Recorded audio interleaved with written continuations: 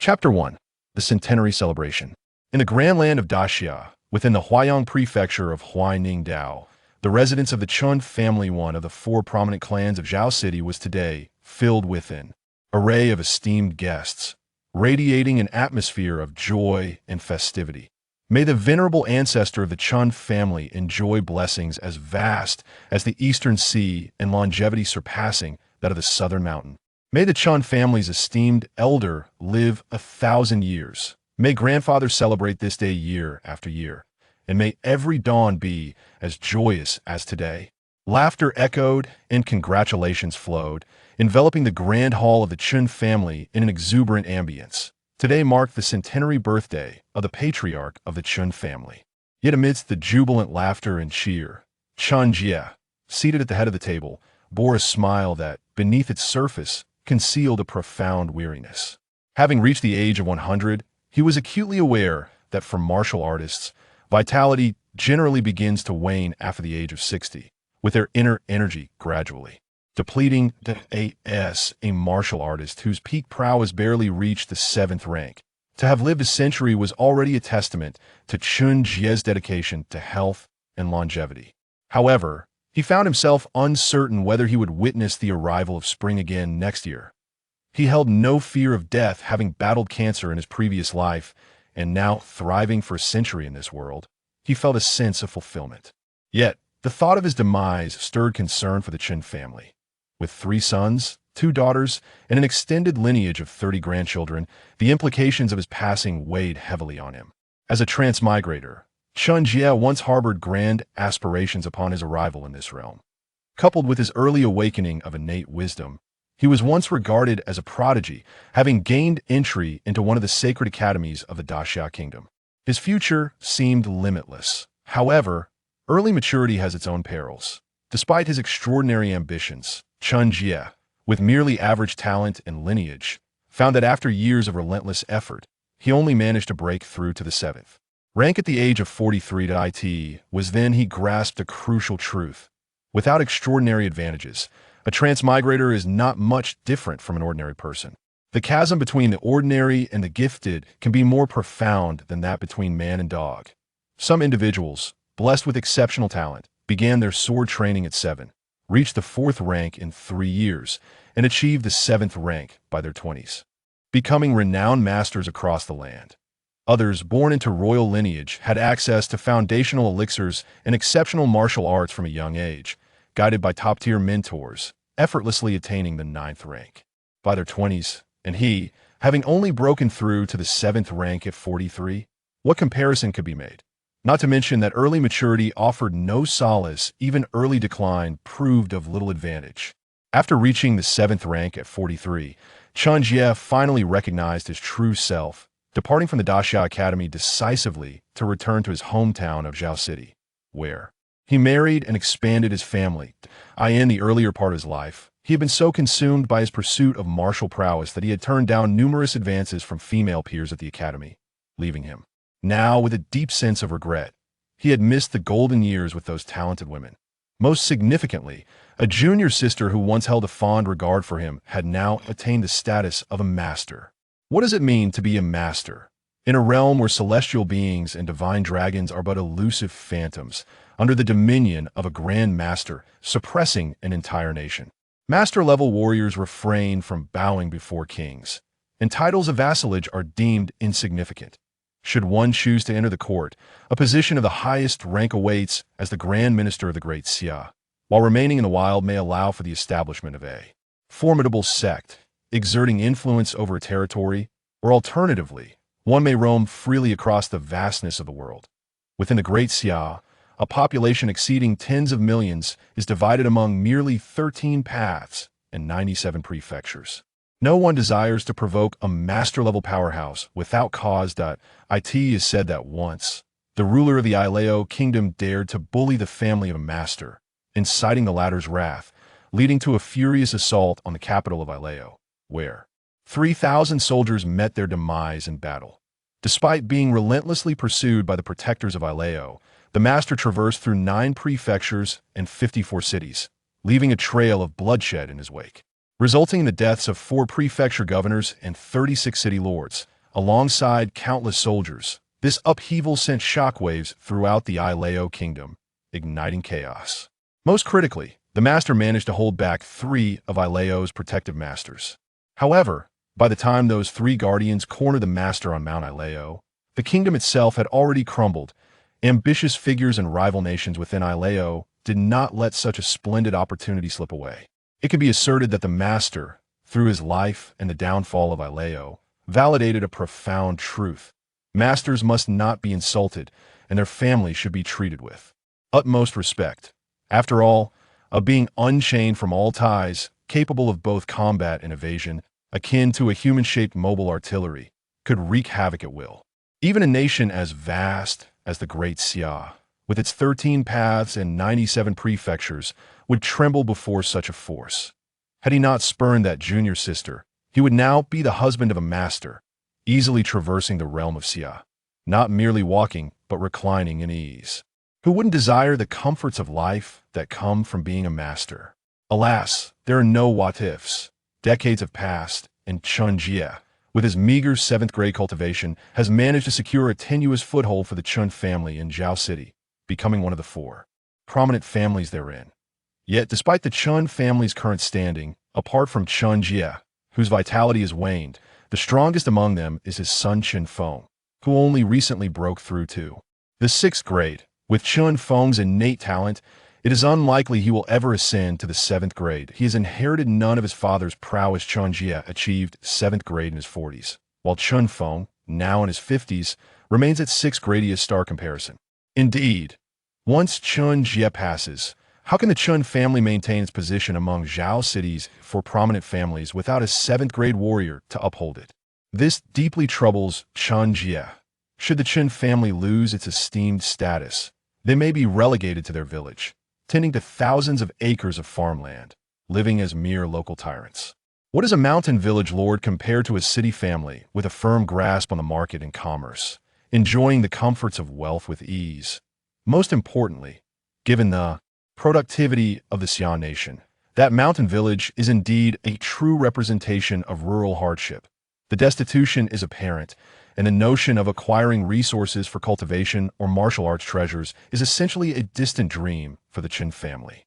If this situation persists, the Chen family will not only fail to become the local overlords of the village, but they may struggle even to maintain the status of a mere local landlord. The pursuit of martial arts also demands the consumption of vast resources. The adage, "the poor excel in literature while the wealthy thrive in martial prowess," rings true. Isn't it said that all time travelers are protagonists? I've lived a century. Let's not evoke the saying about the shifting tides of fortune. Point 1, should not underestimate the youth in their struggles, for it seems that soon the dead will overshadow the living. As Chen Jie assisted his granddaughter, who was bowing to him in reverence for his birthday, he mused quietly.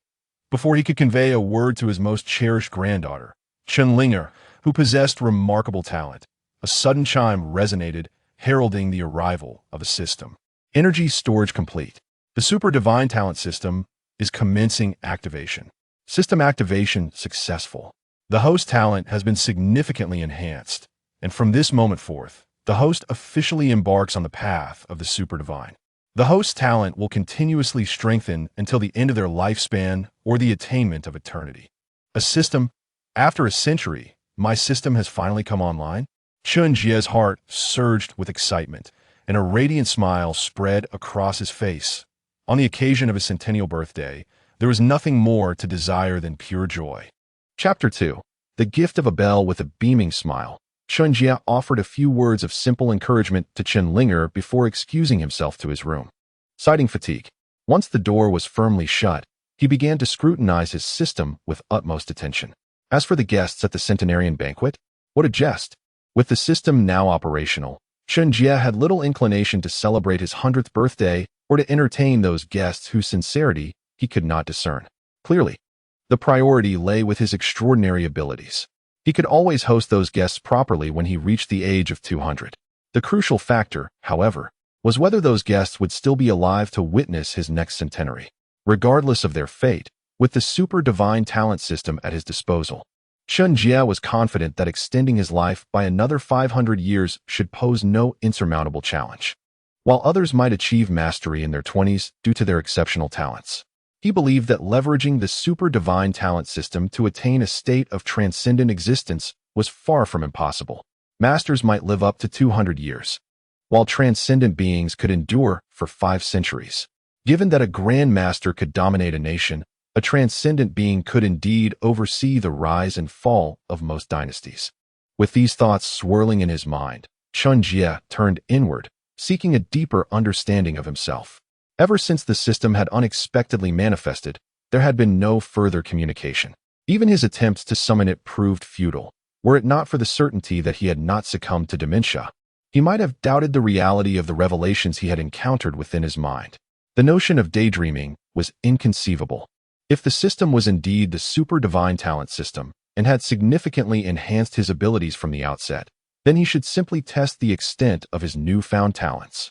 Talent, after all, is akin to a sharp awl concealed within a cloth bag. If one is sufficiently keen and robust, it will undoubtedly break through any barrier. He recalled how, despite his relentless efforts, he had only mastered the 7th level of the long river sword technique, still struggling to grasp the 8th. With a deep sigh, he reflected on his past. Once hailed as a prodigious genius, he had entered the sacred land of the Xia kingdom, becoming a disciple of the sword master of the Long River, and was entrusted with the teachings of the Long River sword technique. Unfortunately, constrained by his own innate talents, after decades of diligent practice, he had been unable to fully comprehend the 8th level, ultimately departing from the Great Xia Academy with only a 7th grade cultivation. There was little reason to linger at the Great Xia Academy, yet the most significant burden was the disappointment he felt towards his mentor, the Sword Master. Among the disciples of the Sword Master of the Long River, those who had not perished typically surpassed the 7th grade before the age of 35, with the majority attaining the 9th grade, and one extraordinary disciple even becoming a sword master by the age of 27. Yes, that exceptionally talented junior sister, who once held a fondness for Chen Jie. Yet now, everything had changed. Do you not see the waters of the Yellow River descending from the heavens, rushing towards the sea never to return? Indeed, is this the essence of the Long River sword technique? Chen Jie murmured softly, as an inexplicable aura coalesced from the decades of diligent study he had devoted to the Long River sword technique. It erupted within his mind like a thunderclap, invigorating the once stagnant and waning vital energy within him. In an instant, it became vibrant and dynamic, surging forth with an unstoppable momentum, rapidly circulating through his body and directly charging towards the meridian pathway. At the 8th layer of the Long River sword technique, Chen Jie finally comprehended its profundity. Alas, if only I were 20 years younger, no, even 15 years younger, this newfound insight into the Long River sword technique would have easily allowed me to amass sufficient vital energy to break through the meridian pathway and achieve the 8th rank. Yet now, with my vitality diminished and my vital energy depleted, despite having grasped the 8th layer of the Long River sword technique, I remain constrained by my own limitations and cannot break through the meridian pathway in one fell swoop. Feeling the fatigue before the meridian barrier, Chen Jie reluctantly withdrew the Long River vital energy back to his dantian, letting out a deep sigh. There is no remedy. Age weighs heavily upon me, and my vitality is insufficient. The techniques may have been updated to the latest version, yet the hardware struggles to keep pace. In the realm of martial cultivation, the foremost principle is to nurture the body and refine vital energy, traversing the 12 primary meridians to attain the 3rd rank. Most ordinary mortals, lacking a renowned master or powerful techniques, can only aspire to become low-tier warriors. However, those with innate talent or fortunate enough to encounter a master's teachings may pierce the yin and yang meridians, allowing them to reach the middle 3rd rank, establishing a foothold in the martial world. If they further break through the yang and yin pathways, achieving the small circulation, they can ascend to the upper 3rd rank, gaining a modicum of fame in the martial realm. Should they serve in the military, they might even attain the position of a 4th rank officer, commanding thousands. Beyond that lies the breakthrough of the meridian pathway to reach the 8th rank, then the Chong meridian to penetrate the great circulation, achieving the 9th rank, and ultimately, breaking through the Ren and Du meridians to bridge heaven and earth, becoming a congenital master. Of course, The prospect of becoming a congenital master remains a distant dream for Chen Jie at this moment. Even achieving the 8th rank seems a formidable challenge. Yet, this is of little consequence. The most significant revelation is the clarity of my mind and the vibrant flow of vital energy within me. Chen Jie has finally confirmed one thing. His system has truly activated. With my system in place, should I still worry about breakthroughs in cultivation? Do you comprehend the value of having a system? Chen Jie's thoughts began to whirl with extraordinary vigor, as countless subtle insights previously unnoticed began to illuminate his mind. The entire world around him transformed in perception, and the myriad problems that had long plagued him suddenly appeared like enchanting maidens, gradually unveiling their veils before him, becoming ever clearer and more exquisite. It turns out, I have been mistaken so many times before. For countless years, Chen Jie had overlooked the subtle nuances of his cultivation techniques. However, with an epiphany igniting within his mind, he began to incessantly adjust and compensate for these oversights. The vital energy within him, invigorated by the breakthrough of the Changhe sword technique, became more agile, flowing slowly yet resolutely through the previously neglected fine meridians of his body. As these myriad subtle deficiencies were rectified, the velocity of the Changhe vital energy's circulation accelerated significantly.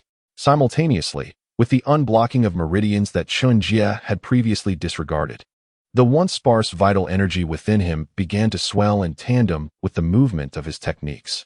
Regrettably, Chen Jie's age posed a considerable hindrance. Had he been younger, the vital energy generated from these newly open meridians would have enabled him to effortlessly attain the 8th rank. Yet, what is age but a mere number? And what is a slight decline in vitality? Is this truly a formidable challenge? As he pondered how to remedy his current state of exhaustion and insufficiency in vital energy, a multitude of brilliant ideas flickered within his mind. Meanwhile, within the grand hall of the Chen family, the Wang and Lin families, 2 of the 4 prominent clans of Zhaoqing made their entrance, presenting the Chen family with an extraordinary gift, a magnificent bronze bell. Chapter 3. I, Sun Wang Rui's, possessed the qualities of a master within the confines of Zhao City. The 4 prominent families, Wang, Lin, Li, and Chen, have long harbored deep-seated grievances and engaged in conflicts. However, since the Wang and Lin families forged alliances through intermarriage, and the Chen and Li families established their own bonds, the 4 clans have visibly diminished their hostilities. Yet today, during the centennial celebration of the Chen family's venerable ancestor, the Wang and Lin families audaciously arrived to present a clock. This was no mere gift, it was an affront, a blatant slap in the face to the Chen family. The atmosphere in Zhao City was indeed ominous. Some timid guests from the Chen family began to discreetly withdraw, but while guests could leave, the family members of Chen had no option to retreat. Presenting a clock? Today marks the joyous occasion of my ancestor's 100th birthday. What intentions do the Wang and Lin families harbor? The Chen family does not welcome you. Leave this place at once. Chen Feng glared fiercely at Wang Yuangang and Lin Shihe standing before him. The head of the Li family, Li Dongyang, a relative by marriage to the Chen family, stood resolutely behind Chen Feng, ready to confront Wang Yuangang and Lin Shihe together. The Chen and Li families had long been allied through marriage. Chen Jie's second son, Chen Jie, had wed Li Dongyang's youngest daughter, Li Hongmei, and Chen Jie's granddaughter, Chen Linger, was betrothed to Li Dongyang's grandson, Li Yiming. The 2 families supported each other, sharing a common destiny. Moreover, should the Chen family fall, the Li family would be left to face the Wang and Lin families alone. Leave? When did it become Chen Feng's prerogative to dictate terms for the Chen family? Where is the elder of the Chen family? We have come to pay our respects. Yet the celebrant doesn't even show his face. Is this how the Chen family treats its guests? Or has the elder grown so frail that he dares not meet us? If that is the case, how can the Chen family still claim to be part of Zhao City's 4 prominent families? It would be better for them to surrender the Tianxia Chamber of Commerce and withdraw from Zhao City to enjoy their twilight years. The Tianxia Chamber of Commerce, established by Chen Jie, is the most lucrative commercial entity in Zhao City, reaping vast fortunes daily. Beyond its impressive earnings, the coveted trading quotas held by the Qian family are what the head of the Wang family has long coveted. The Qian family, renowned as the wealthiest clan in the Great Xia, has its trading association spread across 97 prefectures, generating substantial daily profits. Of course, Even if the Qian family is discreetly referred to as the foremost family in the Great Xia, there remain corners of the realm untouched by their trading network. To extend the reach of their commerce throughout the Great Xia and amass even greater wealth, the Qian family grants trading quotas to select chambers within less prosperous towns. These chambers can then procure the unique goods of the Qian family at preferential prices, subsequently selling them to various markets.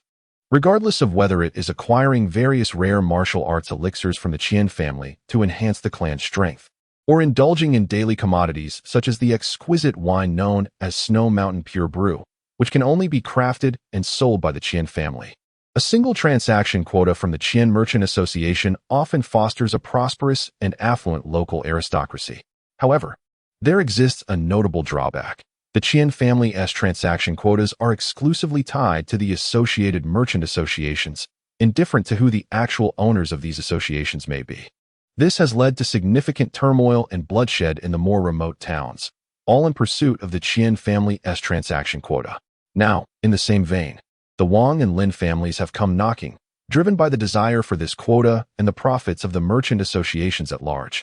In the face of Chun Feng's admonition, Wang Yuangang, the head of the Wang family, and Lin Shi has stepped forward simultaneously, channeling their true essence as the combined aura of two seventh-tier martial artists bore down upon Chen Feng, forcing both him and Li Dongyang to change countenance. With Chen Feng retreating several steps, Wang Yuangang and Lin Xia, both at the seventh tier of cultivation, towered over Chen Feng, who had only just entered the sixth tier. Despite Li Dongyang's seventh-tier prowess, facing two seventh-tier powerhouses was a daunting task. Chen Feng staggered back, while Li Dongyang remained steadfast, though his complexion reddened. Within the hall, numerous small families and merchants, who had long relied on the Chen family, exchanged furtive glances, their minds racing with thoughts. The patriarch of the Chen family, having surpassed a century in age, was visibly fatigued after making his appearance on his birthday, and with the Wang and Lin families pressing their advance, it seemed the Chen family was nearing its breaking point. The question loomed: where would these individuals turn if the Chen family were to falter? Great figures have their ways of survival, just as the lesser ones possess their own means of existence. Though the four prominent families wield considerable power in Zhao City, they cannot monopolize all business ventures. Regardless of who reigns as the master of Zhao City, these smaller merchants would merely find themselves under a different leader. The state of Xia remains stable, with a city lord and military commander in place, ensuring the four families cannot act with impunity within Zhao City. Yet, compared to the Chun family's philosophy of harmonious wealth, where everyone profits together, the Wang and Lin families have often appeared more exacting towards the merchants under their command. Should the opportunity arise, these merchants would prefer not to hastily switch allegiances. Just as the guests of the Chen family were engulfed in a tide of turmoil, a robust voice suddenly resonated. Withdraw from Zhao City and enjoy your twilight years. You are still woefully unqualified.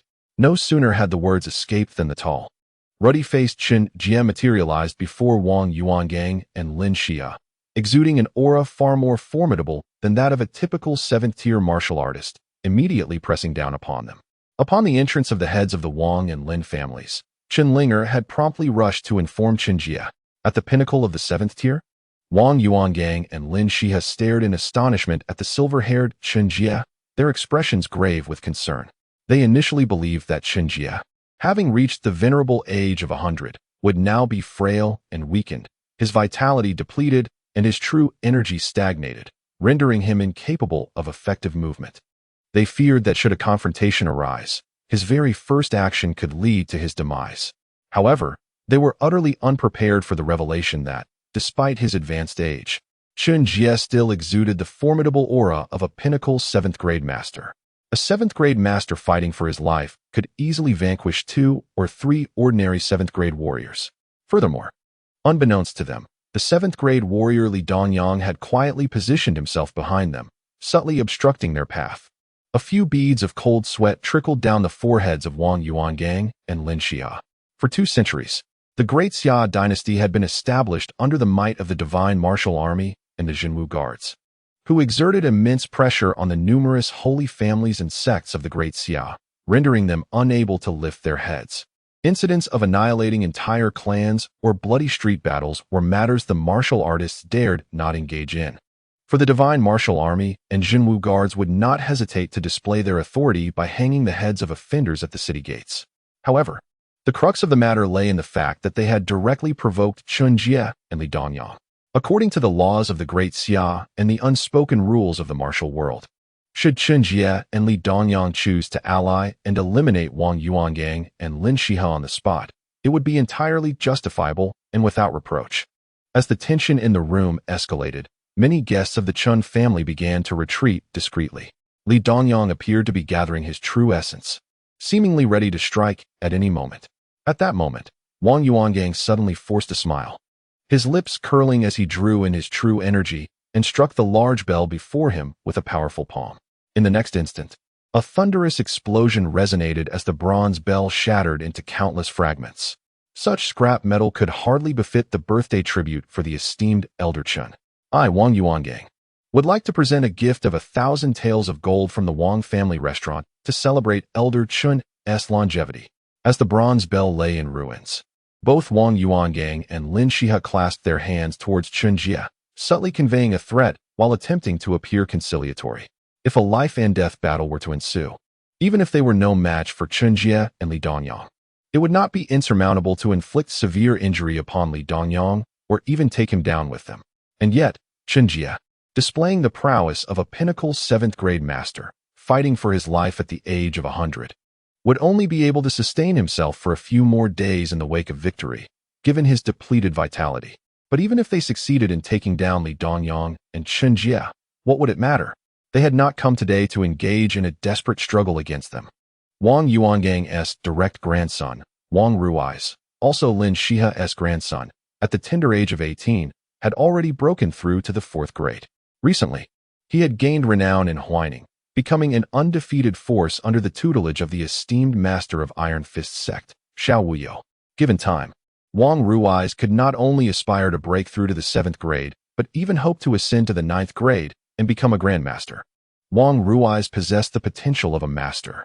In time, not only would the Chun family of Zhao City pale in comparison, but the Wang and Lin families would also stand as eminent martial families throughout the Huaining region and the entire Great Xia. To perish here was simply not a prudent decision. It was certainly not due to their current timidity. However, in order for Wang Ruijia to successfully advance to the 7th rank and even become a 9th rank martial artist, it is imperative to invest a substantial amount of wealth in purchasing martial arts elixirs to assist in his training. This necessity has led the Wang and Lin families, who have maintained a peaceful coexistence with the Chun and Li families over the years, to unite during Chen Jie's centenary banquet, collectively pressuring the Chun family with the intention of seizing control of the marketplace revenues. Both the Wang and Lin families are in dire need of significant financial resources at this juncture, especially the Wang family. After all, despite Wang Ruijia being the grandson of Lin Shihe, he ultimately bears the Wang surname. Chapter 4. A town, a nation not enough. In addition to the Wang family tavern, I demand your family's mine, as well as Lin family's carriage business. Chen Jie fixed his gaze fiercely upon Wang Yuangang and Lin Shihe, his internal energy surging, his hair standing on end as he spoke in a low voice. How could a mere tavern suffice? Were it not for his desire to conserve energy, Chen Jie would have been inclined to join forces with Li Dongyang to eliminate Wang Yuangang and Lin Shihe on the spot. As a former prodigy and disciple of the Grand Master of the Long River Sword at the Daxiao Academy, Chen Jie's internal energy was already approaching the 8th grade. Even without the awakening of his system in a life-or-death struggle, it would be entirely feasible for him to drag both Wang Yuangang and Lin Shihe into the abyss with him, despite his weakened state. The Long River Sword technique encompassed more than merely the cultivation of internal energy. It was also a peerless swordsmanship of the age. A mine and a carriage business? Upon hearing Chen Jie's demands, both Wang Yuangang and Lin Shihe's expressions shifted dramatically. The Wang family tavern, while profitable, paled in comparison to the mine, which held greater significance. The iron mine under the Wang family's control could not only be used to forge ordinary farming tools, but also to produce a plethora of weaponry. It was thanks to this mine, along with a multitude of armed retainers and clansmen, that the Wang family had vaguely ascended to the pinnacle of the 4 great families in Zhao City. Moreover, the mine harbored a substantial secret for the Wang family. Now, Chen Jie audaciously sought to seize it, akin to carving flesh from the Wang family's very body. The mine was of utmost importance to the Wang family, and the carriage business was equally a valuable asset for the Lin family. Most crucially, the Lin family had initially come to support the Wang family due to their long-standing marital ties and the promising future of Wang Ruasia. However, who could have anticipated that merely standing in solidarity would almost cost them their lives, not to mention having to cede territory and pay reparations? Lin Xia, the head of the Lin family, felt a surge of indignation. He truly did not believe that Chen Jie and Li Dongyang would dare to engage in a life-and-death struggle with them here. Or rather, just as he was merely there to lend support, it was doubtful that Li Dongyang would genuinely wish to fight to the death. Furthermore, should Wang Yuangang and Chen Jie engage in a desperate battle, regardless of the outcome, it would likely yield significant benefits for both the Lin and Li families. In the small Zhao city, the four families inevitably found themselves in a crowded situation. Marital ties were merely that, ties. Nearly a century ago, the Wang and Lin families bore considerable grievances against each other. Though it might seem unjust to his beloved grandson, Lin Xia had several other grandsons to consider. Reluctant to concede too much, Lin Xia was equally unwilling to engage in a fatal confrontation with Chen Jie at that moment. Wang Ruasia's prospects were boundless. He eagerly anticipated witnessing the Wang family's rise under his leadership. How could he possibly resign himself to die here so easily? It was merely a tavern and a mine. After all, Wang Yuangang resolved to seize the opportunity presented by the mine to devise a strategy that would ultimately bury the Chen family once and for all. At that moment, everything the Chen family currently possessed, even the entire Zhao city, was destined to belong to the Wang family in the future. Wang Yuangang, reflecting on this, felt a glimmer of determination in his eyes. Gritting his teeth, he firmly grasped the restless Lin Xia and quietly advised him, "Brother Xia, do not be angered. The Lin family's carriage business will be compensated by our Wang family." After delivering his words, Wang Yuangang managed to muster a strained smile. Addressing Chen Jie with a hollow expression, "Patriarch Chen, I have assured Brother Xia of everything. The contracts for the restaurant, the mines, and the carriage business, along with gold, would be delivered shortly. However, be cautious, for excessive indulgence may lead to one's downfall." Upon concluding his remarks, Wang Yuangang prepared to lead Lin Xia away, for the Wang and Lin families had already lost enough face today. Remaining in the Chen family residence any longer could lead to fatal consequences, not to mention the utter humiliation of being trampled by all in Zhao City. Just as Wang Yuangang and Lin Xia intended to depart, Li Dongyang, who had been subtly blocking their path, observed the seemingly passive Chen Jie and let out a soft sigh, a perplexing expression crossing his face as he cleared the way for Wang Yuangang and Lin Xia. Despite being over 100 years old, Chen Jie still exhibited the martial prowess of a pinnacle 7th-grade warrior. Li Dongyang, head of the Li family, genuinely hoped for an alliance with Chen Jie to seize the opportunity to detain the heads of the Wang and Lin families. His son, Li Changge, had already reached the pinnacle of the 6th grade and was on the verge of attaining the 7th grade. If all the high-ranking martial artists from the 4 prominent families perished in this bloodbath, the Li family could potentially seize the moment to become the true rulers of Zhao City. Alas, Li Dongyang still found it difficult to part with his own life. Should a conflict arise, it would indeed be a fight to the death. Li Dongyang watched as Wang Yuangang and his companions left the Chen family residence in disgrace, a more fervent smile blossoming on his face as he turned to Chen Jie and clasped his hands in respect. "Patriarch Chen, your valiance remains unmatched, and I am deeply impressed." Chen Jie had built his vast enterprise in Zhao City from scratch, relying on his former prowess. The 7th-grade warriors emerging from the Great Xia Academy were markedly different from those with hereditary backgrounds in these towns.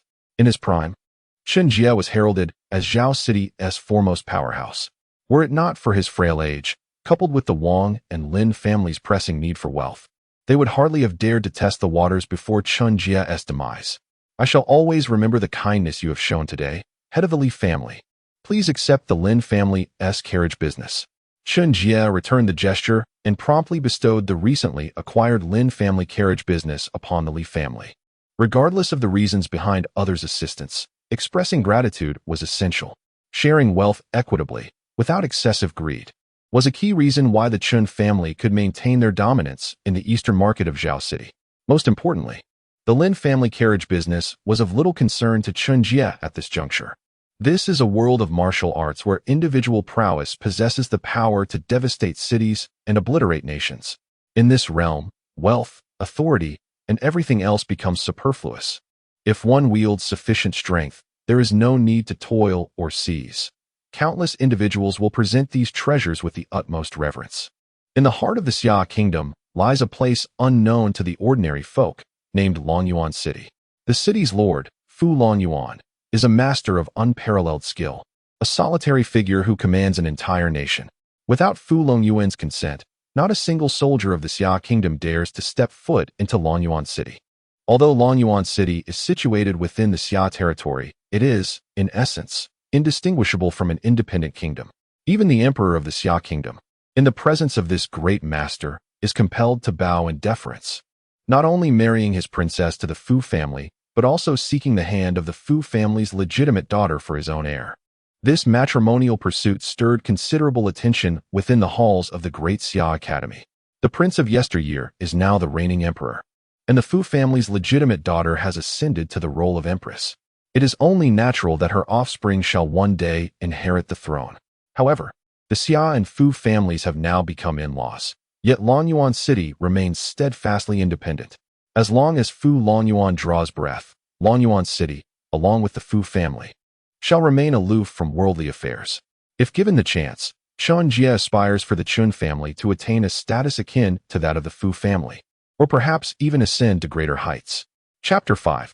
The Chen clan gathering. The centenary celebration of Chen Jie concluded triumphantly, showcasing his formidable prowess while deftly extracting a piece of flesh from the Wang and Lin families. Shortly thereafter, the tributes from the Wang and Lin families were delivered without delay. Having already suffered considerable humiliation, these families could not afford to be seen as untrustworthy, as it would not only tarnish their reputations, but also jeopardize their legacies built over generations. The guests who attended Chen Jie's centennial banquet were far from inconsequential. They included prominent officials and dignitaries from the city of Zhao, even the chief clerk of Zhao himself. The four great families were merely the principal clans of Zhao, and Zhao was merely a small city within the Huayang prefecture of the 13 provinces of the Xia kingdom. While it was permissible for the Wang and Lin families to challenge and pressure the Chen family during the celebration, as per the laws of the Xia kingdom, which allowed for duels among martial clans and sects, as long as they did not endanger innocent lives or cause significant adverse effects, the imperial court had little desire to intervene. After all, aside from Longyuan City, which was fortified by a grandmaster, many powerful clans and martial arts sanctuaries within the Xia kingdom often found their influence waning. The imperial authority had long been at odds with those entrenched martial families and sections. The government was unlikely to intervene in the provocations made by the Wang and Lin families against the Chen family during the banquet. However, should these families prove to be deceitful afterward, and if the Chen and Li families decided to retaliate against Wang Yuangang and Lin Xia, the Xia government would also remain indifferent. After all, the situation had not been resolved on the day itself. As the tributes from the Wang and Lin families arrived, the guests, having feasted and imbibed to their heart's content, departed with heightened spirits, the events of the day providing them with ample gossip. Common folk relish in discussing the scandals of the influential, and after the lavish banquet, the members of the Chen family gazed adoringly at Chen Jie, particularly in light of the perceived weakness displayed by Chen Feng when faced with the pressures from Wang Yuangang and Lin Xia. Today, the Chen family had truly asserted their dominance, and the reparations from the Wang and Lin families had simultaneously augmented the strength and wealth of the Chen clan. With ample resources and a steadily increasing populace, the Chen family was destined to evolve into a martial lineage that would endure through the ages, to be a prominent clan for a century and a renowned family for a millennium. Securing the Chen family's foothold in Zhao and ensuring its legacy as a martial arts clan was the greatest aspiration for Chen Feng and the majority of the Chen family members. They dared not dream beyond this, fully aware of their own limitations and talent. They recognized that they had not inherited their father's exceptional gifts, though it was also conceivable that they had indeed inherited them, albeit perhaps not to the fullest extent. Nevertheless, that was all in the past. Now, As Chen Jie surveyed his 3 sons and 2 daughters present, he could not help but feel they were all but unfit to rise above their circumstances. Indeed, the talents of the younger generation, namely the grandchildren, are somewhat superior, yet they still fall short of remarkable excellence. It is truly disheartening that they have inherited none of his esteemed gifts. Chen Jie sighed deeply. Casting a stern gaze upon his offspring, he coldly remarked, "What is this? Today, I have decisively outmaneuvered the Wang and Lin families, reaping substantial benefits. Are you all pleased?" Upon hearing this, Chen Feng and the others were left utterly bewildered. Was it not a cause for celebration that they had seemingly emerged as the most formidable family in Zhao City by overcoming the Wang and Lin clans? However, before the imposing presence of Chen Jie, they merely lowered their heads in obedience, uttering not a word. "You are my father. You have reached an advanced age and possess formidable cultivation. We dare not provoke you. Your word is law." They were no longer children, yet they felt as if they were. But if I had not revealed my peak 7th-tier cultivation today, or worse, if I were to perish, what then would become of the Chen family? Would we not be forced to flee Zhao City in disgrace, retreating to Chen family village? All the while praying that the Wang and Lin families would not press too harshly upon us. Placing our hope for survival in the mercy of our adversaries is indeed foolish. Chen Jie observed the assembly, all with heads bowed like quails, and sighed softly. Among the younger generation present, the youngest, Chen Linger, had already reached the age of 18. "But grandfather is still here. You have many years ahead of you. By then, we will have grown, and we too can safeguard the Chen family." Upon hearing these words, the expressions of Chen Jie's descendants shifted dramatically, as they struggled to fathom the arrival of such a day. Only the youngest, and most favored, Chen Linger, gazed up with sparkling eyes filled with admiration towards Chen Jie. She harbored an inexplicable confidence in her grandfather. She was privy to a significant secret during a childhood game of hide-and-seek in Chen Jie's study. She had uncovered his past identity. Her grandfather was a legendary figure in the Xia Kingdom, the headmaster of the Great Xia Academy and a direct disciple of the Sword Saint, Jianfuzi. Even after departing from the Great Xia Academy, his master had not forgotten him. As Chen Linger matured, she gradually understood the magnificence of Chen Jie's past and the extraordinary nature of his identity.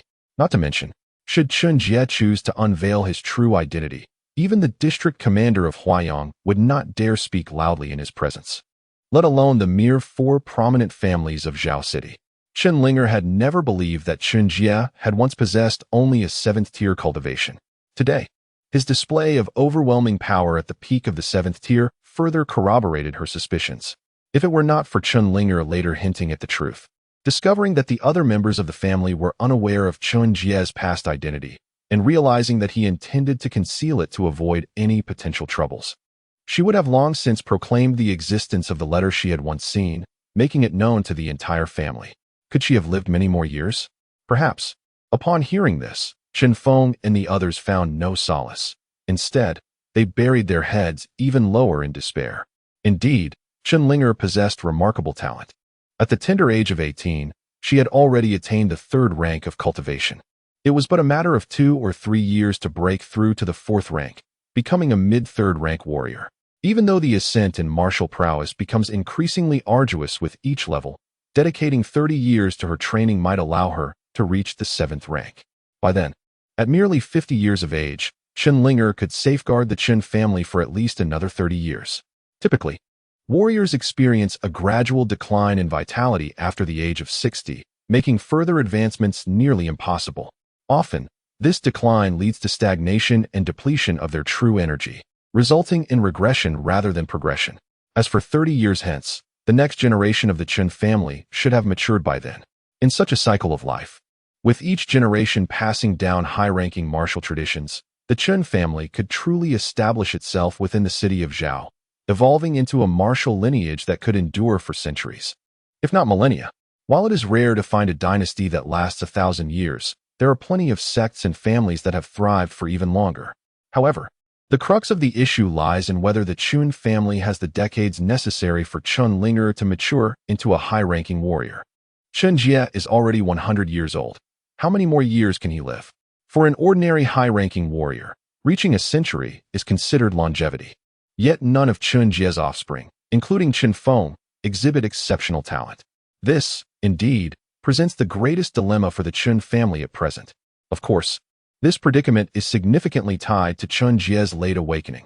He married and had children in Zhao City only after turning 40. Other martial families typically bear children in their 20s, and by the time they reach their 80s or 90s, not only do they have sons, but their grandchildren are already in their 40s or 50s. Moreover, large families often have numerous members, so even if the sons of one generation do not excel, it is not uncommon for one or two gifted individuals to emerge among the grandchildren.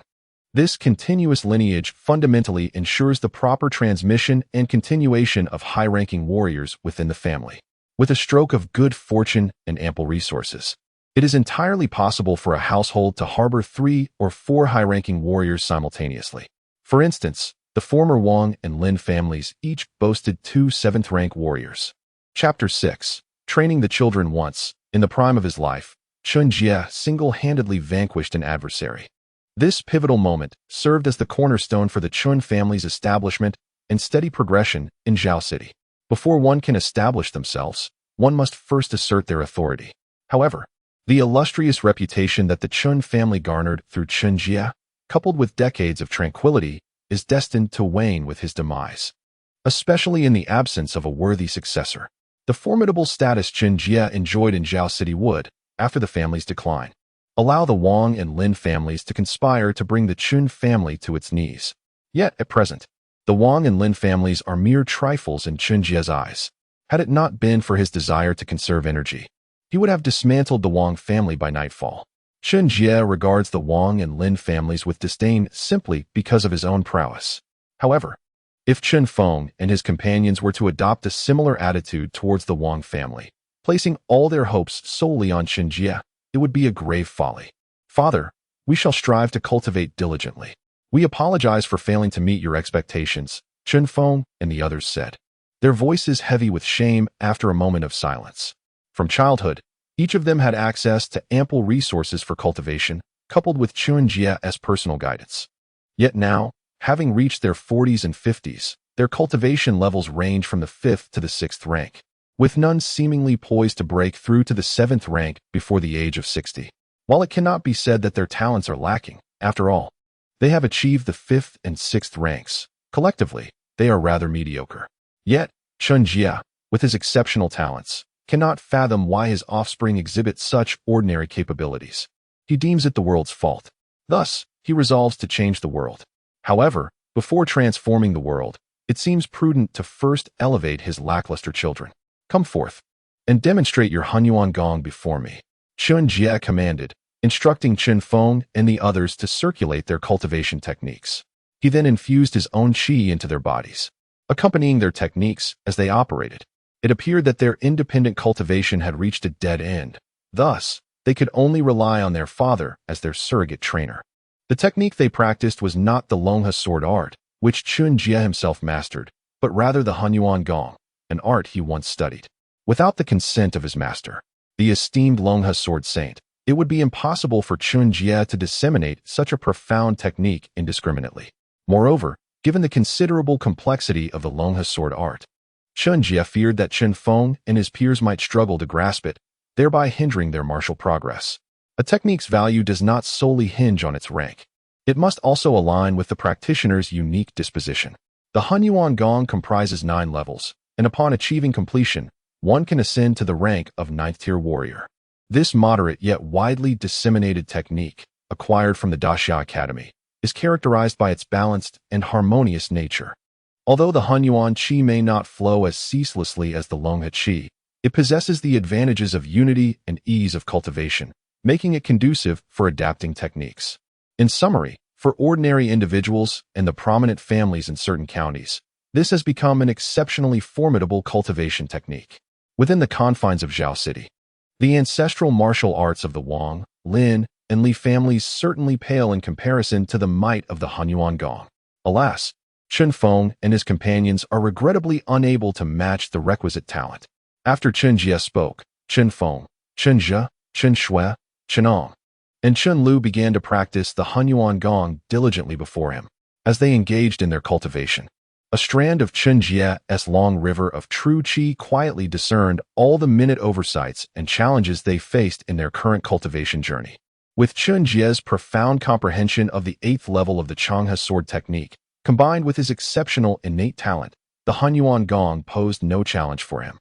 Undoubtedly, the prowess of a seasoned practitioner is formidable. By the time Chen Jie was drenched in sweat and visibly fatigued, his companions were brimming with vitality and sparkling with enthusiasm. They could hardly believe that merely receiving casual guidance from their father would resolve all their past oversights and present dilemmas effortlessly. Moreover, as the previously unnoticed discrepancies were addressed one by one, numerous subtle meridians were opened, and the Hunyuan true qi within them grew increasingly robust. Remarkably, Chen Ong, Chen Shui, and Chen Lu, who had languished at the 5th grade realm for years, suddenly broke through the Yinwei meridian and ascended to the rank of 6th grade warriors under Chen Jie's tutelage. A 6th grade warrior in their 40s holds the promise of attaining 7th grade status. Meanwhile, Chen Feng and Chen Jie, who had only recently reached the 6th grade, felt a significant enhancement in their cultivation. If they continued at this pace, achieving 7th grade before the age of 60 appeared entirely feasible. Reflecting on this, the 5 siblings of the Chen family seemed poised for greatness, each with the potential to reach 7th grade. With this thought, they gazed at the sweat-drenched Chen Jie with eager eyes, akin to fish seeking nourishment, filled with both admiration and concern. The manipulation of the long river of true qi circulating within Chen Feng and his companions as they practiced their technique did not consume much of Chen Jie's true qi. However, he expended considerable mental energy to ensure their safety and to uncover the oversights and challenges they currently faced in their cultivation. The introduction of foreign true qi into their bodies, if not properly managed, could lead to disastrous outcomes such as demonic deviation or damage to their meridians. In such a scenario, not only would the prospect of attaining 7th grade become unattainable, but they could also find themselves stagnating in their cultivation, which would be a fortunate outcome. The direst consequence could lead to the sorrow of a parent burying their child. Observing the reverence and concern in their eyes, Chen Jie silently wiped the sweat from his brow, realizing that during the surge of his innate comprehension, his own spirit had undergone an inexplicable transformation, becoming stronger and more precise. To probe another S body with one S true qi and assist them in their cultivation is no simple feat. Even for a practitioner like Chen Jie, who stands at the threshold of the 8th grade, it is a task not even easily accomplished by ordinary 9th grade warriors. Truly, it is an exhausting endeavor. Moreover, the inconsistencies and issues within their bodies have now been resolved. Yet with their ongoing cultivation, new discrepancies and challenges will inevitably arise. Chen Jie cannot be expected to intermittently assist them in refining their own practices. After all, would he have the opportunity to cultivate himself? After meticulously guiding Chen Feng and the younger generations of the Chun family in their cultivation, Chen Jie began to ponder silently in the secret chamber about how to expedite his own advancement. Today, the Chen family has irrevocably severed ties with the Wang and Lin families. Chen Jie does not harbor the illusion that the Wang family will willingly hand over the contracts for the tavern and the mining site as a gesture of capitulation. This is not the conclusion, it is merely the beginning. For the Chen family to truly establish itself, to ascend to greater heights, and venture further. The cultivation of Chen Jie himself is the ultimate key. Chapter 7. The last legacy of the Chen family. Chen Feng and his peers, still in their 40s or 50s, have ample time ahead of them. However, he is already a century old. Time is not an ally. In the realm of martial arts, prior to attaining the status of a master, practitioners largely engage in refining essence and transforming it into energy. Apart from a few external martial techniques, most warriors find that an abundance of vital energy accelerates their internal power enhancement. Those endowed with innate strength and exceptional physiques are often hailed as martial prodigies, capable of swiftly achieving high ranks in martial arts. At present, my innate talent has surged dramatically. Although my physical constitution remains fundamentally unchanged, my mental acuity seems to have experienced significant elevation. I recall my mentor, the sword master, once stating that the comprehension of the natural world through mental will is the true key to becoming a master. After dismissing Chen Feng and the others, Chen Jie began to keenly sense everything around him. The surge in his talent not only clarified his understanding of the world, but also enabled him to grasp every meridian and muscle within his body with precision. The challenge I now face lies in the quality of my true energy and my mastery over it, which has already reached, if not surpassed, the realm of an 8th-tier warrior. If my vital energy were sufficient and my true energy abundant, transcending to become a congenital master and traversing the bridge of heaven and earth would likely not pose a significant challenge for me. However, constrained by the depletion of my vitality, I find myself lacking in true energy. Even breaking through to become an 8th-tier warrior feels akin to scaling a treacherous mountain. Thus, how might I, with a century-old body, swiftly enhance my vital energy? As this thought crossed my mind, a myriad of inspirations began to flicker in my consciousness. In the vast expanse of the great Xia, martial arts flourish. Beyond the techniques for circulating true energy, there exist numerous health-regenerative practices. Legends speak of certain tribes beyond the borders of Great Xia, where some dedicate themselves to physical conditioning rather than martial arts, their vitality as fierce as dragons, and their physiques extraordinarily formidable. Although I have not specifically practiced health-regenerative methods, the prospect of mastering a few such techniques, given my current talent, seems entirely feasible. Gradually augmenting my vital energy should not be an insurmountable task. Yet, aside from practicing these methods, there exists a far simpler solution: consuming medicinal herbs. There is no need for anything extravagant. With a blend of millennium-old ginseng, 10,000-year-old reishi, and various rare treasures, even the most unremarkable individual could potentially ascend to the 9th tier. The adage wealth in literature, power in martial arts is not without merit. The primary distinction between high-tier and low-tier warriors lies in the volume of true energy they possess.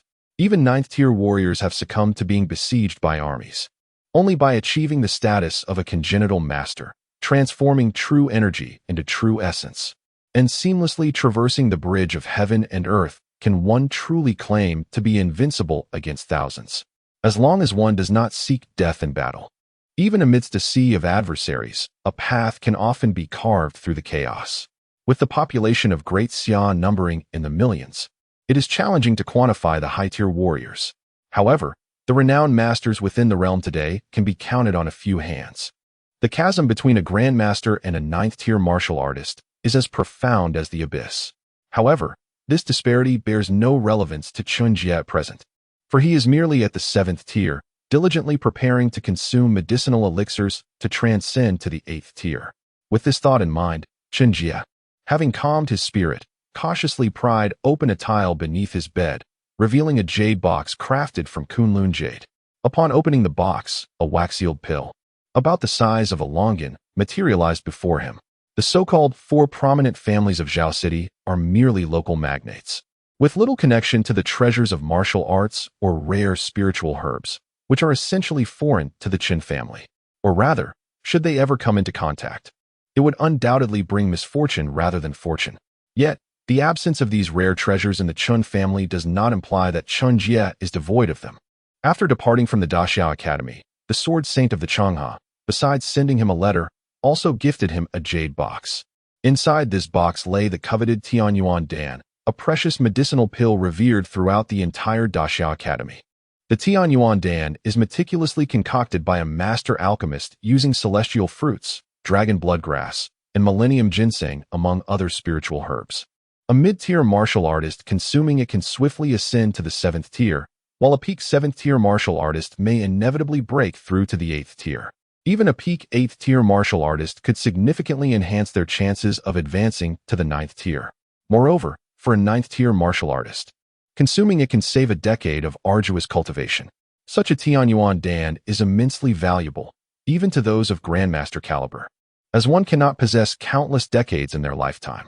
A 50-year-old 9th tier martial artist and a 60-year-old one, though both classified as 9th tier, have futures that diverge drastically.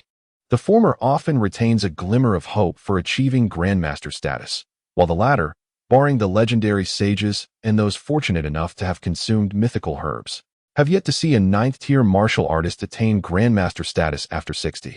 There are sages who, upon comprehending the mysteries of the world, transcend into celestial beings, and those blessed with a fateful longevity who fortuitously consume divine herbs, unlocking their potential and channeling the forces of nature to achieve grandmaster status instantaneously.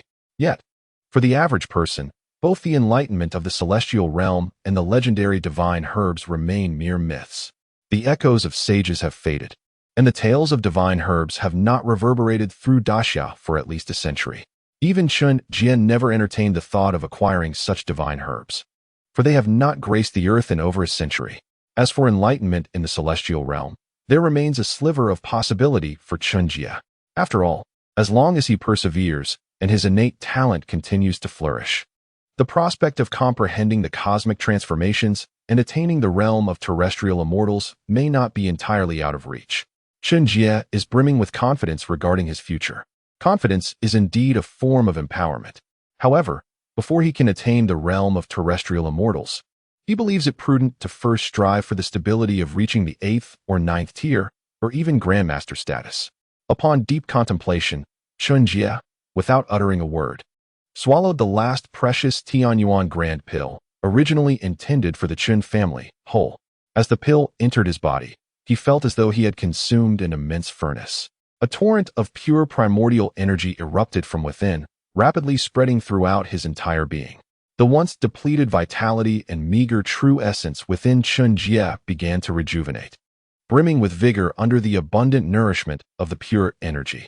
Simultaneously, as he diligently circulated his cultivation technique, he swiftly transformed this influx of pure energy into revitalized vitality and true essence. In that moment, Chen Jie had never before experienced such an abundance of life force. He felt as if he had returned to his youthful prime, teeming with vibrant vitality. This sensation was exquisitely delightful, particularly after enduring the gradual decline of aging and the current state of waning vitality and stagnated true essence. Yet, Chen Jie was acutely aware that this was merely an illusion.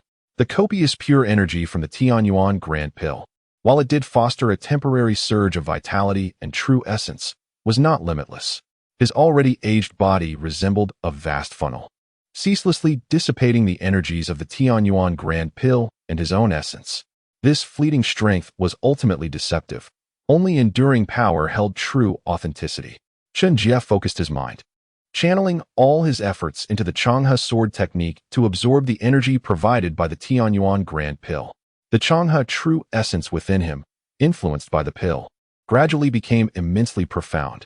When the true essence reached a critical threshold, Chen Jie forcefully propelled it forward, abandoning all hesitation, charging towards the conduit meridian. This time, the once formidable barrier of the conduit meridian crumbled before the relentless surge of Changhe true essence, akin to a paper wall succumbing to a powerful wave, shattering into fragments. With another wave, a clear path emerged. Initially narrow, it led to vast possibilities. After traversing several dozen steps, a grand avenue to the heavens unfolded.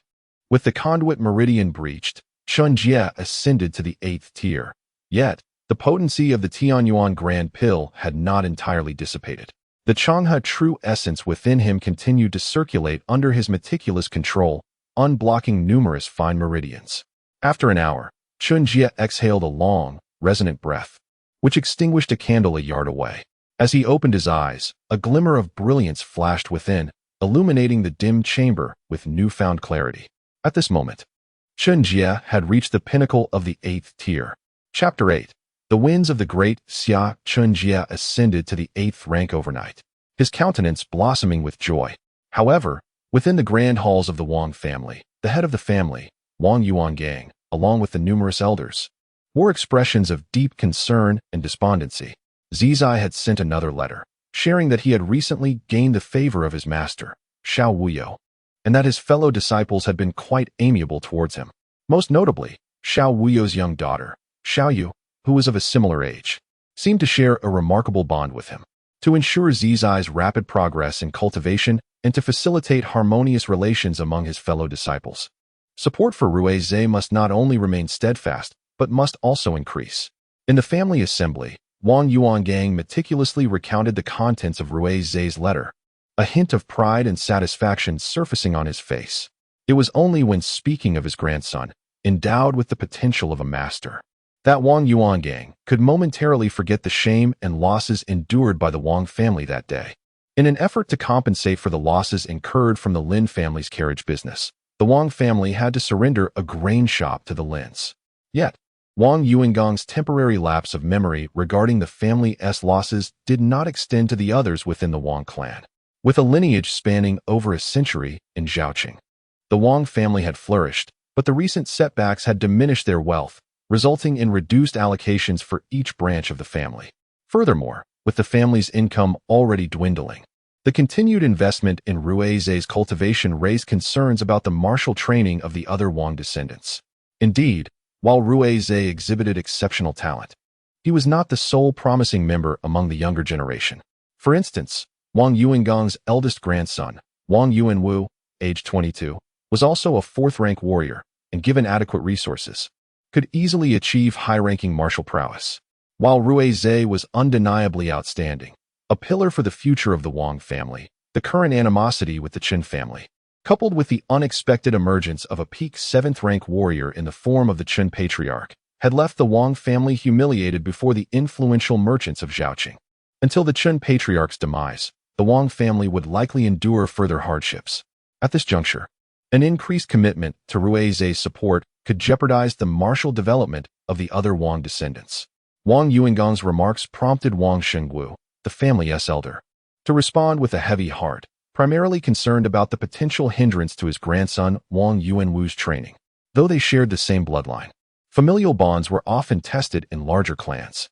Yet, lamentably, in the Great Xia, where martial prowess defined the nation, one individual's strength could suppress all dissent.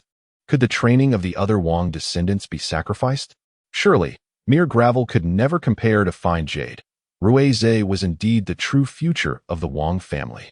Are you truly content to allow the Wang family to remain ensconced within Zhao City? Are you satisfied to let them bask in the hollow prestige of being one of the so-called 4 great families of Zhao City? While you may be complacent, I am not, Wang Yuangang declared, rising to his full height, his gaze locked fiercely on Wang Shengwu. The aura of a 7th-tier martial artist emanated from him, overwhelming those present. I propose we amplify our support for Rui's cultivation and, starting from myself, tighten our expenditures. For the future of the Wang family, let us endure some hardships. Upon finishing his statement, he called for a show of hands for approval or dissent, confronted by the imposing presence of Wang Yuangang. Wang Shengwu and the elder members of the Wang family bowed their heads in silence. In the realm of martial artists, a fist signifies authority. With the elders acquiescing, Wang Yuangang retracted his imposing aura, a smile gracing his features as he began to reassure the elder members of the Wang family. Mastering the art of persuasion, he had long been adept at wielding the carrot and the stick. Though we must temporarily reduce our personal expenditures to support Rui's cultivation, this is merely a fleeting phase. It won't be long before all that the Wang family has lost today, even the entirety of the Chen family business, will belong to us, he continued, his eyes glinting with fierce determination. Do not forget, the mines are currently in the hands of the Chen family. Those individuals will not idly permit the mines to fall into rival hands. At this point, a fierce light flickered in Wang Yuangang's eyes. With the strength of the Wang family and the alliance with the Lin family, they could certainly engage the Chen family in a mutually destructive conflict. However, if that other force intervened directly, what was the Chen family in comparison? Yet, should those individuals take action and their involvement be exposed, it would spell the end for the Wang family. The martial guards of the Great Xia were not a force we could contend with. Instead, we ought to devise a plan to persuade Rui's to call upon his seniors or master for assistance. Even a few of Rui's seniors would be sufficient to intimidate the Chen family. Why risk provoking those others? Patriarch, think carefully. Wang Yuangang's words elicited a sudden pallor from Wang Shengwu and the elder members of the Wang family, prompting them to urgently advise against such a course. The Xia kingdom is not in turmoil yet. Even if the Wang family cannot withstand the Chen family, the worst outcome would be the loss of some powerful clan members, followed by liquidating our assets and retreating to the countryside to survive. When the day comes that the Chen family wanes, or the Wang family produces another extraordinary talent, there could indeed be a day for our return to Zhao City. But if word of the Wang family's collusion with those individuals gets out, the annihilation of the entire clan would be imminent. Think carefully. Rui's has just become a disciple of Xiao Wuyo. What grounds does he have to sway his seniors, let alone summon his master? Moreover, even if he does manage to enlist his seniors, what then? The Chen family's old ghost is not to be trifled with. And do the brothers of Rui's dare to engage him in a life-and-death struggle in broad daylight within Zhao City? At this juncture, Wang Yuangang's tone grew increasingly sharp. Most importantly, do you really believe that after selling a substantial quantity of weapons and iron ore to those fellows, we have any avenue for retreat? We are left with no escape. To not advance is to embrace death. The only path forward is to devise a means to overthrow the Chen family and seize complete control of Zhao City. Only then can our Wang family hope to endure. Wang Yuangang remained unmoved by the admonitions from Wang Shengwu and others, continuing solemnly. As for the Jinwu Guard, the Great Xia has stood for nearly 300 years. But how many more years can it endure? In that eventuality, do you believe the Jinwu Guard will still be able to hold this realm in check? Across the vast expanse of Xinzhou, apart from the ancient dynasties of the Great Zhou and Great Han, the majority of dynasties have often lasted less than 300 years. 300 years is the typical lifespan of an ordinary dynasty, and coincidentally, it is also the lifespan of a grand master. The Great Xia is on the brink of turmoil. Wang Yuangang had made up his mind, and many elders of the Wang family were persuaded by his words. Subsequently, under the cover of night, the family elder Wang Shengwu quietly departed from Zhao City, making his way towards the Huayang Mountain outside the city. Huayang Mountain, the most prominent range in Huayang Prefecture, is characterized by its towering peaks and dense forests, devoid of human habitation and rife with ferocious beasts. It is said that even ordinary folk, let alone martial artists of the lower 3 ranks or even average middle 3 ranks, are likely to vanish without a trace within its depths. Just a few years prior, a renowned 8th-rank martial artist named Kuang Zhan Tiexin mysteriously disappeared after venturing into Huayang Mountain, never to be seen again, leaving no trace behind. Consequently, the common people of Huayang Prefecture regard Huayang Mountain with trepidation, resolutely avoiding its depths unless absolutely necessary. Yet at this moment, deep within the lofty and densely wooded Huayang Mountain, the elder Wang Shengwu treaded cautiously along a narrow path, delving further into the heart of the mountain. Meanwhile, as Wang Shengwu embarked on his nocturnal journey, the sun rose as usual, and Chen Jie, in high spirits, awoke, contemplating ways to further enhance his vitality and cultivation. Chapter 9. The synthesis of diverse strengths. Indeed, Chen Jie has reached the pinnacle of the 8th tier. However, this mere achievement is not his ultimate aspiration. Chen Jie's ambition is to attain the realm of the celestial beings and beyond. The dilemma lies in the fact that he currently possesses no other heavenly origin elixir to consume. Perhaps he should set aside his pride and beseech his master for another dose of the heavenly origin elixir. With an additional elixir, ascending to the 9th tier and even glimpsing the realm of the masters would not be entirely out of reach. Yet, Chen Jie's pride is not so thick, and it is uncertain whether his mentor, the sword master, still has another elixir at his disposal. Indeed, it appears that all must ultimately rely on one's own efforts. Commence the practice of my health cultivation techniques. Chen Jie mused, casually consuming a decades-old ginseng root, before meticulously studying the health cultivation method in his possession. Though the heavenly origin elixir was beyond his reach, some ginseng of several decades, given the Chen family's wealth, was within his means. However, such ordinary supplements could at best maintain his current level of cultivation. To achieve any significant advancement would require more than mere commonplace remedies. Thus, Chen Jie delved into the study of health cultivation techniques. Precious elixirs are merely external aids. True cultivation is the genuine path to longevity for a martial artist. The health cultivation method in his hands is called the health cultivation technique. As one of the 4 esteemed families of Zhao City, it is a trivial matter for Chen Jie to seek out conventional health cultivation methods.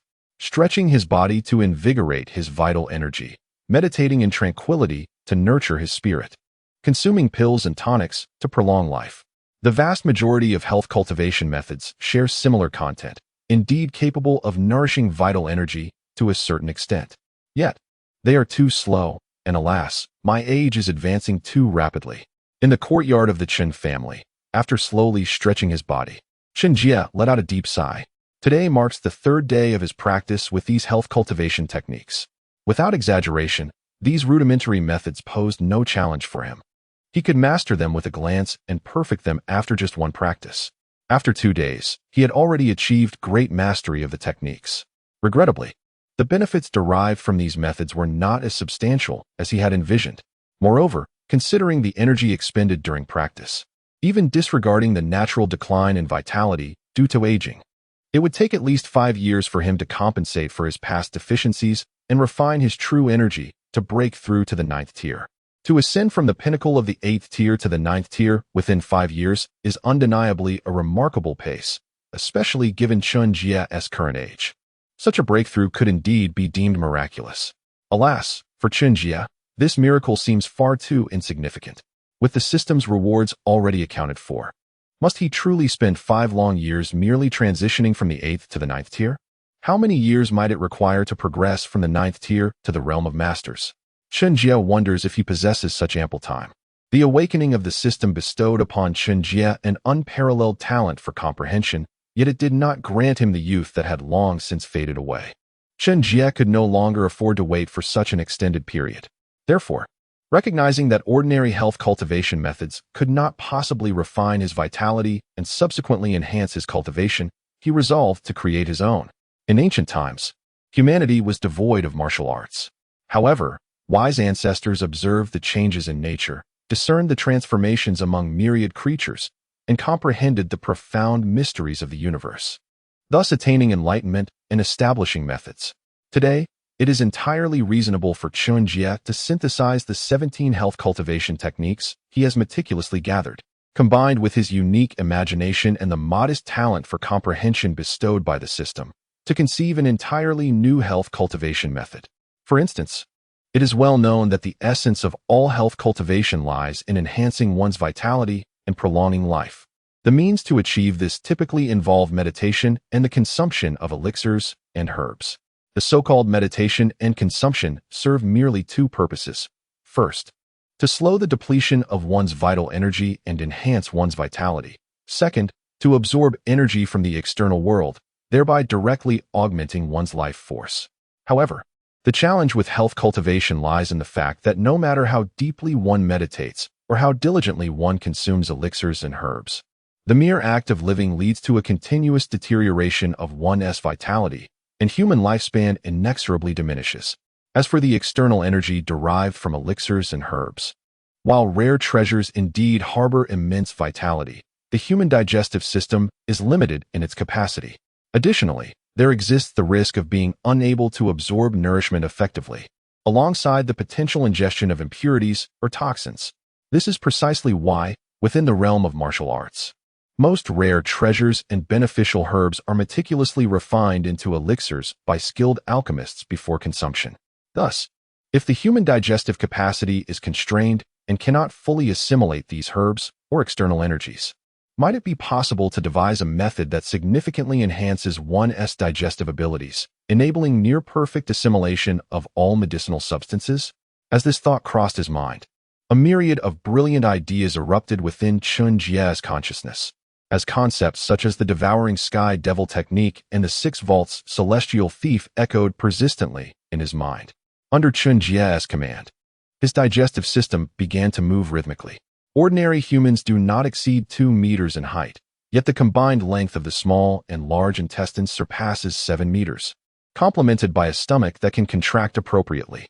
Thus, the amount of food one can consume daily greatly exceeds common imagination. In reality, however, the human stomach predominantly contains remnants of food, while the extensive intestines are filled with approximately 8 pounds of waste. This is an egregious waste. How can the human stomach consistently be filled with mere remnants? Should not its digestive power be enhanced and its speed quickened? And as for the intestines, I implore you, with your considerable length, could you not at least accommodate some nutritious matter? Must you solely be repositories of waste, neglecting your purpose? How can one enhance their digestive capabilities? As Chen Jie pondered this, his gastrointestinal tract began to exhibit further peristaltic movements. Undoubtedly, strengthening the intestinal motility would enhance one's digestive prowess to a certain extent. Yet this alone would prove insufficient. Humanity possesses its limitations, no matter how much one augments the digestive capacity of ordinary organisms. It cannot surpass the inherent boundaries of the species. Unless, of course, One employs an extraordinary essence that transcends the mundane realm, such as the boundless and profound qi, which is masterfully wielded by the mind. Qi originates from the corporeal form, but has long surpassed it, possessing the remarkable ability to significantly enhance the physical body.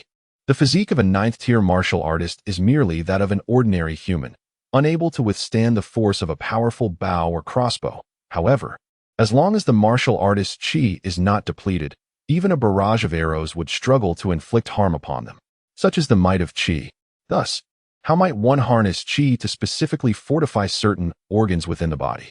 As this thought crossed Chen Jie's mind, a series of martial arts techniques such as iron sand palm, iron wire fist, diamond leg, and even iron head skill flashed through his consciousness. These techniques can significantly augment certain aspects of human anatomy. Therefore, it seems both reasonable and logical to draw inspiration from them to devise a specialized technique aimed at enhancing the gastrointestinal system. What, then, should this technique be called? Iron stomach technique? With his imagination ignited, Chen Jie began instructing the disciples of the Chen family to gather unique martial arts focused on fortifying specific body parts. The names of these techniques suggested that the majority were of inferior quality, given the Chen family's current influence in Zhao City. Procuring a few such techniques would not pose a challenge. As Chen Jie contemplated amalgamating various teachings to create a unique method for strengthening the digestive system, the elder Wang Shengwu of the Wang family, who had been traversing the dense forests of Huayang Mountain for nearly a day and night, found himself encircled by a group of robust men clad in black scarves at an unremarkable corner of a mountain peak. Chapter 10. The Royal Family's Deadly Intentions. Wang Shengwu? What brings you here? The time for delivery has not yet arrived. The leader of the black-clad men, adorned with a sinister mask resembling the king of hell, revealed a long, neatly groomed beard beneath it.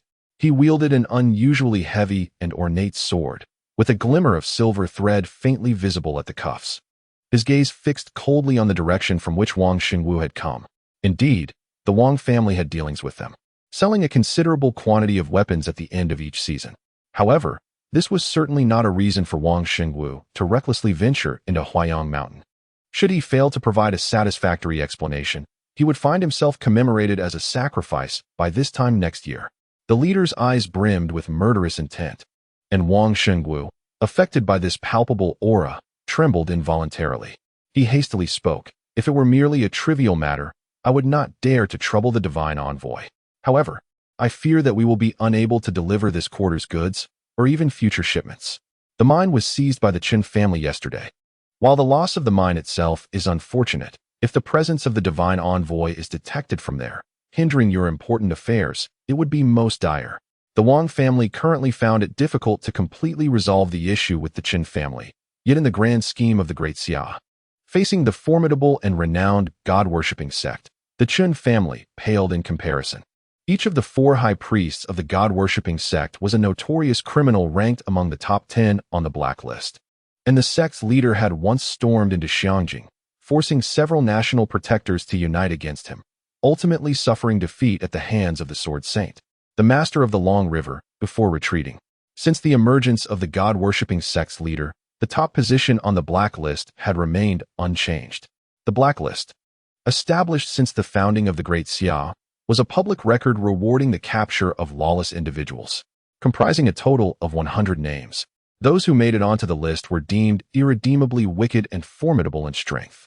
After all, those feeble criminals had long been apprehended by the martial guardians, rendering the blacklist unnecessary for their pursuit.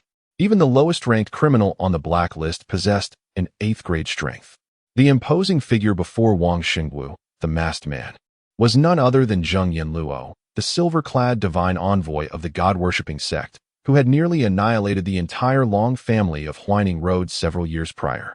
With only a young son escaping, Zheng Yanluo held the 97th position on the blacklist. The Chen family seized your mine? That old ghost who has lived for nearly a century? How could they possibly take it from you? Zheng Yanluo's brow furrowed slightly upon hearing Wang Shengwu speak of the mine seizure. However, when Wang Shengwu mentioned that it was the Chen family responsible for this act, Zheng Yanluo's gaze immediately turned steely.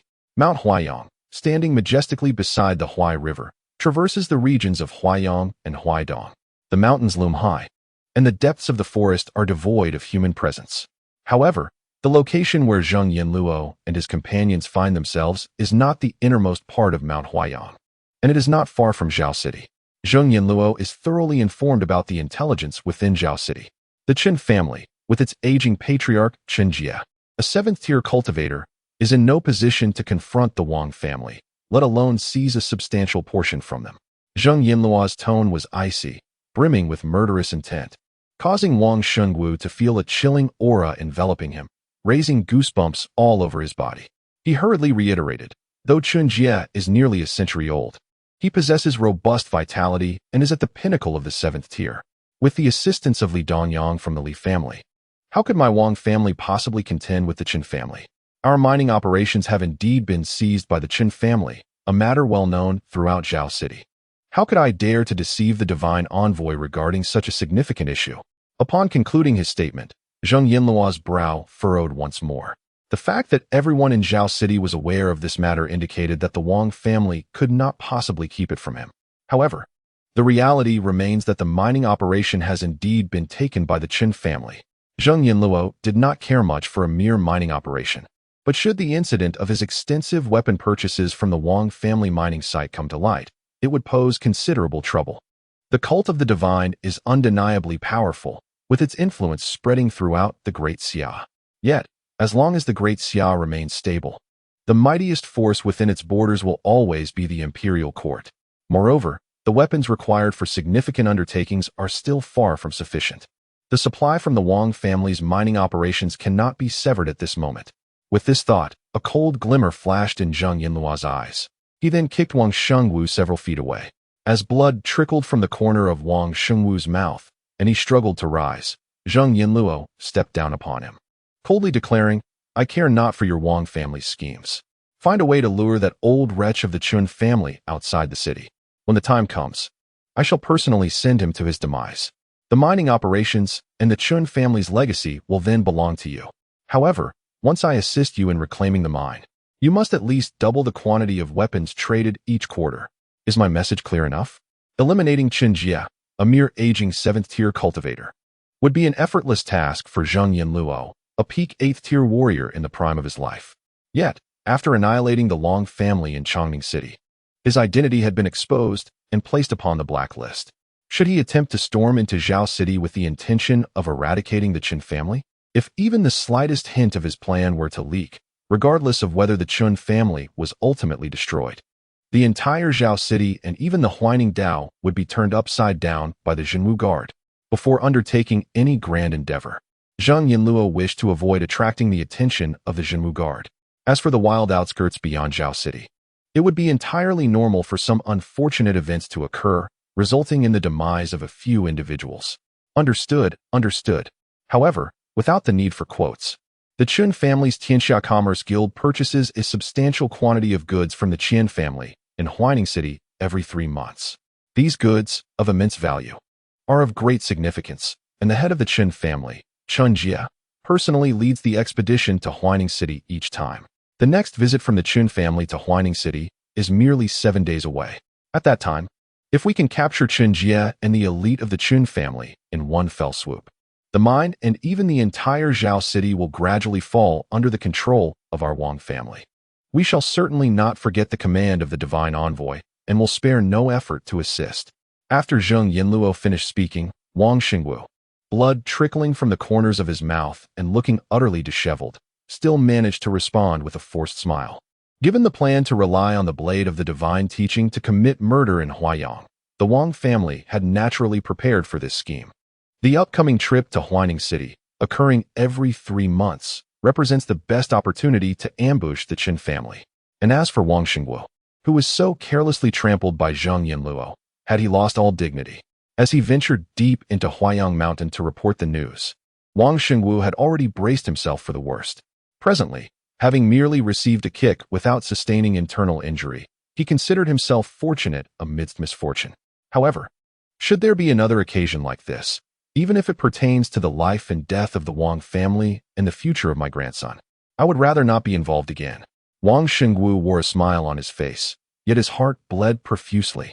In Zhao City, he was the formidable grand elder of the Wang family, a peak 6th grade martial artist. yet in the depths of Huayang Mountain. Before the silver-clad divine envoy of the divine teaching, he was but a pitiful creature, at risk of being crushed underfoot at any moment.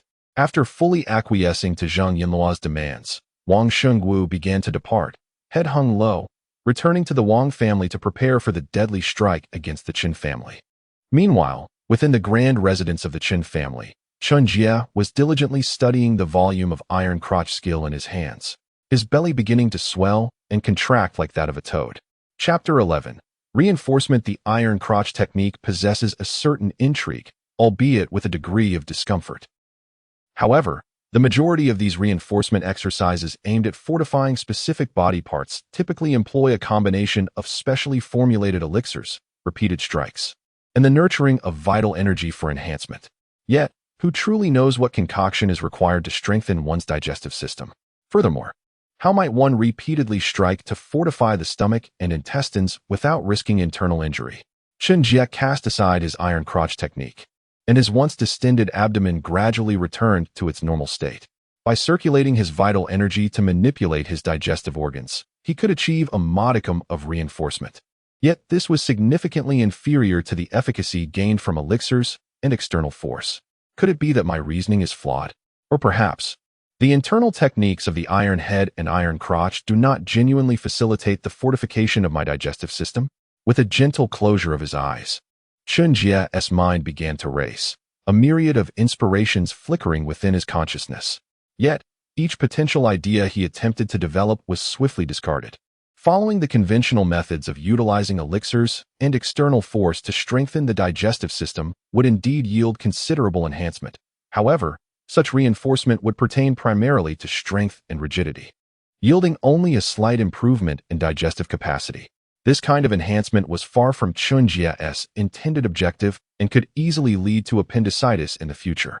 After all, should one develop a robust digestive system, an appendicitis attack would render one incapable of undergoing an appendectomy. Just as Chen Jie pondered the potential shortcomings of his thought process, a sudden spark of insight intertwined with fragments of knowledge from his past life illuminated his mind. Is it conceivable that to bolster my digestive capacity, I need not excessively reinforce the strength of my digestive organs through techniques like the iron head, but rather enhance the digestive enzymes within my body? By augmenting these enzymes, I could enable them to process food more efficiently and robustly, while simultaneously seeking to improve the absorption capacity of my digestive system, which would suffice. The people of the Great Xia recognize the importance of the digestive organs in aiding digestion, yet few understand that it is indeed the various digestive enzymes that play a pivotal role in this process. However, how might one go about enhancing the digestive enzymes within oneself? Chen Jie's thoughts raced once more. What could possibly serve as a more suitable medium than the versatile reinforcement energy of vital energy? Upon reaching this realization, Chen Jie's internal river of vital energy began to transcend mere nourishment for his digestive system. It delved deeper into the very essence of the stomach and intestines, permeating the intestinal walls and the remarkable fluids contained within, those being the crucial components for digestion, a plethora of digestive enzymes. As Chen Jie's innate talent continues to flourish, his ability to control and perceive his own body becomes increasingly formidable. He even harbors the notion that should his gifts persist in their expansion, there may come a day when he can directly sense and enhance every single cell, perhaps even every atom of his being. At that moment, Chen Jie would truly transcend the ordinary. Yet for now, merely perceiving the digestive enzymes within his body and fortifying them through vital energy has already ushered in a profound transformation within him. This vital energy possesses the power to transmute decay into the miraculous, to convert lifeless wood into formidable weapons, rendering the mortal flesh impervious to harm. As this all-encompassing energy begins to precisely nourish the digestive enzymes within Chen Jie, they become astonishingly active. He feels as though a blaze is igniting within his digestive tract, generating an abundance of nutrients that manifests as an inexplicable warmth coursing through his body. Chen Jie's complexion visibly brightens, taking on a healthy, rosy hue. The human body primarily absorbs nutrients through minute capillaries that integrate these elements into its circulatory system. Therefore, individuals with robust health and ample nourishment typically exhibit vibrant complexions due to abundant vitality. The digestive enzymes, now significantly enhanced by the vital energy, swiftly amplify the processing of every morsel within Chen Jie's stomach. Substances that previously eluded digestion are now fervently consumed by these revitalized enzymes, transforming into the essential nutrients that Chen Jie requires, gradually replenishing his vitality. However, it is still insufficient, far from enough. As the copious food within him is digested, the once boiling enzymes begin to cool and gradually lose their potency. Although the vital energy has greatly augmented their digestive capabilities, it has, to some degree, curtailed their longevity. The warmth that had previously radiated throughout Chen Jie's body begins to wane, yet he does not succumb to despair at the deactivation of the enzymes. For these enzymes have the capacity for continual regeneration. Recognizing that the already cultivated enzymes have lost their vitality, he resolves to summon forth more.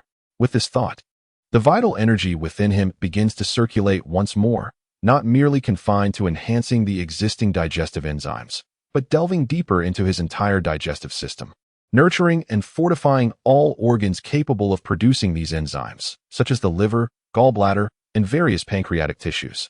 Indeed, aside from the commonly known digestive organs like the stomach and intestines, the liver, gallbladder, and pancreas are equally vital in secreting various digestive enzymes. Oh, how grateful Chen Jie is for the extraordinary talents bestowed upon him by martial training and the system, allowing him to retain even the memories of bedwetting at the tender age of 6 in his past life, not to mention the knowledge he had diligently acquired in that former existence. Regarding the vast amount of information, Chen Jie, having personally experienced the era of information explosion, possesses far more than countless individuals within the realm of Daxia. Nonetheless, the majority of this information proves to be of little utility. As Chen Jie honed his precise control over his vital energy, a gentle peristalsis began within his digestive system. Even the organs he had previously disregarded, such as the liver, gallbladder, and pancreas, began to tremble subtly under the nourishment of his vital energy. Subsequently, a plethora of digestive enzymes proliferated under the stimulation of his vital energy, becoming exceedingly active. A significant quantity of food was digested by Chen Jie, and the nutrients derived from this sustenance revitalized his waning vitality, which had diminished due to aging. However, soon enough, an inexplicable rumbling emanated from his abdomen, and the once abundant energy and blood within him ceased to grow.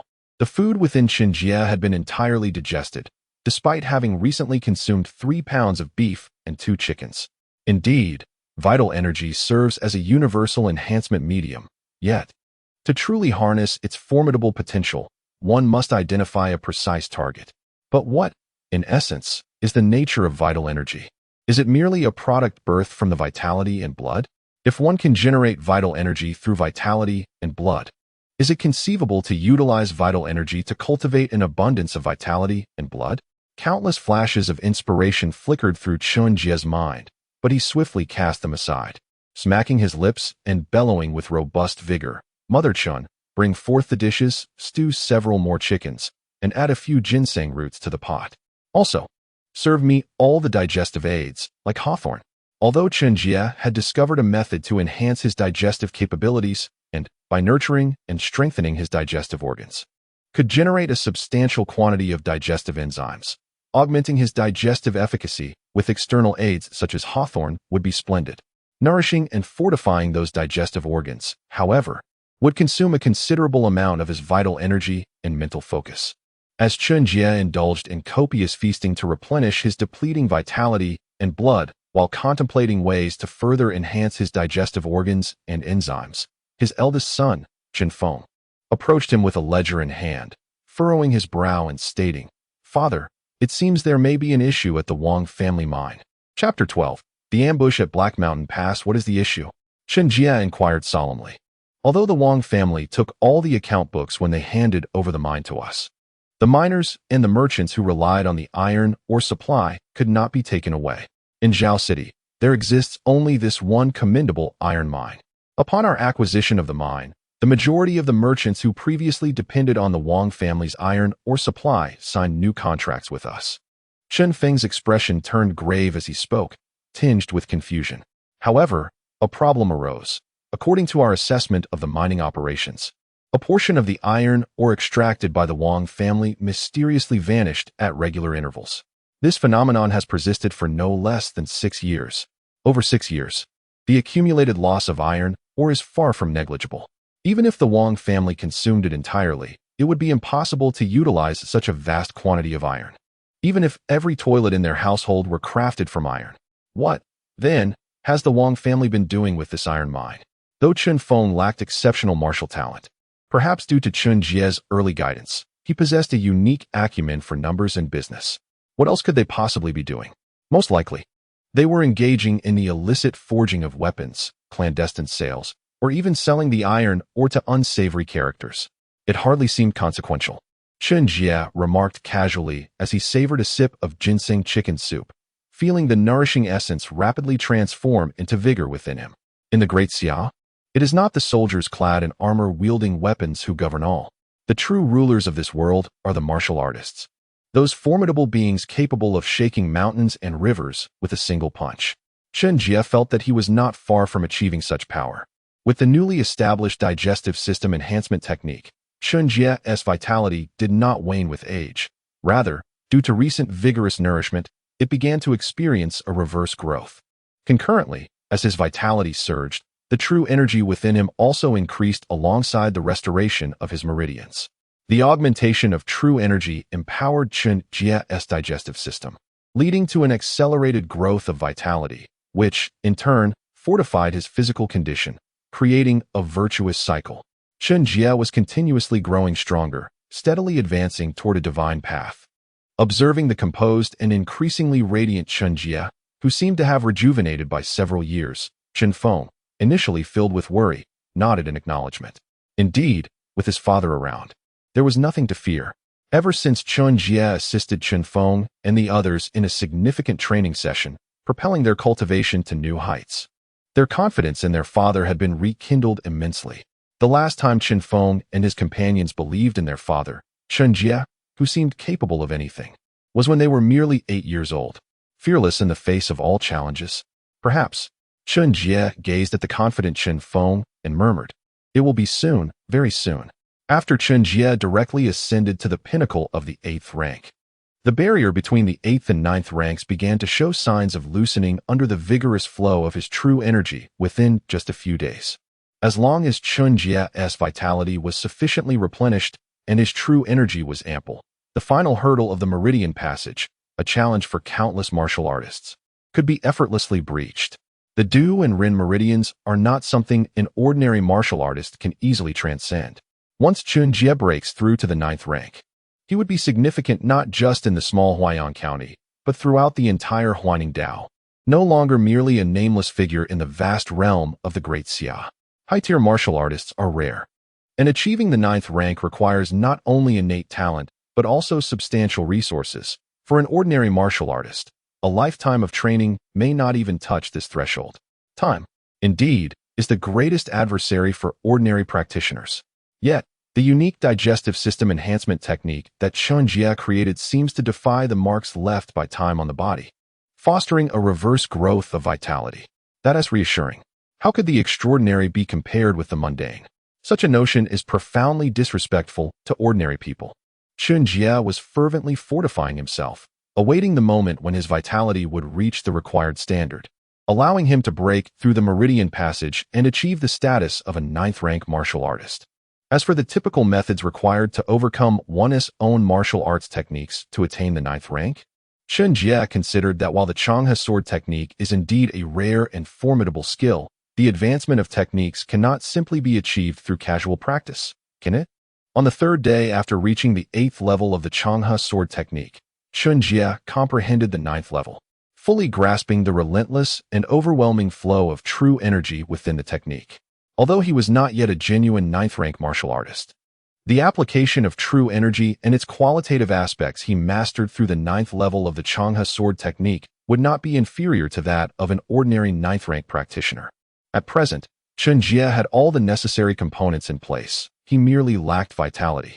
Meanwhile, as Chen Jie awaited his breakthrough to the 9th rank, the disheveled Wang Shengwu returned to the Wang family after deliberately disguising himself. Family head, the task has been accomplished. In 4 days, we shall meet Lord Zheng at the High Shanku of Huaiyang Mountain, and at that time, the entire Qin family must perish. However, after we aid in the annihilation of the Chen family, we will need to double the iron or we sell to Lord Zheng each quarter. Is this truly worthwhile? Wang Xingwu lamented. 6 years prior, to meet the massive iron ore demands of Zheng Yanluo, the Wang family's mines had already begun expanding production. Countless miners toiled day and night without rest, leading to the tragic demise of many, thus tarnishing the Wang family's reputation in Zhao City. Now, after reclaiming the mine, the iron ore traded to the cult of the god must be doubled. Within the Wang family's iron mine, it is estimated that many lives will be buried. So many lives, along with the Wang family's future reputation and everything else, are all gambled on the cult of the god, which has long been suppressed by the martial guard of the Great Xia. This has instilled a profound sense of unease in Wang Xingwu, who, now advanced in age and with no hope of further cultivation, has placed all his hopes on his grandson. 6 years ago, when we secretly sold a substantial amount of iron ore to Zheng Yanluo, you did not voice any opposition. For years ago, when Zheng Yanluo massacred the Long family and the identity of the silver-robed envoy of the cult of the god was exposed, leading to their being blacklisted, you similarly did not intervene in the iron ore dealings between our Wang family and Zheng Yanluo. Now that our Wang family has become inextricably linked with the cult of the god, you begin to worry about whether they can achieve great things and, in turn, implicate our Wang family. To be wary of great undertakings while valuing one's own safety, and to lose one's wits over minor gains. No wonder you have been suppressed by me throughout your life, forever without hope of attaining the 7th rank. Wang Yuangang cast a scornful glance at Wang Xingwu and said, I do not know whether the cult of the god can succeed, but the martial guard has never truly suppressed them. Have you not noticed? Those 4 priests of the cult of the god have remained on the blacklist for so long, pursued by the martial guard for countless years, and even now, their identities remain a mystery. Tell me, is it truly possible that within the realm of Great Xia, there exist so many unknown masters who have concealed their identities for decades, never revealing their whereabouts to others? The masters within Great Xia are indeed few. Several days later, the sun shone brightly over Zhao City, with not a cloud in the sky. Chen Jie led the Chen family trading company, accompanied by Chen Jie, Chenong, and a large contingent of elite members from the Chen family, heading straight for Huaining City. This time, he intended to purchase a significant quantity of martial arts elixirs from the Qian family branch in Huaining City, aiming for a breakthrough to the 9th rank. Having grown weary of the bland dish of chicken stewed with ginseng, he sought to change his palate. Then, upon reaching the Heishan Pass at Huayang Mountain, Chen Jie cast a curious glance at the nearby mountain peak before safely guiding the Chen family caravan through the Black Mountain Pass. Chapter 13. The Master of the Qian family, why did you not allow me to take action and eradicate the mere Chen family? Zheng Yanluo's countenance resembled the frost of winter, his thick beard trembling with fury as he directed an irate inquiry at Wang Yuangang and the others. He had little time to indulge the Wang family in their theatrical performances. My lord, please temper your anger. If you were to take matters into your own hands, the insignificant Chen family would surely be obliterated with ease. However, I have just prevented you from doing so, all for your own good. Wang Yuangang's gaze lingered on the Chen family's caravan, which stretched for dozens of meters, gradually fading into a thin black line. A glimmer of avarice flickered in his eyes as he addressed the irate Zheng Yanluo with solemnity. We could indeed annihilate the Chen family effortlessly. Yet, should the caravan's members meet a tragic end on this very road, it would undoubtedly stir a tempest throughout the entire Huaining region. The Jinwu Guard would inevitably unleash chaos across Huayang County. Within Huayang County, there were few forces capable of effortlessly extinguishing the entirety of the Chen family caravan. Surely, you do not wish to attract the attention of the Jinwu Guard merely for the sake of extinguishing a trivial Chen family. Do you, Lord Jin? While the blacklist master Zheng Yanluo could easily dispatch the Chen family, it would be reckless to act so soon after tensions had flared between the Wang and Chen families. If the Chen family, including their patriarch Chen Jie, a peak-level master, were to perish in the wilderness, it would not only invite scrutiny from the Jinwu Guard upon the Wang family, but even the esteemed Zheng Yanluo would find it difficult to withstand their thorough investigation. Upon hearing Wang Yuangang's words, Zheng Yanluo furrowed his brow, gripping the hilt of his long knife tightly, and spoke in a low voice. Are you implying that since I cannot act against the Chen family, you have come to mock me?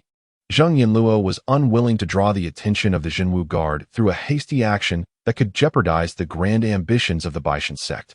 How could I dare to mock you, Lord Zheng? What I meant to convey is that while we shall refrain from striking the Chen family today, it does not mean we shall let them off the hook. Wang Yuangang, noting Zheng Yinluo's tense grip on his blade, quickly clarified. The mines still lie within the Chen family's grasp. If we were to strike them down now in Huaiyang County, with its small population, we would inevitably attract the Jinwu Guard's scrutiny, leading to potential exposure of our misdeeds. However, if we wait until the Chen family returns from Huaining City with a substantial amount of goods purchased from the Qian family, we can ambush them on their way back. This way, we can disguise ourselves as robbers, driven by greed, and on the outskirts of the bustling Huaining City. Even the Jinwu Guard would find it exceedingly difficult to trace the incident back to us. Thus, the Wang family would enjoy a temporary peace, and you, Lord Zheng, need not fear the exposure of a few lives lost. Would that not be a perfect resolution? Certainly. There exists a rather significant reason. Each time the Chen family ventures to Huaining City, they procure a vast array of precious goods from the Qian clan's mercantile association. These commodities present a substantial opportunity for the Wang family, which is currently in dire need of financial resources. Zheng Yinluo, having arrived alone this time, is unable to transport a considerable quantity of rare items. Although the Chen family faces inevitable decline, even in the face of death, the Wang family's endeavor to wholly absorb the Chen enterprise, acquire considerable wealth, and gain control over the Chen Mercantile Association, permitting them to procure goods from the Qian family at a favorable price, will be fraught with complications and will require a significant investment of time. The demise of a prominent family, with the majority of its skilled members perishing, often heralds its downfall. However, decline does not imply that all assets of the family can be effortlessly consumed by others. Rather, it is common for a waning clan to package a substantial portion of its assets at discounted rates to relatives or other formidable families in exchange for favors and protection. Before their complete downfall, before the tumult of the Great Xia, seizing another's legacy within the city was not a matter of simple brutality. Ah, old Master Chen, have you come personally to procure goods once again? If I may suggest, why not simply inform me of your desires? I can ensure that everything you require is delivered to Zhao City each month, sparing you the trouble of coming in person. Within the opulent confines of the Qian clan's Mercantile Association, a rotund gentleman in his 40s, sporting small eyes and a round face that squints when he smiles, addressed Chen Jie with utmost courtesy. Behind this jovial figure, a young man in his 20s observed his clan uncle's exceedingly polite demeanor towards Chen Jie, his eyes brimming with bewilderment. Wasn't he this merely a nearly century-old seventh-tier warrior? The Chen family of Zhao City had never been heard of. His clan uncle, Qian Fengyu, was the chief steward of the Qian family throughout Huaining, and he had never exhibited such courtesy, not even to the renowned ninth-tier warrior, Iron Fist Xiao Waya. Could it be that this aged fellow had an extraordinary background? Qian Hongda felt a twinge of confusion, yet seeing his uncle's respectful behavior towards Chen Jie, he refrained from foolishly interjecting. Harmony brings wealth was the family motto of the Qian clan. Those who held themselves in high esteem and acted recklessly were seldom tolerated by the Qian family. The world of martial arts is vast, yet simultaneously small. While the Qian family possesses great strength, they are also beset by vulnerabilities. Observing the amiable demeanor of Qian Fengyu, Chen Jie gently shook his head. The Qian family may treat him with courtesy, yet he too can simply request any goods he wishes to be delivered to Zhao City. However, all gifts have already been marked with their price behind the scenes. The respect shown by Qian Fengyu towards him is merely a reflection of Chen Jie's former mentor, the sword saint of the Long River. The Qian family is subtly regarded as the foremost clan of the Great Xia, with the Qian Merchant Association sprawling across the 97 prefectures of the Great Xia. Chen Jie's past identity has never been a secret among the upper echelons of the Qian family. Furthermore, the current elder of the Qian family, Qian Dao, happens to be an old acquaintance of Chen Jie. In the days of the Great Xia Academy, Qian Dao was once a fervent admirer of Chen Jie, and the renowned brewing method of the exquisite Shuashan Chunliang, unique to the Qian family, was learned by Qian Dao from Chen Jie himself. It was nothing more than simple distillation. The echoes of bygone memories resonated in Chen Jie's mind, but he swiftly cast them aside. Once, due to his limitations, Chen Jie had merely been a transient figure within the Great Xiao Academy, unable to retain the people and events of the past. Yet now, he yearned to grasp everything with his own hands. I require some DUN pills and a substantial quantity of dragon bone strengthening blood pills. Chen Jie softly expressed his needs to Qian Fengyu. Although the DUN pills are not as extraordinarily precious or potent as the Tianyuan Grand pills, they are sufficient to enhance the cultivation of high-ranking martial artists to a certain degree. For an ordinary martial artist, without proper channels, obtaining even a single DUN pill in a lifetime is nearly impossible. The Dragon Bone Strengthening Blood Pills, on the other hand, are renowned foundational medicinal treasures that significantly replenish vitality and blood, and for an average person, acquiring even one is a daunting task. However, for the wealthy and well-connected Qian family, these items are not considered rare. Old Master Qian, you are indeed fortunate. We have just received 3 DUN pills. And as for the Dragon Bone Strengthening Blood Pills, we still have 48 vials. How many does Old Master Qian require? Qian Fengyu replied with a smile. All of them, Chen Jie declared, gazing at Qian Fengyu, whose previously murky eyes now radiated an indescribable brilliance. How much vitality could a simple chicken stew with ginseng provide for Chen Jie?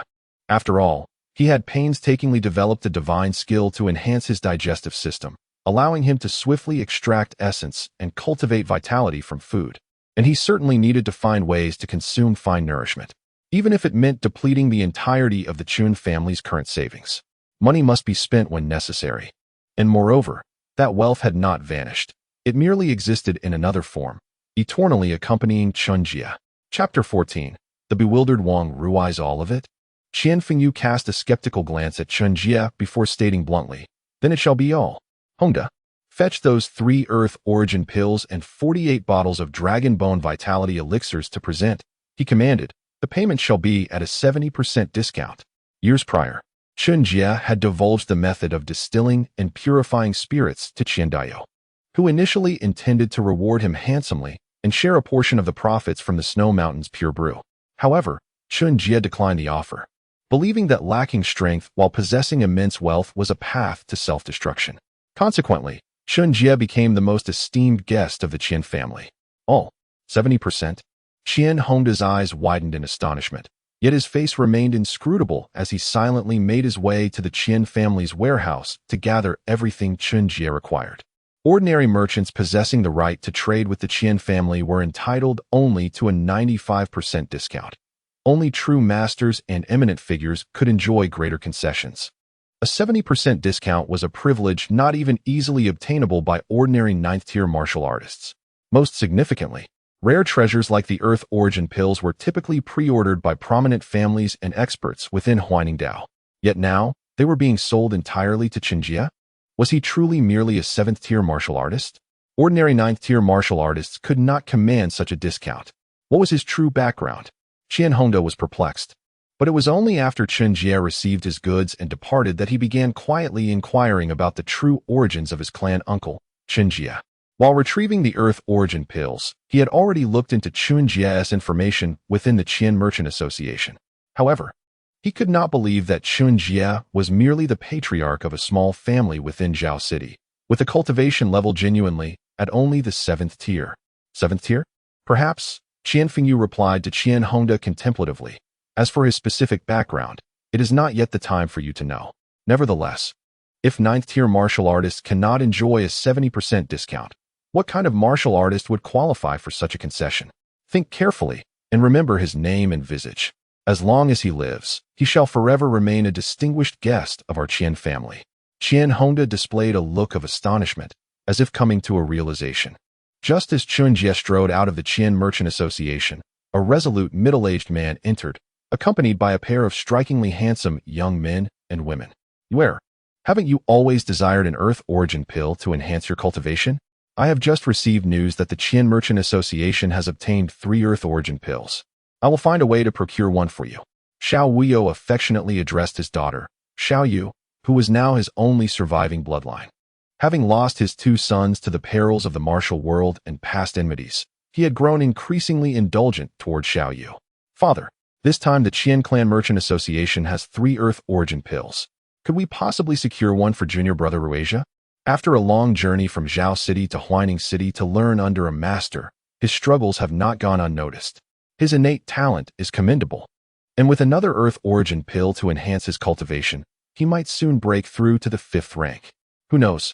It may even lead him to become a 9th rank martial artist like you. As Xiao Waya finished speaking, Xiao Yu glanced at her handsome junior brother beside her, then seized Xiao Waya's arm, playfully pleading. Wang Ruizha, while not born into a particularly distinguished family, possessed a striking appearance bestowed by his parents. This factor significantly contributed to the favorable impression he left on Xiao Yu. Furthermore, Xiao Waya's past losses of his 2 sons made him somewhat overprotective of Xiao Yu, who had primarily interacted with senior disciples of greater age and cultivation levels. Among Xiao Waya's disciples, only Wang Ruizha was of a similar age to Xiao Yu. As Xiao Yu began to charm her father, Wang Ruizha's eyes sparkled with quiet intensity when he heard her implore Xiao Waya to find a way to procure an Earth origin pill for him. The rarity of the Earth origin pill cannot be overstated. Attaining the 9th rank in martial arts is no simple feat. Xiao Waya cast a glance at the visibly excited Wang Ruizha, his brow furrowing slightly. Yet, upon seeing Xiao Yu's eager gaze, he solemnly declared, "If the remaining Earth origin pills have not been reserved by others, I shall endeavor to secure one for Ruizha." While the price of the Earth origin pill is not exorbitantly high, some treasures defy valuation. Even the esteemed head of the Qin clan's merchant operations might only acquire a few in a year, with many already pledged to prominent families and masters within the Huaining region. For instance, Xiao Waya learned of the Qin clan's acquisition of 3 Earth origin pills because one had already been claimed in advance. The remaining pills would likely follow suit. Xiao Waya's promise was merely a way to placate his daughter. Though Wang Ruizha was undeniably handsome and possessed considerable intelligence, earning Xiao Waya's approval to become a future son-in-law was still a distant goal. Unbeknownst to Xiao Yu, her father was merely placating her. Upon learning of Xiao Waya's willingness to fight for an Earth origin pill for Wang Ruizha, she mischievously stuck her tongue out at him. While excitement began to radiate from Wang Ruizha's face at the prospect of obtaining such a remarkable treasure, the Earth origin pill, even if the Wang family poured their entire fortune into it, would still be virtually unattainable, with no channels for acquisition.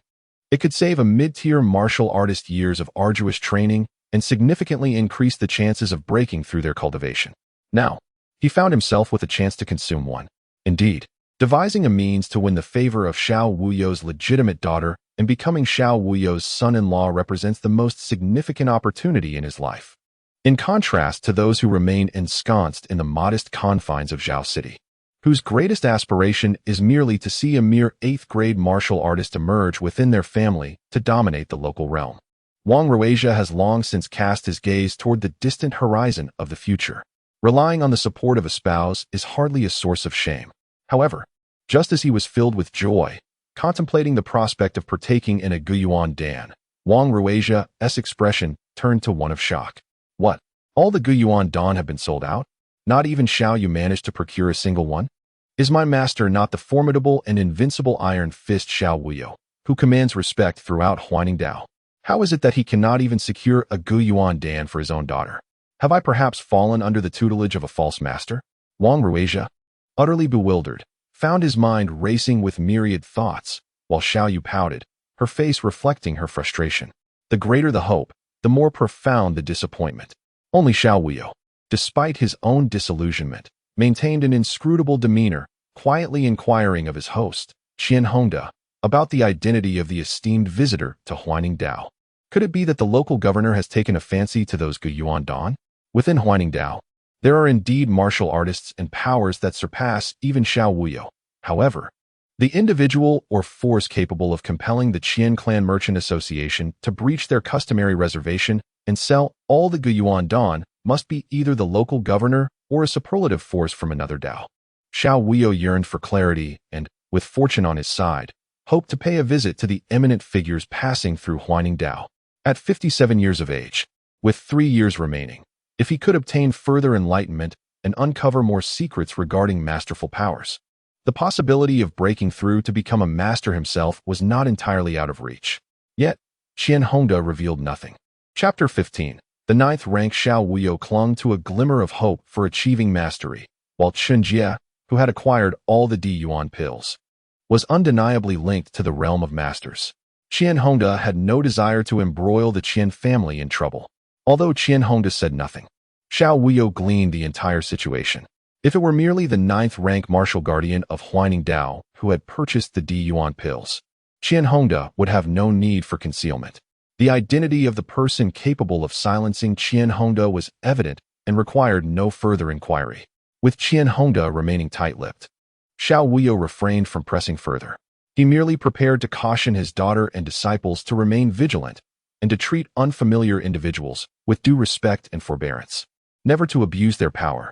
Since the D-Yuan pills are gone, I shall have 2 vials of Long Gu Zhuang Shui Wan instead, Xiao Wuyo declared. Though the Long Gu Zhuang Shui Wan would not be as effective as the D-Yuan pills, it could still enhance his daughter's cultivation to a certain degree. I apologize, but we are currently out of stock on Long Gu Zhuang Shui Wan as well.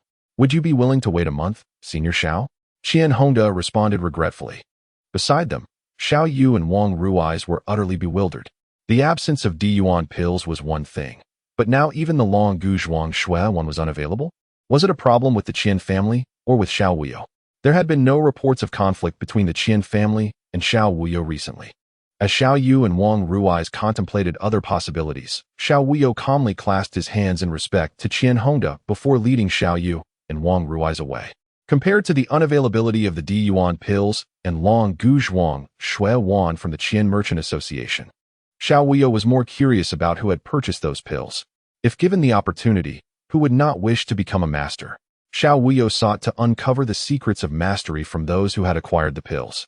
Meanwhile, Chen Jie, possessing 3 D-Yuan pills and a considerable supply of Long Gu Zhuang Shui Wan, settled into an inn within Huaining City, preparing for his breakthrough to the 9th rank. His understanding of the martial arts and the manipulation of true energy had already reached the 9th rank level, yet he lacked only in vitality and blood energy. Now, with 3 D-Yuan pills and an ample supply of Long Gu Zhuang Shui Wan, he was poised to address this final deficiency. With a gulp, bolstered by his enhanced digestive system, Chen Jie swallowed an entire vial of Long Gu Zhuang Shui Wan.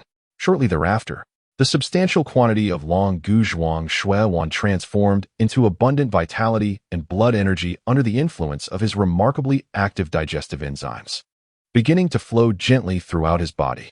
Like parched earth receiving nourishing rain, Chen Jie's withered body and somewhat atrophied meridians, previously weakened by insufficient vitality and blood energy, began to regain their vigor with the influx of this revitalizing essence. The energy derived from a single vial of Long Gu Zhuang Shui Wan was equivalent to what Chen Jie would gain from a month's worth of stewed native chicken with ginseng, and far easier for him to assimilate. At the very least, the consumption of dragon bone blood-enhancing pills allows Chen Jie to make fewer trips to the restroom each day. These pills, being the essence of spiritual herbs, contain far fewer impurities compared to ordinary dietary supplements. Yet, this is still insufficient, far from adequate. Just as the energy and vitality generated from the first bottle of pills had yet to circulate entirely through his body, Chen Jie, without a moment's hesitation, swallowed down a second bottle of dragon bone blood-enhancing pills. With his self-created digestive system techniques, extraordinary innate talent, and strong self-control, the common concerns of others regarding the inability to absorb supplements effectively and the uncontrollable surges of energy and vitality are mere trifles for Chen Jie. He never frets about the rapid growth of his true energy and vitality within. Rather, he worries that this growth cannot keep pace with the speed of his thoughts. As bottle after bottle of dragon bone blood-enhancing pills were consumed, a surge of energy began to circulate throughout Chen Jie's body, revitalizing his previously withered meridians. The once thin true energy within him gradually absorbed the vitality and energy from his blood and the acupoints, steadily expanding. The long river true energy, which he had comprehended to the 9th level, flowed through him like a mighty river, and his body seemed to roar with the force of this energy, akin to waves crashing against the shore. Relentless waves began to assail the threshold of the Chong Mai, yearning for a breakthrough to officially become a 9th-tier warrior. Yet, it was still insufficient, still not enough. The threshold of the Chong Mai stood like an unyielding reef, immovable despite the continuous onslaught of waves. The relentless waves, though unending, were limited by the strength of his true energy and vitality, unable to become progressively stronger. Even after countless attempts to breach the Chongmai threshold, it remained impervious. As one ages, vitality wanes, and meridians are more prone to atrophy, making it increasingly difficult to break through. At the age of 100, as in Chen Jie's case, this is no longer merely a matter of initial difficulty. It has become nearly impossible to find a way through, leaving him with scarcely a crack to exploit. The threshold of the Chongmai had effectively stymied Chen Jie, yet he did not succumb to despair. Instead, he began to calm his mind, focusing his spirit entirely on controlling his true energy, which seeped into the crevices of the Chongmai threshold like nourishing spring rain. In this world, paths do not exist until they are forged by those who tread upon them.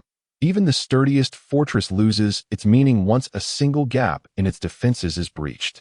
The long river true energy transformed into an all-pervading spring rain, infiltrating the Chongmai threshold and gradually accumulating there. While continuously directing this energy to penetrate the threshold, Chen Jie seized the moment to swallow 3 Earth Origin pills simultaneously.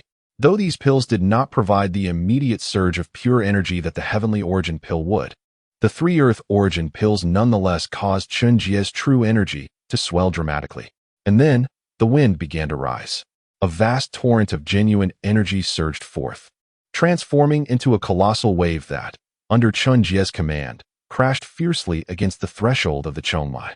Simultaneously, the energy that had long since permeated the defenses of the Chongmai began to erupt, shaking the barriers from within. With an internal and external assault working in unison, the once nearly impenetrable Chongmai suddenly burst open, revealing a grand passageway that allowed the genuine energy within Chen Jie to flow freely. Today, Chen Jie ascended to the 9th tier. Chapter 16. Intent to kill. Between the Grandmasters and the 9th tier martial artists, there exists an insurmountable chasm. In the vast realm of the Great Xia, a 9th tier martial artist can indeed be considered at the pinnacle of the social hierarchy. As for the Grandmasters, regrettably, they do not merely reside atop the pyramid. They stand as formidable towers within any nation or faction, unassailable and revered. Am I truly at the 9th tier? My self-created digestive system enhancement technique is indeed formidable. My current achievements are solely the result of my relentless efforts. A radiant smile blossomed on Chen Jie's face as he murmured, perhaps it is time to impart this technique to Chen Feng and the others. Within the span of a single night, 3 Earth Origin pills, in conjunction with 10 vials of Dragon Bone Vitality elixirs, facilitated Chen Jie's silent and monumental leap from the pinnacle of the 8th tier to the zenith of the 9th tier within a modest inn in Huaining City. The 48 vials of Dragon Bone Vitality elixirs he purchased were never intended for his sole consumption. However, what should this technique be called? Should it be merely termed the digestive system enhancement method? Perhaps the gluttonous technique?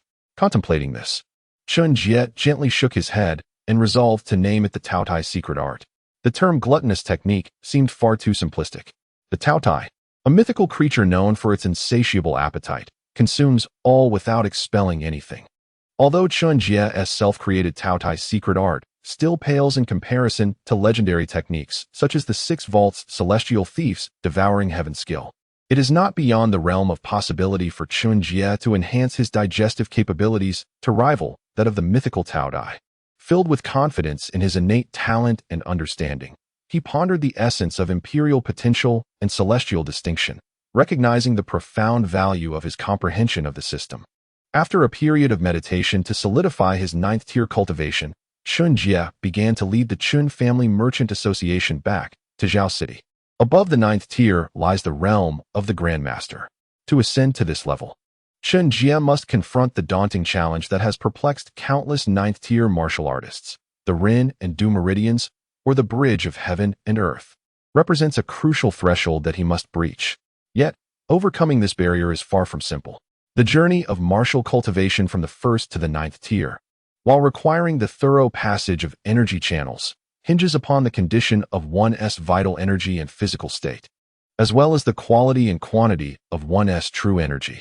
As long as one possesses abundant vitality, with unblocked and unshrinking meridians, and one's true energy is rich and pure, the transition from a 1st tier to a 9th tier martial artist is merely a matter of time and resources. If one is willing to invest in precious elixirs, It is not particularly challenging to elevate an ordinary individual to the ninth tier. Although such a ninth-tier martial artist, constructed through the accumulation of elixirs, may have impure true energy and weak will, rendering them incapable of ever achieving the status of a grandmaster, they can still easily contend with ordinary 8th-tier martial artists. However, the path to becoming a grandmaster is strikingly different. The Ren and Du meridians are, from the outset, extraordinarily unique channels within the human body. It exists within the human body, subtly intertwined with the cosmos. Half belongs to humanity, while the other half belongs to the heavens.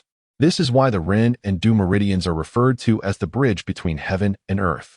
Countless peak martial artists of the 9th rank struggle throughout their lives, forever unable to transcend the Ren and Du meridians and attain the status of an innate master. To break through these meridians, one must rely not merely on vital energy and true essence, but also on one's own spirit and will. Only when the three, essence, energy, and spirit, are in perfect harmony can one achieve a breakthrough from the 9th rank and become a master. Yet, some ordinary 9th rank martial artists, lacking in spiritual essence, cannot hope to penetrate the Ren and Du meridians solely with their true energy, let alone achieve innate mastery. However, due to his unique circumstances of transmigration and the augmentation of a system, Chen Jie seems to possess a mental strength that far surpasses that of his peers.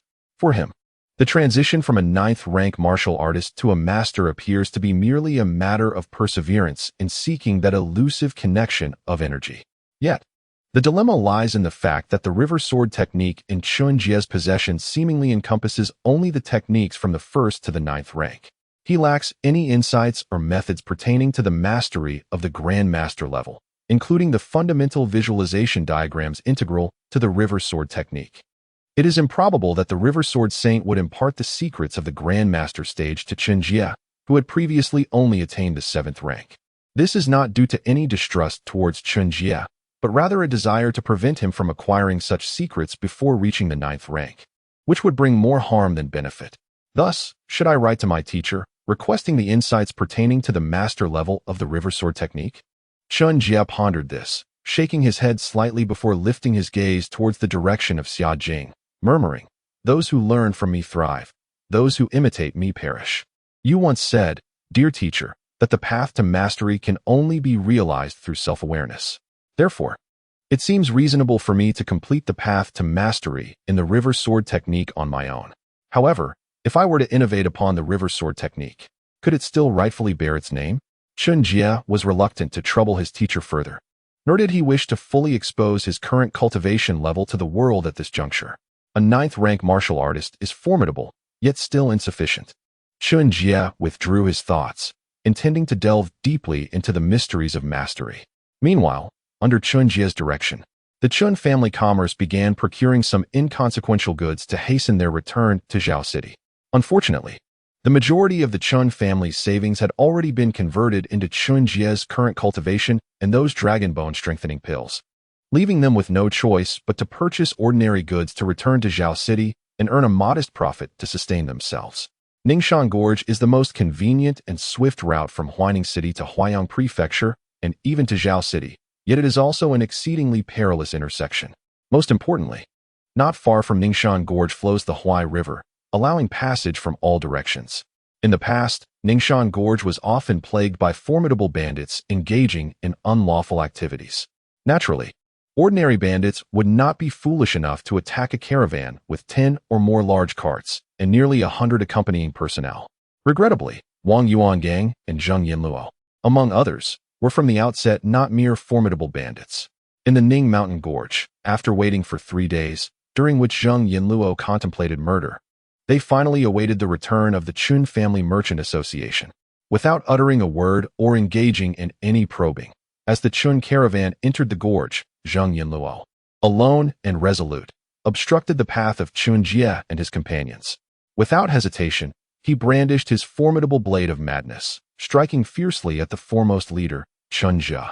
Simultaneously, Wang Yuangang led the elite of the Wang clan, charging forth to intercept the Chen convoy. This ambush was intended by Zheng Yinluo and Wang Yuangang to ensure that no one emerged alive. The blade was swift and merciless. Just as Zheng Yinluo was about to cleave Chen Jie in two, Chen Jie, having sensed the impending danger, flicked his hand, launching a pebble imbued with true energy, deflecting Zheng Yinluo's blade. In a flash, he positioned himself directly in front of Zheng Yinluo, an 8th-tier martial artist, and wielding the Blade of Madness. Are you the long-lost Iron Heart of the Blade of Madness? No, your form differs entirely from Iron Heart. So who are you truly? And why have you come to assassinate the Chen family? As Chen Jie gazed upon Zheng Yinluo, adorned with the Blade of Madness and donning the mask of Yinluo, a deadly intent began to crystallize in his eyes. Chapter 17. Is this the 7th rank? Just moments ago, had it not been for his significant enhancement in spiritual perception after ascending to the 9th rank, he would not have been prepared once the convoy entered the Ningxian Gorge, and would have failed to intercept Zheng Yinluo's formidable blade in time. His son, Chen Jie, would have already perished under Zheng Yinluo's strike. The disparity between the 8th and 6th ranks, compounded by the advantage of a treasured sword, meant that Zheng Yinluo could dispatch Chen Jie without needing a second blow. As he met Chen Jie's frigid gaze, Zheng Yinluo's right hand, which gripped the treasured sword and was poised to unleash a violent assault, trembled slightly. Internally, he raged against Wang Yuangang. Was this truly a 7th rank? A century old? What sort of individuals had the Wang family entangled themselves with? And the Chen family, possessing such prowess, why languish in a mere small town like Zhao City? Cities of greater prosperity, such as Huayang and Huaining, should rightfully be their stage. The larger the city, the more resources and wealth tend to concentrate, and consequently, the greater the number of martial arts masters. Unless one possesses an extraordinary talent that transcends common understanding, it is rare for small towns to nurture truly high-ranking warriors. The journey of a martial artist is dictated by innate talent and the availability of resources. Zheng Yinluo realized he had inadvertently kicked a steel plate. Even a small stone casually thrown by Chen Jie bore a force that was at least equal to his own, if not superior. Meanwhile, Wang Yuangang and his cohort, who had just burst forth to sever the Chen family's retreat, prepared for a massacre but halted their advance as they observed Zheng Yinluo in confrontation with Chen Jie. The Wang family sought to eradicate the Chen family effortlessly through Zheng Yinluo's hand, not to engage in a deadly struggle that would leave both sides battered and broken. Most pressing was the unsettling sensation something was amiss. How could Zheng Yinluo, an apex 8th rank warrior with a notorious temper, be stymied by Chen Jie? Was it possible that the old man's cultivation exceeded the 7th rank? Wang Yuangang sensed the foreboding, even if he obliterated the entire Chen convoy here. As long as Chen Jie, an 8th rank warrior, managed to escape the Ningxian Gorge, the Wang family would still face impending catastrophe. Wang Yuangang's heart raced. But Chen Jie was not inclined to engage in idle banter with Zheng Yinluo. Matters of little importance. After terminating your lives, there would be ample opportunity to gradually uncover your identities. With a cold snort, Chen Jie hesitated no longer and launched a direct assault on Zheng Yinluo. The Chen convoy had no other high-ranking warriors aside from him. If he did not swiftly subdue Zheng Yinluo before dismantling the enemies trailing behind, the Chen convoy would undoubtedly suffer grievous losses. Most of the convoy's members were either Chen Jie's kin or longtime subordinates. In an instant, Chen Jie moved, employing his fingers as a blade, striking towards Zheng Yinluo. Having been forewarned, Zheng Yinluo wasted no time in retaliating, swinging his treasured sword with ferocity aimed directly at Chen Jie's fingers. In a clash between a treasured sword and flesh, even if Chen Jie were a 9th rank warrior, the outcome would invariably result in shattered bones and severed tendons. Yet, regrettably, Chen Jie had never intended to confront Zheng Yinluo's treasured sword head-on. In a moment of extraordinary talent and insight, as Zheng Yinlu swung his blade, Chen Jie had already discerned all the forthcoming variations of Zheng Yinlu's techniques. If we were to equate true energy with a character's fundamental attributes, then the techniques would represent a myriad of skills. After acquiring an extraordinary talent, the array of skills mastered by Chen Jie had silently ascended beyond mere levels.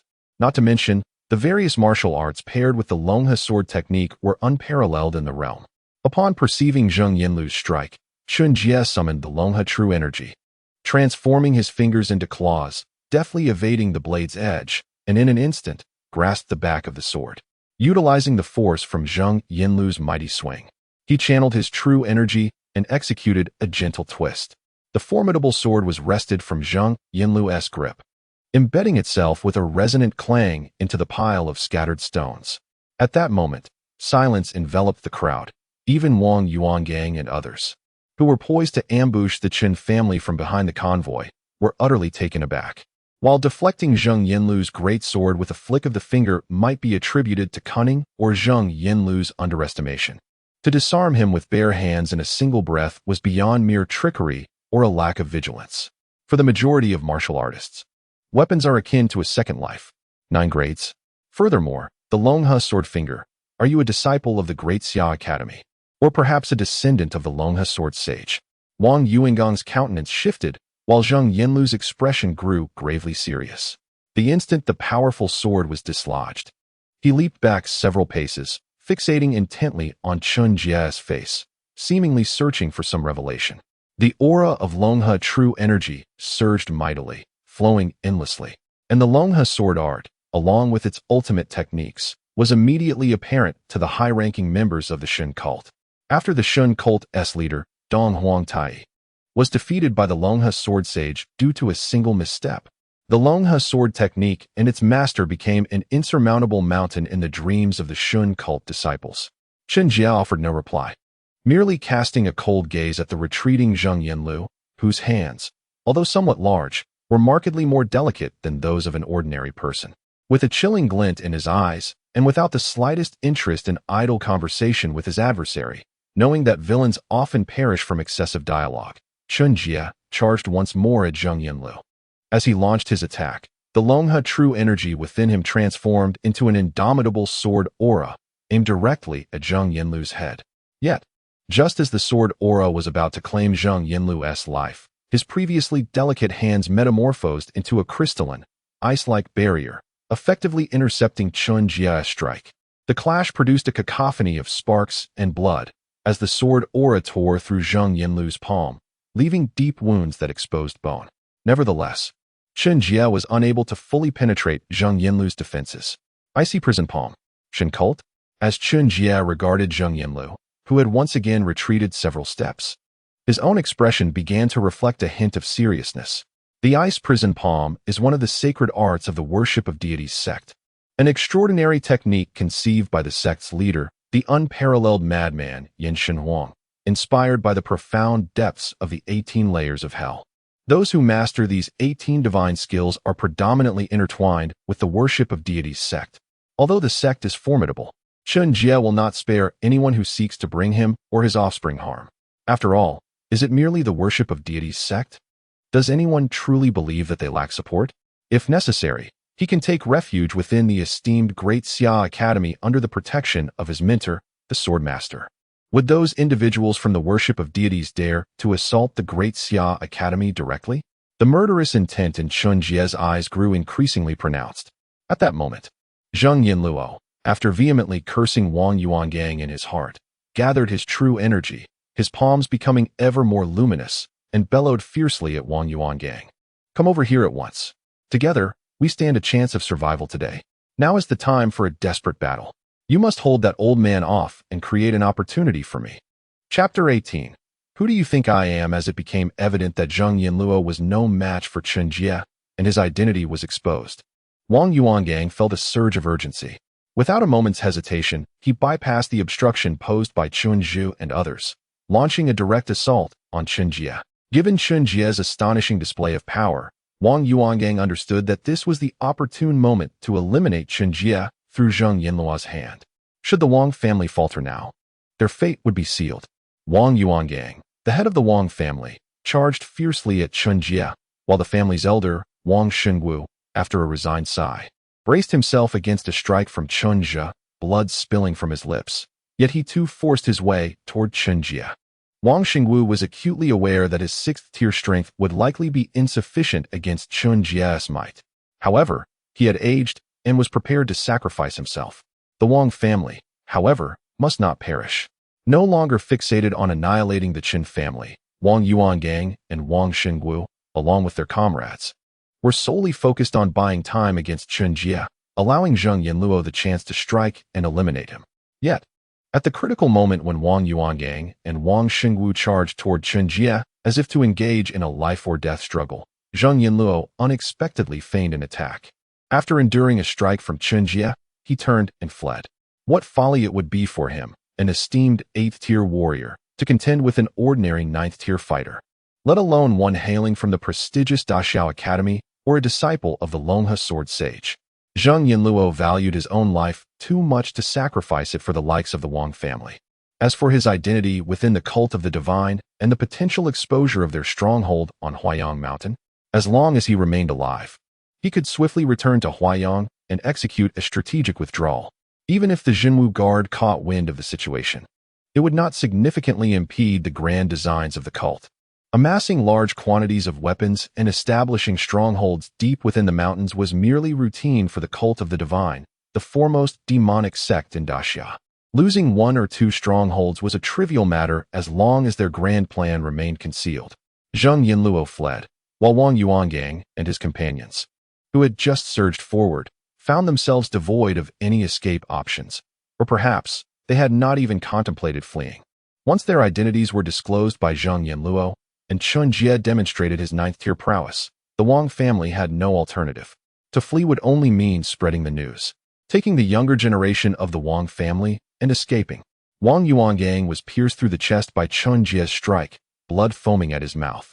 Yet he clung desperately to Chen Jie's arm, calling out to the elite members of the Wang family to disperse and flee. With a change of name and identity, they could evade across Daxia. It mattered not that Chen Jie was merely a 9th-tier warrior. Should he be a master, it would still be challenging to eradicate the Wang lineage entirely.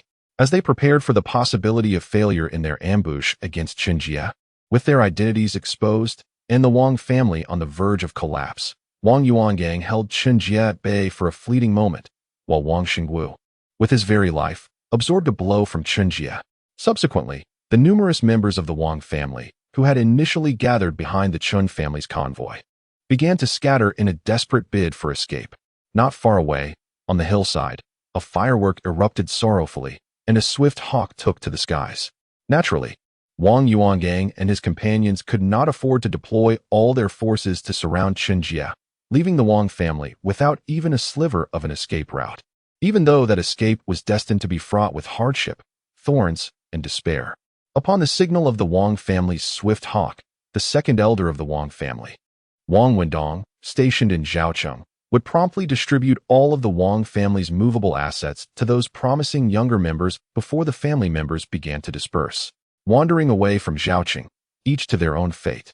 Colluding with the cult of the god of worship and ambushing merchant caravans was undeniably tantamount to treason, an unpardonable crime within the boundaries of the Great Xia. Not only would the furious Qin family, incensed by the failed ambush, seek to annihilate the Wang family, but the Lord of Zhaocheng, the local commander, and even the Great Xia's garrison would not spare the Wang family either. The Wang family was finished. As the members of the Wang family fled in all directions, Chen Jie, after casually discarding the corpses of Wang Yuangang and Wang Xingwu, did not command Chen Jie and the others to pursue them. Instead, he instructed them to prepare for defense and, with a flicker of his figure, set off in pursuit of Zheng Yinluo, who was fleeing. The Wang family had never held any significance in Chen Jie's eyes. Yet, Zheng Yinluo, a peak 8th-grade master of the cult of the god of worship, commanded his attention. The cult of the god of worship represented a considerable threat, and since the awakening of the system, Chen Jie had grown increasingly averse to such troubles. Zheng Yinluo, moving with the speed of a galloping bull, appeared heavy yet was remarkably agile. In the blink of an eye, he had already escaped over 100 meters away, seemingly on the verge of vanishing from Chen Jie's sight. Among the 18 hellish techniques of the cult of the god of worship, Zheng Yinluo was not only proficient in the ice prison palm, but also skilled in the bull running steps. Alas, while he was swift, Chen Jie was swifter still. With the flow of true energy coursing through him, Chen Jie seemed to morph into a torrential river surging towards the sea, leaving behind traces of afterimages. As he surged forth with an ever-accelerating pace directly towards Zheng Yinluo, like a raging torrent, his fingers became as sharp as swords, and with the momentum of the flowing river, he unleashed a long river sword Qi aimed directly at Zheng Yinluo's back. As the sword finger approached, Chen Jie closed in rapidly. Sensing the imminent threat, Zheng Yinluo ceased his attempts to flee and instantly twisted his body, striving to shift to the left. narrowly evading Chen Jie's sword finger. However, despite Chen Jie's sword finger missing its mark, the razor-sharp long river true energy still carved a long gash across Zhang Yinluo's back. Damn it, why must you pursue me?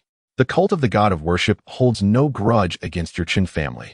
Moreover, though you are a 9th grade martial artist, your advanced age means that if we were to engage in a life and death struggle, even if you emerged victorious, what benefits could you possibly gain? Zhang Yinlu gasped heavily, the mask upon his head trembling with each labored breath, beads of sweat silently trickling down his forehead. Yet, he paid no heed to the perspiration glistening on his face. His unwavering gaze was fixated on Chen Jie, resembling a tiger displaying its fangs and claws before a mighty dragon, striving to exhibit its ferocity. Had he known earlier of Chen Jie's 9th-tier cultivation, had he been aware of Chen Jie's mastery of the Long River Sword technique, and the possible connections to the Great Xia Academy or the Long River Sword Saint, he would not only have feared that the matter regarding the mine could expose the Shundao sect's hideout at Huayang Mountain, he would have been prepared to abandon that very stronghold, ruthlessly eliminating all the foolish members of the Wang family as well. Indeed, the Shundao sect bore no particular enmity towards me. After all, in their eyes, I was once insignificant. However, my master harbors a disdain for the Shundao sect, and she shares a deep-seated vendetta against them.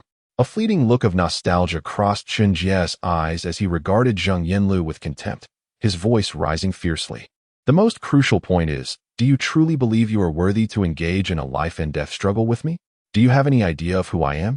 As his words lingered in the air, a surge of vital energy erupted within him, an invisible colossal sword enveloping his entire being, soaring skyward with an overwhelming pressure extending for hundreds of meters. Chapter 19. The Divine Kingdom on Earth, a Sword. The essence of the sword? How could this be? Zhang Yinluo gazed at the soaring sword aura emanating from Chen Jie, his long and neatly groomed beard trembling slightly beneath his mask, a testament to his astonishment. If a typical 9th-grade martial artist would struggle throughout their life to even graze the threshold of a master, there exist prodigies who, even at the 8th or 9th grade, have already placed one foot firmly within the realm of mastery. Undoubtedly, these astonishing talents are those who have comprehended the profound essence of intent. Intent is the beginning of mastery and serves as the ladder to ascend to greater heights. Transitioning from a 9th-grade martial artist to a master hinges upon the harmonious culmination of spirit, energy, and essence, through the aid of precious elixirs and diligent self-cultivation. Most peak 9th-grade martial artists can achieve this completeness before the age of 60. However, the divine is different. Aside from the legendary divine flower that can assist one in unlocking their consciousness and greatly enhancing their spirit, there are generally two methods to strengthen one's mental faculties. First, through countless life and death battles, one can evolve and transcend their spirit on the precipice of existence. It is a matter of victory or demise. Second, those with extraordinary innate talents may, prior to achieving mastery, already grasp the power of intent, allowing their spirit to further elevate. Thus, even a martial artist of the 8th or 9th grade can, through their formidable spirit, forcibly manipulate the essence of the world, resulting not only in a significant enhancement of combat prowess, but also in the gradual nourishment of their soul by the energies of the cosmos. Typically, in the arduous path of ascension through bloodshed, among 100 peak 9th grade martial artists, it is rare for even one to succeed in becoming a master. Yet, throughout the 3 centuries of the Great Xia, those extraordinary geniuses who comprehended intent before achieving mastery have seen 9 out of 10 ultimately step through the gates of mastery. The remaining one often meets an untimely demise, falling to the hands of others before reaching that pinnacle. It can be said that, to a certain extent, intent already symbolizes the future path of mastery. Zhang Yinluo's pupils dilated, his entire being trembling slightly from fear and astonishment. However, in the face of Chen Jie, who had unveiled the essence of the sword, Zhang Yinluo chose not to concede defeat. Instead, he summoned every ounce of his true energy, charging forward with unwavering determination to strike at Chen Jie. I refuse to accept my fate. With a swift motion, Zhang Yinluo's hands transformed into crystalline clarity, and an inexplicable chill began to emanate from his very being. In this moment of life and death, Zhang Yinluo's ice prison palm began to manifest a breakthrough. If he could survive this encounter and take the time to recuperate, surpassing the 9th grade would no longer pose a challenge for him. Alas, he would not have that opportunity. Zheng Yinluo's ice prison palm, imbued with terrifying coldness, surged toward Chen Jie, leaving a frost-laden path in its wake. Yet, how could such mere chill withstand the towering waves of might, or impede the sword light that pierced the heavens? Chen Jie's gaze turned icy, his sword pointing forward, his gray hair billowing as if stirred by an unseen wind. The overwhelming sword energy surged forth, striking Zheng Yinluo with the force of a raging torrent. In the blink of an eye, the torrential sword aura, though briefly frozen, shattered all obstacles before him and surged relentlessly onward, unstoppable, unyielding. The ice prison palm was instantly shattered, and as the sword energy cascaded, Zheng Yinluo's once unyielding hand, as hard as extreme ice, shattered like glass, the destruction spreading upwards. His palm, wrist, and even his entire arm disintegrated into dust of blood and bone under the onslaught of the surging sword energy. Then, with fingers that bore traces of blood, Chen Jie pierced through Zheng Yinluo's mask, his fingertips directly touching the center of Zheng Yinluo's brow. 97th on the blacklist. The silver-clad divine envoy of the god-worshipping sect, Zheng Yinluo. 3 years ago, he annihilated the Long family in Chongning City, and his bounty notice was plastered across the entirety of Chongning Road. Even now, his wanted portrait still hangs above the gates of Zhao City. Chen Jie observed Zheng Yinluo's well-groomed, elongated beard and the blood-soaked visage that, despite its disarray, retained a strikingly distinct allure. He inquired in a deep voice, "Now, can you tell me how the Wang family managed to compel you to take action against me? Was it because of that mine? Or those weapons? Surely, it cannot be worth your personal involvement merely for the secrets of weapon trade, especially after you have been placed on the blacklist." Before his identity as the silver-clad divine envoy was revealed, Zheng Yinluo was renowned as the beautiful beard master, an esteemed 8th-grade martial artist in Chongning County. The mere act of purchasing weapons hardly warranted direct involvement from a blacklisted expert like Zheng Yinluo. Once he acted, regardless of the outcome, the exposure of his identity would bring immense trouble from the town guard, unless there was a far greater secret behind the acquisition of those weapons that must remain concealed. Could it be that you were preparing to construct the so-called terrestrial divine kingdom once again? The notion of building a terrestrial divine kingdom essentially boils down to usurping power and establishing a theocratic state. A century ago, the god-worshipping sect attempted a major rebellion, which was abruptly quashed when their leader was defeated by the sword saint of the Long River in a moment of critical failure. For nearly 100 years, while minor skirmishes have occurred, there have been few rumors of outright rebellion. Zheng Yinluo remained silent, eyes closed, until Chen Jie mentioned the terrestrial divine kingdom, at which point his eyes snapped open, a fervent light flashing within. He exclaimed passionately, "The summer insect cannot speak of ice. One day, the divine kingdom shall descend upon the world, and we, the faithful, shall ascend to the heavens." The day of ascension is not far off. With that fervent declaration, Zheng Yinluo suddenly summoned the remnants of his inner energy, and in an instant, blood erupted from his body, his meridians severed and lifeless. Ascend to divinity? Elevate the faith to the heavens. Thus, is this the rationale behind your cult's manipulation of the ignorant and the suffering of the villagers?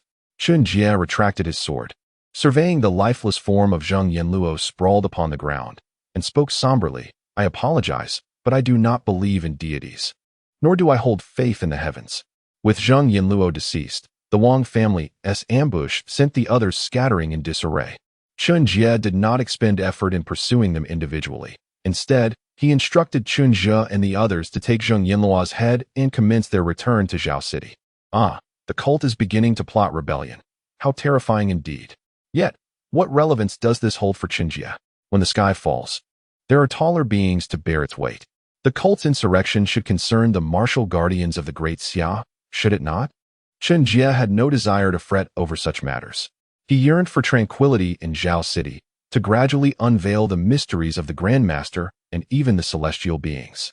Once Chen Jie attains the status of a celestial, what significance would the cult or the Great Xia hold? In this realm, only strength serves as the true foundation that governs all. Before comprehending the secrets of the Grandmaster, Chen Jie believed it prudent to first discern the essence of the so-called realm of intent, as this would be far more beneficial to his cultivation. For instance, he should strive to grasp the true essence of the sword's intent. The soaring sword energy that Zheng Yinluo mistakenly attributed to him was not the authentic sword intent. Rather, those so-called soaring sword energies merely stemmed from Chen Jie's formidable spirit, which forcibly manipulated a portion of the world's primal energies, thus creating effects comparable to sword intent. Chapter 20. The awe of the town martial guard. Ordinary martial artists may struggle to comprehend the chasm that exists between a ninth-tier warrior and a master. The exalted masters, ensconced in their lofty realms, seldom divulge the secrets of their rank to others.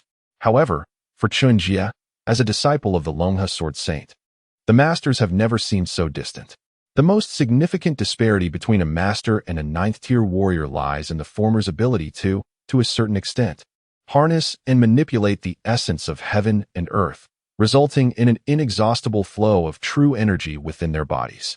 The destructive power they wield far surpasses the imagination of others, while the ninth-tier warrior is confined to relying solely on the true energy within themselves. In both quality and quantity, the difference is akin to that between heaven and earth.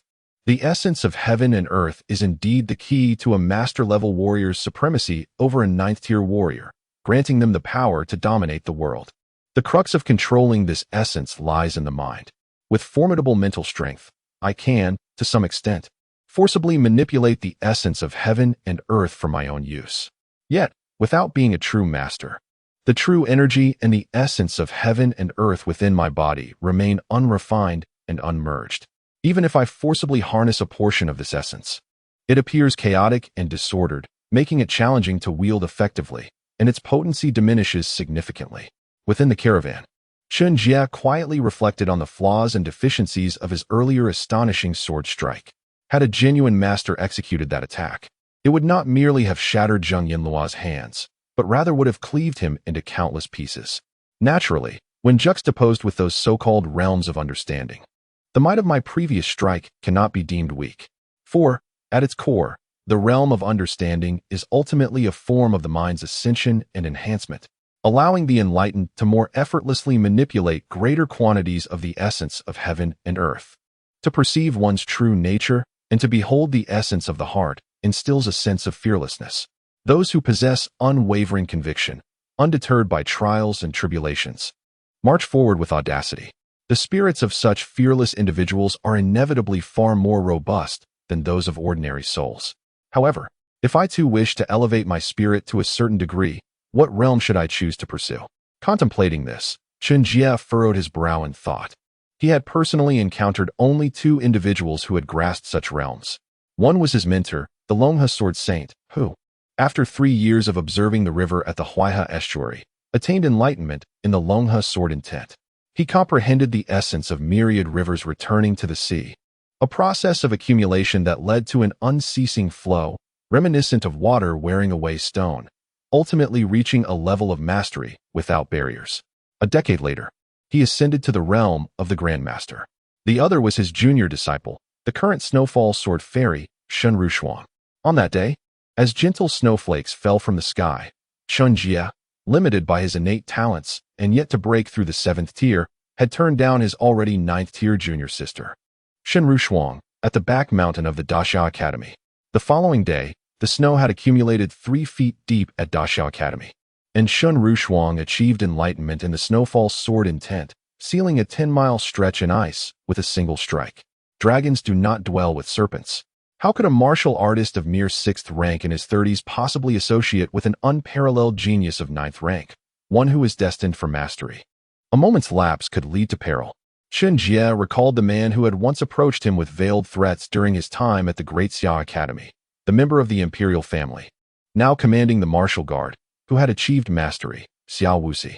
Xiao Wuxi had persistently pursued Chen Rushuang, and it was said that even now he remained unmarried. The concept of I Ching represents the transcendence of one's spirit, a subtle elevation beyond the confines of the physical body, anchored in unwavering conviction. In my 2 lifetimes, what have I steadfastly believed in? What kind of profound insight can elevate my spirit, allowing it to transcend the limitations of the corporeal and confront the forces of the universe? As these thoughts crossed Chen Jie's mind, a sense of confusion washed over him. Even without having comprehended the essence of I Ching, if one possesses a formidable spirit capable of forcefully manipulating the elemental energies of the world, then should Chen Jie achieve enlightenment, allowing his spirit to ascend further and harmonize with the spiritual essence of the cosmos. He could rival a master even if he had not yet attained that status. Yet, regrettably, he found himself at a loss, unable to discern any semblance of understanding regarding his own I Ching. However, with the system at his disposal, and endowed with extraordinary talent, could one not attain mastery without the need for such enlightenment? If strength is all that matters, then the elevation of spirit is inconsequential.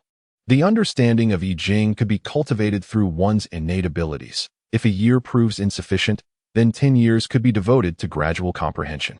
Chen Jie felt that he had ample time ahead of him.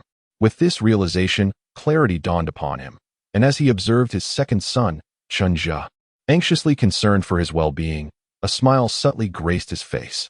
After departing from Ning Mountain Gorge, the journey of Chen Jie and his companions unfolded without further incident, and they swiftly returned to Zhao City. Shortly after their departure from Ning Mountain Gorge, two figures clad in dark garments, adorned with silver tokens, began to meticulously investigate the battlefield where Chen Jie and Zheng Yanluo had fought.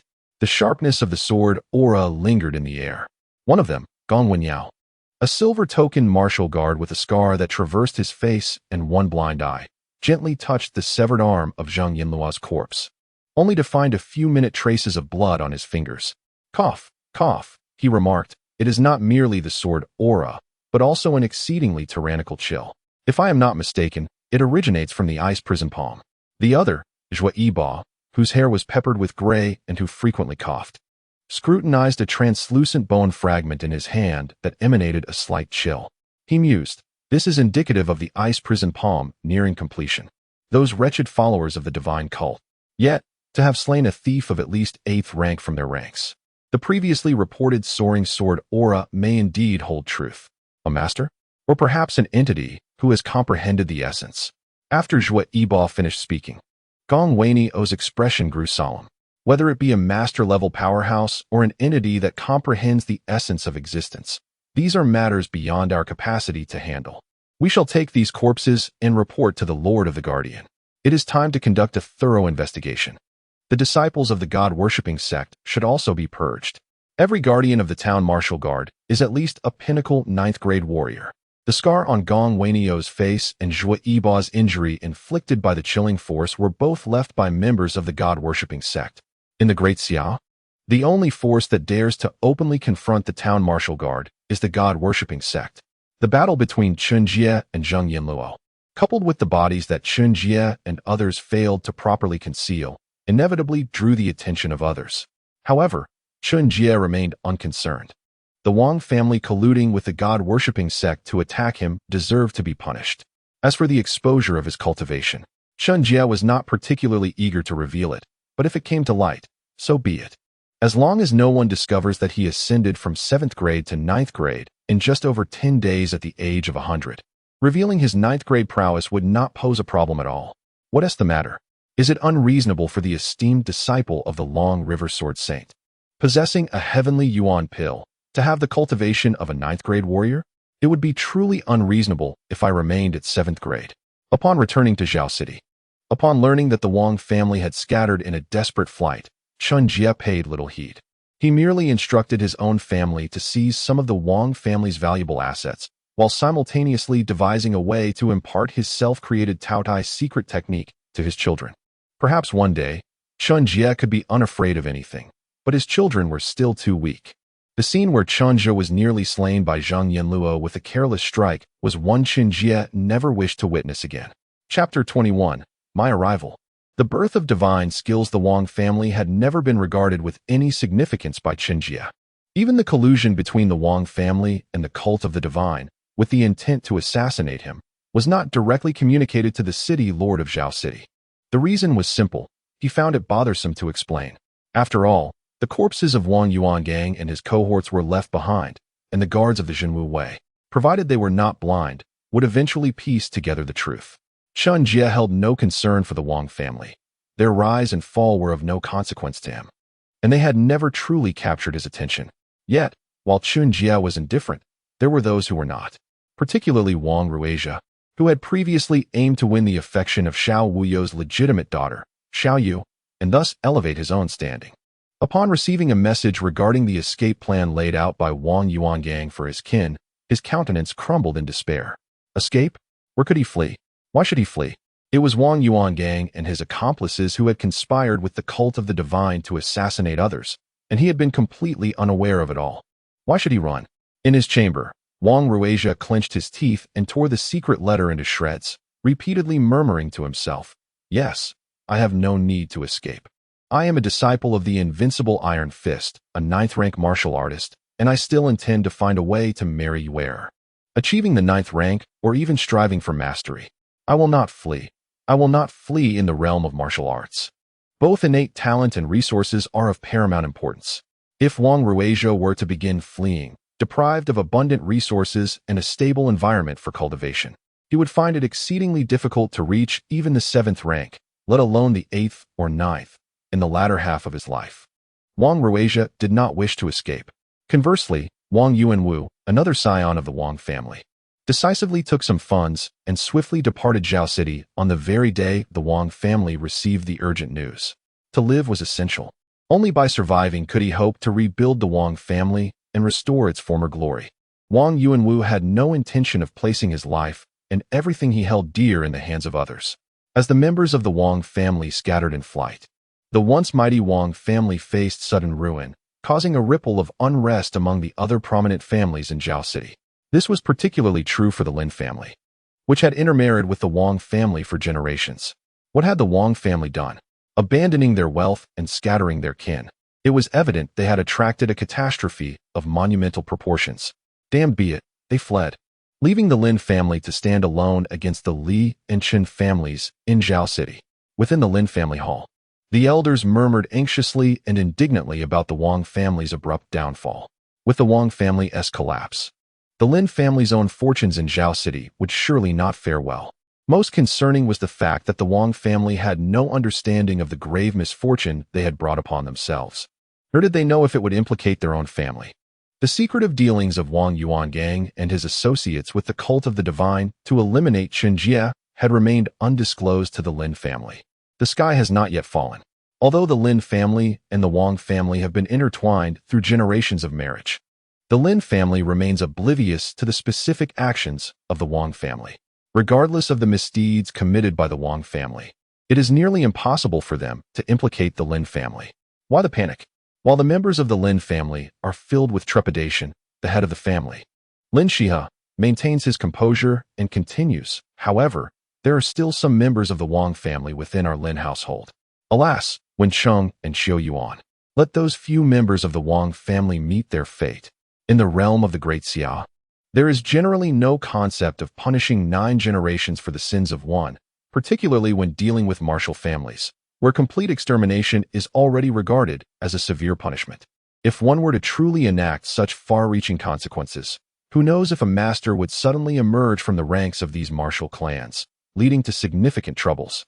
In a world where ordinary individuals might possess extraordinary martial prowess, the law tends to be increasingly cautious. The Lin family has begun to discreetly deal with the Wang family members residing within their ranks. For ordinary families facing defeat, there is no necessity for such measures. However, the Wang family's calamity, which has led to their abandonment of both assets and kin, compels Lin Shihua to act with prudence. Even if it temporarily tarnishes the reputation of the Lin family, it is far more prudent than allowing the Lin family to become entangled in a major catastrophe. Within Zhao City, undercurrents are swirling, and both the city lord and the military commander find themselves perplexed. For martial families within the territory, as long as they do not cause trouble, the Great Xia court typically refrains from interference. After all, many local affairs rely on the support of these prominent families. However, the sudden demise of the Grand Wang family in Zhao City raises questions. The downfall of a martial family is not uncommon, and the court may even welcome such developments. But their ignorance regarding the reasons behind the Wang family's collapse is troubling. They are officials appointed by the Great Xia court to oversee the area. They cannot simply be puppets. Consequently, the city lord and the military commander begin to mobilize personnel to investigate the affairs of the Wang family. Meanwhile, within the Chen family, Chen Jie gathers his children and begins to impart the secret techniques he has developed. Humans weaken by consuming grains, while deities thrive on vital energy. Even the most exceptional masters do not live beyond a few centuries. Is there truly any being that is immortal?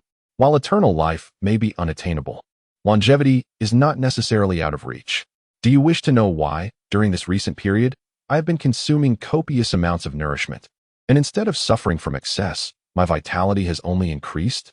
Chen Jie addresses his eager children, their eyes gleaming with anticipation. The majority of the nutrients we rely on for survival stem from the food we consume, and indulging in martial treasures can greatly enhance our martial cultivation. The noble families and royalty, who achieve remarkable prowess in martial arts at a tender age, predominantly owe their success to a continuous supply of precious resources from the moment of their birth, enabling them to advance rapidly along the path of martial cultivation. However, our limited resources and the modest influence of the Chen family prevent us from amassing countless treasures for your training. Yet, is it impossible to enhance one's martial skills without consuming these rare resources? I do not believe so. In this world, all things are imbued with the essence of heaven and earth, differing only in the abundance of this vital energy. Some are rich in essence, allowing for swift absorption, while others are so sparse that the average person cannot harness them at all.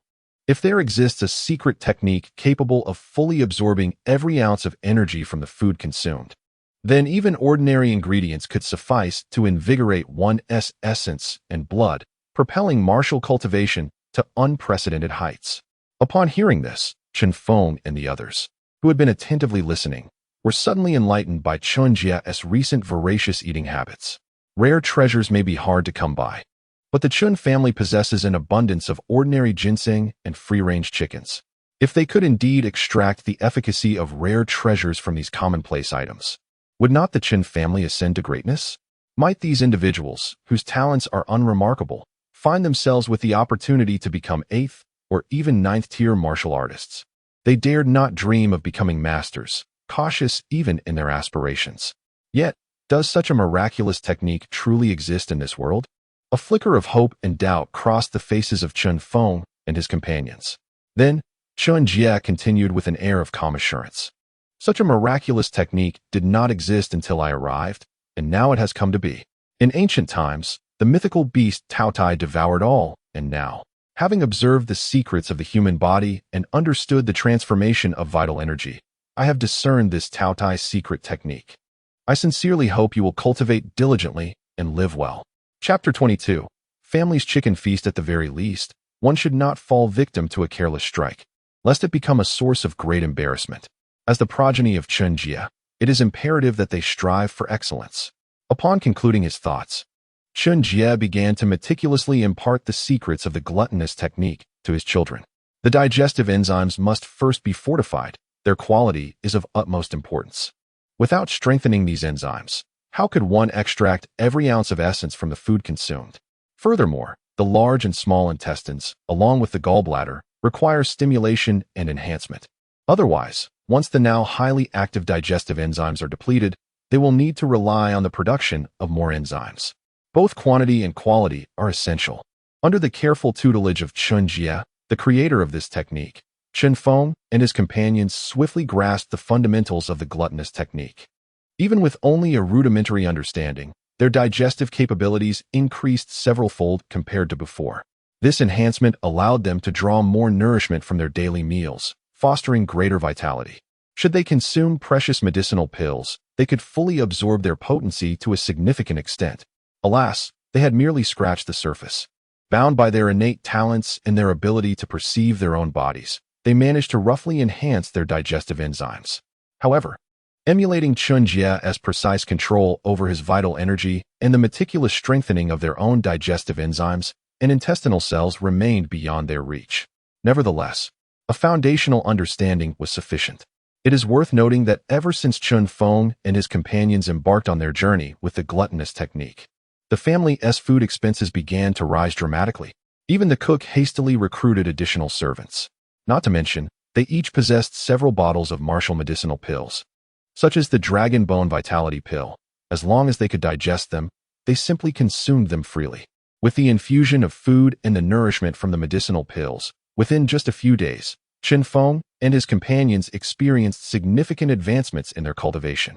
Among them, Chen Jie, already a sixth-tier martial artist with commendable potential, benefited from Chen Jie's personal guidance and practice sessions. After narrowly escaping death at the hands of Zheng Yanluo, he mastered the gluttonous technique, resulting in a surge of vitality and an increasingly robust vital energy. Under Chen Jie's watchful eye, he broke through the Yang Meridian and connected to the small heavenly cycle, thereby attaining the seventh tier. A seventh-tier martial artist is a position of great distinction within the small city of Zhao. The heads of the Li and Lin families, as well as the city's commander, are merely seventh-tier martial artists themselves. As for the city lord, apologies, but he possesses only fifth-tier cultivation. However, the civil officials responsible for local governance maintain adequate strength to avoid being easily overwhelmed by minor adversaries. When it comes to apprehending formidable thieves, the commander or even the town's martial guards would step in. Chen Jie's achievement of the seventh tier ignited envy among Chen Feng and his companions, prompting them to intensify their training efforts. They even persevered through several additional bowls of ginseng chicken soup, despite feeling on the verge of nausea. The entire Chen family, amidst their lavish feasting, began to experience rapid advancements in their martial prowess. Chen Jie's grandchildren, all of whom had surpassed the age of 20 and possessed a modicum of composure, gradually commenced their training in the art of gluttony under his guidance. Were it not for the tender age of the younger children, who lacked sufficient true energy to activate the gluttonous techniques, even those in their early teens would have been encouraged to transform into voracious eaters. The cultivation of martial skills ought to commence from a young age, as nurturing one's vitality and strengthening one's physique is best initiated in childhood. The Chen household flourished vibrantly, and the grand estate gradually became enveloped in the savory aroma of chicken stew with ginseng. The kitchen was perpetually ablaze with activity. Had the Chen family not been relatively small in number, the price of chicken in Zhao City would surely have surged. Indeed, ginseng had recently seen a slight increase in price, yet it remained affordable for the Chen family. However, while the Chen clan indulged in their feasting and diligent training, the lord of Zhao City, Zhui Xiefeng, along with the constable Quan Hongfei and several officers, arrogantly stormed into the Chen residence. The subsequent skirmish between Zheng Yanluo and Chen Jie had left the members of the Tianxia Chamber of Commerce bewildered. None had glimpsed the visage of the notorious Zheng Yanluo, ranked 97th on the blacklist. Yet, the merchants who had witnessed the demise of Wang Yuangang and the Wang family's elder, Wang Xingwu, at Chen Jie's hands, as well as those who had perished at the hands of Chen Zhu and others, would certainly recognize the truth. Zhao City was not vast, and the news of Chen Jie's actions had inevitably spread. Nevertheless, this matter was of little consequence to Chen Jie, who had never intended to conceal it nor instructed his associates and kin to suppress the events that transpired in Ningshan Gorge. If others sought to ambush him, it was merely an act of self-defense. Ridding the world of evil was a righteous endeavor. "Where's the head of the Chen family?" one of the officers demanded. "We have come in accordance with the law to inquire about the deaths of Wang Yuangang and others. We request the head of the Chen family to step forth and provide an explanation. To evade us, does it imply a guilty conscience?" Within the grand hall of the Chen residence, only Chen Jie, who was visibly full and flushed from the feast, received the visitors. Constable Quan Hongfei's expression hardened as he proclaimed in a stern voice, "I, a dignified constable, accompanied by the lord of the city, have come to pay a visit. And yet you present but one individual, one who is occasionally belching and reeks of chicken? Not even Chen Feng has been sent to represent the family?" In Chen Jie's advancing years, he had entrusted the responsibilities of the family to Chen Feng, who managed their affairs. Is this a slight against the laws of the great Xia, or a contempt of my authority as constable of Zhao City? Do you truly believe that? Because the imperial court seldom concerns itself with martial families like yours, you can act as local tyrants? You are merely peak 7th rank, perhaps reaching 8th rank martial artists. And before the great Xia court, you are nothing. In the city of Zhao, the captain Quan Hongfei and the city lords Zhui Xiefeng were only aware of Chen Jie's involvement in the demise of Wang Yuangang and his companions. However, they remained oblivious to the true identity of the masked figure who, after revealing the identities of Wang Yuangang and others with 2 swift moves, had fled the scene. They were equally unaware that Chen Jie had transcended the ranks of a mere 7th or 8th grade martial artist, standing instead as a distinguished 9th grade warrior, a figure of high caliber within the Great Xia. Captain Quan Hongfei's expression darkened, and the countenance of city lords with Xiefeng was etched with frost. Accustomed to their elevated status, they felt profoundly disrespected by the seemingly insignificant Chen family. To disregard them was to disregard the authority of Great Xia itself, an affront that could warrant dire consequences. They contemplated bestowing upon the Chen family a few unflattering labels, justifying a thorough reprimand. Exchanging a glance, Quan Hongfei and Zhui Xiefeng silently resolved to take action. When faced with the captain's inquiry, Chen Jie was momentarily taken aback, only to quickly adopt a similarly stern demeanor. The members of the Chen family were currently preoccupied with consuming nourishing soups and medicinal pills to enhance their cultivation, aspiring for a swift breakthrough to the 7th grade. Were it not for his own recent success in surpassing that threshold, Chen Jie would have been disinclined to engage with the city lord and the captain of Zhao. There was an inherent discord between a martial arts family like the Chens and the officials of the Great Xia court. While the city lord and the captain typically refrained from meddling in the affairs of the martial arts families, they often seized opportunities to exert their influence over these clans, extracting benefits and reinforcing their own presence. Chen Jie, who frequently managed trade affairs across the realm, had not been a stranger to the oppressive tactics employed by the city lord and the captain. Yet, it was one thing for the city lord and captain to maintain their lofty positions. It was another for them to confront the Chen family following a harrowing ambush by the Wang family in collusion with the cult of the divine worship. Thankfully, due to his father's discreet cultivation, they had managed to turn the tables on their attackers. Rather than expressing concern or seeking to understand the circumstances surrounding the cult, the city lord and captain approached in a manner indicative of seeking retribution. Did they truly suspect the integrity of his father? Did they dismiss his father's status as a 9th grade warrior and the Chen family as inconsequential? With a frostbitten visage, Chen Jie summoned his inner energy, revealing his prowess as a 7th grade warrior. He responded with gravitas. The head of the Chen family is currently occupied with pressing matters and cannot entertain visitors. Wang Yuangang and his associates conspired with the cult of the divine worship to ambush my family, and they were slain by my father. According to the laws of the Great Xia, their demise was justified. Is there anything else you require an explanation for? Chapter 23. The garrison commander Jiang Xiang, upon meeting the senior Chen Jie, the aura emanating from him, indicative of a 7th-tier martial artist, caused both Colonel Quan Hongfei and city lords with Xiefeng to stiffen momentarily, their expressions evolving into one of grave concern. Within the Chen family of Zhao City, aside from Chen Jie, the presence of another 7th-tier martial artist indeed took Quan Hongfei and his companions by surprise. However, the addition of yet another 7th-tier warrior to the Chen family would hardly alter the grand scheme of things. Yet, the implication of Chen Jie's claims regarding the Wang family's collusion with the cult of the divine was a matter of grave significance. As the foremost heretical sect of the Great Xia, the cult of the divine stood as the primary target of the Great Xia's martial guardian, regarded not merely as a pariah, but as an entity universally reviled. It was common knowledge that any respectable martial arts family within the Great Xia must publicly sever ties with the cult, harboring long-standing grievances. The private affairs of such families, however, remained obscured until exposed. Who could truly discern their clandestine alliances? This time, the Wang family's dealings had been laid bare, and it was no wonder that its members cast aside their fortunes in a desperate bid for survival. A truly serious predicament had arisen. Yet, what enmity or grievance could compel the Wang family to ally with the cult of the divine in a concerted effort to eliminate the Chen family? Was it a consequence of Chen Jie's ascension to the 7th tier, indicating the Chen family's resurgence, which drove the Wang patriarch to madness, prompting such an unthinkable alliance?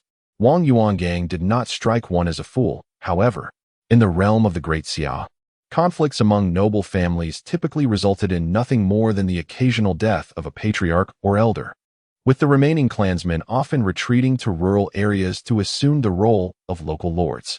Generally, rival families would refrain from incurring the wrath of the martial guardian by engaging in complete eradication.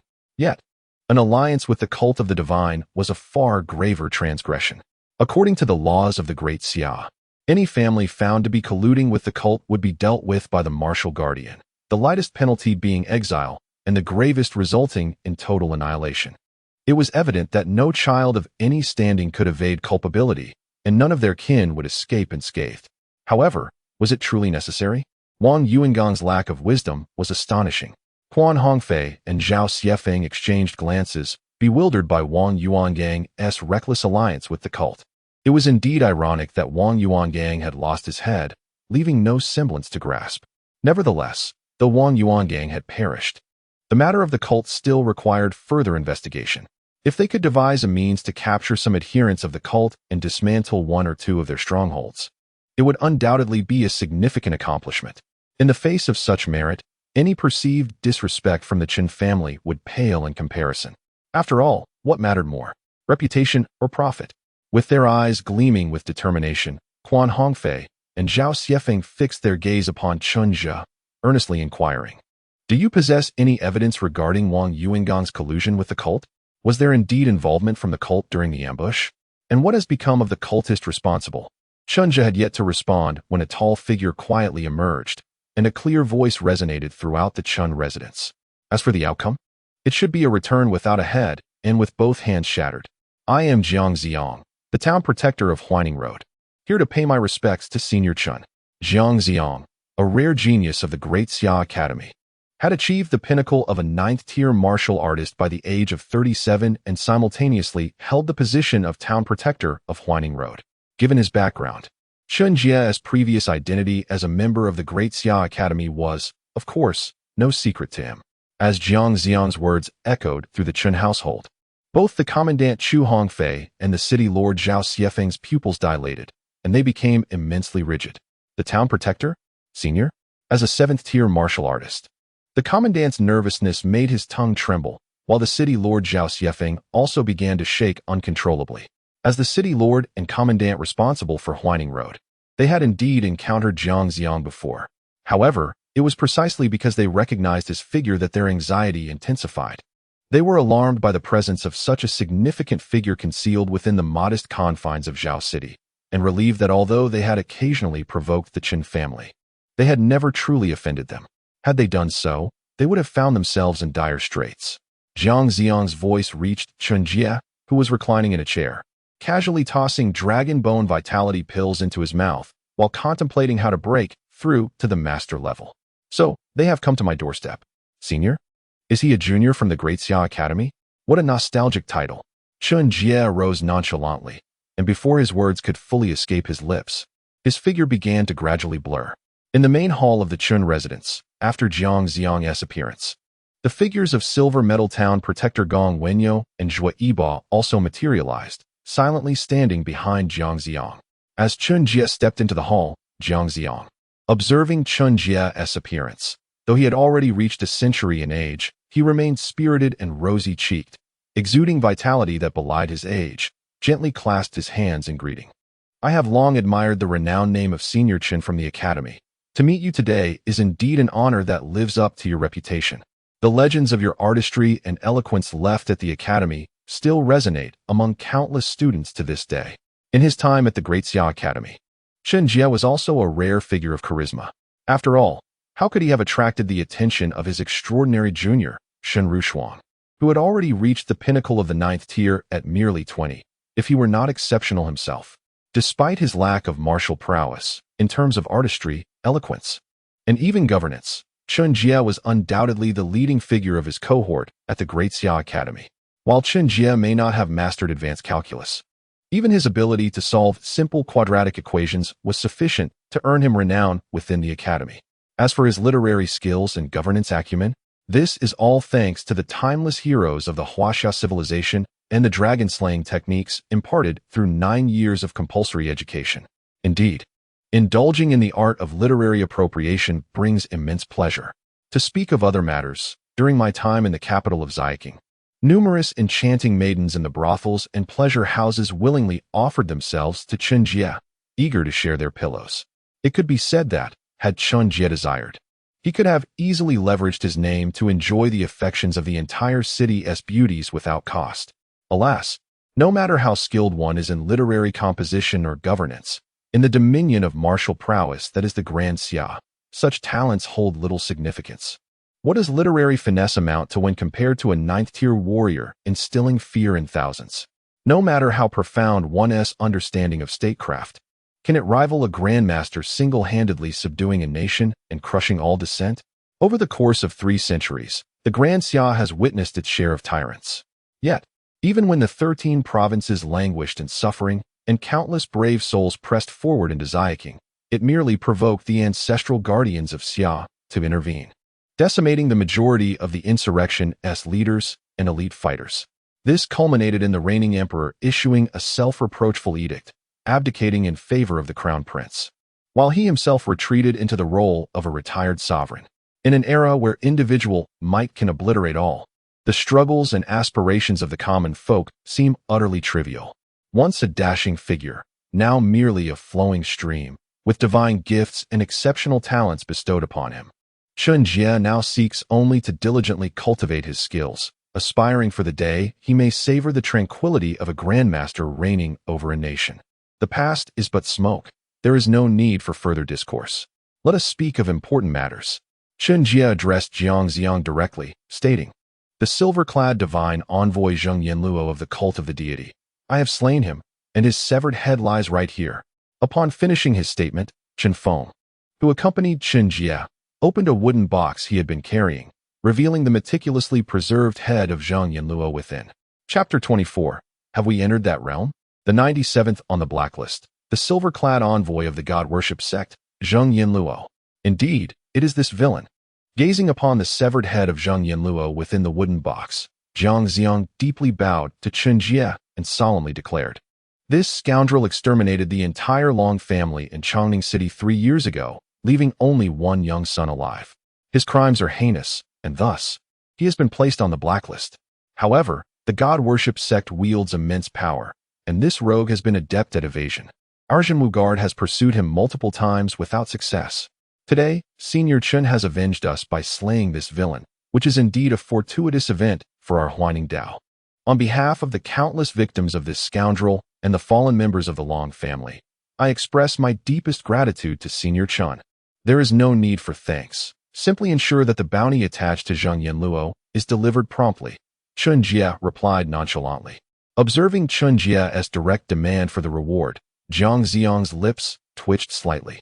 In his memory, Chen Jie was one of the legendary figures of the Daxia Academy, excelling in arts, techniques, and governance, embodying the essence of an ethereal and transcendent genius.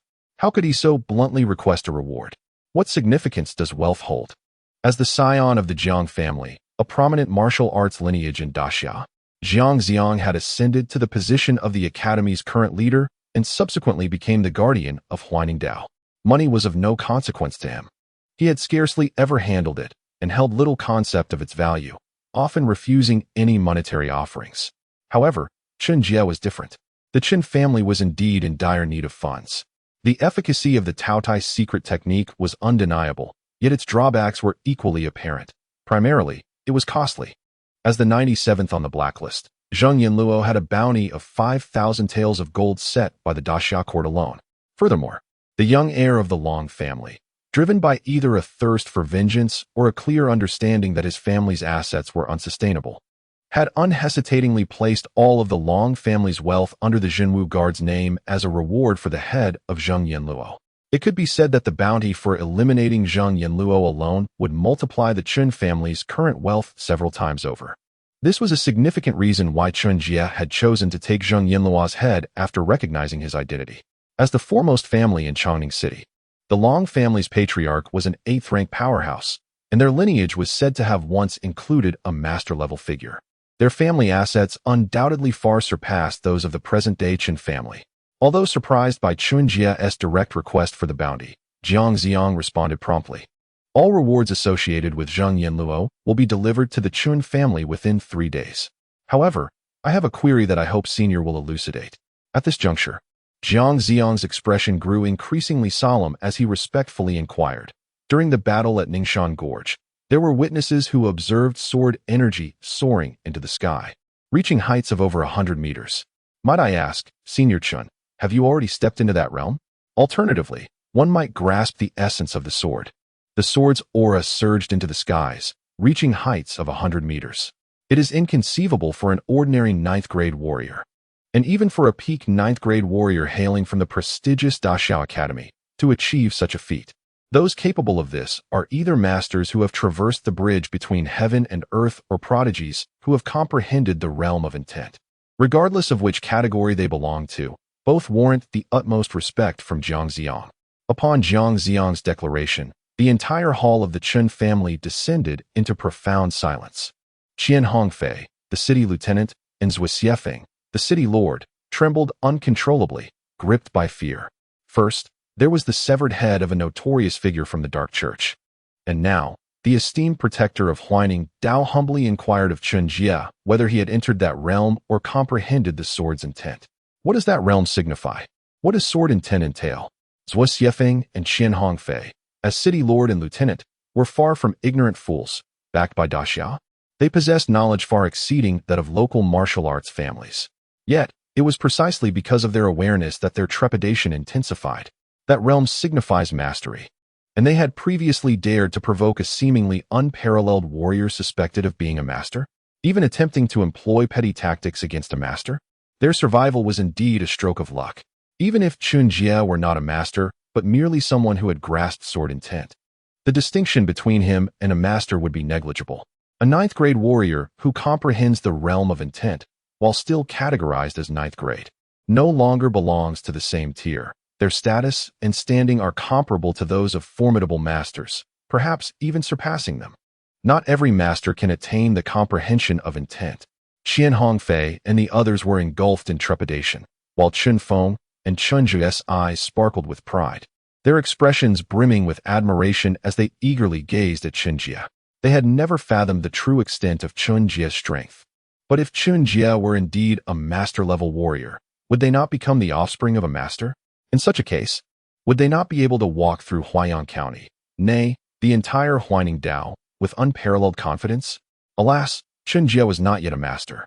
Looking at Jiang Ziang, who respectfully inquired of him, and the crowd filled with reverence and anticipation, Chen Jie solemnly replied, I have not yet entered that realm, nor have I comprehended sword intent. The soaring sword aura from that battle was merely a manifestation of my understanding of the Changhe sword technique and some minor techniques gleaned from the secrets of masters. Indeed, I have not yet achieved mastery. After all, to unblock the Ren and Du meridians and traverse the bridge between heaven and earth requires the perfect harmony of essence, qi, and spirit. Presently, I am close to meeting the spiritual threshold thanks to the enhancement of my soul from my second life. Regardless of whether it is vitality or true energy, the aged Chen Jie, who has recently ascended to the rank of a ninth-grade martial artist, seeks to attain perfection in both essence and spirit, even with the assistance of the secretive Taotai technique and the daily consumption of dragon bone blood-strengthening pills. Significant time is required for nurturing and enhancement. Upon hearing Chen Jie's response, Zhao Xiefeng and Quan Hongfei, who had been holding their breath, exhaled deeply in relief. Thankfully, he is not yet a master and has yet to comprehend the realm of profound understanding. Nevertheless, it appears he is a ninth-grade martial artist and also a senior to Lord Jiang Ziang, the Guardian. This poses no threat. After all, they are equally formidable. Once they offer their respects, the matter is settled. Zhao City, once under their dominion, now seems to belong to Chen Jie and the Chen family, who they believe are the true sovereigns of the entire Zhao City.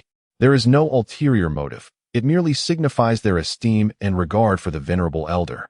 Quan Hongfei and Zhao Xiefeng withdrew to a corner, quietly assuming the role of a competent backdrop. Only Chen Feng and Chen Jie displayed a fleeting look of perplexity upon hearing Chen Jie assert that he is not yet a master. How could their patriarch, who has developed a technique capable of potentially shaking the foundations of the great Xia, not be considered a master? What caliber of individual is required to attain such a status? Is it truly the case that their father is not a master? After all, who could have anticipated that just a month prior, they steadfastly believed their father to be an ordinary centenarian seventh-grade martial artist, worrying that upon his passing, the Chen family would lack even a seventh-grade martial artist and might struggle to maintain their standing in Zhao City? Their father has indeed been exceedingly humble. Chen Feng and Chen Jie expressed profound skepticism regarding Chen Jie's assertion. Chapter 25. The peach blossoms still smile in the spring breeze. Chen Feng and Chen Jie wore expressions of confusion. Upon hearing the news that Chen Jie had yet to step into the realm of the Grandmaster, Jiang Xiang let out a sigh, laden with meaning, and remarked, "The path to the Grandmaster's realm is indeed arduous. Even a talent such as Senior Chen struggles to cross that threshold. As for me, despite possessing some modest gifts, the Grandmaster's realm appears to be as distant as the heavens. It seems that only extraordinary figures like the Snowfall Sword Immortal and the Wise Prince can successfully achieve Grandmaster status." As Jiang Xiang's words faded, a glint of brilliance flashed in Chen Jie's eyes. The Snowfall Sword Immortal, Shen Rushuang, had once been infatuated with him, while the Wise Prince, Xiao Wuxi, had once posed a veiled threat to him. A wave of unease washed over Chen Jie as he suddenly recalled that both Shen Rushuang and Xiao Wuxi were still unmarried. As Grandmaster-level beings, they could live for 2 centuries, their appearances rejuvenating upon reaching that pinnacle, remaining youthful until the very end of their lives, when their vitality wanes. In terms of age and beauty, both Shen Rushuang and Xiao Wuxi could undoubtedly be considered in their prime. As Grandmasters, they had ample time to survey the world for 100 years. Chen Jie's thoughts raced, and his gaze toward Jiang Xiang grew somewhat frosty. The town guard was under Xiao Wuxi's command, and Jiang Xiang, as the garrison commander of Huaining Dao, was likewise a subordinate of Xiao Wuxi. What did Jiang Xiang truly mean by those words? Chen Jie's expression turned increasingly cold, only to swiftly shift to one of melancholy. A hint of resignation flashing across his face as he sighed. In comparison to Rushuang and the others, I indeed fall short in many ways. I cannot help but wonder how Rushuang and my esteemed teacher, the Sword Master, have been of late. I recall that Rushuang adores the peach blossoms of the Great Xia Academy. I wonder if they have bloomed beautifully this year. Moreover, my teacher has a fondness for fine wine. The Qian family sends him 100 jars of aged Snow Mountain brew each year. I wonder if, aside from the Snow Mountain brew, he has developed a taste for other exquisite wines. Pausing for a moment, Chen Jie continued with a bitter tone, "Alas, my talents are meager, and I have been away from the academy for decades. With my advancing years, I am uncertain how many more I have left to live. It is regrettable that the Chen family requires my presence to maintain order. Before I pass, it seems unlikely I will behold the peach blossoms of the Great Xia Academy once more or share a jar of Snow Mountain brew with my teacher." Uncertain of Jiang Xiang and Xiao Wuxi's true intentions, he thought, "There is no other course but to act. I am already an old man, with one foot in the grave. Do you truly wish to target me? Do you consider my sister, the Snowfall Sword Immortal Shen Rushuang, and my teacher, the Sword Master, to be mere clay figures?" Having said this, Chen Jie fell into a deep silence, while Zhao Xiefeng and Quan Hongfei, who had been standing by as mere background figures, now displayed expressions of serene indifference. Isn't it true that this centenarian, aside from being a 9th-tier martial artist, hails from the esteemed Daxia Academy, with his junior sister being the renowned Snowdrift Sword Immortal, Shen Rushuang, and his master being the illustrious Grandmaster Chang'e, the sword sage and teacher? What is there to boast about? We, on the other hand, stand resolute, effortlessly welcoming winds from all directions. Quan Hongfei and Zhao Xiefeng have long since exhausted their capacity for astonishment, regardless of whether one is a 9th-tier martial artist or a master-s acquaintance. A disciple of a grandmaster, all are formidable beings to be reckoned with, and merely showing reverence suffices. Conversely, the previously unflappable silver metal town guardian, Zhui Yiba, along with Gong Wenyo, began to exhibit expressions of astonishment, their gazes towards Chen Jie softening subtly. They had only known that Chen Jie was undoubtedly a 9th-tier expert, perhaps even a master, yet they could never have anticipated that this seemingly unremarkable elder was, in fact, a disciple of the Chang'e sword sage and had a commendable relationship with the Snowdrift Sword Immortal, Shen Rushuang. Indeed, true masters are rare, and strong individuals often share familiar ties with one another. As the Daxiao Academy, a bastion of enlightenment, nurtures countless talents of the Daxiao realm, the Chang'e sword sage, a pillar of Daxiao, wields an immeasurable influence, particularly in the absence of the royal ancestors who have long secluded themselves. The Snowdrift Sword Immortal, too, enjoys a multitude of followers within Daxia. Zhui Yiba and Gong Wenyo, both of humble origins, would likely have never ascended beyond the 7th tier had it not been for the Daxiao Academy's teachings and the abundant resources provided to them. The Daxia Academy, known for its inclusivity, has garnered immense gratitude from numerous disciples of humble origins for the sword sage's benevolence. Each year, the Snowdrift Sword Immortal plants a peach blossom tree within the academy, and with every spring, these blossoms grow ever more vibrant. It is only a matter of time before the academy is adorned with a profusion of peach blossoms, dazzling the world. However, the master has not been known to favor any other fine wines. Aside from the pure brew from the snowy mountains, he likely finds all other wines unpalatable. Yet, while exquisite wine is easily obtainable, the number of individuals capable of sharing a drink with the master has dwindled. Mr. Wu and Mr. Liu passed away years ago, and Mr. Ba vanished from the Daxia Academy 5 years prior, his whereabouts unknown. As it stands, the number of living disciples of the master has become quite scarce. Chen Jie directly invokes the emotional ties with Shen Rushuang and the sword sage, prompting Zhang Xiang to respond earnestly after a brief silence. While it is permissible to test Chen Jie under the orders of the astute Prince Xia Wuxi, as a disciple of the Daxia Academy, Zhang Xiang is filled with respect when confronted with the Snowdrift Sword Immortal and the towering Changhe Sword Sage. After all, Chen Jie remains a direct disciple of the Changhe Sword Sage.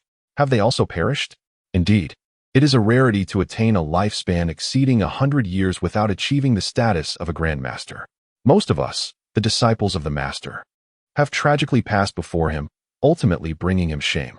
The only ones who could accompany him to the end are likely the 4th senior brother and the junior sister Rushuang. The master has taken in 9 disciples, with Chen Jie ranked 7th and Shen Rushuang ranked 9th, being the last of his direct disciples. Yet here we are, with the master now over 2 centuries old, and most of his disciples have not reached the level of grandmaster, fading into oblivion. Failing to become a grandmaster, a lifespan of 100 or 105 years has become the legendary limit for martial artists. In reality, it is exceedingly rare for a 9th-tier martial artist to live to be 100 or 102. The vast majority of high-ranking martial artists do not even reach the age of 100. Chen Jie sighed softly, then murmured, "But does Rushuang still plant a peach blossom tree each year?" He vaguely recalled that Shen Rushuang's love for planting peach blossoms began the year he turned down her affections. Last year on this day within these gates, the beauty of her face was mirrored by the vibrant peach blossoms. The beauty is now nowhere to be found, yet the peach blossoms continue to smile in the spring breeze. This poem was penned by Chen Jie during his time at the Daxia Academy. Chapter 26. To be a man or to become a god. Zhang Xiang did not linger in the Chen residence. Upon confirming that the one who had slain Zheng Yanluo was the legendary figure Chen Jie from the academy, and that Chen Jie had not yet achieved the realm of a master or comprehended the essence of martial arts, he solemnly led the 2 silver-clad guards, bearing Zheng Yanluo's severed head, away with urgency.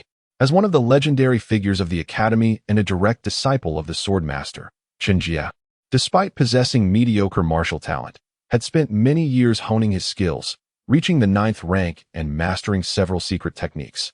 Thus, it was entirely reasonable for him to have dispatched an 8th-rank Zheng Yanluo. After all, a disciple of the sword master, with average talents, would typically reach the 9th rank, while those of exceptional ability would ascend to mastery. Why, then, did Zhang Xiang's countenance betray such gravity? It was undoubtedly due to the alarming intelligence that Chen Jie had disclosed regarding Zheng Yanluo's purchase of a substantial arsenal from the Wang family, alongside the strong likelihood that the cult of the divine was preparing to rebel, plotting to re-establish a terrestrial kingdom of gods. Chen Jie harbored a disdain for Prince Xia Wuxi, the commander of the guards, and by extension, a disfavor for the entire royal family of the great Xia, as well as the guards themselves. Yet, when compared to the royal family, it was the fanatical adherents of the cult of the divine that he despised even more. While the royal family of the great Xia might be rife with various flaws, and the common folk within the realm might not lead particularly stable or happy lives, at least those in the royal family were still human, akin to the commoners. Both the academy and the guards endeavored to safeguard the lives of the ordinary people of Great Xia.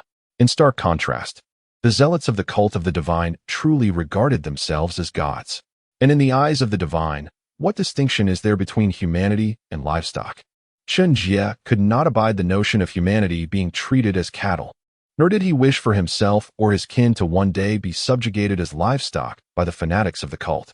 As a disciple of the sword master who had previously thwarted the cult's ambitions to construct a terrestrial kingdom of gods, Chen Jie had long since positioned himself in opposition to them. As Jiang Xiang and his companions hastily departed, tranquility returned to the Chen household, where everyone resumed their hearty feasting and diligent training. The aroma of ginseng chicken soup wafted through the Chen estate, enveloping it in a serene ambience. However, while the Chen family found peace, the entire city of Zhao and even the Huaining prefecture were engulfed in tumult. What? The Wang family has been completely apprehended? Due to their collusion with the silver-clad emissary of the cult, Zheng Yinluo, in an attempt to ambush the Chen family, only to be slain on the spot by the head of the Chen family, along with Wang Yuangang? Are you certain there is no error in your report? Within the grand residence of the Lin family in Zhao City, the family head, Lin Shihe, wore a grim expression as he seized the collar of a Lin family member, demanding an explanation. Head of the family, the warrant for arrests has been posted throughout Zhao City. Even the guards have begun their operations to detain individuals. The news has spread far and wide, there can be no doubt. The Lin family member, gripped by fear, wore a mournful expression, his voice trembling as he responded. The Wang and Lin families have been entwined through marriage for generations. Now, with the Wang family's collusion with the cult of the deity exposed, even though all the Wang wives within the Lin household have already been implicated, who knows how this affair might tarnish the Lin family. The town guard has been mobilized. Alongside maritime capture orders, the Wang family's predicament has truly escalated to catastrophic proportions. Upon concluding his remarks, Lin Shihe's brows and teeth began to tremble uncontrollably. He released the collar of his family member and, with a quivering voice, exclaimed, "Those foolish Wang people. Why must they conspire with the cult of the deity? This is truly a grave predicament. Moreover, that old man from the Chen family. No, the elder. If you possess the power to slay top-tier adversaries, why do you remain in Zhao City, toying with us insignificant players? Have my years of alliance with the Wang family merely served as your amusement? The Wang clan's demise is profoundly unjust. Alas, it is all but a farce." With trembling legs, Lin Shihe felt as though he had aged a decade in an instant, repeatedly muttering, "What have we done over the years?" In the midst of his lamentations, a thunderous crash echoed as the Lin family's door was forcefully breached. Zhu Yibao, accompanied by several bronze-clad town guards and the Zhao City officer Chu Hongfei, stood before Lin Shihe and sternly proclaimed, "The Wang and Lin families have been allied through marriage for generations. Now that the Wang clan has conspired with the cult of the deity with intentions of rebellion, we have come to the Lin family for verification. All those of Wang bloodline, step forward. Furthermore, were you aware of the Wang family's treasonous collusion with the cult of the deity? While it was previously acceptable for martial families to engage in clandestine dealings with the cult, the latter's ambition to establish a divine kingdom on earth and incite rebellion necessitates a thorough investigation. The Lin family is doomed. Even if Lin Shihe were to swiftly deal with the Wang clan members, who could prove that the Lin family was not involved in silencing them? Regardless of the outcome, the Lin family, with its generational ties to the Wang family, cannot evade culpability. Even if the truth about the Wang family comes to light, and the Lin family emerges unscathed, can they maintain their current stature? The Lin family is destined for decline. In Zhao City, Li Dongyang, the head of the Li family, felt a mix of excitement and dread. He was exhilarated that many in the Li family had married into the Chen family, as Chen family patriarch Chen Jie demonstrated the prowess to slay top-tier adversaries, elevating the Chen family status, and consequently, the Li family's standing as well. Moreover, only two families remain in Zhao City now. A vast expanse of wealth and power awaits the Chen and Li families to seize. However, this raises an equally pressing concern. How can two small families in Zhao City possibly compare to one? Given the Chen family's formidable strength, what incentive do they have to share Zhao City's wealth and power with the Li family? If Lin Shihe could cause the wives of the Wang family to fall into disgrace, could not the Chen family similarly orchestrate the downfall of the Li family wives? Li Dongyang was deeply troubled by the situation, even contemplating whether he should seize an opportunity to annul the engagement between his grandson, Li Yiming, and Chen Linger. His intentions were not ill, but rather stemmed from his belief that his grandson was unworthy of the granddaughter of the Chen family. Should the union fail, it could lead to animosity, plunging the Li family into serious trouble. Within the city of Zhao, tumultuous winds stirred, and beneath the surface of Huaining, Currents of unrest similarly roiled. "Father, can't you come to the aid of Brother Ruiz?" she implored. Brother Ruiz arrived in Huaining City at a tender age. How could he possibly be linked to the Wang family's collusion with the cult of the divine? You are a ninth-tier warrior, after all. Even the city lord and the commandant treat you with utmost respect. Would it not be possible to intercede on Brother Ruiz's behalf? In the grand hall of the Xiao family in Huaining City, Xiao Huaya's legitimate daughter, Xiao Yu, tugged gently at her father's sleeve. Her eyes filled with a pleading light as she beseeched him for mercy on behalf of Wang Ruiz. Chapter 26. Regret of Wang Ruizia. The capture documents concerning the Wang family have been plastered throughout the entire Huaining region. Even the slightest chance prompts the Zhenwei and the Great Xia court to seek out every possible detail regarding the plans of the Baishan sect from the mouths of the Wang family members. Rebellion is not a matter to be undertaken lightly, especially in these times of relative peace and prosperity in the Great Xia. What justification does the Baishan sect have for insurrection? What audacity do they possess to dare revolt? Xiao Yu employed her tried-and-true method of charm before Xiao Wui, while nearby. Wang Ruizia had long since shed the image of the handsome young gentleman, fervently knocking his head against the ground, allowing his blood to stain the tiles beneath him. Wang Ruizia was not entirely ignorant of the collusion between the Wang family and the Baishan sect. After all, the resources and silver acquired from the iron or sold to the Baishan sect each year were mostly spent on him. Yet, he never anticipated that merely selling some iron ore to the Baishan sect, while discreetly coordinating with a silver-clad divine envoy to eliminate rival families, would warrant the issuance of capture documents for the entire Wang family across Huaining, or that the Zhenwei would take it upon themselves to conduct a widespread hunt. Wang Ruizia found it perplexing and felt an inner regret. He lamented whether he should have decisively left Huaining City upon receiving the news from the Swift Eagle, concealing his identity and retreating to a remote place to live out his days in obscurity. With his innate talent, even devoid of training resources, diligent cultivation could still enable him to achieve the rank of a 7th-grade martial artist in the future.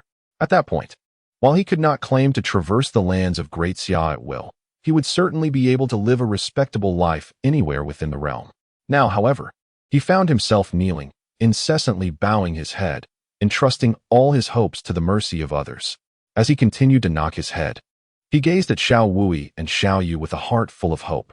His chance of escaping the clutches of the Zhenwei rested solely upon them. The Zhenwei's prison was not a place that just anyone could enter or leave unscathed.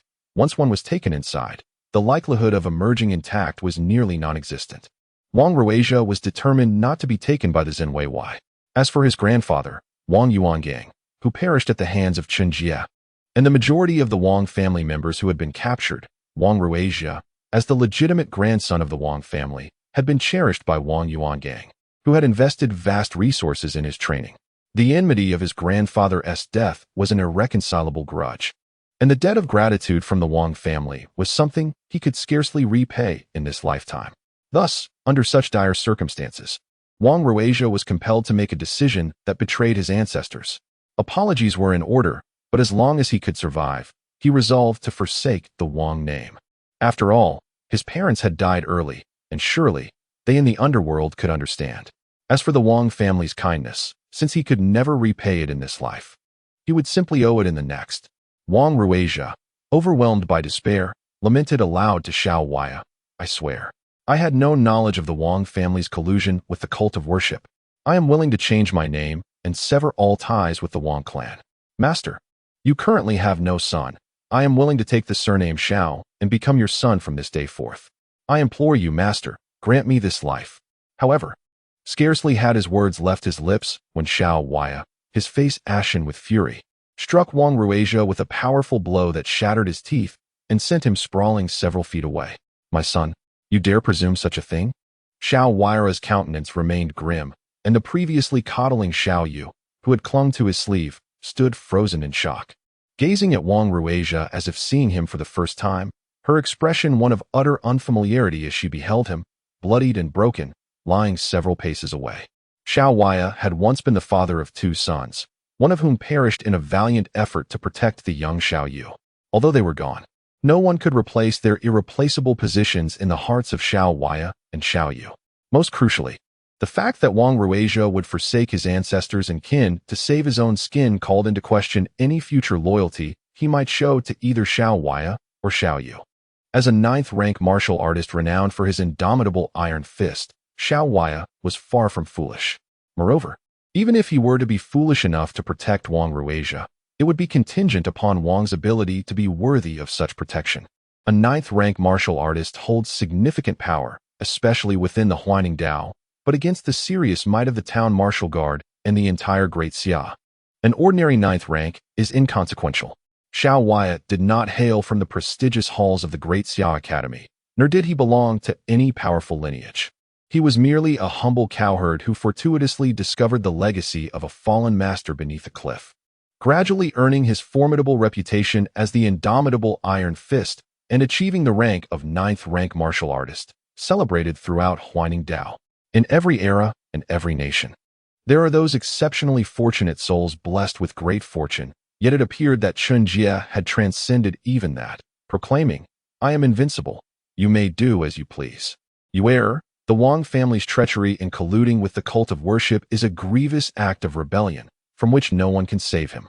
As he sent Wang Ruizhou flying and rendered him powerless, Xiao Waya, his face still darkened, addressed Xiao Yu with an unusually solemn tone. "Furthermore, I have indulged you too much in the past, allowing you to plead for everything. For the next 3 months, you shall remain at home, forbidden from going anywhere, and reflect on your actions." After Xiao Wui finished speaking, he flicked his sleeves and turned away, unable to bear the sight of Xiao Yu's tear-filled eyes brimming with grievance. He instructed his third disciple, Xian Mingsheng, saying, "Go, escort that traitor Wang Ruizhou to the town guard, and also inform all your senior and junior brothers that the Huaining Road and the Great Xia are not places where you may act recklessly. Anyone who dares to collude with the cult of worship will find no one to save them." "Yes," Xian Mingsheng replied respectfully, his heart still trembling as he gazed at Wang Ruizhou, whose mouth was bloodied and veins shattered, mumbling incomprehensibly. In the past, this junior disciple had shown great respect towards his seniors, often treating them to lavish meals and occasionally gifting them with precious cultivation elixirs. Who could have imagined that the Wang family behind him had amassed their wealth through collusion with the cult of worship? The cult of worship, the most notorious heretical sect in Great Xia, was not something Xian Mingsheng and the others dared to associate with. Wang Ruizhou was confined in the dungeons of the town guard, and the following day, deep within Huayang Mountain, a multitude of soldiers and officials from the town guard and the Great Xia court surrounded the stronghold of the cult of worship nestled deep within the mountains. However, at that moment, the stronghold was utterly deserted. Chapter 27. The great secret of the Long family. The air was thick with the scent of charcoal as the furnace blazed, forging weapons from fine carbon, leather, shields, and various semi-finished armor pieces. Indeed, preparations for treachery were underway. Zhang Xiang observed the multitude of high furnaces within the stronghold of the cult of the deity, along with the untransported fine carbon, leather, and iron ore, his expression growing increasingly grave. In the Great Xia, martial arts flourished, and ordinary weaponry was never forbidden. However, anyone daring to privately forge a significant quantity of armor and shields would be apprehended for treason and face execution along with their entire family.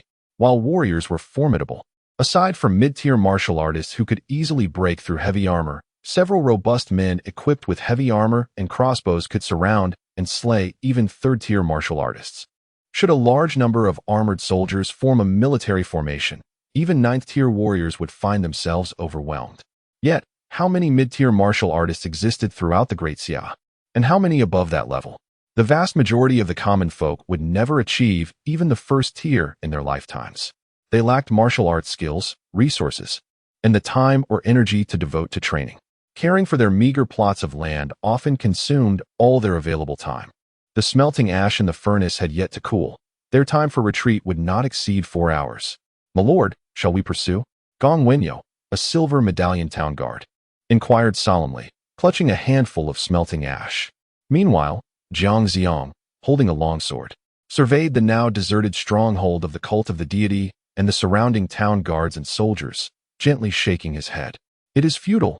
This is Huayang Mountain, which traverses the Huai River and stretches across the eastern and western districts of Huayang for hundreds of miles. Those rascals from the cult can easily disperse and vanish. Not even the might of our town guards and soldiers can track them down. Even if we summoned 100,000 dragon cavalry, they would not uncover the whereabouts of those rogues within these mountains. Burn it all, and then we will return. Jiang Xiang declared impassively before striding away from the cult's stronghold deep within Huayang Mountain. Moments later, as the guards established a perimeter, a great fire ignited deep within the mountains, consuming the stronghold and the towering furnaces within, reducing them to ashes. As the flames engulfed the stronghold, atop a distant peak, a burly man donning a candle dragon mask and adorned with faint golden threads at the cuffs wore a cold smile. He turned to a figure behind him, who wore a judge's mask, only adorned with silver threads, and said icily, "That fool Zheng Yanluo has no sense to seek a wiser family when purchasing iron ore. He dared to wield the knife of those families without even discerning their identities. His foolishness has not only cost him dearly, but has also compromised the grand scheme of our cult.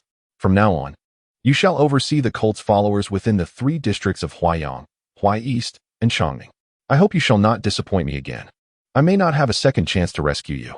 Although Chen Jie has lived a modest life in the small town of Zhao City for decades, his identity and past have never been a secret to those with true power. This became particularly evident after Zheng Yanluo met his demise at Chen Jie's hands, followed by a personal visit from Jiang Xiang to the Chen family. After the golden-robed candle dragon envoy of the cult of worship finished speaking, another envoy clad in silver hoarsely replied, "Rest assured, my lord, I am not that fool Zheng Yanluo." He failed to comprehend even the matters of the Long family, languishing in Huayang Mountain for 3 years without any progress, and ultimately, he was foolish enough to leak the grand plans of our cult. If he were still alive, I would personally take his head to uphold the laws of our cult. After Hongyi finished speaking, a vivid crimson hue suddenly surfaced on his large hands, as if a flame was fiercely burning upon them. Hongyi specialized in the burning prison technique from the 18 hells of the cult of worship, and he had long-standing grievances with Zheng Yanluo, who practiced the ice prison palm. Words can be easily spoken, but the true measure lies in the execution of deeds. The golden-robed candle dragon envoy did not respond to Hongyi's claims, but proceeded to command, with the cult's plans exposed. The hounds of the Jinwu Guard in Huaining Dao will undoubtedly go wild and scatter everywhere. As for the past efforts in mining iron and forging weapons and armor, those should be temporarily halted. However, while weapon forging may pause, someone must still attend to the remaining matters concerning the Long family. The map obtained by Zheng Yanluo from the Long family patriarch is a forgery. Our people have scoured the entire Huaining Dao along the Huai River and have yet to uncover the so-called Hidden Dragon Valley, let alone the legendary Flood Dragon and Divine Herb. Go. Find a way to capture the remnants of the Long family and extract the true location of the map from their mouths. The esteemed Lord Dong Wang is closely monitoring this matter. The higher-ups of the cult of worship often refer to themselves by divine titles, and the one known by the legendary title of Dong Wang is one of the 4 great priests of the cult, a master-level powerhouse ranked 6th on the blacklist. Zheng Yanluo is indeed a waste. But do not worry, my lord. I will personally flay that little brat piece by piece until I uncover the true location of the map. And Hongyi retorted with a sinister tone. In his large, crimson hands, a delicate curved dagger suddenly materialized, dancing gracefully like a butterfly. In addition to the burning prison technique, Hongyi was also highly proficient in the flaying blade, another of the 18 hells techniques.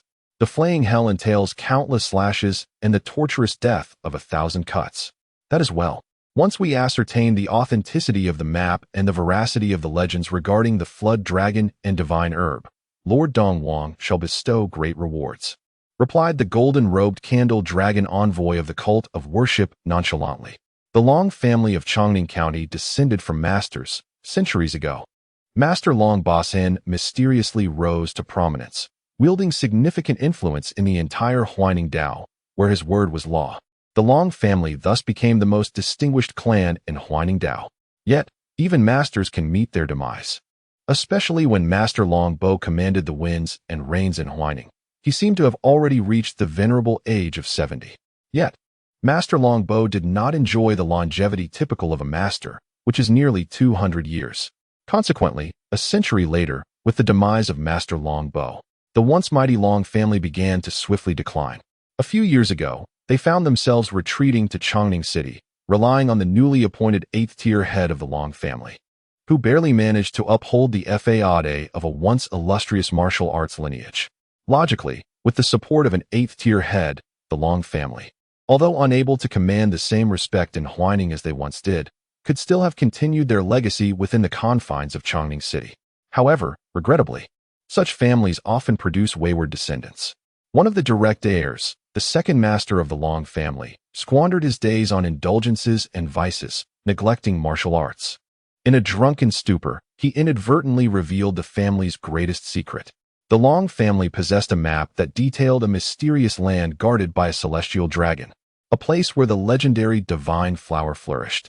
It was the former head of the Long family, Long Bo, who, after a grueling battle with the dragon, successfully acquired a divine herb, thereby attaining the esteemed title of master in his old age. However, on the 7th day following the exposure of this critical secret, the entire Long family was annihilated, leaving only one young child who miraculously survived. As for the veracity of the second master's claims regarding the secret, who truly cares? When it pertains to the fabled divine herb, even a mere 10% possibility of truth renders the demise of the Long family tragically unjust. Chapter 28. Peach blossoms and plum trees. After imparting his instructions to Anhongi, the golden-robed divine envoy, Candle Dragon, departed quietly. He could ill afford to squander time on Huayang Mountain. If he were to remain absent for too long in Huaining City, it would undoubtedly lead to complications. As Candle Dragon vanished into the shadows, Anhongi reverently watched the envoy's retreat before removing the judge's mask that concealed his visage. Beneath it lay a face grotesquely marred, as if scorched by fiery flames, revealing exposed gums and a countenance twisted and viscous, resembling the gnarled bark of a desiccated tree. Divine herb, I shall find you. Divine herb, you are mine. Mine. Anhongi hissed through clenched teeth, his voice a harsh rasp, filled with malice after the envoy's departure. According to legend, the divine herb not only opened the mind's eye, enabling one to forcibly traverse the celestial bridge and attain mastery, but it also summoned an abundance of elemental essence from the universe, purifying the user's essence and reshaping their very being. Ever since he was scarred by flames at the tender age of 7, Anhongi had borne this repulsive visage, growing under the scrutinizing gazes of others. Beneath his intense hatred for those adorned with beauty, he harbored a profound envy for their striking appearances. Attractive individuals often basked in the warmth of kindness from strangers. Conversely, throughout his life, even his own kin regarded him with barely concealed disdain, their eyes reflecting an undeniable aversion to his hideous face. Consequently, he had taken it upon himself to obliterate the beauty of his parents and siblings before casting himself into the worship of the divine. Yet, if given the chance, Anhongi yearned for a handsome visage, even at the cost of inciting the wrath of the Eastern king or betraying the very sect he served. Wouldn't he obtaining the divine herb lead to instant mastery? It seemed that defecting from the divine sect would be a trivial matter in comparison. Within Huayang Mountain, Anhongi directed the followers of the divine sect across the 3 counties to disperse and conceal themselves, before stealthily making his way to Chongning City. He sought to pry open the lips of the young scion of the Long family to unveil all the buried legends and secrets of their lineage. Meanwhile, Jiang Xiang's troops had returned empty-handed after their assault on the divine sect stronghold. In the capital of the Great Xia, within the city of Zijing, the night was deepening, yet the residence of Prince Rui remained aglow with light. As the de facto ruler of the Jinwu Guard, Prince Rui, Xiao Wuxi, was perpetually beset with an endless array of tasks. However, at this moment, he was not occupied with the affairs of the Jinwu Guard, but rather quietly perusing a letter of response sent by Jiang Xiang. Not a master, nor have you grasped the essence? It is as expected. Despite your unparalleled talents in arts and crafts, as well as in certain esoteric skills, your ineptitude in martial cultivation is lamentable. To possess a 9th-tier cultivation level, it must be solely due to the celestial elixir bestowed by the sage. What a waste! At the tender age of just over 20, Xiao Wuxi achieved the remarkable feat of becoming a 9th-tier martial artist, all through relentless self-effort, without ever consuming a single Tianyuan dan. His accomplishments bore no relation to his father, the emperor at that time, who had indulged in countless martial arts elixirs from childhood. Were it otherwise, How could a martial artist who merely relied on medicinal enhancements reach the status of a master at the age of 50 upon learning that Chen Jie, residing in a small town of Zhao, remained at the 7th-tier level despite marrying an ordinary woman and fathering several children? Xiao Wuxi indeed possessed exceptional martial talent. Every martial artist who attained the rank of master could be deemed a remarkable figure of their generation. Upon reading the letter, the astute Prince Xiao Wuxi silently handed it to a nearby whale oil candle. Yet, the countenance of the typically benevolent prince, known for his virtuous reputation, became inexplicably grotesque in the flickering candlelight. Why, oh why, had you not yet perished? I have endured for 60 long years. How much longer must I bear this? Why could you not have departed this world sooner? Why must you, on the brink of death, create such a commotion? Would it not have been better to quietly decay into oblivion within that small town? After Chen Jie revealed his 9th-tier prowess and vanquished the silver-clad divine envoy Zheng Yanluo of the god-worshipping sect, the Snowfall Sword Immortal, Shen Rushuang, planted a peach blossom this year at the Great Xia Academy. It is said that the once stoic Shen Rushuang, who had not smiled in many years, finally displayed a rare smile upon hearing the news of Chen Jie as potential mastery or enlightenment. That smile was enough to captivate all souls. Both Prince Xiao Wuxi and the Snowfall Sword Immortal Shen Rushuang remain unmarried to this day. Within the city of Xia, countless individuals either overtly or covertly anticipate or encourage their union. Yet, Shen Rushuang has consistently refrained from acquiescing. No one can compel a master to do that which she does not desire. Xiao Wuxi's expression, once fierce, gradually softened to its familiar warmth as the letter turned to ash in the whale oil candle's flame. His face, perpetually adorned with a gentle smile, conveyed his intentions to the guards outside. I heard Shen Rushuang planted another peach blossom yesterday. Tomorrow, I shall visit the Great Xia Academy to plant a pear tree. Where there are peach blossoms, how can there be no pear trees?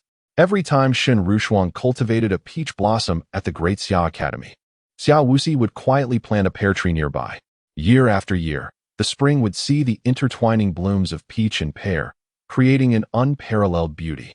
Thus, decades passed, and the peach and pear garden of the Great Xia Academy became a celebrated tale, with countless individuals lauding Xiao Wuxi's profound affection. After all, as the prince of the Great Xia and the master of the Jinwu Guard, the esteemed Master Xiao Wuxi has, throughout the years, not only failed to take a princess as his bride, but has reportedly never even had a single woman by his side. However, as decades have passed, few remain who understand why Shen Rushuang plants a peach blossom tree each year at the Great Xia Academy. Behold, the young guard of the Jinwu, filled with admiration, gazes at Xiao Wuxi and swiftly departs to select the healthiest plum sapling for him. After all, it would be quite embarrassing if the tree representing Xiao Wuxi's sentiments withered shortly after being planted. Within Xiao Wuxi's royal residence, there are dedicated servants responsible for tending to the plum trees he has planted. Yet, scarcely had the young guard left when he hurried back, cradling a sealed letter, and approached Xiao Wuxi with urgency. A missive from the governor of Huaining, marked with utmost urgency.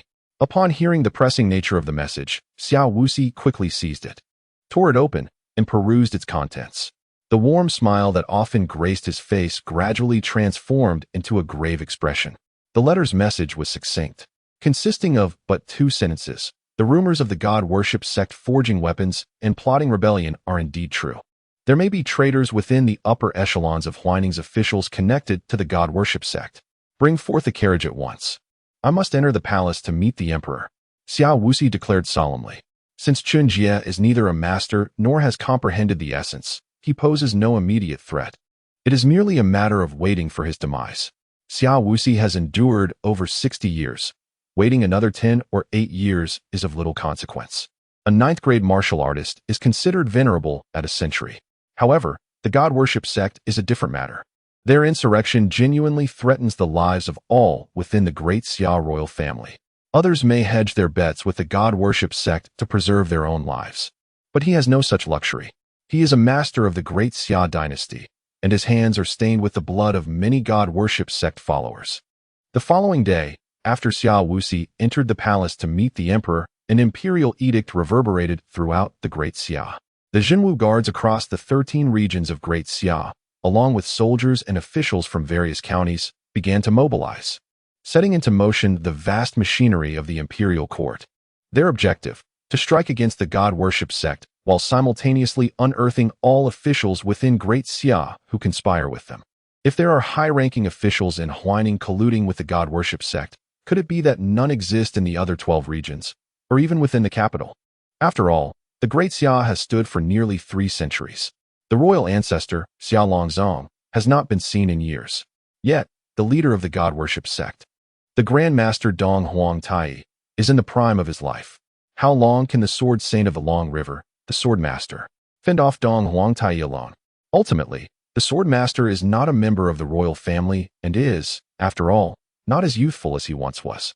Betting on both sides has long been the survival strategy of the powerful families and aristocrats. Throughout the vast realm of the Great Xia, a tumultuous atmosphere enveloped the land, marked by the significant mobilization of the Zhenwu Guard. Amidst this swirling chaos, a strikingly handsome youth, merely 15 or 16 years of age, found himself kneeling before the gates of the Chen residence. With a series of resounding bows, he proclaimed in a voice that echoed through the air, "I am Long Zhan, the last scion of the Long family, here to express my profound gratitude to the esteemed Elder Chen for avenging my kin and delivering us from the wrath of the dreaded Zheng Yanluo." Chapter 29. I earnestly hope for your assistance, esteemed Elder. Long Zhan, the last scion of the Long family, had narrowly escaped death 3 years prior, hiding in a cesspit. Though he survived, the Long family had perished. The remaining assets and wealth of the Long clan could hardly be preserved by a mere 13-year-old child, whose martial prowess had barely reached the 2nd tier. Thus, he resolutely entrusted all of the Long family's properties and riches to Wu Wenxuan, a martial guard from Silver Metal Town in Chongning City, under the guise of avenging his family. Ordinarily, figures like Zheng Yanluo, a silver-clad envoy of the god-worship cult, notorious for their formidable reputation, would only be apprehended by the martial guards. Ordinary practitioners, even those of the 9th tier, would find it exceedingly perilous to confront such powerful adversaries. The 9th tier warriors, renowned throughout the Great Xia, had little incentive to engage in a life-and-death struggle with the blacklisted strongmen of the god-worship cult. It simply was not worth the risk. The martial world is not solely about combat. It also encompasses the intricacies of human relationships. Most of the formidable figures on the blacklist ultimately fell into the hands of the martial guards. The aim of placing them on the blacklist and issuing a nationwide bounty was not to hope for some heroic figure from the martial realm to capture these criminals, but rather to encourage ordinary citizens of Great Xia to report their sightings. After entrusting all of the Long family's assets to Wu Wenxuan, Long Zhan successfully secured the protection of the martial guards, managing to live on with a portion of the Long family's remaining wealth. The secrets drunkenly revealed by the Long family's second master would surely pique the interest of many, not just those from the god-worship cult. After all, it was said to be the legendary divine grass, an unparalleled treasure capable of assisting any pinnacle 9th tier warrior in unlocking their consciousness, forcibly traversing the bridge to transcendence, and achieving mastery. Had it not been for the god-worship cult's massacre of the Long family and the theft of that crucial map, coupled with the fact that the martial guards were a legitimate authority of Great Xia, Long Zhan cleverly offered all of the Long family's properties in the name of vengeance. Within Chongning City, Long Zhan likely would not have survived for more than 2 months. However, the crux of the matter was that this time, Zheng Yanluo had indeed encountered insurmountable opposition. The properties Long Zhan had previously entrusted could not even remain in the hands of Wu Wenxuan, the martial guard. If an ordinary 9th tier warrior had slain Zheng Yanluo, when questioned about the remaining assets of the Long family, Wu Wenxuan could easily dismiss the inquiry by mentioning that the Long family's possessions had been neglected for years, mostly fallen into disrepair and financial ruin. An ordinary 9th tier warrior would hardly dare to challenge the martial guards on such matters. Yet this time, the slayer of Zheng Yanluo was none other than Chen Jie, a disciple of the Sword Saint of the Long River, a close friend of the Snowfall Sword immortal Shenru Shuang, and an individual explicitly named by Jiang Ziyang, the garrison commander of Huaining Dao, to receive the full bounty. Despite Wu Wenxuan's reluctance, he had no choice but to grit his teeth and piece together the Dragon family's original assets along with some irreplaceable treasures, delivering them all into Chen Jie's hands. Over the past 3 years, the Dragon family's holdings had not only remained intact, but had even yielded modest profits. However, the dilemma lay in the fact that the assets and treasures of the dragon family were not solely Wu Wenxuan's to claim.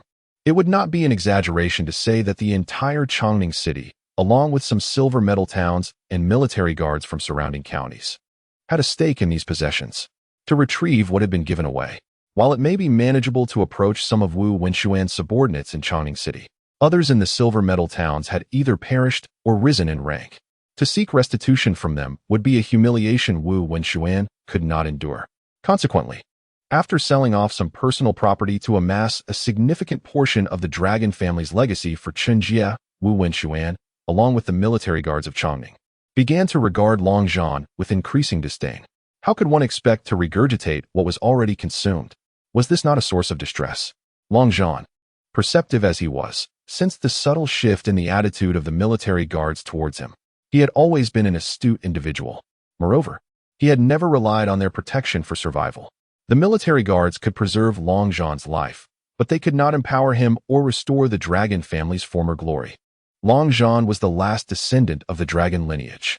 Thus, without hesitation, he made the decisive choice to leave Chongning City. Upon learning that the Chen family had recently been avoiding visitors, he steeled himself and, enduring the curious gazes of passers-by, knelt before the Chen family's entrance. As Long Zhan knelt at the threshold, he knocked his forehead several times, and subsequently, under the guidance of the Chen family steward, he successfully entered the grand hall. His act of kneeling at the Chen family's door clearly conveyed his identity and intention. Thus, out of both obligation and reason, Chen Jie had no choice but to meet him. Furthermore, the dragon family's assets and treasures were indeed valuable. The aroma of the free-range chicken and ginseng from the Chen family's kitchen grew increasingly fragrant. Inside the hall, Long Zhan beheld Chen Jie, whose complexion had grown notably rosier and whose hair appeared darker. Without hesitation, Long Zhan knocked his forehead again, and with reddened eyes, he implored, "Years ago, Zheng Yinlu slaughtered my entire dragon family, leaving me as the sole survivor, hidden away in a dung pit, fortunate to escape. Each time I recall those events, I yearn to consume the flesh of the Zheng thief and drink his blood, to eradicate every last one of those who worship the gods. Now, although Zheng Yinlu is deceased, the cult he left behind has only grown more formidable. My own abilities are meager, and I fear that throughout my life, I shall struggle to achieve revenge. I humbly request that you take me as your disciple.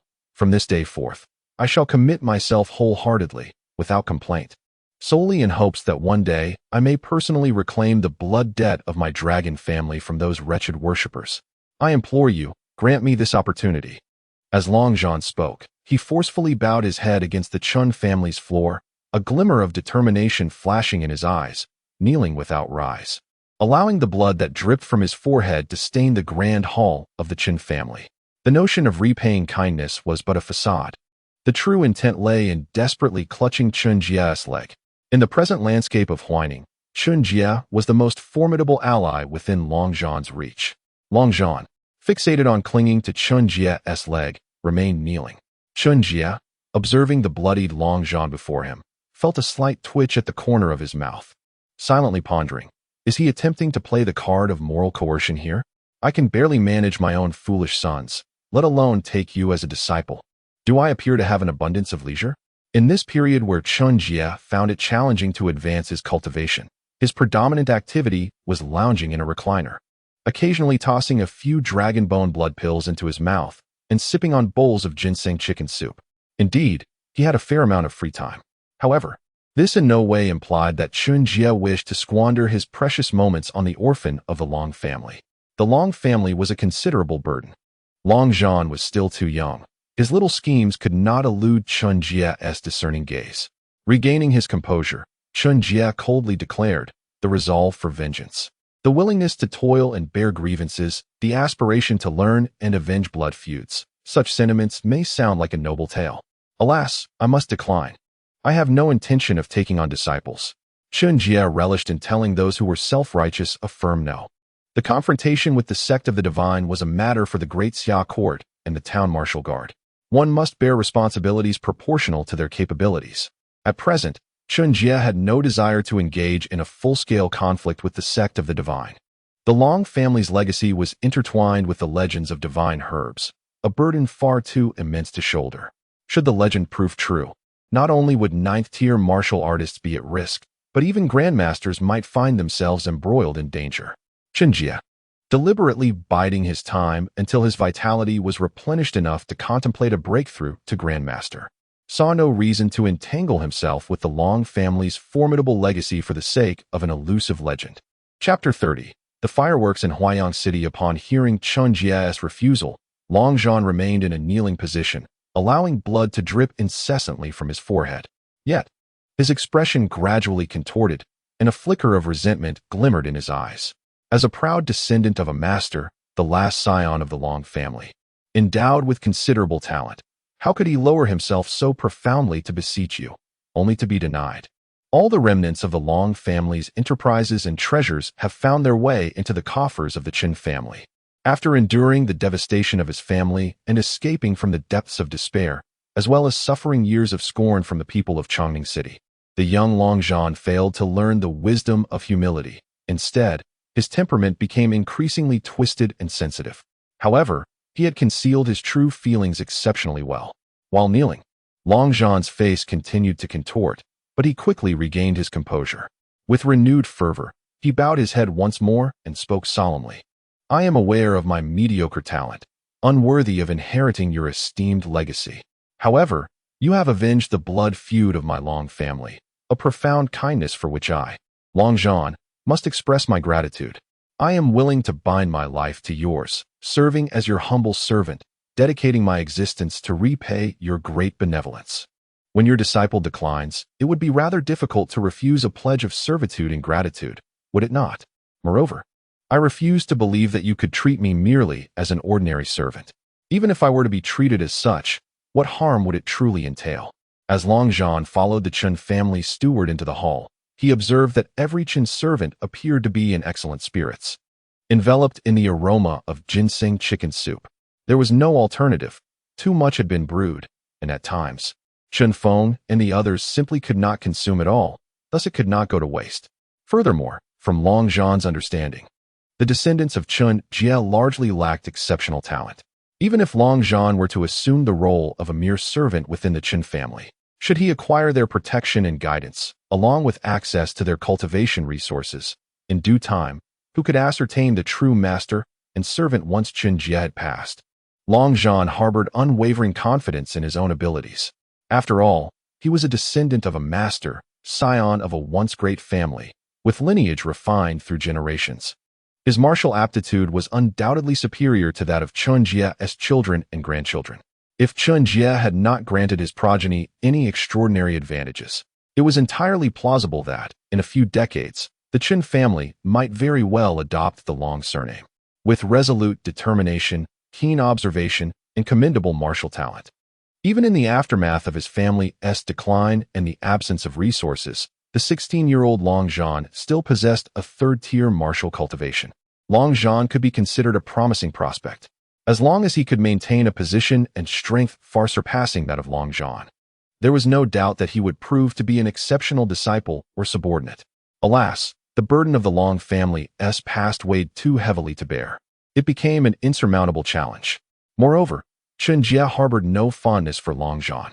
In his moment of kneeling, the twisted expression on Long Zhan's face remained unseen by anyone. Since the awakening of the system, Chen Jie's observational skills have far surpassed those of ordinary individuals, and his heightened mental acuity allows him to faintly perceive the emotions of others. The resentment emanating from Long Zhan does not escape Chen Jie's notice. As the last scion of the Long family and a descendant of a master, even if you are willing to serve as a slave or a servant, I would never accept you. My act of slaying Zheng Yanluo was merely a response to his intent to kill me. It bears no relation to avenging the Long family. As for the so-called gratitude, having accepted the remaining assets of the Long family, we are even. Gazing upon the blood-stained floor and the reverent figure of Long Zhan kneeling before him, Chen Jie spoke softly. Moreover, you are already aware of the formidable might of the worshipping God sect. Is it not better to live humbly, yet tenaciously under the watchful eye of the town martial guard? At least the town martial guard has some semblance of dignity. Though you may endure some disdain while sheltered beneath their wings, your safety would still be relatively assured. Under the protection of others, however, that is not guaranteed.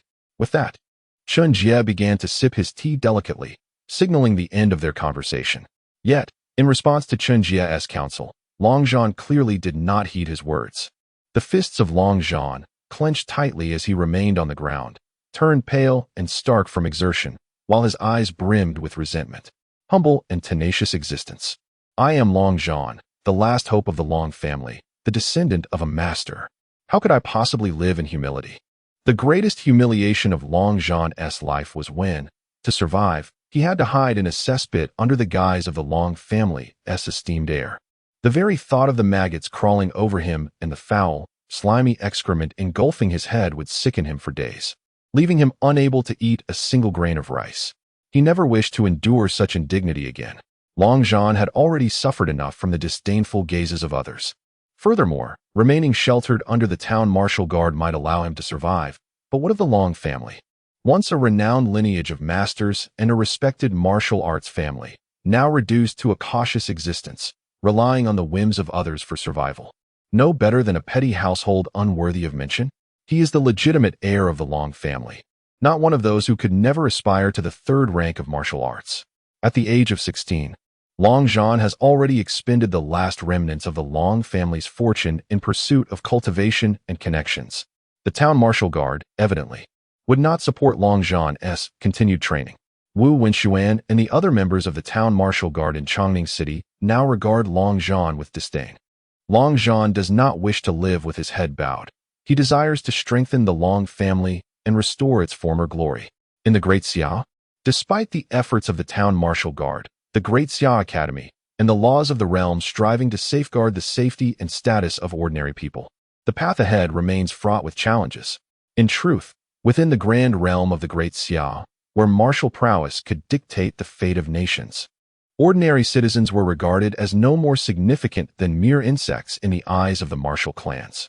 Long Zhan himself had, at one time, never considered those rural peasants, who could scarcely reach the first rank of cultivation in their entire lives, as equals. Out of pride inherent to the scions of noble families and a grudging respect for the laws of the Great Xia, he had refrained from demeaning or exterminating them. Indeed, for many of these aristocratic youths, the reluctance to indiscriminately humiliate or slay the common folk stemmed not from a recognition of their shared humanity, but rather from their own arrogance and a fear of the greater authority represented by the laws of the Great Xia. There were even more formidable warriors who regarded themselves as divine beings, such as the fanatics from the sect of divine worship.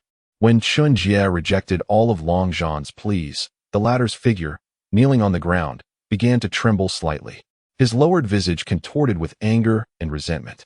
In Long Zhan's eyes, given that Chen Jie had seized all of the Long family's assets, it was only reasonable for him to extend some measure of protection, considering Long Zhan's abject humility. Yet now, Chen Jie seemed utterly indifferent to his plight, compelling him to seek the protection of the town guard with the same shameful demeanor as those commoners. This was an unbearable humiliation. Clenching his teeth, Long Zhan rose to his feet, shot a fierce glance at Chen Jie, and expressionlessly turned to leave the Chen residence. If this place does not harbor me, there will be another that does. 30 years in the east, 30 years in the west. Do not underestimate the youth and poverty. I, Long Zhan, a descendant of masters, am not beholden to your Chen family. On the following day, Long Zhan traveled to Huayang County, seeking refuge with his maternal grandfather, the Zhou family of Huayang City. The Zhou family was one of the most prominent clans in the entire Huayang County. In addition to Zhou Xingye, the family head who was an 8th-rank martial artist, the family's elder was also of the same rank, and among the younger generation, there were numerous 7th-rank martial artists. It could be said that there were few families in Huayang County that surpassed the Zhou family in strength. However, just 5 days after Long Zhan sought asylum with the Zhou family, a great fire erupted within their residence. The family head, Zhou Xingye, was reduced to charred remains, and the last scion of the Long family, Long Zhan, mysteriously vanished. With the blaze at the Zhou residence and Long Zhan's mysterious disappearance, the once forgotten secrets of the Long family, particularly the legends surrounding the divine herb, began to resurface and spread throughout Huaining Dao and the entirety of the Great Xia. Chapter 31. The Desperate Dragon Warrior. My lord, that young man Long Zhan has gone missing in Huayang City. A great fire has erupted in the Zhou family residence, claiming the life of the family patriarch. In Chongning City, the martial guard Qiu Anning of Tongpai Town wore a look of malicious delight as he pondered aloud. Upon reviewing the records, it seems likely that the cult of the divine has had a hand in this. However, it has been 3 years. Why would they target that young man again? Could it be that the legends surrounding the Long family hold truth? Yet, even if they do, there seems no need to act against Long Zhan once more. The Long family suffered a massacre due to the second master's drunken indiscretions, which pertained to the secret of the divine herb, and their demise was not entirely unjust. But now, with the entire Long family extinguished, the fabled map that purportedly details the location of the dragon and the divine herb is already in the possession of Zheng Yanluo. If the Long family's tale is but a fabrication, then capturing Long Zhan would serve no purpose. Conversely, if the legends are indeed true, the cult of the divine should have already located the divine herb using the map. Thus, expending effort to seize Long Zhan seems equally futile. Currently, the entire martial guard of Huaining is diligently searching for the whereabouts of the cult of the divine. To act brazenly at this juncture is decidedly peculiar. Whether the Long family's legend is true remains uncertain, but it is clear that the cult of the divine places great significance on these tales. Just wait. I anticipate that further developments regarding the Long family's legend will undoubtedly arise, and when that occurs, our moment to shine will arrive. Wu Wenxuan of the Silver Metal Town Martial Guard replied solemnly. In order to mend the gaps in the Long family's estate, he had sold a considerable portion of his own assets, eagerly awaiting the opportunity to capture those miscreants from the cult of the divine for glory and reward. Damn it! Had I known the cult of the divine valued Long Zhan so highly, we should have simply kept him under our watch. If we could devise a means to eliminate or capture a silver-clad divine envoy, would we not all earn great merit? Wu Wenxuan concluded, prompting further lamentations from Qiu Anning. The cult of the divine stands as the principal adversary of the martial guard, and the imperial court of the Great Xia has offered bountiful rewards for capturing or slaying its adherents. It can be said that anyone who manages to apprehend or vanquish prominent members of the cult will be richly rewarded with fame and fortune. Though the martial guard comprises individuals hailing from the esteemed academies of the Great Xia, driven by a sense of justice and a desire to wield their swords to right wrongs, the majority are primarily motivated by personal gain and glory. In the shade of a great tree, the martial guard, as the sharp blade of the Great Xia, possesses all manner of secret techniques, rare treasures, and formidable weapons. Achieving great merit? If we were to keep Long Zhan perpetually within our sight, it is not merely promotion we should consider. Our very lives might hang in the balance. As Wu Wenxuan listened to the grievances of the Silver Metal Town Guard, he murmured softly, "Let us not forget that the Zhou family in Huayang City boasts 2 8th-grade martial artists. Even with both of them, they could not withstand the onslaught until the town guard and the Huayang City commander arrived. The Zhou family has now been engulfed in flames. One must ponder, how formidable are those who have set their sights on Long Zhan? How long can we endure?" At this juncture, Wu Wenxuan glanced at the somewhat apprehensive Qiu Anning and gently patted his shoulder, speaking tenderly. "Anning, your father bestowed upon you this name with the hope that you would lead a peaceful life. Opportunities for merit may abound, but life is singular." Qiu Anning's father was an old friend of Wu Wenxuan. They had joined the town guard together in their youth. In time, the daring and tenacious Qiu Tianming earned great accolades and was rewarded, ascending to the rank of an 8th-grade silver medal town guard. Given time, he could become a 9th-grade gold medal town guard or even a commanding officer. Yet now, Wu Wenxuan had risen from a mere 5th-grade bronze medal town guard to a position equal to that of Qiu Tianming, with prospects for further advancement. In contrast, Qiu Tianming was destined to remain forever at the 8th grade. The path of martial arts demands one to strive when necessary and to yield when required.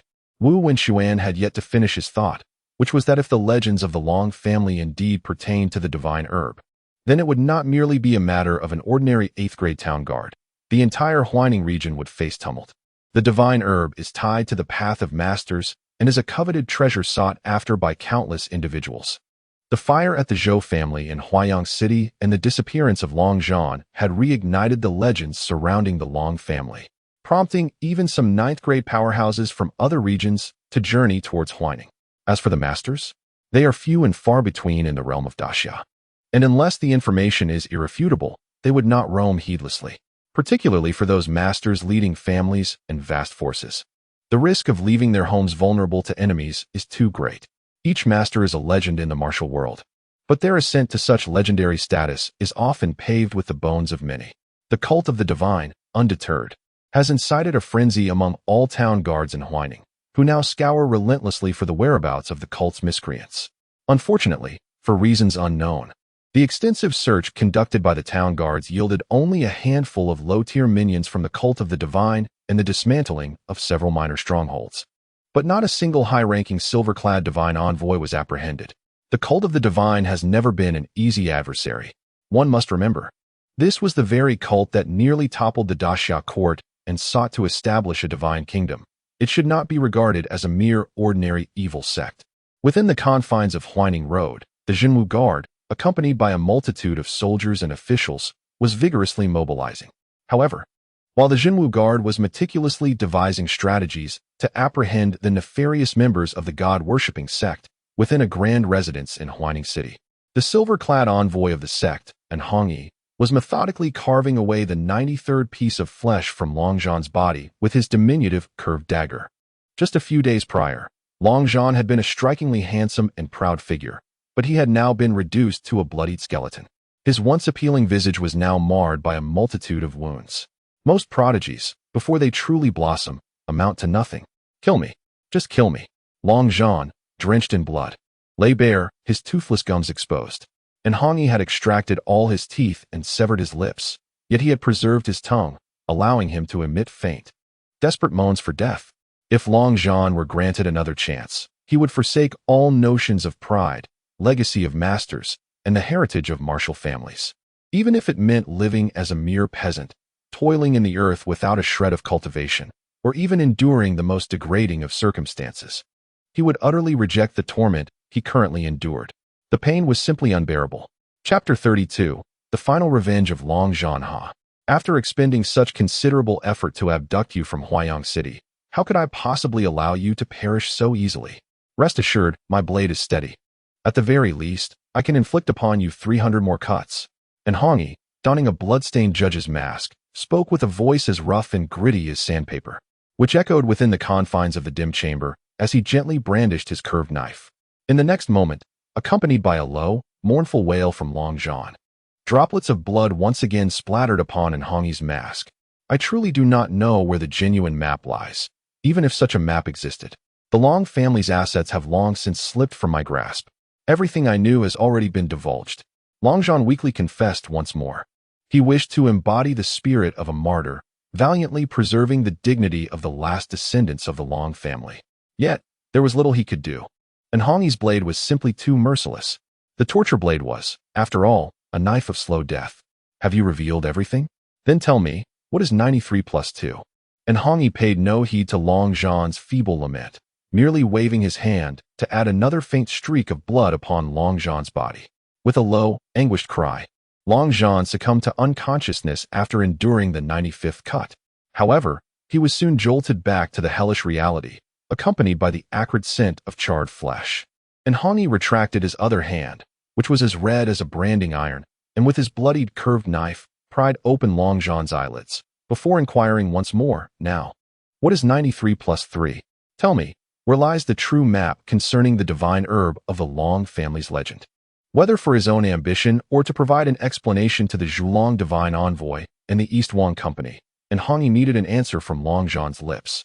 With the 96th cut, Longzhan let out another agonizing scream, as his pupils began to dilate slightly. He felt his body growing increasingly cold, colder still. The spirits of his deceased parents and grandparents materialized before him, gently calling out his name. Longzhan understood that, despite Hongyi's relentless application of the fiery hands to staunch his bleeding, he was nearing the point of exsanguination. He was on the brink of death. He truly did not wish to live any longer. This world was too exhausting, too filled with suffering. Yet, he had not yet succumbed. With Hongyi's blade poised to strike once more, the visages of his family began to dissipate before his eyes. Simultaneously, however, Longzhan's thoughts and memories sharpened, and he even recalled the taste of the filth that had seeped into his mouth and nostrils when he had leapt into the cesspit. In the days of the Long family's former glory, countless individuals venerated them. However, following their downfall, a multitude mocked and scorned them. The ruthlessness of Zheng Yinluo, the cold indifference of the Zhenwu Guard, and even Chen Jie's disdainful rejection and insults, as well as the glimmers of greed hidden within the fervent gazes of the Zhou family after he allied himself with them, all vividly occupied Long Zhan's mind at that moment. The enemies who had harmed, insulted, and annihilated the Long family had yet to meet their demise. How could he possibly perish here, in such a manner? He yearned for vengeance. Vengeance. Memories erupted within his mind, illuminating his previously dimmed eyes with newfound brilliance. As Anhongi delivered the 97th strike upon him, Long Zhan roared with venomous fury, "Do you wish to uncover the true secret of the Long family? Very well. I shall reveal it all to you. My family possesses a renowned jade dragon statue from Changning City, crafted by our ancestor, Master Longbow. My grandfather once confided that this statue pertains to our family's greatest secret, an irreplaceable treasure we must never lose. Yet now, this statue lies either in the possession of the Zhenwu Guard or under the control of the Qin family. If you dare, then seize it. Come, kill me, you bastards. Kill me." Long Zhan recognized that survival beneath Anhongi's blade was no longer an option, or perhaps he simply no longer desired to live. However, before his demise, he vowed to exhaust every ounce of his being to retaliate against all who had scorned him, insulted him, and especially against his greatest adversary, the cult of the divine. The jade dragon statue? I shall send someone to investigate. But before that, what is 96 plus 3? Beneath the blood-stained mask of the judge, Anhongi's face, charred by flames and grotesque like the bark of a withered tree, twisted and contorted, while the corners of his distorted mouth began to curve upwards. He had finally received the answer he sought. Yet, his hands and the blade within them remained unyielding. As for the formidable Zhenwu Guard and the Qin family, what of it? He was not alone. However, before proceeding, although he doubted Long Zhan could still deceive beneath his torture blade, this answer, whether true or false, must be validated. Anhongi relished the torture blade and found pleasure in listening to the anguished cries of his enemies beneath its edge. After a long while, once Long Zhan had lost all traces of life and had been reduced to a mere skeleton, Anhongi gently withdrew his blade and began to tenderly cleanse his bloodied hands in a basin of water he had prepared earlier. Each time he interrogated a sinner, it always ended this way, utterly revolting. Just as Anhongi washed his hands with gentle care, a figure adorned with a mask of impermanence, its cuffs laced with silver threads, emerged silently from the shadows of the chamber. She had been present within this secret room throughout Anhongi's interrogation of Long Zhan. Regarding the secrets of the divine herb, it is certainly out of the question for Anhongi to conduct the interrogation alone. Disgusting? The wretches who perished under your blood prison technique are hardly any more admirable than my torture blade. If you find my methods repugnant, then summon the esteemed saint lady. I dare say a mere glance from her would compel him to divulge even his most humiliating childhood secrets. Anhongi rasped back, filled with discontent. The silver-clad divine envoy, Mo Shui, who specializes in the blood prison technique from the 18 prisons of the worshipping god sect, wields an eerie power that can effortlessly manipulate the life force of others, causing them to bleed from all 7 orifices and perish like desiccated corpses. Humph. Were it not for the Saint Lady's seclusion for her cultivation and the matter concerning the divine herb, it surely would not fall upon you to conduct this interrogation. Mo Shui retorted coldly. However, this man was indeed someone we jointly captured, having made great efforts to extract him from Huayang, which consequently drew a considerable pursuit from the Zhenwu guards, resulting in the loss of many sect disciples. It would be a pity for him to die so easily. Should he ultimately continue to speak falsehoods, and we find ourselves with naught to show for our painstaking efforts, I shall be most curious to see how you will explain this to the divine envoy of Zhulong and the esteemed Dong Wanggong. Explain? Anhongi's grotesque visage twisted slightly beneath his mask as he confidently declared, "Under the blade of my torture sword, no one can deceive me." Long Zhan did not speak untruths. The Jiao Long jade statue indeed exists and was crafted by the forefather of the Long family, Longbow, with his own hands. The head of the Long family, his grandfather, has indeed told him that the statue is of utmost significance, a treasure that the Long family can never afford to lose. Yet, Long Zhan has never believed that the statue harbors any so-called true map. The ancestral map of the Long family exists in but a single copy, and the one obtained by Zheng Yanluo is undeniably authentic. Chapter 33. If you cannot hold on, then allow me to take over yet. If Long Zhan had not uttered those words, how could he possibly incite those scoundrels of the god-worshipping sect to confront the Jinwu Guard or Chen Jie directly for the sake of that jade statue of the Flood Dragon? The jade statue of the Flood Dragon from the Long family now either rests in the hands of the Jinwu Guard in Chongning City or has been dispatched to Chen Jie along with the Long family's assets as a bounty. Neither the Jinwu Guard nor the Chen family is to be trifled with. Regardless of who ultimately claims victory, Long Zhan will, to a certain extent, achieve his revenge. The god-worshipping sect stands as Long Zhan's greatest nemesis, yet those who turned a cold shoulder to him, failing to adequately protect the Long family's interests, along with Chen Jie, who insulted him by rejecting his supplicating requests, are also regarded as his adversaries. Speaking of the Flood Dragon statue represents Long Zhan's final act of vengeance. In his dying moments, a magnificent and vividly lifelike Flood Dragon statue was carelessly glanced at by Chen Feng before being unceremoniously cast into the Chun family's treasury alongside the majority of the Long family's treasures delivered by the Jinwu Guard. At present, aside from consumable treasures such as celestial materials and earthly gems, Chen Feng and his companions regard all other artifacts with disdain. No matter how exquisite or valuable this statue may be, it pales in comparison to treasures that can be consumed to swiftly enhance one's cultivation. In recent times, apart from Chen Jie's successful breakthrough to the 7th rank, Chen Feng, after consuming copious amounts of dragon bone strengthening pills and a selection of rare medicinal treasures left in the Long family's treasury, has also managed to ascend to the 7th rank. The gluttonous secret technique, devouring the heavens and earth, rapidly generates vital energy, subsequently replenishing true qi, truly a terrifying phenomenon. With Chen Feng's further advancement, the Chen family now, aside from Chen Jie, has finally produced 2 competent high-ranking martial artists.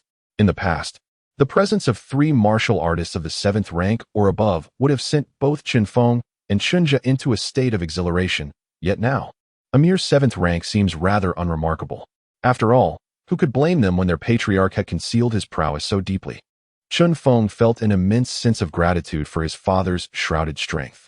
It is a harsh reality that the once-renowned Long family, boasting several 7th and even an 8th rank martial artist, was annihilated years ago.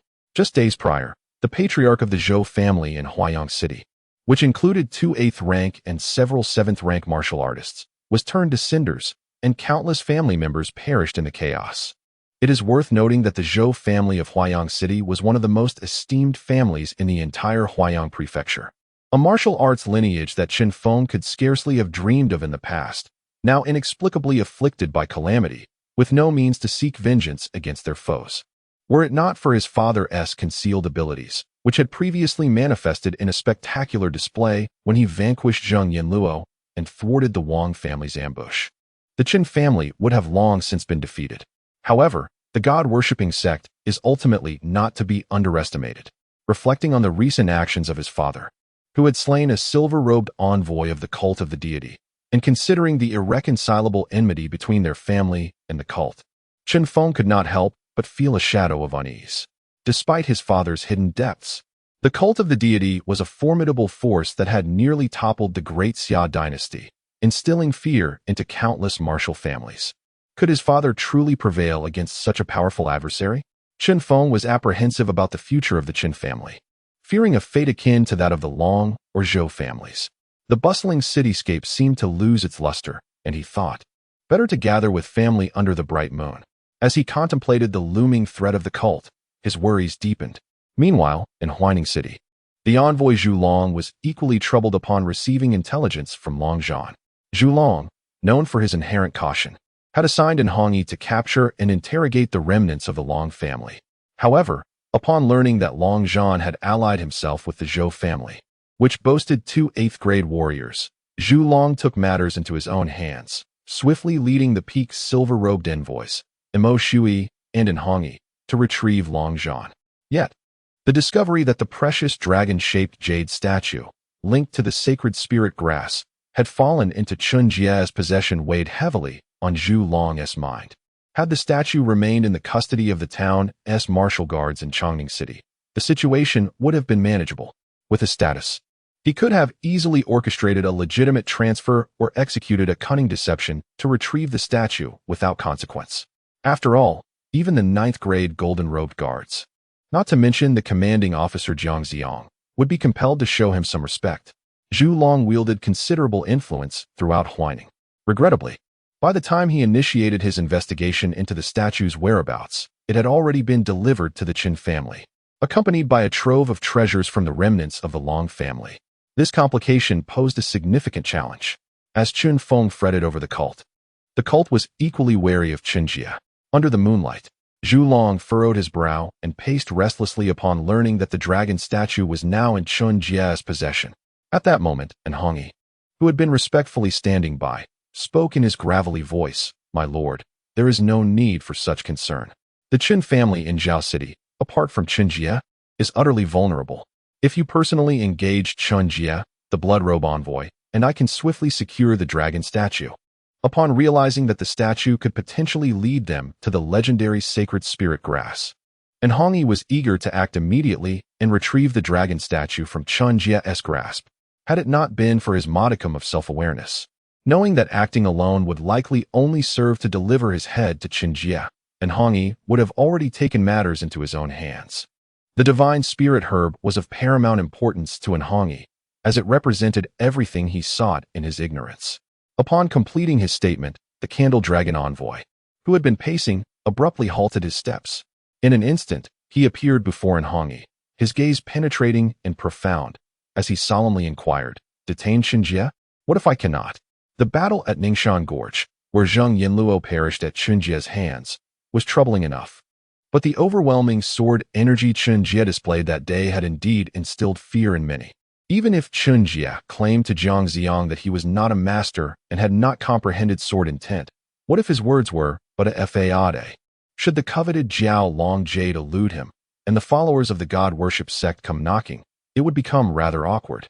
Furthermore, even if Chen Jie was neither a master nor had grasped sword intent, could a man capable of unleashing such formidable sword energy merely be an ordinary ninth-grade martial artist? Apart from masters, the pinnacle of ninth-grade martial artists already stood atop the Grand Pyramid of the Great Xia. Even within the ranks of the most sinister sect, the god-worship sect, overseen by Grand Masters, there were few ninth-grade peak practitioners. To breach the Chongmai and subsequently open a series of intricate acupoints above it, one must accumulate at least 60 years of pure vital energy to reach the pinnacle of the ninth grade. Beyond that, until one breaks through the Ren and Du meridians, the difference in energy accumulation, whether a few years more or less, is negligible, yet an immense chasm still exists between ninth-grade peak practitioners. Some are labeled as ninth-grade peak martial artists because they can only spend decades accumulating pure vital energy after breaking the Chongmai, forever doomed to remain beneath the status of a master. Conversely, others, also deemed ninth-grade peak martial artists, have reached this height because there exists no 10th grade. The realm beyond the ninth is that of the master.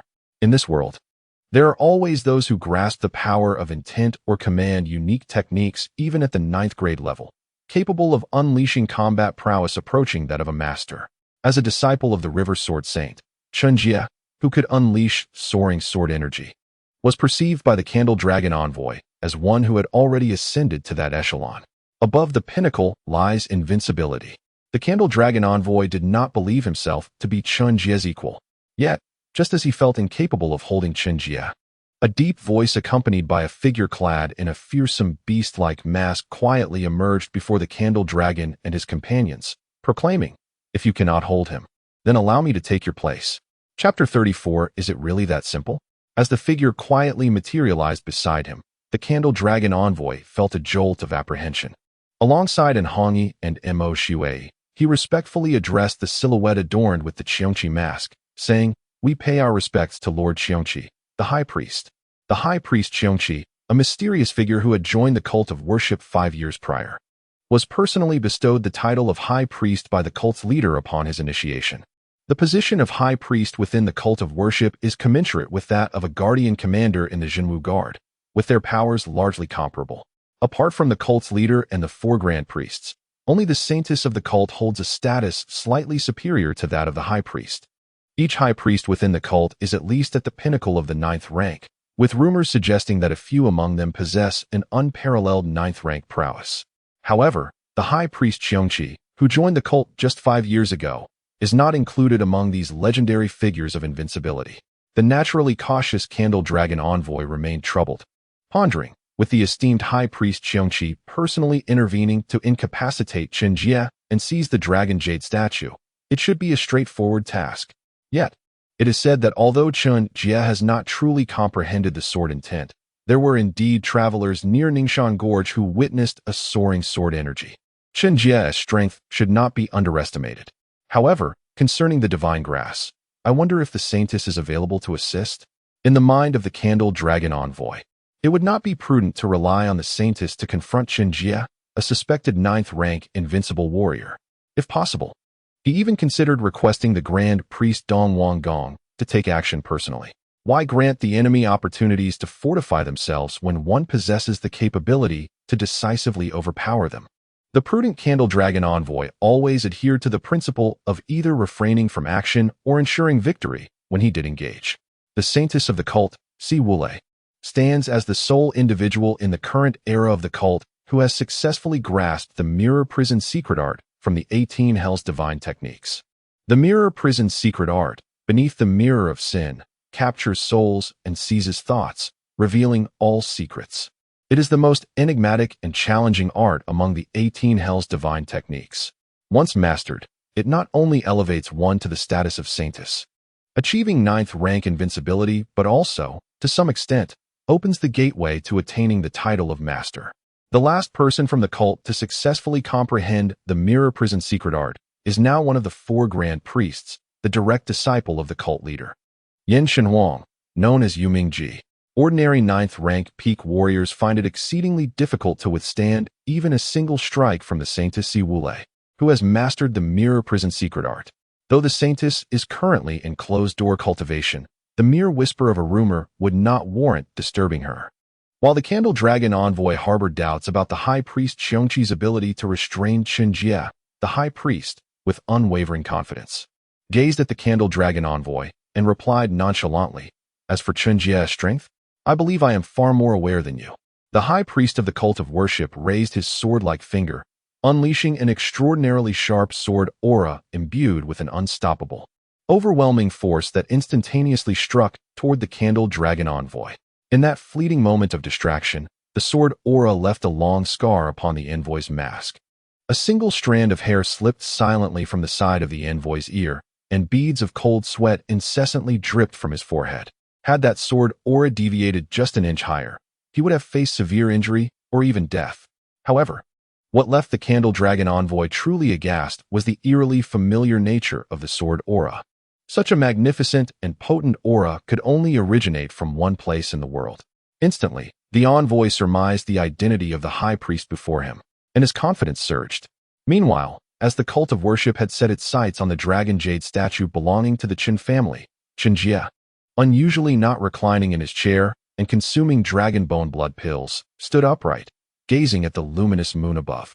Yet, illuminated by the moonlight, his expression was peculiarly strange. His emotions fluctuated wildly, a blend of joy and sorrow vividly evident upon his face. Powerful and enigmatic sword auras continuously enveloped him, dissipating and then coalescing again, leaving marks upon the bluestone floor beneath him. "Mother Chen, what has Grandpa done? Is he unwell?"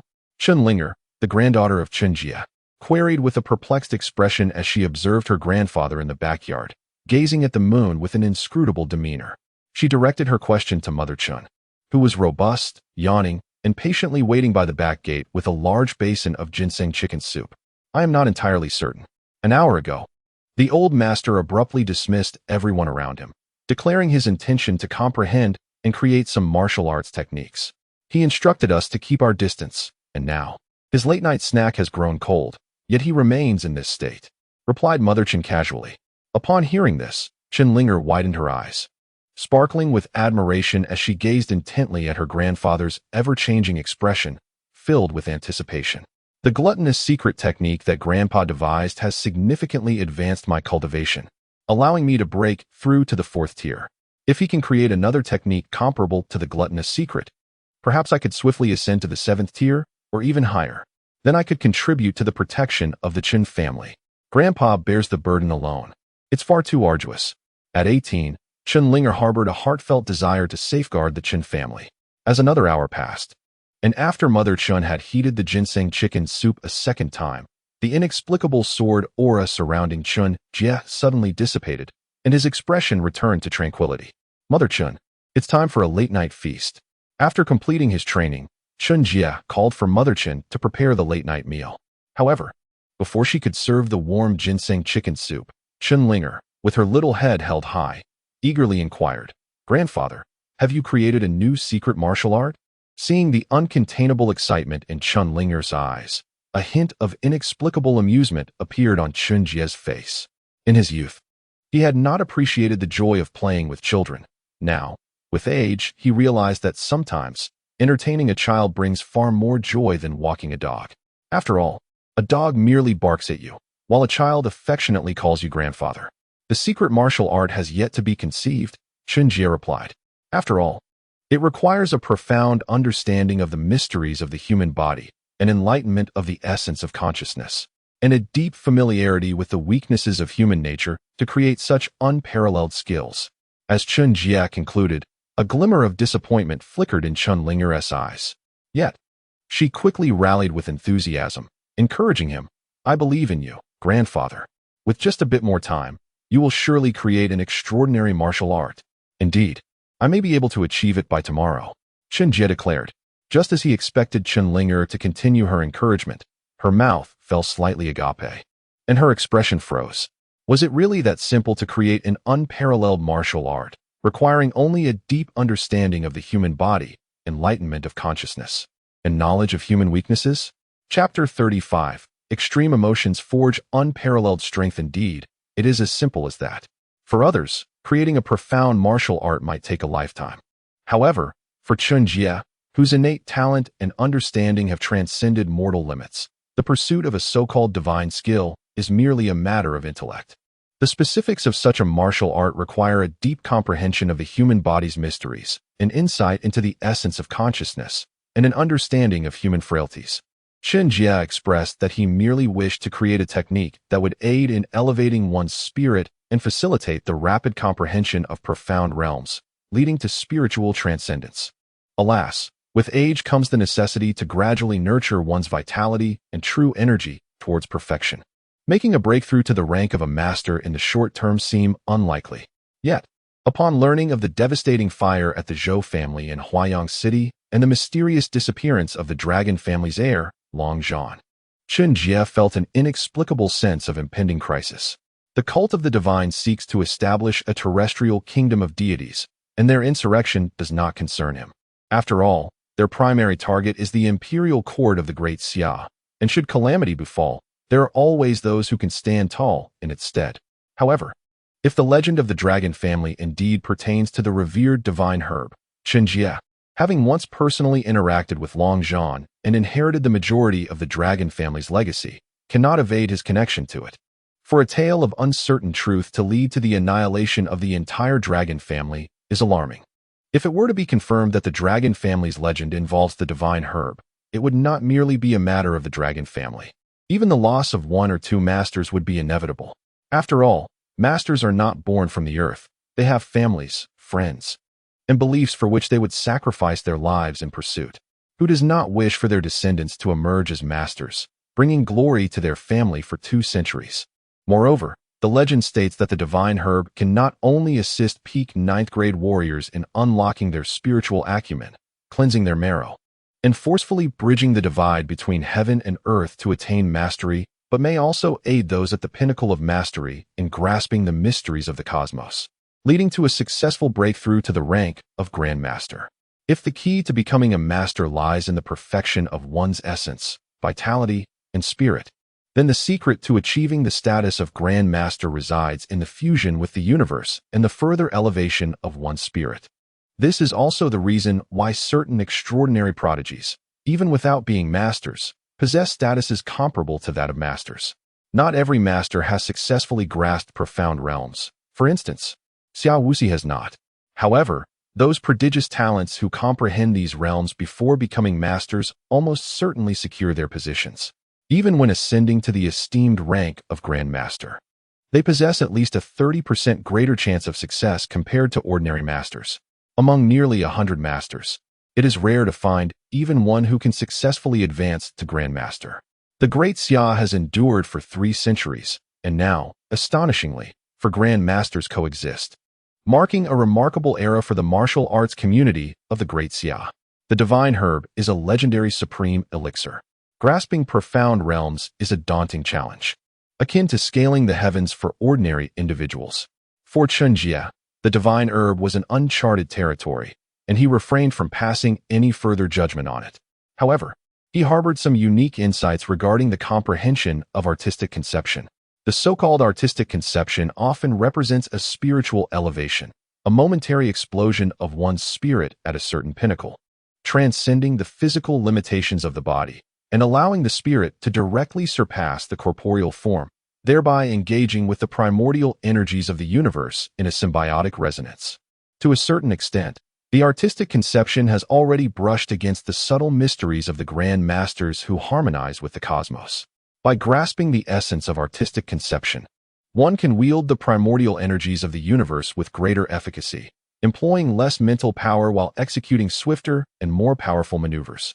Warriors who have attained this understanding may find themselves approaching the combat prowess of a Grand Master even before fully traversing the Ren and Du meridians. Ultimately, however, when one returns to the essence of all artistic conceptions, it distills to a singular truth. It is the presence of a spirit so formidable that it transcends the physical form, which then enables the communion with the primordial energies of the universe. The spirit is, indeed, the essence of all artistic conceptions and the cornerstone for achieving mastery, grand mastery, and even ascension to higher realms. The human body, composed merely of proteins, carbohydrates, and water, cannot unleash the might to rival nations. No matter how much one fortifies their bones and muscles, there exists an inherent limit to the true energy that can be contained within the body's dantian and meridians. Humanity itself possesses limitations. The flesh is exceedingly fragile. Only by harnessing an infinite spirit to manipulate the boundless primordial energies of the universe can one continuously enhance both body and soul, thus paving the true path to transcendence for warriors. This encapsulates the essence of martial cultivation within the realm of the Great Xia. All purported secret techniques of the world revolve around the cultivation of the body's vital essence, ultimately converging back to the enhancement of the spirit and the manipulation of primordial energies. While Chen Jie sensed that the corporeal form harbored much untapped potential, such as the notion of self-induced nuclear fusion. Given that the human body comprises numerous carbon atoms, he believed that through diligent effort, one might masterfully control these carbon atoms to unleash a nuclear explosion with a mere fist. However, in comparison to such explosive power, he preferred to forge ahead along the well-trodden path established by the martial realm of Great Xia, seeking to optimize and enhance his capabilities in a more stable manner. The essence of martial arts in the Great Xia world is the gradual fortification of the body's vital essence, ultimately achieving the mastery to wield the boundless primordial energies of the universe, revealing a myriad of incredible powers. Chen Jie aspired to circumvent unnecessary detours and directly create a secret technique capable of rapidly enhancing the spirit. Yet, how might one swiftly amplify their spirit? Upon contemplating this, a cascade of inspiration illuminated his mind, as countless insights regarding mental enhancement from his past life began to surface. Only through extreme emotion can one attain mastery in the sword. Profound emotions often give rise to unparalleled strength. Chapter 36. The refinement of the 7 emotions: joy, anger, love, hatred, suffering, sorrow, and fear constitute the 7 most prevalent emotions within humanity. Yet, commonality does not imply extremity. An individual engulfed in profound rage might disregard their own pain and trepidation, confronting a ferocious tiger with nothing but flesh and blood, relying solely on their teeth and arms. However, the majority of people, in moments of wrath, can at most offer a mere slide tackle to satiate the tiger. While every person experiences emotions, few possess the capacity for extreme feelings. Chen Jie was among them. Nonetheless, it was not a significant concern. What are emotions, after all? Are you familiar with the concept of self-hypnosis? Do you understand the essence of moon reading? Human emotions are not merely constructs of the mind. Their genesis arises not only from personal cognition and external influences, but also from various bodily components, like the hippocampus, neural pathways, and endocrine hormones, which play substantial roles in shaping emotional experiences. For instance, the human body typically begins to secrete endorphins after approximately 30 minutes of sustained exercise, leading to a state of physical and mental elation. This is a primary reason why many fitness enthusiasts persist in their routines. In large part, human emotions are governed by bodily mechanisms. For Chen Jie, controlling the body was exceedingly simple. His godlike talent endowed him with unimaginable insight and inspiration, granting him a perception far beyond that of the ordinary, particularly when it came to self-awareness. At this moment, Chen Jie could even distinctly sense each muscle fiber within him, and he could faintly perceive every cell in his body. Under such formidable self-awareness, manipulating his hippocampus and neural pathways, and thereby, to a certain extent, his emotions, was remarkably effortless. By elevating a particular emotion to its utmost intensity under specific conditions, an inexplicable void would begin to manifest in Chen Jie's mind. His visual, auditory, tactile, olfactory senses, and all perceptions of the external world would dissipate in an instant. In that fleeting moment, all consciousness would be commandeered by the extreme emotion, while simultaneously, Chen Jie's spirit would become inexplicably potent and ethereal, transcending the constraints of the physical body, merging with the essence of the universe. Extreme emotions possess the capacity to propel one's spirit and will beyond the confines of the corporeal form, unleashing unimaginable powers in a brief span. The essence of humanity is not merely comprised of muscle and protein. Rather, it is fundamentally anchored in thought and memory. A person whose brain has ceased to function, even if their body remains alive, is, in a profound sense, still a dead individual.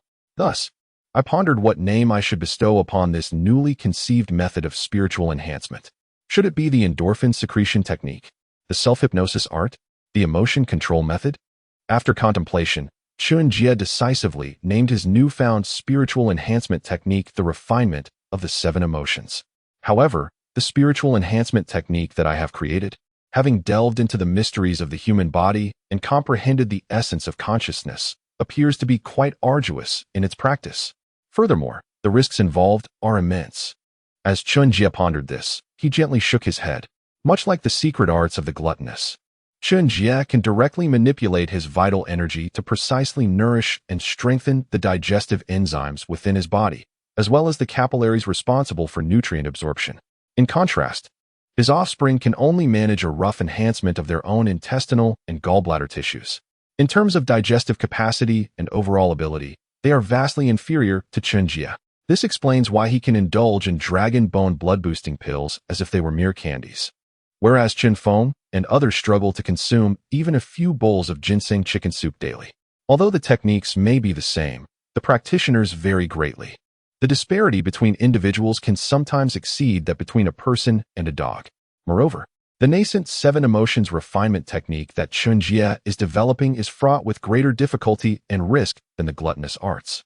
After all, the latter merely nourishes the gastrointestinal system, posing minimal risk, while the former involves the intricate neural units within the brain.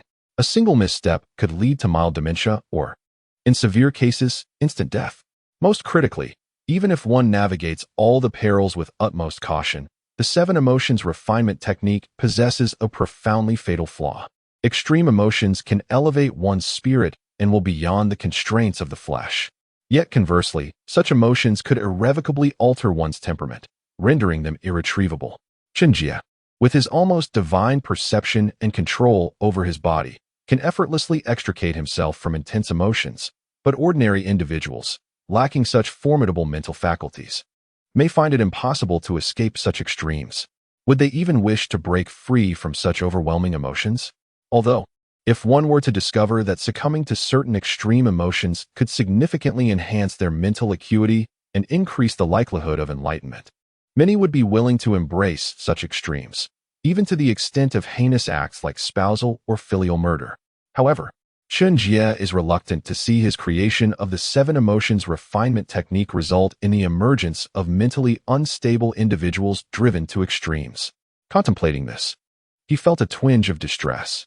Yet, upon further reflection, he realized that the primary purpose of developing the 7 emotions refinement technique was to enhance his own spirit, not to take others into account. Thus, it was of little concern. Whether others can learn it or whether they encounter issues after mastering it is of no consequence to him.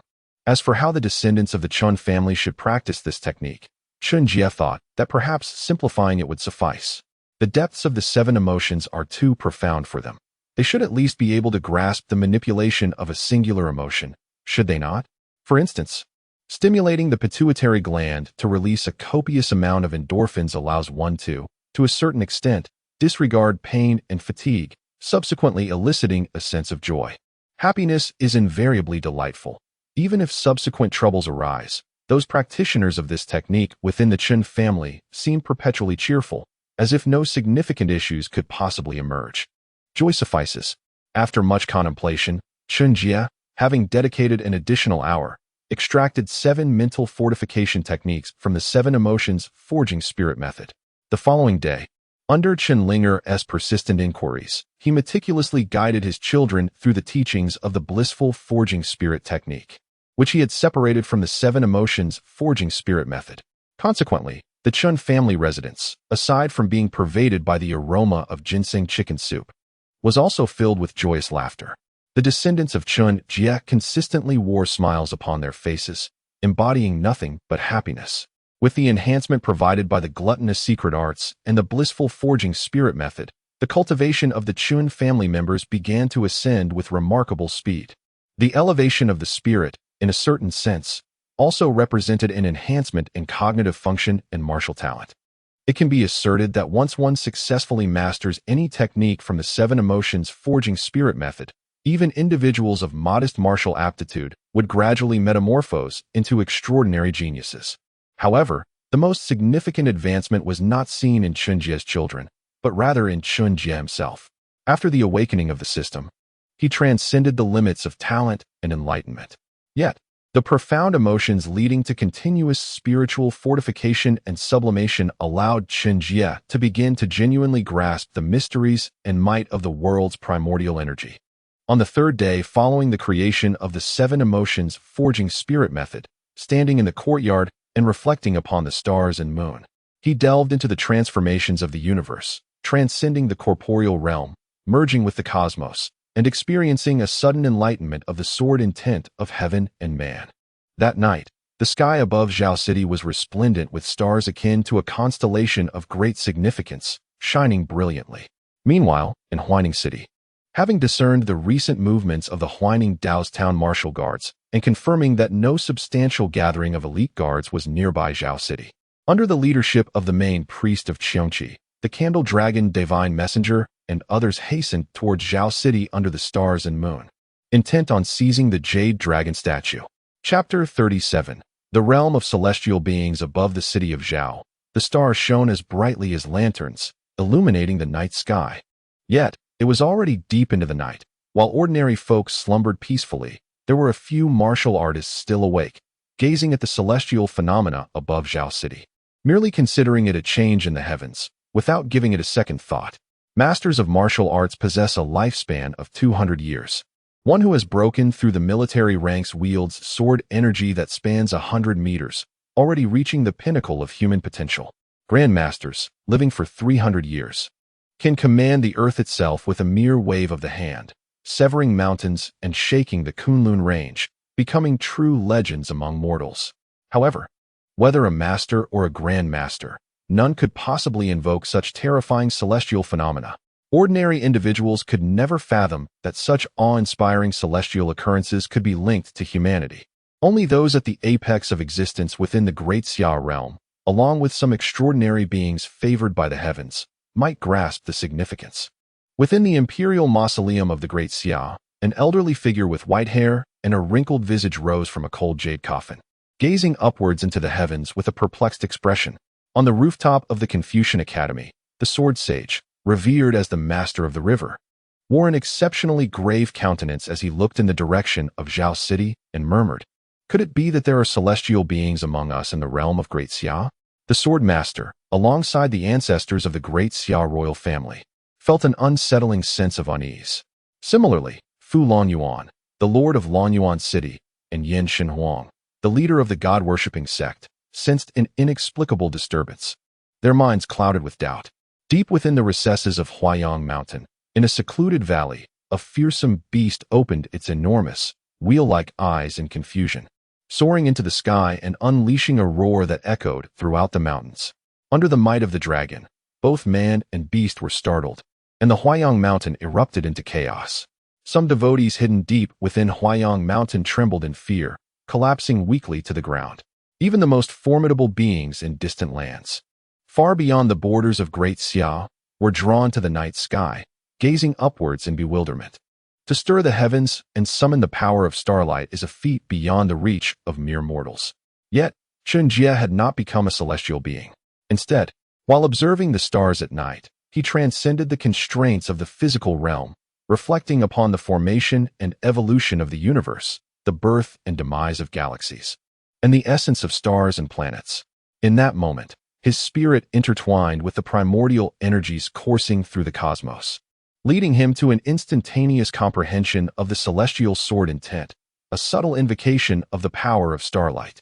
As for the so-called celestial sword intent, it could just as easily be called the realm of celestial beings. At that moment, Chen Jie had no other thoughts. He merely pondered that since the primordial energies saturated the entire universe, if one's spirit could grow powerful enough to manipulate these energies or merge with them, would that not equate to controlling the universe itself? Or could it mean that one is, in essence, a universe unto themselves? The universe was born from a minuscule singularity. But who dares to claim that the cells within the human body are not another minuscule singularity? In the manifestation of celestial signs and the transformation of the earthly realm, Chen Jie sought to explore whether it was possible to align his heart with the heart of heaven, to transform his will into the will of heaven, wielding the cosmos as his sword, testing the universe with his blade. In that moment, an inexplicable comprehension of the realm of transcendent beings dawned upon Chen Jie. As he grasped this profound insight, he felt his spirit ascend to an extraordinary height, and simultaneously, his world transformed into a paradox of profound silence and overwhelming cacophony. His consciousness transcended the corporeal realm, standing serenely in the void, where the boundless essence of the universe enveloped him like the gentlest of waters, ceaselessly nourishing his soul. Chen Jie sensed that with but a flicker of thought, he could command this celestial energy to manifest extraordinary transformations.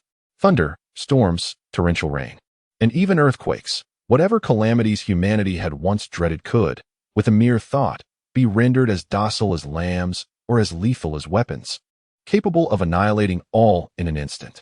Moreover, within a 10-mile radius, every whisper of life and the vitality of even the smallest sprout or the rustle of insects became vividly apparent in Chen Jie's mind. In this space, he seemed omniscient and omnipotent. If the merging with the universe is the key to a master becoming a grand master, then the further communion with the essence of the cosmos, culminating in a formidable realm of transcendent beings, is the very core that allows one to endure 500 years, to soar through the skies, to traverse the North Sea at dawn and the Kangwu at dusk, and to obliterate nations with a mere gesture. Within this domain, even an ordinary grand master appeared as insignificant as an ant, let alone those who had yet to attain mastery. While grand masters and masters could still be considered part of the human sphere, the realm of transcendent beings was undeniably otherworldly, far beyond the grasp of mere mortals. In his moment of enlightenment, Chen Jie inexplicably grasped the embryonic form of this transcendent domain. However, as an influx of information surged towards him, his spirit began to feel an inexplicable fatigue, and his physical form was beset by a tightening sense of confinement and beckoning. With a thought, he drew his spirit back to his body, and the overwhelming sense of power, of being able to command all, of knowing all, dispersed in an instant. Even the celestial energy he could once manipulate rapidly diminished, causing his perception of the 10-mile radius to contract to a mere 1 mile, rendering the delicate life forces, such as the budding of grass, imperceptible once more. Nevertheless, within this 1-mile radius. The essence of humanity and larger animals was as clear to Chen Jie as the patterns on his palm. For instance, in a nearby courtyard, he could discern that Chen Linger had yet to sleep, still relishing a large bowl of ginseng chicken soup as a late-night snack, giggling foolishly while murmuring her intention to alleviate her grandfather's worries. There were also some rather unrefined nocturnal activities of his relatives that Chen Jie chose not to scrutinize further. Indeed, without having attained mastery and prior to traversing the celestial bridge, even the mightiest spirit, though capable of forcefully transcending the body, ultimately resembled a rootless weed or a kite severed from its string, struggling to endure in the void. Chen Jie let out a gentle sigh, feeling a lingering attachment to the immense power he had just grasped in the realm of the celestial.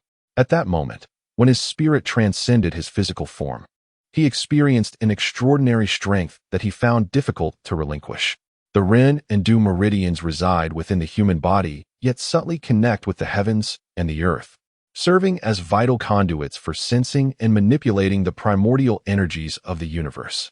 However, he pondered whether, upon reaching the realms of the celestial and the terrestrial true immortal, the corporeal body would still hold such significance, or if, at that level, the spirit would emerge as the fundamental essence of existence. Legends spoke of terrestrial true immortals ascending, some of whom left behind remnants of their physical forms. Chen Jie withdrew his thoughts, refraining from sensing the auras of the Chen clan members within a mile's radius, and contemplated quietly. In the realm of Great Xia, it had been nearly a millennium since a celestial had graced the world.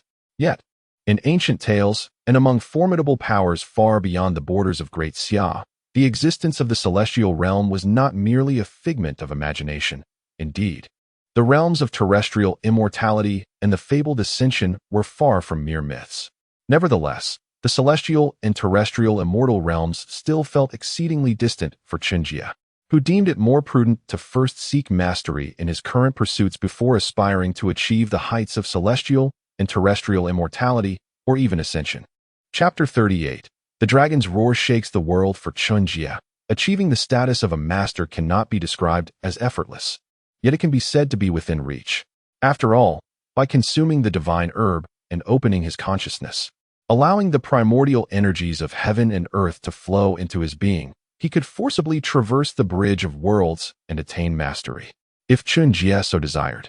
With his formidable spirit and the profound comprehension of celestial realms, he could similarly command vast amounts of heavenly energy, forcefully crossing the bridge and breaking through the Ren and Du meridians.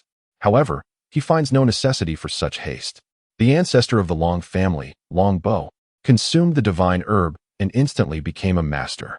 Yet, whether his strength was inferior to that of other masters remains unknown to Chen Jie, as records of the ancient master battles are scarce.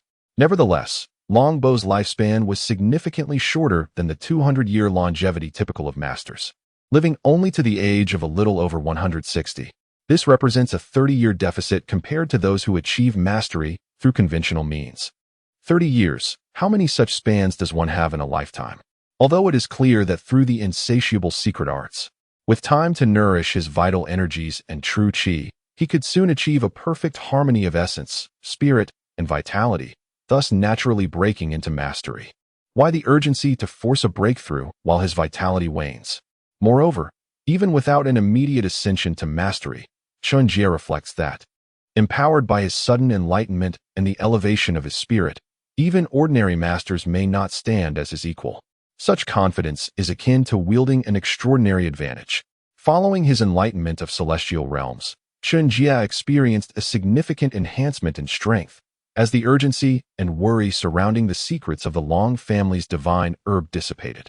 His strength became his greatest assurance. With a mere 3 months' wait for his vitality to reach completion, Chen Jie anticipated that he would be capable of contending with grand masters. On another front, the chief priest of Qiangqi, accompanied by the Zhulong envoy and others, paused momentarily to gaze at the celestial phenomenon shining from the direction of Zhao City before resuming their swift journey. Even grand masters could only vaguely sense that the starry anomaly was somehow linked to celestial power, and how could the chief priest and his companions, who were not even masters, grasp the terrifying truth behind this celestial display? Even if they did, They would never surmise that such a formidable cosmic occurrence could be connected to Chen Jie, a mere ninth-grade practitioner who had dwelled within Zhao City for decades and had now surpassed a century in age. The chief priest and his entourage continued their journey toward Zhao City, yet the usually cautious Zhulong envoy felt an inexplicable sense of foreboding, regardless of their musings.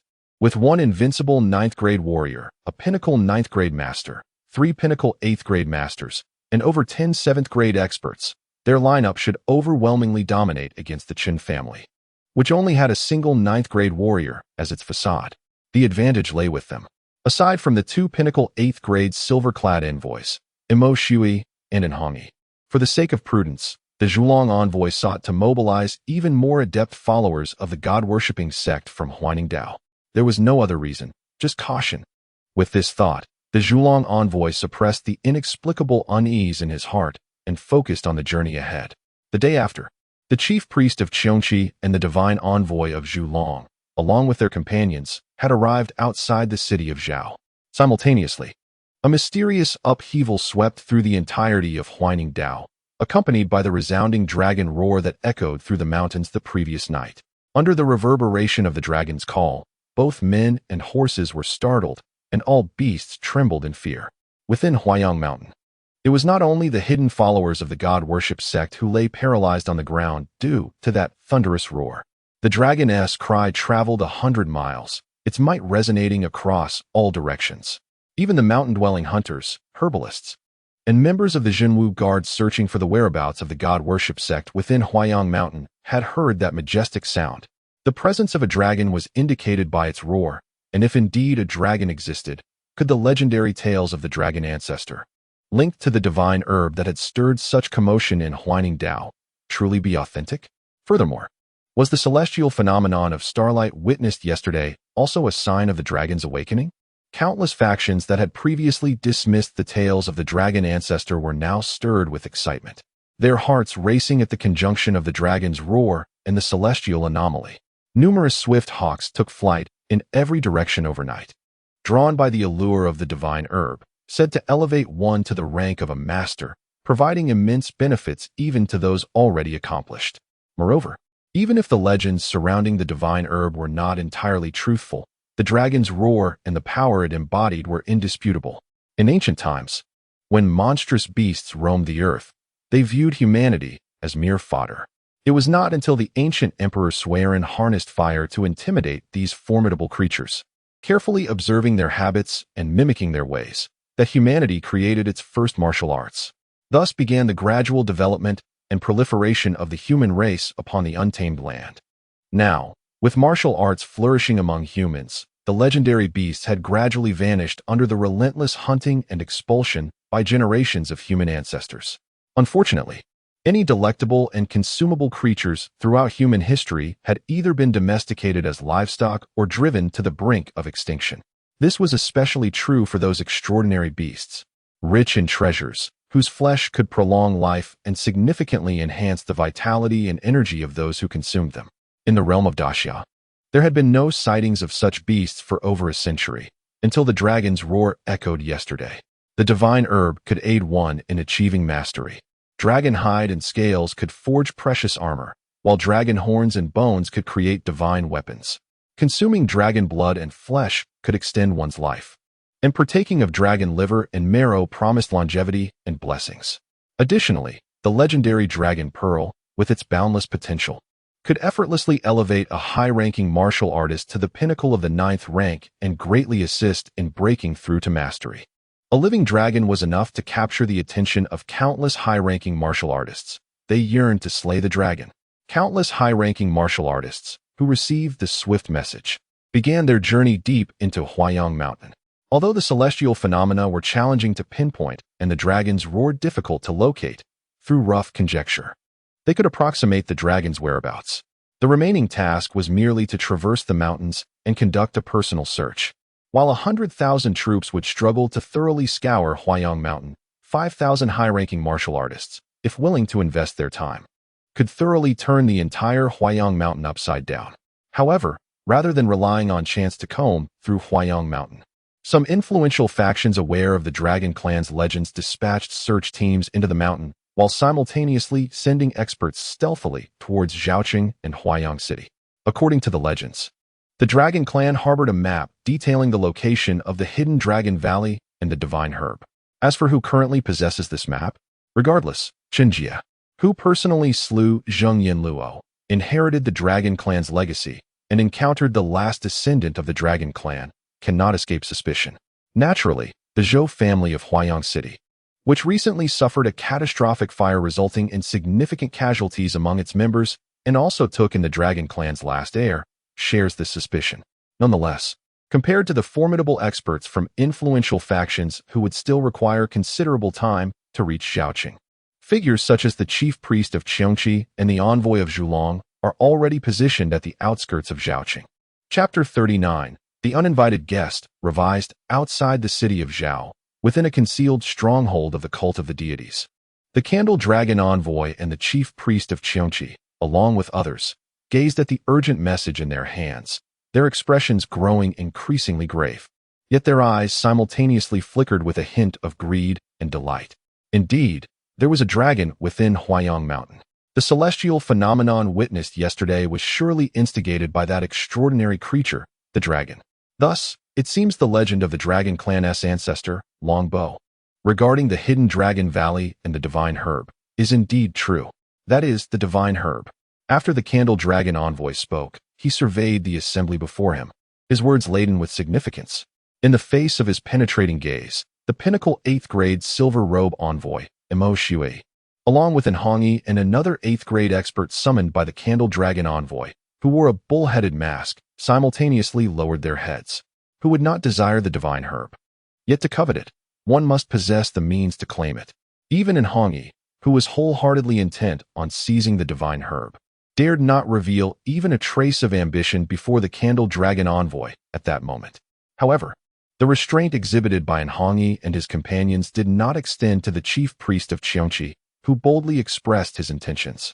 Qiongqi, casting a cold glance at the Candle Dragon envoy and his entourage, then fixed his gaze upon the Candle Dragon envoy's eyes and declared icily, the Divine Herb. I shall have it. After I achieve mastery, I will owe each of you a tremendous favor. However, should anyone attempt to rob me of the Divine Herb. As he spoke, Qiongqi summoned his inner energy, his white hair billowing without wind, and the eyes beneath his mask radiated a chilling brilliance. That will be my sworn enemy for life. As long as you are not masters, even with the protection of the Eastern Prince, I will not hesitate to eliminate you. Upon hearing this, Mo Shui and Hongi and the other 8th grade silver robe envoys of the cult of the deities remained silent, their heads bowed. The one who had been diligently pursuing the whereabouts of the Dragon Clan's legends and the Divine Herb was none other than the Eastern Prince, one of the 4 great priests of the cult of the deities. The Candle Dragon envoy and Mo Shui were, after all, subordinates of the Eastern Prince.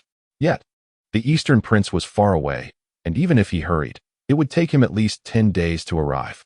In contrast, the chief priest Qiongqi, capable of taking their lives at any moment, was already right before them. Mo Shui and the others did not wish to offend Qiongqi with words. Neither did they want to disregard the Eastern Prince's orders at this juncture. Thus, like quails, they lowered their heads, opting for silence as their response. Yet, while Mo Shui and his companions refrained from retorting to Qiongqi, the Candle Dragon envoy continued, the Divine Herb is crucial to the path of mastery. As martial artists, who does not yearn for it? However, now that the dragon's roar reverberates across the land, within 10 days, masters will surely gather in Huaining Dao, and even the strongest will be stirred to action. We have yet to ascertain the location of the hidden Dragon Valley and the Divine Herb. Yet we are already discussing how to divide the Divine Herb. Is it not a tad too hasty? To quarrel amongst ourselves before the Divine Herb is even in sight? Is this truly the way to invite disaster? After the Candle Dragon envoy concluded his words, the main priest of Qiongqi fell silent for a moment, then spoke in a deep voice, regardless of the circumstances, the Divine Herb is mine to obtain. We shall set forth immediately to seize the Dragon Jade statue and ascertain the location of the Divine Herb. The sound of dragon roars echoed across the land, as countless high-ranking martial artists surged towards Huaining Road. To secure the Divine Herb before those esteemed martial artists, including masters, it was imperative to act swiftly. determining the true whereabouts of the divine herb in the shortest time possible. Then, they would seize the divine herb and achieve mastery. Time was of the essence. Upon finishing his statement, the Chen Jie main priest and his companions exchanged fleeting glances, momentarily disregarding the concealment of their identities. Without waiting for the night to fully descend, they charged towards the Chen family estate, taking advantage of the twilight glow.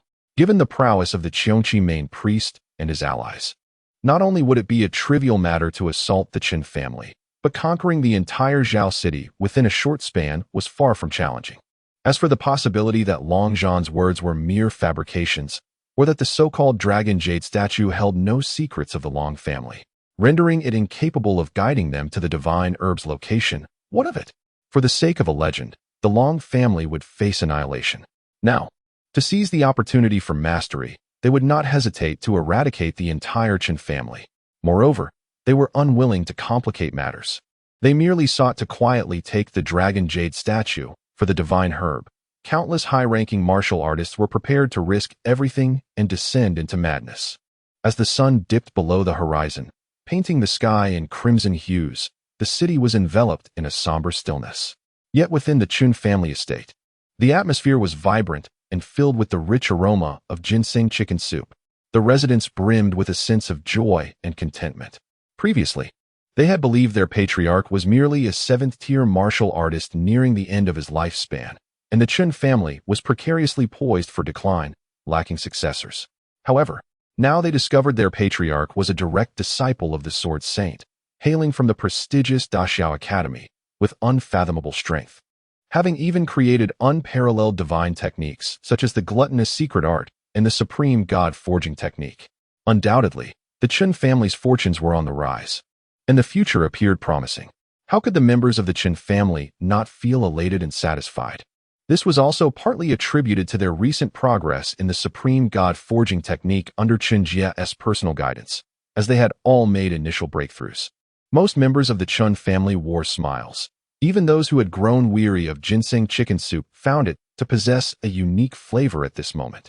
However, just as the Chen family prepared to indulge in bowls of ginseng chicken soup and resume their cultivation, Chen Jie, who was peacefully reclining in a chair in the backyard, gazing at the sunset, suddenly changed expression.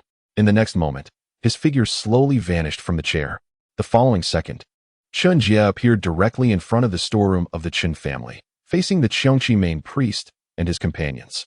At this moment, before the grand entrance of the Chen family's storeroom, several servants tasked with guarding had already succumbed to unconsciousness upon the ground. Had it not been for the need to inquire about the specific treasures within the storeroom, they might have had to consult the Chen family's servants, all the while being mindful of the bloodshed that could attract Chen Jie's attention. Those servants of the Chen family had long since met their demise on the spot. "Welcome to the Chen family. Might I inquire what you seek within my storeroom?" Chen Jie, with hands clasped behind his back, regarded the chief priest of Chen Jie and his cohorts with a cold, piercing gaze, his voice laced with a chilling curiosity. After attaining an understanding of the heavenly realm, the fluctuations of ordinary souls within a mile radius could hardly elude his perception, not to mention the presence of the Chen Jie priest and his companions, whose auras blazed like torches in the darkness. Yet, for reasons unknown, he sensed a familiar yet somewhat alien essence emanating from the man at the forefront, adorned with a Chen Jie mask. "What are you searching for? Would it not be preferable to quietly take what you desire without drawing attention? Why must you seek death? I truly lack the inclination to deal with you at this moment." As Chen Jie suddenly materialized, the countenance of the Candle Dragon envoy and others, who were poised to enter the Chen family's storeroom, shifted dramatically. Only the Chen Jie priest, upon observing Chen Jie, whose complexion had grown increasingly vibrant, with noticeably fewer wrinkles and an air of vitality that made him appear far younger than himself, spoke with a frigid tone, his gaze growing progressively more intricate. Chapter 40. 3 inches of ground is eternity in the beginning. The high priest of Chen Jie intended to teach Chen Jie a lesson. However, after the resounding roar of the dragon, the high priest's only desire was to swiftly and quietly obtain the jade statue of the dragon and uncover the true location of the divine grass. He even began to stealthily approach, aiming to seize the jade statue without alarming Chen Jie. Yet now, the high priest felt he might have no other choice. Nevertheless, it mattered little. Dealing with a talentless individual like Chen Jie, who had only ascended to the 9th rank through the favoritism of his master and the bestowed Tianyuan Dan, seemed to the high priest a task as simple as it had been in the past, requiring at most the time it takes to burn a stick of incense to bring Chen Jie down to the ground. A familiar voice, a familiar presence. "So it is you, my 8th junior," the high priest declared, and Chen Jie's expression shifted slightly as he cast a cold glare towards the high priest. "But can you enlighten me as to why you are entangled with these members of the god-worshipping sect? Has the master wronged you in some way?" Chen Jie's master, the sword saint of the river, had 9 disciples, among whom only the 4th brother had achieved the status of a grandmaster. The rest had perished. Chen Jie ranked 7th, while the snowy sword immortal, Shen Rushuang, ranked 9th. The 8th was the man before Chen Jie, who wore the Qiongqi mask, Mr. Li Xinghai, who had vanished after leaving the Daxia Academy 5 years ago. 7th brother, it has been a long time. Yet here we are, both grown old. Facing the revelation of his identity by Chen Jie, Li Xinghai chuckled softly, gradually removing the Qiongqi mask to reveal a face weathered by time, marked with wrinkles, yet still faintly reminiscent of his once handsome visage. As for why he was with the god-worshipping sect, it was simply because they were the only ones capable of providing me with everything I desire. And as for whether the master has wronged me, 7th brother, do you not know this better than anyone? That Tianyuan Dan should have belonged to me, Li Xinghai concluded, leaving Chen Jie momentarily speechless. Decades prior, his master, the sword saint of the river, had acquired a Tianyuan Dan, and at that time, none of his disciples had yet attained the 9th rank, save for the then peak 6th rank Chen Jie and the already peak 8th rank Li Xinghai. Li Xinghai, an orphan brought back to the Daxia Academy by the sword saint during his travels, had displayed extraordinary martial talent from a young age. After rigorous training, he made rapid advancements, achieving the peak of the 8th rank by the age of 30. However, when Li Xinghai sought the precious Tianyuan Dan, the sword saint, after careful consideration, deemed Li Xinghai's foundation unstable and unsuitable for its use, ultimately bestowing the Dan upon Chen Jie instead. Subsequently, Li Xinghai attempted to break through to the 9th rank, but failed, suffering damage to his meridians. A decade later, while he succeeded in breaking through, by the time he reached the peak of the 9th rank, he was already 50 years old.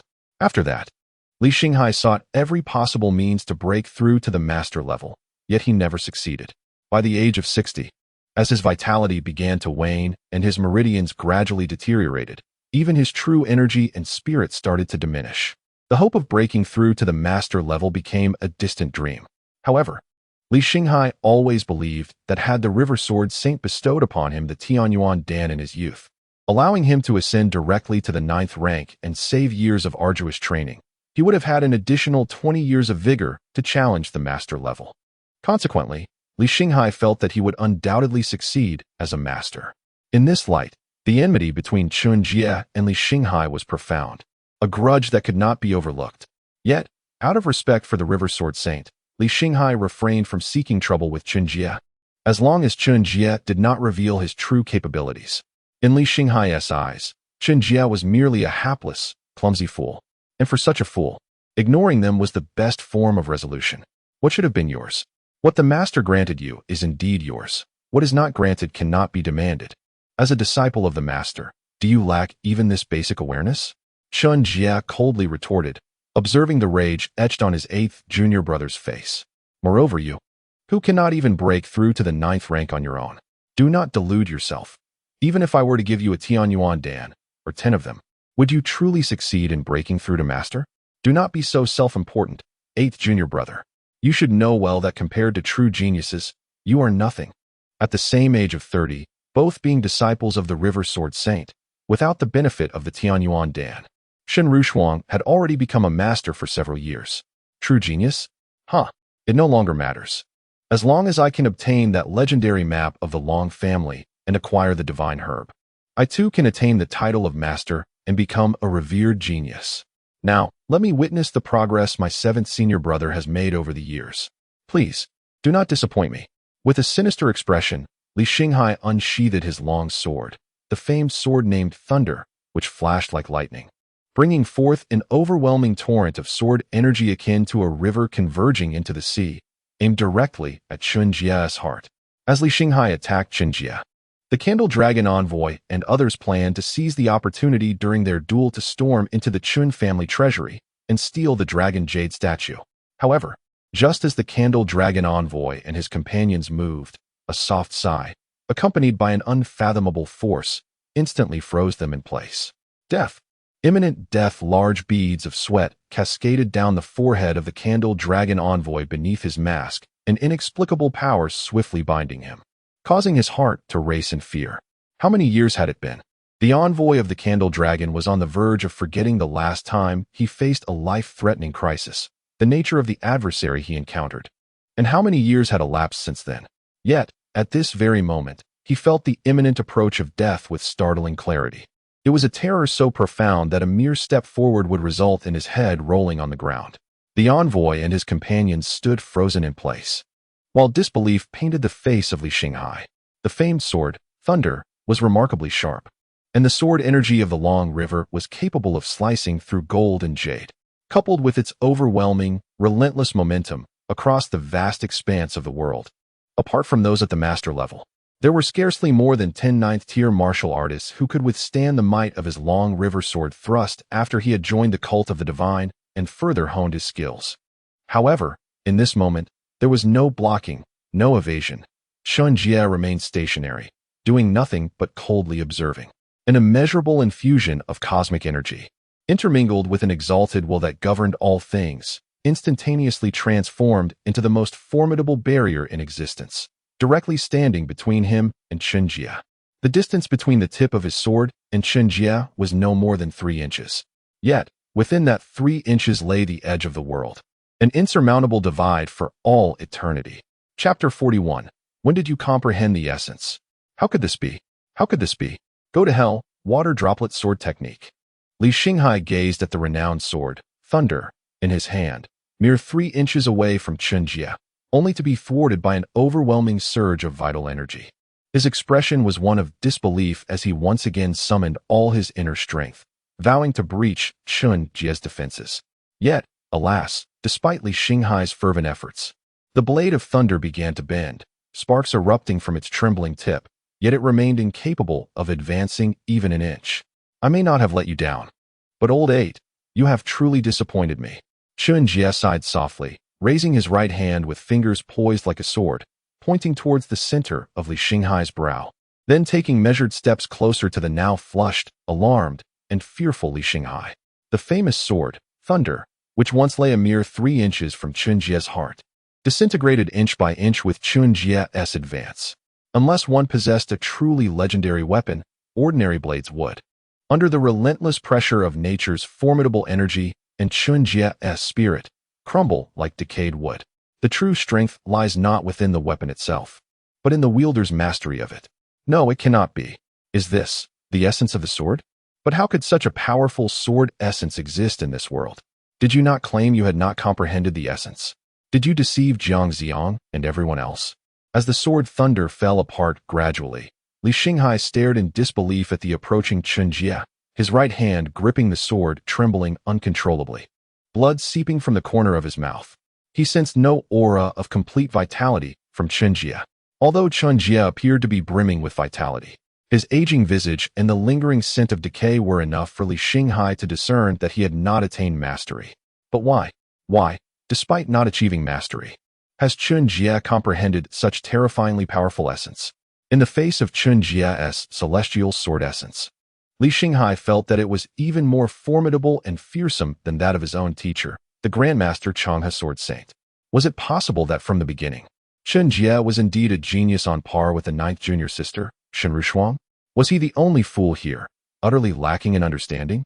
Li Xinghai had never grasped the existence of the essence. Each warrior who comprehends the power of essence is a true genius. Even if they ultimately fail to achieve mastery for various reasons, they remain invincible within the 9th tier. Yet, even among the invincible of the 9th tier, distinctions exist. Some attain their status through legendary weapons, while others achieve it through mastering powerful secret techniques. However, the truly most formidable, closest to the combat prowess of a master, are those who have comprehended the power of essence. In a distant past, there existed an unparalleled genius who comprehended the essence of power. At the cost of his own life, He valiantly fought and ultimately vanquished an opponent who had just entered the realm of a master. The essence of power represents the closest distance between the ninth-tier martial artist and the master. Deception? I once failed to grasp the essence, yet later sought to fathom its mysteries, and thus, I attained enlightenment. Chen Jie replied calmly. He then advanced further, his sword pointing dangerously close to Li Xinghai, less than 3 inches apart. To attain the essence merely by wishing for it? Huh, do you take us all for fools? Li Xinghai scoffed, his face reddening as Chen Jie pressed closer. Despite the imminent threat, Li Xinghai, with a fierce countenance, disregarded all and channeled his true energy. Invoking the secret technique, 100 rivers returned to the sea. He drew upon the essence of heaven and earth, forming a powerful vortex around himself. With a swift motion, Li Xinghai struck the hilt of the thunder sword, directing the abundant essence into the blade, enabling it to surge forward by another 2 inches. 100 rivers returned to the sea is one of the secret techniques created by the sword saint of the Long River. It is exceedingly difficult to comprehend. However, once mastered, it allows the wielder, even as a 9th-tier martial artist, to summon vast amounts of heavenly and earthly essence, converging into an overwhelming force capable of obliterating any adversary in their path. Li Xinghai had achieved his fearsome reputation as an invincible 9th-tier warrior through this very technique. After joining the worship of the god's sect, he received a boon from the sect leader, the divine Emperor Yan, further enhancing his power.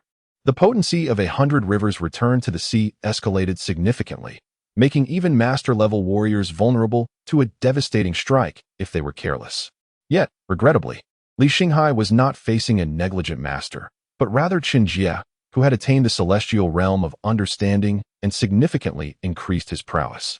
Relying on the force of 100 rivers returned to the sea, the thunder sword advanced 2 more inches. However, it would be misleading to say it truly broke through. At the moment of collision between Chen Jie's essence and the force of 100 rivers returned to the sea, sparks erupted, and the once formidable blade shattered into countless fragments. You have joined the worship of the god's sect, yet you still rely on the secret techniques taught by your master. Is your strength and ambition truly limited to this? As Chen Jie spoke, he stepped forward again, causing the thunder sword to disintegrate by another inch. Simultaneously, his icy finger pressed firmly against Li Xinghai's brow. You seek to kill me, yet I shall not take your life. However, the cultivation bestowed upon you by your master shall be reclaimed by my own hands. Chen Jie's pure and formidable river of true energy surged into Li Xinghai's body, mingled with an abundance of the essence of heaven and earth, and then erupted violently, shattering all of Li Xinghai's extraordinary meridians. With the meridians completely destroyed, the river of true energy within Li Xinghai instantaneously dissipated, causing blood to pour from his 7 orifices. His formerly grizzled hair turned stark white in an instant, and his once erect figure bent slightly. Yet, Li Xinghai did not succumb easily. After staggering a few steps, he resolutely maintained his standing posture, desperately straightening his body. His trembling and bloodied right hand still clutched the nearly bare hilt of the renowned sword, Thunderclap. Ah, such power! Even a master might find themselves able to contend with you. Li Xinghai gasped for breath, his murky, bloodshot eyes fixed intently on Chen Jie before him. A bitter smile crept across his face as he rasped. No wonder the master held you in such high regard. No wonder he bestowed that precious Tianyuan Dan upon you. It seems I am the true fool after all. Ha ha ha, how blind I have been. What use are these eyes to me now? With that, Li Xinghai discarded the hilt of his sword and, in a sudden surge of determination, gouged out his own eyes. He then fixed his 2 gaping wounds toward the direction of Chen Jie, his voice fierce as he declared, Yet, I remain utterly unwilling to accept this fate. 7th, I shall await you in the depths below. Ha ha. With these words, he summoned the last remnants of true energy still lingering within him, forcefully placing his left hand upon his crown. With a thunderous roar, dust erupted as Li Xinghai's life, along with his body, plummeted heavily to the ground. However, just before his consciousness fully succumbed to darkness, fleeting memories of the joyful moments spent under the tutelage of the sword master at the Great Xia Academy flickered before his eyes. Those times were truly beautiful. As Li Xinghai perished, the sword master, who had been sitting alone in a courtyard within the Great Xia Academy, momentarily froze before raising a jar of pure brew from the snowy mountains and drinking it all in one gulp. In the largest room of the courtyard, a spirit hall was arranged, housing the spiritual tablets of all the sword master's deceased disciples. Adjacent to the spirit hall, in a somewhat smaller chamber, lay a jade box containing a remarkably precious spirit-nourishing flower, now withered. Years ago, the sword master had granted the Tianyuan Dan to Chen Jie, while simultaneously enduring great hardships to procure a spirit-nourishing flower for Li Xinghai, one that could nurture the soul and strengthen the meridians. Li Xinghai's rapid cultivation breakthrough had left his foundation unstable, lacking in spiritual essence, and with somewhat fragile meridians. The spirit-nourishing flower was meant to remedy Li Xinghai's deficiencies in spiritual essence, fortify his meridians, and assist him in breaking through to the 9th rank. Regrettably, Li Xinghai was unable to await the master's procurement of the spirit-nourishing flower, and thus he faced a disastrous failure in his attempt to break through to the 9th grade. His meridians were severely damaged, rendering him incapable of ever consuming the spirit-nourishing flower. Chapter 42. The immortal deity ascends. The demise of Li Xinghai elicited an inexplicable sigh from Chen Jie. Regardless of the circumstances, Li Xinghai remained one of the few cherished disciples of the master still alive. However, given Li Xinghai's esteemed status, it seemed implausible that he would harbor any inclination to join the cult of the divine, despite any lingering resentment he might have felt towards the master over the years.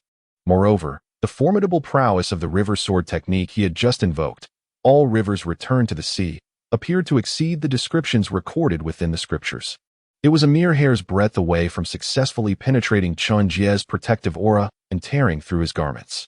Could it be that within the cult of the divine, there existed a method capable of enabling a formidable being like Li Xinghai, an invincible 9th-tier master, to achieve further breakthroughs? Beyond the 9th tier lay the realm of the Grandmaster. Chen Jie found himself engulfed in a haze of uncertainty regarding this revelation. Nevertheless, it mattered not. The secrets that the cult of the divine harbored would soon be unveiled by capturing a few of their members and interrogating them. Upon concluding his thoughts, Chen Jie flicked his fingers into the void, unleashing a barrage of razor-sharp, sword energy aimed at the fleeing members of the cult of the divine, who had seized the moment of Li Xinghai's distraction to scatter in panic. Chen Jie himself surged forward, positioning himself within the throng of attackers, targeting their strongest remaining adversary, the Zhulong Divine Envoy. Only the upper echelons of the cult could fathom the depths of its mysteries. Like a bolt of lightning, Chen Jie vanished from the vicinity of the Chen family treasury, only to materialize 100 meters away in the blink of an eye. Simultaneously, a cascade of crimson blossoms erupted around the treasury, as the sword energy he had unleashed effortlessly claimed the lives of the fleeing 7th-tier masters of the cult. The 3 pinnacle 8th-tier armored envoys of the cult, confronted with Chen Jie's onslaught of sword energy, braced themselves with grave expressions. As the lethal energy approached, Imo Shui, the silver envoy of the cult, who was desperately fleeing atop a large tiled roof, steeled himself. He swiftly pivoted, activating 7 critical acupoints throughout his body, and bit his tongue to draw forth blood, forming it into an arrow aimed directly at Chen Jie's sword energy, a forbidden technique known as the 7 kills blood arrow. This technique, while capable of inflicting immense damage upon the enemy, would invariably harm the user as well, requiring a significant sacrifice of vital essence to unleash its full potential. Yet at this moment, Imo Shui invoked the 7 kills blood arrow not for vengeance, but for survival. As the ethereal sword energy collided with the 7 kills blood arrow, a tremendous force radiated outward, toppling every tile from the roof upon which Imo Shui stood. When the dust settled, the enigmatic 7 kills blood arrow barely managed to counter Chen Jie's sword energy, leading to a fierce struggle as both forces began to erode each other in a relentless contest. As Imo Shui's body became eerily pale, seemingly aging a decade in an instant, the sword energy unleashed by Chen Jie finally shattered the blood arrow that had been launched by Imo Shui, leaving a deep gash on her face that revealed bone, before dissipating completely. It was a close call, just a hair's breadth away from disaster. Fortunately, she was still alive. Despite the long wound marring her visage, Imo Shui felt no anger towards her disfigured appearance. Instead, relief washed over her. Had she not instinctively turned her head at that crucial moment, even the diminished power of the void sword energy worn down by the 7-kill blood arrow, would have been sufficient to pierce her skull. Mo Shui had summoned the 7-kill blood arrow to counter Chen Jie's void sword energy, while on the other side, the silver-clad divine envoy and Hongyi of the god-worshipping sect chose to confront the incoming void sword energy head-on from the very beginning. Rather than retreating, and Hongyi soared into the air, his blood-red right hand swelling as a remarkably sharp, curved dagger materialized, unleashing a myriad of blade lights that sliced directly towards Chen Jie's void sword energy. This was the torture blade, 1,000 blades of execution. The countless blade energies, resembling crescent moons, shattered upon colliding with Chen Jie's void sword energy, scattering like the distorted reflection of a waning moon in turbulent waters, leaving sharp scars upon the walls of the surrounding city.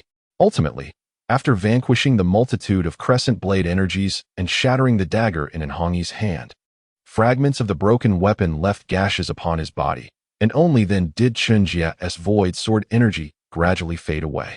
Mo Shui and Hongyi had displayed their ultimate skills to block Chen Jie's casual void sword energy. Meanwhile, another 8th-grade silver-clad divine envoy, donning a bull-headed mask, managed to survive after losing an arm. However, they barely clung to life, trembling, their faces beneath the mask glistening with beads of sweat, while the Zhulong divine envoy cursed inwardly. At that moment, Chen Jie was merely a few dozen meters away. Why must he pursue me? What is this nonsense about not having comprehended the realm, or not having achieved mastery? To withstand the sword of the 8th master, 100 rivers returned to the sea, without a scratch, only to then sever the meridians of the 8th master with a mere gesture? Is this something a 9th-grade practitioner could accomplish? Even the sect's holy maiden might surpass the 8th master, but surely not so effortlessly. Chen Jie, no, Mr. 7, must have already grasped the realm and achieved mastery. If only he had declared it earlier. Had it been known that he had comprehended the realm and attained mastery, who would dare to provoke him? The Zhulong divine envoy silently cursed, yet as he beheld Chen Jie drawing near, ready to dispatch him with a mere gesture, he was compelled to devise a way to save himself. With his standing, he could not afford to trivialize his position as the Zhulong divine envoy by dying here. He did not wish to perish, nor was he permitted to. The divine envoy of the Candle Dragon was consumed with urgency. At the moment when Chen Jie was poised to strike, a sudden inspiration seized him. He swiftly turned and bellowed for all the followers of the god-worshipping sect to heed his command, to invade the Chen residence, leaving not a single creature unscathed, and to seize the divine grass. Was it not his pursuit that they were concerned with? He was eager to witness whether his own chase held greater significance than the lives of their kin. Upon hearing his proclamation, some of the sect members who had been lingering at the periphery of the Chen estate, oblivious to the tumult within the grand mansion, began to unsheath their steel blades and don their masks, preparing to storm into the Chen residence for a bloodbath. Even the bull-headed divine envoy, whose left arm had been severed by a casual slash of Chen Jie's void sword energy, bore the agony and cast a resolute glance at the fleeing divine envoy of the Candle Dragon, who was on the verge of being overtaken. With a fierce roar, he declared that as long as the deity remained unvanquished, the sect would ascend to the heavens. He then turned back and charged once more towards the Chen mansion. Chapter 43. The Art of Transformation. The bull-headed divine envoy is a direct disciple meticulously nurtured by the Candle Dragon divine envoy. He is acutely aware that among the remaining members of the divine worship sect present, any one of them could perish. However, the Candle Dragon divine envoy must not succumb here. If he were to die here as the Candle Dragon divine envoy of the divine worship sect, it would precipitate a cataclysmic upheaval throughout the region of Huaining. The bull-headed divine envoy turned to face death, deliberately shouting to attract Chen Jie's attention. And Hongyi and Mo Shui, after inwardly cursing the fool, felt a flicker of relief and hastened their escape. If Chen Jie were to become earnest, that previous strike would have been sufficient to annihilate them all. His choice to merely wound instead of kill was likely to leave some alive. Yet now, with the bull-headed divine envoy sacrificing himself to buy time, even though they were injured, they should be able to escape Chen Jie's gaze in time. Terrifying, utterly terrifying. It was not merely the fact that Chen Jie possessed a mysterious dragon jade statue concealing unknown secrets, even if he held a divine herb in his hands. Unless the high priests of the divine worship sect led the charge personally, neither Mo Shui nor Hongyi wished to return to the Chen family, or rather, to Zhao City a second time. The aura of Chen Jie's transcendent realm left a profound shadow in their hearts. Even in Hongyi, who was fervently intent on seizing the divine herb to purify his essence and reshape his form, was engulfed in endless dread. He sought the divine herb, but certainly did not wish for death. The bull-headed divine envoy led numerous mid-tier martial artists from the divine worship sect in an assault on the Chen family. At that moment, Chen Jie's expression hardened, growing increasingly frigid as he cast a cold glance at the candle dragon divine envoy before pointing his finger like a sword, delivering a blow through the air. He then swiftly turned and hastened back to the Chen family. The enduring prosperity and even expanding influence of the divine worship sect likely stemmed not merely from the unparalleled mastery of its leader, Emperor Yan, but also concealed some formidable secrets. Yet, what relevance did this hold for Chen Jie? Shouldn't such matters concern the great Xia dynasty and the guardian of martial affairs? In the absence of interference with other affairs, Chen Jie did not mind unraveling some truths. However, should it involve his descendants, it would be an entirely different matter. The potential existence of a great secret within the divine worship sect was inconsequential, even if it were to overthrow the great Xia dynasty. Dynastic rises and falls are trifles. The thoughts of transcendent beings linger through the ages. As long as Chen Jie could ultimately transcend to become a celestial being or even an earthly immortal, the overthrow of the divine worship sect would merely be a fleeting thought. Compared to the great Xia dynasty, Chen Jie held greater concern for his progeny. As he turned away, the candle dragon divine envoy's face betrayed no sign of joy. Rather, his pupils dilated and his heart raced uncontrollably. Faced with Chen Jie's wrathful, almost master-level strike from afar, the candle dragon divine envoy felt no confidence in withstanding it. Yet, whether he could resist or not, he could not simply evade it. If he could not endure the blow, death would be his only fate. The candle dragon divine envoy did not wish to perish. Chen Jie, filled with suppressed rage, unleashed a strike from afar, his sharp sword aura continuously absorbing and blending with the primordial energies of the universe. What began as a slender, invisible sword chi, barely an inch wide, expanded and grew exponentially within the span of a breath. By the time it reached the front of the god envoy of the candle dragon, it had transformed into a massive sword aura several zhang long, intent on utterly reducing the god envoy to dust. As the sword chi approached, the god envoy's vital energies surged, his hair moving as if caught in an unseen wind, his robes billowing gracefully. He raised his hands in an attempt to block Chen Jie's furious strike. However, in an instant, the god envoy's figure was mercilessly shredded by the razor-sharp sword chi, reduced to countless fragments. Strangely, amidst the remnants of his garments, scarcely a trace of blood could be found. The formidable sword chi, having obliterated the god envoy, continued its relentless path for several hundred meters, tearing apart an empty tower atop the city walls of Zhao City before dissipating into the ether. Yet, in the aftermath of this terrifying sword aura's vanishing, within the nearby humble abode where the god envoy had been reduced to powder, a figure clad in the simple attire of a commoner emerged, their skin unusually rosy. After coughing up a copious amount of blood, they donned a hood and swiftly departed unnoticed. The god envoy of the candle dragon, inherently cautious, may not have been able to best an ordinary pinnacle 9th-tier warrior in a direct confrontation. However, in terms of survival capabilities, the god envoy, who had perfected the transformative arts of the 18 hells of the cult of the god worshippers, was undoubtedly comparable to an invincible 9th-tier expert. The transformative arts, conceived by the cult leader Yan Shenhuang from his insights in the peeling skin hell, allowed practitioners to shed layers of their exterior with each advancement, thereby cleansing their essence and, to a certain degree, enhancing their innate qualities. Simultaneously, when faced with insurmountable foes, they could convert their clothing and outer skin into transformative puppets, absorbing a fatal blow meant for themselves. Regrettably, the practice of the transformative arts is exceedingly arduous, and both before and after cultivation, one's skin must not suffer even the slightest injury. Otherwise, when striving for refinement and shedding the old skin, the old layer may resist, and the new layer may fail to emerge, leading to the risk of losing oneself to madness and halting progress altogether. Moreover, the transformative arts cleansing and enhancement of one's essence do not significantly aid in advancing to the master realm and may even pose subtle hindrances. Nevertheless, the transformative arts, which can elevate one's foundation through repeated shedding and cleansing, are a rare and remarkable technique, unparalleled in the world.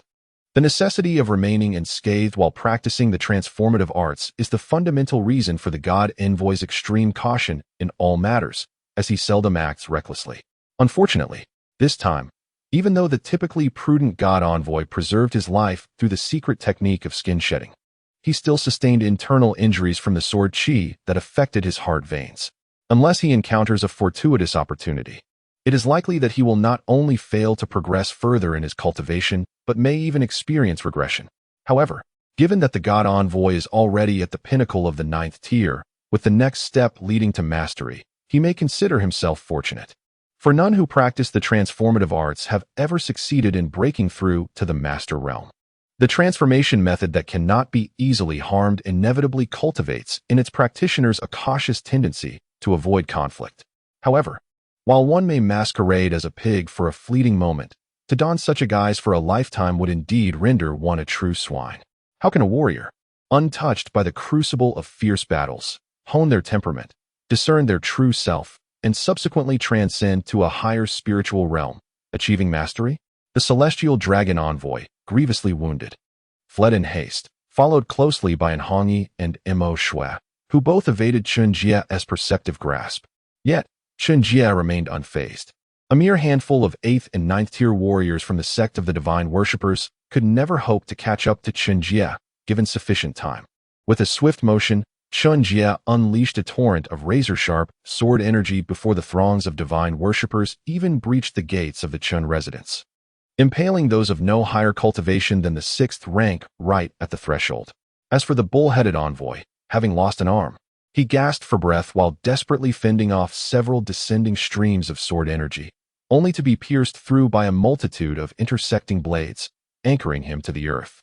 It was not until this moment that the terrified lord of Zhao City and the commanding officer, accompanied by a contingent of constables and soldiers, hastily arrived on the scene. Chapter 44. Renowned across the land Huff. Huff, the bull-headed divine envoy gasped heavily, his head bowed low, blood trickling ceaselessly from beneath his mask.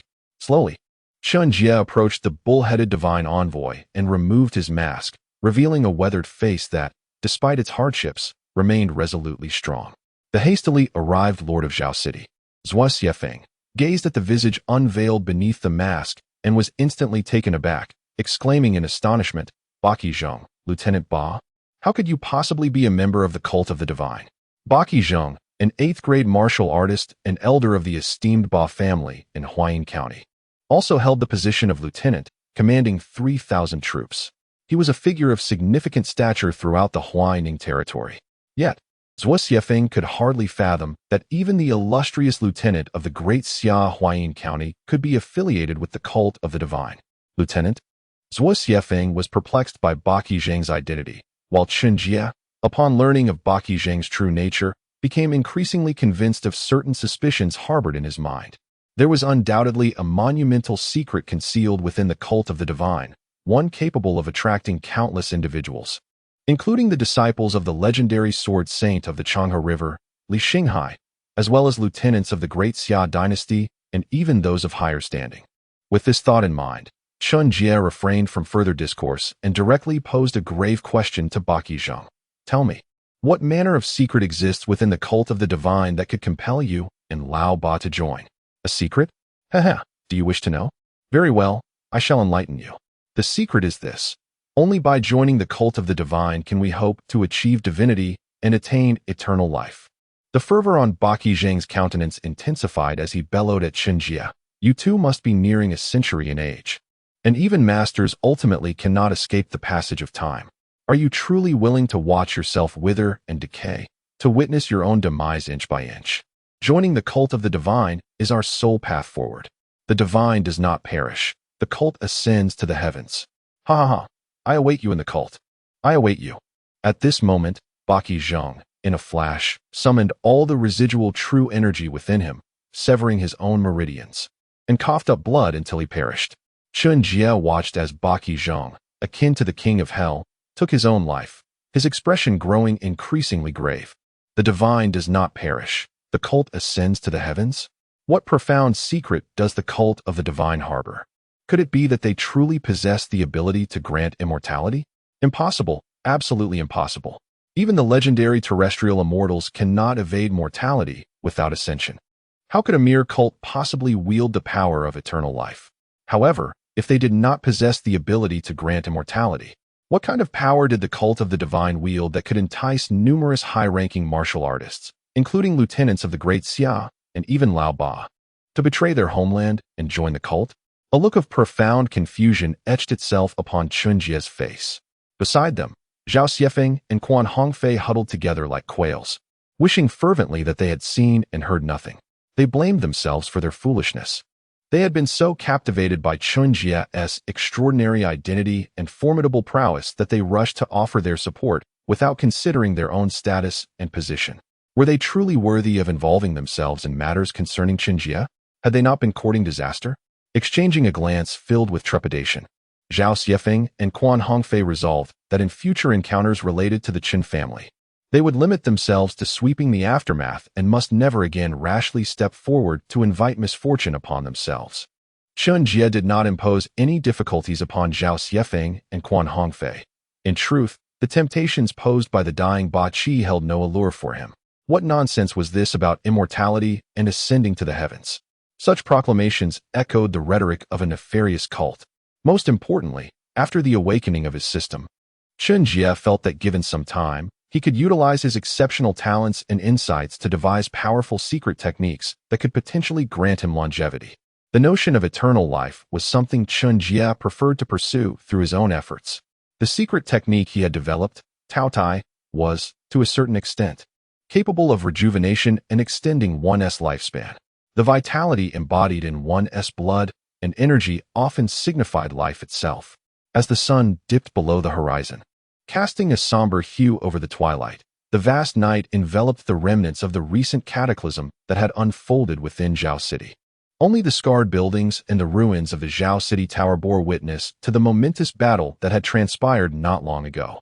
On the following day, news of the numerous elite fighters from the Worship God sect, who had invaded the Chen family only to return in utter defeat, spread rapidly throughout Huaining Road. Concurrently, the echoes of the Candle Dragon's divine envoy's desperate shout for the divine herb rippled through Zhao City, plunging the Chen family into the eye of a storm. The divine herb, was it truly the legendary herb? Its allure had compelled a high priest and both gold and silver-clad divine envoys from the Worship God sect to launch a joint assault. Even without the divine herb in their possession, the Chen family undoubtedly harbored significant secrets regarding it. A multitude of rumors, propelled by enigmatic forces, began to circulate far and wide. Yet, intimidated by Chen Jie's formidable presence, those martial artists who hastily arrived in Zhao City to probe the Chen family's defenses were silenced upon witnessing the ruins of the tower atop the city wall, refraining from any further actions.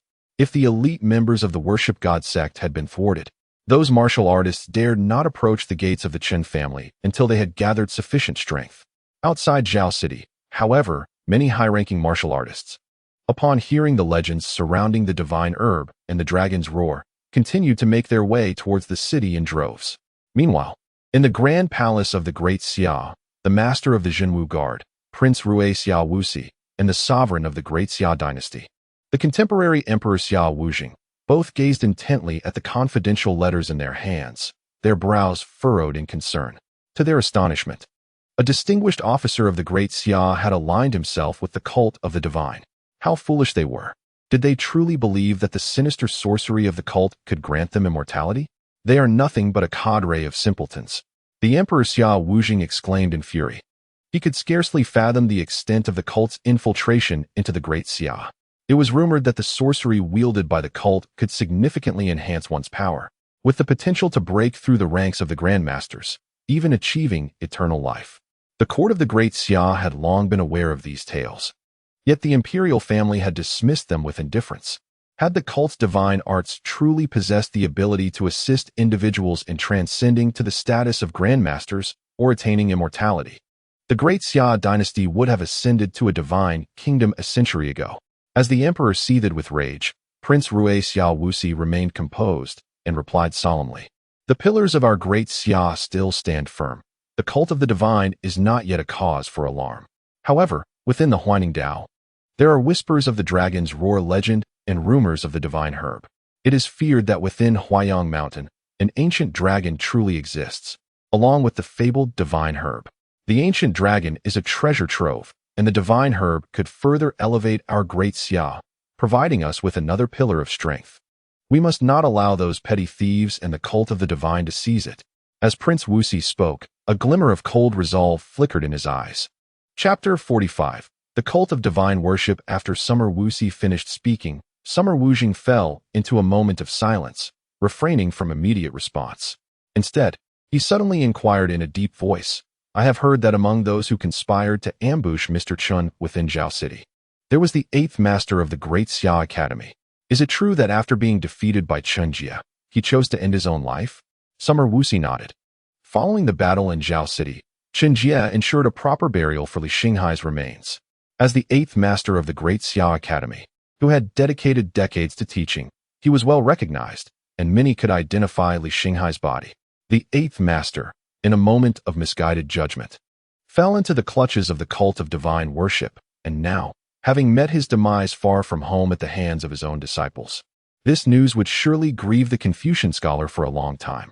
With a deep sigh, Summer Wujing gazed intently into Summer Wuxi's eyes and remarked, "I have heard that the spirit grass seems to have fallen into Mr. Chen's hands." Summer Wuxi shook his head. The news of the spirit grass being in Chen Jie's possession is likely mere rumor. Otherwise, we should already be addressing him as Master Chen. However, the fact that the cult of divine worship has mobilized numerous experts to attack indicates that the Chen family must possess significant clues regarding the whereabouts of the spirit grass. Summer Wujing fell silent for a moment, lightly tapping his fingers against the armrest of the dragon chair, the rhythmic sound resonating through the air like a heartbeat, before solemnly saying, "Oh, is that so? In that case, it would be prudent not to disturb Mr. Chen any further. Let us not forget, our great Xia does not lack a master. Yet we cannot do without the support of the Confucian scholar. His disciples are few." Summer Wuxi was well aware that the underhanded dealings between him and Chen Jie could not escape the Emperor of Great Xia's scrutiny. Water is gentle. Only with restraint can one lead the world. Wang Di understood this, yet all his actions were aimed at ensuring the eternal existence of Great Xia. How much longer could our ancestors and the Confucian scholar sustain us? Locking eyes with Summer Wujing, Summer Wuxi resolutely stated, "Brother, we must find a new pillar for Great Xia. Some sacrifices are inevitable for its survival, and I believe the Confucian scholar would understand." Upon hearing this, Summer Wujing once again fell into a profound silence. After a long while, he finally asked in a low voice, "What is the likelihood of success?" "I have no assurance.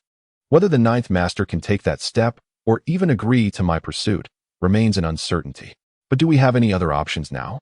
How much longer can our ancestors uphold Great Xia? Regardless, Chen Jie must die." Summer Wuxi's tone grew increasingly resolute. Years ago, Shen Rushuang gained enlightenment overnight due to Chen Jie's rejection, shortly thereafter ascending to mastery. Yet now, having been a master for decades and having comprehended the realm of enlightenment, she should, in theory, be poised to challenge the Grand Master realm. Over the years, however, Shen Rushuang's cultivation has remained stagnant at the pinnacle of the master realm. A few years ago, the revered sage remarked that this stagnation stemmed from Shen Rushuang's incomplete state of mind, burdened by lingering thoughts, making it difficult for her to transcend into the Grand Master realm. The only individual capable of exploiting the vulnerabilities in Shen Rushuang's psyche. Apart from the once illustrious Chen Jie, the esteemed head of the Great Xia Academy, was none other than him. Yet, due to Chen Jie's status and his age at the time, Xiao Wuxi refrained from targeting him directly. He merely contemplated that once Chen Jie passed away, Shen Rushuang's mind might naturally attain completion, allowing her to strive for the Grand Master tier. At that point, he could perhaps win the heart of the newly ascendant Grand Master, thereby fortifying the Great Xia dynasty for centuries to come. However, with the emergence of the divine grass, the peculiar movements of the god worship cult, and the revelation of Chen Jie's formidable strength, Xiao Wuxi could wait no longer. The ancestral figure of the Xiao royal family, Xiao Longzhong, could also no longer afford to delay, nor could the Great Xia itself, by any means necessary. The great Xia royal family had to swiftly locate another Grand Master to serve as their pillar of support. Eliminating Chen Jie to allow Shen Rushuang to achieve mental completion and subsequently ascend to the Grand Master realm was the most effective strategy available to the royal family. Once Shen Rushuang achieved the Grand Master status, with the mentorship of the Academy's sword sage and the affection of Xiao Wuxi, even if she did not wed Xiao Wuxi, external forces, including the god worship cult, would undoubtedly exercise caution. Is this the only way? Xiao Wujing inquired.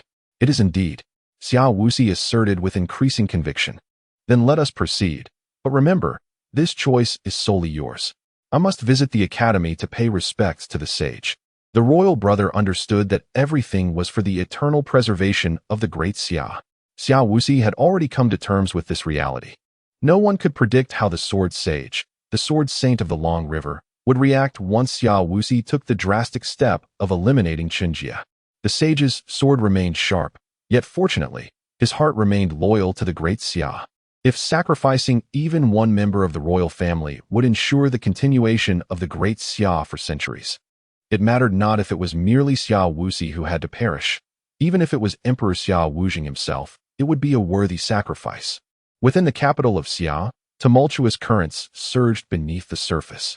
Meanwhile, in the towering and magnificent mountains of the southern barbarians beyond the realm of Great Xia, within a temple adorned with innumerable divine statues, a seemingly ordinary individual with long, inky hair and exceptionally bright eyes was diligently carving a statue. Upon closer inspection, the statue bore an uncanny resemblance to the deceased Zhang Yanluo. As he meticulously worked on the statue, a remarkably handsome eagle, with a message tube bound to its leg, landed directly upon his shoulder. The leader of the god worship cult, Yin Shenhuang, paused his carving, unsealed the message tube, and frowned slightly. Has the high priest Li and the divine envoy Ba also fallen? Indeed, the disciples of the sword sage are no mere mortals. Yet, is it true that the anomalous dragon has emerged and the divine grass has revealed itself? Could the previous celestial anomalies be connected to all of this? The Emperor Yin, slightly perplexed, soon relaxed his furrowed brow and resumed his meticulous carving. Beside him stood a young maiden, adorned in resplendent attire, her beauty reminiscent of a celestial being.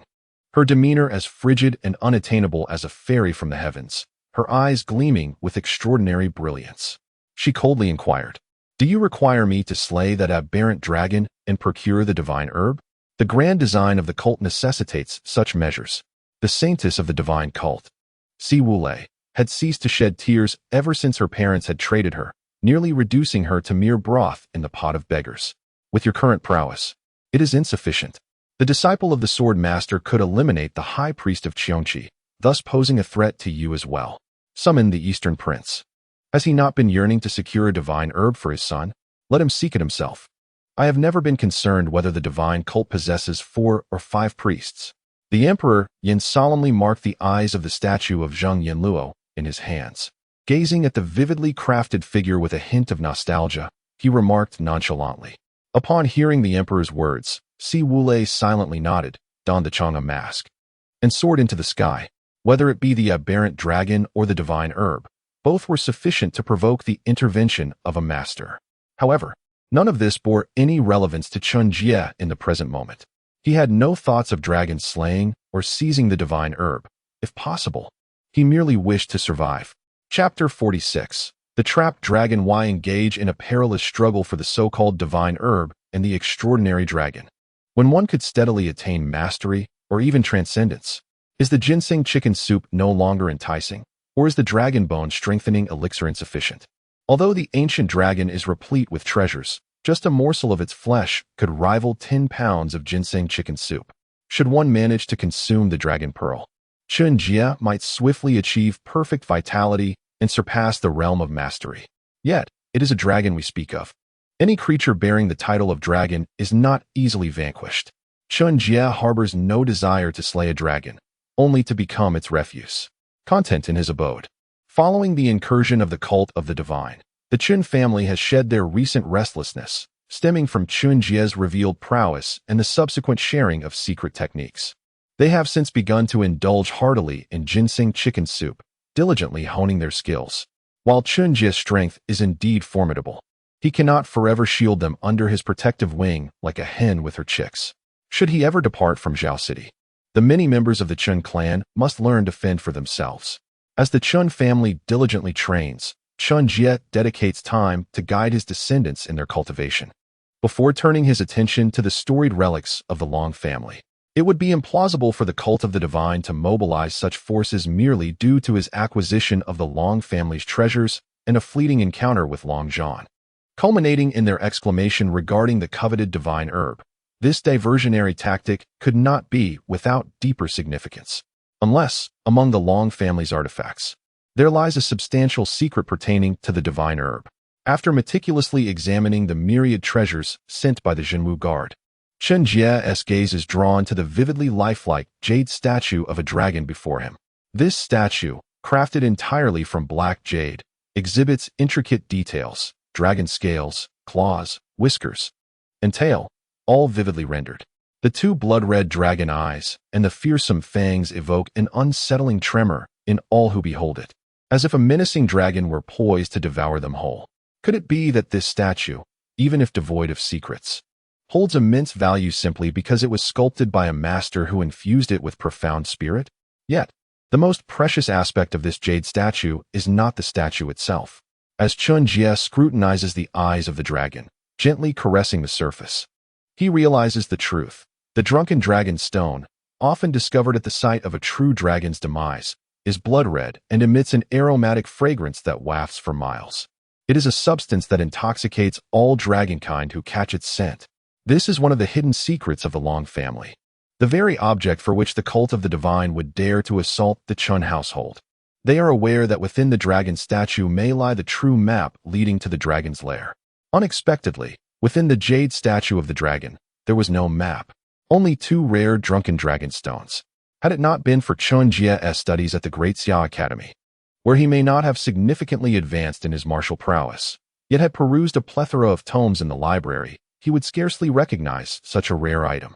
Among common folk, few would even be aware of the existence of the drunken dragon stone. According to the historical records of the dragon family, Master Long Bo successfully seized the divine herb and departed triumphantly after a bloody battle with the dragon. However, the truth is likely to be that Long Bo somehow obtained a few legendary drunken dragon stones, incapacitated the guardian dragon with them, and stealthily absconded with a sprig of the divine herb. Indeed, at that time, Long Bo had yet to attain the divine herb necessary to reach the master level. He was merely an ordinary 9th-tier martial artist in his 60s or 70s. What strength could he possibly muster to engage in a fierce battle with a dragon, let alone seize the divine herb under the dragon's watchful gaze? While the dragon is not a true dragon, it is still a formidable beast, unless armed with divine weapons. Even the most ordinary dragons can easily contend with more than 10 peak 9th-tier martial artists. Although most exotic beasts possess limited intelligence and weak spirits, rendering them unlikely to achieve mastery, they often possess immense strength due to their innate physical attributes, making them formidable opponents beneath the master level. However, if Long Bo indeed discovered the traces of the dragon and the divine herb, why did he not eliminate the beast after attaining master status? The dragon, being a treasure trove itself, would surely entice even the most powerful masters. As Chen Jie pondered this, a glint of cold light flashed in his eyes. He mused that perhaps, despite the assistance of the drunken dragon stones, Master Long Bo lacked the confidence to slay that dragon, and the dragon's lair was enshrouded in the secrets of the divine herb, compelling Master Long Bo to keep this secret until it was inadvertently revealed by his unworthy descendants in a drunken stupor. While the drunken dragon stones can induce a state of intoxication in dragonkind, any attack or strong external stimulus would awaken them. The already transformed dragon, aside from those at the pinnacle of mastery, would pose a formidable challenge even for someone like Chen Jie. Ordinary exotic beasts may struggle to achieve mastery due to their weak spirits, yet should an exotic beast encounter a significant opportunity and gain enlightenment, transcending to a higher plane, it would no longer be an ordinary creature, but a true demon. Contemplating the depths of Huayang Mountain, where lurked a dragon of at least master-level strength, Chen Jie found himself lighting a few candles for those high-ranking martial artists intent on slaying the dragon and seeking the divine herb. A master-level demon dragon is indeed terrifying. However, It seems he has never entertained the thought of dragon slaying or extracting the divine herb from the dragon's maw, so perhaps he is safe. With this thought, Chen Jie pressed down on the two eyes of the dragon statue, tucking them securely into his bosom, although he did not plan to provoke the demon dragon. What if that dragon, in a fit of madness, emerged from Huayang Mountain? Although Huayang Mountain is vast and the lair of the demon dragon, it is impossible to elude the watchful eyes of numerous high-ranking martial artists conducting a thorough search. The discovery of the demon dragon is merely a matter of time. When that moment arrives, no one can predict what actions the dragon, whose combat prowess far exceeds that of an ordinary master, will undertake. In life, safety is paramount.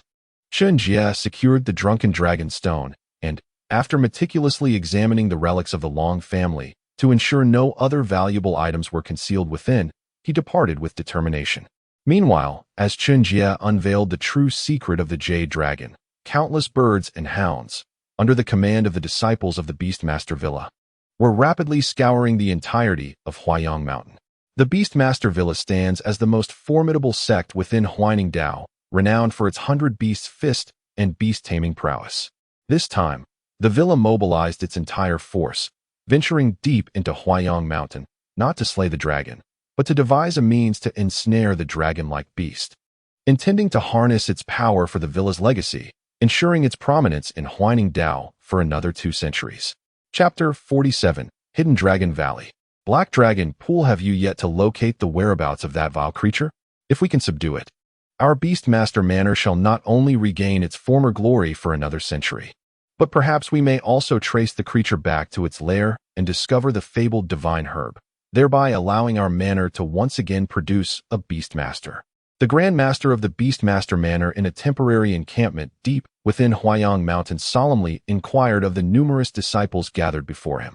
Surrounding this makeshift camp, a multitude of lions, tigers, bears, leopards, wolves, dogs, eagles, and even a massive elephant quietly encircled the area.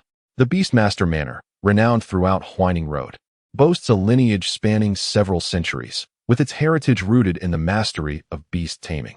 After the passing of its founding master, the Beastmaster, a formidable guardian beast, a mountain-dwelling macaque, ensured the continuity of the manor's legacy for an additional 200 years.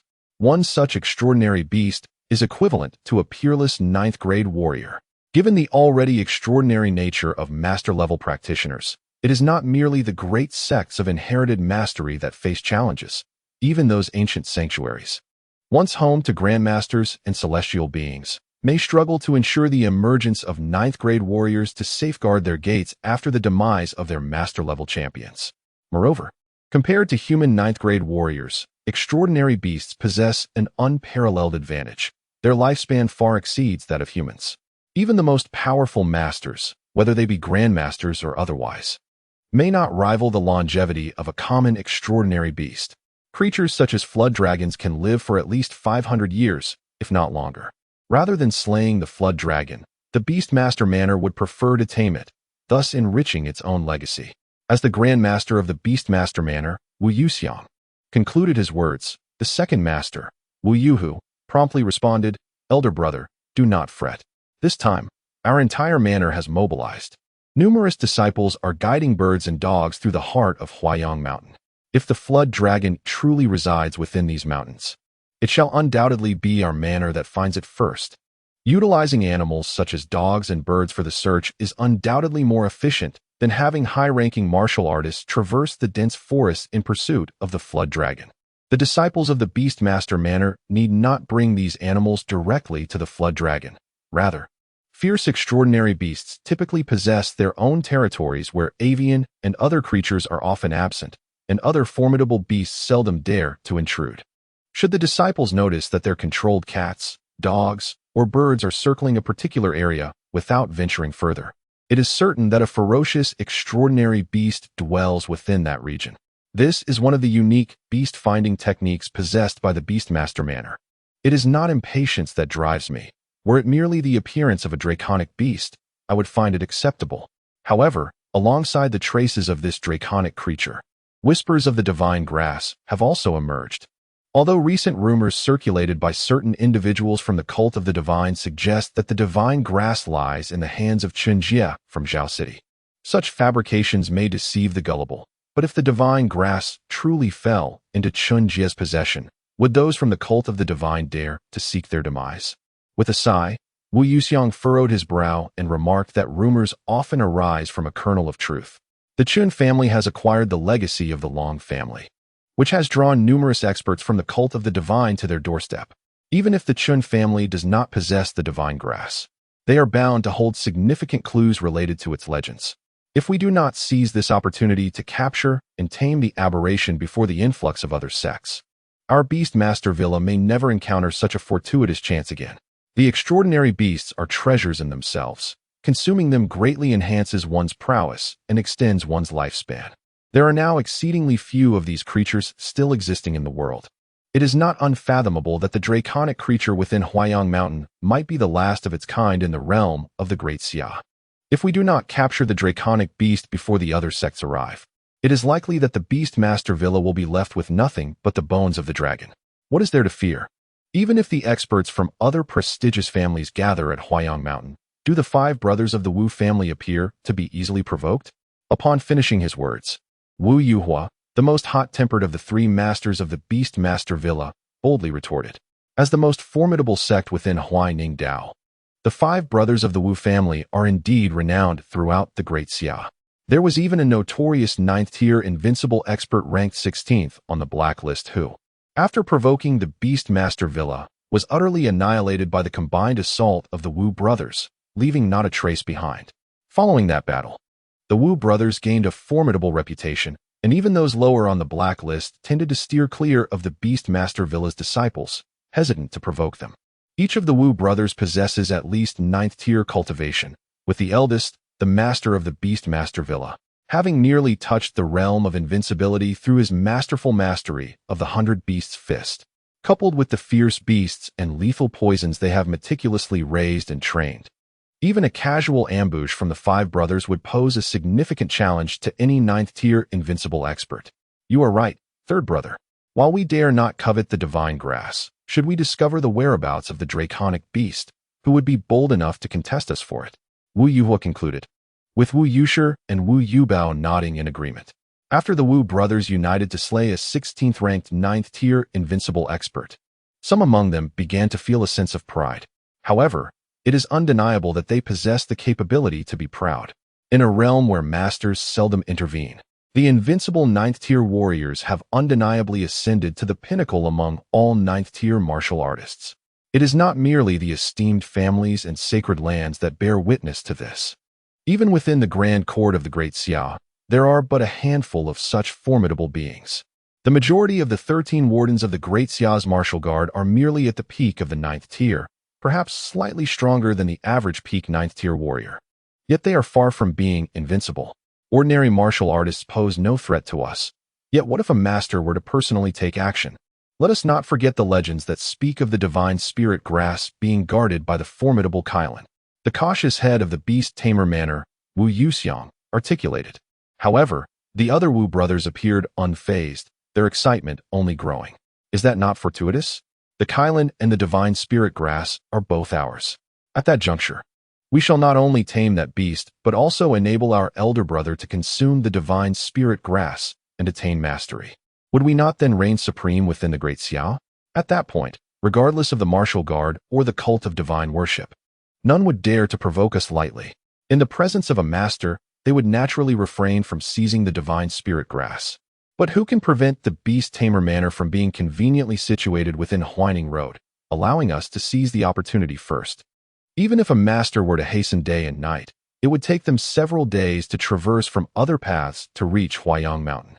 While the Wu brothers eagerly anticipated the day they would tame the Kailan and acquire the divine spirit grass, thus becoming brothers of mastery, a great distance away. Beyond a broken-walled canyon, no matter how the disciples of the beast tamer manor urged, the birds remained reluctant to venture forth.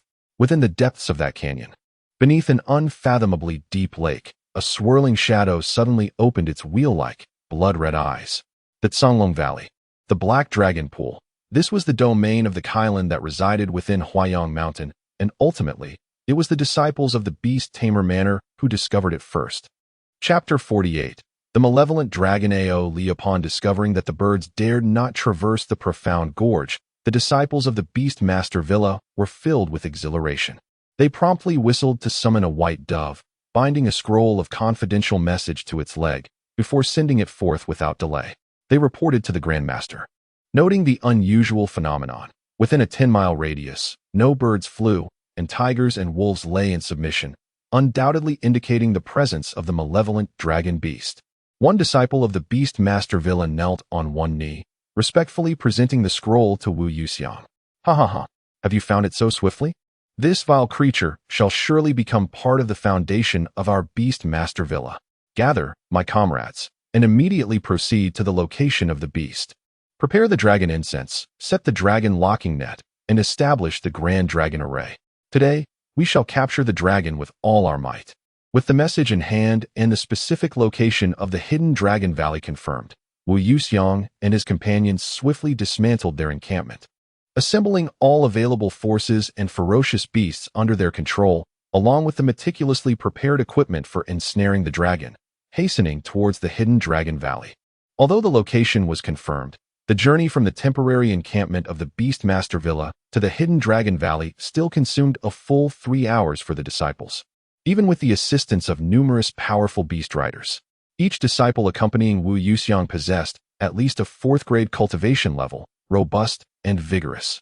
Had ordinary individuals made the journey, it would likely have taken them an entire day to traverse the hills. The hidden dragon valley loomed near, and even before delving deeper, the air was already thick with an oppressive aura, the residual dragon might inadvertently released by the malevolent creature. As the ordinary ferocious beasts controlled by the disciples approached the hidden dragon valley, many began to tuck their tails and whimper softly, regardless of the disciples' encouragement, too fearful to advance another step. In contrast, the ferocious beasts personally nurtured by the Wu brothers and the 8th-grade elders of the Beastmaster Villa reacted differently. Upon detecting the dragon's scent, they became agitated, their eyes gleaming with ferocity. While the aura of the beasts could intimidate weaker animals within their territory, it instead provoked a blatant challenge to the more powerful and fierce beasts. The Beastmaster Villa was not solely adept at controlling ferocious beasts. Nurturing and enhancing these creatures was also a unique skill of the villa. Without the nurturing essence of true energy, even a ferocious beast would be rendered a mere lamb for slaughter in the presence of a mid-grade martial artist wielding a sharp blade, let alone facing high-grade warriors capable of contending with 100 armors with a single sword. The ferocious beasts, finally honed under the care of Wu Yutian and others, began sharpening their claws. Wu Yutian, after gently twitching his nostrils, revealed an expression of immense delight. The air was thick and oppressive, yet devoid of any foul stench. Instead, it carried an extraordinary fragrance reminiscent of dragon's saliva incense from the Beastmaster's secret records. Indeed, a dragon progeny was present here. The secret record of beast mastery, meticulously compiled by the founding master of the Beastmaster Manor, chronicles a plethora of exotic creatures' habits and identification methods. Alas, for nearly a century, these extraordinary beasts have vanished from existence, and this remarkable tome, which once detailed their ways, has been relegated to obscurity by the disciples of the manor. While there exist techniques to slay dragons, what use are they when no dragons remain? Even the ever-curious Wu Yuxiang, upon hearing rumors of a strange dragon sighting in Huayang Mountain, felt compelled to peruse the record, meticulously noting the accounts of dragon species within. Subsequently, by detecting the aroma of dragon saliva lingering in the air, he confirmed the presence of dragons in the vicinity. Dragon saliva, a byproduct of dragon excrement, served as a telltale sign. Once assured of the lurking presence of a flood dragon within the hidden valley, Wu Yutian and his companions grew increasingly exhilarated. After instructing the disciples of Beastmaster Manor to administer potent and frenzied elixirs to the hesitant beasts, they hastened forward, eager to catch a glimpse of the flood dragon's true form, while simultaneously verifying whether the legendary divine herb thrived in that locale. However, before they could traverse even a few hundred meters, a steep cliff, plunging deep into the abyss, obstructed their path. The terrain of the hidden dragon valley was remarkably unique. Encircled by towering mountains and sheer cliffs, while at the valley's bottom lay a vast, inky black pool known as the Black Dragon Pond. What a fitting sanctuary for the flood dragon. Surely, it must be concealed within this abyss. No wonder its whereabouts had remained a mystery for so long. Faced with the imposing cliff, Wu Yuxiang and his companions remained unfazed. Instead, they resolutely commanded their disciples to cover their mouths and noses, light the dragon-repelling incense, and prepare the dragon-binding nets. They then proceeded to slit the throats of numerous pigs, cattle, sheep, and dogs that had consumed copious amounts of the elixir, casting their lifeless bodies into the depths of the Black Dragon Pond. These creatures had not been subjected to poison. Rather, the elixirs were nourishing tonics beneficial to most life forms. However, alongside their restorative properties, they contained mild intoxicating elements. Indeed, they were harmless, and upon awakening, one would feel rejuvenated, far from the effects of any deceitful liquor. Were the waking environment not a cage, these elixirs would be considered perfect for the exotic beasts. Though most exotic creatures possess limited intelligence, their innate instincts enable them to discern the majority of toxins. Each beast is incredibly formidable, yet over countless years, humanity has relentlessly hunted and diminished these once mighty beings to the brink of extinction, armed with the advantage of intellect and tools. This reality is precisely why the Wu brothers of the Beastmaster Manor, fully aware that the exotic beasts within Huayang Mountain are of dragon lineage, possessing powers far surpassing those of ordinary creatures, remain steadfastly confident in their pursuit to subdue the flood dragon, aiming to solidify the foundation of the manor's legacy. As the pigs, cattle, sheep, and dogs, heavily dosed with the elixir, were sacrificed and thrown into the depths, the once inky waters of the Black Dragon Pond gradually became tinged with crimson. Yet, the dragon lurking at the bottom merely opened its enormous scarlet-slit eye, radiating a hint of human-like derision. Years ago, when Long Bo was enchanted by the drunken dragon stone, he successfully pilfered a divine herb from me. Since then, ordinary temptations have no power to deceive the demon dragon Aoli. A multitude of swine, cattle, dogs, and sheep, heavily dosed with secret potions, were cast into the Black Dragon Pool, yet the demon dragon Aoli remained utterly unfazed. Observing the eerie silence within the pool, Wu Yuhu, the third son of the Wu family, could no longer restrain himself. He solemnly declared, "Since that wretched beast is not easily fooled, I shall personally lure it out. Furthermore, I must venture to the valley's depths to ascertain whether the divine herb truly exists." Upon finishing his words, Wu Yuhu mounted a magnificent striped tiger and traversed the sheer cliffs with the ease of walking on level ground. Before Wu Yuxiang could intervene, he leaped several times and plunged directly into the valley below. Shortly thereafter, a voice filled with exhilaration echoed from Wu Yuhu, "Elder brother, the divine herb." At the valley's bottom, concealed beneath the misty surface of the water, there lay a small platform, slightly recessed just a few meters above the water. There, a divine herb radiating a soft, ethereal glow swayed gently in the breeze. The moment Wu Yuhu exclaimed the words divine herb, the tranquil surface of the Black Dragon Pool erupted violently. The demon dragon Aoli soared into the air, opening its cavernous maw wide, intent on devouring both Wu Yuhu and his fierce mount in one fell swoop. Any who dare to covet its divine herb would become its greatest adversary. Chapter 49. What do you wish to do? The surface of the Black Dragon Pool erupted as the formidable demon dragon Aoli, stretching several dozen meters in length, aimed to devour Wu Yuhu in one swift motion. Anticipating the dragon's assault, Wu Yuhu, who was already on high alert, urged his fierce tiger to evade the dragon's lethal bite and escape towards the cliff above.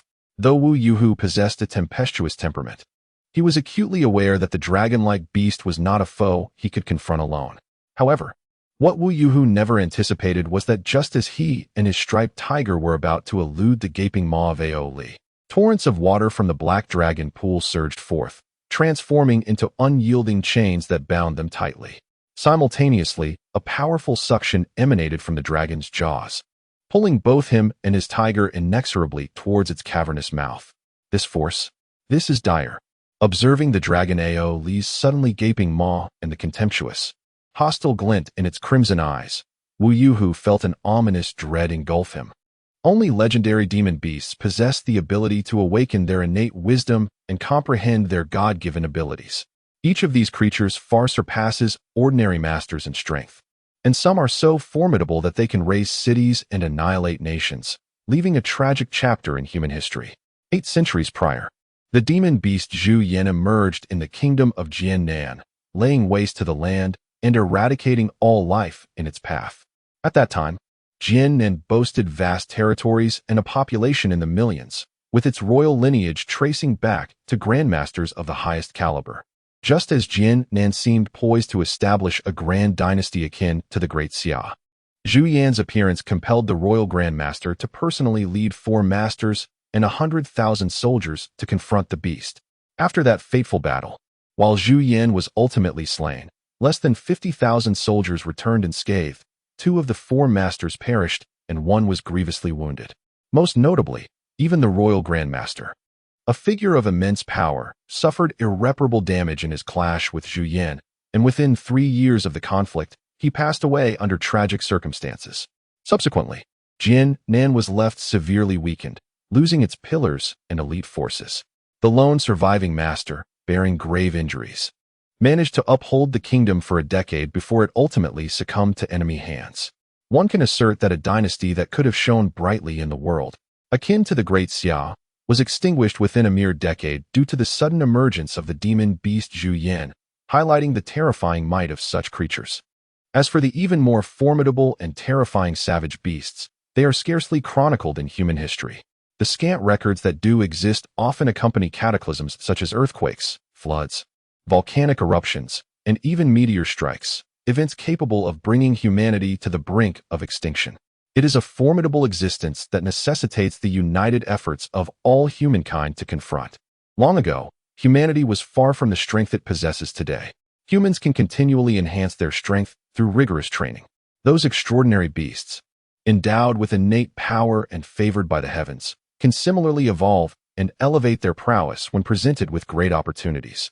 The formidable beings, which ordinary grandmasters cannot contend with, are not the ultimate goal of the evolution pursued by these creatures. Transforming into divine beasts and ascending to the celestial realm, alongside the return to ancestral bloodlines, is the ultimate aspiration of these beings.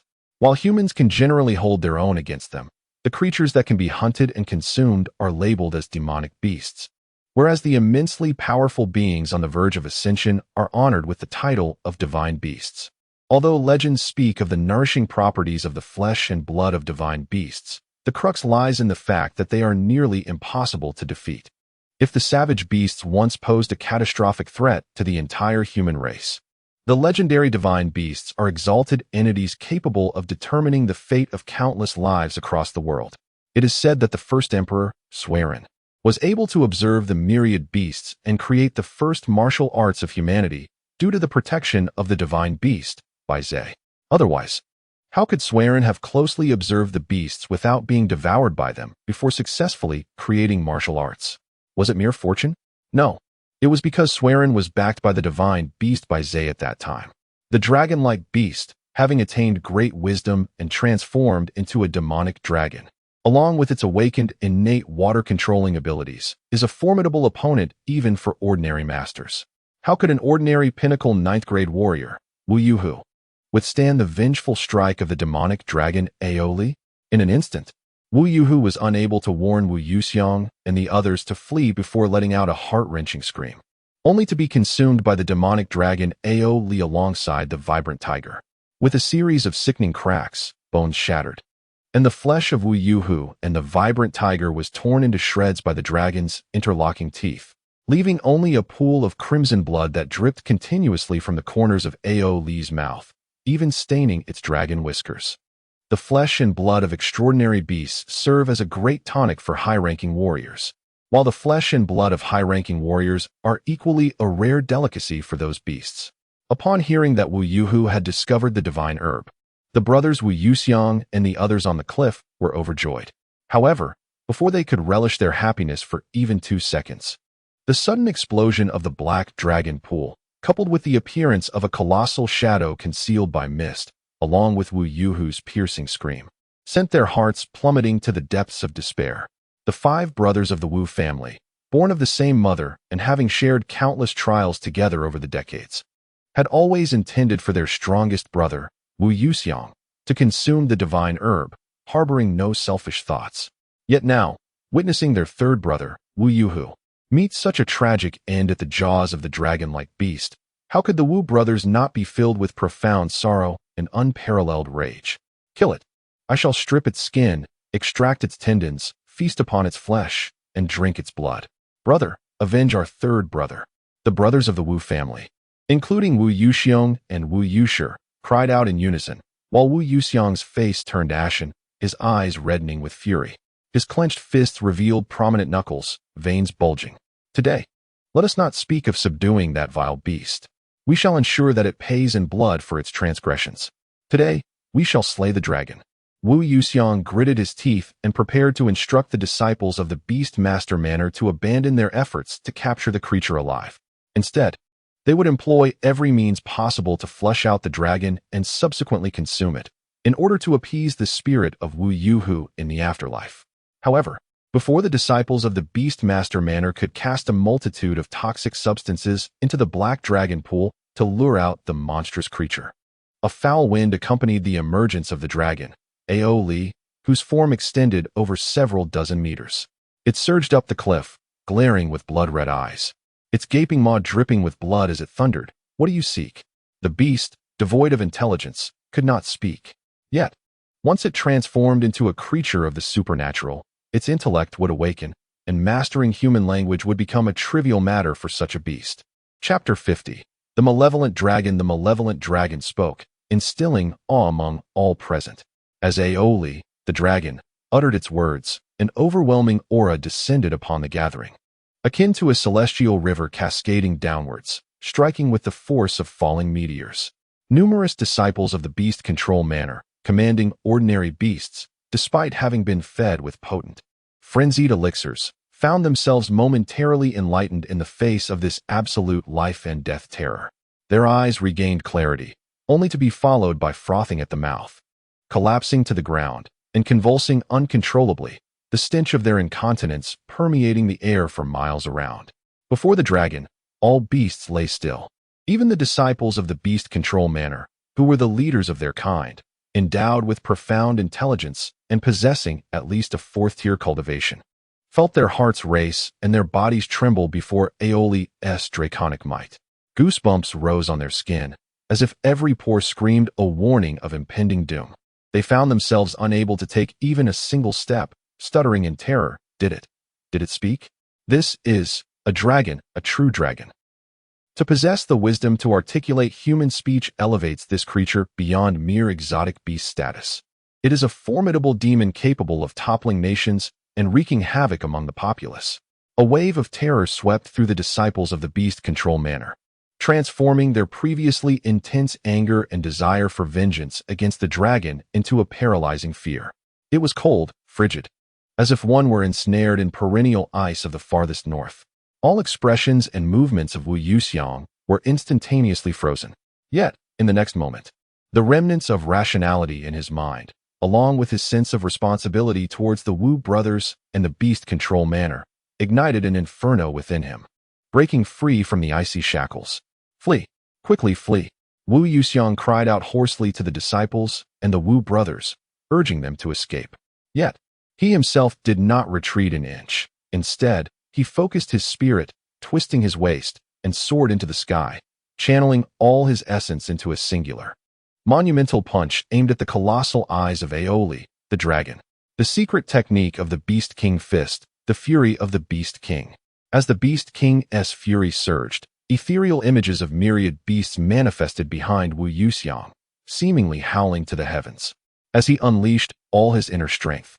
Lost in the fervor of battle, these apparitions slowly solidified, transforming into genuine beasts that bravely challenged Aoli, the dragon.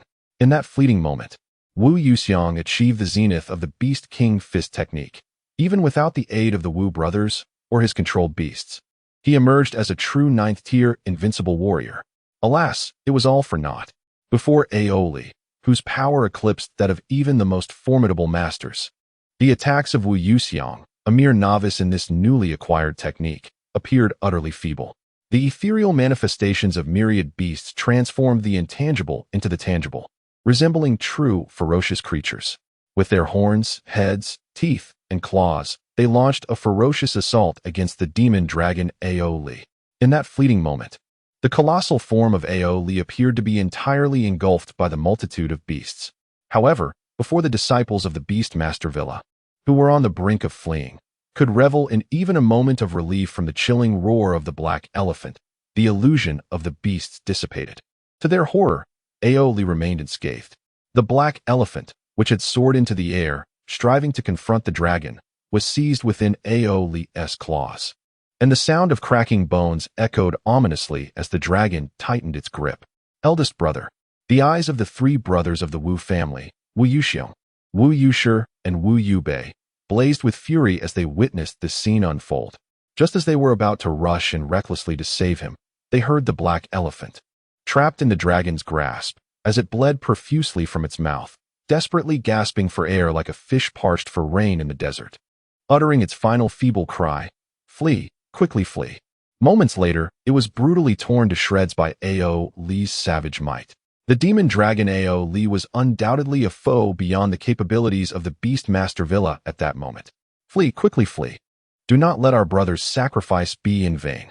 Upon hearing the black elephant's last lament and witnessing its dismemberment, Wu Yuxiong and Wu Yushi exchanged a resolute glance. One brother hurled Wu Yubei onto the back of their panther, which crouched low, baring its teeth and retreating in fear, while the other imitated the panther's customary whistle to urge it to escape. In a swift motion, he slashed the panther's rear with his dagger as it turned to flee. The five brothers of the Wu family grew up together, sharing life and death. Even though the disciples of the Beastmaster Villa often regarded their beasts as a second life, the Wu brothers could also, to a certain extent, command them. The carefully nurtured panther, though it did not collapse in terror before the demon dragon, was nonetheless gripped by dread.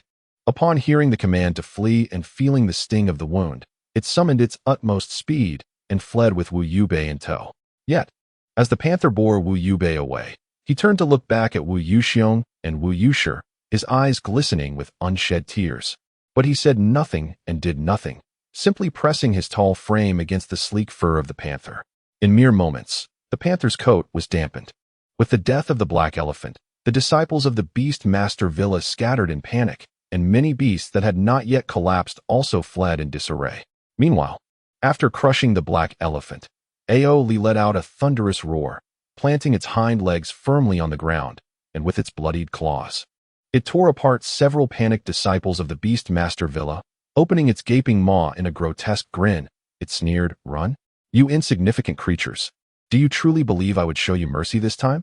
Almost perish. Ever since the wretched dragon Bo incapacitated me with the drunken dragon stone and absconded with the mature divine herb, I, the monstrous dragon Aoli, have been consumed by an unending hatred for humanity. Had it not been for Dragon Bo's theft of that divine herb 3 centuries ago, I might have been able to consume it, thereby enhancing my intelligence and evolving my bloodline into that of an unparalleled beast. Why should I remain confined within this meager dragon concealment valley, waiting in vain for another divine herb to mature? Dragons are meant to soar through the heavens and gallop across the seas. The divine herb possesses the power to forcibly unlock the spiritual apertures of ordinary humans, elevating their minds to the level of masters. For those extraordinary beings, born with formidable physiques yet possessing feeble souls, lacking the wisdom to harness the energies of heaven and earth, the divine herb is indeed the ultimate elixir capable of transforming their very essence and evolving their bloodlines. The final page of the long-neglected Beastmaster's secret record at the Beastmaster Villa contains a profound saying: the divine herb, an unparalleled treasure. When consumed by extraordinary beasts, it awakens their intelligence, transforming them into malevolent and fearsome entities. All disciples of the Beastmaster, upon hearing this, should retreat far and wide. Chapter 51. The Gathering of Masters. The malevolent dragon Aoli, intent on annihilation, ruthlessly tore apart several disciples of the Beastmaster Villa with its claws, subsequently sweeping its tail to reduce numerous unprepared disciples to mere pulp. In the face of the formidable presence of the demon dragon Aoli, the frailty of the human form became painfully evident. With its claws, sweeping tail, and occasional bites, a multitude of disciples met their untimely demise in mere moments. However, this carnage alone was insufficient to eradicate all the fleeing disciples. Just as the demon dragon Aeoli unleashed a thunderous roar, stirring the tempest and transforming a vast expanse of moisture into lethal ice arrows, a massive elephant with bloodshot eyes charged forward, panting heavily. Lowering its head, it lunged at the demon dragon Aeoli with its razor-sharp tusks. In an instant, the sound of grinding teeth echoed as the dragon's fangs scraped against the dragon's resilient scales, and the titan of an elephant managed to force the several-meter-long body of Aeoli back a few steps. The dragon's hind claws left deep gashes in the rugged stone beneath, and the innate powers it had prepared to unleash were abruptly halted by the elephant's ferocious assault. "Is our elder brother still protecting us?" sighed the Yu bear and Yu lion, observing the enraged elephant that had pushed the dragon back. Beside them, a giant bear and a massive lion, their eyes ablaze with fury, silently sharpened their claws. Yet, in the next moment, with a furious growl from the demon dragon Aeoli, it halted its retreat, swung its claws downward, and after a vicious bite, severed the head of the elephant. With a thud, the elephant's head was flung aside by Aeoli, its surface smeared with blood and dirt, and its once vibrant eyes gradually dimmed. Before those eyes lost their light, they remained fixed on the remaining head of Yu elephant. Two streams of blood tears silently cascaded from the elephant's eyes. This majestic creature had grown alongside the Yu elephant. As the elephant fell, witnessing Aeoli prepare to once again stir the storm and eliminate all the disciples of the Beastmaster Villa within miles, a mighty roar from the Yu bear and Yu lion signaled their charge alongside their companions toward the demon dragon Aeoli. Joining them in this desperate assault were several elder disciples of the Beastmaster Villa, their hair grayed with age, fully aware of their grim fate. If death was inevitable, they chose to face it standing. Their sacrifice was destined to provide a flicker of hope for the younger disciples of the Beastmaster Villa.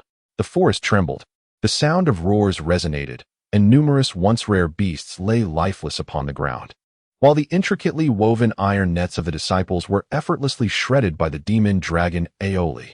Sparks flew, blood and fire intertwined, before the impenetrable scales of Aeoli. All assaults from the Beastmaster Villa appeared utterly futile. What is the Lock Dragon Network? The dragon-skinning great array. Before the true demon dragon, they are but mere jest. A formidable giant bear lay prostrate on the ground, its head long since vanished. A majestic giant lion fiercely clung to the hind leg of the demon dragon Aeoli. Yet upon closer inspection, the lion was reduced to a mere half of its once mighty form. Both the giant bear and the giant lion met their demise, while the few elder members of the Beastmaster Villa left to cover the retreat suffered similarly grievous fates. The only survivors were the one-armed Wuyu lion and the one-legged Wuyu bear. Despite their grievous injuries, they refused to concede defeat. Instead, they summoned their remaining vitality, leaping toward the demon dragon Aeoli like jesters. In the next instant, two bloodied, fearsome dragon claws pierced through their bodies, pinning them to the earth. Following this, a furious dragon roar echoed through the air. In an instant, the sky transformed, dark clouds converging as countless sharp ice arrows rained down upon the area within a 10-mile radius. At that moment, the Wuyu bear and Wuyu lion, blood frothing from their mouths, yet still clinging to life, exchanged a glance at the now-vanished Wuyu leopard. They shared a calm smile, reflecting, in the past, our elder brother always protected us. Now, it is our turn to shield our younger brother.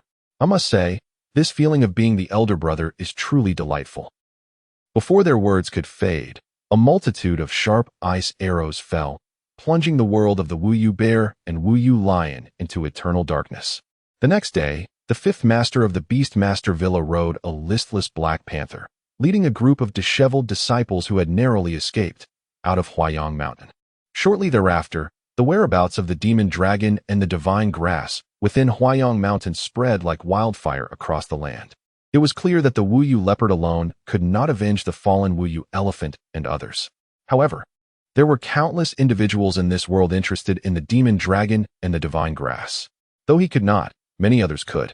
The demon dragon, even if a legendary beast, had not gone unchallenged by humanity. Countless messenger eagles soared from the surrounding counties of Huayang Mountain, while many high-ranking martial artists from Huaining Dao began to converge upon Zhao City. Zhao City is the nearest settlement to penetrate Huayang Mountain and reach the domain of the demon dragon. Yet, curiously, over the next 10 days, all of Huaining Dao fell into a profound silence. No one dared to venture into Huayang Mountain, nor did anyone attempt to slay the dragon or seize the divine grass. It was as if the high-ranking martial artists, who had previously exhibited such fervor to hunt the dragon and obtain the divine grass, had mysteriously vanished. What a jest it is! Faced with an ordinary, mindless dragon, a multitude of high-ranking martial artists, united in purpose and fully employing human ingenuity, would find slaying the dragon and seizing the divine grass far from difficult. However, when confronted with a dragon of extraordinary intelligence, capable of articulate speech, impervious to blades, and effortlessly tearing apart the 5 brothers of the Wu family from the Beastmaster Mountain, the divine grass, indeed, holds great value, and the dragon's blood and dragon pearl offer unparalleled nourishment. Yet, all of this hinges on the crucial factor that they must remain alive. Those who possess the potential to cultivate into high-ranking martial artists are certainly not fools. They are waiting. They are awaiting the appearance of masters, even grandmasters. Then, on the 11th day, as if predetermined, a master-level powerhouse from the Great Xia's martial guard, one of the 3 commanding officers, Commander Tanlang, emerged in Zhaoqing. Subsequently, akin to mushrooms sprouting after a rain, other eminent figures appeared. Master Yuanru, a monk from the floating temple of the Great Xia Sacred Land, Li Changsheng, the head of the Ziyang Dao from the Great Xia Sacred Land, Shui Mo Jinren, the leader of the Blood Demon sect from the Great Xia Sacred Land, and Ji Tongguang, the esteemed elder of the millennium-old Ji family. In an instant, 5 master-level powerhouses converged within the small confines of Zhaoqing. Nevertheless, this had not the slightest bearing on Chen Jie, who was comfortably sipping ginseng chicken soup within the Chen family estate. As a direct disciple of the Sword Saint of the Long River, as long as he refrains from reckless actions, other masters generally would not seek to trouble him. The only exceptions being the already commissioned Tanlang, who was prepared to strike at Chen Jie under the orders of the insightful Prince Xia Wuxi, and the master of the worship god sect, Dong Wanggong. Chapter 52. Who truly represents the demon sect?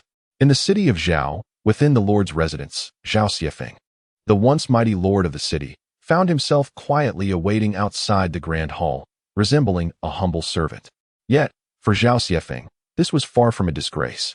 To serve as a servant to a master of the martial arts was an aspiration cherished by countless ordinary high-ranking martial artists. Furthermore, within the grand hall of the Lord's residence, there were no fewer than 5 masters present. Had it not been for Zhao Xiefeng's intimate knowledge of the terrain surrounding the Huayang Mountains, he would have been unworthy of standing outside the hall given his status. The scouts dispatched by Wu Yubao from the hidden land of dragons had already returned with news. The area within several miles was littered with broken trees and strewn corpses. The terrain matched precisely with Wu Yubao's description.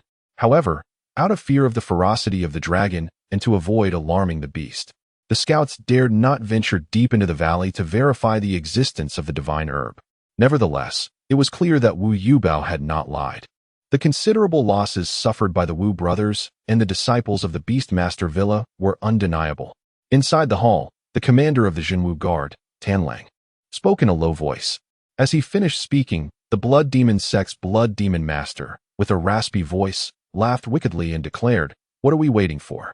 With the 5 of us masters joining forces, even if that dragon has transformed into a malevolent creature, it would merely be a choice morsel on our chopping board. Let us not delay in slaughtering it, feasting on its flesh, drinking its blood, and seizing the divine herb." The Blood Demon Master, a notorious figure ranked 8th on the black list of martial evil, had once committed the heinous act of slaughtering the entire sect of the 100 Victories Gate in Lingnan, drinking their blood. However, now that he had attained the status of a master, as long as he did not express a steadfast intention to overthrow the Great Xia dynasty and was willing to show a modicum of submission, perhaps with a few cups of penalty wine, attributing the massacre of 100 Victories Gate to a vendetta, the Jinwu Guard would not relentlessly pursue him. Masters are not easily dealt with. Even the Jinwu Guard, unless faced with the mad masters of the worship god sect who sought to overthrow the Great Xia and establish a terrestrial divine kingdom, would overlook the misdeeds of other martial artists, provided they did not provoke the wrath of heaven or threaten the authority of the Great Xia. The occasional killing or destruction of a sect was of little concern to the imperial court, while the malevolent masters who indiscriminately took lives were enemies of the Great Xia. Were not those entrenched in various sects of the Great Xia also enemies in their own right? It was merely a matter of being overt or covert. The Blood Demon Master was eager for everyone to mobilize at once to slay the dragon, seeing it as an opportunity to indulge in the dragon's blood, potentially allowing his blood demon scripture to break through once more, offering a glimpse into the realm of the Grand Master. Yet at that moment, Jie Tongwang, the elder of the Jie family, let out a cold laugh and remarked, "To slaughter it, feast on its flesh, and drink its blood sounds simple enough. But we are dealing with a dragon that is already transformed into a demon. How many masters perished during the encirclement of the demon beast Zhu Yan in the kingdom of Jiannan? Have you all forgotten the countless elite warriors lost? The turmoil of Zhu Yan and the downfall of the Jiannan kingdom have added a new chapter of formidable and terrifying demon beasts to the annals of human history. The past is the past, and the present is the present. The Zhu Yan of yore has embarked upon the path of ancestral return, ready to amass power and transform into an unparalleled malevolent demon king. Meanwhile, the Grand Master of the Jiannan kingdom has long suffered grave injuries. Even if he were to avoid a bloodbath with that Zhu Yan, his remaining years would be few. Today, the five of us joining forces may not be incapable of contending against that dragon demon." After Jie Tongwang spoke, Li Changsheng, the chief of Xiang Dao, gently stroked his long beard, his eyes gleaming with intensity, and calmly remarked that if he could obtain the dragon pearl and the divine herb, and refine them into a dragon spirit elixir, he might well break through the master realm. The secrets of 800 years ago should not be allowed to be trivialized by you, Li Changsheng. If any misstep occurs, who among us five would be willing to fill the dragon's maw? Why not wait a little longer? Upon hearing this, Jie Tongwang immediately voiced his dissent. The Jie family, a lineage of 1,000 years, once had celestial beings among them, dominating the world. Yet now, as Jie Tongwang ages, many disciples of the Jie family are indulgent, reveling in the family's ancient prestige, leading lives of debauchery and decline. Among the younger generation, there is not a single one with the potential to become a master. Once Jie Tongwang's lifespan is exhausted, the Jie family will no longer have a master to safeguard them. How then shall they preserve their millennia-old foundation in Shanyang Dao? Neither the other great families nor the imperial court of the Great Xia will easily let go of the Jie family's long-accumulated wealth. Jie Tongwang desires to acquire the divine herb to ensure the continuation of the Jie family, but he is absolutely unwilling to bear the peril of death. He cannot die. The Jie family cannot do without him. Ba, a monk does not speak falsely. I, the old monk, bear witness that 800 years ago, the Zhu Yan was indeed gathering strength, on the verge of becoming a great malevolent demon king. And the Grand Master of Jiannan was indeed gravely wounded before the siege against Zhu Yan. Jie Tongwang wishes to delay further, hoping for more masters, even Grand Masters, to come forth and encircle the dragon, while he seeks to profit from the ensuing chaos and seize the divine herb. However, Master Yuanru of the Floating Sky Temple interjected with a chant of the Buddha's name, attesting for Li Changsheng. How can one provide evidence? Others may trust you, but I do not. Jie Tongwang scoffed, his gaze fixed on Master Yuanru. If you truly dedicate yourself to the Buddhist path, why wade into this murky water? While you chant Ba, your hands are stained with filth. Your Floating Sky Temple has not been innocent in this regard. The area of Songlin Dao where the Floating Sky Temple resides is filled with temples, most of the land being sacred to Buddhism, with the majority of the local populace serving as serfs and tenants of the Floating Sky Temple. Once one of the sacred sites of Buddhism, it has gradually changed with time. How can one provide evidence? To be candid, 8 centuries ago, the profound master of Jiannan Dao suffered grievous injuries due to the joint efforts of my ancestors from the Floating Sky Temple and those of the Xiang sect. The remains of the unparalleled demon king, Zhu Yan, still lie beneath the pagoda of my Floating Sky Temple. Master Yuanru gently closed his eyes and spoke with an air of tranquility. In those times, the legendary demon king Zhu Yan did not initially appear within the borders of Jiannan. Furthermore, during the final confrontation to vanquish him, it was not solely the people of Jiannan who participated. 800 years ago, Jiannan was at the zenith of its military prowess. harboring ambitions of engulfing the seas and dominating the vast lands. The Ziyang sect and Floating Sky Temple, being neighboring entities, were the first to face the brunt of this threat. After Master Yuanru calmly concluded, Elder Ji Tongguang of the Ji family twitched slightly at the corners of his mouth, remaining silent, while Commander Tanlang of the Zhenwu Guard cast a peculiar glance at both Master Yuanru and Li Chongqing. The rivalry between the Ziyang sect and the Floating Sky Temple has persisted for millennia, yet to everyone's astonishment, when confronted with a common enemy, they united to bring about the downfall of a Grand Master, simultaneously obliterating the Jiannan Kingdom, which had harbored aspirations of unification. Darkness, truly profound darkness. What demonic cult could possibly compare to these individuals? The Blood Demon sect pales in comparison, though Commander Tanlang and Elder Ji refrained from further commentary. The renowned figure of the Blood Demon, known for his prowess in dark arts, clapped his hands, revealing a mocking smile. By heavens, who truly embodies the essence of a demonic sect? Chapter 53, The Scheme of the Greedy Wolf, Amitabha. Master Yuanru softly chanted the name of Buddha, his gaze unwaveringly fixed on the Blood Demon True Man. Meanwhile, the esteemed leader of the Ziyang sect, Li Chongqing, also cast a penetrating glance at the Blood Demon True Man, firmly gripping his sword as he spoke in a low voice. Were it not for that aberrant dragon beast, which has transformed into a malevolent fiend, threatening the lives of the world's populace at any moment, would we dare to unveil the clandestine secrets of our ancestors? What transpired in the past belongs to bygone days. It is best not to dwell on it. As he regarded the simultaneously veiled threats posed by Master Yuanru and Li Chongqing, the Blood Demon True Man, unperturbed by the black mark against his name, recalled the formidable measures of the Floating Sky Temple and the Ziyang sect. He curled his lip and muttered, "If we choose not to speak of it, then let it be. You are indeed formidable." The Great Xia's martial guard may not be inclined to engage in a life-and-death struggle over my past transgressions of murder and arson. However, should the Blood Demon True Man dare to utter reckless words and tarnish the reputations of the Floating Sky Temple and the Ziyang sect, he believed he might not see the sunlight of the morrow. The Floating Sky Temple and the Ziyang sect were far from the simplicity they appeared to embody. While each had dispatched a master to Zhao City, this did not imply that they could only muster a single expert.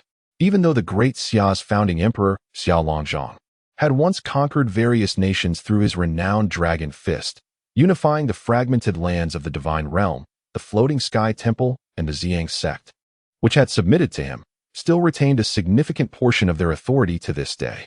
Though they were termed sects, the Ziyang sect and Floating Sky Temple were akin to feudal lords, exercising control over their territories with little regard for external decrees. The world knows not of many millennial dynasties, yet within the boundaries of the Great Xia's 13 paths, there exists no shortage of ancient sects and clans. Consequently, according to historical records, when faced with ordinary demon beasts, 3 masters could easily vanquish them in unison. Now, with 5 masters joining forces, even when confronting the demon dragon, as long as it had not begun to gather strength in preparation to transform into a dreadful and unparalleled demon king, we should possess a 90% chance of victory. The remaining 10%? Within Zhao City, are there not numerous high-ranked martial artists eager to slay the dragon or seize the divine herb? Summoning them together would be akin to assembling an army of 100,000. As the commander of the martial guard, the greedy wolf, spoke, a fierce glint ignited in his eyes. To him, any high-ranked martial artist not loyal to the Great Xia was fair game. Moreover, if he did not enlist the aid of those high-ranking warriors within Zhao City, how could he be afforded the opportunity to quietly fulfill Xiao Wuxi's secret orders and eliminate Chen Jie? Indeed, those high-ranking martial artists, upon our appearance, did not come forth to pay their respects, nor did they withdraw immediately. What schemes were they concocting? Did they truly believe they could deceive our watchful eyes? It is merely a scheme to fish in troubled waters, an attempt to seize the divine herb. The Blood Demon Master cackled menacingly, declaring, in this world, I have always been the one to take advantage of others. None can exploit me. If they wish to take advantage of the chaos, they must first consider whether their lives are resilient enough. No one can outmaneuver the master. Upon concluding his words, the Blood Demon Master decisively harnessed his true energy and employed a sound transmission technique that reverberated throughout the entire Zhao City. All high-ranking martial artists within the city promptly arrived at the Lord's residence to deliberate on the matter of slaying dragons.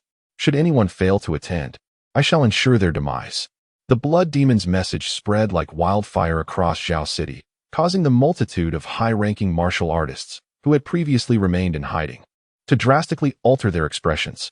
Many wore expressions of bitterness, letting out deep sighs before slowly making their way to the Lord's residence.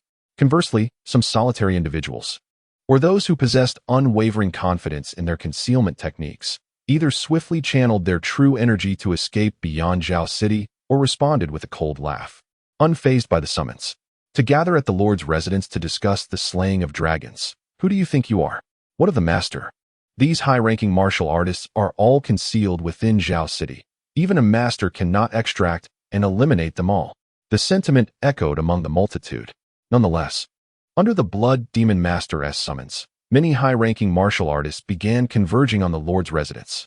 Meanwhile, within the Chen family estate, Chen Feng and Chen Jie, who had successfully ascended to the 7th tier of martial arts, hurried to the side of their father, Chen Jie, who reclined on a chaise, indulging in dragon bone vitality pills.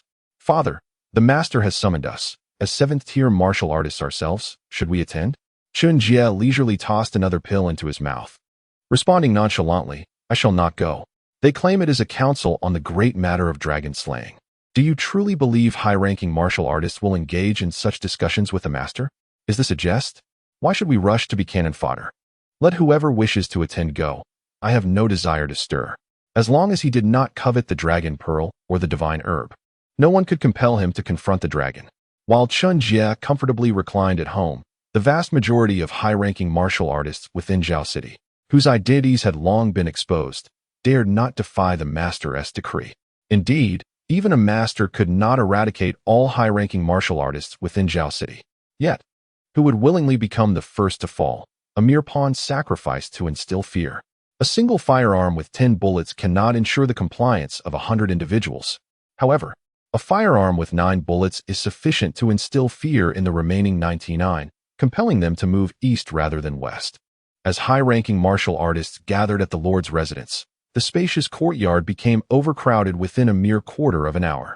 Even after hearing of the Beast Master Villa's dismal defeat, the demise of the Wu brothers, the ferocity of the dragon, and the master's appearance, many astute high-ranking martial artists had already distanced themselves from Zhao City. Yet, those high-ranking martial artists, blinded by greed, consumed by desire, or nearing the end of their lives, who recklessly aspired to seize the position of a master, remain numerous. Among them, the hopefuls are the most abundant. For instance, when news of the master's decree reached them, instead of fleeing the city of Zhao, they attempted to rely on their exceptional skills of concealment, lingering near the Lord's manor, preparing to follow in the wake of the master and other high-ranking martial artists, intending to play the role of a foolish sparrow. I have stated that if anyone dares to defy, I shall eliminate them. Do you think I jest? The blood demon, with an air of grim determination, waved his hand, summoning the essence of the heavens and earth, transforming it into a vast crimson hand that shattered the roofs of several chambers surrounding the Lord's manor, capturing the hidden 9th-tier masters who had not heeded the call to enter the manor. It was the 5 ghosts of Xishan and the stealing heaven Taoist. Rumored to possess unparalleled skills in concealment, the ghostly shadow techniques of the 5 ghosts of Xishan and the stealing heaven Taoist art of transmutation were renowned. Yet they proved utterly ineffectual before the master. Witnessing the 5 ghosts of Shangxi and their compatriots being grasped as effortlessly as chicks by the blood demon, the numerous high-ranking martial artists present were left in utter shock. Spare us. Within the grasp of the crimson hand, the 5 ghosts of Xishan desperately pleaded for mercy, but before they could finish their words, the blood demon tightened his grip, causing their bodies to explode with a resounding crash, their blood transforming into solidified droplets, which he consumed in one gulp, while their withered remains fell to the ground with a series of dull thuds. Chapter 54. Transmitting messages with focus as the essence of flesh and blood from the 5 ghosts of Shangxi entered. The blood demon ancestor smacked his lips in satisfaction before coldly uttering, "Is there anyone else?" Just as his words faded, a shadow suddenly surged forth, darting away like a shooting star, leaving behind a series of afterimages as it raced towards the outskirts of Zhao City. What a farcical dragon-slaying conference. I shall not partake. With that declaration, the figure was already over 100 meters away. This was the renowned thief, Master Jie, ranked 26th on the blacklist. A peak martial artist at the 9th tier. It was said that he had once evaded death before a master with his skill of vanishing without a trace. The high-ranked martial artists present began to murmur among themselves, while the blood demon ancestor's face turned pale, ready to pursue. At that moment, the commander of the town guard, the Wolf of Greed, who had silently stood behind, drew his formidable bow. Gathering energy into an arrow, he loosed it like a meteor, striking the already distant Master Jie and reducing him to a spray of blood. That blacklisted scoundrel dares to act so brazenly before me? Does he truly believe the town guard is without power? The Wolf of Greed proclaimed. Following his words, several blacklist experts among the high-ranked martial artists shrank back, while the remaining elite warriors exchanged peculiar glances at the commander and the blood demon ancestor, falling into an eerie silence. The blood demon ancestor held the 8th position on the blacklist. Nevertheless, it mattered little. You are formidable, and your words carry weight. The Wolf of Greed, one of the 3 commanders of the town guard, hailing from military lineage, wielded the greed-long spear and carried the greed great bow, having claimed the lives of countless blacklist strongmen and disciples of the divine worship sect. With the Wolf of Greed's overwhelming strike, the immediate atmosphere among the high-ranked martial artists turned timid, akin to quails retracting their heads. However, not all high-ranked martial artists were filled with trepidation towards the masters. Amidst the submissiveness of many elite warriors within the city lord's mansion, a cold chuckle accompanied by a piercing voice echoed from all directions. Ha ha ha. A bunch of cowardly fools. Even if you do not attend this dragon-slaying conference at the city lord's mansion, do these so-called masters dare to slay you all? Moreover, as a dignified commander of the town guard, how can you stand idly by while blacklist giants walk alongside you, watching as their experts wreak havoc on the innocent? Huh, is this truly the town guard? Is this the realm of the great Xiao? What do ordinary martial artists and common folk amount to in your eyes? Not far from Zhao City, within a concealed small building near the Chen residence, the figure of Si Wulei, donning the Chang'e mask, turned her back to the city lord's mansion, evading the gaze of the 5 great masters.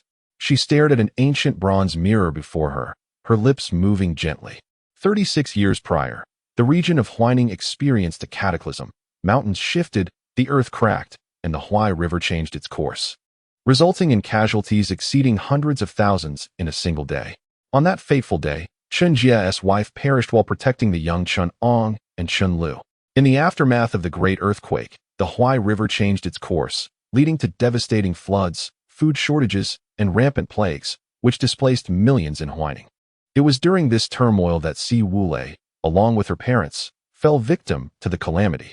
The affluent families and martial arts clans, possessing ample reserves and extraordinary skills, sustained only minor losses on the day of the earthquake. For them, the subsequent disasters were not misfortunes, but rather a rare banquet of opportunities. As the storms intensified, the value of fish soared. The more severe the calamity, the easier it became to annex lands and seize assets. The imperial court of the Great Xia could not manage the powerful clans and local elites, as ordinary folk were deemed insignificant in the eyes of the rulers. In a world dominated by martial prowess, where elite techniques and precious medicinal herbs were monopolized by these powerful families, the commoners, who did not cultivate martial arts, held little worth. Even the boiling waters could not capsize their boats. Thus, in that year of great famine, cannibalism became a grim norm. The starving disaster victims were considered less than human. Of course, these were old tales from decades past. In a lifetime, one can witness a myriad of events, which is only natural. The technique of mental transmission? The face of the commander of the greedy wolf brigade turned ashen, his ears flapping softly like wings, and his keen, eagle-like eyes scanned the surroundings. Yet, for the moment, even with Si Wulei's mastery of the mirror prison secret art, her mental prowess nearly rivaling that of an ordinary master, it remained difficult to uncover her whereabouts. Si Wulei's voice echoed around the Lord's mansion, causing the many high-ranking martial artists present to change their expressions. Filled with indignation, yet unable to voice it, the 5 Grand Masters also altered their countenance. To ensure the success of the dragon-slaying endeavor and to avoid any unforeseen complications, it had been decided to send numerous high-ranking martial artists as cannon fodder to test the waters. However, if these elite warriors were truly swayed by Si Wulei and dispersed, the 5 Grand Masters would find it difficult to unleash a massacre. While eliminating those high-ranking martial artists was simple enough, none of the 5 Grand Masters were solitary figures. And Commander Greedy Wolf could not idly watch as the remaining masters trampled the laws of the Great Xia into the dust. The 5 Grand Masters' expressions shifted, yet Si Wulei did not cease her provocations, continuing to taunt. Humph! What of the Jinwu Guard, the commanders, and the Blood Demon? Until death comes. Within the city of Zhao, the 3 high-ranking martial artists of the Chen family are well known, yet has a single one set foot in this modest lord's mansion? Ultimately, these so-called Grand Masters are merely incompetent bullies, preying on the weak. If you possess any true skill, go and slay those high-ranking martial artists of the Chen family. Indeed, there may be great secrets regarding the demon dragon and divine herbs hidden within the Chen family, since being traded away, with tear-stained eyes and a hoarse throat, nearly tossed into the iron pot, Si Wulei found herself abandoned by her parents, who never came to her rescue.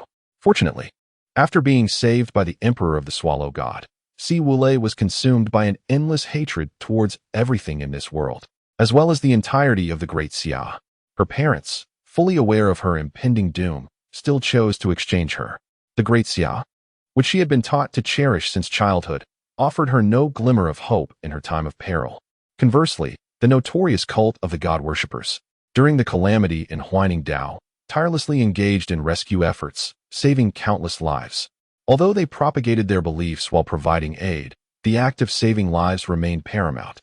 Who truly cares about worship when survival is at stake? Si Wulei once held affection for the Great Xia, but did the Great Xia reciprocate her feelings? After enduring such brutal experiences, she began to resent everything in this world, yet simultaneously hoped that all could attain eternal redemption under the radiance of the God Worshippers. By provoking any of the 5 Grand Masters and slaying Chen Jie, the cherished disciple of the Sword Saint, in the presence of the Greedy Wolf Commander, a scandal would inevitably erupt between the imperial court of the Great Xia and the Sword Saint. This would mark the inception of the cult's grand scheme. As for the inevitable demise of the Chen family members, such sacrifices, however minor, are unavoidable for the greater cause of the cult and the promise of a luminous future. Just as Si Wulei finished her words, Chen Jie, who was quietly lounging in the Chen family's backyard, squinted his eyes at the small building where Si Wulei resided. A slight twitch at the corner of his mouth. How audacious of the God Worshippers to hide, so close to home, and dare to openly provoke me. Attempting to incite a Grandmaster to kill me? Do they think I am made of clay? Having comprehended the essence of the celestial realm, Chen Jie could not be deceived by any life force in the vicinity of the Chen estate. Chapter 55. The Soaring Sword. As the words of Si Wulei fell, the numerous high-ranking martial artists within the city lord's mansion began to stir restlessly, their eyes darting back and forth between the Blood Demon and the Chen family residence. The Chen family had long been under the watchful gaze of countless high-ranking martial artists due to their involvement with the secret of the divine spirit herb, compounded by Chen Jie's formidable strength and status. Had the Beastmaster Villa not sacrificed the lives of the Wu brothers to ascertain the precise location of the demon dragon and the divine spirit herb, the Chen family residence would likely have already been besieged by a throng of high-ranking martial artists, even masters. What of the esteemed disciples of Grandmasters? They would merely be visiting out of friendly curiosity regarding the secrets of the divine spirit herb. Surely, the illustrious Grandmaster Changhe, the Sword Sage, would not personally seek retribution. However, if the Blood Demon were to brazenly strike down Chen Jie in plain view, it was uncertain whether the Sword Sage would retaliate against the Blood Demon Mountain, leaving the Blood Demon in a severely weakened state. Under Si Wulei's pressure, the Blood Demon's expression shifted dramatically, as did the countenance of the masters present, who exchanged discreet glances with the Wolf Commander. In an instant, the Blood Demon moved with a speed that surpassed that of an ordinary 9th-tier martial artist, yet fell short of a true master, rushing toward the Chen residence. At this moment, had the Wolf Commander stepped forward to feign an interception of the Blood Demon, perhaps threatening him with the name of the Sword Sage to provide an escape route, the masters would find solace in this maneuver, allowing the dragon-slaying conference to proceed normally. As for why the Chen family members were absent or why the blood demon did not simply eliminate them, it was clear they lacked a master to shield them from such an attack, and without the backing of a grandmaster-level powerhouse, their demise would be in vain. Yet, just as the masters anticipated the wolf commander to intervene against the blood demon, the wolf commander stood unmoving, a glint of cold light flashing in his eyes. He pondered how to resolve the situation with Chen Jie and fulfill the clandestine orders of Prince Rui. If the blood demon were to act in fury and eliminate Chen Jie, it would not only accomplish Prince Rui's mandate, but also instill fear in all high-ranking martial artists present, compelling them to fully engage in the dragon-slaying endeavor. This would be a remarkable twofold gain. As for the potential fallout with the Sword Sage of Changhe and the Daxia dynasty due to Chen Jie's death, the wolf commander had already come to terms with this when he accepted Prince Rui's orders. Ultimately, he could always offer his own life as compensation to the master. Everything was for the enduring existence of Daxia. Prior to becoming the commander of the Zhenwu Guard, the wolf commander had been a soldier in the Daxia border army, hailing from a family of military lineage. For a soldier, there is nothing but the duty to die for one's country. However, the Daxia that the wolf commander envisioned diverged significantly from the Daxia perceived by countless ordinary individuals. In his eyes, the Daxia did not encompass those countless exceedingly mundane commoners. The commander of the greedy wolf stood motionless, while the expressions of the other masters shifted subtly, and the blood demon, a true master, found himself in a precarious situation. Yet, before the multitude of high-ranking martial artists, even in such a predicament, the blood demon felt compelled to maintain his dignity. As the leader of the blood demon sect, a revered master, could he truly afford to lose face? To halt his advance would be a disgrace to his status. If word spread that he, the blood demon, was intimidated by the River Sword Saint, it would be utterly humiliating. Although, truth be told, there was a flicker of trepidation within him. After all, there were few who could easily sever him in two within the realm of Great Xia, and the River Sword Saint was undoubtedly one of them. Under the watchful eyes of numerous high-ranking martial artists, the blood demon leaped forward, arriving at the gates of the Chen family. With a casual wave of his hand, an imposing blood-red handprint surged skyward, aiming to obliterate half of the Chen family in a single blow. This strike had been carefully calculated. The blood demon anticipated that. At most, it would crush a few newly initiated 7th-tier warriors, but would never directly kill Chen Jie. He found himself in a dilemma. Although he needed to confront the Chen family to uphold his reputation, to take down Chen Jie merely due to the instigation of a shadowy figure would be sheer folly, provoking the River Sword Saint in the process. Despite his fearsome reputation for vengeance, the blood demon was acutely aware of whom he could provoke and whom he could not. Did he truly believe that only the 5 ghosts of Shangxi and the Stealing Sky Taoist had been lurking around the city lord's residence, avoiding the commands of the masters? There were several lesser figures that the blood demon had long recognized. He simply chose not to expose them. The truth was, the few who concealed themselves near the city lord's villa were far too conspicuous, adorned in garments and practicing techniques that revealed their backing by master-level forces. Why invite unnecessary enmity? As for the elusive stealing jade young master who had recently emerged, well, the blood demon had genuinely not noticed him. Despite having consumed a significant amount of high-tier martial artist blood essence through the blood demon scriptures, and having fortuitously ascended to the rank of master, the blood demon's strength remained among the weakest of his peers. Demonic techniques often yield rapid advancement, but are arduous to cultivate to their zenith. This was precisely why the blood demon took it upon himself to pursue the information regarding the divine spirit herb and the celestial dragon. He needed to absorb their essence to further his journey on the path of mastery. If possible, he yearned to glimpse the realm of the Grand Master. Although historically, it seemed that no practitioner of the blood demon scriptures, save for its founder, had ever transcended to the status of Grand Master. One must still harbor dreams. With a casual strike, the blood demon aimed to decimate half of the Chen family, imparting a lesson to Chen Jie, preserving his own dignity while simultaneously seeking a means of retreat. Just as the blood demon's colossal handprint was about to crush half of the Chen family, a soft sigh reverberated through the air. In an instant, an extraordinarily radiant beam of sword light surged skyward, severing the blood demon's handprint in twain before ascending into the heavens, stirring the tempest and carving a long, luminous sword mark across the sky. Is it not peaceful to quietly hunt the dragon and seek the divine grasses? Why, then, must you provoke me? As the sword light dissipated, atop the azure tiles of the Chen residence, Chen Jie stood with his left hand resting behind him, his right hand poised, grasping the intangible sword of heaven and earth, defiantly confronting the blood demon. Chapter 56. The Eastern King. How could this be possible? How could this be? That was a direct strike from a master. Chen Jie. No, Mr. Qi. Just how formidable is he? With a single sword stroke, Chen Jie shattered the blood demon's formidable palm imprint, while his sword energy soared into the heavens.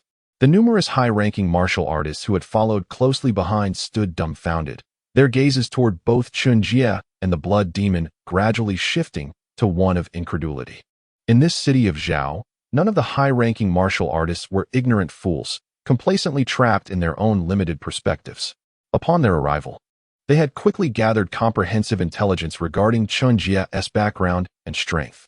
After all, those who ascended to the ranks of high-level martial artists seldom did so alone. Thus, the information concerning Chen Jie was hardly a closely guarded secret. Yet, despite their awareness of Chen Jie's might, suspected to be an invincible presence at the 9th rank who had grasped the essence of the realm, they could hardly fathom that he could be so extraordinarily powerful. Not only did he shatter a master's wrathful strike with a single sword, but he also sent his sword energy soaring, stirring up a tempest of chaos.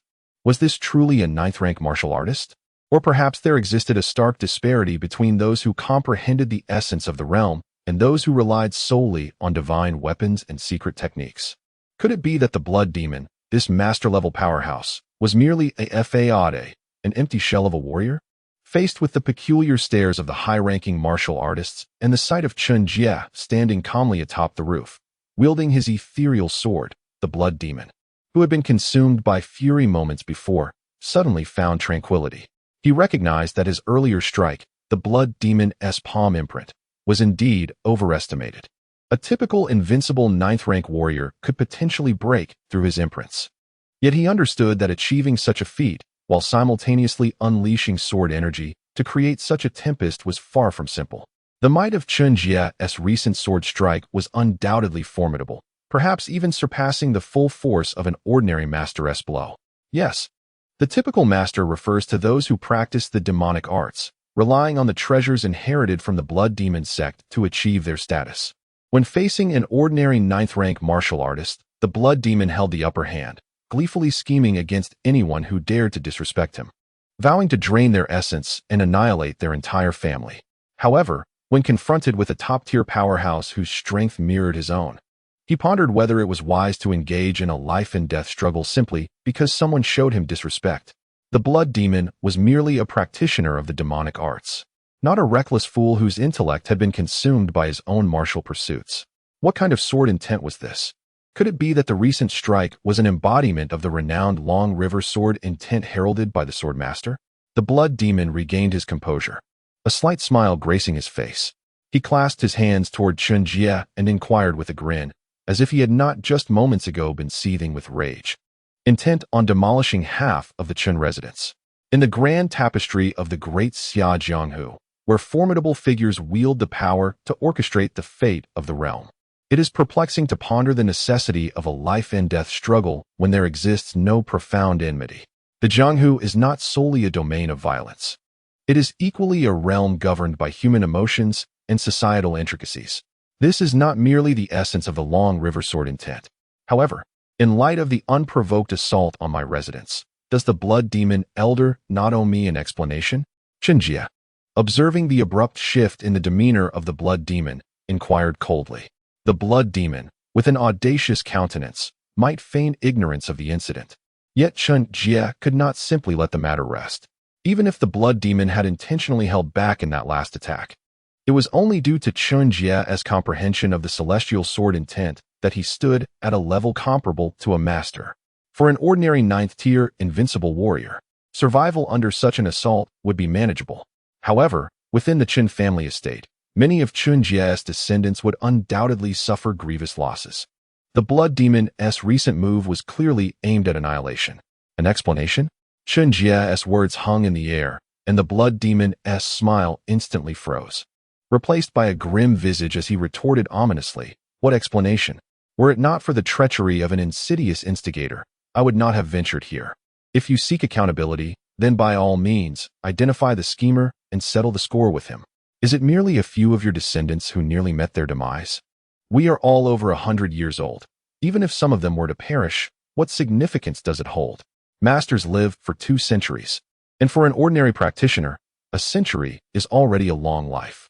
For masters, the loss of a black-haired person mourning a white-haired one is negligible. However, witnessing the departure of several generations is the true sorrow.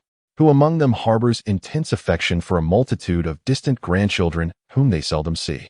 Yet, despite Chen Jie having reached the age of a century, he had fathered children late in life. Presently, his estate was filled with direct descendants within 3 generations, inciting an unusual ire within him. Was it truly so difficult to unearth the instigator? As soon as Chen Jie uttered these words, he wielded his sword with a swift motion, cleaving towards the secluded abode of the God-serving sect's goddess, Si Wulei. The art of concentrated sound transmission, which intertwines the virtual and the real, is a technique understood only by those of masterful prowess. It may seem that the sound resonates closely, yet even masters find it challenging to pinpoint the true source of the transmission. However, why did Si Wulei choose to conceal herself near the Chen estate? With a thunderous roar, smoke engulfed the area as Chen Jie's strike split the small building in twain. Amidst the billowing haze, 2 figures clad in masks ascended into the sky. It was the goddess of the God-serving sect and the Eastern Prince. As the smoke dissipated, the gaze fell upon another rooftop, where the goddess of the cult of the divine, Si Wulei, donned a mask resembling the moon goddess Chang'e, alongside a tall figure adorned in an opulent Eastern Prince mask. The expressions of all present, including the esteemed masters, shifted dramatically. Years prior, the goddess of the cult of the divine had wielded her secret arts to effortlessly slay a peak 9th-grade guardian of the Jinwu Guard. Now, years later, no one could fathom the extent of her power. However, even more astonishing than Si Wulei was the imposing figure wearing the magnificent Eastern Prince mask, the Eastern Prince himself. One of the 4 high priests of the cult and a peerless powerhouse ranked 4th on the blacklist. The Eastern Prince had refrained from action for many years. Yet, 58 years ago, the Greedy Wolf Commander and the Warbreaker Commander of the Jinwu Guard, accompanied by numerous guardians and gold medal Jinwu warriors, attempted to besiege him. In that battle, the Jinwu Guard suffered the loss of 3 guardians and 12 gold medal warriors, while the commanders bore injuries. Remarkably, the Eastern Prince emerged unscathed, his mask remaining intact. He rose to prominence over a century ago, having followed the divine cult leader, Emperor Yan, in a legendary campaign that reached the capital of Xiaoqing.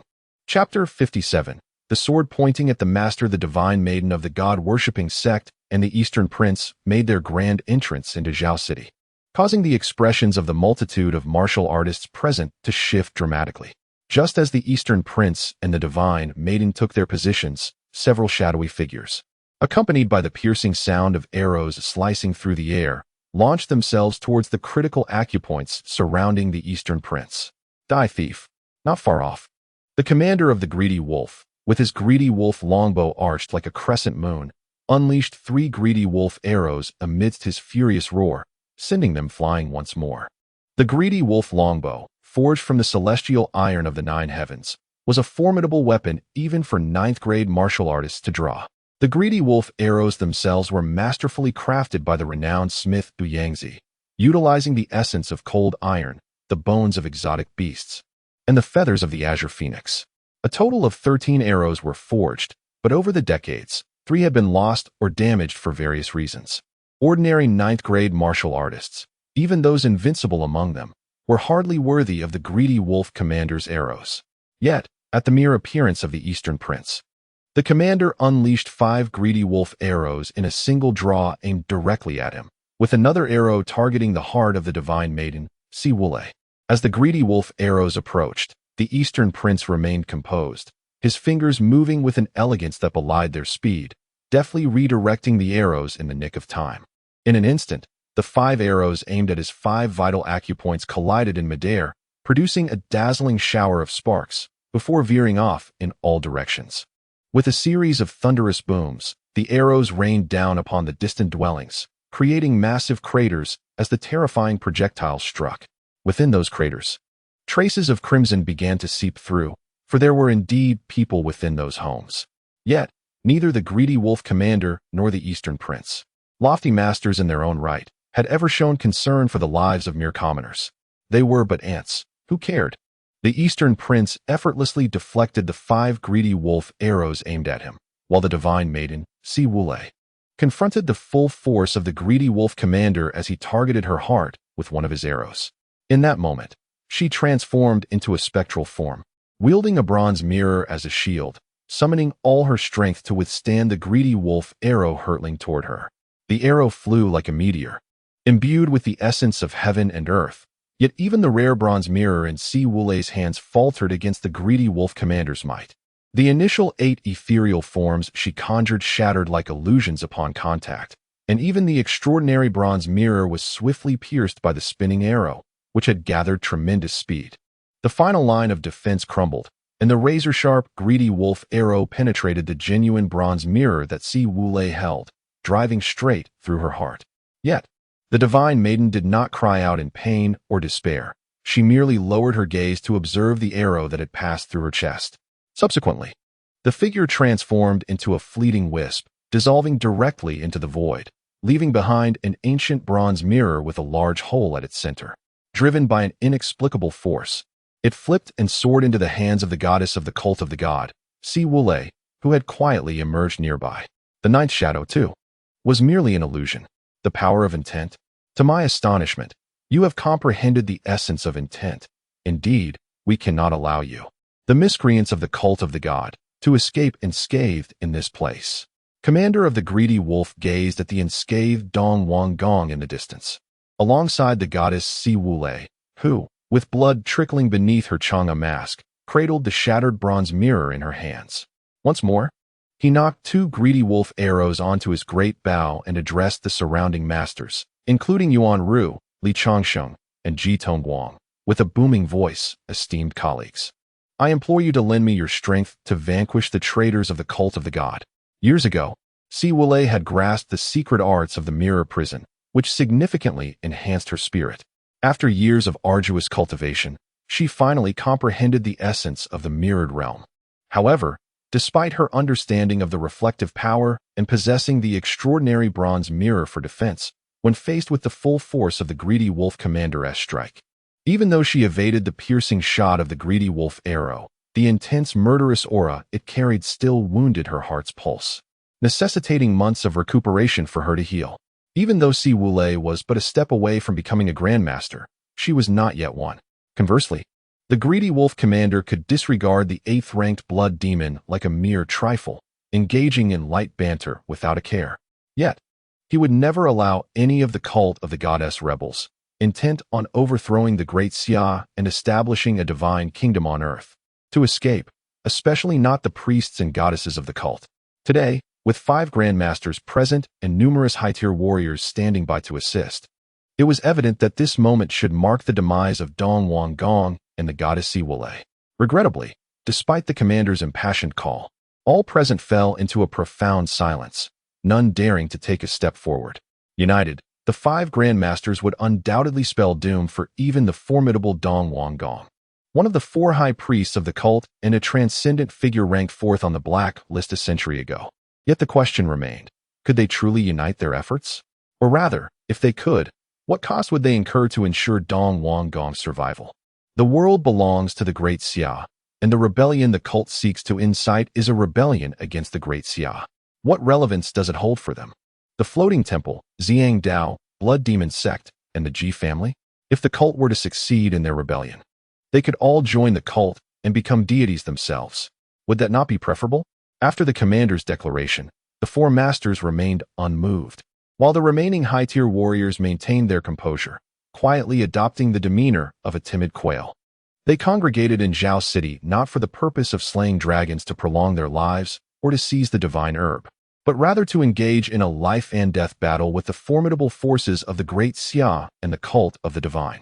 Such a motive seems utterly trivial. A profound silence enveloped the gathering, rendering the atmosphere exceedingly awkward. The commander of the greedy wolf, his complexion fluctuating between pallor and ashen hues, fixated his gaze upon the Eastern Prince and the divine maiden of the cult of the divine, Si Wulei. Yet he stubbornly refrained from loosening the bowstring of the greedy wolf's arrow that he had meticulously prepared. The number of greedy wolf arrows in his possession was dwindling, necessitating careful conservation. Should a conflict erupt, there would be no one to afford the commander the luxury of retrieving his precious arrows. Just as the crowd remained enveloped in silence, Chen Jie suddenly brandished his sword, pointing it directly at the divine maiden Si Wulei and the blood demon. Now, he demanded, should you not provide me with an explanation? Chapter 58. The sword chi spans 30,000 miles. What a jest. The blood demon's strike nearly inflicted catastrophic casualties upon Chen Jie's progeny. Not only did the goddess of the god-worshipping sect, Si Wulei, deliberately incite the blood demon to act, but regardless of her instigation, Chen Jie had no intention of letting her off lightly, given her status as the sect's goddess. The god-worshipping sect had targeted Chen Jie repeatedly, compounded by the old grievances between the sword master and Shun Rushuang, along with the sect. Chen Jie and the god-worshipping sect had long since found themselves in opposition. If they sought to take his life, he would certainly retaliate against them. As for the presence of Dong Wanggong, one of the 4 grand priests of the god-worshipping sect, who left all present in astonishment, Chen Jie scoffed. Is Dong Wanggong truly formidable? In Chen Jie's perception, the aura emanating from Dong Wanggong was indeed more profound than that of an ordinary master. Even at this moment, Chen Jie might not be able to vanquish him. However, Chen was unwavering in his confidence. He knew he would not be defeated. Harnessing the increasingly profound understanding of the nascent realm of heaven and man he had cultivated over the past days, within a radius of 500 meters, Chen Jie was invincible. With unshakable confidence, he pointed his sword at the blood demon and the goddess of the sect. The onlookers, however, were left wide-eyed in disbelief, gazing at Chen Jie with bewildered expressions. Could he be a fool? Did he comprehend the gravity of the situation? Dong Wanggong had made his appearance, alongside 6 grand masters. At such a moment, he dared to demand an explanation from the blood demon and the sect's goddess? Had he consumed the heart of a bear and the gall of a leopard? Did he truly believe that being a direct disciple of the Longhe Sword Saint would deter those masters from acting against him? The expressions of the numerous high-ranking martial artists in attendance were inscrutable, while the blood demon, filled with rage, sneered at Chen Jie, saying, I am eager to see what kind of explanation you desire from me. Considering Chen Jie's strength and the favor of the Longhe Sword Saint, the blood demon felt he had already shown considerable restraint. Yet now, Chen Jie dared to overstep his bounds? Did he truly think that his 8th ranking on the blood demon's blacklist was mere coincidence? The blood demon had never perceived any wrongdoing in nearly obliterating half of the Chen family with a single strike. He intended to deliver a harsh lesson to Chen Jie, to impart the lesson of respecting masters. After the blood demon's ominous words, the greedy wolf commander, who had previously watched the blood demon's assault on the Chen family, now glared at Chen Jie and admonished, the actions of the blood demon are all due to the instigation of the treacherous sect. If you seek an explanation, then battle the treacherous sect to the death. What time is it now to still cling to such trivial matters? Do you possess no capacity for tolerance? Is this how the master has instructed you? The greedy wolf commander was counting on the blood demon and the other masters to assist him in encircling and defeating Dong Wanggong. How could he possibly allow Chen Jie to create trouble for the blood demon at this moment? Conversely, the commander of the Wolf Brigade placed his hopes on Chen Jie, hoping he would prudently perish at the hands of the powerful members of the cult of the god of worship, thus averting the risk of his future covert actions inciting the Sword Master South's dissatisfaction with the court of the Great Xia. Upon hearing this, Chen Jie furrowed his brow, remaining silent, merely casting a cold glance at the commander. My entire family nearly perished moments ago, and this is merely a trifling matter? Were it not for my status as a disciple of the Long River Sword Saint and my own modicum of strength, would my family not have fallen victim to the schemes of the cult and the casual strike of the blood demon? Chen Jie's heart brimmed with fury. Meanwhile, the priestess of the cult, Si Wulei, delicately wiped the blood trickling from the corner of her mouth and coldly regarded Chen Jie, remaining silent. For the grand designs of the cult, to ensure that all may bask in eternal light, necessary sacrifices are deemed worthy. Even if, decades ago, during the great calamity in Huaining Dao, she and her parents had once partaken of the porridge provided by the Chen family. But what significance does that hold? The Chen family's efforts to supply grain were merely to afford her parents a brief reprieve at the cost of their own sacrifice. Ultimately, the Chen family, under Chen Jie's guidance, exhausted their provisions to alleviate the disaster, yet failed to alter the course of events. Si Wu Lei, silent, continued to recuperate in secret, while the Eastern Prince, who had previously stood idly by as she nearly met her demise under the commander's lethal arrow, now cast a profound glance at her. He then positioned himself directly in front of her and addressed Chen Jie with a hint of amusement. It has been an age since I have encountered someone as audacious as you. However, mere bravery cannot alter the fabric of reality. A judicious retreat may, in fact, allow you to progress further. The priestess is one of our own. If you desire an explanation from her, you must first require one from our cult. And are you worthy of such a demand? As the Eastern Prince's voice resonated with a deep, melancholic timbre, an overwhelming aura, infused with a torrent of celestial energy, bore down upon Chen Jie. Even the numerous high-ranked martial artists who had been lurking at a distance were compelled to retreat several paces under the oppressive presence emanating from the Eastern Prince. While a ninth-tier martial artist could be surrounded and vanquished by an army, a master who traversed the bridge of heaven and earth, capable of harnessing boundless celestial energy, had already stepped into a realm beyond the ordinary, a domain where mere mortals cannot contend. The Eastern Prince shielded Si Wu Lei, his immense masterful aura, interlaced with an abundance of celestial energy, pressed relentlessly upon Chen Jie. Yet, before this formidable might, Chen Jie did not falter an inch. His robe billowed without wind. His silver hair danced in the breeze, and his eyes, once somewhat dull and worldly, transformed in an instant into piercing and luminous orbs. Chen Jie fixed his gaze upon the eyes of Dong Wanggong, the commander of the Greedy Wolf and the Blood Demon Master, among other esteemed figures. With his right hand pointed towards the vast sky, the ethereal sword of primordial energy began to flourish in his grasp. He spoke softly. I have always understood that mere courage cannot alter the course of events. Thus, 67 years ago, when faced with the covert threats posed by Xia Wuxi, I chose to retreat. 36 years ago, amidst the catastrophic floods in Huaining Dao, when affluent families hoarded resources and the imperial court of the great Xia was powerless to provide aid, I again opted for withdrawal, even throughout the years that followed. Despite possessing knowledge and insight beyond this era, I remained cautious, refraining from disseminating even a fragment of my thoughts. I simply resided quietly in this modest Zhao city, marrying and raising children, living the life of an ordinary warrior. Yet now, I find myself unwilling to endure any longer, nor to retreat even a single step. Before the awakening of my system, my strength was insufficient, and in the face of formidable foes, I bore my burdens in silence. But now, with my system awakened and my power surpassing that of an ordinary master, how can I still be urged to endure and to regress? Would that not render the awakening futile? For years, I have traversed from a realm of peace and stability into the great Xia dynasty, where warriors reign supreme and the powerful act with impunity. Within my heart, I have harbored a breath of defiance. Once, I could not change the world, but now, I wish to see if I can make the entire world dance to my tune. I possess a sword. I invite you all to behold its magnificence. As Chen Jie uttered these words, a tempest arose within a radius of 500 meters. The ethereal sword of primordial energy in his hand surged exponentially, transforming into a colossal blade capable of cleaving mountains and splitting seas. Subsequently, the sword's energy stretched for 30,000 miles, casting a chill across 19 continents. Chapter 59.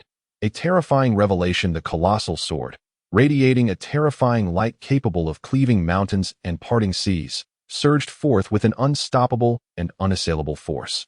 Akin to a celestial river cascading downwards, sweeping through the mortal realm and directly striking towards the Eastern King and his companions. As they gazed upon the overwhelming sword light, which seemed poised to eradicate all darkness from the world, both the Blood Demon and the Eastern King underwent a dramatic transformation in expression. Even the usually unflappable divine maiden of the worship god sect, Si Wutian, who had faced the piercing arrows of the Greedy Wolf without flinching, found her pupils dilating and her entire being trembling as the sword light approached. In that moment, Si Wutian was transported back to the haunting memories of being abandoned by her parents and exchanged amidst the watchful eyes of starving, ravenous disaster victims. It was a terror that rendered her powerless, a fear that persisted even when tears stained her cheeks and her throat grew hoarse from cries. A feeling of helplessness in the face of inevitable death. This was a demise seemingly preordained. Chen Jie strike. Even with Si Wutian's mastery of the mirror prison's secret technique and her comprehension of the mirror realm was insurmountable. Yet, her inability to withstand it did not imply that the Eastern King would share the same fate. The dreadful sword light, akin to an ocean, enveloped the blood demon, the Eastern King, and Si Wutian before they could react. However, just as Si Wutian was on the brink of being obliterated by Chen Jie's fearsome sword light, the Eastern King, who stood before her, exhibited none of his usual composure or superiority. Instead, his face flushed crimson as he clasped his hands in prayer, summoning all his true essence to mobilize the energies of heaven and earth, instantly manifesting an imposing golden-armored celestial deity towering 3 zhang high to shield both himself and Si Wutian. This was the supreme secret technique, the divine martial golden body, which the Eastern King had refrained from using even 58 years prior when confronted by 2 master-level warriors of the Greedy Wolf and a multitude of 9th-tier fighters. The divine martial golden body, said to have been created by ancient divine beings, is an unparalleled skill aimed at transcending humanity.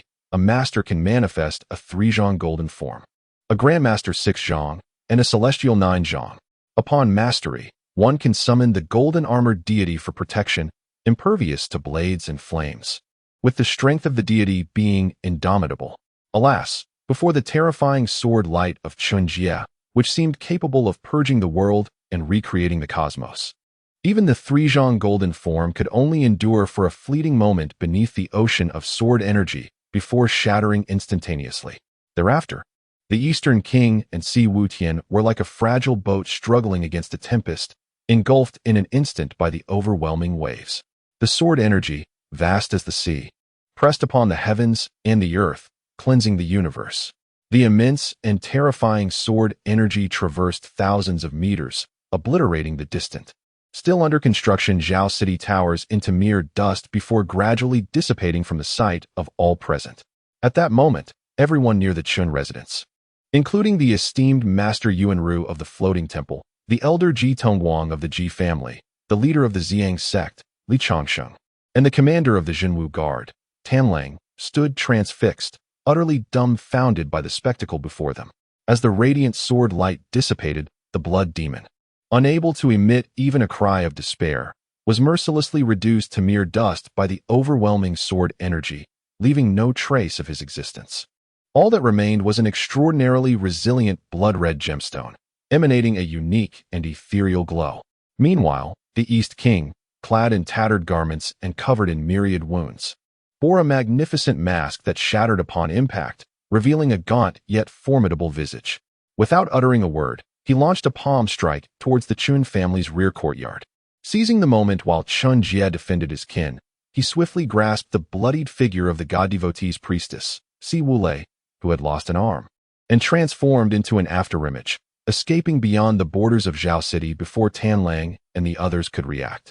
Yet, even with just a fleeting glance, as the East King's mask fragmented and his divine form was unveiled, the master-level warriors and the well-informed high-ranking martial artists present instantaneously recognized his true identity.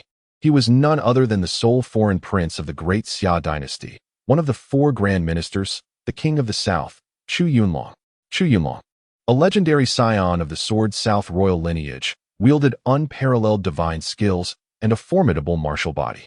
Upon his arrival in the great Xia court, he waged campaigns across the land, vanquishing 3 kingdoms and slaying 2 masters, ultimately achieving the rank of Grand Minister and being conferred the title of Foreign Prince. He commanded a formidable army of 100,000 and ruled over millions, a figure whose very stomp could cause the entire great Xia to tremble. However, no one anticipated that such a dignified king of the south would align himself with the god devotees and, moreover, serve as one of their 4 high priests. The revelation of the East King's identity as a high priest of the god devotees presented a dire omen for the great Xia, suggesting an imminent upheaval. Once again, the hero unsheathed his sword, heralding another decade of tribulation for the common folk. Yet, when has this world ever known true peace?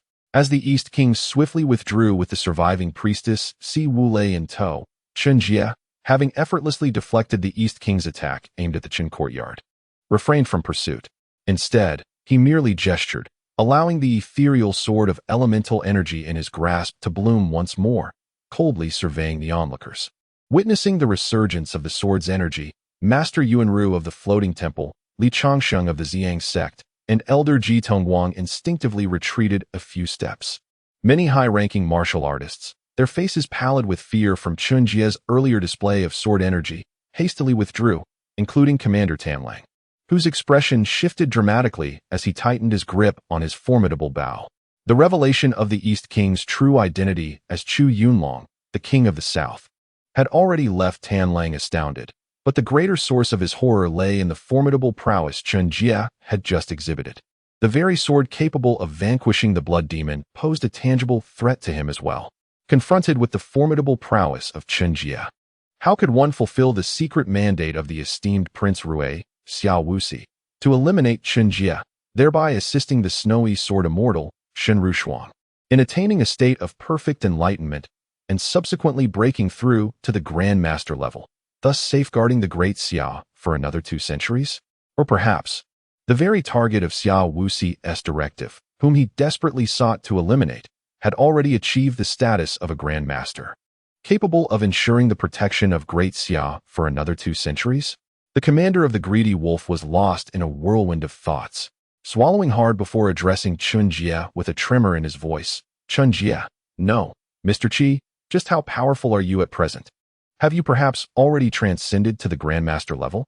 If Chen Jie had indeed ascended to such heights, then all of Xiao Wuxi and Greedy Wolf's ambitions would be rendered utterly futile. The distinction between a Grand Master and a Master was insurmountable. As Greedy Wolf inquired, Chen Jie regarded him with a cold stare, raising a hand to reveal the blood-red gemstone left behind by the slain blood demon, and replied solemnly, I have yet to attain the status of Master, let alone break through to Grand Master. However, does the lack of such an ascension preclude one from taking a life? Upon hearing Chen Jie's declaration, the eyes of all present widened, their expressions frozen in disbelief. Indeed, one could kill without having reached the level of Master. Yet it greatly depended on the nature of the target.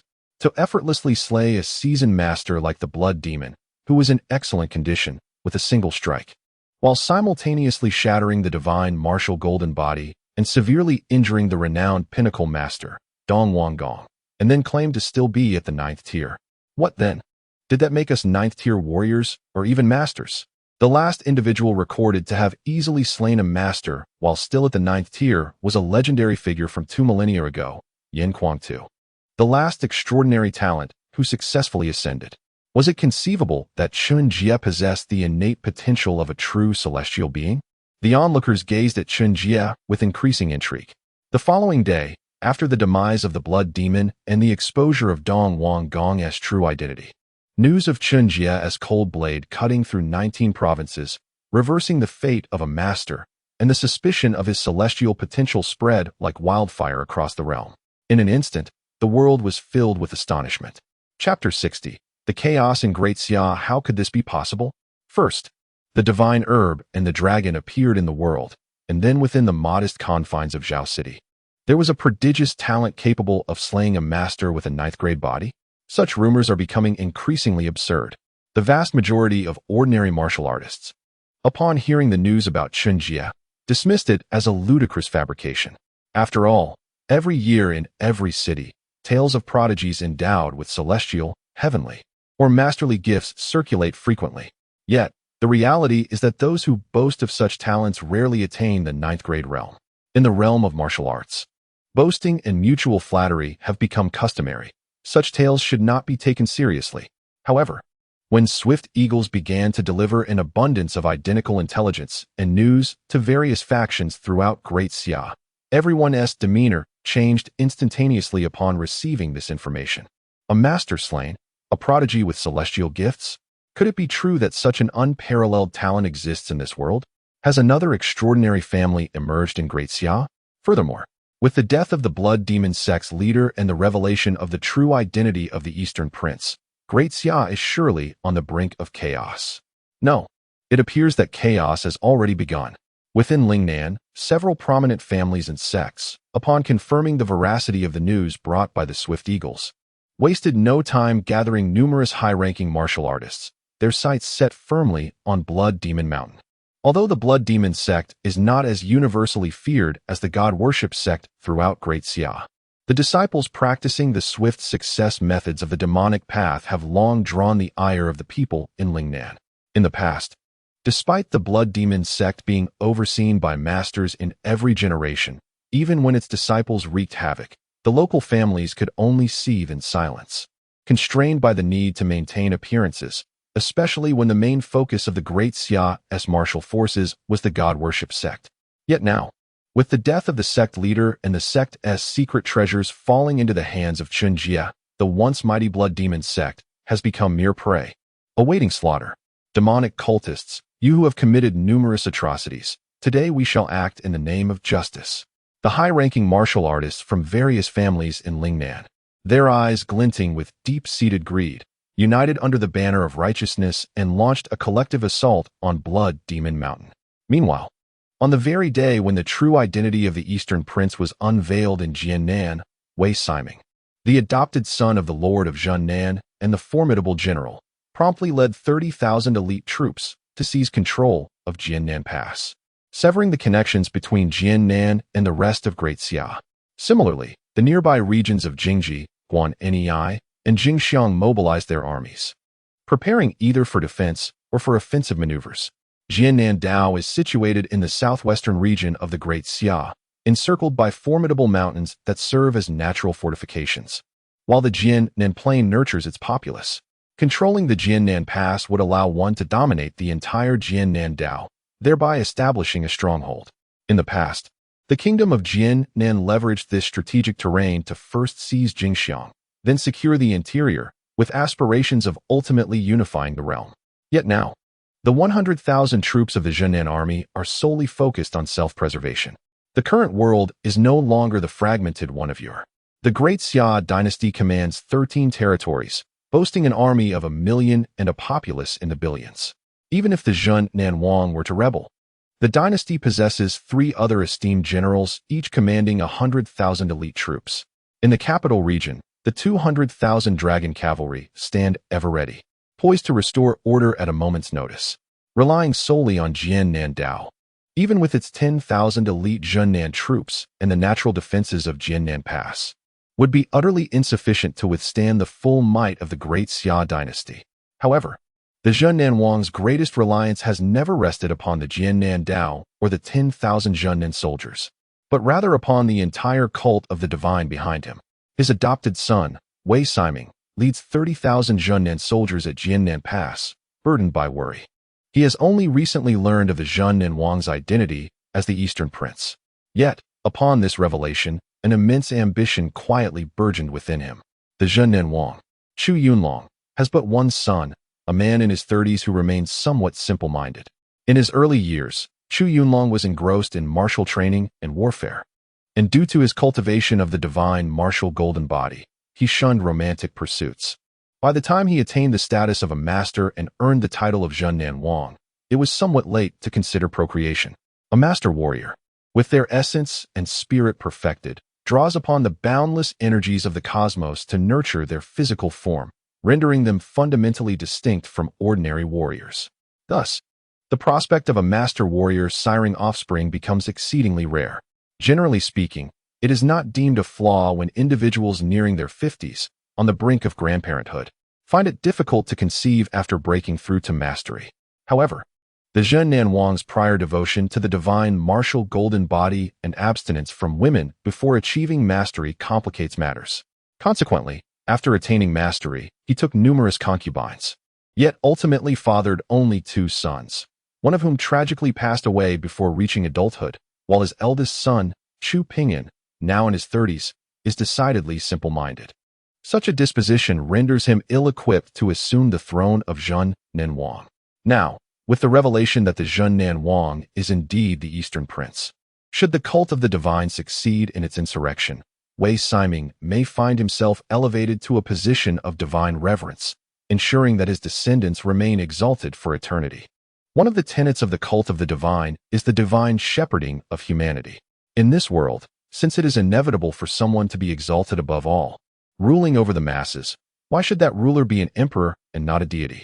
In essence, there exists little distinction between a deity and an emperor. Wei Siming stood guard at the Jinan Pass, his thoughts shrouded in mystery. Meanwhile, within the opulent halls of the Xia Imperial Palace, Emperor Xia Wujing maintained an air of remarkable tranquility. Firmly grasping his wolf-hair brush, he liberally unleashed ink across the paper, and in an instant, the 4 characters Shangshan Ruoshui sprang to life on the page. Upon learning that the Prince of Jinan was none other than the Eastern Duke, and that Wei Siming had led 30,000 Jinan troops to seize control of Jinan Pass, the emperor did not declare the prince a traitor nor mobilize the 3 garrisons or dispatch the Longxiang guards towards Jinan. Instead, after calmly completing the 4 characters, he lifted the paper and presented it to a grand eunuch beside him, adorned in a red python robe and wearing a Sanshan hat. With a solemn tone, he inquired, "Wang Dabin, how do you find my calligraphy today?" Chapter 61. The 4th peach blossom. As the saying goes, the highest good is like water. It benefits all things without striving. The calligraphy penned by His Majesty is indeed of unparalleled excellence. Wang Jinzong, the chief eunuch clad in a dragon robe, slightly bowed and flattered. Despite being a master in his own right, years of servitude had ingrained the habit of obsequiousness into Wang Jinzong's very being. "Ah, Daban, you have remained unchanged all these years. Yet, Mr. Chi's astonishing sword has stirred the winds and clouds of this realm," remarked Xia Wujing, observing Wang Jinzong's sycophantic demeanor with a gentle shake of his head. He murmured, "To genuinely benefit all without contention is an arduous endeavor indeed. Have I truly made the right move in this game?" Chen Jie's remarkable swordsmanship, which reversed the tide against a master, had indeed left Xia Wujing astounded. The identity of the Southern King as a disciple of the cult of God was equally surprising. However, to Xia Wujing, the Southern King was merely one among many. Even if the 4 great pillar states of the Great Xia were all adherents of the cult, he hardly regarded them with concern. The foundation of the Great Xia was never its 400,000 troops or its 4 masters. It lay instead with the royal ancestor, Grandmaster Xia Longzhang, and the esteemed sword master of the Great Xia Academy. As long as these 2 grandmasters remained alive and supported the Great Xia court, Xia Wujing felt confident in leading the dragon cavalry to trample the world, even if all 13 paths of the Great Xia turned against him. Only those exalted grandmasters, capable of orchestrating the world as if it were a chessboard, could truly wield power. Yet now, one of the players in this grand game of the Great Xia had seemingly reached the end of his strategy. Once he departed, who would take up the mantle of guiding this game? Within the royal mausoleum of the Xia dynasty, the venerable ancestor Xia Longzhang lay silently in a cold jade coffin, his complexion still vibrant and firm, though faint wrinkles at the corners of his eyes were beginning to deepen. Masters of the martial arts realm could maintain their appearances until the twilight of their years, while grandmasters only began to age rapidly when their time was truly near. Now, Xia Longzhang had lived for 292 years. How much longer could he endure? Xia Wujing pondered this and let out a deep sigh. The most painful aspect of life is knowing that despite understanding everything that will transpire, one is powerless to change it. Xia Wujing, the supreme emperor of the Great Xia, was but an emperor nonetheless. With a heavy heart, he addressed Wang Jinzong, "Daban, I would appreciate your efforts in delivering this calligraphy to Prince Rui." Wang Jinzong nodded in acquiescence, accepting the large character from Xia Wujing's hand, and his figure gradually faded away. Meanwhile, within the residence of Prince Rui, Xia Wuxi gazed at the secret letter delivered by the commander of the greedy wolf, her face ashen, her expression grotesquely contorted by involuntary muscle spasms. Why? Were you not just saying you had not achieved mastery, that you had not comprehended the essence? But now, what exactly have you accomplished? Is this truly the same Chen Jie, once renowned as the head of the Great Xia Academy, yet lacking in martial talent? Or have you, all these years, been concealing your prowess merely to deceive me and the entire world? In the midst of Summer Wuxi's deepening fury, his grip on the secret letter tightened, and with a sudden surge of true essence, he shattered the missive into fragments, which danced like white paper money in the wind, scattering throughout his study. At the height of his impotent rage, the door to Summer Wuxi's study burst open, revealing Wang Jinzong, clad in a dragon robe. His brow furrowed as he strode purposefully into the room. "Your Highness, this is a piece of calligraphy from the Emperor, sent by this old servant," Wang Jinzong said, extending the scroll to Summer Wuxi, who surveyed the disarray of the study. With a solemn tone, he advised, "Your Highness, some pools may appear shallow, yet stepping into them reveals depths that could drown. Sometimes, relinquishing one's ambitions is a wise choice. In life, the most vital truth is to accept one's fate." After Chen Jie, with his ninth-tier physique, had vanquished the master, revealing his formidable strength, Summer Wuxi decisively abandoned the notion of ending Chen Rushuang's turmoil through Chen Jie's demise, believing that even if Chen Jie were to perish, Chen Rushuang might not necessarily ascend to the level of a Grand Master. However, should Chen Jie survive, given the talent and strength he has exhibited, it is conceivable that, with time, he might surpass Chen Rushuang, attaining true Grand Master-level combat prowess. It is a well-known axiom within the martial world that warriors over the age of 60, burdened by waning vitality, find it nearly impossible to break through to the master level. Yet, since Chen Jie has already defied the odds by defeating a master as a ninth-tier warrior, could he not also perform the miraculous feat of transcending the limitations imposed by age? Chen Jie has already accomplished one miracle. There is no reason he could not achieve another. When the time comes for Chen Jie to break through to the master level, wielding power comparable to that of a Grand Master, even the traitorous rebels of the worship of the divine will find it impossible to overthrow the great Xia realm. Especially considering the most crucial question, is Chen Jie truly limited to ninth-tier cultivation? Although all present masters are certain that his essence remains unrefined, and even the astonishing sword energy he unleashed lacked the substance of a true master. Otherwise, not even the blood demon would have survived, let alone the Eastern Prince. Yet, what if Chen Jie is intentionally concealing his true capabilities? Summer Wuxi recalled that the earlier report from the Jinwu Guard stated that Chen Jie claimed he had not comprehended the realm of intent. But now, having slain a master, how can he still assert that he has not grasped such profound understanding? Is it truly possible for one's comprehension of profound meanings to be attained in merely half a month? And with such a limited grasp, can one vanquish a master with a single sword stroke? Xia Wuxi harbors a disdain for recklessness.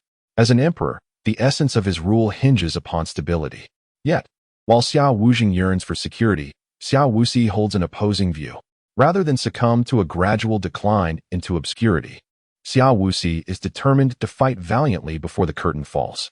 Even in death, she desires to blossom into the most resplendent flower of her life.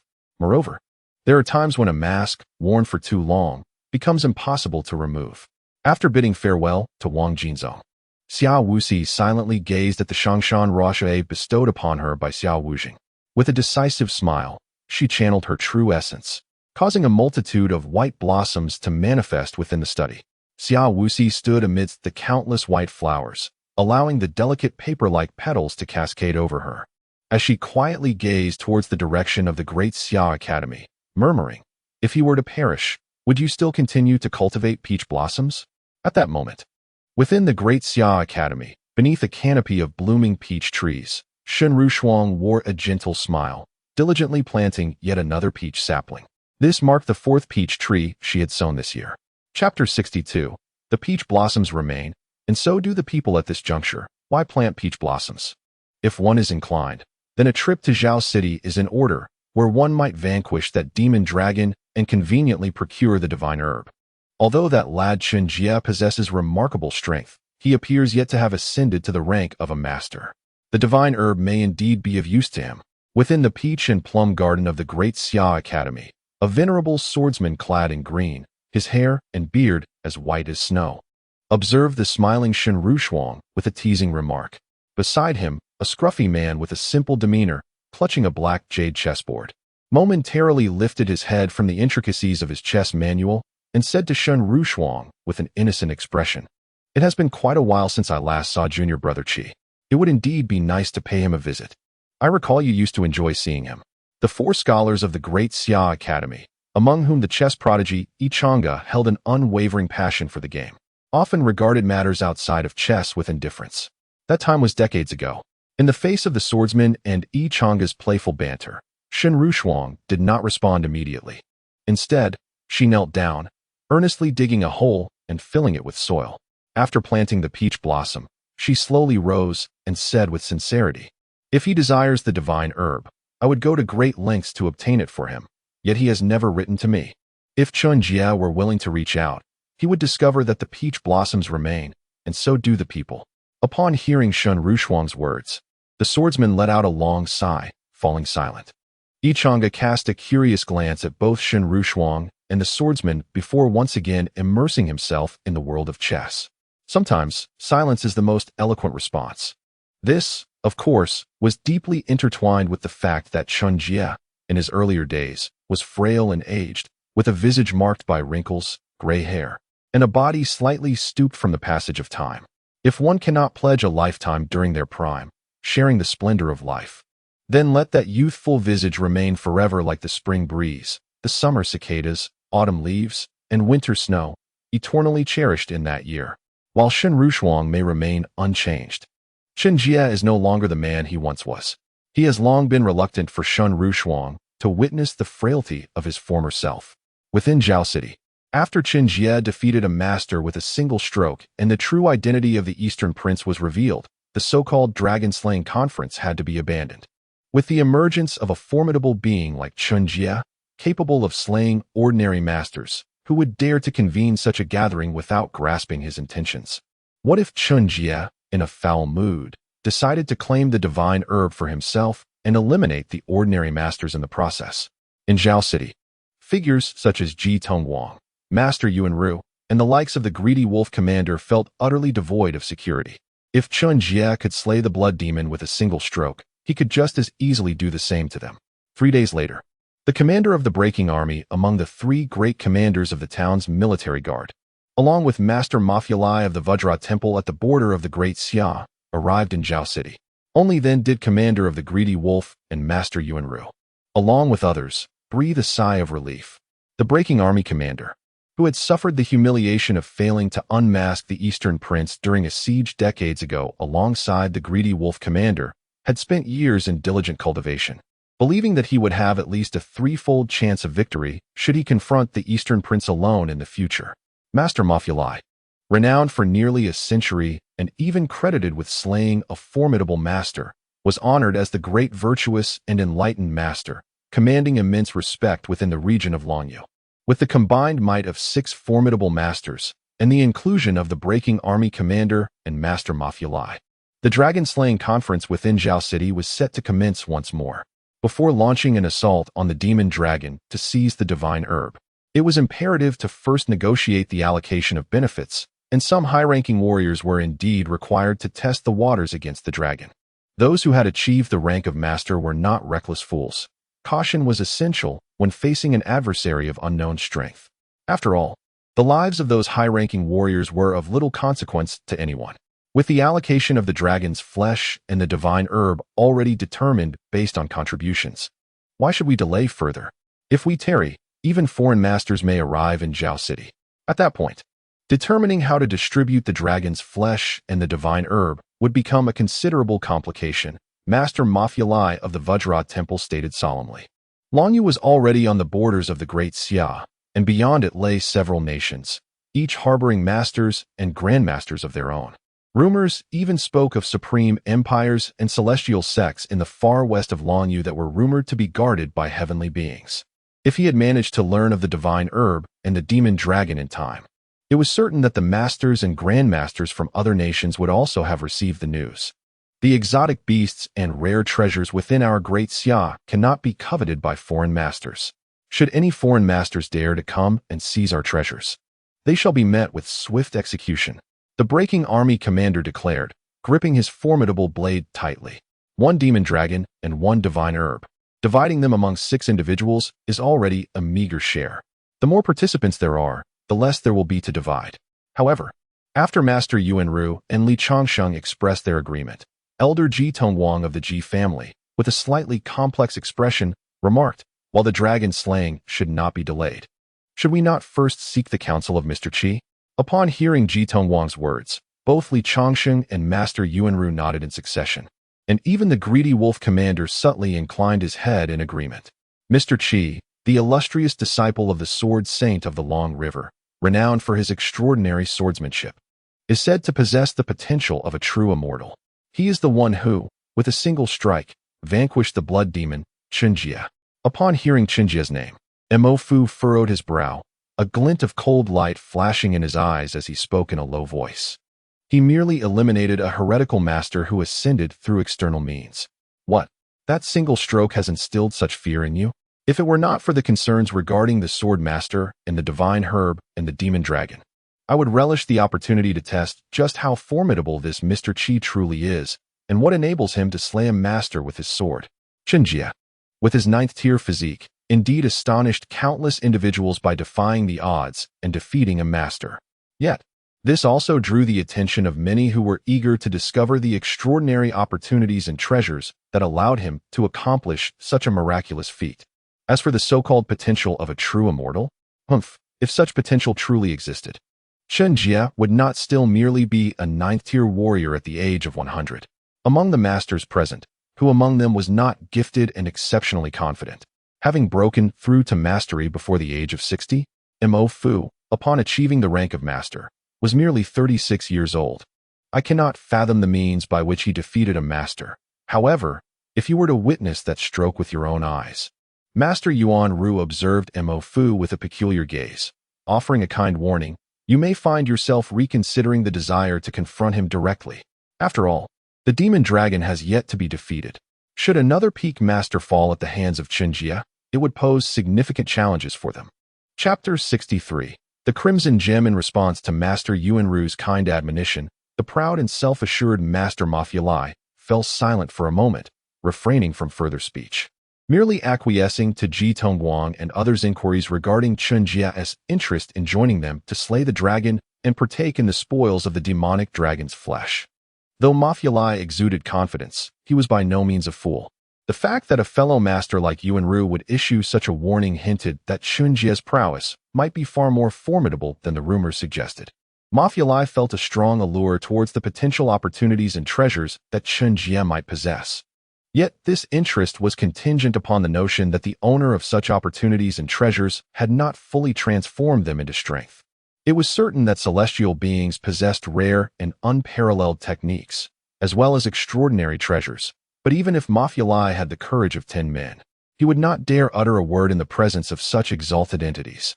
Subsequently, when faced with the dragon-slaying invitation from Ji Tongguang and the greedy warlord, Chen Jie resolutely declined. What folly was this? Why would he risk everything to venture deep into Huayang Mountain to confront a demonic dragon when he was comfortably resting at home? As for the divine herbs that resided in the dragon's lair, apologies, but he had no need for them. What purpose would they serve? Achieving a breakthrough to the master level was not merely a matter of intellect. Furthermore, keeping such treasures for his future unaccomplished descendants, wouldn't that invite misfortune upon them?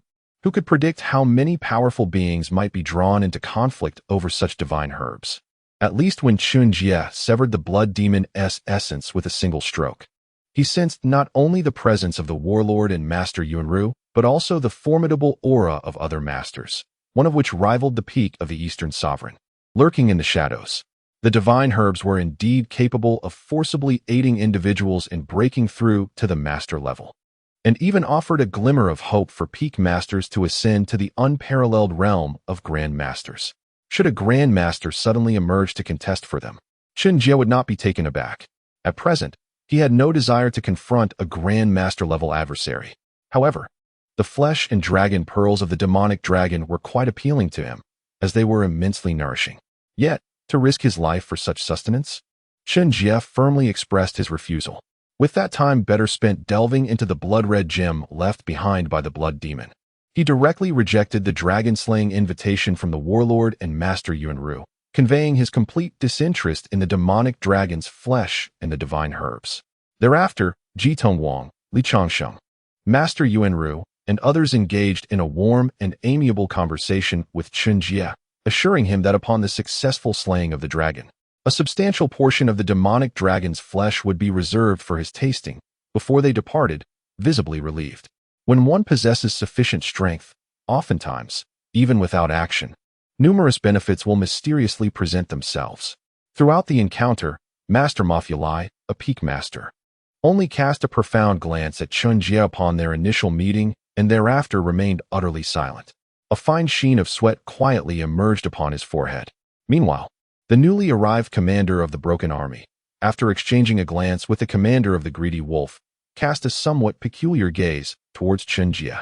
Upon distancing himself 500 meters from Chen Jie, Master Mafialai released a deep sigh as beads of sweat surged forth from his back, only to silently evaporate after he summoned his true essence. The moment he laid eyes on Chen Jie, Mafialai discreetly activated the Celestial Eye, a rare insight he had painstakingly grasped from the Buddhist teachings to gauge Chen Jie's prowess. However, as soon as he initiated the Celestial Eye, he was overwhelmed by an inexplicable sensation, as if the very world around him began to collapse. In that instant, Mafialai felt an immense pressure, akin to battling against the entirety of existence. It was not until he had moved 500 meters away from Chen Jie that this uncanny feeling dissipated in an instant. Yet by that time, Mafialai's heart had already been stirred by tumultuous waves. Could it be the legendary realm of the celestial beings? With a lineage spanning over a millennium, the Vajra Temple, one of the sacred sites of Buddhism, housed innumerable texts and the legacy of the celestial beings. Mafialai possessed some insight into the clandestine lore concerning the realm of the celestial beings. What astounded him, however, was the realization that he had detected traces of this legendary realm within a mere 9th-rank martial artist. Could there truly exist an unparalleled treasure capable of allowing someone of such a rank to wield the power of the celestial beings? Or could it be that he genuinely possessed the potential of a true immortal, having comprehended a fragment of the celestial mystery at the 9th rank? Mafialai dared not dwell on these thoughts, but he also could not ignore them. Whether it be the existence of a supreme treasure enabling the mastery of the celestial realm at the 9th rank, or the possibility of Chen Jie being endowed with true immortal potential. Both scenarios underscored a singular truth. The current Chen Jie was far beyond his capacity to confront. He was a harbinger of death. After departing from the Chen family, Mafialai and his companions hesitated not a moment, leading a multitude of high-ranking martial artists, many of whom clung to the hope of survival, along with an elite force of the town guard, as they ventured deeper into Huayang Mountain. Just days prior, Chen Jie had astounded the world by slaying the Blood Demon, and following the debacle of the Dragon-Slaying Conference, many high-ranking martial artists, some coerced, others having come to a grim realization, quietly vacated Zhao City. The flesh of the demon dragon was indeed invaluable, and the divine spirit herb could elevate a 9th-rank martial artist to the realm of a master. Yet, the prerequisite for partaking in such treasures was their continued existence. Once life was extinguished, all else became meaningless. As high-ranking martial artists, who held considerable standing throughout the vast expanse of Daxia, they were not necessarily afraid of death, but they were loath to perish without purpose. The decline of the beast-tamer manner, coupled with the terrifying strength exhibited by Chen Jie, had already proven one point. While treasures were enticing, the once commanding high-ranking martial artists in their respective domains, were no longer deemed worthy of enjoying them. Under the leadership of Mo Fulai and numerous other formidable masters, a multitude of high-ranking martial artists, either driven by a sense of luck or nearing the end of their lifespans, boldly ventured into Huayang Mountain. After the departure of Mo Fulai and his companions, outside Zhao City, the Dong Wanggong, Chu Yunlong, having removed his mask, confirmed that Chen Jie had not accompanied Mo Fulai into Huayang Mountain. He then led the Zhu Long Divine Envoy and several elite members of the Worship God sect, including Enhongyi and Mo Shui, to stealthily follow in the wake of Mo Fulai and his entourage. However, unbeknownst to even the Dong Wanggong, there trailed behind them a disheveled old man, resembling a beggar, who shadowed their every move. A divine herb had stirred the hearts of too many masters. Meanwhile, in the Chen family's backyard, reclining on a lounge chair, Chen Jie gazed intently at the blood-red gemstone in his hand, which possessed an extraordinary and unique ability. Chapter 64. The Living Bloodstone. This extraordinary gem possesses the remarkable ability to gradually and autonomously absorb the vital essence and energy of humanity, as well as the primordial forces of nature. Subsequently, it amalgamates all these energies into a formidable and enigmatic crimson power. When the possessor harmonizes their internal energy with this blood-red force, they can assimilate it, thereby significantly enhancing their strength. At the pinnacle of the 9th rank, one may harness the immense energy accumulated within this bloodstone to forcibly traverse the bridge between realms, achieving the esteemed rank of master. Although such a master may find their true energy tainted by the blood-red energy to some extent, rendering them weaker than a typical master, the title of master still holds weight. One must first attain the rank before contemplating the nuances of strength among masters. Otherwise, it would be nothing short of envy-driven folly. Chen Jie, of course, could not forcibly ascend to the rank of master by merely drawing upon the peculiar energy of the bloodstone. Had he sought to break through, he would have already achieved master status the moment he comprehended the essence of heaven and humanity. However, in contrast to the crimson energy within the gemstone, which could potentially aid one in forcibly transcending into a master, Chen Jie made an astonishing discovery through his meticulous observation. The bloodstone in his grasp was alive. His keen perception, honed by his burgeoning talents, had reached new heights. Within a radius of 500 meters, no living entity could escape his notice. At this moment, as he scrutinized the bloodstone glimmering under the sun, he observed it emitting a faint, primal vitality that seemed to surpass all forms of life he had encountered.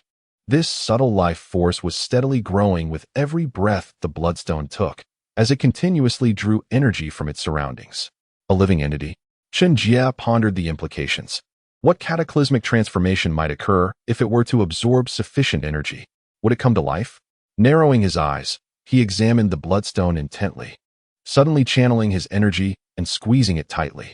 Regardless of the potential transformations that awaited it, even if it could morph into a whimsical being, calling him grandfather, he felt an overwhelming urge to crush it to dust. At this moment, his greatest aversion was the uncertainty of complications. Yet, despite the immense power he commanded, enough to turn iron to dust, he could not leave a single mark upon the bloodstone. It continued its slow and steadfast absorption of external energies. Was it truly impervious to even the strength of a master? But what kind of life could endure for such an extended period? As he gazed at the unscathed bloodstone in his hand, a flicker of doubt danced in his eyes. The bloodstone had been in the possession of the Blood Demon sect for over a millennium. Could it be that for millennia, the Blood Demon sect has never discerned that this crimson crystal might be a living entity? Or perhaps the sect has long been aware of its sentience and has incessantly siphoned its crimson energy for centuries to prevent its true revival. Even the legendary terrestrial immortals cannot endure for a millennium in this mortal realm without transcending. Chen Jie was enveloped in confusion. Yet in the next moment, he reclined upon the chaise lounge, succumbing to apathy. Whether the crystal was alive or dead mattered little. It had posed no issues in the hands of the Blood God sect for 1,000 years. Surely it could not manifest any significant problems in his possession after just a few days. Moreover, rather than pondering the crystal's vitality, Chen Jie was far more intrigued by how it incessantly absorbed and stored external energies, transforming them into a peculiar and potent crimson essence. It was akin to an engine that, regardless of whether one poured in water, vinegar, or soy sauce, would ultimately convert everything into gasoline with remarkable longevity. Chen Jie was deeply curious about the capabilities of this crimson crystal and equally filled with a desire to study the formidable crimson energy within it. Previously, when he cautiously initiated contact between his internal vital energy and the crimson essence, he was astounded to discover that every cell in his body radiated a profound greed and yearning for that crimson energy. This essence appeared not only capable of assisting peak 9th-tier martial artists in breaking through to the master level, but also possessed the remarkable ability to nourish and evolve the physical body. While the leaders of the Blood Demon sect may not possess the strength of those who naturally transcend after achieving complete spiritual harmony, their lifespans often reach the maximum limits of what normal masters can sustain. Were it not for the limited rate at which the crimson crystal absorbs external energy, not every peak 9th-tier martial artist would be able to successfully break through to the master level after absorbing the vast amounts of crimson energy stored within. Coupled with the fact that the sect's leaders primarily practiced selfish demonic arts, it is likely that the Blood Demon sect would not merely have a master presiding over each generation, but would be teeming with masters. Indeed, there were once 2 or 3 masters coexisting within the sect. Unfortunately, their fortunes waned during the establishment of the Great Xia, where one was killed by the ancestral figure Xia Longzhong in a futile attempt to resist. Later, when Sword Master established the Great Xia Academy, exerting dominance over the realm. Another peak master of the Blood Demon sect attempted to surreptitiously devour the essence of countless lives to forcibly ascend to the Grand Master level. Upon the revelation of this scheme, he was cleaved into 8 pieces by Sword Master. Consequently, the Blood Demon sect was left with only the formidable Blood Demon, who, despite his fearsome reputation, dared only to discreetly extract the blood of martial artists to cultivate the Blood Demon True Scripture. Following the exposure of his slaughter of the disciples of the 100 Victories sect, he was blacklisted and subsequently softened his stance towards the guardian of martial arts and the Great Xia Court, refraining from wanton actions in the Lingnan region. Otherwise, the notorious Blood Demon, a figure of infamy on the blacklist, would not dare to traverse the realm of Xia with such audacity, ultimately meeting his demise at the hands of Chen Jie. 2 days prior, news arrived that the Blood Demon sect, which had endured for millennia, was eradicated following the death of its leader, with the sect's treasured artifacts falling into Chen Jie's possession. However, such nefarious sects being extinguished is of little consequence to Chen Jie. His primary concern lies in the possibility of transforming a portion of his own flesh and blood into something akin to blood-colored crystal, capable of autonomously absorbing and storing the essence of heaven and earth as well as various energies. While ginseng chicken soup is indeed nourishing, consuming it excessively can lead to a sense of monotony, rather than laboriously cultivating to absorb the energy of the cosmos. Chen Jie prefers the notion of having such energy leap into his bowl. As for the peculiar and formidable blood-colored energy that seems to possess an insatiable thirst for his very flesh, Chen Jie believes it prudent to refrain from indulging in the unknown. Much like certain mushrooms that appear delectable yet harbor toxicity, one must thoroughly research before partaking. Within the confines of the Chen family residence, Chen Jie diligently ponders over the blood-colored crystal in his possession, intent on devising a method to create a divine skill capable of automatically siphoning the essence of heaven and earth for effortless enhancement. Meanwhile, deep within Huayang Mountain, masters such as Mo Fu and Pejun, along with a cadre of elite warriors and the formidable Zhen Wuwei, have successfully arrived at the hidden Long Valley. Chapter 65, Confronting the Demon Dragon. The hidden Dragon Valley, encircled by towering mountains, is devoid of birdsong. Its depths cloaked in a bottomless pool of black water that emanates an aura of serene yet lethal tranquility veiled by mist. As one approaches the valley, the sight of numerous human corpses, still intact yet decaying, strewn across the cliffs sends a chill of dread through many high-ranking martial artists who have foolishly ventured here, driven by a fleeting hope of fortune. Among the remains lies the body of the esteemed 9th-rank master, Old Wu, renowned for his unique technique, the shadowing art, which allowed him to traverse snow without leaving a trace. Yet now, he is but a half-formed specter, his proud mastery failing to preserve his life in the presence of the demon dragon. A high-ranking martial artist gazes somberly at the ravine's edge, where only the upper half of Old Wu remains. Known for his benevolence and generosity, Old Wu, now advanced in years, had intended to seize the fabled divine herb in a desperate bid for mastery. Tragically, he paid the ultimate price for his ambition. Several martial artists who had once benefited from Old Wu's kindness solemnly gathered his remains, while another cautiously leaned over the cliff to peer into the valley below. His complexion paled further as he whispered tremulously, "I believe I have glimpsed the body of the shape-shifting demon lord." His unparalleled transformation technique had reached its pinnacle, enabling him to dance with wolves and slumber beside tigers, indistinguishable even to the beloved wives of others. Yet now, he lies impaled by ice shards against the cliff face, his form barely halfway down the precipice. He was ranked 11th on the black list, an invincible 9th-rank warrior. How could he fall so easily before the demon dragon? Upon hearing this, the faces of the surrounding high-ranking martial artists turned ashen, fear etched upon their features. Yet, some 9th-rank warriors displayed no trace of fear. Instead, they scoffed. Humph, the demon dragon is no ordinary foe. Without master-level warriors to surround and slay it, we 9th-rank practitioners are but lambs awaiting slaughter before such a beast. To consume the flesh and blood of the demon dragon for longevity, or to obtain the divine herb, one must be prepared to wager their life. The master-level warriors intended to use the high-ranking martial artists to probe the dragon's secrets, while the ninth-rank practitioners also harbored plans to exploit the master's distraction, seeking a chance to snatch the divine herb for themselves, even if it meant risking their lives. After this exchange, a sense of resolve settled among the high-ranking martial artists. Those nearing the end of their lifespans exchanged glances, and without further deliberation, leaped from the precipice, traversing the sheer cliffs as if they were solid ground. Racing towards the valley floor. It is said that the divine herb lies at the valley's depths. As long as they could successfully seize the divine herb and promptly retreat to catch their breath, they would be able to consume the herb in peace and forcefully break through to the realm of masters. At that point, no amount of coercion or temptation from the other masters would hold any significance.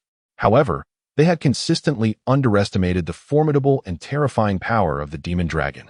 Before they could plunge into the valley's depths, a grotesque and fearsome figure had already soared into the sky.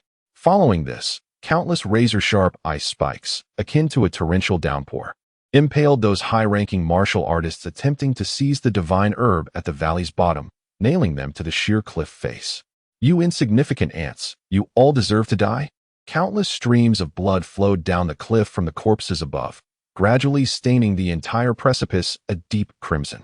Meanwhile, in midair, the demon dragon Aoli, with eyes as large as wheels and filled with brutality, let out a furious roar that echoed across the mountains, producing a resounding dragon's cry. Accompanying this roar was an overwhelmingly terrifying aura that enveloped the entire hidden dragon valley, causing the heavens and earth to lose their luster. Dark clouds gathered in the sky, accompanied by flashes of lightning. As a unique breed of demon dragon, the ability to summon winds and rain was deeply engraved in Aoli's bloodline. The incessant harassment from countless reckless intruders, coupled with their covetous desires for the long-awaited divine herb, had pushed Aoli's fury to its pinnacle. The sun was obscured by dark clouds, and serpentine lightning danced wildly. Within the tumultuous clouds, Aoli's enormous body, stretching several dozen meters, rolled amidst the mist, radiating an aura of terror and lethality. Some newly initiated 7th-tier martial artists, under the oppressive might of Aoli, found themselves parched and weak, their previous greed and false hopes vanishing completely in that moment. The demon dragon Aoli was simply not an opponent they could confront. Even if they leaped, they would likely not graze a single hair of Aoli. Conversely, the ice spikes Aoli unleashed could instantly pin them to the ground. Faced with the demon dragon's ferocity, some high-ranking martial artists began to slowly retreat. However, as they did, several sharp arrows pierced through the bodies of the last few 7th-tier martial artists attempting to withdraw. "Humph, you think you can come and go as you please? Do you regard this dragon-slaying venture so lightly? If you wish to share in the blood and flesh of the dragon, you must first prove your worth. Those who take a step back shall die." Gong Wenyo, Zhui Yiba, and other elite soldiers of the town guard, armed with longbows, held their ground with cold smiles. Beside them, Jiang Xiang, the defense commander of Huaining, along with several 9th-tier elite soldiers of the town guard, gripped their swords firmly, forbidding the high-ranking martial artists from retreating even a single step. These high-ranking martial artists were merely cannon fodder, and as such, they were expected to fulfill the value inherent to their role as mere pawns. The Jinwu Guard harbors deep-seated hostility towards all high-ranking martial artists from esteemed families and sects within the Great Xia territory, wishing nothing more than for them to perish in this grand scheme to slay the dragon. Faced with the coercion of the Jinwu Guard, the high-ranking martial artists are ablaze with fury. However, the looming presence of the elusive, greedy wolf and the commander of the breaking army, who remain shrouded in darkness, compels them to forcibly regain their composure. Subsequently, they turn to confront the formidable dragon Aoli directly.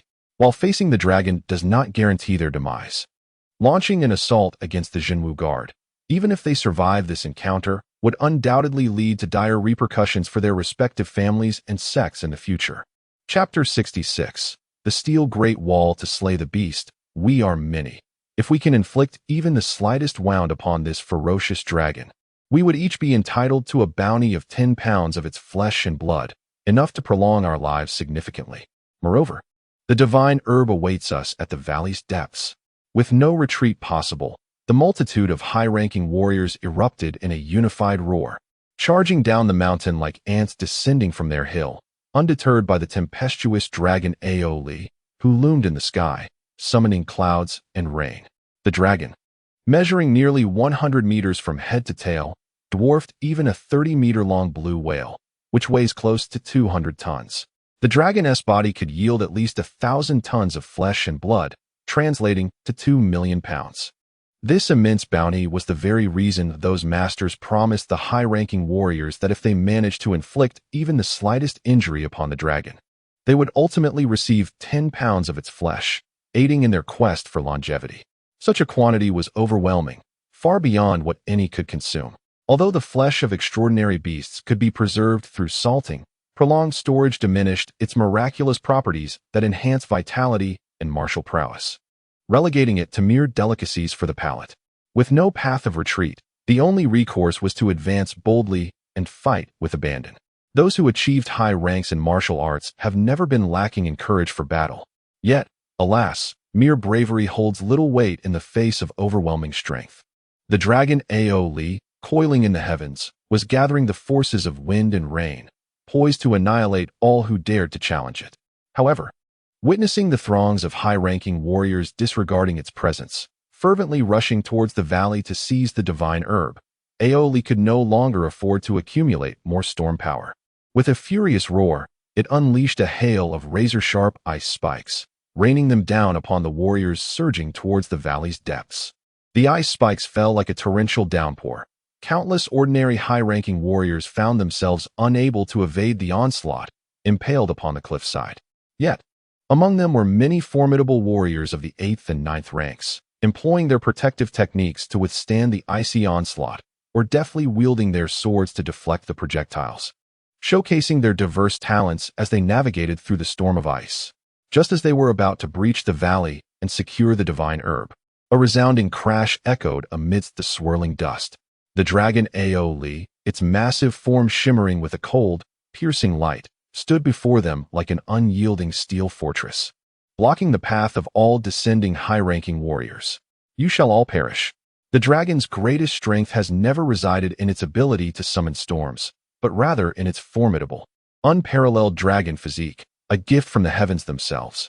The dragon's fangs tore mercilessly, its claws swept with ferocity, and its tail lashed out with devastating force. These primal attacks, devoid of any semblance of finesse, were magnified by the imposing figure of the demon dragon, rendering it a fearsome sight. As the dragon's fangs sank into flesh, it reduced living beings to mere pulp. When its claws swung, bones disintegrated into ash.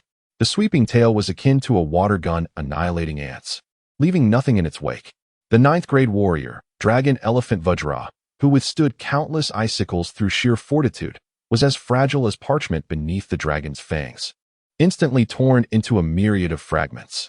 Meanwhile, the illusionist swordsman, adept at fending off numerous icicles with his swift blade, managed to strike 9 times in an instant, leaving only a translucent white dot on the dragon's scales before being crushed into a bloody mist. Yet, more high-ranking warriors fell victim to the dragon's sweeping tail, reduced to mere mush in an instant. Even those 9th-grade warriors who relied on extraordinary agility and stealth, managing to evade the dragon's relentless onslaught, found themselves frozen into ice sculptures by a single breath of icy mist from the dragon, which had once consumed divine grass and achieved unparalleled awareness. Its perception had long surpassed that of the majority of ordinary masters. No high-ranking warrior could snatch the divine grass from under its watchful gaze. Just as the high-ranking warriors plummeting down the cliff faced imminent annihilation, 2 swift shadows, propelled by an earth-shattering momentum, targeted the dragon's eyes. Simultaneously, several figures emerged, launching a fierce assault upon the demon dragon. You vile beast, since you have yet to ascend to the rank of demon king, your flesh and blood shall belong to us. Accept your demise. The masters, including Mo Fu, who had been observing the battle, witnessed the demon dragon effortlessly slaughter numerous high-ranking warriors. They confirmed that the dragon was no match for a grandmaster. Resolutely, they revealed themselves and combined their strength for a decisive strike against the demon dragon. Had Aoli truly been a demon king comparable to a grandmaster, the realm under its command would not be limited to the trivial Songlong Valley.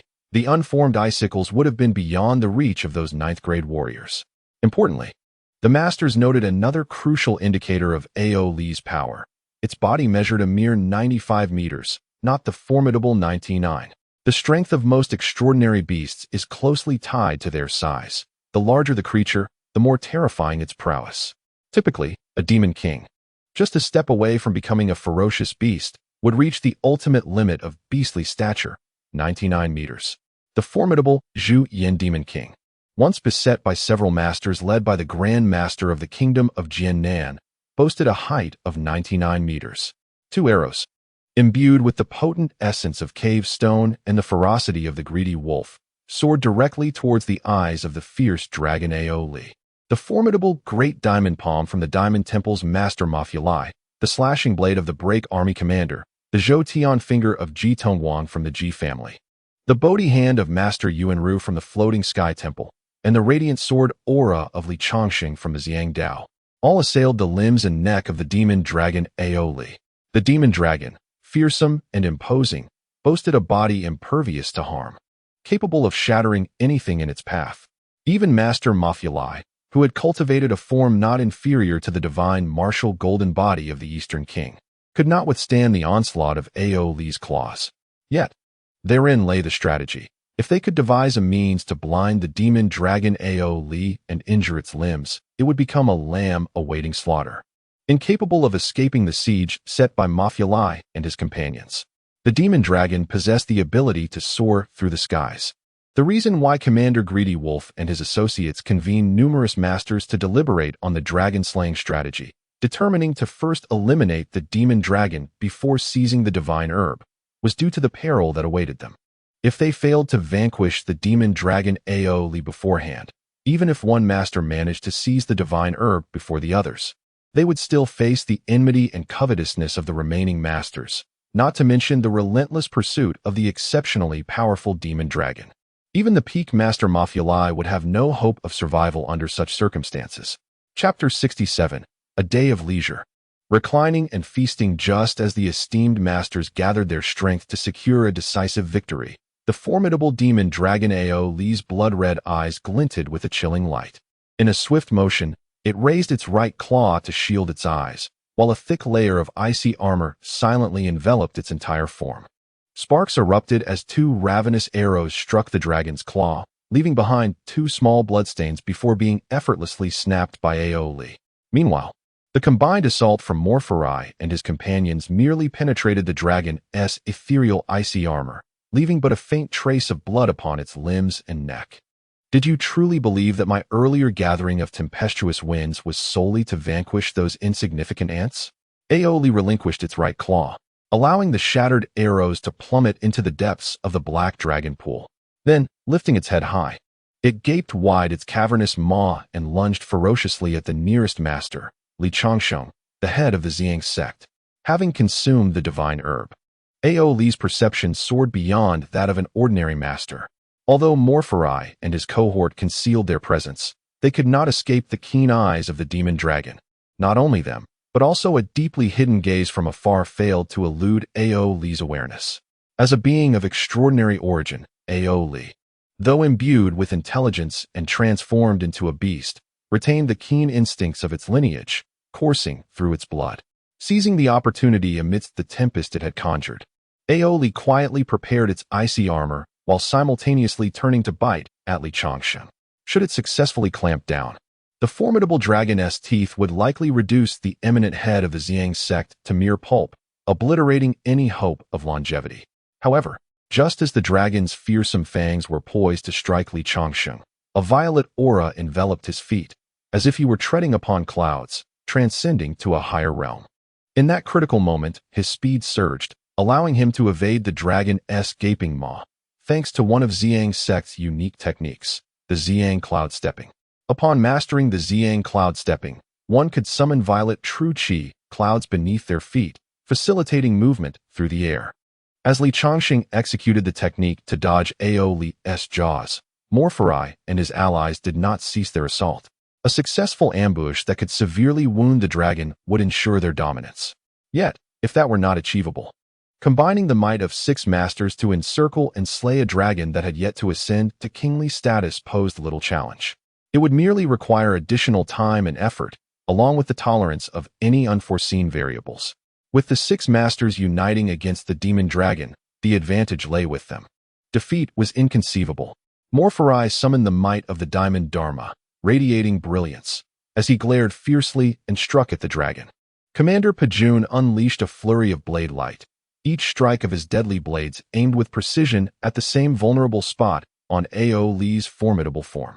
Under the relentless onslaught of countless blades, the demon dragon's body was soon stained with crimson. The esteemed elder Ji Tongguang of the Ji family gestured with a swift motion, his fingers like fleeting shadows.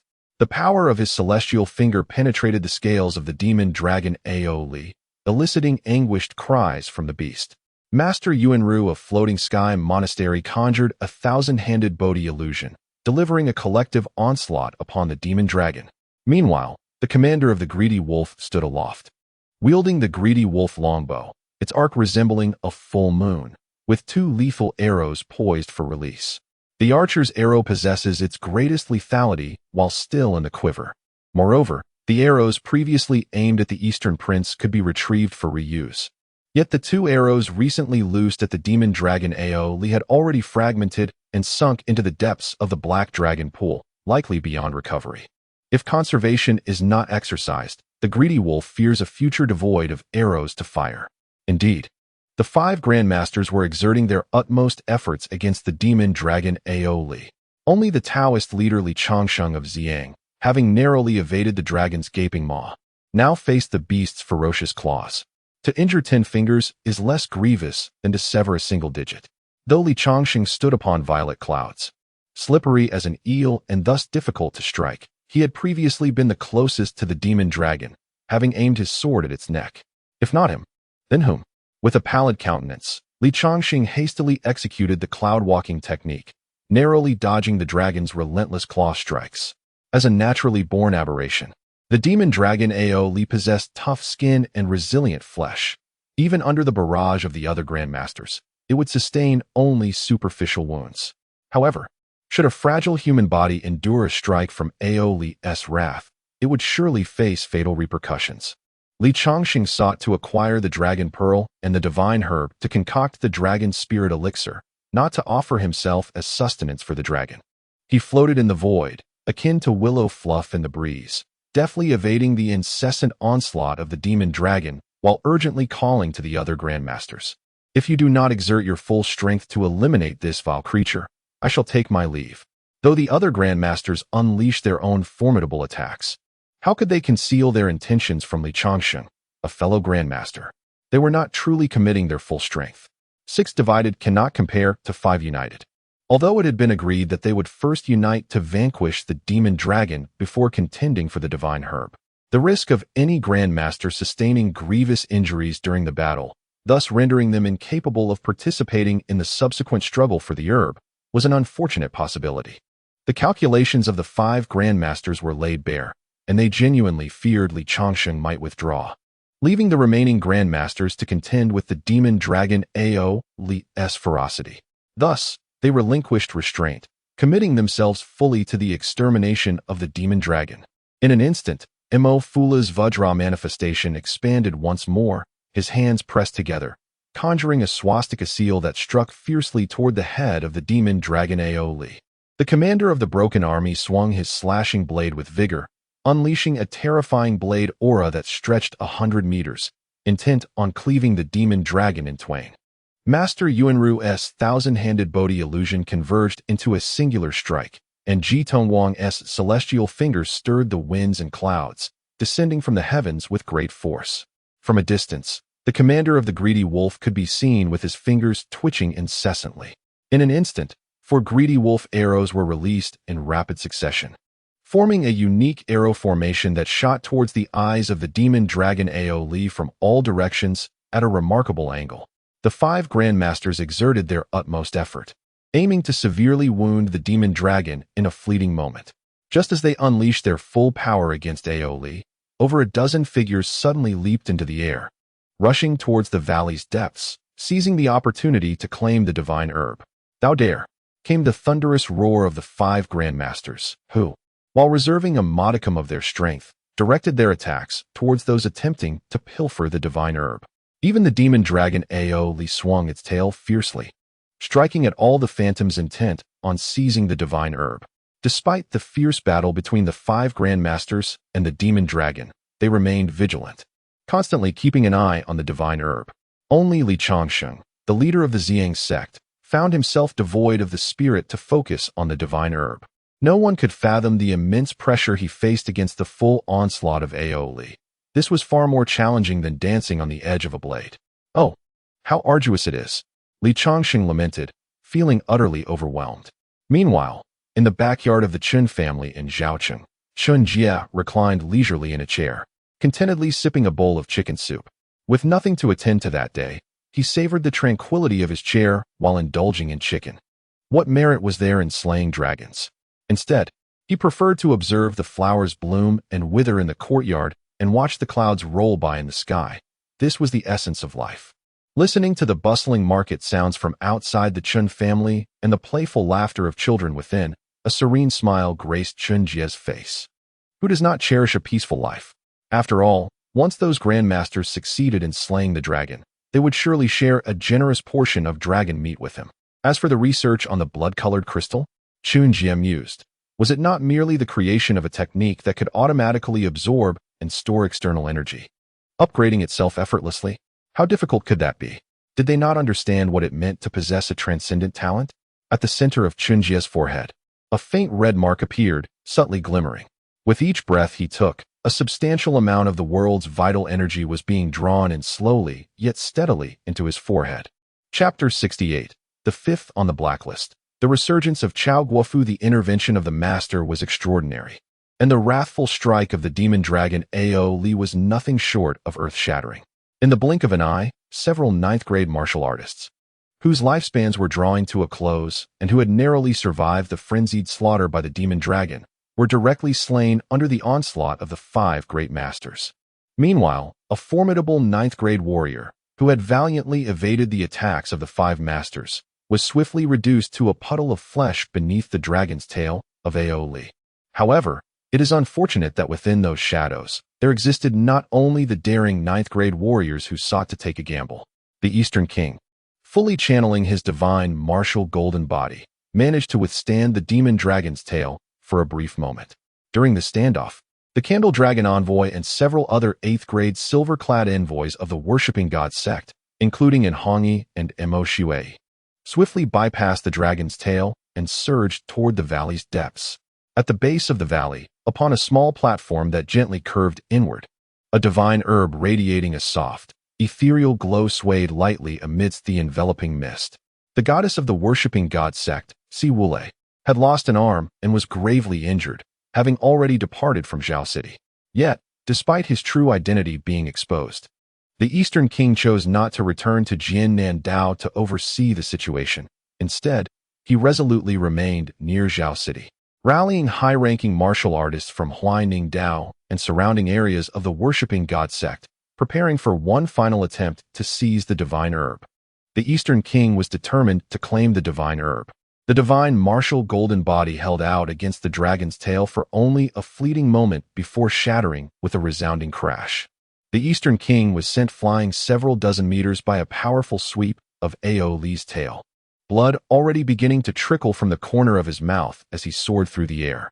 Despite enduring a strike from Ao Li, a faint smile appeared on the Eastern King's face at that moment.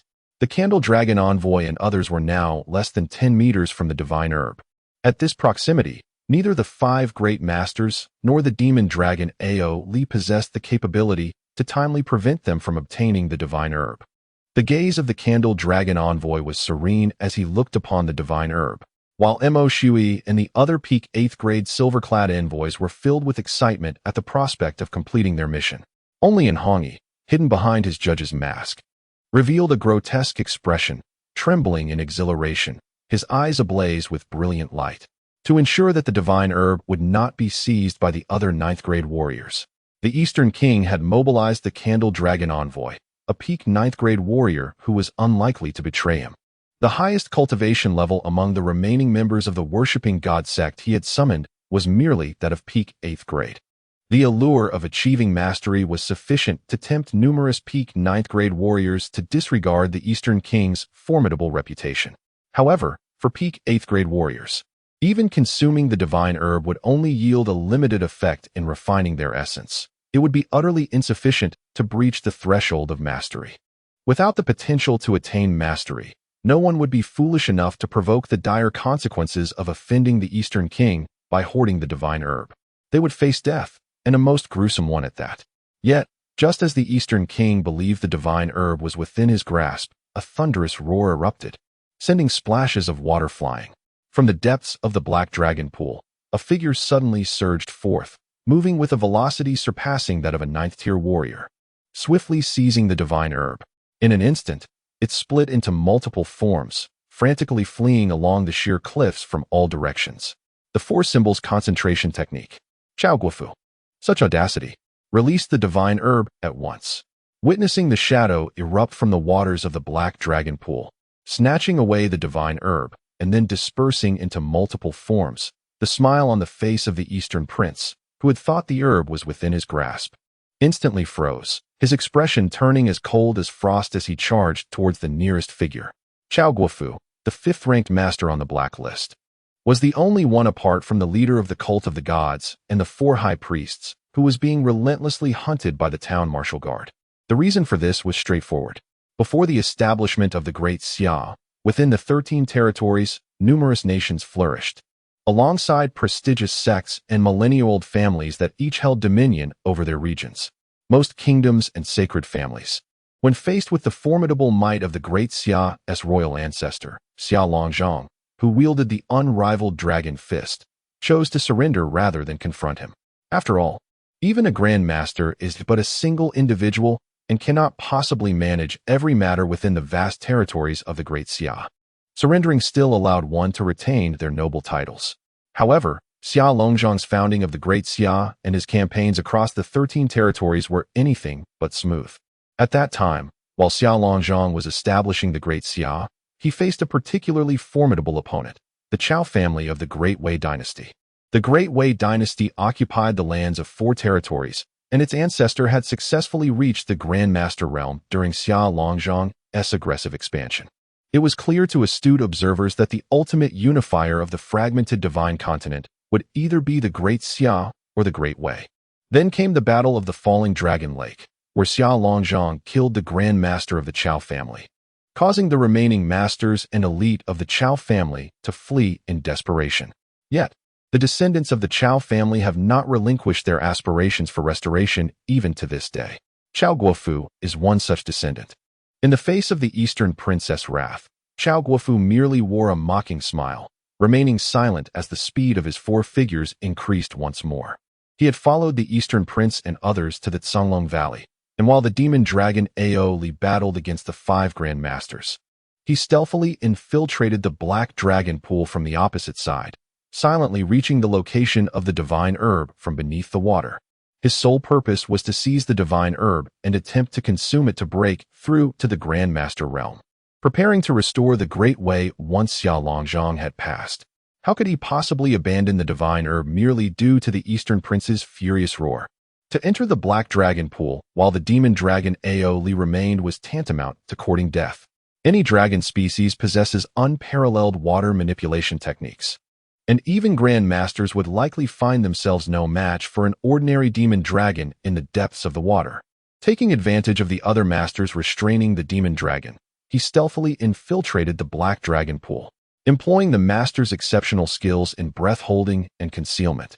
He gradually approached the divine herb from the depths of the water, a brilliant strategy indeed.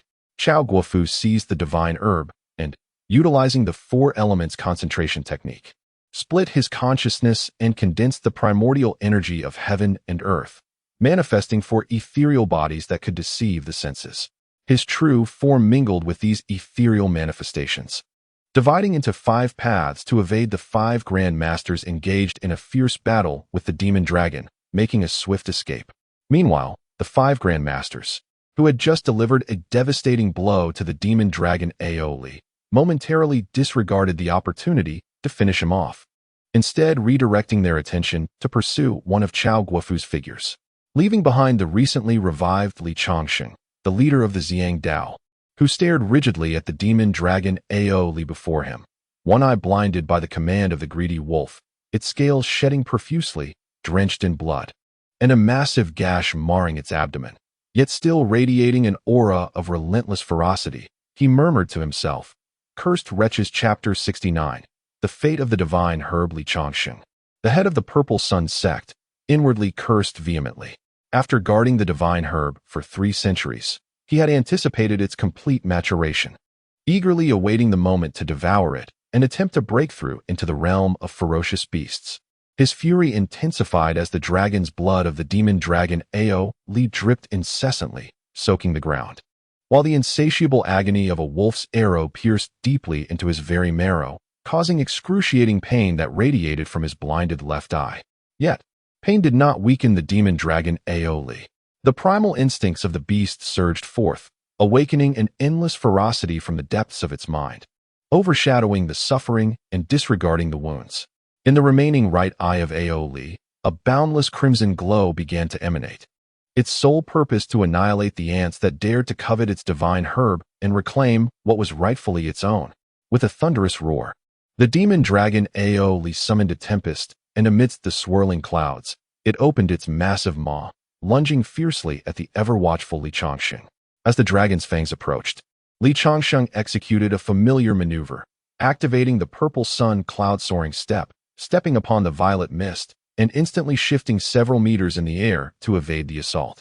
Just as he seemed poised to escape once more, whether due to the absence of the other master's threat or the awakening of Ao Li's primal hunting instincts, a dragon claw materialized in the very direction Li Changsheng had retreated towards, grasping fiercely to crush him into pulp. Realizing the imminent peril, Li Changsheng internally cursed again. As the purple aura enveloped him, his body, which had been retreating outward, suddenly froze before pivoting abruptly. He stepped upon the violet energy, attempting to evade the impending doom. However, the dragon's fangs were already perilously close.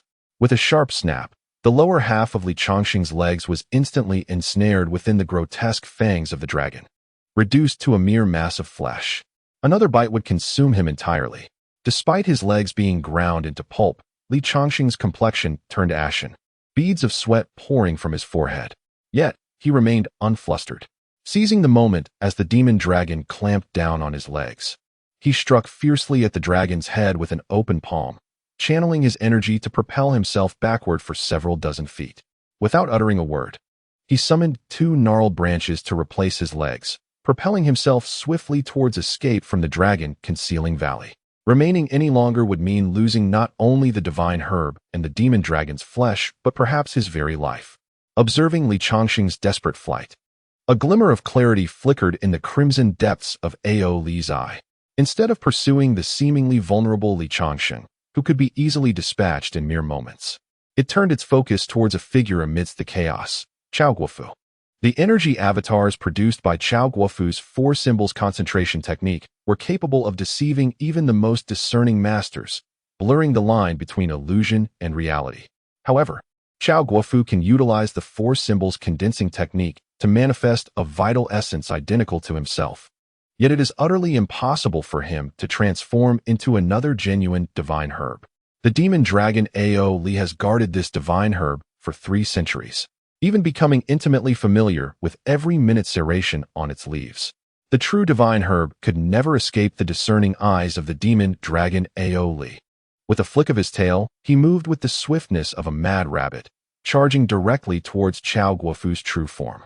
At that moment, the closest vital essence to Dong Wang Gong was swiftly shattered by the frost-faced Dong Wang Gong, who summoned his divine martial golden body, reducing it to mere illusion. Was it false? After shattering one of the vital essences, Dong Wang Gong's expression darkened further as he observed the 4 remaining shadows of Chao Guofu fading into the distance. Even though the 5 grandmasters had hastily relinquished their pursuit of the demon dragon, allowing the master of Xiang Dao, Li Changsheng, to confront the demon dragon alone, he nearly lost his life in the process. Nonetheless, the 5 grandmasters maintained a considerable distance from both the divine herb and Chao Guofu's figure.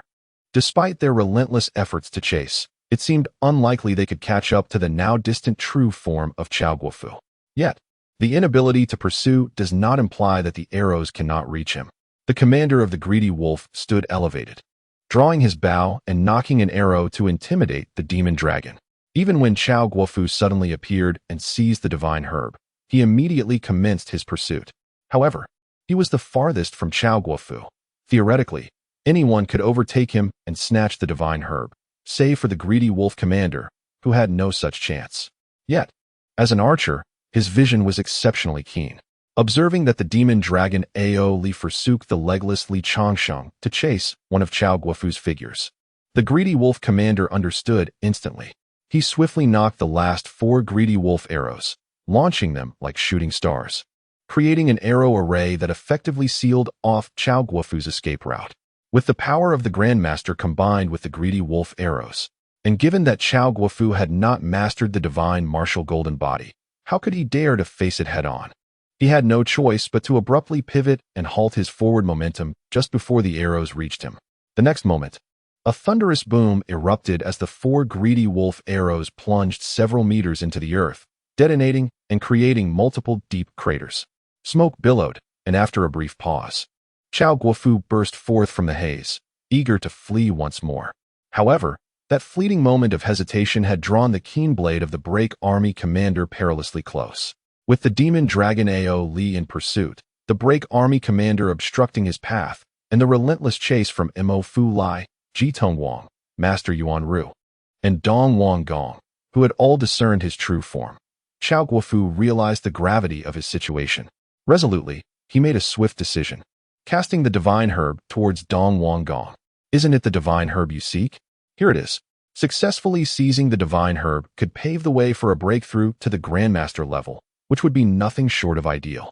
Yet, should fortune not favor him, preserving his valuable life and patiently awaiting the right moment to restore the Great Way was, indeed, the wisest strategy. Chao Guofu cannot perish.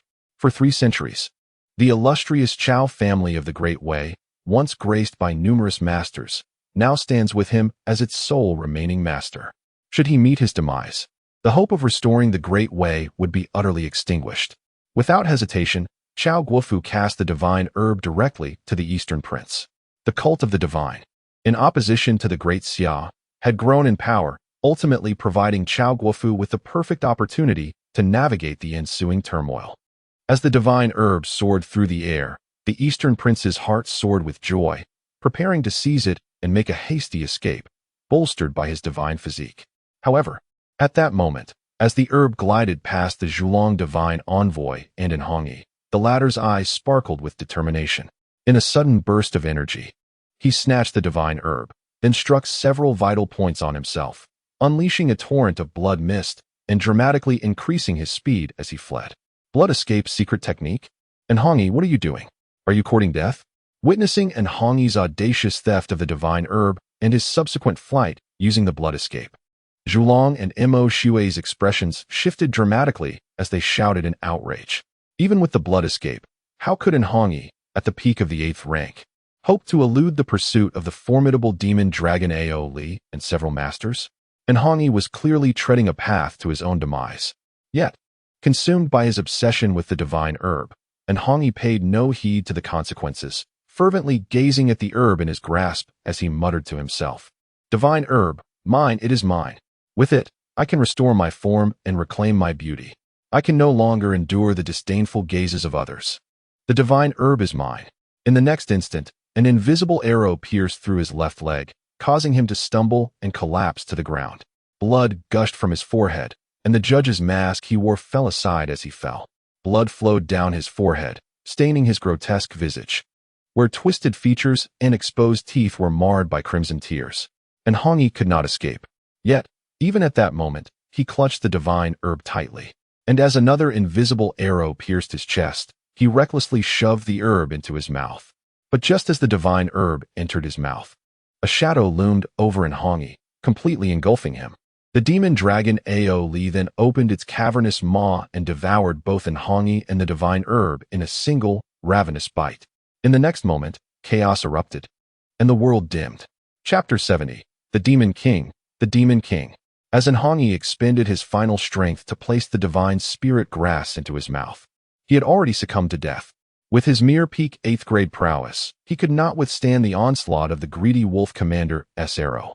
Yet, as he lay dying, an ugly, contorted visage transformed into a serene smile. In Enhangi's final moments, his appearance must have been remarkably reshaped by the divine spirit grass, rendering him exceptionally handsome. At the very least, he would no longer be subjected to disdainful glances due to his looks, nor would his parents and relatives distance themselves because of his unattractiveness. In his quest for the divine spirit grass to reform his body, Enhangi ultimately perished within the Songlong Valley. His death was inconsequential.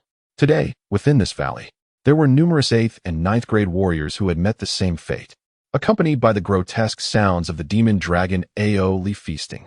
The still maturing divine spirit grass was consumed alongside Enhangi.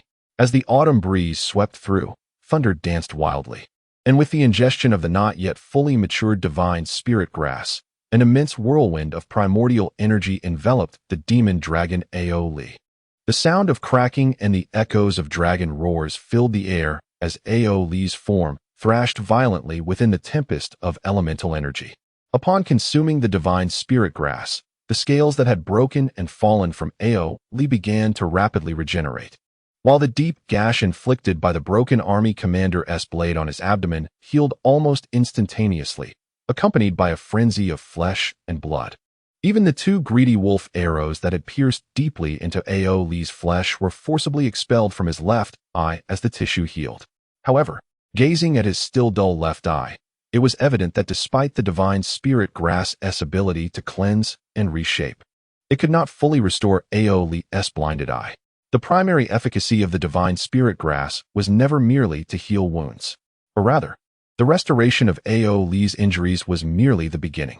The divine spirit grass, an unparalleled treasure, when consumed by extraordinary beasts, unlocks their intelligence, transforming them into formidable entities. For humanity, the greatest utility of the divine spirit grass lies in forcibly opening the spiritual orifices, bridging the realms, and achieving mastery. The remaining benefits of cleansing and reshaping bones merely serve to enhance the physical capabilities of ordinary humans, improving their strength and aptitude to a limited extent. Thus, even if the divine spirit grass was not yet fully matured, its impact on humanity would be minimal. After all, regardless of how much cleansing and reshaping is done, an ordinary human body could never transcend into that of a superhuman. Yet, for extraordinary beasts, the situation is entirely different. The most vital aspect of their transformation into demon beasts is the awakening of their intelligence. However, once this intelligence is awakened, for demon beasts to evolve further, they often need to delve deep into the latent powers within their bloodlines. The divine herb, with its unparalleled ability to cleanse the marrow and reshape the bones, is a coveted divine power sought after by all extraordinary beasts of heaven and earth. When the demon dragon Aoli consumed the divine herb, the herb's medicinal potency began to take effect, causing Aoli, whose maximum height was merely 95 meters, to grow in stature with the winds. Amidst the rapid cracking of bones and the excited roars of the demon dragon, it swiftly surged several meters, seemingly on the verge of surpassing the 100-meter threshold, transforming into an awe-inspiring behemoth. However, perhaps due to the herb's incomplete maturation or the necessity to heal Aoli's previous injuries, which consumed part of the herb's transformative power, the dragon's growth ultimately halted at 99 meters. It did not ascend to the status of an unparalleled beast, but nonetheless achieved the formidable rank of a demon king, rivaling the might of a grandmaster. As the demon dragon Aoli stood amidst the swirling energies of the world, not only were its injuries fully restored, but it also transformed into a demon king thanks to the divine herb. The expressions on the faces of all the grandmasters present turned ashen. The worst-case scenario that the grandmasters had once contemplated had finally come to pass.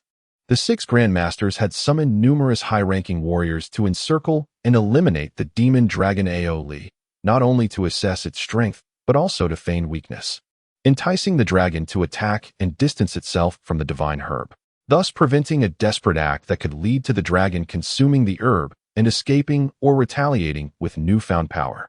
Yet, unexpectedly, even with the grandmasters fully prepared and having already dealt significant damage to Aoli, 2 grandmasters and a fearless 8th-grade warrior from the cult of the divine stepped in to disrupt their plans. This was indeed a grave predicament.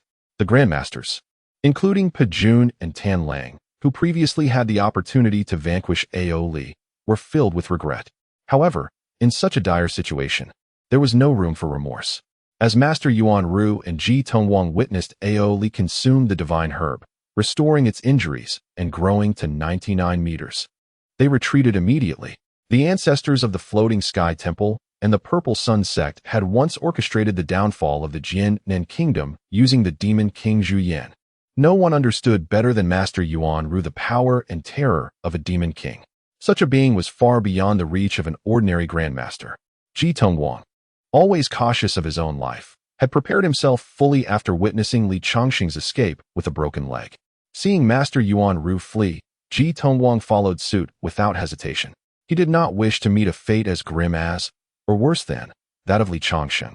With Master Yuan Ru and Ji Tongwang making their escape, the once hopeful Mafia Lai, who harbored a lingering desire to save the situation, abandoned any thoughts of calling the other grandmasters to join forces against the dragon. Seizing the moment when Ao Li had just transformed into a demon king and had yet to fully master its newfound powers, he resolved to abandon the plan of slaying the dragon. There was no escape. Li Chongqing had already fled.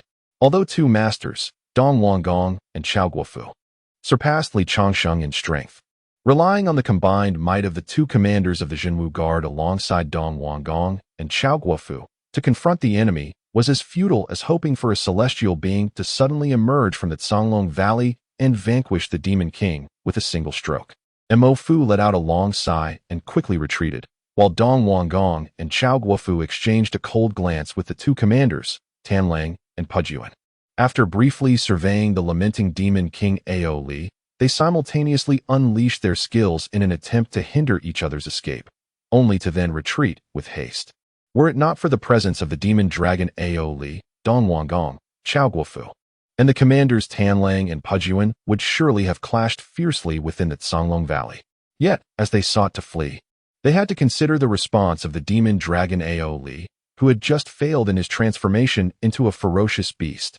The anguished wails of the demon dragon Ao Li echoed through the mountains, but following that lamentation came an overwhelming tide of fury and hatred. Had it not been for the accursed longbow stealing his divine herb 3 centuries ago, he would have long since achieved the form of a ferocious beast.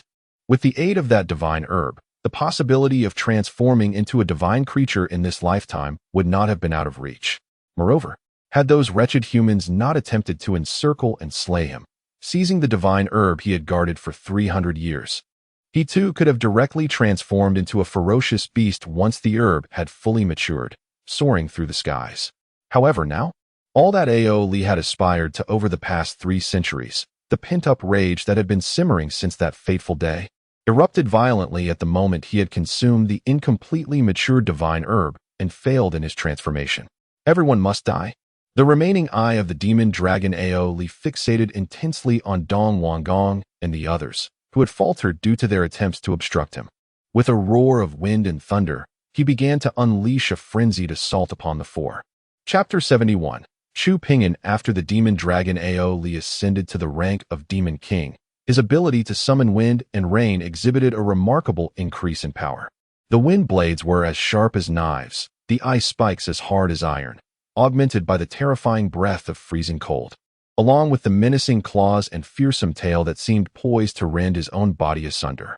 The Eastern Prince and the commander of the breaking army, among others, simultaneously turned pale, hastily retreating. Had they known earlier, they would not have attempted to outmaneuver him. If it were not for the 4 of them momentarily stalling each other's escape, even with Ao Li stirring the winds and thunder, he might not have been able to catch up with the masterful warriors who could swiftly traverse the forested terrain. Yet, alas, there are no what-ifs in this world. As the ferocious demon dragon advanced, the greedy wolf and the breaking army commander exchanged a glance, and then shouted in unison to Zhang Xiang and the elite troops of the Zhenwu Guard, who were currently stationed high above in the Canglong Valley and had yet to be attacked by the demon dragon, at all costs. Delay the demon dragon and the Eastern Prince, Chao Guofu. In the next moment, propelled by the orders of the greedy wolf and the breaking army commander, 10 quarrels, each as thick as an arm and forged entirely of cold iron, with their tips emanating a faint blue light, were shot directly towards the Eastern Prince Chao Guofu and the demon dragon Ao Li's remaining left eye. In their relentless pursuit to slay the demon dragon, the Jinwu Guard had ingeniously set up 10 siege crossbows within the Songlong Valley. These siege crossbows, constructed with ironwood for the body, steel cables for the string, and cold iron spears as the bolts, required the strength of high-grade warriors to operate, even with the assistance of a winch. One bolt was capable of piercing through dozens of armored soldiers and breaching several meters of city wall. Even a 9th-grade warrior would find it arduous to withstand. It was a formidable weapon of the Great Xia army and the Jinwu Guard, capable of suppressing all who dared to defy. Regrettably, the enemies these siege crossbows faced were masters and demon kings. The few cold iron bolts, glowing with a ghostly blue light, struck the Eastern Prince and Chao Guofu. However, the Eastern Prince immediately activated his 3-zhong divine martial body, and sparks flew as 3 bolts, accompanied by a deafening sound of wind, only penetrated the divine martial body a few inches before losing all momentum and being repelled several zhong away by the restored divine martial body. As a peak master renowned for a century, and possessing the extraordinary technique of the divine martial body, how could he be harmed by mere siege crossbow bolts? The 3 bolts aimed at the Eastern Prince merely delayed him momentarily. The 3 bolts targeting Chao Guofu, on the other hand, were met with his instantaneous execution of the 4 symbols concentration technique. After shattering 2 of Chao Guofu's avatars, they plunged deeply into the mountain rock, leaving only their slender tail feathers trembling in the air. The final 4 siege bolts, after clashing with the scales of the demon dragon Ao Li's tightly shut left eye, emitted a series of metallic clinks and sparks before vanishing into an unknown direction. Ao Li, who had yet to attain the status of Demon King, possessed scales that could only be harmed by masters. Now, having achieved Demon King status, his scales had become even harder, rendering the attacks of ordinary masters mere trivial irritations.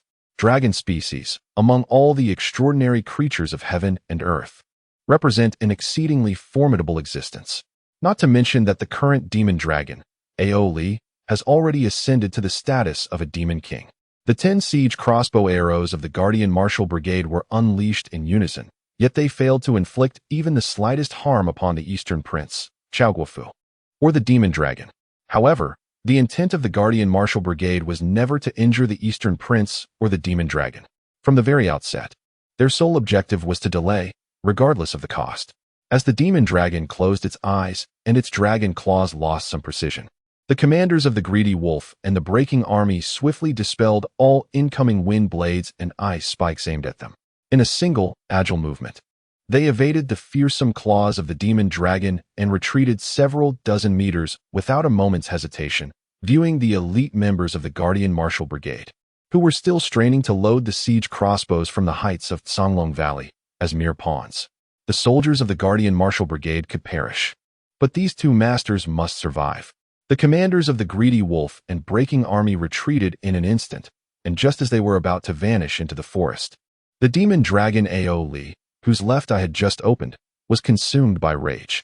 It opened its mouth wide, preparing to unleash a breath of icy cold to thwart their escape. At that moment, several cold iron crossbow arrows, glowing with a faint blue light, shot toward the demon dragon Ao Li's remaining eye. With no alternative, the demon dragon, having already lost one eye, did not wish to sacrifice its last. In a hurry, it closed its left eye, but the icy breath it expelled with all its might lost its accuracy as well. After freezing a vast expanse of trees, it ultimately allowed the commanders of the Greedy Wolf and Breaking Army to vanish into the forest, escaping without a trace. Meanwhile, taking advantage of the 4 symbols concentration technique, Chao Guofu, unimpeded by the siege crossbows of the Guardian Martial Brigade, began to distance himself as the demon dragon Ao Li closed its eyes for the second time. Only the Eastern Prince, despite his formidable golden body, lagged behind after withstanding 2 waves of cold iron crossbow arrows. As the Guardian Martial Brigade launched their second volley toward the demon dragon Ao Li's left eye, they did not forget to fire another 4 cold iron crossbow arrows at the Eastern Prince. Ants seeking death, infuriated by the relentless arrows, Both the Eastern Prince and the demon dragon Aoli unleashed a barrage of wind blades and a powerful strike towards the elite members of the Guardian Martial Brigade stationed high in Songlong Valley. The air was filled with wails and cries. Even a casual strike from either the Eastern Prince or the demon dragon was sufficient to inflict grievous casualties upon the elite members of the Guardian Martial Brigade, all of whom were at least of the 7th rank. 10 siege crossbows were directly destroyed, and those survivors among the Guardian Martial Brigade were left grievously wounded. In his early years, Zhuo Yibo suffered from the cold that damaged his lungs, and now his complexion resembled that of parchment. A shard of ice pierced through his thigh, while Gong Weiniao, bearing a scar upon his visage, was now drenched in blood, a wind blade having carved a deep wound into his face, exposing bone. Even the usually composed Wu Wenxuan of Chongning Town wore a sorrowful expression, blood trickling from the corners of his mouth, as the East King's remote palm strike had shattered his internal organs. However, standing behind Wu Wenxuan was Qiu Anning, who had only just attained the 7th rank and had been summoned to partake in this dragon-slaying endeavor. Though his complexion was somewhat pallid, his body bore not a single scratch. Moments ago, Wu Wenxuan had desperately shielded Qiu Anning, much like how Qiu Anning's father, Qiu Tianming, had once protected him. The town's martial guard suffered grievous losses, yet their sacrifices were not in vain. At the very least, the East King, having been momentarily impeded, now gazed intently at the writhing eyes of the demonic dragon Aoli, a heavy weight settling in his heart. Ordinary demonic dragons posed no threat to the East King, but facing the Demon King alone left him with scant chances of survival. Yet, with her protection, perhaps peace would remain unscathed in this lifetime. As this thought crossed the East King's mind, a faint smile graced his lips.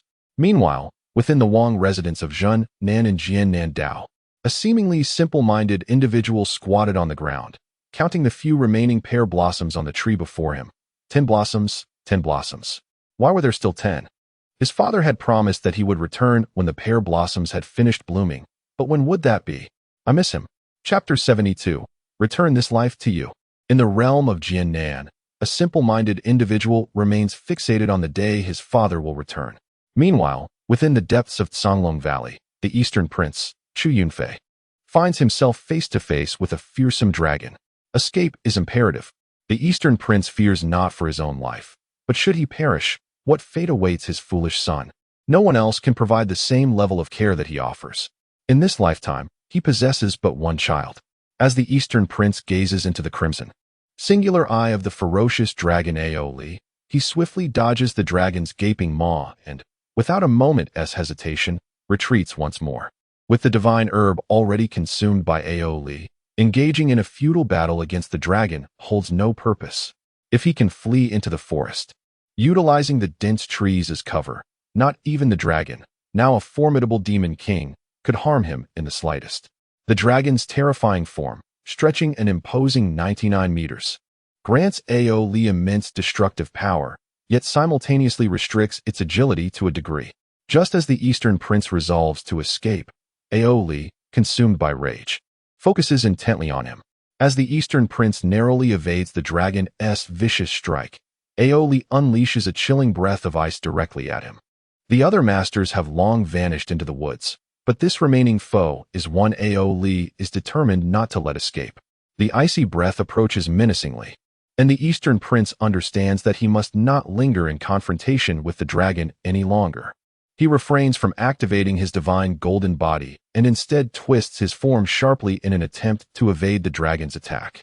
However, just as he is about to evade the icy breath, the sound of arrows slicing through the air resonates.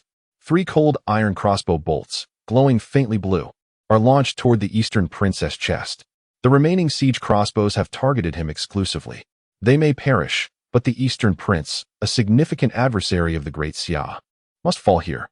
As the 3 bolts approach, the Eastern Prince's expression turns ashen. He is compelled to activate his divine golden body, deflecting the bolts just in time. Even bolts capable of piercing through dozens of armor struggle to harm a master. Yet, immunity does not imply a lack of delay. Even a master is merely flesh and blood, unable to withstand the might of a siege crossbow. Just as the Eastern Prince momentarily stalls by invoking his divine golden body, Aoli's icy breath ultimately reaches him. Cold, excruciatingly cold. Where the dragon's breath touches, countless ice crystals materialize in the air, and the ground is marked by long trails of frost. The once lush branches of the forest are now adorned with white frost, which with a few cracking sounds fall to the ground, shattering into sparkling fragments. The Eastern Prince's Threezhong divine golden body is instantly encased in ice upon contact with the icy breath, transforming from a radiant deity into a rigid, frozen statue. The Eastern King was struck by the icy breath of the dragon, transforming him into a statue of frost.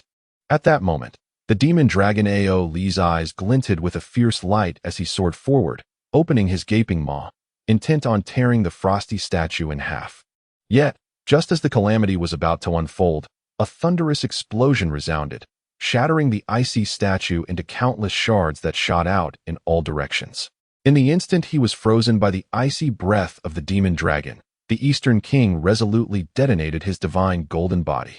This self-detonation not only shattered the ice that bound him, but also allowed him to evade the dragon's maw once more. As the demon dragon Ao Li was momentarily distracted by the flying shards of ice. If the demon body is the most formidable weapon of the beasts, then their teeth are often the hardest and sharpest part of their arsenal, not to mention mere flesh. Even a millennium-old dark iron would likely be reduced to a puddle of mud under the dragon's fangs. As the Eastern King detonated his divine golden body, blood trickled from the corners of his mouth, and his hair was frosted over, yet his retreat only accelerated. However, as he continued to withdraw, his gaze towards the hidden location of the elite guardians grew increasingly desperate. This time, he lacked the opportunity to destroy the remaining 3 siege crossbows. The demon dragon Ao Li, now splattered with shards of ice, twisted its serpentine body and swung its claws toward the Eastern King. The ambushers lurking in the shadows were mere ants. Only the Eastern King before him was a true catch. Yet, the Eastern King's inability to destroy the siege crossbows did not mean that others were equally pressed for time. At the moment, the demon dragon Ao Li consumed the divine herb, darkening the heavens and the earth. The ever-cautious envoy of the Candle Dragon had no time to ponder why the fool and Hongi sought his own demise. Instead, he decisively led the remaining experts of the god-worshipping sect from another direction, making for the cliff overhead before Master Yuan Ru could escape. To assist the Eastern King in seizing the divine herb, they had delved deep into the valley, and now, to save their lives, their first task was to ascend the cliff. Just as they were about to escape into the forest while the demon dragon Ao Li was preoccupied with the 4 grandmasters, the envoy of the Candle Dragon observed the Eastern King, who had been frozen by the icy breath and thwarted by the siege crossbows, finally halt his flight. He turned his direction and charged toward the elite guardians, with everyone determined to destroy the siege crossbows at all costs to aid the Eastern King in his escape. As long as the divine remains immortal, today marks our ascent to the heavens, the envoy of the Candle Dragon declared, and the many envoys of the god-worshipping sect echoed in unison, fearlessly following him into battle against the elite guardians. Except for Mo Shui. What nonsense! Did you truly believe that worshipping the gods could grant you immortality, and that you could die only to return in the future? I am not yet finished with this life. Mo Shui secretly cursed the foolishness of Zhu Long and his companions, and then, without altering her course, she plunged directly into the depths of the forest. As for the impending repercussions from the Eastern Prince and the worship of the god sect following her sudden retreat, it necessitated that someone be aware of her desertion. Mo Shui had little faith that the emissaries of Zhu Long would return alive. In fact, Zhu Long himself was acutely aware that his venture would likely lead to certain death. Regardless of whether they were formidable adversaries of the Zhenwu guards, or if they could dismantle those siege crossbows, once the Eastern Prince successfully escaped, the furious dragon Ao Li, bereft of a target to pursue, would undoubtedly unleash his wrath upon all who remained within the Canglong Valley. At that juncture, those among them, whose martial prowess barely reached the 9th rank, would find it impossible to evade demise. But death, after all, who truly cares? He had long been destined to be among the departed. Master, now, I return this life to you, the one who nearly met his end in the catastrophic quake of Huaining Dao 36 years ago. Alongside the goddess of the worship of the god sect, Si Wu Lei, was none other than he, the emissary of Zhu Long, Xiang Wenshan. Chapter 73. The identity of the Candle Dragon Divine Envoy. However, The one who saved Siwale was the master of the worship god sect. And it was the Eastern Prince who, having rescued his life and taken him as a disciple, bestowed upon him immense gratitude. Mo Shui retreated in haste, leaving the Candle Dragon divine envoy with no time to spare, as he silently led the remaining envoys of the worship god sect to charge directly at the elite troops of the Jinwu Guard. Did they wish to destroy the siege crossbow to aid the Eastern Princess escape? They could forget it. They would be intercepted. Today would mark the moment of our Jinwu Guard's sacrifice to ensure the everlasting existence of the Great Xia. Seeing the Candle Dragon divine envoy leading the charge, Zhang Ziong instantly discerned their intentions without hesitation. He commanded the Jinwu Guard members, who were least injured, to continue operating the winch, aiming the siege crossbow at the Eastern Prince while he and several lightly wounded elite members advanced to confront the Candle Dragon divine envoy. Despite having endured assaults from both the Eastern Prince and the demonic dragon Aoli, the remaining elite of the Jinwu Guard still surpassed the Candle Dragon divine envoy in strength. As the foremost violent institution of the Great Xia, tasked with suppressing the Jianghu and pursuing the worship god sect, the Jinwu Guard could openly summon masters from various regions of the Great Xia. Though they might not match the worship god sect in sheer numbers of top-tier experts, when it came to high-ranking martial artists, the Jinwu Guard could confidently assert they were second to none. No other faction would dare to claim the first position. Regrettably, this time, the objective of the Candle Dragon divine envoy and his companions was not to eradicate the Jinwu Guard, but merely to obliterate the siege crossbows. Zhang Ziong led his comrades in an attempt to thwart the Candle Dragon divine envoy, who, in turn, understood the paramount importance of their mission, to destroy those siege engines at any cost. There was no real confrontation.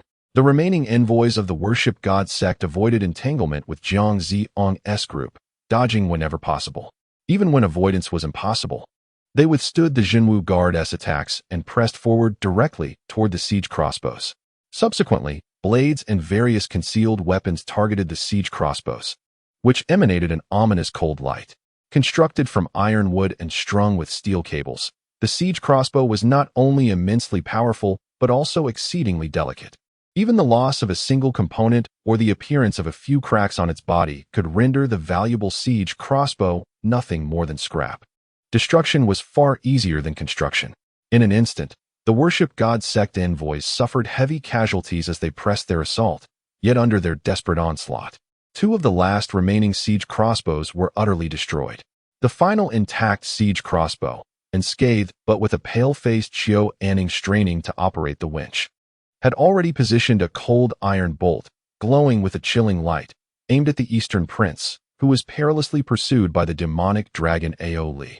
The Candle Dragon envoy, drenched in blood, had undergone a transformative cultivation technique, known for his cautious disposition and reverence for life. He now bore at least 5 deep gashes across his body. One of these wounds even extended from his forehead to the corner of his mouth, mere inches from having his head cleaved in two by Zhang Ziong's swift sword. Panting heavily, with bloodshot eyes, the Candle Dragon envoy fixated on the last remaining siege crossbow.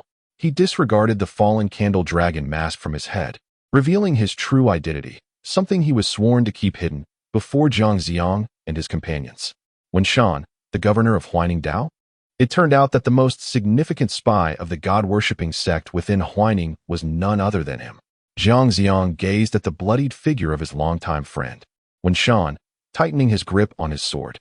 When Shan, the governor of Huaining Dao, a prominent official of the Great Xia, a disciple of the Great Xia Academy, was once celebrated alongside Zhang Ziong as a prodigy of the academy.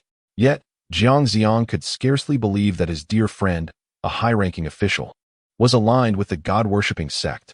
Why? What could the god-worshipping sect possibly offer you? Have you truly fallen for their deceitful promises of immortality? How could you betray your teacher and the emperor in such a manner? Zhang Ziong questioned with a heavy heart. The Candle Dragon envoy, when Shan, surveyed his surroundings and, upon realizing he was utterly surrounded by the elite guards of the Jinwu, stepped forward. He met Zhang Ziong's gaze and, with a grim smile, uttered, "I had no choice. The god-worshipping sect has granted me my life." With that, when Shan surged forward, channeling all his vital energy, charging directly at the last intact siege crossbow, seeking death.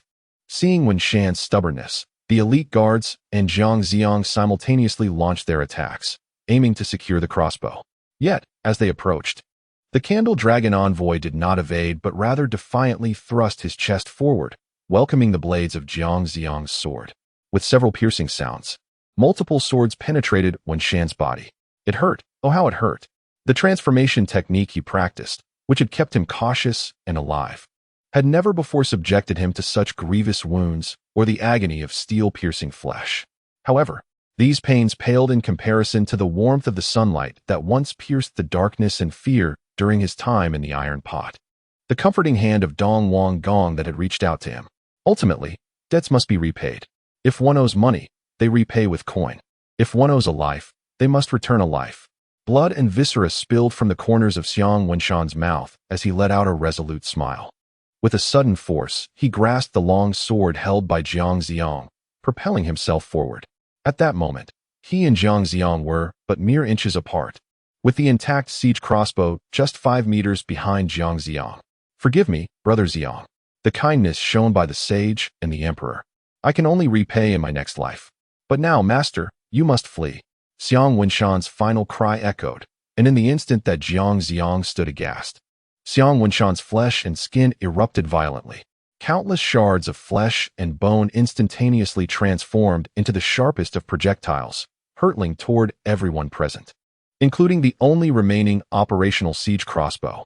Practitioners of the transformation technique, when faced with life-threatening peril, can summon secret skills, shedding their garments and outer skin to escape death like a cicada molting.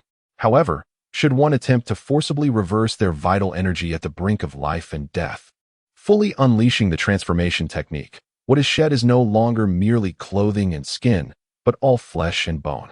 Xiang Wenshan reversed the transformation technique, his body bursting apart. And even though the remaining individuals present possessed profound cultivation, they suffered grievous losses in an instant. Especially Zhang Xiang, who faced Xiang Wenshan directly, now bore a face smeared with blood and numerous gaping wounds, no longer the epitome of elegance and composure he once was. Yet the gravest concern was not the severely injured elite of the town guard, but rather the last intact siege crossbow. At that moment, the previously unharmed Qiu Anning found a long gash, etched by shattered bones, marking his face. Several bloodied bone fragments had embedded themselves several inches deep into the ironwood structure of the siege crossbow. However, as the crossbow creaked ominously from the intrusion of the fragments, its bowstring had already bent to a crescent shape. In the next heartbeat, accompanied by the thunderous sound of the siege crossbow shattering, the final bolt, tinged with blood, was released, aimed directly at the Dong Wang Gong, who had just evaded the strike of the demon dragon Ao Li, his body now encrusted with white frost. Chapter 74. The Fall of the Master, a shocking world as the cold iron crossbow bolt loomed near, the Eastern Lord, momentarily distracted by the desperate cries of Xiang Wenshan in his final moments, could not evade the lethal claws of the demonic dragon Ao Li, even as he summoned his divine golden body once more to withstand the onslaught. With a piercing sound, the protective barrier of the Eastern Lord, Chu Yunlong's divine golden form, shattered instantly, and his right hand, along with a substantial portion of his right arm, was brutally torn away by Ao Li's claws. Blood gushed forth, and from the grotesque wound, one could even faintly discern the writhing of his internal organs. Such grievous injuries, compounded by the relentless pursuit of the merciless dragon, rendered escape impossible for the Eastern Lord. Yet, even in the face of death, he resolved that those adversaries must pay dearly.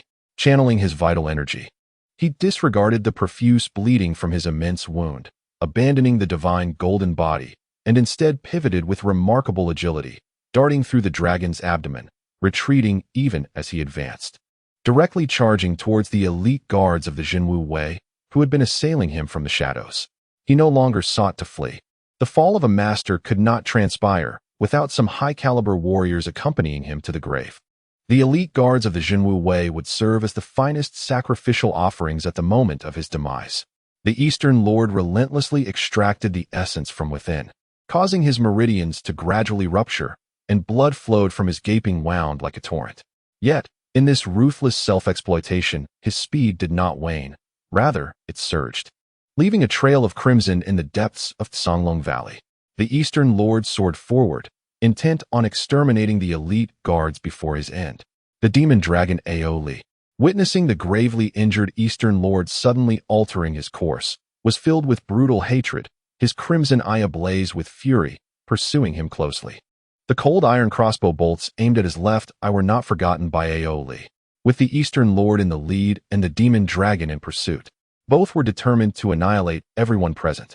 However, amidst the bloodshed, Jiang Xiang, bloodied and battered, bore no trace of fear. Instead, he erupted into hearty laughter. Ha ha ha, today, the life of the Eastern Lord is worth our demise. Colleagues, flee for your lives. Survive if you can. Ha ha. With loud guffaws, Jiang Xiang urged the surviving elite guards of the Zhenwu Wei to escape, while he himself tightened his grip on his sword, charging directly at the Eastern Lord. In this flight, none would escape unscathed. Only by sacrificing oneself to delay the Eastern Lord and the Demon Dragon could there be a slim chance for survival among the remaining elite guards of Huaining Dao. As the guardian of Huaining Dao, far too many of his elite guards had perished today in the effort to thwart the Eastern Lord on the road to the underworld. Without his companionship as the guardian of Huaining Dao, how lonely would his fellow comrades be? Jiang Xiang stood resolutely before the Eastern King, while several severely wounded elite members of the Zhenwu Guard gritted their teeth, determined to sacrifice their lives to buy even a moment of time for their comrades. Previously injured, Zhou Yibo and Gong Wenyao exchanged a glance, and with a decisive smile, Zhou Yibo implored Gong Wenyao before limping towards the Eastern King. Zhou Yibo had already been pierced in the thigh by the ice spike of the demon dragon, rendering him incapable of escape, yet Gong Wenyao, with blood streaming down his face from wind blades, still had a chance to flee. A plea, a nod, and tears welled in their eyes. Without further words, Gong Wenyao braved the wind and began his desperate flight. He could not perish. If he did, what would become of Zhou Yibo's surviving wife and child? As Gong Wenyao fled for his life, the relatively young Qiu Anning attempted to take Wu Wenxuan along with him. However, the ever-cautious Wu Wenxuan, who had valued his life above all else, skillfully propelled the lightly injured Qiu Anning several dozen meters away, urging him to survive and imploring him not to let his child join the Zhenwu Guard.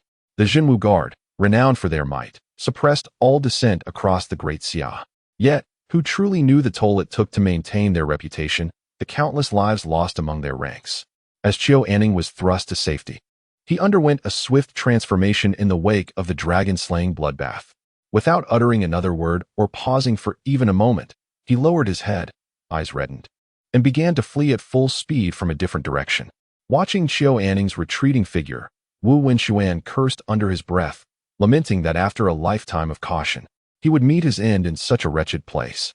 Yet, knowing he would be honored by a master before his demise, and considering this cursed ground, where divine grasses nourished the demon dragon, perhaps it could be deemed a land of fortune after all. Dying here was not entirely in vain. With such thoughts, Wu Wenxuan abruptly turned and charged towards the Eastern King, bellowing defiantly, "Zhenwu Guard, do not retreat." Though he had lived with caution, he wished to leave behind a semblance of grandeur, perhaps even to engage in a worthy battle with a master. Moments later, amidst a flurry of sword energy and splattering blood, the elite Zhenwu Guard members charged at the Eastern King, yet even the pinnacle of the 9th rank, Jiang Xiang, failed to inflict a single new wound upon the already gravely injured Eastern King, most of them meeting their demise with alarming ease. A master, even one severely wounded, was far beyond the reach of ordinary 9th-grade warriors, especially when faced with the legendary Eastern King, a peak master of a century. Most elite members of the Zhenwu Guard fell directly under the Eastern King's lethal prowess, and those who survived did not imply that they escaped unscathed. From the very beginning, the foes of the Zhenwu Guard's elite were not merely the Eastern King, accompanied by several roars of dragons. The elite forces of the Zhenwu Guard left behind to cover the retreat met their demise. Strangely, the last few members who fell victim to the demon dragon bore a peculiar smile upon their faces in death. For just before their demise, the notorious Dong Wanggong, who had wreaked havoc among the elite of the Zhenwu Guard, was torn to shreds by the demon dragon Ao Li right before their eyes. Dong Wanggong, a figure renowned for over a century and one of the 4 high priests of the divine cult, perished alongside them within the depths of Songlong Valley. It became evident that even exalted masters are not invulnerable to death. Wu Wenxuan, caught in the jaws of the demon dragon, gazed upon the mangled remains of Dong Wang Gong and smiled in resignation before the world plunged into utter darkness. The martial world is inherently a realm of life and death. When one is slain, they inevitably face their end. With the fall of Dong Wang Gong, a gentle breeze swept through the Jinan Wangfu and Jinan Road, instantly scattering the last 10 pear blossoms. The delicate white petals danced in the wind, settling upon the head of the foolish youth. The flowers have withered, all have perished. Has father returned?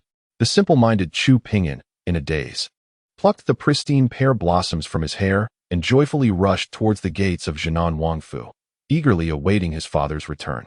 Chu Yunlong had never deceived Chu Pingyan. However, this time, he had broken his promise. On the following day, news spread across the realm that the demon dragon had devoured the divine herb, transforming into the demon king. While the elite forces of the Zhenwu Guard fought valiantly to obstruct Dong Wang Gong, ultimately perishing alongside him. Wherever the Zhenwu Guard went, all factions withdrew in fear.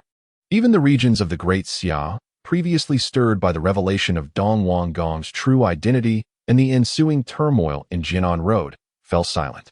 Except for Huaining Road. On the day of Dong Wang Gong's demise, relentless rain poured over the several counties of Huaining Road. Fishermen witnessed flying dragons enter the Huai River, creating tumultuous waves. Within a day, the river swelled to 2 feet deep, inundating numerous fields and homes. The banks of the Huai River transformed into a vast marshland, leaving countless victims in the wake of the disaster. Chapter 75. Today, Chen Jie slays the dragon alone. 3 centuries of resentment for the divine herb stolen by Long Bow. A 300-year wait for the opportunity to break through to the realm of ferocious beasts, disrupted by numerous masters, leaving him one step away from the realm of ferocity. Such deep-seated bitterness cannot simply be alleviated by the death of the Eastern Prince or the slaying of the martial guard. The demon dragon Ao Li, having accumulated 300 years of hatred and fury, seeks to exact repayment with the lives of countless civilians along the banks of the Huai River. Moreover, the most crucial aspect is that the demon dragon Ao Li aims to unleash a deluge, gathering an inexhaustible force of water to transform into a ferocious beast and ultimately into a true dragon, to ascend from a demon beast to a ferocious beast. Apart from devouring celestial treasures such as divine herbs, one common method involves gathering the power of the world when reaching the pinnacle of demon kings, retracing ancestral paths, and summoning the essence of their bloodline to metamorphose into a ferocious beast. 8 centuries ago, the demon king Zhu Yin sought to gather the world's might for such a transformation, yet he failed miserably, perishing at the hands of the Grand Master of the Sword South Kingdom, alongside numerous masters and elite warriors, supported by the ambush of the Floating Temple and the Xiang sect. However, while Zhu Yin was besieged by the Grand Master and his formidable forces, who would dare undertake the perilous endeavor of surrounding and eliminating the current demon dragon Ao Li? The Sword South Kingdom has long fallen, and the Great Xia court is reluctant to become the next Sword South Kingdom. Yet, what are a mere few million lowly commoners? Their deaths are inconsequential. Who truly cares? This realm belongs to the royal family, to the aristocratic clans, to the prestigious sects, and has never belonged to the powerless commoners. Only those with strength possess true value. Throughout all ages and eras, the law of the jungle prevails, as it always has. But is it right simply because it has always been so? As Chen Jie gazed upon the murky waters seeping into the Chen family estate, hearing the anguished moans of countless disaster-stricken souls within Zhao City, and witnessing the sorrowful and despairing faces, a flicker of flame ignited within his heart. 36 years ago, when the Huaining Dao was struck by a great quake, despite Chen Jie exhausting his remaining wealth, the number of survivors compared to the countless victims was woefully few. That year, he helplessly watched as innumerable disaster victims perished from despair and starvation within Zhao City. Meanwhile, the other noble families, the city lord, and the military commander indulged in revelry, extravagance, and even seized the opportunity to annex land and amass slaves. Eventually, Chen Jie found a pretext to eliminate the former head of the Wang family, who attempted to hoard resources during that crisis. The city lord and military commander mysteriously vanished during a hunting expedition. No one else was responsible. It was Chen Jie who orchestrated it. He simply could not abide their arrogance. nor could he tolerate their presence. As for the potential investigation by the martial guard following the deaths of the military commander and city lord, Chen Jie did not give it much thought back then. After all, he was a direct disciple of the Long River Sword Saint, his master being none other than the Sword Sage. Do not speak of vanquishing a mere city's lord and lieutenant. As long as appearances are maintained, even if Chen Jie were to eliminate the governor of Huayang Prefecture, the Jinwu guards and the imperial court of the Great Xia would undoubtedly extend their courtesy to the sword master, settling the matter with a few cups of penalty wine. Yet, what troubles Chen Jie most at this moment is not the hoarding of resources by the noble families and sects, nor the indifference of the Great Xia court. Given Chen Jie's current prowess and reputation, after he declared his intent to aid the disaster-stricken populace, no family or sect within Huaining Dao dared to defy him openly. Other voices may command respect, even that of the Great Xia Emperor, who typically receives some measure of deference, but this individual resides right within Huaining Dao. The Emperor of Xiaoqing is distant, yet Chen Jie is alarmingly close. No one wishes to test the sharpness of Chen Jie's sword at this juncture, especially after the recent deaths of two grandmasters, which have left the high-ranking martial artists within Huaining Dao severely weakened. However, even if the noble families and sects exerted their utmost efforts to assist, how long could they possibly tend to the millions of afflicted souls? At this moment, as spring gives way to summer, with the recent sowing of crops, the common folk already possess scant provisions. Coupled with the incessant rain, the waters of the Huai River swell. The newly planted grains have all been submerged, and much of the food stored by noble families has spoiled due to improper preservation. Under the floodwaters, all lives are equal.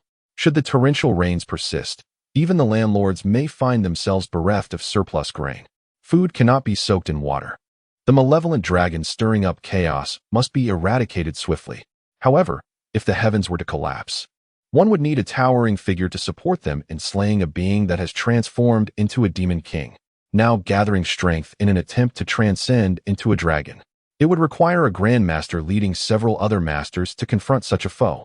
It has been quite some time since Chen Jie last saw his mentor, the sword master. With the lifespan of the grandmasters of the Great Xia drawing to a close, Chen Jie never anticipated that Xia Longzhang would personally come forth to battle the dragon at this moment. If a grandmaster were to descend upon the dragon, it would undoubtedly be the sword master of the Great Xia Academy, who harbors the welfare of the realm in his heart. Chen Jie has prepared a jar of exquisite Snow Mountain brew for his mentor, the sword master. Although the notion of traversing from the North Sea to the Kangwu Mountains in a single day is a bit exaggerated, it is not difficult for him to arrive in Huaining Dao within a day's time. Yet on the following day, the sword master did not appear. Perhaps he was delayed in coordinating with the other grandmasters available to the Great Xia. As Chen Jie gazed at the relentless downpour, after distributing all the ginseng chicken soup from his residence to the disaster victims within Zhao City, he pondered quietly. The now ascendant demon dragon, gathering formidable power, would be a daunting adversary even for a grandmaster. Yet additional masters to assist would certainly bolster their chances of success. But on the third day, the rain continued to pour from the heavens, and the sword master still did not make his appearance. Chen Jie personally inquired of Gong Wenyo, the martial sentinel of Yinpai town, who remained gravely injured and was one of the few left in Huaining Dao. Yet, he too received no definitive information. The numerous formidable masters who had previously appeared within Zhao City had vanished without a trace. Even the commanders of the two martial sentinels, Tanlang and Pujuan, had similarly lost contact with Gong Wenyo and others at this time. A sense of discontent began to rise within Chen Jie as he employed several swift eagles from the martial sentinels to send inquiries to the sword master in Xianjing. The torrential rain had persisted for 4 consecutive days, causing the waters of the Huai River to swell by over a meter. If this continued, not only the banks of the Huai River, but the entire Huaining Dao would face devastation. Within Huaining Dao, there existed hundreds of thousands of lives. However, what Chen Jie did not anticipate was that as he dispatched messages to the sword master via the swift eagles, those very eagles were swiftly struck down by an invisible arrow shortly after departing Zhao City. Moreover, it was not solely the martial sentinel's eagles that fell. Most other messengers met a similar fate shortly after leaving Zhao City. On the 4th day, Chen Jie received no reply.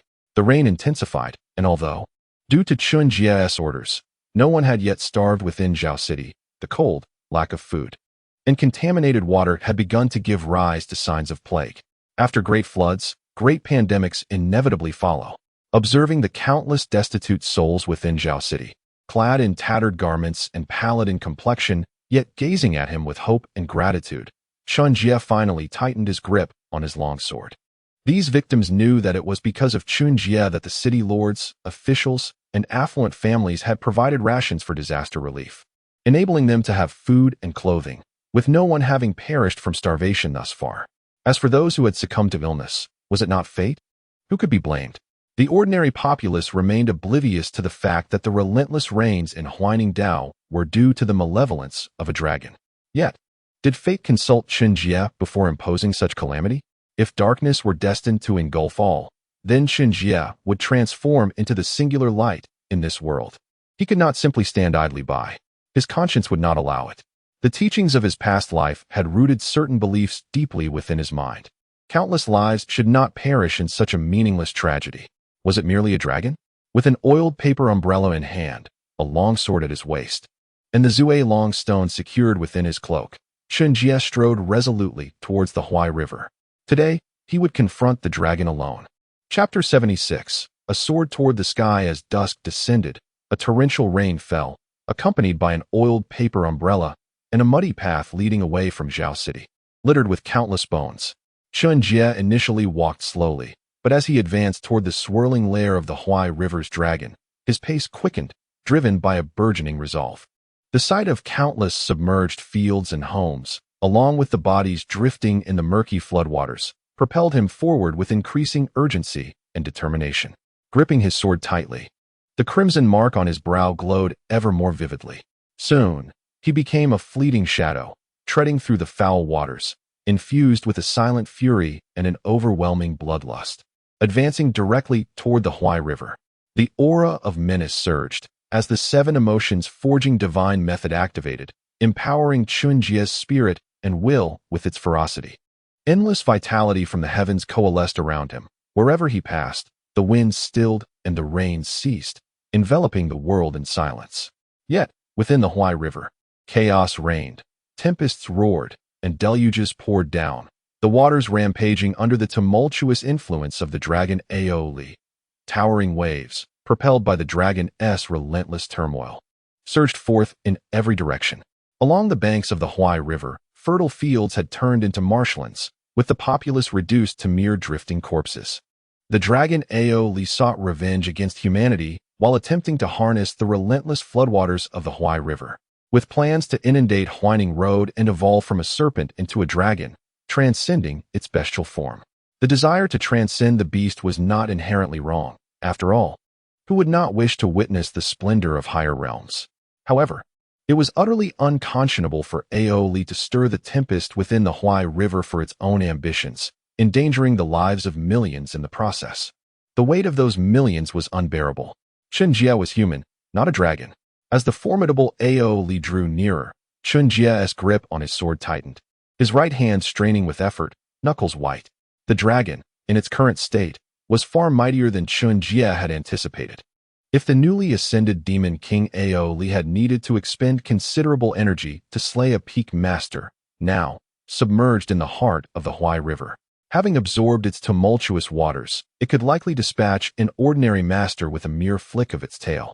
Chen Jie furrowed his brow at the dragon's overwhelming strength.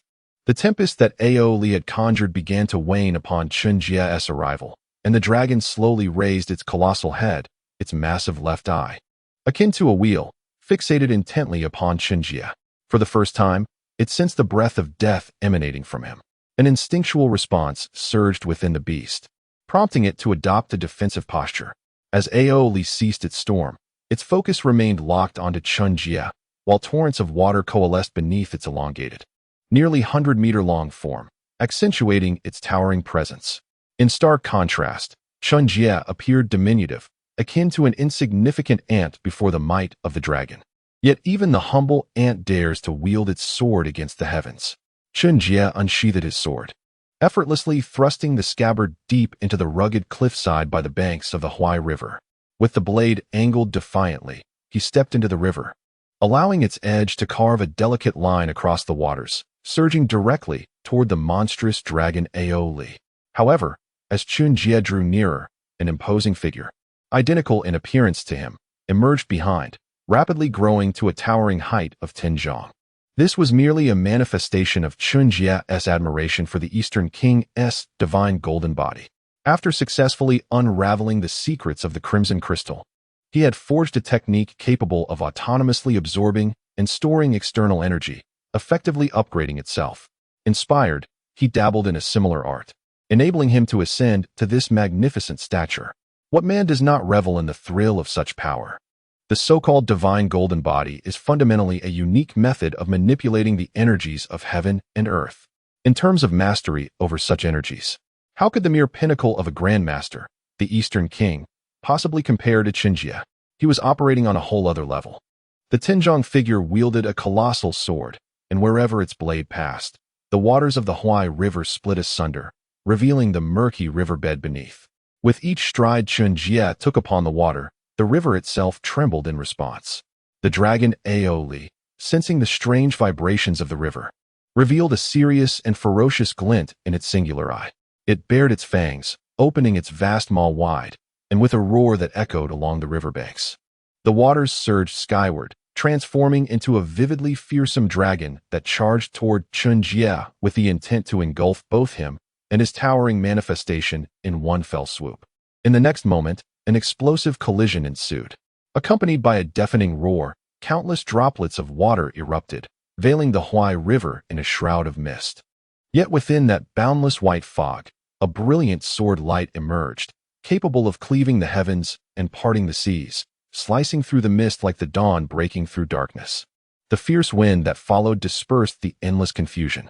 As the mist receded, Chen Jie stood resolutely upon the river's surface, while the towering figure behind him began to wane and flicker. Yet amidst the waters of the Huai, a crimson hue quietly emerged. With a resounding splash, the dragon's right horn plummeted into the river, while its scales fractured and flesh bulged, a torrent of boiling red dragon blood cascading down from its engorged left eye. Drop by drop, large beads of blood fell into the river, staining it with their vivid hue.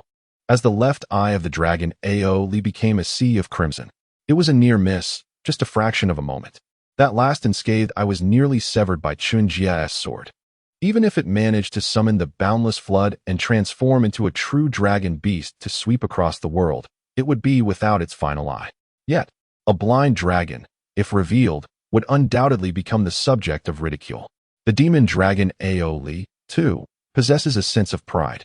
After consuming the first divine herb, which awakened its intelligence, Aoli had long transcended the realm of a mere ignorant beast. As these thoughts coursed through its mind, a more ferocious expression overtook its visage. With a roar that reverberated through the mountains, it surged forth once more, fueled by 3 centuries of pent-up rage and resentment. Accompanied by the boundless waters of the Huai River, charging once again at Chen Jie. Indeed, Chen Jie is formidable. He stands as the strongest adversary Aoli has ever encountered since its inception. However, this is the Huai River, and amidst the countless waters, Aoli reigns supreme. The dragon lineage is inherently the sovereign of the waters. Chapter 77. Cleansing the universe when it comes to water play. The most experience Chen Jie has is with a water gun during his childhood, making him no match for the formidable dragon Aoli. The dragon's dominion over water is vast, especially within the confines of the Huai River, which serves as Aoli's natural stronghold. But what of home field advantage? It's as if anyone fears it. Having failed to land a solid strike, Chen Jie swiftly withdrew after launching another sword strike aimed at Aoli's remaining left eye, retreating towards the riverbank. While he remained unfazed by the dragon's home field edge, it is only prudent in battle to seek out advantageous terrain, such as finding a spot with less water. As Chen Jie retreated with agility, the dragon swiftly turned its head to evade yet another terrifying wave of sword energy. Was it a mistake to target my eyes each time? I have but one eye left. Do they not realize this? The more Aoli pondered, the angrier he became. And with a fierce flick of his tail, he summoned a towering wave amid the torrential downpour, surging towards Chen Jie. Home field advantage? Humph. On the banks of the rain-soaked Huai River, every inch is my domain. With such overwhelming superiority, it is quite difficult to falter. Roaring in fury, Aoli summoned the storm, transforming it into countless water arrows that surged towards Chen Jie, who had retreated several dozen yards.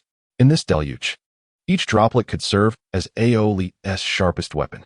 Yet, amidst the hail of arrows, Chen Jie remained steadfast, continuing his retreat with determination while occasionally turning to unleash another strike at the dragon's left eye.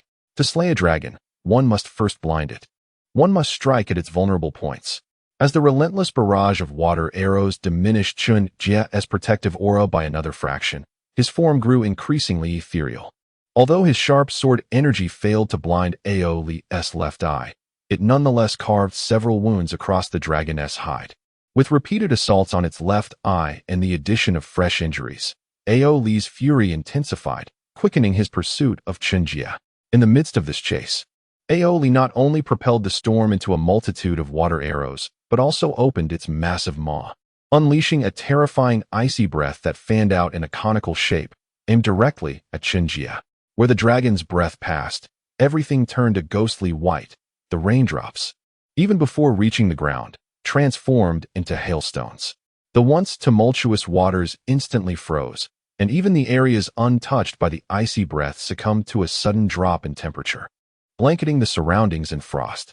In the spring and summer season, on one side of the Huai River, it began to snow heavily, as if winter had returned. Aoli did not expect that its icy breath could directly strike Chen Jie. It merely hoped that the chilling effect would lower the temperature around him, thus somewhat delaying his pace. Clearly, it succeeded. Despite the torrential rain, Chen Jie, who could swiftly traverse the storm, found himself ensnared in a blizzard of frost. In mere moments, countless snowflakes began to accumulate thickly upon the avatar behind him, obscuring the once clear features of Chen Jie and consequently reducing his speed. A mere fraction, but that slight deceleration was enough to ignite Aoli's excitement. Soon, it would close the distance to its adversary and tear him to shreds, devouring him whole. For reasons unknown, as Aoli sensed a lethal threat emanating from Chen Jie, it gazed at the increasingly vivid crimson at his brow. Its mind incessantly flooded with a greedy desire to consume him, as if Chen Jie were a rare treasure of heaven and earth. Closer, ever closer. In less than a minute of pursuit, Aoli now found itself within 10 meters of Chen Jie. However, unbeknownst to the dragon, the waters of the Huai River, which had previously supported its immense form, had diminished to less than half their height. In less than a minute, both Chen Jie and Aoli had traversed from the center of the Huai River to the forested banks. Although the forest remained plagued by murky waters and treacherous mud, could this meager supply sustain the overwhelming torrent that Aoli had summoned? Bathed in relentless rain, Aoli paid no heed to this potential flaw. As long as the storm persisted, even if it were to abandon the Huai River's waters, the momentum it had gathered could not dissipate. Undeterred, Aoli violently lashed its tail and surged forward several meters, then opened its cavernous maw, intent on consuming this remarkably powerful master, Chen Jie. To the beast, evaluating an enemy's strength bore no regard for the harmonious blend of spirit and essence. In simple terms, anyone capable of defeating a master was deemed a master. Those who could vanquish celestial beings, even if they were mindless beasts or mere puppets, were likewise considered celestial in the dragon's eyes. Aoli's fangs were razor-sharp. Once lashed onto, not even Chen Jie, nor a true grandmaster, would escape alive. Yet, just as Aoli reveled in its anticipation, Chen Jie, whose speed had seemingly diminished, suddenly surged forward, deftly evading the dragon's menacing fangs. He spun around with an expression devoid of any sign of retreat, only an overwhelming intent to kill. In an instant, the towering figure shrouded in snow behind Chen Jie dissipated completely. Yet, in that fleeting moment of dissolution, within the confines of that immense form, Chen Jie unleashed a torrent of murderous intent and the essence of the cosmos, soaring skyward and staining the heavens a deep crimson while simultaneously shattering the tempestuous winds and rains. As he journeyed, he could have traversed a path of tranquility, but upon nearing the Huai River, he braved the deluge with an oil paper umbrella, confronting the fierce dragon head-on, all for this singular moment. Though the celestial realm allowed Chen Jie to command the elemental energies within a radius of 500 meters, he remained, after all, not a true celestial being, nor a genuine master. While the celestial state could assist him in gathering an abundance of elemental energies, the quality of these energies was lacking. Even a deluge directed at the dragon would scarcely suffice to vanquish it entirely. However, should he unleash these gathered energies into the lofty skies, their impact would be profound enough to cleanse the cosmos. As the oppressive clouds dispersed and the winds stilled beneath the slanting rays of dusk, the mighty flood that the dragon Ao Li had painstakingly amassed began to dissipate in an instant. In that moment of astonishment, as the dragon's power waned, Chen Jie surged upward, a blade of unparalleled sharpness aimed once more at Ao Li's left eye. Yet this time, his intent extended beyond merely blinding the dragon. He sought to shatter its very brain as well. Just as Chen Jie's sword pierced the dragon's eyeball, poised to breach its brain, two shadows, swift as lightning, surged forth, exuding an aura sharp enough to pierce through gold and stone, directly targeting Chen Jie's head and heart. As the dark arrows approached, the air was rent with a deafening sonic boom, echoing throughout the mountains. Chapter 78. The Fallen Strike. The demonic dragon's demise. The assailant lurking in the shadows was none other than the commander of the Jinwu Guard, the greedy wolf. Two arrows, imbued with the ferocity of the greedy wolf, sliced through the air, poised to pierce through Chen Jie's skull and heart. However, at that moment, Chen Jie, having anticipated the attack, disregarded his previous strike to the demon dragon Ao Li's skull and swiftly retreated, his sword energy cleaving the two arrows apart with remarkable precision. Yet, as Chen Jie deflected the arrows, the demon dragon, having lost its final eye to Chen Jie's assault, emitted a mournful cry of agony and despair. It then opened its gaping maw wide, aiming with deadly accuracy to sink its teeth into Chen Jie's head. For any normal creature, eyes hold immense significance. However, for a master-level warrior or a demon beast like the dragon Ao Li, while vision is vital, it is not irreplaceable. There once existed a ninth-grade warrior who, in pursuit of spiritual perfection, gouged out his own eyes and severed his ears, ultimately transcending into a master within the boundless darkness and silence. He became known as the Blind Blade Saint, his name echoing through eternity. Although many aspiring high-tier warriors who sought to emulate the Blind Blade Saint in the depths of obscurity ended up crippled and failed to achieve mastery, some individuals of considerable talent did experience significant enhancements in their mental fortitude and perceptual abilities amidst the vast darkness. High-tier warriors do not necessarily require the visual clarity that eyes provide. The demon dragon Ao Li, having evolved into a demon king and consumed 2 divine herbs, experienced a remarkable enhancement in its spiritual perception. Despite the loss of its eyes, it could still distinctly perceive Chen Jie's figure. With its gaping maw, the demon dragon Ao Li sought to swallow Chen Jie whole, hoping to alleviate the boundless fury and resentment within its heart. The loss of sight was not a fatal blow to Ao Li. However, the obliteration of the momentum it had painstakingly built left it engulfed in anguish and despair. For a demon beast striving to transcend into a ferocious beast amidst the scarcity of divine herbs, the common approach involves gathering the world's momentum to harness the power of its own bloodline, thereby facilitating a breakthrough into the realm of ferocity. Yet, this method often proves effective only once. It is akin to charming a young and innocent maiden on a first date with merely a lollipop, enough to bring a bloom to her cheeks. However, before one can proceed further, an unexpected robbery may occur, shattering the lollipop and sending the young maiden back to her home. When the time comes to entice her again with another lollipop, the task becomes exceedingly difficult. The enmity born from blindness and the grievances of thwarted paths, this hatred and grudge, are irreconcilable. The demon dragon Ao Li swore to slay Chen Jie. Though its strength had been diminished by the shattered momentum, fueled by vengeance, the blinded dragon Ao Li exhibited no sign of hesitation, its dragon fangs remaining as menacingly sharp as ever. Emerging from the tiger's den, only to enter the wolf's lair, Chen Jie had just deflected 2 sharp arrows from the greedy wolf, when the menacing fangs of the dragon loomed dangerously close. Yet, Chen Jie remained remarkably composed. A faint crimson mark flickered upon his brow. Having expended a significant amount of his accumulated elemental energy earlier, coupled with the drain from his blinding sword strike, he had swiftly regained a substantial portion of his vital essence. Before the dragon's fangs could close, he retreated once more. But this temporary withdrawal was merely a prelude to a more formidable counterattack. The demon dragon Aoli pursued relentlessly, while the greedy wolf commander remained stationed several hundred meters away, ready to unleash another volley of arrows at any moment. This time, Chen Jie was well prepared, capable of evading the assaults from both the demon dragon and the greedy wolf commander. However, he was reluctant to test the resilience of his flesh against the dragon's minions and the greedy wolf's arrows. It was imperative for Chen Jie to devise a strategy to eliminate the demon dragon in the shortest possible time.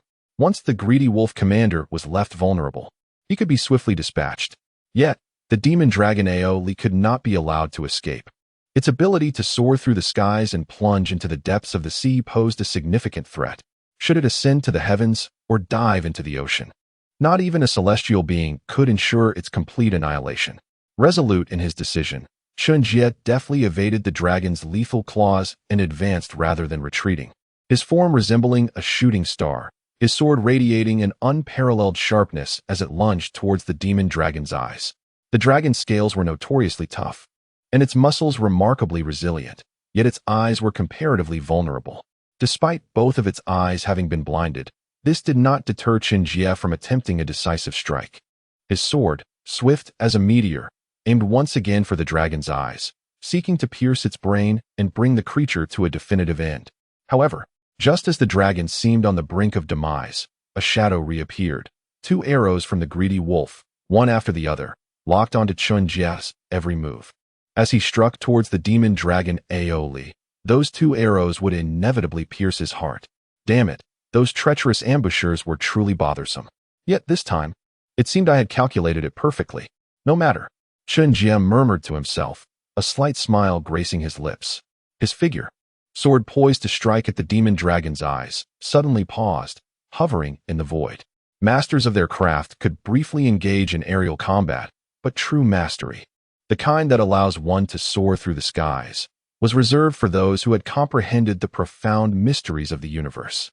Suspended in the air, a realm accessible only to grandmasters, Chen Jie appeared to have grasped the essence of the celestial realm, achieving a nascent understanding of its domain. What could possibly go awry? It was merely a matter of harnessing extraordinary abilities, a perfectly normal occurrence. As Chen Jie floated amidst the void, he deftly evaded the 2 arrows from the greedy wolf, and with a flick of his wrist, propelled not only his sword but also 2 small drunken dragon stones towards the gaping maw of the demon dragon Aoli. Beyond its eyes, the dragon's open mouth, along with the entrance at the rear, proved to be equally vulnerable. To strike decisively, one must target the vulnerabilities. Yet it is not imperative to focus solely on a single point. At times, redirecting one's efforts can yield unexpectedly fruitful results.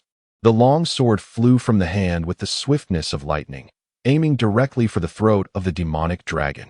However, the beast was remarkably agile, despite being blinded. It adeptly sensed the approaching blade through the currents of air.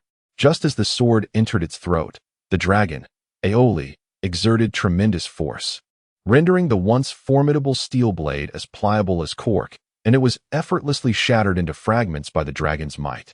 With the sword gone, I am curious how you intend to continue this battle. Yet, something feels amiss. Above, alas, the drunken dragon stone. As Aoli crushed the sword in Chen Jie's grasp, poised to pursue him once more, a sudden emptiness enveloped its mind, bringing an unparalleled sense of euphoria. Its entire being quivering from the direct consumption of the drunken dragon stone.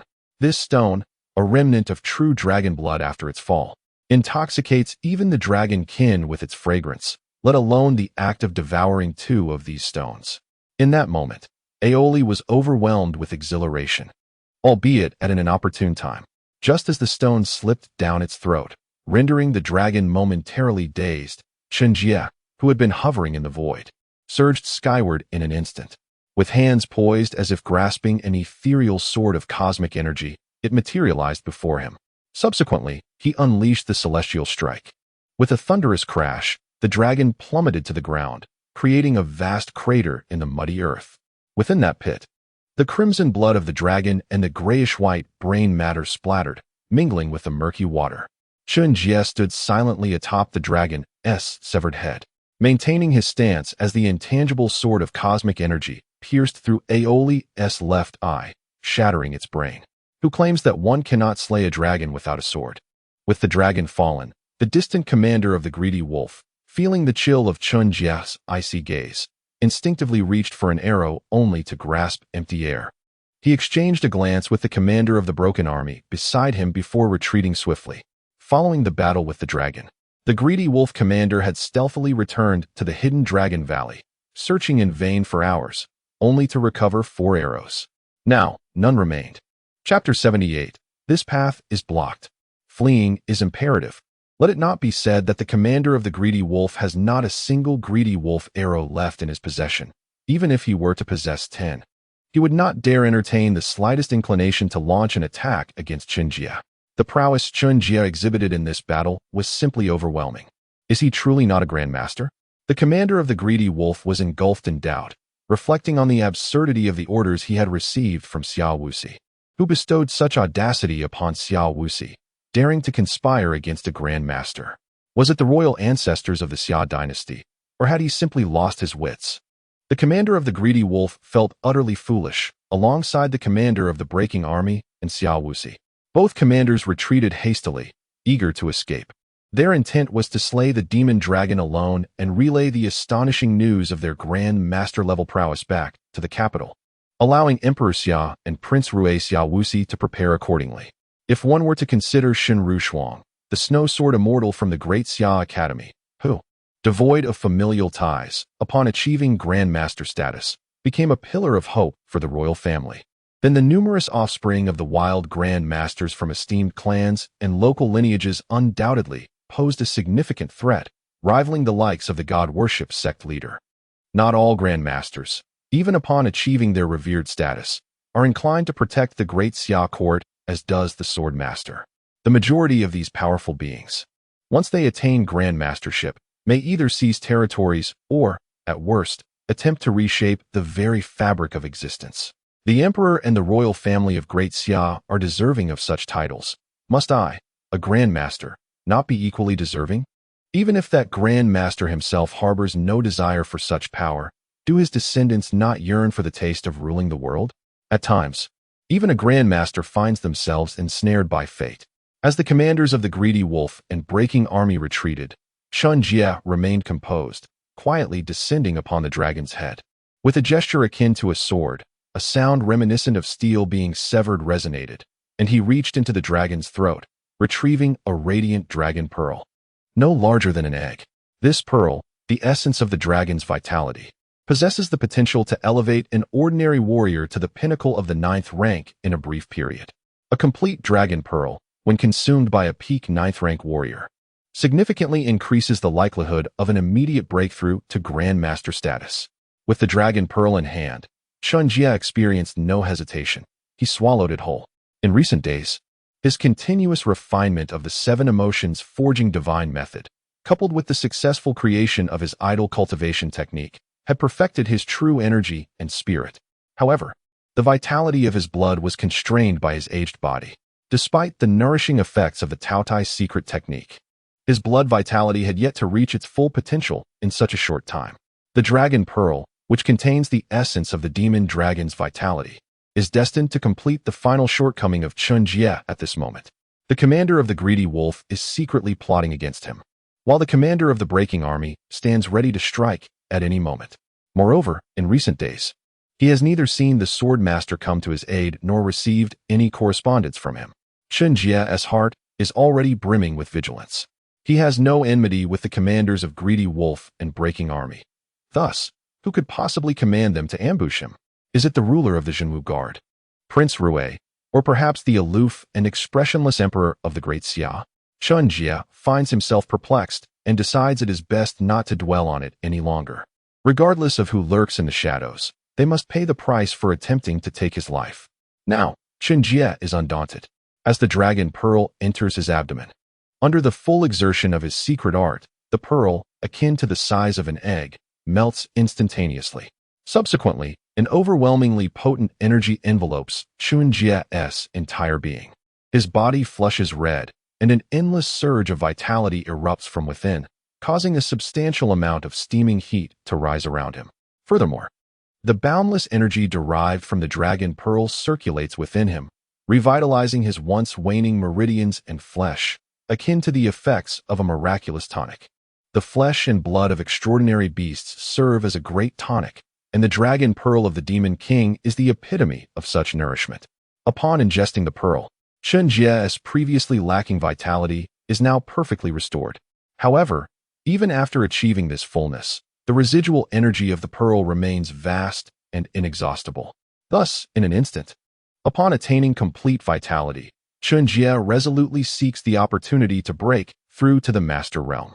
The boundless energy within the pearl merges with his own vital essence and spirit, surging directly toward his Ren and Du meridians. There is neither obscurity nor obstruction. It flows as naturally as water. The Ren and Du meridians, along with countless smaller channels, are instantly opened. The moment the Ren and Du meridians are breached, an earth-shattering transformation occurs within Chen Jie's body. As the meridians break, an immense influx of the world's vital energy commences to pour into Chen Jie's frame, combined with the still unspent power of the Dragon Pearl. In an instant, his graying hair turns jet black, the wrinkles that once marred his face smooth out, and his previously murky yellow eyes, akin to a vessel containing the vastness of the starry cosmos, become profoundly deep and mysterious. In a single day, upon entering the Master Realm, Chen Jie's body and appearance revert to the unremarkable youth he once was. Yet, beyond the transformation of his body and visage, a far greater change unfolds around Chen Jie. Boundless vitality from the heavens and earth surged into Chen Jie through his governing meridians, forming an immense and formidable vortex. Within the eye of this tempest, Chen Jie stood suspended in midair, a vivid crimson mark glowing at his brow. He gently closed his eyes, and his immensely powerful spirit transcended its corporeal form.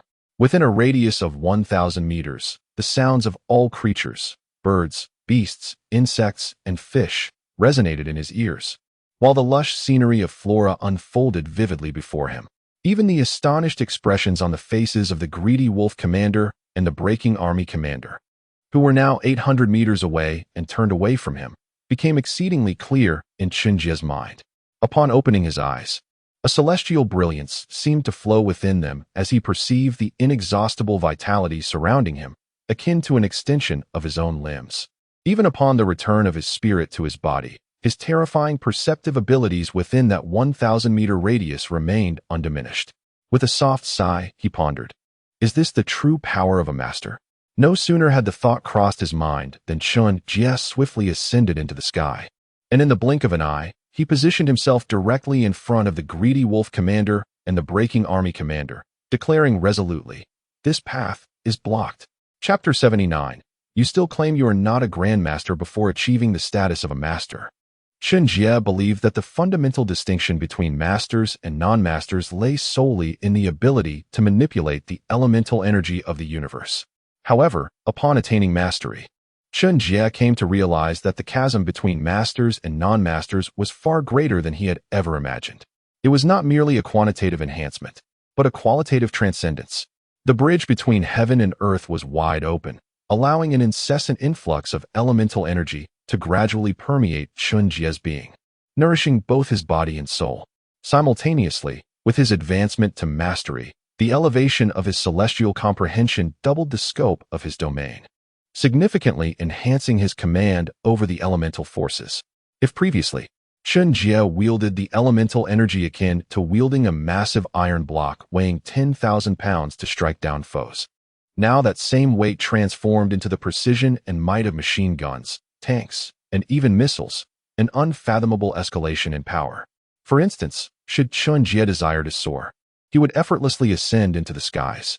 Even though aerial flight was a skill reserved for the grandmasters who harmonized with the universe, Chen Jie soared through the air, positioning himself before the commanders of the greedy wolf and the breaking army in the blink of an eye.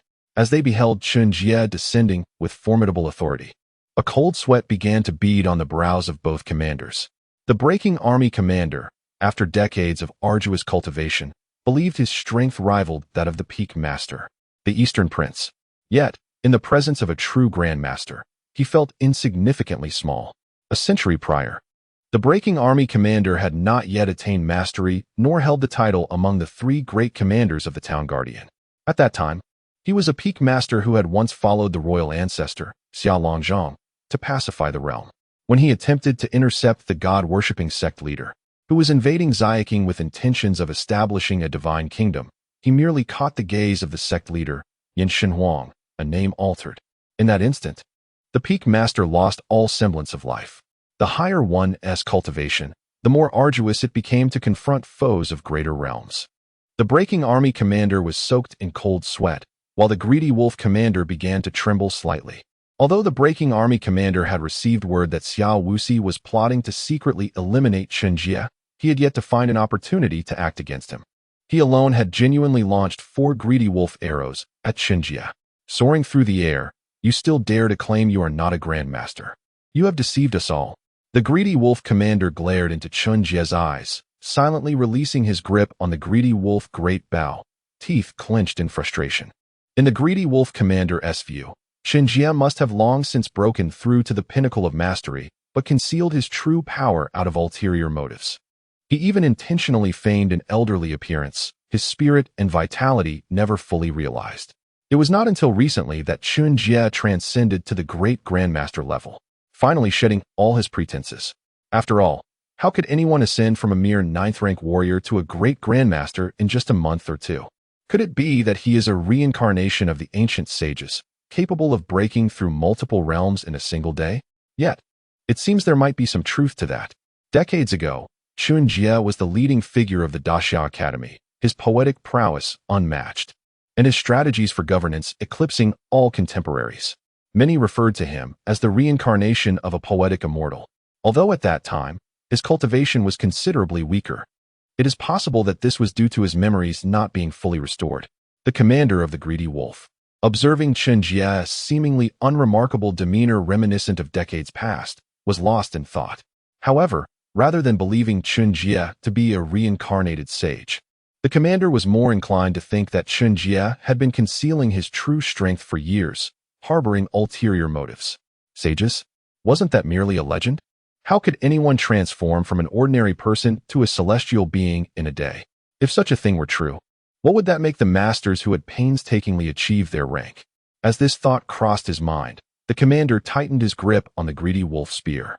Confronted by an enemy so close at hand, the greedy wolf longbow, devoid of its lethal arrows, was far less practical than the spear in his hand.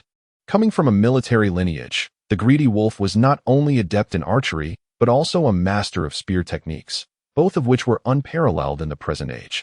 Although the commander had never personally experienced the terror of a great grandmaster, he was determined to resist. Yet, a century ago, he had witnessed the previous commander of the breaking army perish at the hands of the great grandmaster, Yin Shenhuang, in a mere exchange of glances. And now he forced a stiff smile onto his face. The commander of the breaking army was loyal to Daxia and equally devoted to Xiao Wuxi, willing to heed his commands and fight to the death for the longevity of Daxia. However, this was contingent upon his enemies being mere masters.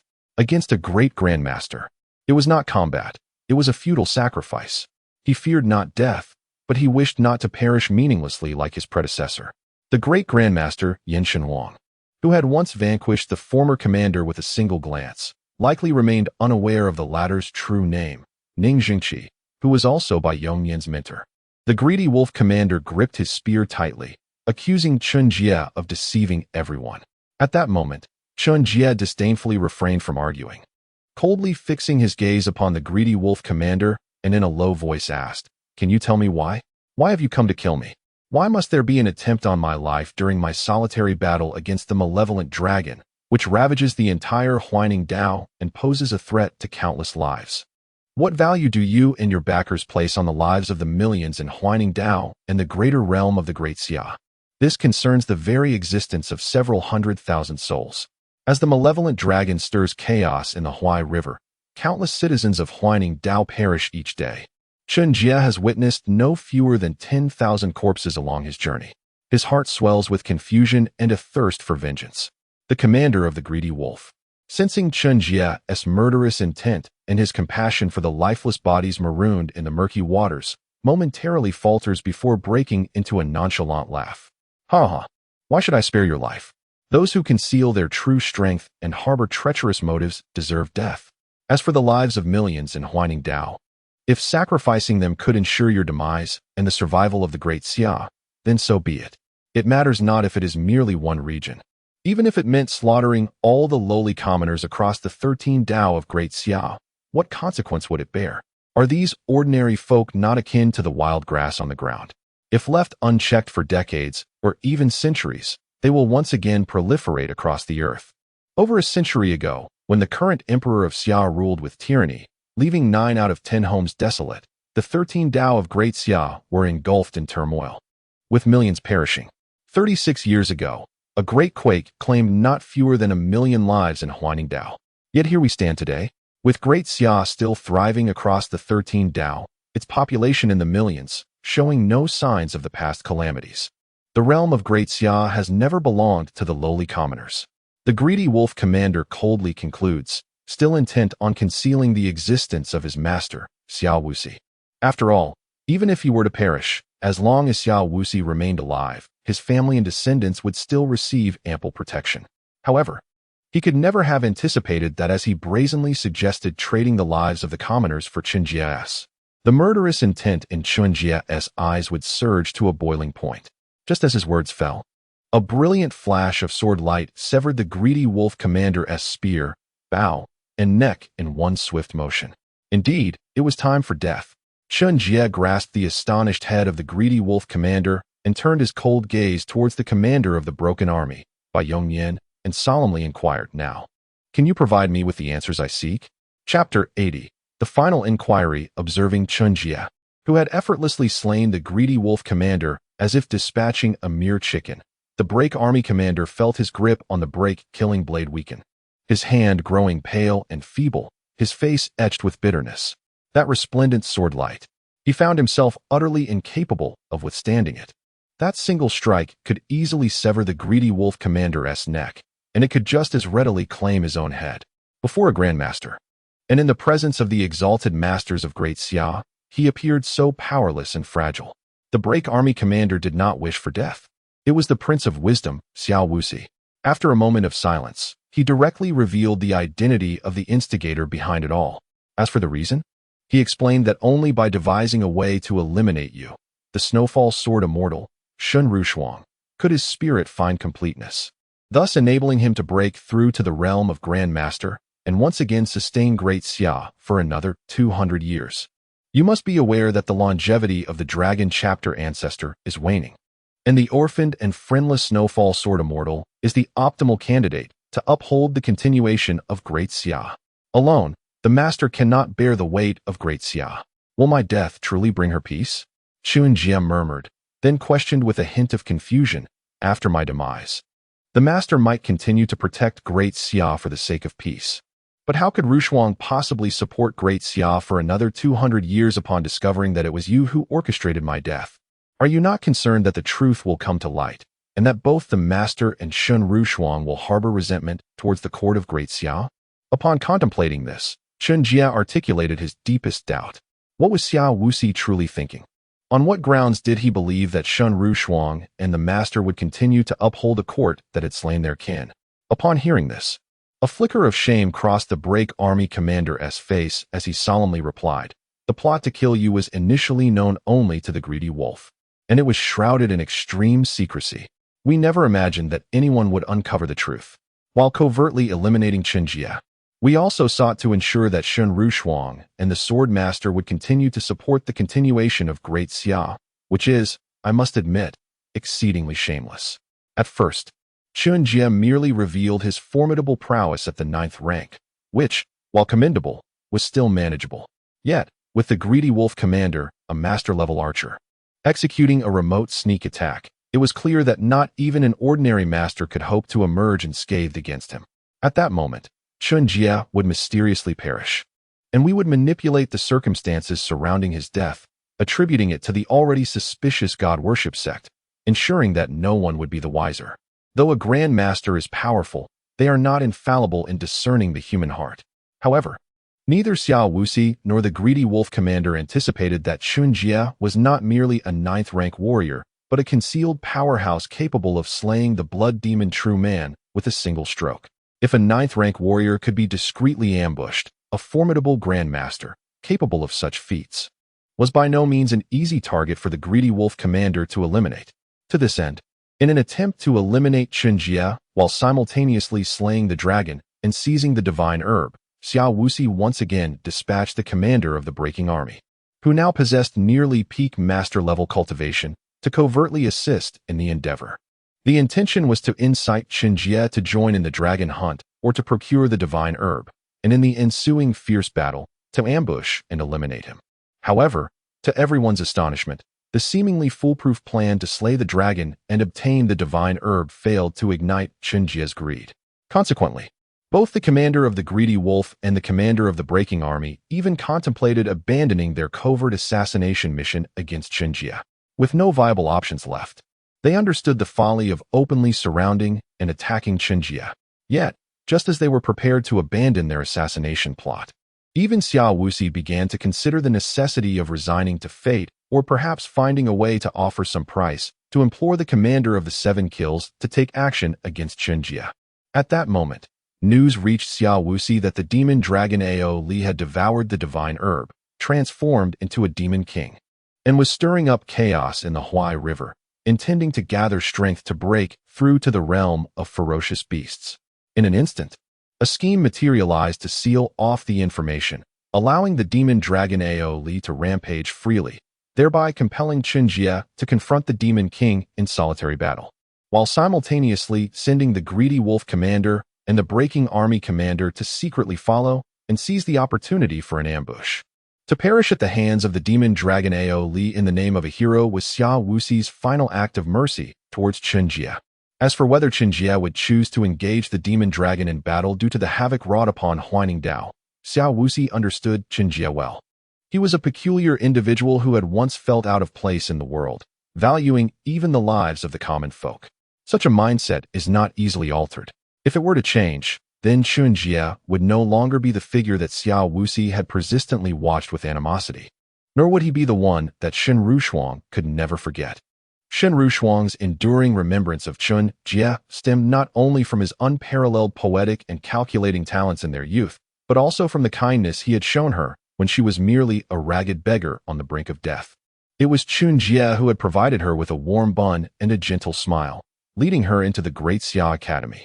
This opportunity ultimately allowed her to become a disciple of the sword master and achieve mastery. One could say that without Chen Jie, there would be no present-day Shen Rushuang. As a former beggar who had endured countless disdainful glances and contempt, she would never forget the delicious bun and the warmth of that gentle smile. Among the myriad of dignitaries and warriors in Xiajing, only Chen Jie genuinely regarded those commoners and even beggars as worthy of recognition. The current emperor of Xia, Xiao Wujing, is renowned for his benevolent governance, often referred to as loving his people as his own children, while the wise Prince Xiao Wuxi consistently wears a warm smile, treating each individual with kindness. Yet, from the very beginning, the world they inhabited felt distinctly different for Shen Rushuang, who could innately sense the emotions of others.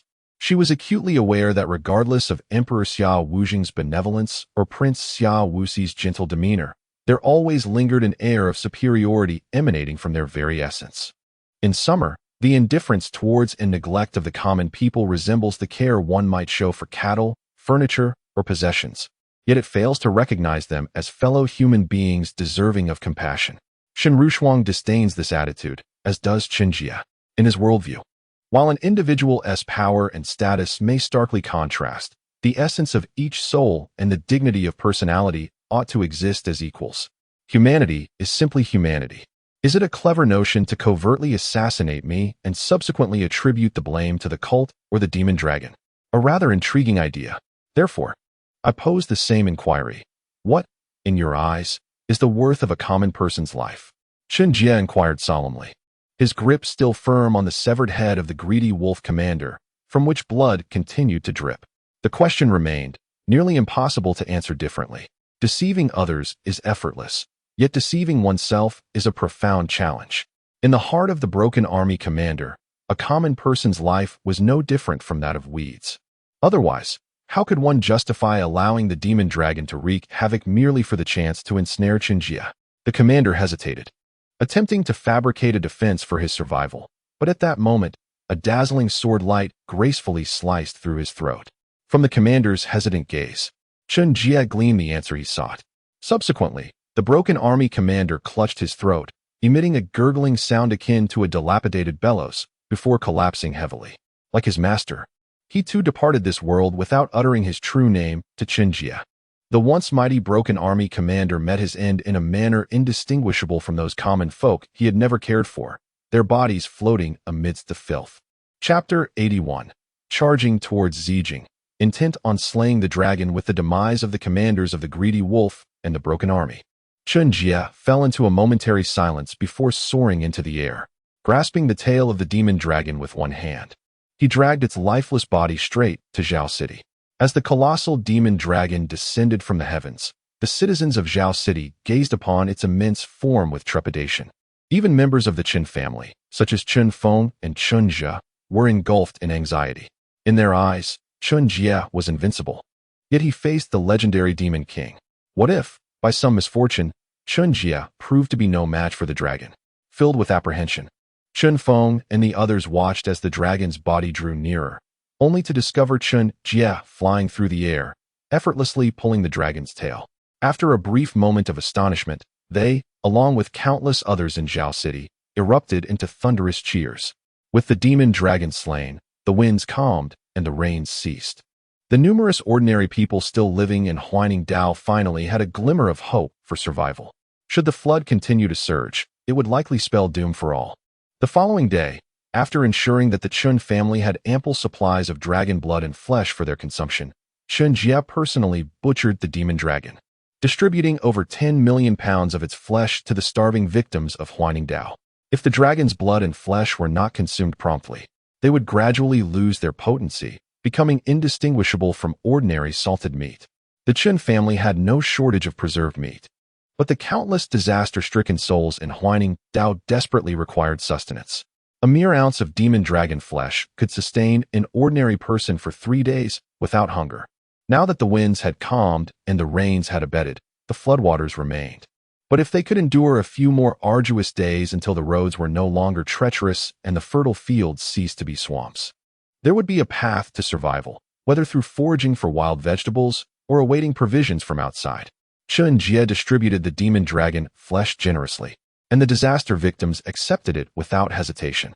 As for the possibility of noble scions masquerading as victims to claim the dragon meat, anyone with even a cursory understanding of the plight of ancient peasants could easily distinguish between the destitute and the children of affluent families.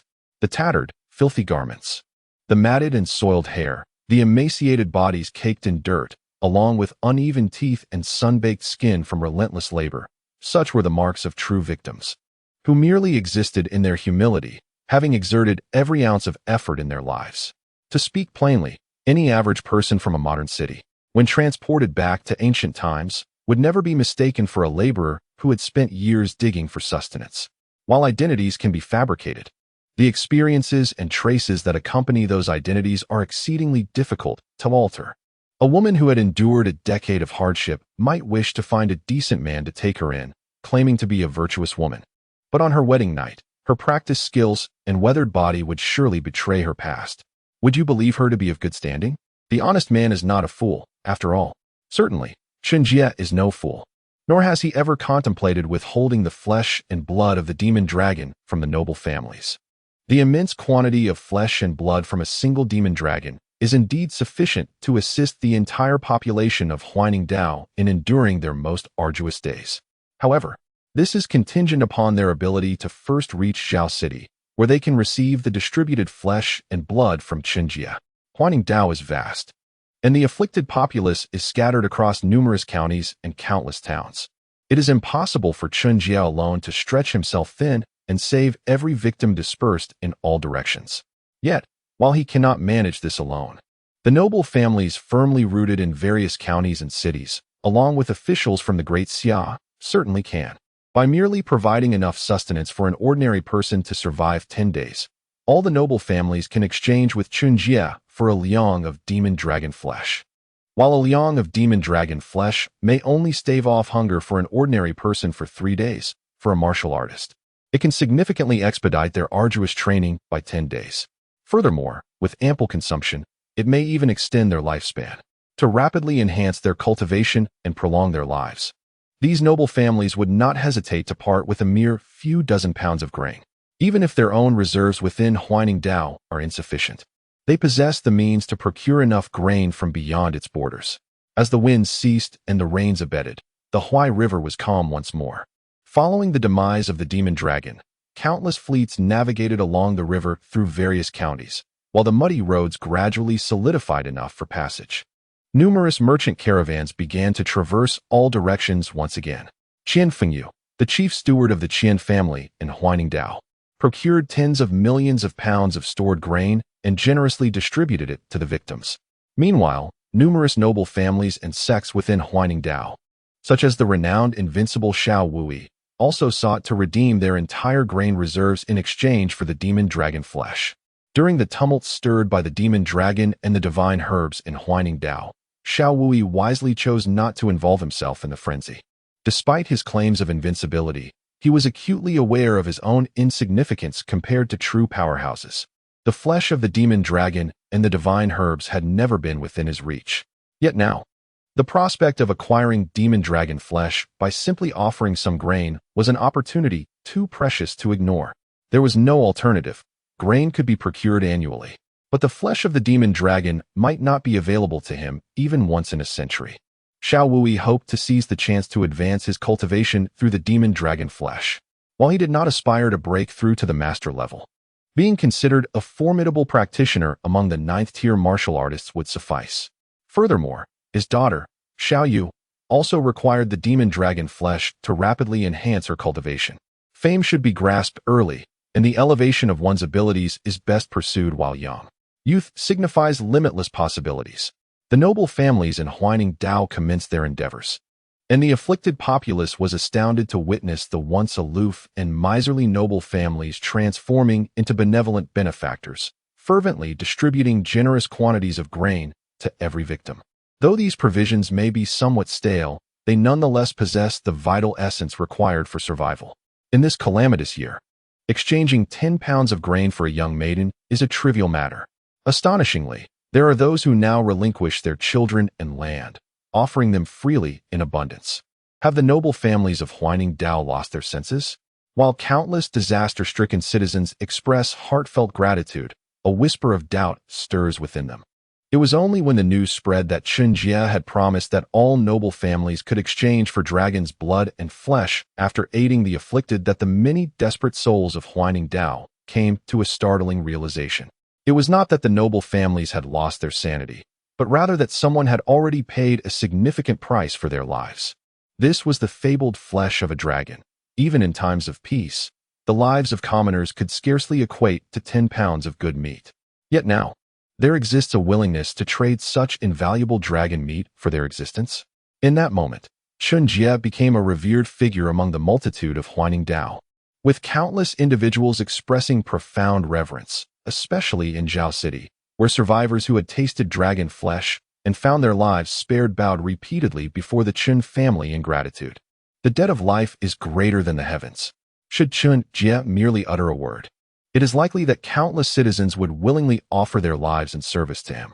In a realm devoid of martial artists, these citizens and all of Huaining Dao would have formed the foundation of Chen Jie's dominion. However, within the Great Xia, where martial prowess reigns supreme, Chen Jie had never sought the gratitude of these citizens, who could offer him little in return. His desire to rescue them stemmed not from any ulterior motive, but from a simple clarity of thought. He wished to save, and thus he did. This time, it seemed likely that many of Huaining Dao's citizens would survive. Gazing at the countless grateful faces shining with hope beyond Zhao City, Chen Jie murmured, "But what of those who perished? Were they to die in vain?" As this thought crossed his mind, his expression grew solemn. The relentless rains had brought floods to Huaining Dao, and before Chen Jie vanquished the dragon, countless souls had perished each day, their bodies adrift.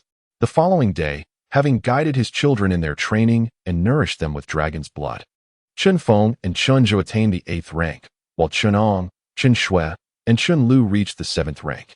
Additionally, he left behind several remarkable blood-colored crystals, crafted from dragon scales, imbued with immense celestial energy and a fragment of Chen Jie's will, potent enough to slay a master. With that, Chen Jie soared into the sky, his sights set firmly on Shi Jing, intent on slaying another dragon. Although the commanders of the greedy wolf and broken army had perished, some had yet to pay the requisite price for their actions. Chen Jie ascended, his destination Shi Jing. At this moment, Chen Jie valiantly confronted the demon dragon, and the news of his triumphant slaying of the beast swiftly spread across the land, carried by countless swift hawks. Chapter 82. The unfortunate fate of the obsequious within the confines of Jiannan Dao, General Wei Siming. The commander of Jiannan Pass, and also the adopted son of the Prince of Zhennan, paced back and forth. Upon receiving the news that Chen Jie from Huaining Dao had single-handedly vanquished the dragon terrorizing the region, he resolved to take decisive action. Moments later, the gates of Jiannan Pass swung wide open, re-establishing communication with the imperial court of the Great Xia after the identity of the Eastern Prince was revealed and the region had begun to fracture. Simultaneously, General Wei Siming led 30,000 troops of the Zhennan army, directing their advance towards Tiannan City with the intent of capturing Chu Ping'an and surrendering to the Great Xia court. The death of the Eastern Prince had stirred discontent among the ranks, prompting Wei Siming to contemplate defection. After all, he was not the biological son of Chu Yunlong. Would he truly risk his life for him? Yet, the formidable power of the cult of the divine and the rampaging dragon in Huaining Dao lingered in his mind. For the Great Xia court might repeat the historical downfall of Jiannan Kingdom, exhausting their strength to eliminate the dragon only to find their national vitality diminished. This indecision persisted until now, when the disciple of the sword master, Chen Jie, had courageously slain the dragon on his own. Was this not a testament to the emergence of another grandmaster within the ranks of the Great Xia court? The stability of the Great Xia dominion now seemed as solid as a rock. Neither the cult of the divine nor the forces of Long Yuan City, nor any of the other prominent families, could hope to stir turmoil once more. In secret, Xia Wuxi dispatched the commanders of the greedy wolf and the breaking army to attempt an assassination of Chen Jie, a matter of utmost confidentiality. At this moment, all noble families and sects of the Great Xia were unwavering in their belief that Chen Jie, as a disciple of the sword master and a product of the Great Xia Academy, would undoubtedly align himself with the imperial court. The Great Xia Academy, founded by the sword master himself, was the first institution to offer education indiscriminately, nurturing countless talented individuals from humble beginnings. Before the establishment of the Great Xia Academy, most exceptionally gifted students from lowly backgrounds could only spend their lives amassing wealth to study in local martial arts schools, learning only subpar techniques and wasting their talents and time. It was the Great Xia Academy that afforded innumerable students from humble origins the opportunity to achieve greatness and bring honor to their families. The loyal guards of the Great Xia court predominantly hailed from the Great Xia Academy. In the depths of the royal mausoleum of Xia Jing, the dragon of Great Xia, Xia Longzhong, rose from his coffin, letting out a deep sigh. Though his complexion remained rosy, the wrinkles at the corners of his eyes had become increasingly pronounced. Within Long Yuan City, the Grandmaster Fu Long Yuan, upon hearing the news of Chen Jie's solitary dragon-slaying feat, silently sharpened the long knife in his hand. Meanwhile, atop the peaks of the southern barbarian mountains, the leader of the cult of the divine, Yin Shenhuang, paused momentarily upon receiving a secret message from his subordinates, then resumed his focused carving of the statue of the Eastern Prince in his hands. Yin Shenhuang had never concerned himself with whether the cult of the divine had 4 or 5 priests, nor did he dwell on the number of figures involved. His promise to those who followed him was to ensure that the divine would never perish and that their teachings would ascend to the heavens. In the eyes of the Grand Master, the distinction between masters was of little significance. However, for Prince Rui, Xia Wuxi, and the entire Daxia court, the combat prowess of the 2 masters, Tanlang and Pujuan, is of paramount importance. Within the 13 divisions of Daxia, although there are many masters, few can truly earn the trust and mobilization of the Daxia court. It has been 2 days since the commanders, Tanlang and Pujuan, have communicated. The heroic feat of Chen Jie slaying the dragon alone has already echoed throughout the realm, yet there has been no word from either Tanlang or Pujuan. This can only signify one thing. The covert scheme to ambush Chen Jie orchestrated by commanders Tanlang and Pujuan has failed. At this moment, in the desolate mountains and forests, Famished wolves are ravenously tearing apart the remains of Tanlang and Pujuan. An elderly hunter, after the winds calmed and the rain ceased, ventured out to hunt, and upon killing a leading wolf with a single arrow, watched as the remaining wolves scattered in fear. He was taken aback, collapsing onto the ground upon seeing the luxurious armor-clad corpses before him. Although he did not recognize Tanlang and Pujuan, their garments and weapons were far from ordinary. Within the imperial palace of Xia, upon receiving the news of Chen Jie's solitary dragon slaying, Emperor Xia Wujing began to inscribe the phrase "the highest good is like water" repeatedly. Meanwhile, in the Prince Rui's residence, Xia Wuxi, after tearing the confidential letter into shreds with a melancholic smile, strode purposefully towards the Daxia Academy. At that moment, across the skies of Xiajing, as a brilliant streak tore through the heavens, the figure of Chen Jie emerged silently. "Is there someone flying in the sky? Quickly, inform His Majesty. A Grand Master is approaching." With the unmistakable trail clearly visible as it headed towards Xiajing, the city, which had enjoyed peace for nearly a century, once again resonated with the chilling and piercing sound of horns. The horns sounded 9 times, igniting countless beacon towers. The last time the horns had been sounded 9 times was when the deity of the Baishan sect, Emperor Yin, invaded Xiajing. The 100,000 dragon cavalry guards swiftly assembled and began their march towards the imperial palace, while numerous elite warriors from the town guard and the Daxia court tightened their grips on their weapons, rushing towards both the palace for protection and the Daxia Academy to summon the Sword Master. A Grand Master can indeed traverse the skies, but to boldly fly directly into a nation's capital without prior notice is akin to deploying a bomber laden with nuclear weapons over another nation's capital without permission. The entire city of Xiajing was thrown into chaos by Chen Jie's sudden arrival. Observing the turmoil, Chen Jie did not halt his advance. Instead, upon slightly closing his eyes and detecting the aura of Xia Wuxi, he turned gently and flew towards the familiar, yet increasingly unfamiliar corner of the Daxia Academy. Witnessing Chen Jie's decision not to storm the palace with the intent to assassinate Emperor Xia, the members of the Daxia court collectively breathed a sigh of relief, simultaneously forming their own conjectures about the identity of the Grand Master who had flown into Xiajing. Aside from the newly appointed Grand Master, Mr. Chen Jie, who else would dare to directly enter the Daxia Academy? Within the realm of the Great Xia, there exist but a few Grand Masters. Chen Jie entered the Great Xia Academy, where at that moment, Prince Rui, Xia Wuxi, was tenderly planting a plum blossom in the Academy's peach and plum garden. If all proceeds as expected, this may very well be the last plum blossom he will plant in his lifetime for Shen Rushuang.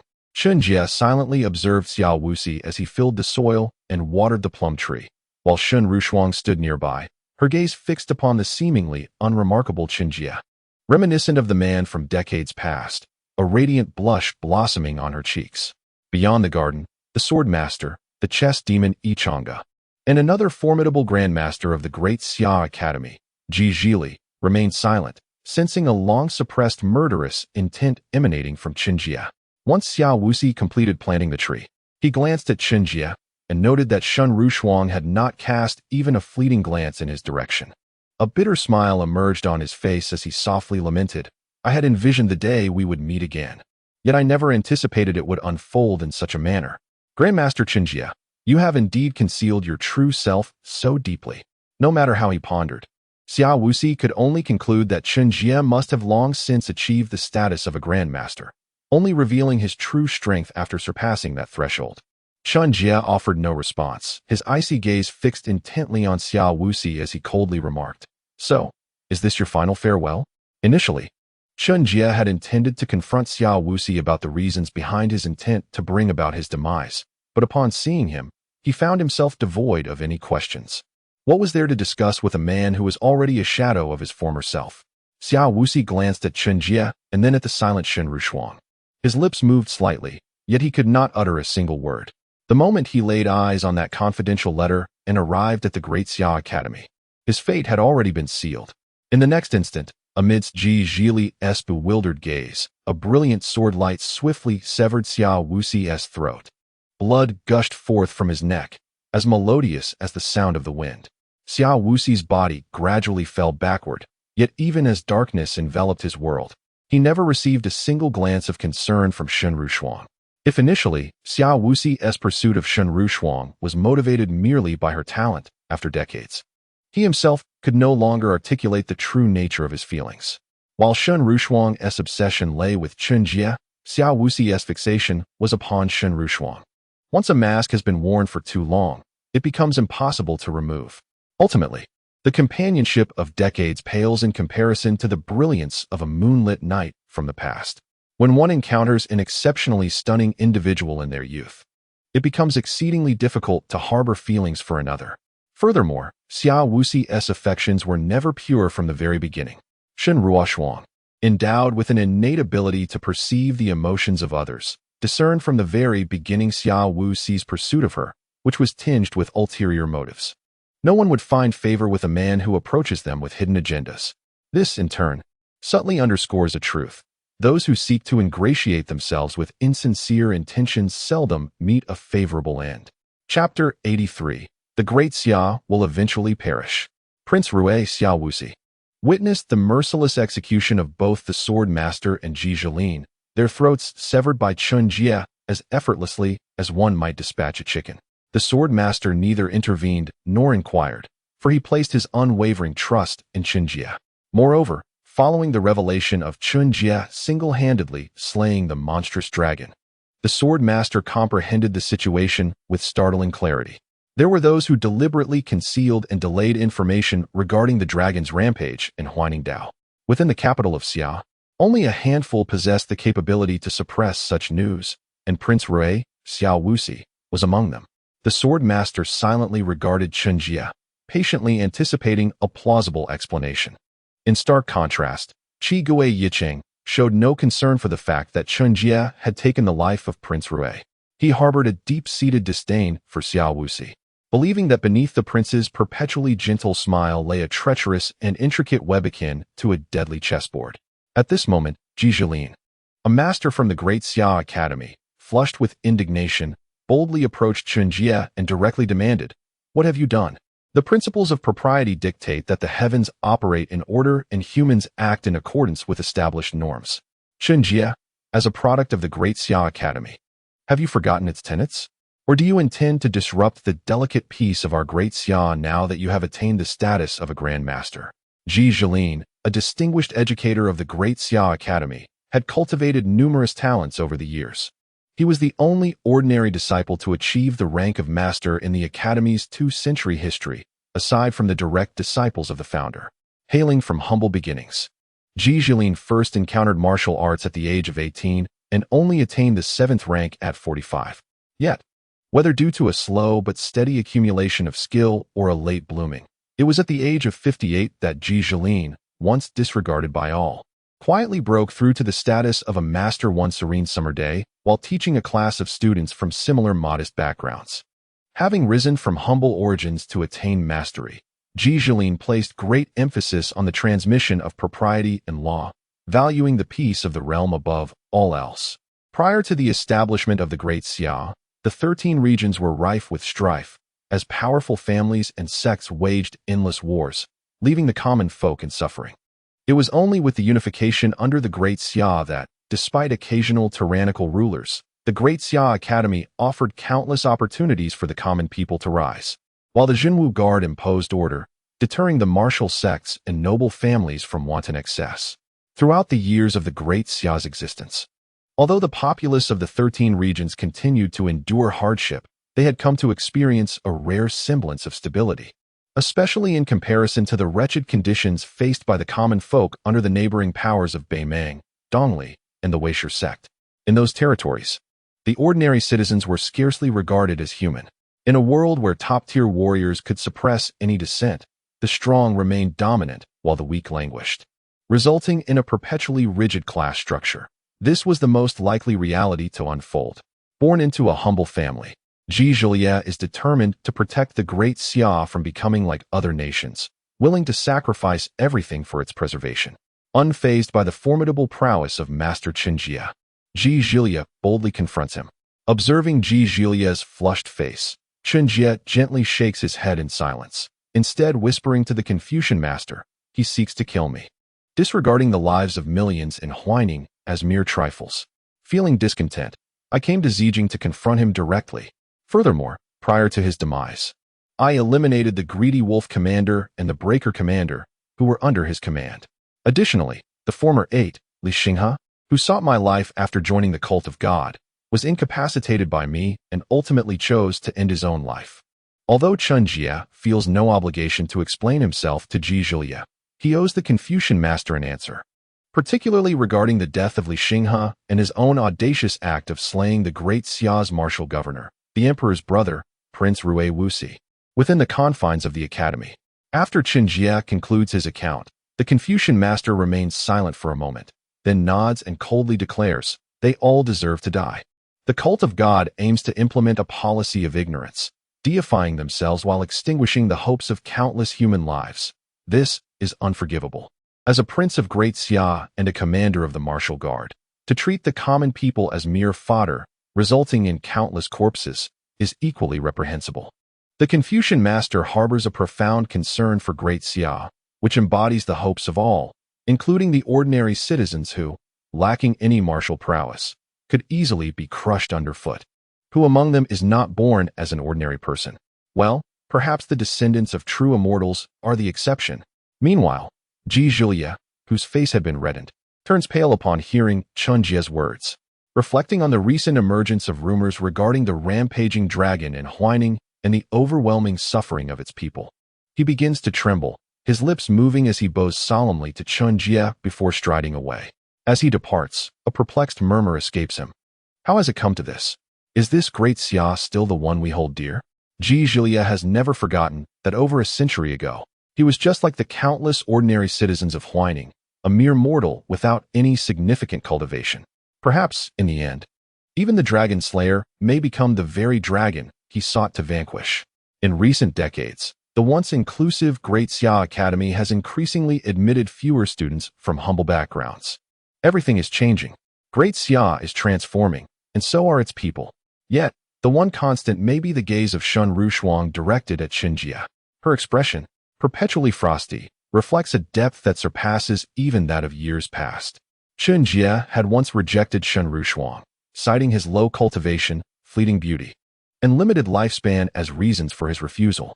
However, at this juncture, Chen Jie has attained the formidable prowess of a grandmaster, and his physique and appearance have reverted to the unremarkable visage of his youth. What reason, then, does Chen Jie have to refuse her? Moments later, Shen Rushuang personally severed the blossoming peach and plum flowers in the garden. A year ago, beneath this very archway, the faces of people and the peach blossoms intertwined in vibrant hues. Yet, the faces have vanished to an unknown fate, while the peach blossoms continue to smile in the spring breeze. And now, the faces remain unchanged, as do the hearts. What purpose do the abundant peach blossoms serve? Perhaps only the weary summer Wuxi, who toiled for decades to cultivate the plum blossoms for Shun Rushuang, would lament from his grave, questioning, "Why did you cut the peach blossoms? What harm have my painstakingly nurtured plum blossoms done to you? Is it truly the fate of the devoted to meet a wretched end?" As the flowers in the garden fell, accompanied by the murmurs of Ji Zhilie, news of Chen Jie's slaying of the greedy wolf commander, the breakthrough commander, and the prince of Jinwu Wei, the esteemed summer Wuxi, quietly spread throughout Xianjing. The entire city, and indeed the whole of the Great Xia realm, was immediately engulfed in terror. Previously, many believed that Chen Jie, having ascended to Grandmaster and single-handedly vanquished the demon dragon, was a staunch supporter of the royal cause. Yet now, this very faction, which was thought to be unwaveringly loyal, had directly executed two high-ranking commanders of the Jinwu Wei, even daring to enter the capital to slay the prince, who was the emperor's own brother. Was this not a jest? Furthermore, considering that Chen Jie is a direct disciple of the Swordmaster, and that summer Wuxi met his demise before the very eyes of the Swordmaster, countless families and sects across the Great Xia are now awash with turmoil. As the ancestral longevity of the Great Xia wanes, and they lose the Swordmaster's protection, while simultaneously offending another newly ascended Grandmaster. Could it be that the Great Xia is on the brink of collapse? Chapter 84. The Partition of Lands and Royal Marriages in the Grand Expanse of the Great Xia. The myriad forces within its 13 paths were stirred into a tempest of intrigue and turmoil due to Chen Jie's audacious act of entering Xiajing and slaying Xiao Wuxi, particularly in Tiannan City, where Wei Siming, who had just surrendered to the great Xia court and surrounded the prince of the South's residence, cursed under his breath as he prepared to seize the prince's only son, Chu Pinggan, as a token of allegiance. Damn it, you hail from the great Xia Academy, a direct disciple of the esteemed swordmaster. It would be one thing to clash with the cult of the divine, but having only recently revealed your grandmaster prowess, you have already slain 2 commanders of the town guard and boldly entered Xiajing to kill Xiao Wuxi. How does it feel more ruthless than the cult itself? What grudges and vendettas lie behind this? Moreover, if you intended to eliminate Xiao Wuxi and turn against the great Xia court, why not announce your intentions earlier? Wei Siming, who once believed the great Xia court to be as stable as a fortress, now felt as though he had boarded a leaky, rickety vessel. Yet, having already embarked on this ship, it was too late to disembark. After releasing the Jiannan Pass and leading tens of thousands of troops towards Tiannan City, Wei Siming found himself with no alternative. He was bound to sail this treacherous course with the great Xia. With a darkened expression, Wei Siming unsheathed his sword and severed the head of the only remaining steward daring to obstruct him within the prince's residence, charging into the courtyard. There, beneath a pear tree, its branches long stripped, stood a simple-minded boy, earnestly breaking off the tree's limbs. His father had promised to return once the blossoms had fallen. Yet why could he find not a single flower? Why had his father not come back? Chu Pinggan awaited his father's return, despite the multitude who had informed him of his demise. Yet what did death truly signify? He clung to the words spoken by his father. As Chu Pinggan continued to struggle with the tree, Wei Siming entered the courtyard and tightened his grip on his blade, holding his breath. Beside Chu Pinggan stood a woman adorned with a Chang'e mask, her arms severed, silently watching over him. She was none other than Si Wulei, the divine maiden of the cult of the divine. The East King had once saved her life beneath Chen Jie's sword, with the sole request to care for his simple-minded son, Chu Pinggan. Lady Divine, the East King has perished. Must you still risk everything for a fool? It would be wiser to entrust Chu Pinggan to me, and we may act as though we have never crossed paths. Wei Siming tightened his grip on his blade, issuing a veiled threat. Surrounding him were dozens of loyal guards, each possessing at least the 4th-tier cultivation, armed with strong bows and heavy shields, encircling both Si Wulei and Chu Pinggan. Had Si Wulei's arm not been severed, Wei Siming, even with his retinue, would surely have turned to flee. Yet, in the face of a severely injured goddess of the worship of the god sect, the peak 9th rank Wei Siming found himself unyielding in courage for battle. Even if he were not a match for the goddess, it would surely be within his capabilities to delay the one-armed Si Wulei for a spell. By then, when the great army entered the city, encircling their prey, it was conceivable that he could offer yet another significant tribute to the court of the great Xia, in addition to the pledge of allegiance from Chu Pinggan. At that moment, the position of General of the Southern Defense might well fall within his grasp. Regrettably, just as Wei Siming was conjuring his grandiose plans, he caught sight of Si Wulei's eyes. In that instant, he envisioned himself triumphantly subduing Si Wulei, presenting her severed head alongside that of Chu Pinggan to the court of the great Xia. He pictured himself diligently revitalizing the Jiannan region, unearthing the treasures left by the ancient Jiannan kingdom, and smoothly advancing to the realm of the Grandmaster. He imagined seizing the opportunity to eliminate the Grandmasters amidst the chaos wrought by the conflicts between Chen Jie, Swordmaster Fu Longyuan, and the goddess Yin Shenhuang, thus acquiring all their techniques and treasures. Ultimately, he envisioned himself achieving Grandmaster status, unifying the 13 paths of the great Xia, and establishing a dynasty of the way that would endure for centuries. Even in dreams, Wei Siming had never anticipated reaching the celestial realm. In the vast territories of the 13 paths of the great Xia, and even beyond to the North Mang, East Li, the Consciousness sect, and the Southern Barbarians, no celestial being had emerged for over a millennium. The Grandmaster stood as the absolute pinnacle of existence among the nations of the great Xia. Yet, as he approached the end of his lifespan, a sense of unease lingered within him. He felt as though a pair of eyes were intently fixed upon him. It was only when darkness engulfed his world that he suddenly realized the eyes belonged to Si Wulei. Wei Siming gently lowered his head, and alongside his loyal guards, he gradually succumbed to the void of life. Subsequently, Si Wulei quietly took the hand of the dazed Chu Pinggan and, under the very gaze of the tens of thousands of soldiers brought by Wei Siming, departed openly from Tiannan City.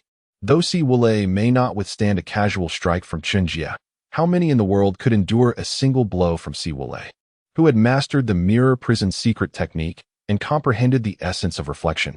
Were it not for Chen Jie, Si Wulei would perhaps be the most formidable existence below the Grandmaster level within the realm of the Great Xia, once consumed by ambition and even resorting to treachery to secure the title of Southern King.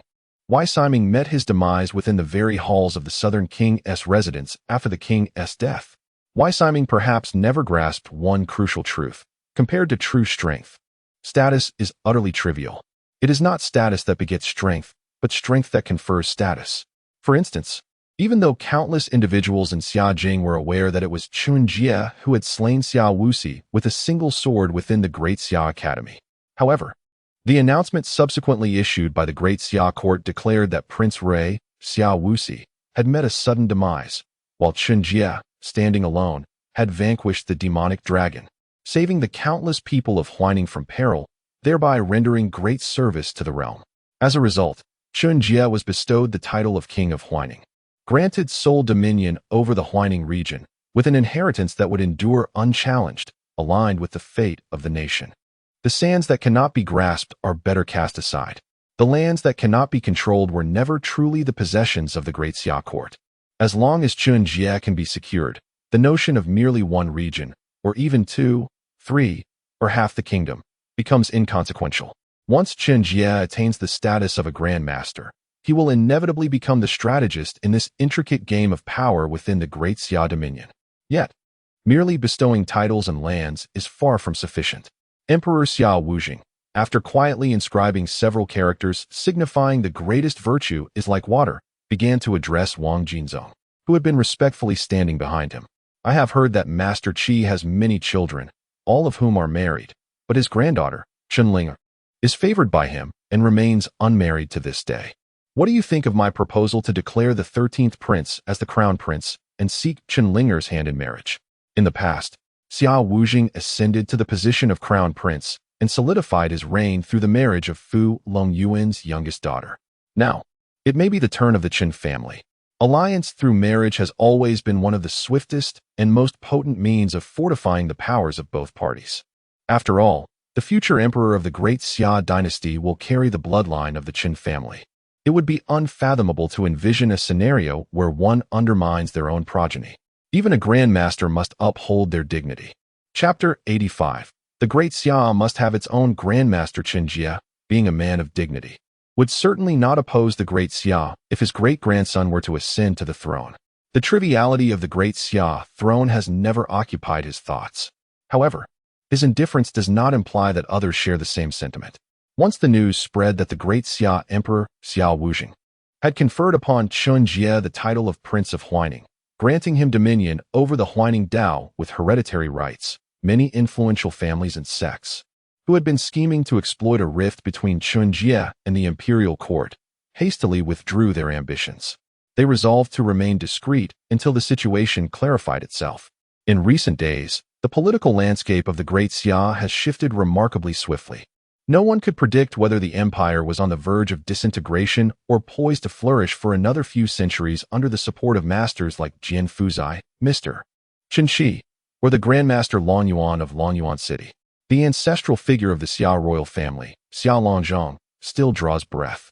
Wang Jinzong respectfully presented to Chen Jie the imperial edict from Xia Wuzhing that conferred upon him the title of Prince of Huaining, along with comprehensive details regarding the officials, household registrations, and the numerous influential families within the Huaining Dao.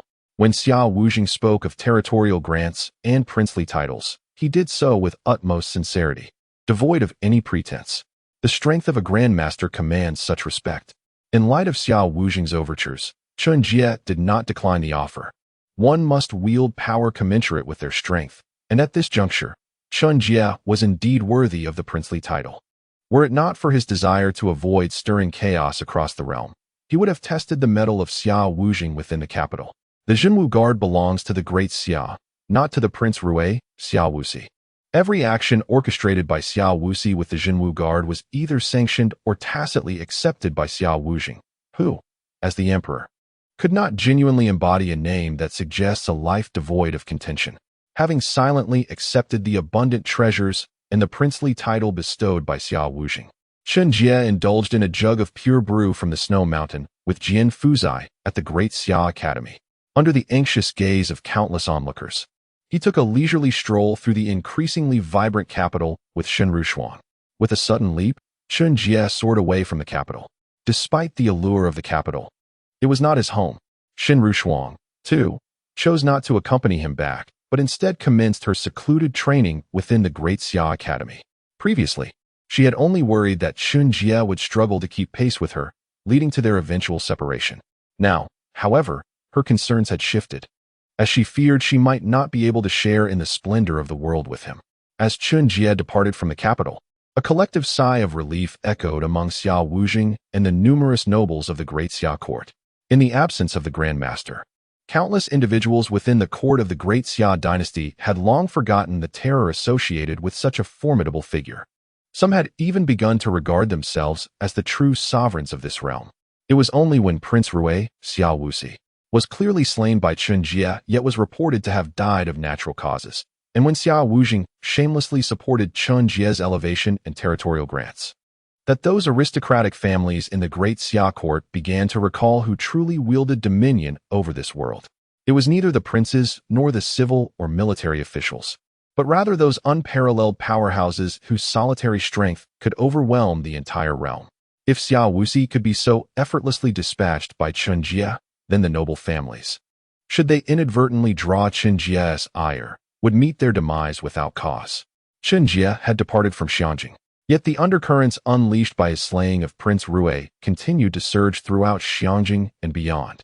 In the royal mausoleum of Xiangjing, before the cold jade sarcophagus where Xia Longzhang was in seclusion, both Xia Wuzheng and Xia Haoming, one of the two remaining masters of the Great Xia royal family, stood in silent vigil, awaiting Xia Longzhang's awakening.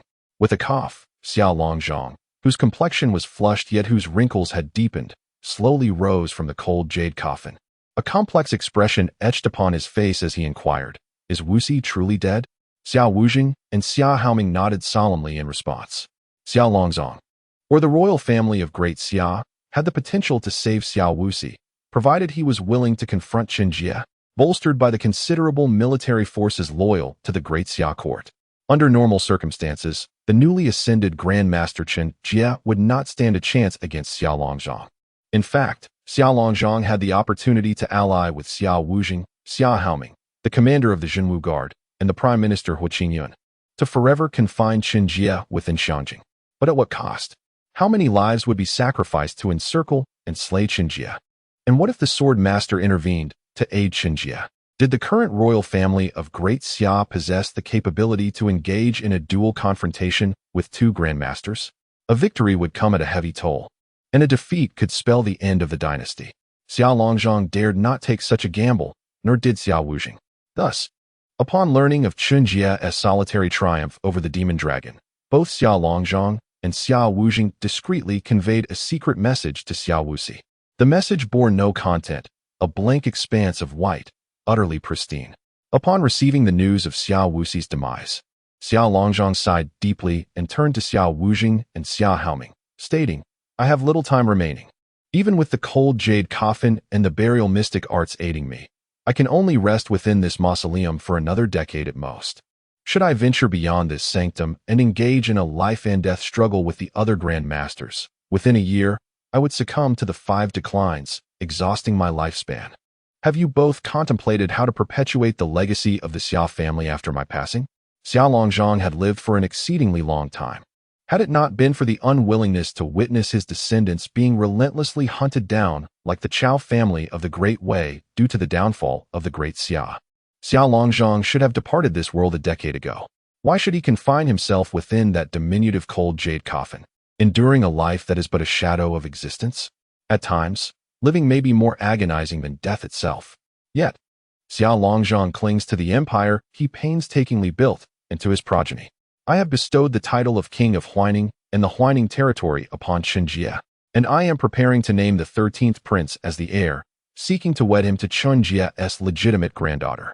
If all proceeds smoothly, Although the power of the great Xia royal family is far diminished from its former glory, it may still retain a status akin to that of the Dongli royal family, remaining the sovereign of the great Xia. Upon finishing his words, Xia Wujing responded solemnly, "However, entrusting the rise and fall of our great Xia, as well as the fate of the royal family, to others is ultimately an unstable foundation. Who can say that one day we shall not face the peril of upheaval and the extinction of our clan?" After the passing of the great master of the Dongli royal family, the governance of the nation fell under the control of the marital general of the Jin clan. Though the Dongli royal family is nominally sovereign, it is no different from a puppet. Yet, out of respect for familial ties and the remaining powerful masters of the Dongli royal family, they have refrained from outright usurpation and annihilation. Relying on the benevolence of others for one's safety is undoubtedly a foolish endeavor. To truly secure a foothold, the great Xia royal family must possess its own grand masters. Chapter 86. The last retreat of the great Xia royal family. As soon as Xia Wujing's words fell, the esteemed Grand Master Xia Haoming of the great Xia royal family lowered his head, his countenance tinged with shame. "I apologize, ancestor. I have always been unable to grasp the key to merging with the heavens and the earth. I fear that in this lifetime, I shall never attain the status of a Grand Master and uphold the legacy of our great Xia." Xia Haoming, the great-grandson of Xia Longzhong, had once been hailed as the most exceptional genius of the great Xia royal family. At the tender age of 38, he successfully breached the celestial bridge and ascended to the rank of master. Xia Longzhong harbored high hopes for him, dedicating the treasures of the great Xia to aid his cultivation, aspiring for Xia Haoming to become the second Grand Master after him, to uphold the realm of great Xia. Alas, the path to becoming a Grand Master was far from simple. With only a few decades of life remaining, Xia Haoming's dream of breaking through to Grand Master had become a distant aspiration. It is not your fault. The road to Grand Master is inherently arduous, akin to climbing to the heavens. Our royal family has been fortunate to have produced several masters. We cannot dare to covet more. Xia Longzhong spoke gently, offering solace. Aside from the great sects of the Holy Lands and the legendary Qin Immortal Dynasty, which once dominated the entire celestial realm and still occupies the central divine continent, very few royal dynasties have endured for over 3 centuries. Even the great Xia, which has stood for so long, would not be considered short-lived should it face demise. How could a singular family's talent compare to the multitude of prodigies drawn from all corners by the venerable sects? The throne is hereditary, while the leadership of the Holy Lands is not bound by such ties. Despite Xia Longzhong's comforting words, Xia Haoming felt increasingly ashamed. Only Xia Wujing remained expressionless, seemingly indifferent to Xia Haoming's inability to advance to Grand Master or the uncertain fate of the great Xia dynasty. Even though he was the emperor of the great Xia, he bore no visible concern. Observing Xia Wujing's impassive demeanor, Xia Longzhong fell silent for a moment before sighing again. "Wujing, do you still resent me for arranging your marriage to Fu Huiling? Do you blame me for sending someone to take her life?" Over a century ago, Xia Haoming had indeed been the most outstanding talent of the great Xia royal family, achieving Grand Master status at 38. Yet, unbeknownst to many, it was Xia Wujing who was the true paragon of excellence within the great Xia royal family. Xia Haoming broke through to master at 38, while Xia Wujing achieved the same at 32. That year, the woman he cherished most was tragically slain before his eyes by an order from his own forebear. As Xia Longzhong spoke, Xia Haoming's expression shifted, for Xia Wujing's past had long become a taboo within the great Xia royal family, rarely mentioned in ages. "I do not blame you. As a prince of the great Xia, this fate is indeed the destiny of the royal lineage. Moreover, if I do not wed Huiling, how could I ever ascend to the throne and become the emperor of the great Xia, ruling over countless lives?" Xia Wujing replied with a serene demeanor. Decades have passed, and the woman he once cherished most has transformed into a scar deep within his heart. Beneath that scar, perhaps blood still drips, yet to the outside world, it appears indistinguishable from normal flesh. Even to this day, in order to preserve the lineage of the great Xia royal family, he must orchestrate a marriage between his most favored son and a woman shrouded in mystery. As a prince of great Xia, one must bear the weight of their privileges above the masses. However, upon hearing that I intend to seek the hand of Chen Jie's granddaughter for him, young San will likely leap for joy. Not everyone opposes arranged marriages, particularly when the bride's dowry consists of an entire vast empire. Even if she were but a sow, there would be countless who would genuinely cherish her for a lifetime. Yet, Wu Jing, do you truly desire the imperial throne? Xiao Longzhong inquired, gazing at the composed Xiao Wu Jing, then shook his head, choosing not to dwell on the matter further. Silently, he retrieved a token from the coffin and placed it into Xiao Wu Jing's hands. This is the token of the supreme elder of the Weisher sect. 2 centuries ago, I saved the life of a young monk from the Weisher sect. He later ascended to become a grandmaster and the supreme elder of the sect. If the great Xia cannot be preserved, take this token to the Weisher sect, establish it as the state religion, and request the supreme elder to personally crown you. This way, at the very least, the great Xia royal family may continue to thrive. The Weisher sect, a formidable religious faction bordering the western territories of Great Xia, governs numerous nations and lands. Within the sect, there are 4 grandmasters recognized as supreme elders, and it is said that the legendary celestial beings suppress the sect. Among all the forces bordering Great Xia, it stands as the most powerful. To establish the Weisher sect as the state religion and to beseech its supreme elder to crown the emperor of Xia would undoubtedly result in the complete incorporation of Great Xia into the Weisher sect. Within the jurisdiction of the sect, it reigns supreme, and the so-called princes and royal descendants within its domain pale in comparison to any true disciple of the sect. However, the governance of the sect is relatively loose, imposing minimal constraints on the powers within its realm. And there is little need to worry about the repercussions of purging the previous dynasty. Overall, it serves as a viable escape route. This is the last card Xiao Longzhong can leave behind for the great Xia royal family. Xiao Wujing silently accepted the token, bowed deeply to Xiao Longzhong, and then, alongside Xiao Haoming, slowly departed the mausoleum. However, as Xiao Longzhong lay quietly within the cold jade coffin, he suddenly pondered the course of fate. Had he not considered an alliance with Fu Lonyuan upon learning of Fu Huiling's affection for Xiao Wujing?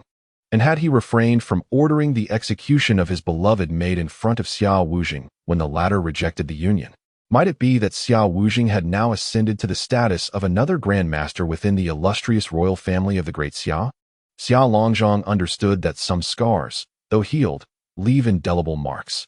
Within Xiao Wujing's heart lies an insurmountable barrier, one he may never transcend.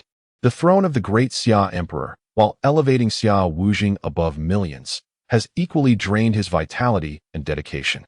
10 days later, within the city of Zhao and Huaining, Wang Jinzong quietly led the exuberant 13th prince, armed with an extensive list of gifts, to the gates of the Qin family.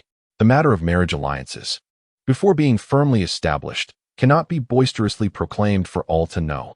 Yet, while Xiao Wujing contemplated how to win over Chen Jie, numerous soldiers adorned with white headbands suddenly emerged from the southern barbarian lands beyond the Jian Nandao, swiftly conquering the entire region. The leader of the divine sect, Emperor Yan, sought once more to establish a terrestrial divine nation and elevate the teachings to the heavens. Chapter 87. The Great Hand Seal of the Void Marriage? To wed Chenlingu? Upon Wang Jinzong's subtle suggestion that Xiao Wujing intended for the 13th prince, Xia Qingwu, to marry Chenlinger, or perhaps another granddaughter of Chen Jie, Chen Jie glanced at the handsome and talented Xia Qingwu, who possessed a charming demeanor, and gently shook his head. Xia Qingwu's gifts and lineage were without flaw. If he were a worthless scoundrel with a vile temperament, Xiao Wujing would never have dared to propose such a union. That would not be a marriage, but rather an enmity. However, Chen Jie had no desire to impose any marriage upon his descendants. A forced union may quench thirst, but seldom yield sweetness.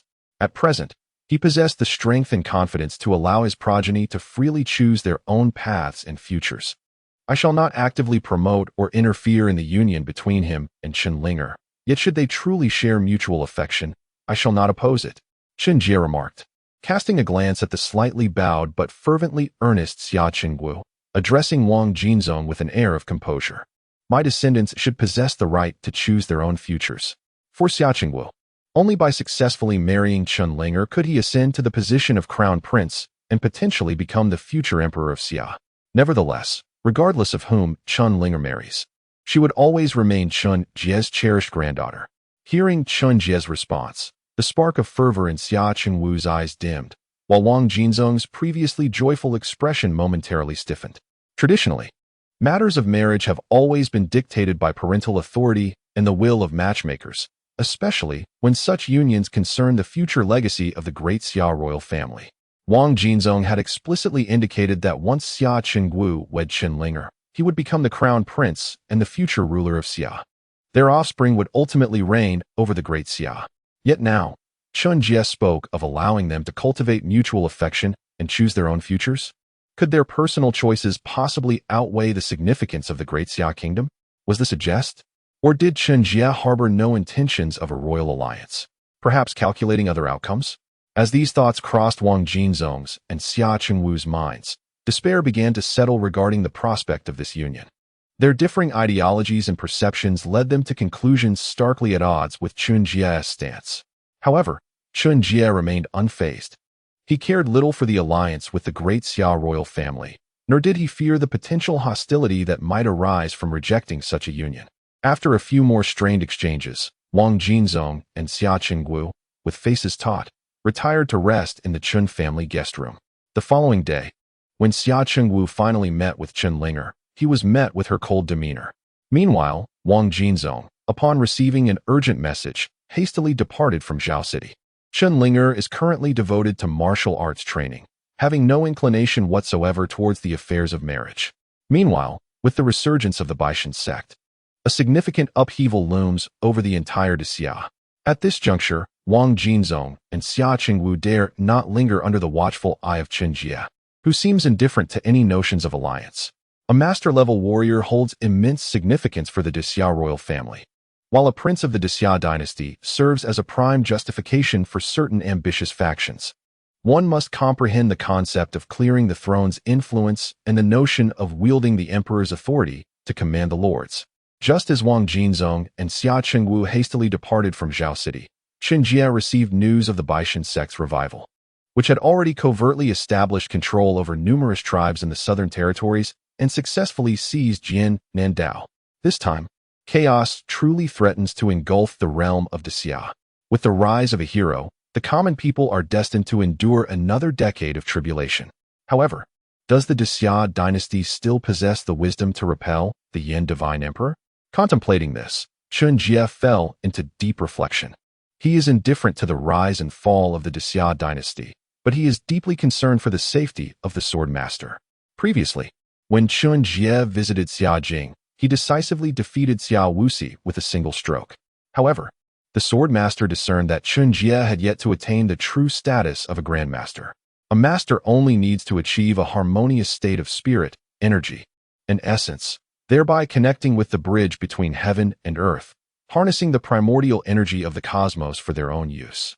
In contrast, a grandmaster merges their spirit with the cosmos, achieving a profound resonance with the primordial energies. That unique mastery of the universe's energies is something Chen Jie, despite his formidable mental will and transcendent state, cannot yet fully emulate.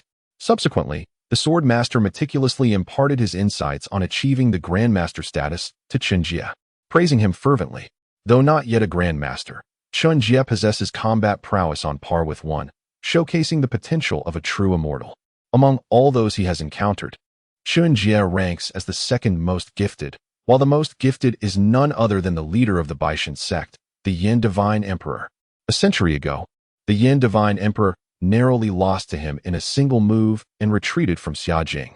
That year, the sword master was 141 years old, having attained grandmaster status nearly a century prior, while the Yin Divine Emperor was merely 36, just having achieved the same status.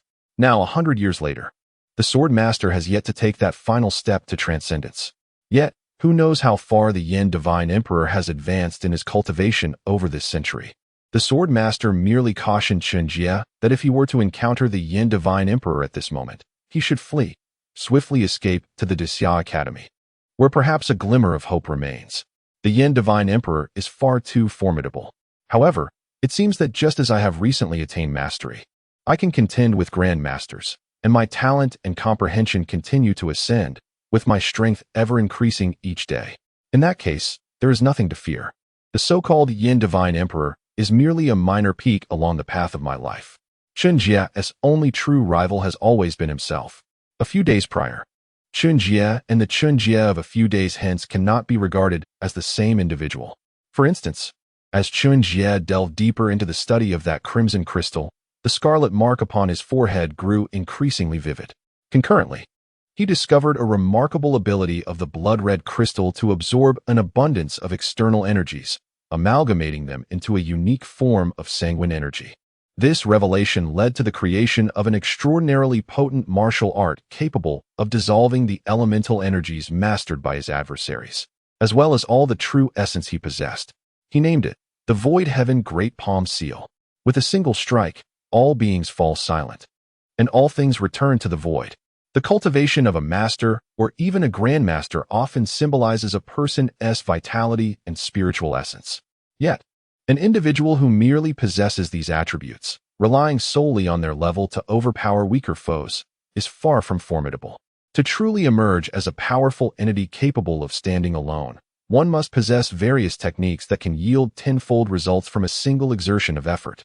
The Void Heaven Great Palm Seal, birthed from Chen Jie's mastery upon achieving the status of a master, represents the first truly formidable secret technique under his control.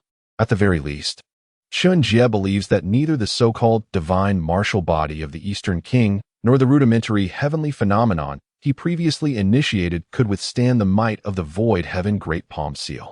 However, as the power of this technique astonishes him, Chen Jie grows increasingly curious about the origins of the blood-red crystal in his possession. This crystal is undeniably a marvel that transcends even the capabilities of celestial beings and earthly deities. They are unworthy. Chapter 88. The Bed of the Qian Family. What formidable power must the original owner of this blood-red crystal have possessed when it was truly alive?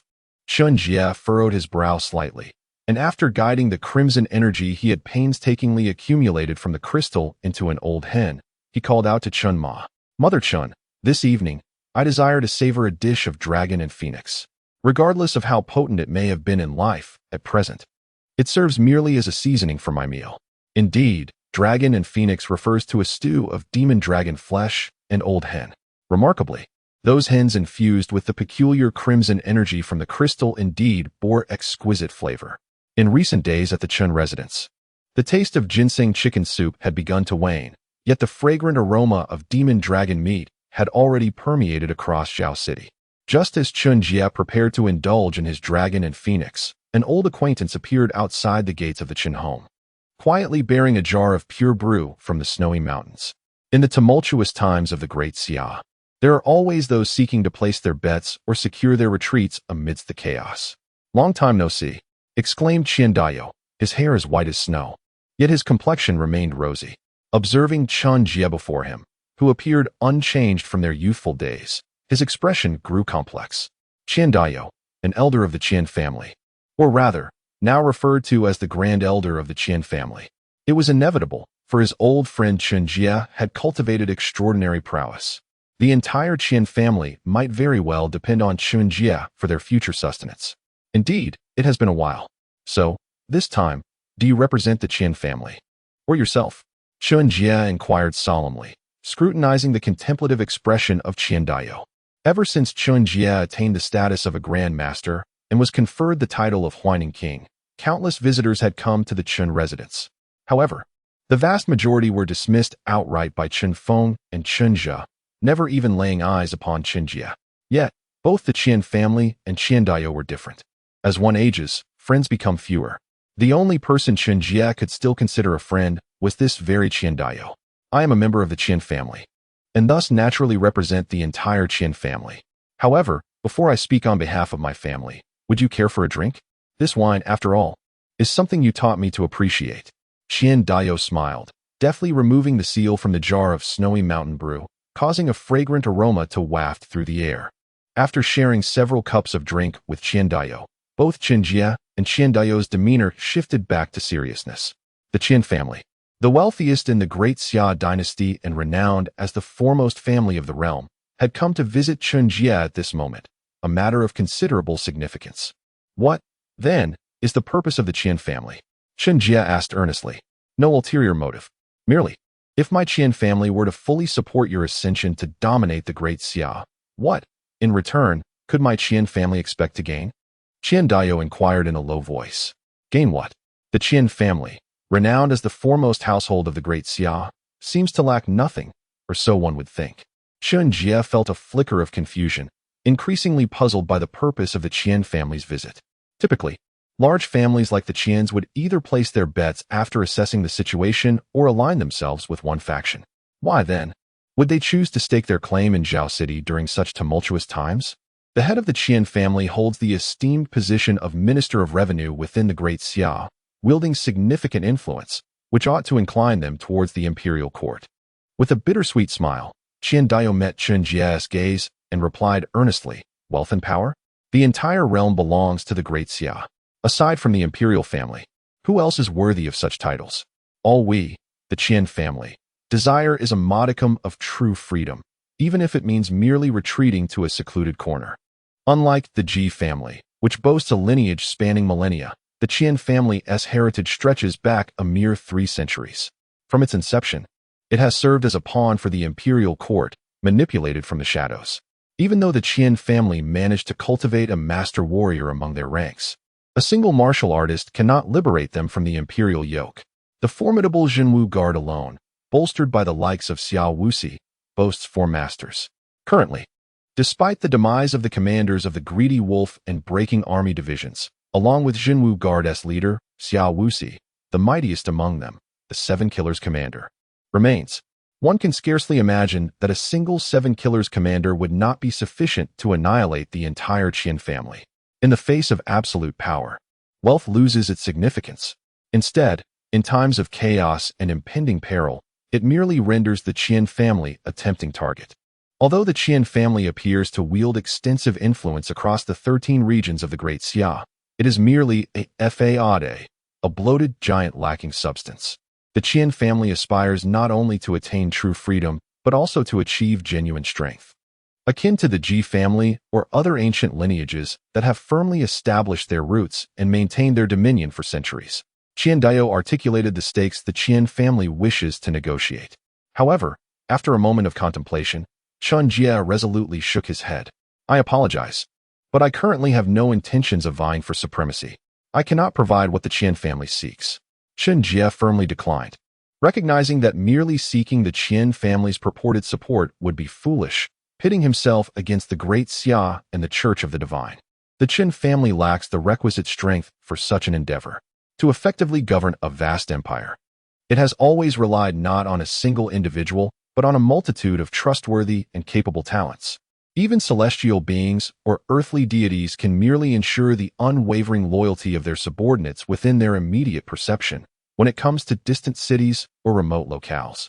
An emperor's words may not hold more weight than those of local aristocrats or city lords. The Chen family's current strength remains woefully insufficient. Even after vanquishing the demon dragon and shedding its myriad scales, the 100,000 dragon scale army is swiftly taking shape under the command and training of Chenong. Chenong, the 3rd son of Chen Jie, possesses only mediocre martial prowess, yet he harbors some commendable insights regarding military formations. Previously, due to the Chen family's limited power, Chenong merely served as a centurion under the command of the prefect of Zhao City. However, now that Chen Jie has ascended to the title of King of Huaining, overseeing the entirety of the Huaining territory, Chenong has risen to the rank of Grand General of Huaining, commanding all military forces within the region. It would be utterly unreasonable for the King of Huaining to have no military forces at his disposal.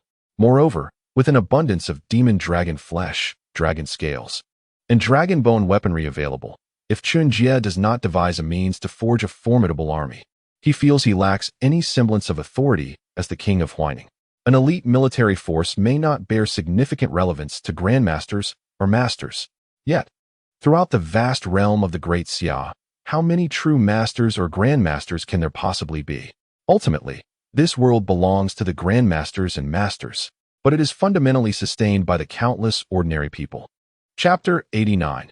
A call to sacrifice. Chen Jie harbored no objections to the notion of the populace of the Great Xia altering their way of life entirely. However, he believed that such a transformation should not occur at this juncture. He declined the overtures of Qian Dao, who professed the Qian family's unwavering support, and after silently escorting Qian Dao beyond the gates of the Chen family estate, He watched the receding figure with a profound sigh. He understood that, from this day forth, he might have lost yet another old friend. Chen Jie had not spoken the truth. It was apparent that the Qian family's desire for genuine freedom, to extricate themselves from the clutches of the great Xia imperial family, bore some semblance of authenticity. Yet, their purported commitment to bolster Chen Jie in his quest for supremacy was merely a guise, perhaps even a mere test of waters. The ancestral figure of the great Xia imperial family had yet to meet his end, and the true strength of the god-worship sect's leader, Yin Shenhuang, remained shrouded in mystery. Even the enigmatic Fu Longyuan, who had not stepped out of Longyuan City for over a century, alongside the esteemed sword master from the Great Xiao Academy, concealed their true allegiances. How could the Qian family, amidst such tumultuous uncertainty, dare to gamble their very existence on the support of a newly emerged grandmaster like Chen Jie? If all the noble families within the Great Xia were as foolishly reckless as the Qian family, countless clans would have perished long ago. As Qian Dao released the hawk, a sense of relief washed over Xiao Wujing in the capital, though his brow furrowed as he perused the myriad pleas for assistance from officials of the Great Xia. Within mere days, the entirety of Jiannan Dao had succumbed to the god-worship sect, and of the remaining 12 regions within the Great Xia, 6 had ignited into open conflict. The 13 regions of the Great Xia were engulfed in chaos, the flames of war rising ominously. Yet, Xiao Wujing was acutely aware that the fires of discord within the 13 regions were merely a prelude to the impending upheaval. The true peril threatening the very foundation of the Great Xia did not lie in these skirmishes, but rather in the presence of several grandmasters capable of stabilizing a nation single-handedly. Master, will you choose to protect the realm of the Great Xia once more? Xiao Wujing murmured to himself. After a moment of contemplation, he inscribed the name of the sword master upon the blank parchment before him. The ink had barely dried on the names of Yin Shenhuang, Chen Jie, Fu Longyuan, and Xiao Longzhang when he inscribed the sword master's name, prompting him to set down his brush, adjust his garments, and rise to approach the imperial mausoleum in the capital. There, before the recently awakened ancestral figure of the Xiao royal family, Xiao Longzhang, he knelt and solemnly declared, "Unfilial descendant Xiao Wujing beseeches the ancestor to sacrifice himself for the sake of the Great Xia." Once the leader of the god-worship sect, Yin Shenhuang, was eliminated, the fractious Jiannan Dao and the turmoil in the remaining 6 regions could be effortlessly quelled. The Great Xia would be assured a prolonged period of peace and stability. However, to slay a grandmaster, one must possess another grandmaster willing to embrace the path of sacrifice. Especially, what Xiao Wujing sought to eliminate was the unparalleled genius, the creator of the 18 Hells divine arts, the extraordinary prodigy who became a grandmaster at the age of 36, the Emperor Yin. Xiao Wujing began to plot how to assassinate Emperor Yin. Meanwhile, within Tiannan City, the Emperor Yin, adorned with the mask of Dong Huang Tai, stood silently in the once majestic residence of the southern town king, quietly gazing at the stark pear blossom before him. Beneath the pear tree, Chu Ping'an, whose expression shifted between joy and sorrow, with eyes that flickered between clarity and chaotic madness, knelt on the ground, silently burning paper money. Perhaps, allowing him to live his life as foolishly as before was not without its own form of happiness. Observing Chu Ping'an, who knelt beneath the pear tree, occasionally igniting his own fingers while burning the paper money, Emperor Yin remarked softly, "Fools are not necessarily devoid of joy, but those burdened with too much intelligence are destined to suffer throughout their lives." After the demise of the Dongwang, it became evident that he could never return to his former self. "I promised the Dongwang to take good care of him." The divine maiden of the worship of the gods, Si Wulei, held an ancient bronze mirror close to her chest, speaking with an air of detachment in chaotic times. "There is no room for a fool, nor can a deity afford to be a fool." As the last remaining legitimate son of the Dongwang, Chu Ping'an, despite his foolishness, held a significant position within the worship of the gods. Strangely, Si Wulei's severed left arm had inexplicably regenerated. Upon closer inspection, one could discern subtle differences in skin tone between her newly attached left arm and her originally possessed right hand. The bone-grinding hell transformation from the 18 Hells divine arts allows one to graft limbs from others, thus reconstructing a complete body. The left hand Si Wulei now possessed was meticulously selected from countless women who willingly offered their arms for the sake of the divine maiden. A fool. Yet, what difference remains between him and a fool now? Neither the mirror prison secret technique nor the worship ceremony can fundamentally reshape a person's soul. They only serve to further entangle the spirit. Emperor Yin observed Chu Pingyan, who had again singed his fingers while burning paper, and gently shook his head. If the mirror prison secret technique and the worship ceremony could cure Chu Pingyan's folly, why would the Dong Wang risk his life seeking the divine grass? At least, in this manner, he still had a few hours each day that could be considered truly alive. Master, did you not teach me that to hear the Tao at dawn is sufficient, even if one were to die by dusk? Pingyan was indeed quite willing to live in such a manner. After Si Wulei finished speaking, unbeknownst to him, tears had already stained Chu Pingyan's face. When you can no longer possess, the only thing left is to ensure you do not forget. The Emperor Yin gazed at Chu Pingyan, whose face was streaked with tears, and remained silent. He quietly extended his arm to receive a secret missive delivered by a swift eagle. Then, with an air of calm detachment, he remarked, "Perhaps now is the moment for everyone to truly live. Mortals require our salvation, and only the divine can bestow eternal light upon all. With the immortality of the divine, the teachings shall ascend to the heavens. 7 days hence, the gates of Jin Nan shall swing wide, unleashing countless fervent followers of the cult of the divine, their heads adorned with white cloth, as they advance unimpeded from Jin Nan, victorious in every battle, charging straight towards the capital of Xia. Simultaneously, near the famed Dragonfall Lake, where the Great Xia dynasty once vanquished the Great Wei dynasty, a formidable assembly of troops gathered at the Xia court. The combined forces of the 3 towns and the entire Longxiang Guard mobilized, intent on once again confronting the cult of the divine at Dragonfall Lake. As the Xia court amassed considerable military might to face the cult of the divine, Chen Jie received 2 secret missives. One was from Emperor Xia Wuzheng, who expressed a willingness to cede the territory of Dongshan Dao, beseeching Chen Jie to emerge from seclusion. He implored Chen to rally at Dragonfall Lake, alongside the sword master and the venerable ancestor of the Xia, Long Zhang, to encircle and annihilate Emperor Yin and obliterate the cult of the divine. The other missive was from the sword master himself. Its message was succinct: "Do not come." Chapter 90. The chaotic battle in the face of the formidable Yin Shenhuang. The combined efforts of Chen Jie and Xia Longzhang sufficed. Chen Jie had yet to transcend to the realm of a grand master, yet he possessed immense potential.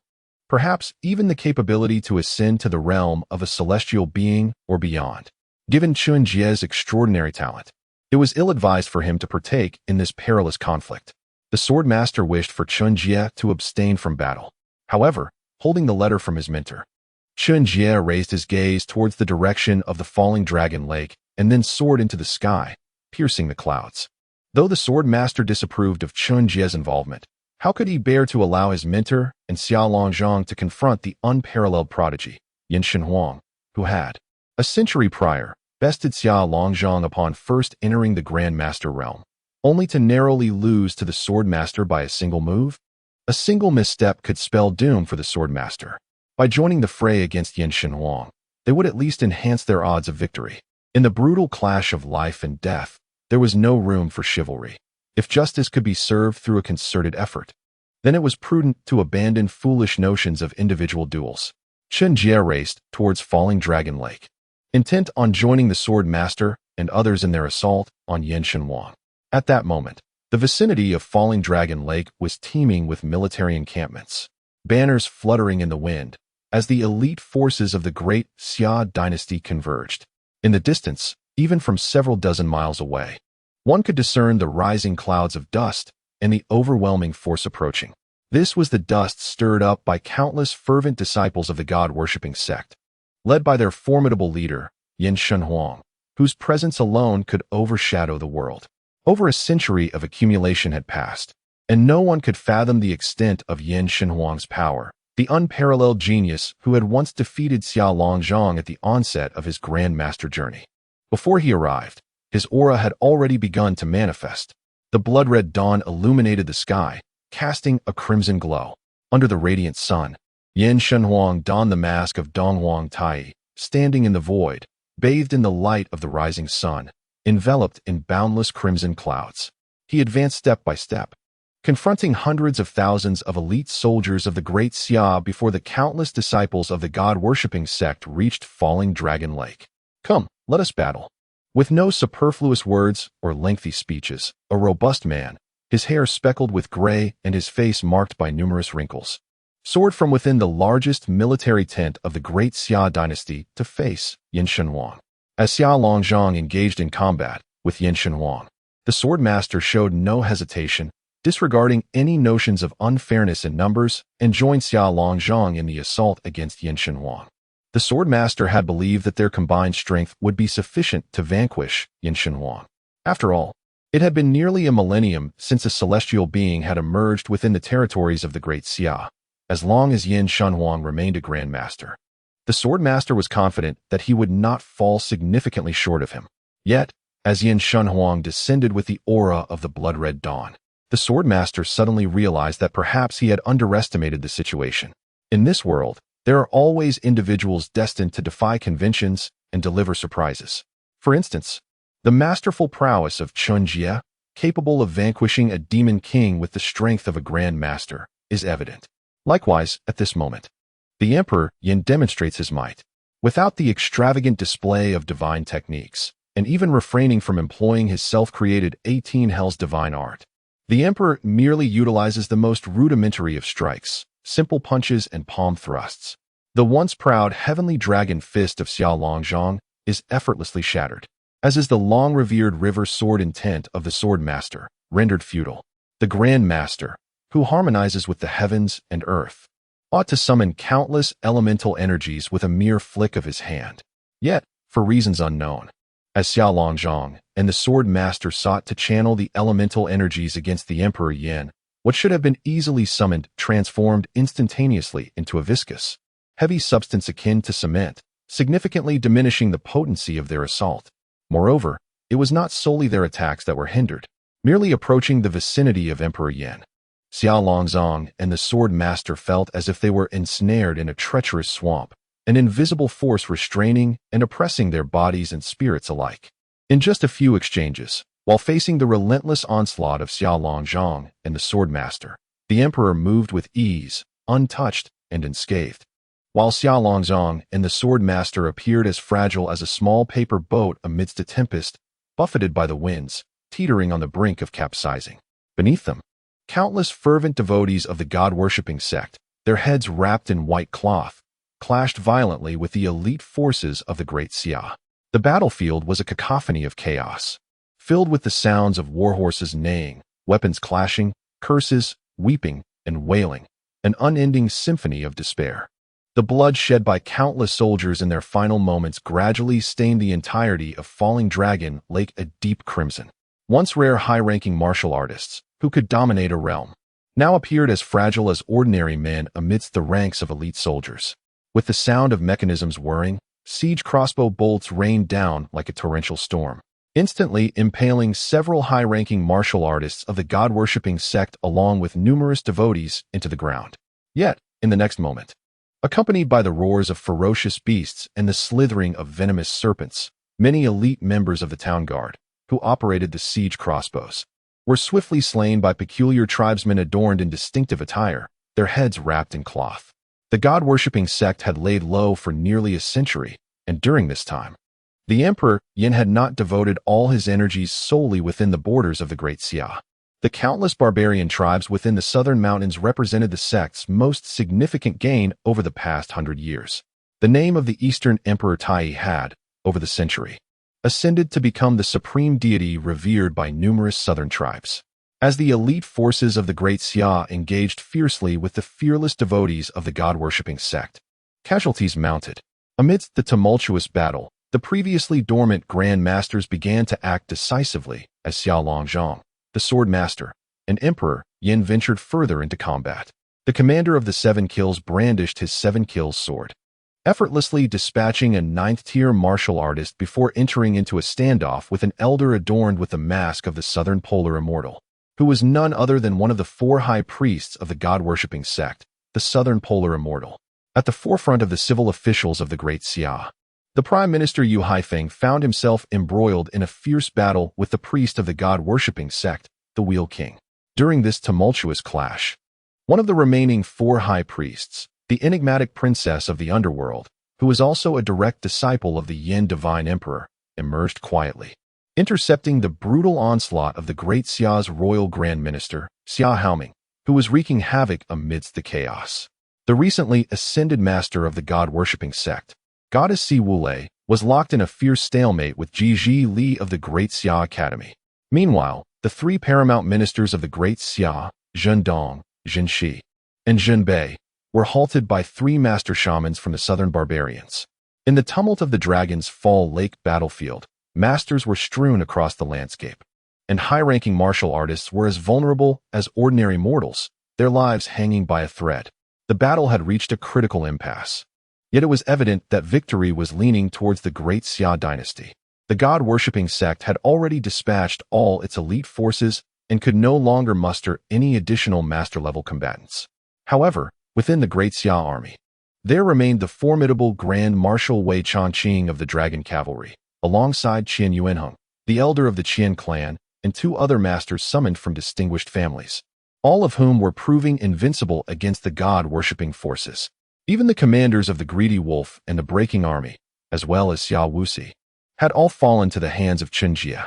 The master-level combatants that the Great Xia dynasty could mobilize still vastly outnumbered those of the god-worshipping sect. Regrettably, the true determinant of this battle had never been these masters. In the skies above, witnessing the futility of their encirclement and recognizing their own increasing peril, Xiao Longzhong and the sword master exchanged a glance before hastily retreating, standing amidst the void. They turned to the Yin Divine Emperor with a bitter inquiry. The realm of celestials? On that fateful day, it was you who ignited the celestial phenomena, achieving the status of a celestial? Chapter 91. All beings suffer, all people are foolish. Xiao Longzhong and the sword master wore grave expressions, yet soon shook their heads as the latter continued in a solemn tone. No, you have not yet attained the realm of the celestial being, otherwise, we would not still be alive at this moment. A Grand Master embodies the essence, energy, and spirit in perfect harmony, while a celestial being transcends the heavens and transforms the earth into humanity.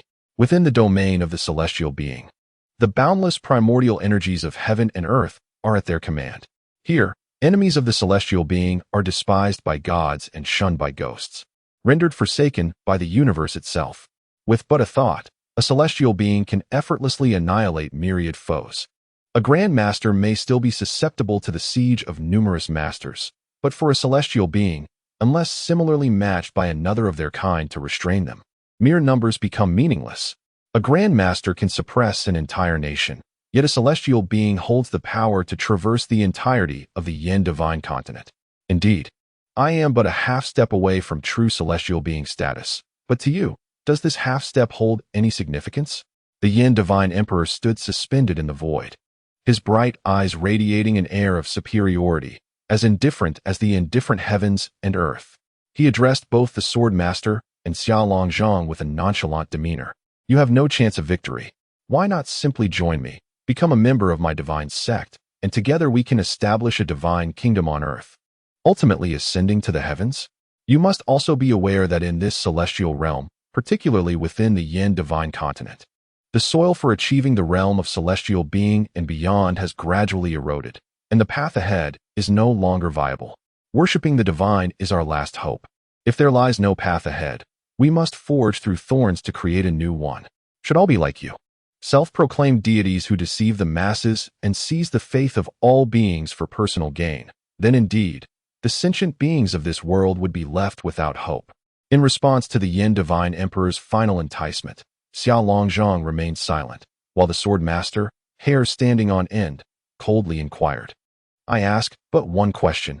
Even if you were to unify the 13 paths of the Great Xia, and even the entire Yin Divine Continent, with the masses bowing in worship, how many deities would your worship cult ultimately be able to offer for them to venerate? The faith of all beings is finite. Even if a path to worship exists, how many true deities, worthy of receiving the faith of the masses and capable of guiding them forth, can there truly be?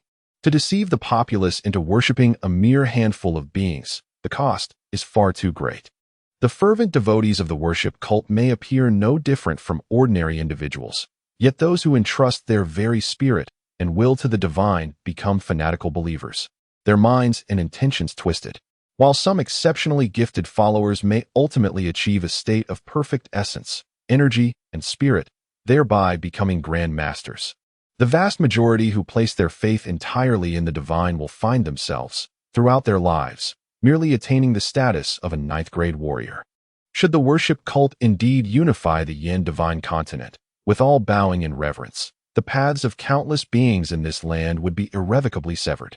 Perhaps I stand alone in my belief, yet if I ultimately transcend, my followers shall surely rise alongside me. The multitude supports me now, and once I achieve liberation, I shall guide them as well. Is this not a noble pursuit?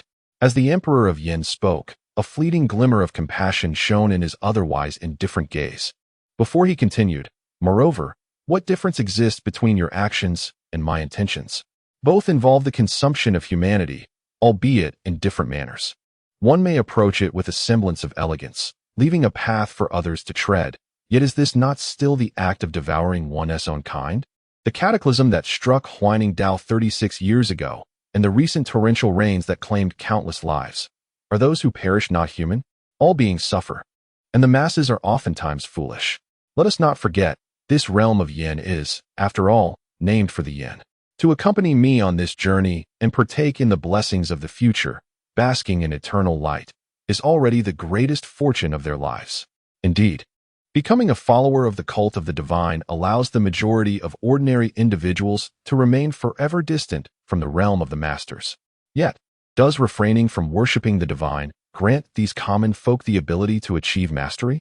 For countless individuals who lack even the most fundamental security of clothing, food, shelter, and safety of life and property, the act of worship or lack thereof holds little significance. What truly matters is who can provide them with an extra garment or an additional measure of grain.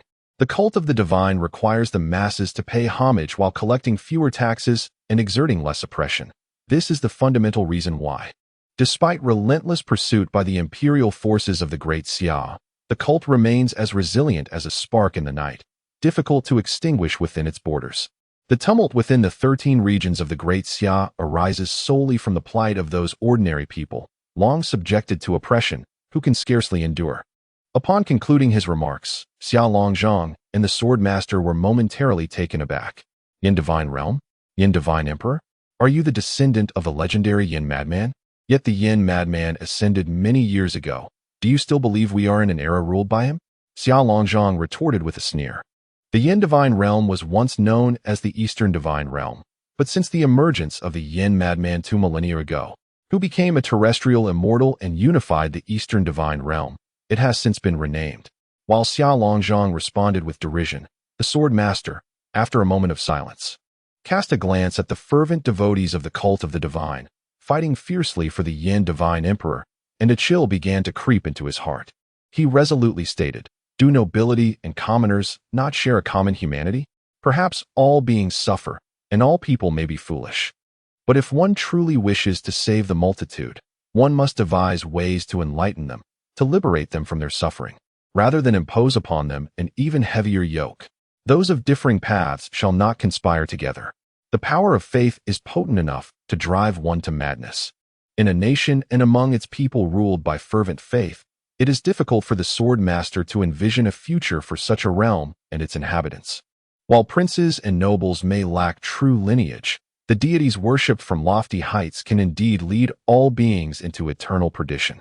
As the Sword Master's words fell, without a hint of hesitation, he formed his fingers into a sword and launched another assault against the Emperor of the Yin.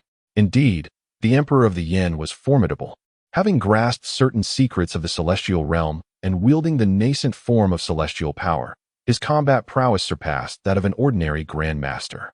However, the Sword Master had come to the Falling Dragon Lake to fight to the death for the countless subjects of the Great Xia.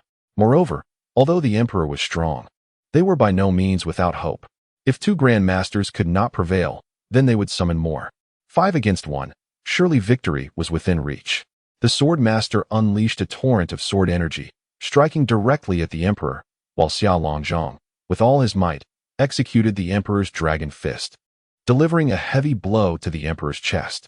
Seeing that persuasion had failed, The emperor's eyes flickered with cold light. After effortlessly evading the attacks of both the sword master and Xia Longzhong, he prepared to deliver a fatal blow. Yet, at that moment, a razor-sharp blade of light, a colossal handprint that obscured the sky, and a finger strike emanating boundless Buddhist radiance surged forth, targeting the critical vulnerabilities of the emperor. Fu Longyuan of Longyuan City, Chen Jie of Huaining Dao, Mingyu of the Only Knowledge sect, and the leader of the worship of deities, ascended to the heavens. The emperor of the Yin was exceedingly powerful, and such a formidable adversary was better off dead. Chapter 92. Another path confronted by the unparalleled prodigy, the Yin Divine Emperor. And amidst the battle that determined the fate of the Great Xia, the court of the Great Xia spared no effort, employing every conceivable strategy. For the safety of the sword master, Chen Jie accepted the invitation, while Fu Longyuan of Longyuan City, considering the well-being of his daughter and grandson, and the substantial resources offered by the Great Xia court, found no justification to refuse. 5 Grand Masters emerged simultaneously, joining forces to besiege the Yin Divine Emperor. In an instant, the Sword Master's River Sword Qi, Xia Longzhong's Imperial Dragon Fist, Chen Jie's Void Hand Seal, Fu Longyuan's Abyssal Blade, along with Master Mingyu's Formless Catastrophe Finger, were all poised before the Yin Divine Emperor. With the combined might of the 5 Grand Masters, and several others launching covert assaults, despite the Yin Divine Emperor's comprehension of the celestial domain, he had yet to attain true divinity. Under the relentless assault of the 5 Grand Masters, his embryonic celestial domain might not suffice to withstand their onslaught entirely. Yet, just as the attacks from Chen Jie and his companions were about to strike, the Yin Divine Emperor merely smiled indifferently. A flash of divine light shone in his eyes, and the world around him began to slow, as perceived through his gaze. The Yin Divine Emperor's most formidable trump card was not the embryonic celestial domain he had mastered, but rather the alternative path he had embarked upon.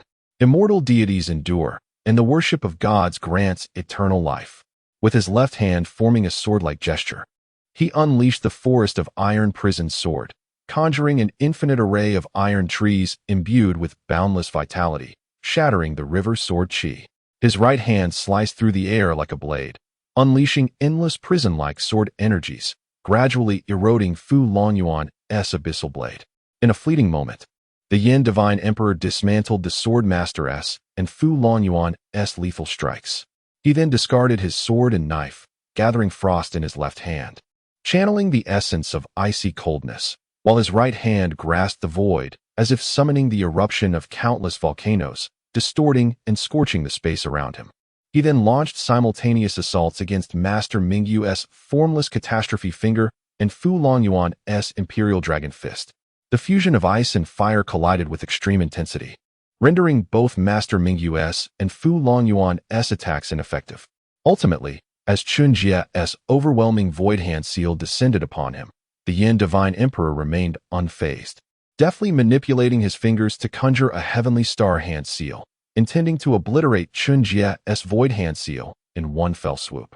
A mere recently ascended Grand Master like Chen Jie had never truly been regarded by the Yin Divine Emperor. The Yin Divine Emperor aimed to vanquish all adversaries using their own most proficient techniques against them. He was the leader of the worship of God sect, a descendant of the earthly immortal Yin Kuang Tu, invincible and destined to transcend this realm. However, just as the Yin Divine Emperor believed victory was assured, his expression abruptly shifted at the moment of collision between the Heavenly Star Hand Seal and the Void Hand Seal, revealing an unexpected change.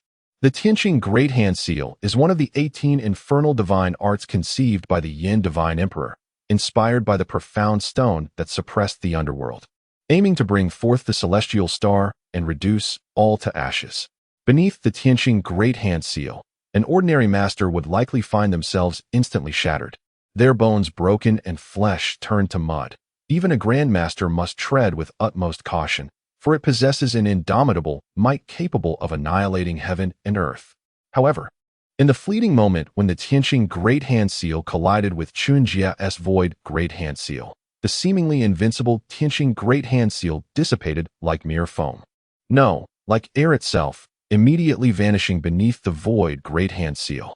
Subsequently, a bizarre yet formidable force, having dissolved the Tianqing Great Hand Seal, bore down directly upon the celestial spirit of the Yin Divine Emperor. The Void Great Hand Seal, a technique that Chen Jie derived from his observations of the enigmatic blood-colored crystal, is a fearsome strike capable of dissolving all things. Beneath its palm, all becomes ephemeral, and all beings fall into silence. The Tianqing Great Hand Seal, or rather the vast majority of martial artists' defenses and attacks, powered by the essence of heaven and earth, became largely ineffective against the Void Great Hand Seal, descending from the heavens. The Void Great Hand Seal struck with such swiftness that the unprepared Yin Divine Emperor was reduced to pulverized remnants, while simultaneously, the immense shockwave generated by his earlier assault that had overcome 4 grandmasters erupted violently, scattering in all directions. In this extreme convergence of power, unparalleled in its might, even the clouds above were instantaneously dispersed. On the ground, countless ordinary soldiers engaged in fierce battle fell like wheat before the wind. Banners fell, and armored soldiers prostrated themselves. Those high-ranking martial artists and masters who managed to remain upright before this overwhelming force instinctively squinted their eyes and gazed upward with grave concern. The battlefield of the Grandmasters is the true determinant of victory in this war, and has the Yin Divine Emperor, a descendant of the Yin Madman and the unparalleled genius who created the 18 infernal divine arts, truly met his end? At this moment, the South Pole Immortal's gaze shifted, retaining a portion of his strength for a potential retreat, while the Wheel King chuckled coldly, launching an even more ferocious assault against the Grand Chancellor Yu Haifeng of the Great Xia. He could not fathom that the Yin Divine Emperor would so easily perish at the hands of a mere newly ascended Grandmaster. As the chaos subsided under the immense shockwave, countless soldiers of the Great Xia and adherents of the god-worshipping sect stumbled to their feet, gazing vacantly at the sky. Had the enemy's Grandmaster fallen? Had we won this battle? Impossible. How could a deity perish? Absolutely inconceivable.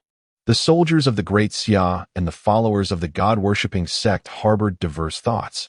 Yet in the next moment, as the figure of the Yin Divine Emperor re-emerged in the void, a chorus of battle cries erupted once more from the elite soldiers of the Great Xia and the devotees of the sect. This war is far from over. Such a bizarre and formidable attack. This does not resemble the methods of a martial artist, does it? Have you also ventured down an alternate path? No. This is not a path. At most, it can only be considered a fleeting scene along the journey. The Emperor Yin, having skillfully employed the art of mirror technique to evade the formidable imprint of the void sky, disregarded the grave expressions of Xia Longzhong and Fu Longyuan. Fixating his gaze intently on Chen Jie, a flicker of disappointment silently passing through his eyes. Just moments ago, he had believed that Chen Jie, akin to himself, had discovered and embarked upon an alternative path. However, upon meticulously examining the aura emanating from Chen Jie and reflecting on the assault pattern of the Void Sky imprint, Emperor Yin found himself disillusioned. Though the Void Sky imprint was conceived by Chen Jie through his insights into the absorption and dissolution of the external world's elemental energies by the Crimson Crystal, culminating in a unique and potent crimson energy, the essence of this formidable technique remained rooted in Chen Jie's own energy and the elemental forces of the universe. Thus, could the enigmatic crimson energy within the crystal truly signify a divergent path? Yet, what did Emperor Yin mean when he previously declared that there was no road ahead? Had the Grandmaster now become the ultimate destination for countless martial artists in their quest for cultivation? Chen Jie's gaze darkened, lost in contemplation. Before he replied to Emperor Yin with an impassive expression, the small scenery along the road, perhaps. However, one must exercise caution. At times, an excessive attachment to the vistas by the roadside can prove fatal. Whether the path ahead is severed or not is a matter for the future.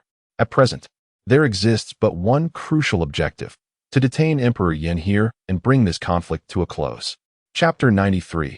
1 against 5. Come at me if you can, Chen Jie declared, and the Yin Divine Emperor responded with an imposing air. Beneath the mask of Dongwang Tai, his previously calm eyes now revealed a hint of seriousness for the first time. In an astonishing display of prowess, he unleashed 5 transformations, simultaneously launching an assault against Chen Jie and his companions. The Yin Divine Emperor was earnest.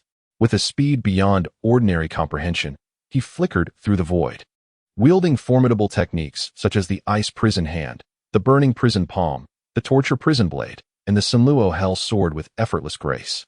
Summer Longzhong, Fu Longyuan, and their companions found themselves in perilous straits. Even the sword master and master Mingyu of the Weisher sect appeared somewhat beleaguered in the face of the Yin Divine Emperor's onslaught. It seemed as if it were not 5 grandmasters besieging the Yin Divine Emperor, but rather the Yin Divine Emperor single-handedly hunting down the 5 grandmasters, except for Chen Jie. Relying on his celestial domain and the path of divinity, which had greatly enhanced his spirit, the Yin Divine Emperor faced the other grandmasters with remarkable ease, even while outnumbered 4-1. Yet, against Chen Jie, who had also grasped the rudiments of the celestial domain and whose spirit had become increasingly potent and agile due to the system's emergence, the Yin Divine Emperor found himself lacking a significant advantage. His only edge lay in his mastery of the Grandmaster realm, granting him a finer control over the elemental energies of the world compared to Chen Jie. While this provided a slight advantage, it did not create a fundamental disparity. As the Yin Divine Emperor, transformed into 5 entities, simultaneously attacked the 5 individuals, moments later, his figure began to fade before Xia Wenzhong and Fu Longyuan, and he also became elusive before the Sword Master and Master Mingyu. In facing Chen Jie, the Yin Divine Emperor gradually found himself devoid of sufficient mental and physical energy to simultaneously assault the other 4 grandmasters. In an extreme clash, the Yin Divine Emperor and Chen Jie exchanged blows amidst the void, their respective celestial domains colliding violently, generating a multitude of sparks and lightning in the ether. The confrontation of domains was a contest of artistic intent, a struggle of spiritual will. In such a fierce exchange, even grandmasters felt as though they were submerged in an endless ocean, being torn asunder by the relentless waves. Within the void, 2 colossal tornadoes soared skyward, gradually forming around Chen Jie and the Yin Divine Emperor, stirring the winds of destiny. In a climactic moment, the 2 tornadoes collided, unleashing a tempest before dissipating into the void. At this juncture, Chen Jie retreated 13 steps, while the Yin Divine Emperor only withdrew 9. Even though Chen Jie was not necessarily inferior in artistic intent and spiritual power at that moment, he still fell short compared to the already established Grandmaster, the Yin Divine Emperor. Were it not for the fact that Chen Jie was not alone in besieging the Yin Divine Emperor, he might have had to consider urging the Sword Master to retreat immediately. For now, Chen Jie could not triumph over the Yin Divine Emperor, but in a few years, once he achieved the Grandmaster level or transcended to the Celestial Realm, he would likely possess the strength to utterly vanquish the Yin Divine Emperor. Time has eternally stood by Chen Jie. As for what the great Xia dynasty should do after Chen Jie absconds with the Sword Master, and if the cult of the deity truly unifies the myriad nations of Xia, what then? Chen Jie asserts that his participation in the battle at the Dragoness Fall Lake was never for the court of the great Xia dynasty, but solely out of concern for the Sword Master's safety. As for the common folk of the great Xia court, if the cult of the deity can alleviate their arduous existence, Chen Jie remains indifferent to their plight. After all, is there still hope for him to achieve mastery, or even greater heights? Contemplating the future is a matter for the affluent families and the powerful. The ordinary citizens possess neither the vision nor the means to gaze so far ahead. When a person is consumed by the daily struggle for sustenance, their thoughts can only extend as far as tomorrow's meals. This is not mere short-sightedness. Rather, they have no alternative. Only by securing the present can one aspire to embrace the future. Naturally, if possible, Chen Jie would not mind allowing them to enjoy the present while also nurturing hopes for the future. The possession of the present and the future has never been mutually exclusive, has it? After their clash, both Chen Jie and the Yin God Emperor retreated simultaneously. Yet in that moment of withdrawal, Xia Longzhong, Fu Longyuan, Master Mingyu, and the Sword Master seized the opportunity to unleash their most formidable attacks against the Yin God Emperor. When facing the unparalleled genius that is the Yin God Emperor, Xia Longzhong and Fu Longyuan never considered the principles of chivalry. In the ruthless world of martial arts, the struggle for survival knows no bounds. Even the Sword Master, who founded the Great Xia Academy, would not insist on a fair fight with the Yin God Emperor when the fate and future of countless citizens are at stake. Confronted with the covert onslaught from 4 Grand Masters, a flicker of divine light ignited in the Yin God Emperor's eyes as his mind raced. The surrounding realm of celestial beings materialized, and his gaze towards Xia Longzhong brimmed with murderous intent. To hold steadfast is to invite loss. It is better to sacrifice a finger than to lose an entire hand. In light of the formidable opponent that Chen Jie has unexpectedly become, the best strategy is to swiftly eliminate the interfering Grand Masters and then gradually deal with Chen Jie. The Yin God Emperor deftly evaded Fu Longyuan's blade aura, swiftly countering to repel Master Mingyu and Xia Longzhong before closing in on Xia Longzhong, intending to withstand a strike from the Sword Master and then dispatch Xia Longzhong. However, a colossal handprint of the void heaven loomed closer to his chest, relying on his celestial realm and the indestructible body of the bronze prison. The Yin God Emperor felt confident that the Sword Master's strike would not inflict significant harm. Yet, faced with a handprint capable of dissolving the essence of heaven and earth and potentially breaching the celestial realm, the Yin God Emperor was compelled to abandon his intention to kill Xia Longzhong and retreated once more. Before achieving the status of a Grand Master, one has already comprehended the realm of celestial beings, possessing formidable spiritual power and enigmatic means of attack. You are the most gifted prodigy I have ever encountered. If the path remains unbroken, the realm of terrestrial immortals is surely not your final destination. On that day, it is you who will evoke the extraordinary phenomena of the stars. The Emperor Yin stood suspended in the void, gazing intently at Chen Jie, and spoke in a solemn tone. The 5 ordinary Grand Masters' encirclement posed no concern for Emperor Yin. He was imbued with unwavering confidence. Yet, when faced with Chen Jie, a variable he initially dismissed, Emperor Yan's brow furrowed with unease. With Chen Jie present, his ambitions to swiftly eliminate Xia Longzhong and others and seize the 13 territories of the Great Xia would prove exceedingly challenging. Chapter 94. The Cycle of Tribulation. Yet, no matter how arduous the task may be, it must be accomplished. To unify the Great Xia and command the faith of the multitude is not only the long-held aspiration of the Divine Emperor Yin to establish a terrestrial kingdom of deities, but it is also a pivotal moment for him to advance further along the path of divine consciousness through the belief of the people. The masses worship him as their deity, while the Divine Emperor Yin has always revered none but himself. The Divine Emperor Yan's gaze pierced deeply into Chen Jie, and as his words faded, the eyes of Xia Longzhong, Fu Longyuan, and Master Mingyu, among others, grew increasingly perplexed as they turned toward Chen Jie. Only the Sword Master harbored a flicker of pride and satisfaction in his eyes.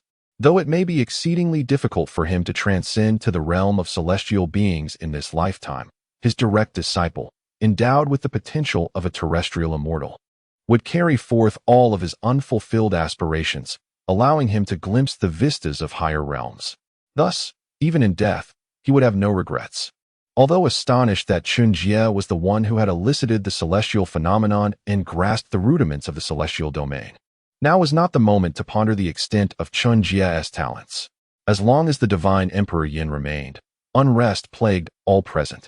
No sooner had the Divine Emperor's words settled than the other Grand Masters, without a hint of hesitation, converged once more upon Chen Jie, centering their efforts against the Divine Emperor Yin. Previously, the Divine Emperor's celestial domain had bound the hands and feet of the many Grand Masters present, hindering their offensive and defensive maneuvers. However, with Chen Jie's assistance, the efficacy of the Divine Emperor's celestial domain was significantly diminished. In an instant, the assaults from the 4 Grand Masters intensified, aiming to seize the head of the Divine Emperor Yin in this opportune moment. The clash between Chen Jie and the Divine Emperor's celestial domain and divine consciousness grew increasingly perilous. As the battle escalated, the 6 Grand Masters became entwined in fierce combat amidst the void. Despite their intentions to avoid the military formation below, the powerful attacks that occasionally streaked across the sky instilled fear and trepidation in the hearts of countless soldiers within the ranks. Leveraging their slight numerical superiority over the worshippers of the divine cult, the tide of battle gradually tilted in favor of the Great Xia court. Yet, even as the outcome of the conflict began to clarify, Xia Wujing, stationed at the heart of the Great Xia military formation, displayed no semblance of joy upon his countenance. For even if the 4 high priests of the divine cult, along with all its elite forces, perished in the Dragon's Descent Lake, as long as the Divine Emperor Yin remained alive today, the Great Xia court was destined for ruin. Indeed, it would be exceedingly challenging for a single individual to govern the entirety of the Great Xia. However, as long as he departed the dragon's descent lake unscathed, he could subsequently devise a means to eradicate the imperial family and the higher echelons of the Great Xia, leading to an instantaneous collapse of this realm. As for the governance of the Great Xia thereafter, countless noble families and sects would bow and scrape before the divine Emperor Yan, pleading for mercy. Once this day passes, the notion of gathering 5 grandmasters to encircle and eliminate the divine Emperor Yan would be nothing short of a fanciful delusion. The divine Emperor Yan is no fool. He merely did not regard Xiao Longzhong and the others as worthy adversaries. After today, he would methodically deal with them one by one. Except for Chen Jie, all other grandmasters would likely meet their doom. Today, the Great Xia court stands on the precipice, to triumph or to perish. Xiao Wujing gazed into the void, observing the 6 figures engaged in fierce combat, his eyes deepening with contemplation. Simultaneously, as countless soldiers perished upon the battlefield of Falling Dragon Lake, the vast expanse of the lake gradually transformed into a macabre sea of crimson. In the depths of Falling Dragon Lake, with the incessant influx of blood and the ethereal fragments of spirits dissipating from the dying soldiers, an eerie and ominous aura of blood began to permeate the stained surface of the lake, spreading in all directions. Years ago, Xiao Longzhong had exploited the secrets of Falling Dragon Lake to orchestrate the demise of the Grand Master of the Great Wei Dynasty. Today, Xiao Wujing intended to harness this very enigma to irrevocably bury the Emperor of Yan. The battle intensified, with hundreds of thousands of elite soldiers clashing around Falling Dragon Lake, leaving a landscape strewn with corpses and rivers of blood. In the void, the confrontation between Chen Jie and the Emperor of Yan escalated in perilous intensity. Xiao Longzhong bore the mark of a fist upon his body, blood continuously seeping from the corner of his mouth, while Fu Longyuan sported a wound from a blade. Yet his grip on the sword remained unwaveringly steady. Master Mingyu and the sword master bore no visible injuries. However, their complexions had similarly paled. The Emperor of Yan represented the most formidable adversary they had ever faced. Any misstep could lead to their untimely demise. The prolonged tension had severely drained the energy of both Master Mingyu and the sword master. In stark contrast, Chen Jie maintained an air of tranquility amidst the relentless clash of realms and souls with the Emperor of Yan, revealing no trace of despair. How could he truly engage in a life-and-death struggle with the Emperor of Yan, who sought to establish a divine kingdom on earth and absorb the faith of the masses, when his only concern was the safety of the sword master? Even now, Chen Jie retained a reserve of strength. Moreover, as he continued to clash with the celestial realm and soul of the Emperor of Yan, combined with the unreserved revelations of the other Grand Masters regarding the integration of heaven and earth, Chen Jie felt as though an endless stream of inspiration erupted within his mind at every moment. The formidable soul of the Emperor of Yan, far superior to that of an ordinary Grand Master, provided Chen Jie with ample insight. If this continued, he sensed that the realization of his own mastery was indeed within reach. Though the 4 Grand Masters were gravely depleted, their relentless assaults had not been without effect. At some point, the mask of Dongwang Tai atop the Emperor of Yan had been shattered, revealing his unremarkable visage akin to that of a rustic villager, while a subtle scar appeared on his right palm, intermittently oozing droplets of blood, as his fingers, sharp as blades, struck Fu Longyuan. The latter's sword similarly left a delicate wound upon his hand. If this exchange persisted, even at the cost of injury for injury, 5 for 1, the Emperor of Yan would ultimately fall, and Chen Jie, most likely, would ascend to the rank of Grand Master in the aftermath of the Emperor's demise. The sovereign of the Yan, acutely aware that the protracted stalemate in the battle would inevitably lead to his unfavorable demise, was compelled to act. Meanwhile, on the battlefield below, the elite forces of the cult of the divine were retreating steadily, accompanied by the heart-rending wails of countless devotees facing their demise. This prompted the Yan sovereign to dismiss any further delay. These followers had entrusted their very identities and hopes to him, the Yan sovereign, who had vowed to lead them toward eternal light and salvation, to ascend the teachings to the heavens. To bear the nation's disgrace is to be the guardian of the state. To endure the nation's misfortune is to become the ruler of the world. And to receive the faith of the people is to be the king of kings. A glimmer of cold light flashed in the Yan sovereign's eyes, which, already radiant, suddenly emanated a ghostly glow. As he clashed with Chen Jie in the realm of souls, he braced himself against a punch from Xia Longzhang. And with divine light erupting from his eyes, he struck directly at Xia Longzhang's gaze. In that fleeting moment, when Xia Longzhang's eyes glazed over and his spirit wavered, a blood-red, searing arm pierced through Xia Longzhang's chest. It is well known that the Yin sovereign is an unparalleled prodigy, having created the 18 infernal techniques, each a marvel of martial prowess. Yet, what remains unknown is that after contemplating the ancient records left by his ancestor, Yin Kuang-tu, regarding the path of the divine, the Yin sovereign painstakingly devised the cycle of tribulation, which represents his true lethal technique. This also marks his inaugural step toward the path of the soul. The journey of martial cultivation in the celestial spirit realm has reached its limit. No one can ascend, nor can anyone transcend. Only the path of the soul can navigate through the stagnant waters of this realm, breaking all barriers with the boundless spirit, achieving true transcendence.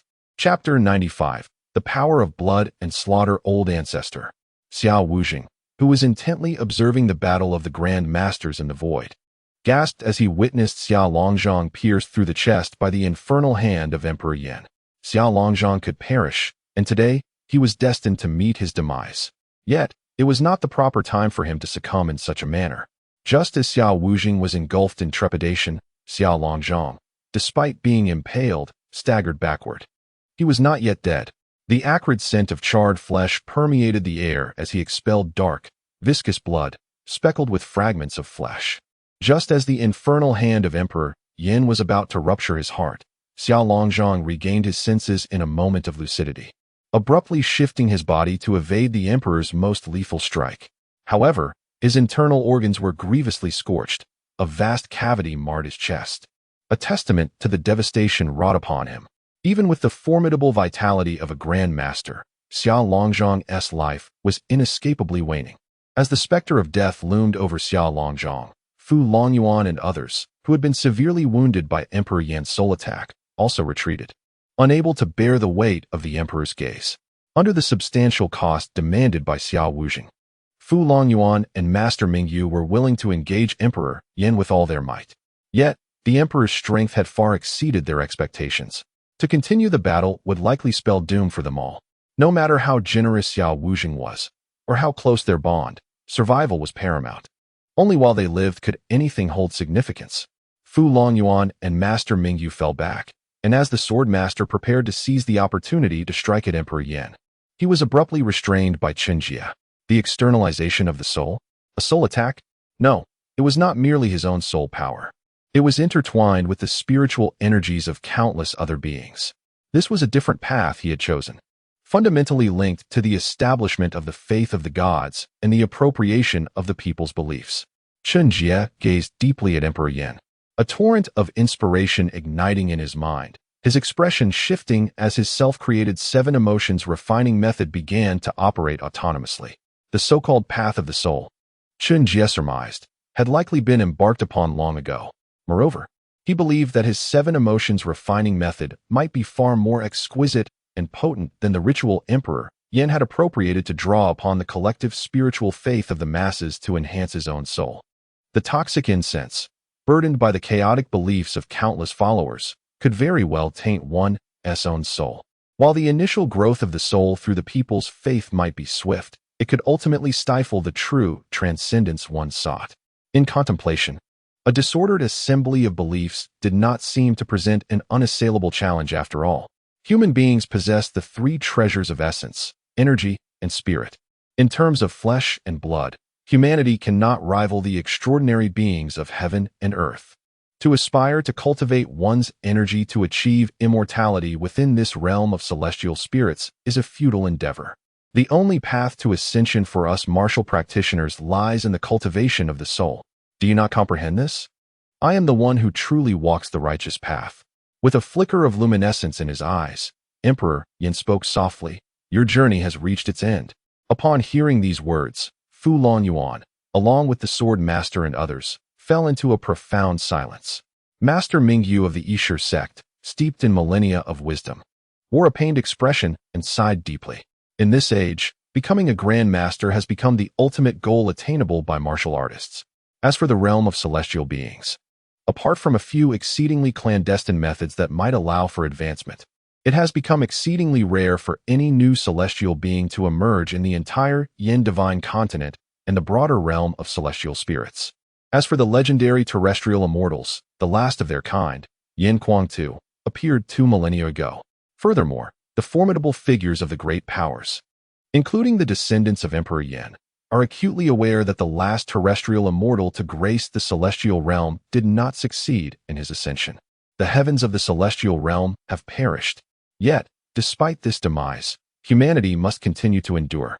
What significance does it hold if one cannot become a celestial being or a terrestrial immortal? It is as though, had the heavens not fallen, these individuals would have achieved the status of celestial beings or even terrestrial immortals.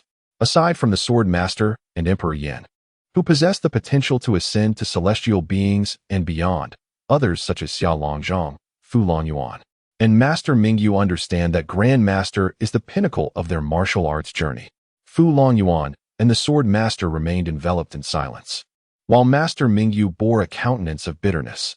Only Chen Jie appeared bewildered, thinking, "What nonsense is this? I have already reached the Grand Master level, and you tell me that cultivating energy to become an immortal is a dead end? However, I suppose I need not adhere strictly to the path of energy cultivation, especially since I possess a golden finger to aid me. So what if it is a dead end? In this world, paths do not inherently exist. They are forged by those who tread upon them. Often, what seems a dead end can reveal itself as a hidden opportunity if one merely takes the time to navigate around it." Chen Jie cared little for Emperor Yan's proclamations. His thoughts were occupied with how to swiftly extricate himself and the Sword Master after Xia Longzhong's demise. He contemplated finding a secluded place to hide for a few years, waiting for his strength to grow before devising a plan to eliminate Emperor Yan. There was no alternative. With Xia Longzhong gravely wounded and the other Grand Masters filled with trepidation, any further conflict might lead to a desperate struggle between him and Emperor Yan. Yet, it seemed unwise to engage in a life-and-death confrontation with an opponent that could be easily defeated after a few years of survival. Chen Jie was not so reckless. Just as he prepared to flee with the Sword Master, Xia Longzhong, gravely injured and spewing dark blood from his lips, suddenly smiled resolutely and murmured, "Is today the day of my demise? Yet, though I may perish, I remain the great founder of the Xia dynasty, for the eternal existence of the Xia." Upon concluding his words, Xia Longzhong exchanged a profound glance with Fu Longyuan and Master Mingyu, before dashing towards the Dragon Descent Lake, whereupon an explosive eruption ensued. The blood and flesh of Grandmaster Xia Longzhong were scattered across the ground, and in his final moments, his formidable spirit and will were consumed by the mysterious force within the Dragon Descent Lake. Then, in the eagerly anticipatory gaze of Xia Wuzhing, a surge of crimson malevolence, imbued with boundless chaotic intent, ascended into the heavens, casting a shadow over 100-mile radius. In that instant, the world dimmed, the essence of the universe became unbalanced, and countless ordinary soldiers, lacking sufficient strength, collapsed to the ground under the onslaught of the crimson aura. Even those who were masters and grandmasters felt a significant decline in their command over the essence of the world, particularly for those grandmasters capable of merging with the heavens and earth. The moment the crimson aura surged skyward, they were assailed by the chaotic intent that permeated the essence of the cosmos, causing blood to spill from their lips as they plummeted from the void. Their presence diminished, rendering them akin to ordinary masters. Only the royal lineage of the Xia dynasty understood the profound secret of the Dragon Descent Lake, which served as the ultimate trump card meticulously prepared by Xia Wuzhing for Emperor Yin. Chapter 96. The Fatal Standoff. It is not only the Emperor Yin who is aware that the path above the celestial beings is gradually coming to an end. Throughout history, the journey of cultivation has never been confined solely to the path of refining qi to ascend to immortality. An extraordinarily bizarre blood-red malevolence, infused with unprecedented madness and chaos, instantly enveloped the entire sky. In that moment, as the Emperor Yin and his companions plummeted from the heavens, several hundred siege crossbows, amassed through the collective strength of Xia Wuzhing's forces, which had never before been unleashed upon the battlefield, now unleashed a deluge of arrows upon the Emperor Yin. Following this torrent of arrows were Xia Wuzhing, Wang Jinzong, the prepared General Hua Changqing of the Dragon Cavalry, and the elder Qian Yuanheng of the Qian family, who, despite his initial surprise, quickly regained composure and charged alongside Xia Wuzhing toward the Emperor Yan, targeting him and the two other unencumbered master-level warriors. Previously, the Grand Masters were adversaries that these masters would never dare confront. Yet now, under the onslaught of this eerily potent blood-red malevolence, these ordinary masters stood a chance of achieving what they had never dared to dream of, slaying a grandmaster with their own hands. The blood-red malevolence, imbued with boundless chaotic and frenzied intent, sent shockwaves through the souls of the grandmasters, inflicting internal injuries upon them. With their ability to merge with the heavens and the earth compromised, and even the vital energies of the world tainted by the relentless blood-red malevolence, the Grand Masters found their power no longer significantly surpassing that of ordinary masters. Hundreds of poisoned cold iron arrows rained down like a tempest upon the Emperor Yan. In times past, a mere flick of his celestial domain would have rendered these arrows motionless.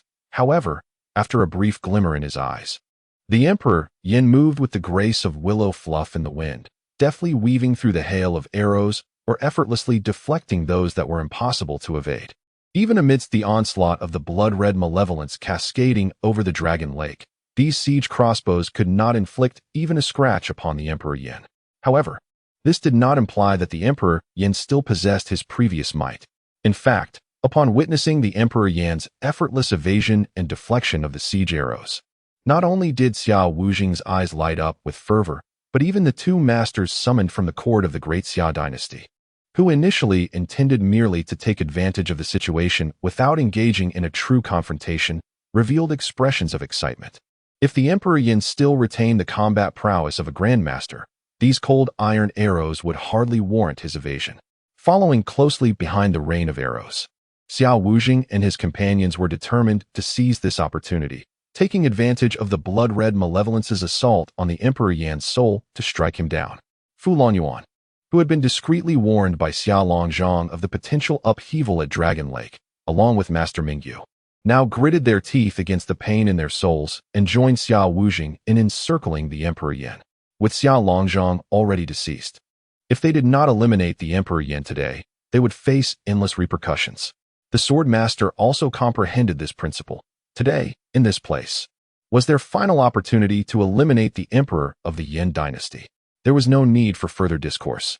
Even though the Sword Master harbored some doubts regarding why Xia Wuzhing and Xia Longzhang had not revealed the secret of the dragon's descent lake to him, he hesitated not for a moment and, in unison with Fu Lonyuan and others, once more surged towards the Yan Emperor. Only Chen Jie remained rooted to the spot, absorbing the oppressive aura of blood-red malevolence that enveloped the area. A flicker of astonishment crossed his eyes. This energy bore an uncanny resemblance to the enigmatic force contained within the crimson crystal. It would be inaccurate to assert that they were identical, but they were indistinguishable.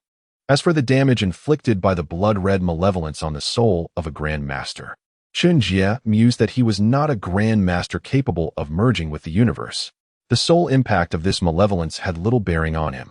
It was not that he was entirely unaffected. After all, the embryonic form of his celestial realm dissipated instantaneously in the wake of the blood-red malevolence. However, the extent of its impact on him was merely a fleeting headache. Beyond that, nothing more. His curiosity regarding this peculiar blood-red malevolence deepened. Meanwhile, Xia Wuzhing and his companions pressed forward with all their might, closing in on the Yan Emperor. Xia Wuzhing drew his sword, imbued with an inexorable aura of imperial authority, targeting the heart of the Yan Emperor, while Wang Jinsheng, embodying a spectral form, struck fiercely towards the Emperor's head with claws like steel. Additionally, General Hua Changqing of the Dragon Cavalry, Elder Qian Yuanheng of the Qian family, along with two other formidable masters, coordinated their efforts with Fu Lonyuan to unleash their most potent attacks upon the Yan Emperor. Should they succeed in slaying the Yan Emperor in this battle, it would be the pinnacle of their lives' honor. Faced with an assault from Xia Wuzhing and others, whom he had previously regarded with disdain, the once proud Yan Emperor's countenance twitched slightly, his eyes glinting with cold fury. Like a dragon ensnared in shallow waters, or a tiger brought low by dogs, the Yan Emperor seethed with rage.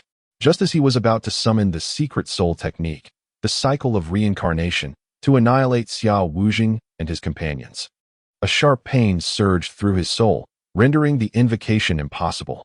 Within the blood-red malevolence, an essence of boundless chaos surged. The Yin Emperor had already endured soul assaults. Attempting to project his soul to activate the cycle of reincarnation, to seize the opportunity to eliminate Xiao Wujing and his allies, had become a futile thought. Should the Yin Emperor dare to project his soul, the blood-red malevolence would seize the chance to further invade and assault it. With the cycle of reincarnation curtailed and his combat prowess diminished, the Yin Emperor furrowed his brow. In a frantic attempt to evade the onslaught from Xiao Wujing, Wang Jinchong, and Fu Longyuan, a long sword suddenly pierced through his abdomen. Did I truly wound the Yin Emperor? Today I shall. The noble scion who had fortuitously struck the Yin Emperor was overwhelmed with exhilaration. Just as he intended to twist his sword to shred the Emperor's innards, a finger, glistening like jade, had already pressed against his brow. In the next instant, with a resounding explosion, the noble scion's head shattered as if it were a watermelon, scattering fragments everywhere. A summoned master from a prestigious family perished instantaneously, yet Xiao Wujing and the others found joy rather than sorrow. Pressing forward to unleash another fierce assault on Emperor Yin. The deceased master was merely an ordinary practitioner, yet even he had managed to inflict harm upon Emperor Yin. This indicates that the Emperor's combat prowess had undeniably plummeted to its nadir. Now was the moment for a decisive strike. Xiao Wujing brandished his sword, unleashing a myriad of sword lights, while Wang Jinzong moved his hands to conjure countless claw shadows. Hua Changqing wielded his coiling dragon spear, which burst forth like a dragon, enveloping Emperor Yin in an aura of chilling brilliance, targeting all his vital points. The assaults from Fu Longyuan, the sword master, and Master Mingyu followed closely, converging upon the Emperor's critical areas. Amidst the onslaught of sword lights, claw shadows, mountains of blades, and endless blossoms of gunfire, Emperor Yan's expression turned grave. With a sharp crack, he severed the portion of the sword embedded within him. Like willow catkins, he moved with remarkable agility, his limbs creating countless afterimages. Akin to a small boat adrift on a vast ocean or a dancer prancing upon the edge of a blade, ever evading the most lethal strikes from Xiao Wujing and his companions. However, facing 7 opponents, and despite the embedded broken sword preventing a significant loss of blood, the relentless shifting and counterattacks from Emperor Yin only exacerbated his injuries. Vivid crimson blood flowed ceaselessly from the wound inflicted by the fractured blade. Chapter 97. The Sovereign of Swallows, Unyielding in Defeat. A protracted defense inevitably leads to loss. And with the relentless exacerbation of his internal injuries caused by the fragmented sword within him, the Sovereign of Swallows was soon enveloped in a cascade of crimson light. As he found himself besieged by a multitude of foes, the formidable members of the Cult of the Divine were visibly shaken, eager to rush forth for his rescue. In that moment, the Mistress of the Nether, with a flash of ethereal light in her eyes, summoned the full power of the Mirror Prison secret technique. Seizing the fleeting distraction of the Great Summer Dynasty's Grandmaster, Xia Haoming, she hastily withdrew, intent on aiding the Sovereign of Swallows in his escape. Simultaneously, the Divine Maiden, Si Wulei, transformed into multiple forms. Despite having her 6 mirrored avatars shattered by Ji Zhilin, the remaining 3 figures dashed towards the Sovereign with urgency.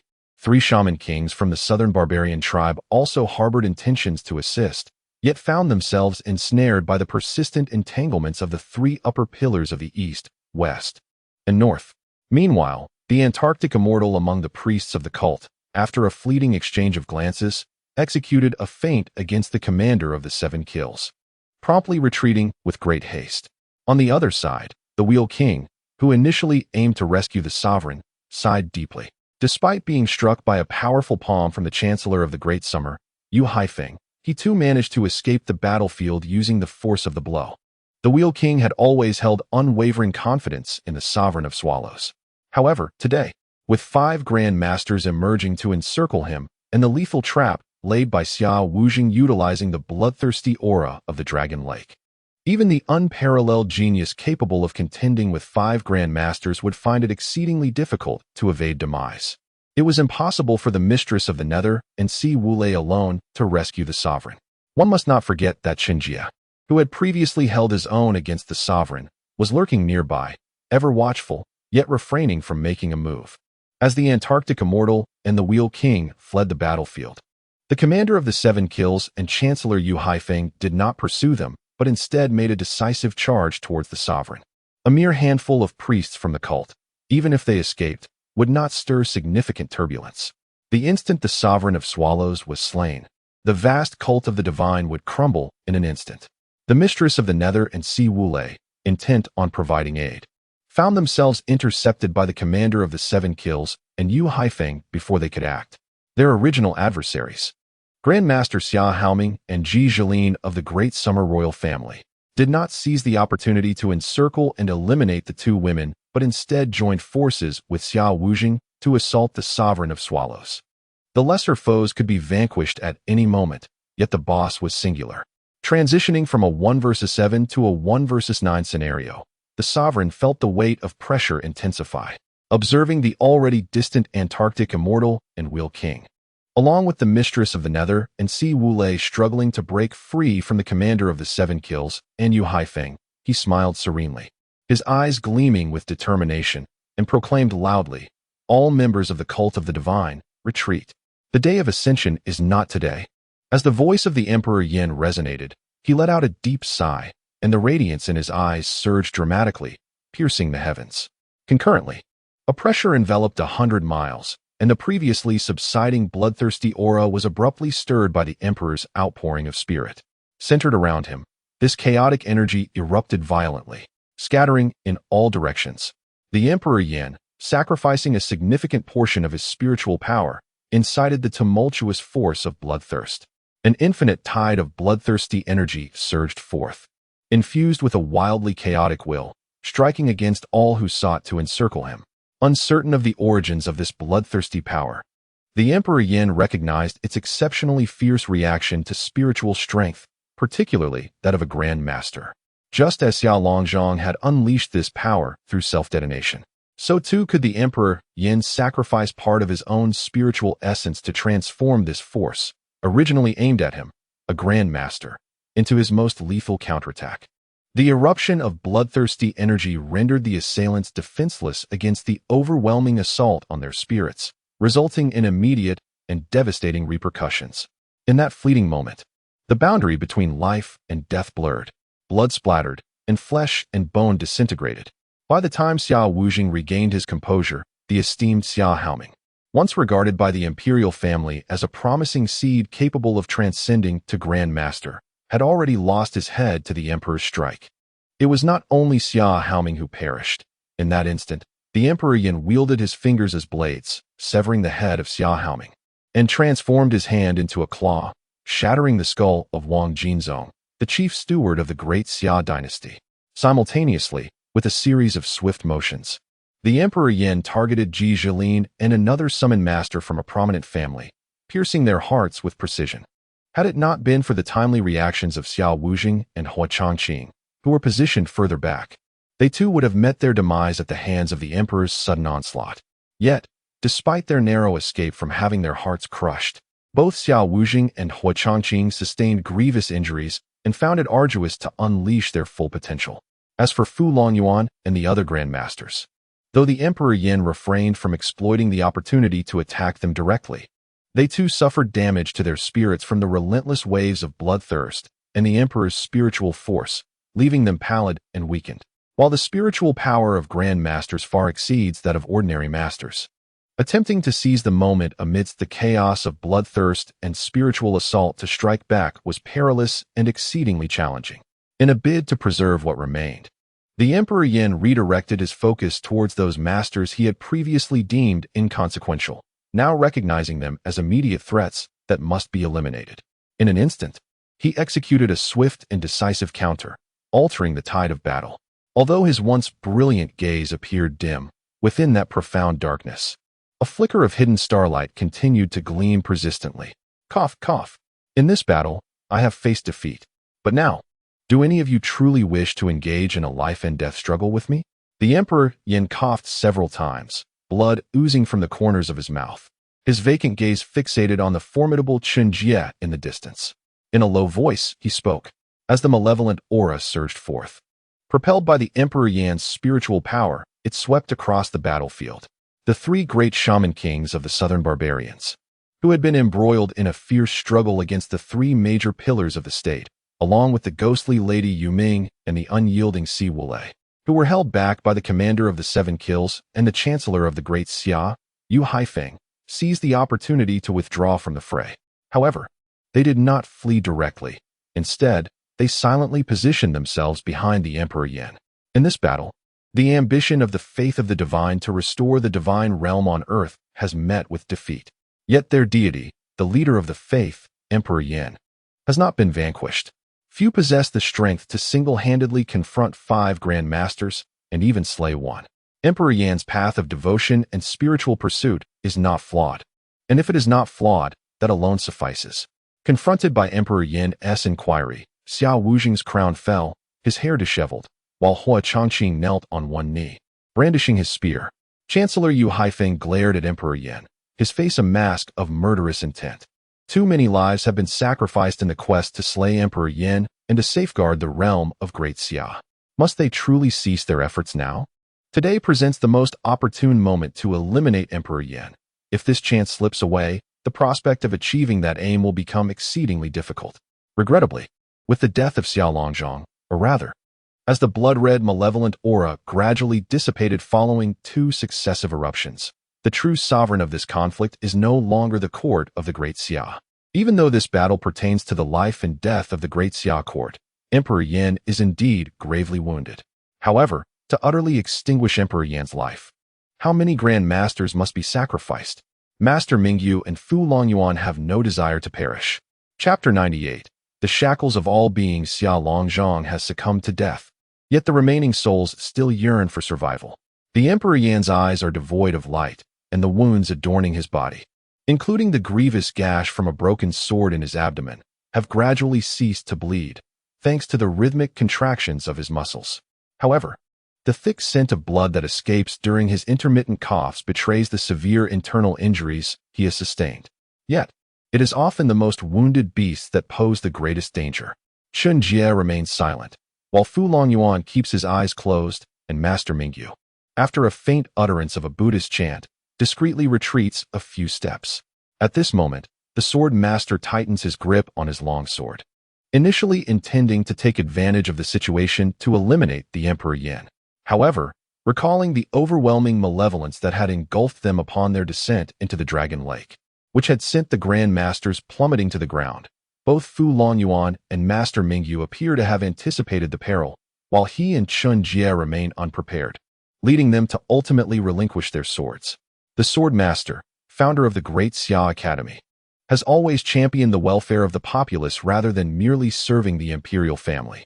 Now, with the Emperor Yan gravely wounded and his spirit significantly diminished, it is likely that he may never regain his former glory for decades, if not for a lifetime. The people of Great Xia need not fear being reduced to mere devotees of the divine, facing an uncertain future. In this regard, that is more than sufficient. The Grand Masters express their unwillingness to engage the Emperor Yan in a final, fatal confrontation. Yet there are always those willing to sacrifice their lives for the realm of Great Xia. After 3 centuries, many are still ready to lay down their lives for its cause. General Hua Changqing of the Dragon Xiang Guard, half kneeling on the ground, struggles to rise, his teeth clenched in determination. With every ounce of strength, he hurls his long spear toward Emperor Yan. Meanwhile, the Grand Chancellor Yu Haifeng, gripped by the ferocity of his intent, finds his right hand, clutching a sword, rigid with tension, radiating a fierce resolve of better to be shattered than to remain intact, and he too charges toward the Emperor. In the next instant, the spear aimed at Emperor Yan swiftly reverses course, piercing through Hua Changqing's chest and pinning him to the ground, much to the agony of Xiao Wuzhing. Simultaneously, Grand Chancellor Yu Haifeng, spitting blood, stumbles backward, ultimately collapsing in disarray, his body stained with blood and mud. As the Grand Chancellor, Yu Haifeng is accustomed to upholding decorum and propriety, his visage always pristine, his hair perpetually styled in an immaculate topknot. Even his attire, though perhaps not extravagant, is never marred by dirt or wrinkles. Yet now, he finds himself sprawled upon the soiled earth, a picture of utter disarray. Yu Haifeng struggles to rise, eager to continue the fight, but is halted by Xiao Wujing, who has by now donned the emperor's crown once more and arranged his hair. The court of Great Xia has already witnessed enough death. No more can be allowed. With a firm grip, Xiao Wujing holds onto Yu Haifeng. And after sharing a profound gaze, Yu Haifeng finally lowers his head, which has always been held high. Xiao Wujing finally released his grip on Yu Haifeng's shoulder. Taking measured steps forward, he gently closed the dragon-spiraled spear that had been impaled into the earth, the body of his adversary still standing tall, eyes wide open. Fixated on the gaze of Yin Shenhuang's Hua Changqing, he then offered a slight bow to Master Mingyu and Yin Shenhuang, his expression rigid and emotionless as he declared, "This battle has come to an end. May the Great Xia never again see the followers of the cult of worship," while Xiao Wujing's countenance remained devoid of emotion. Signaling his desire for a truce, Yin Shenhuang did not even cast a glance in his direction. Instead, he deeply regarded Chen Jie, his voice resonating with gravity. "You are different from them. You are the most gifted individual I have ever encountered. The path beyond humanity has reached its conclusion. In this world, only through worship can one transcend the eternal. I await the day you ascend to divinity." Upon finishing his pronouncement, Yin Shenhuang emitted a peculiar long howl that roused the countless devotees of the cult of worship who had collapsed. Accompanied by the likes of Yuming Ji and Si Wulei, he soared into the sky. Yin Shenhuang's ambition to unify the 13 paths of Great Xia and establish a terrestrial divine nation had undeniably failed. Yet, even in the absence of the billions of souls from the 13 paths offering him their faith, he still had the support of countless southern tribes. Millions of citizens from Jiannan Dao and innumerable followers of the cult of worship within Great Xia. Yin Shenhuang's journey had not yet reached its terminus. As he departed, the awakened devotees of the cult of worship followed him back to Jiannan Dao. What a jest it would be. Jiannan Dao had already been consumed by Yin Shenhuang. Could it possibly be returned? He may have lost this battle, but he was far from defeated. Moreover, without Xiao Longzhong, could Great Xia ever return to its former glory? It simply did not deserve to. With Yin Shenhuang's retreat, an air of peculiar strangeness enveloped the remaining grandmasters present as they absorbed his final words. Ascend to divinity? If such a transformation could lead to transcendence and greater strength, then why not pursue it? Yin Shenhuang could garner the faith of the masses. Could they not aspire to do the same? It was not solely Yin Shenhuang and extraordinary talents like Chen Jie who were entitled to contemplate the path beyond humanity. Every grandmaster present yearned for advancement. Though Yin Shenhuang's war had met with failure, his path of worship and divine spirit had deeply penetrated the hearts of all the grandmasters present, save for Jian Fuzi. The path of transcending humanity was elusive, yet they still dared to dream of achieving divinity and becoming ancestors? Did they truly believe themselves worthy? Jian Fuzi tightened his grip on his sword, surveying Fu Longyuan and Master Mingyu with a mocking expression.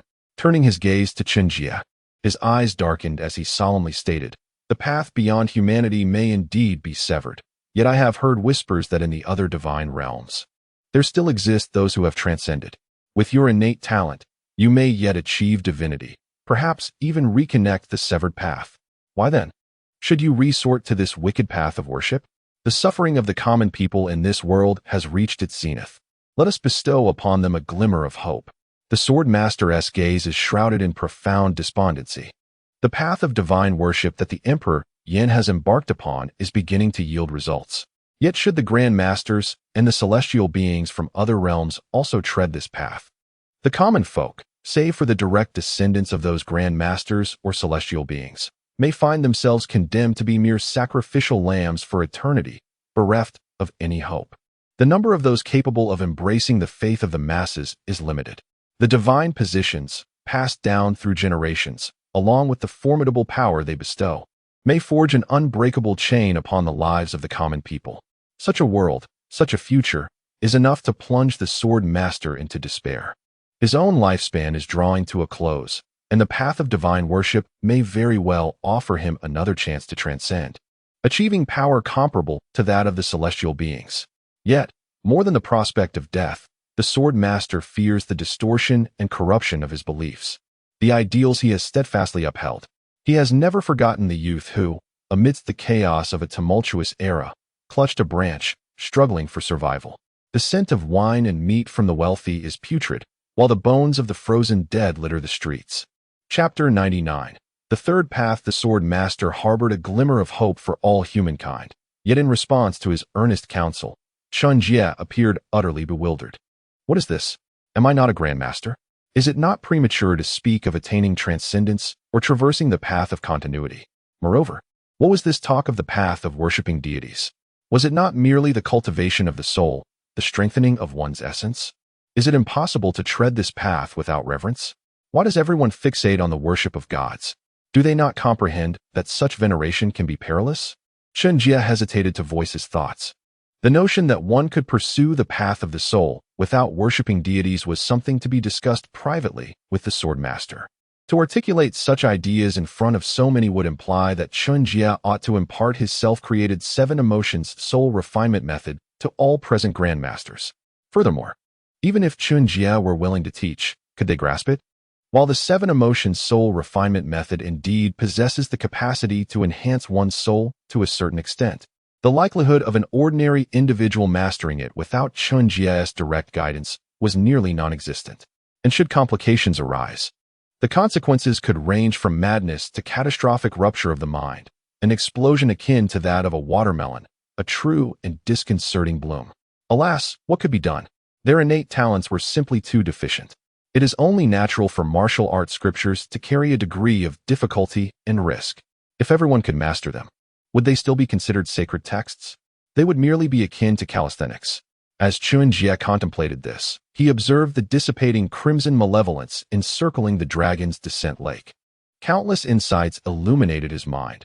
Perhaps the paths in this world had never been limited to merely the cultivation of qi or the soul's journey. This strange crimson energy might well be the key to an alternative route.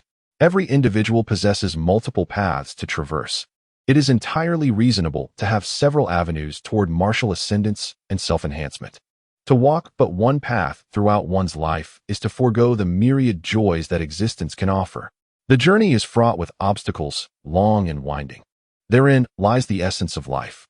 As these thoughts coursed through his mind, Chen Jie recalled the sudden eruption of the crimson malevolence, capable of disturbing the very essence of the cosmos and impacting the soul.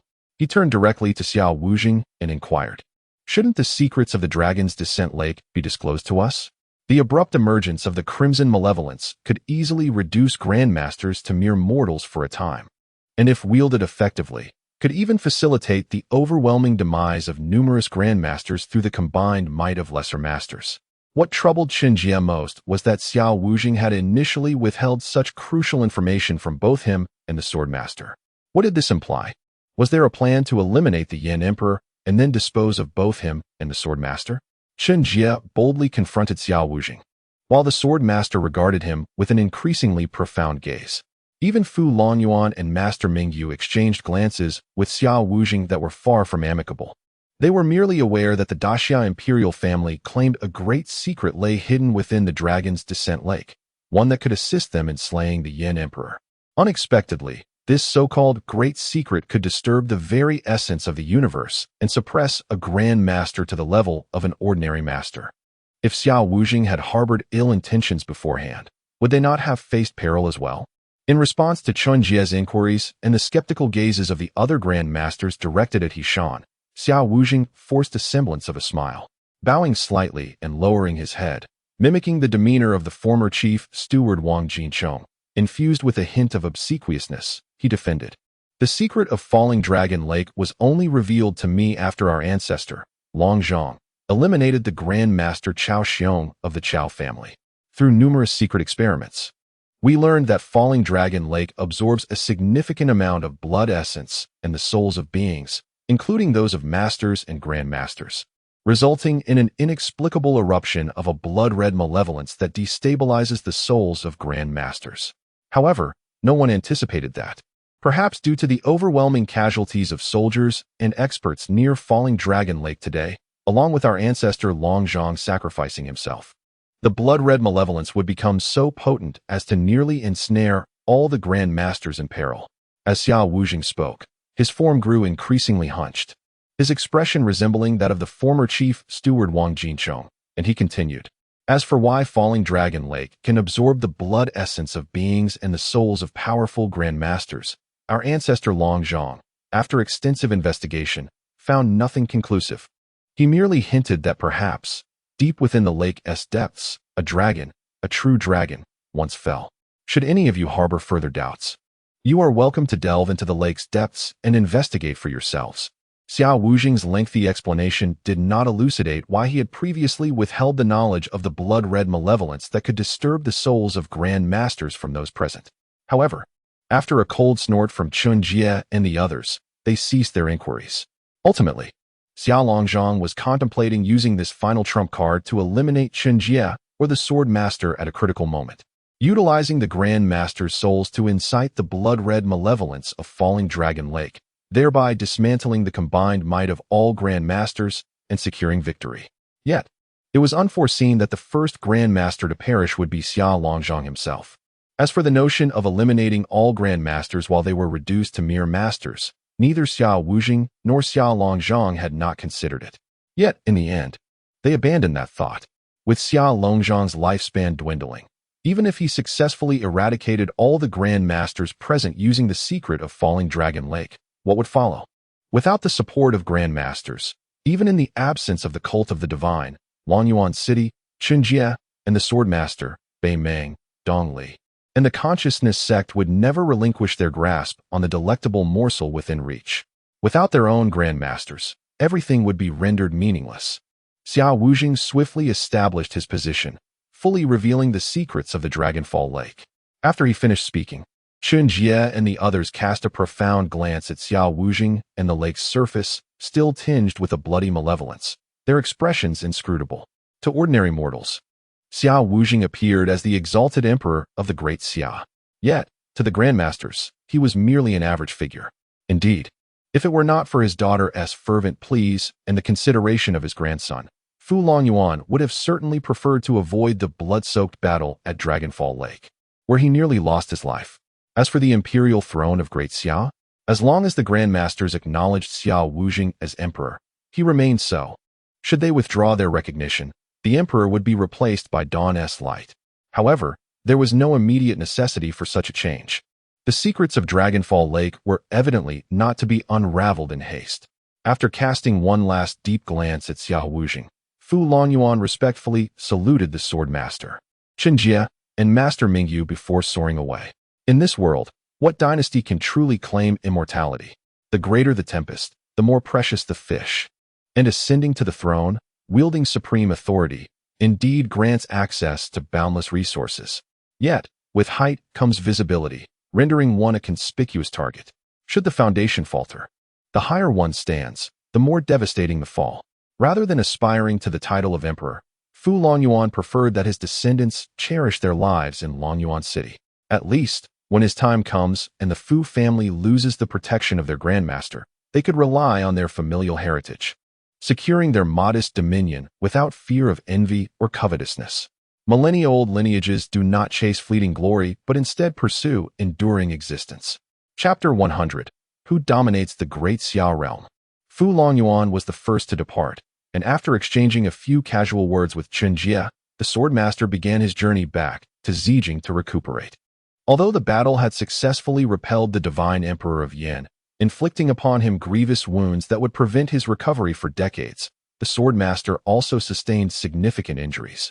However, compared to the Divine Emperor, his afflictions were not critical. As the Sword Master took his leave, Chen Jie cast a final glance at the now almost entirely dissipated blood-red malevolence of the dragon-slaying lake before turning to leave as well. The depths of the lake indeed held immense secrets, and a deeper exploration into the application and study of the blood energy could potentially enhance Chen Jie's prowess further. Yet, the question remained, what truly lay concealed at the bottom of Dragon-slaying Lake? The sudden eruption of the blood-red malevolence had already disturbed the elemental energies of heaven and earth, assailed the souls of the strong, and even brought down grandmasters to the dust. What if, during a deeper investigation, the malevolence erupted once more, rendering a grandmaster a fool? Was it not more prudent to experiment with that blood crystal in his possession, which could absorb energy without retaliation? Chen Jie promptly withdrew, returning to Zhao City. while simultaneously preparing to gather his children and the sects that had allied with him in Huaining Dao, in order to seize control of the entire Dongshan Dao. Although his assistance in the dragon-slaying lake battle was primarily to ensure the safety of the Sword Master, the territory of Dongshan Dao, previously promised by Xiao Wujing, was an opportunity too valuable to overlook. The region was vast, with a population ranging from several million to nearly 10 million, further augmented by the allegiance of numerous powerful clans residing in various cities and counties. Since ascending to the title of King of Huaining, Chen Jie had ensured a continuous supply of martial medicinal elixirs for himself and the descendants of the Chen family. Ginseng chicken soup? The members of the Chen household had grown weary of that. Instead, they indulged in a grand mix of dragon meat and spiritual herbs, complemented by the unceasing supply of dragon bone vitality pills. This had become the standard fare for the Chen family, characterized by extravagance. Possessing the appetite for the rarest treasures of heaven and earth, the best approach was to transform these resources into their own strength. After turning away, Master Mingyu of the Yizhi sect, having seen Chen Jie and the sword master Fu Longyuan depart, imparted a few words to Xiao Wujing, reminding him not to forget the great Xiao's promises before similarly leaving the dragon-slaying lake. In the future, unless compelled to further investigate the lake's hidden secrets, these grandmasters would likely refrain from approaching it again. What if they were ambushed by other powerful masters exploiting the lake's mysteries? That would surely become a joke for the ages. The following day, news of the battle at Dragon-Slaying Lake spread throughout the Great Xiao realm. The rebellious cultists of the Worship God sect, who had previously proven impossible to eradicate, were either jointly subdued by the local clans and sects within days or chose to lower their banners, scattering towards the Jian Nan Dao. In the battle at Falling Dragon Lake, the Emperor of Yin was indeed defeated. However, the Sword South region, along with the entire southern barbarian mountain range beyond it, has now become the earthly divine realm of the Yin Emperor.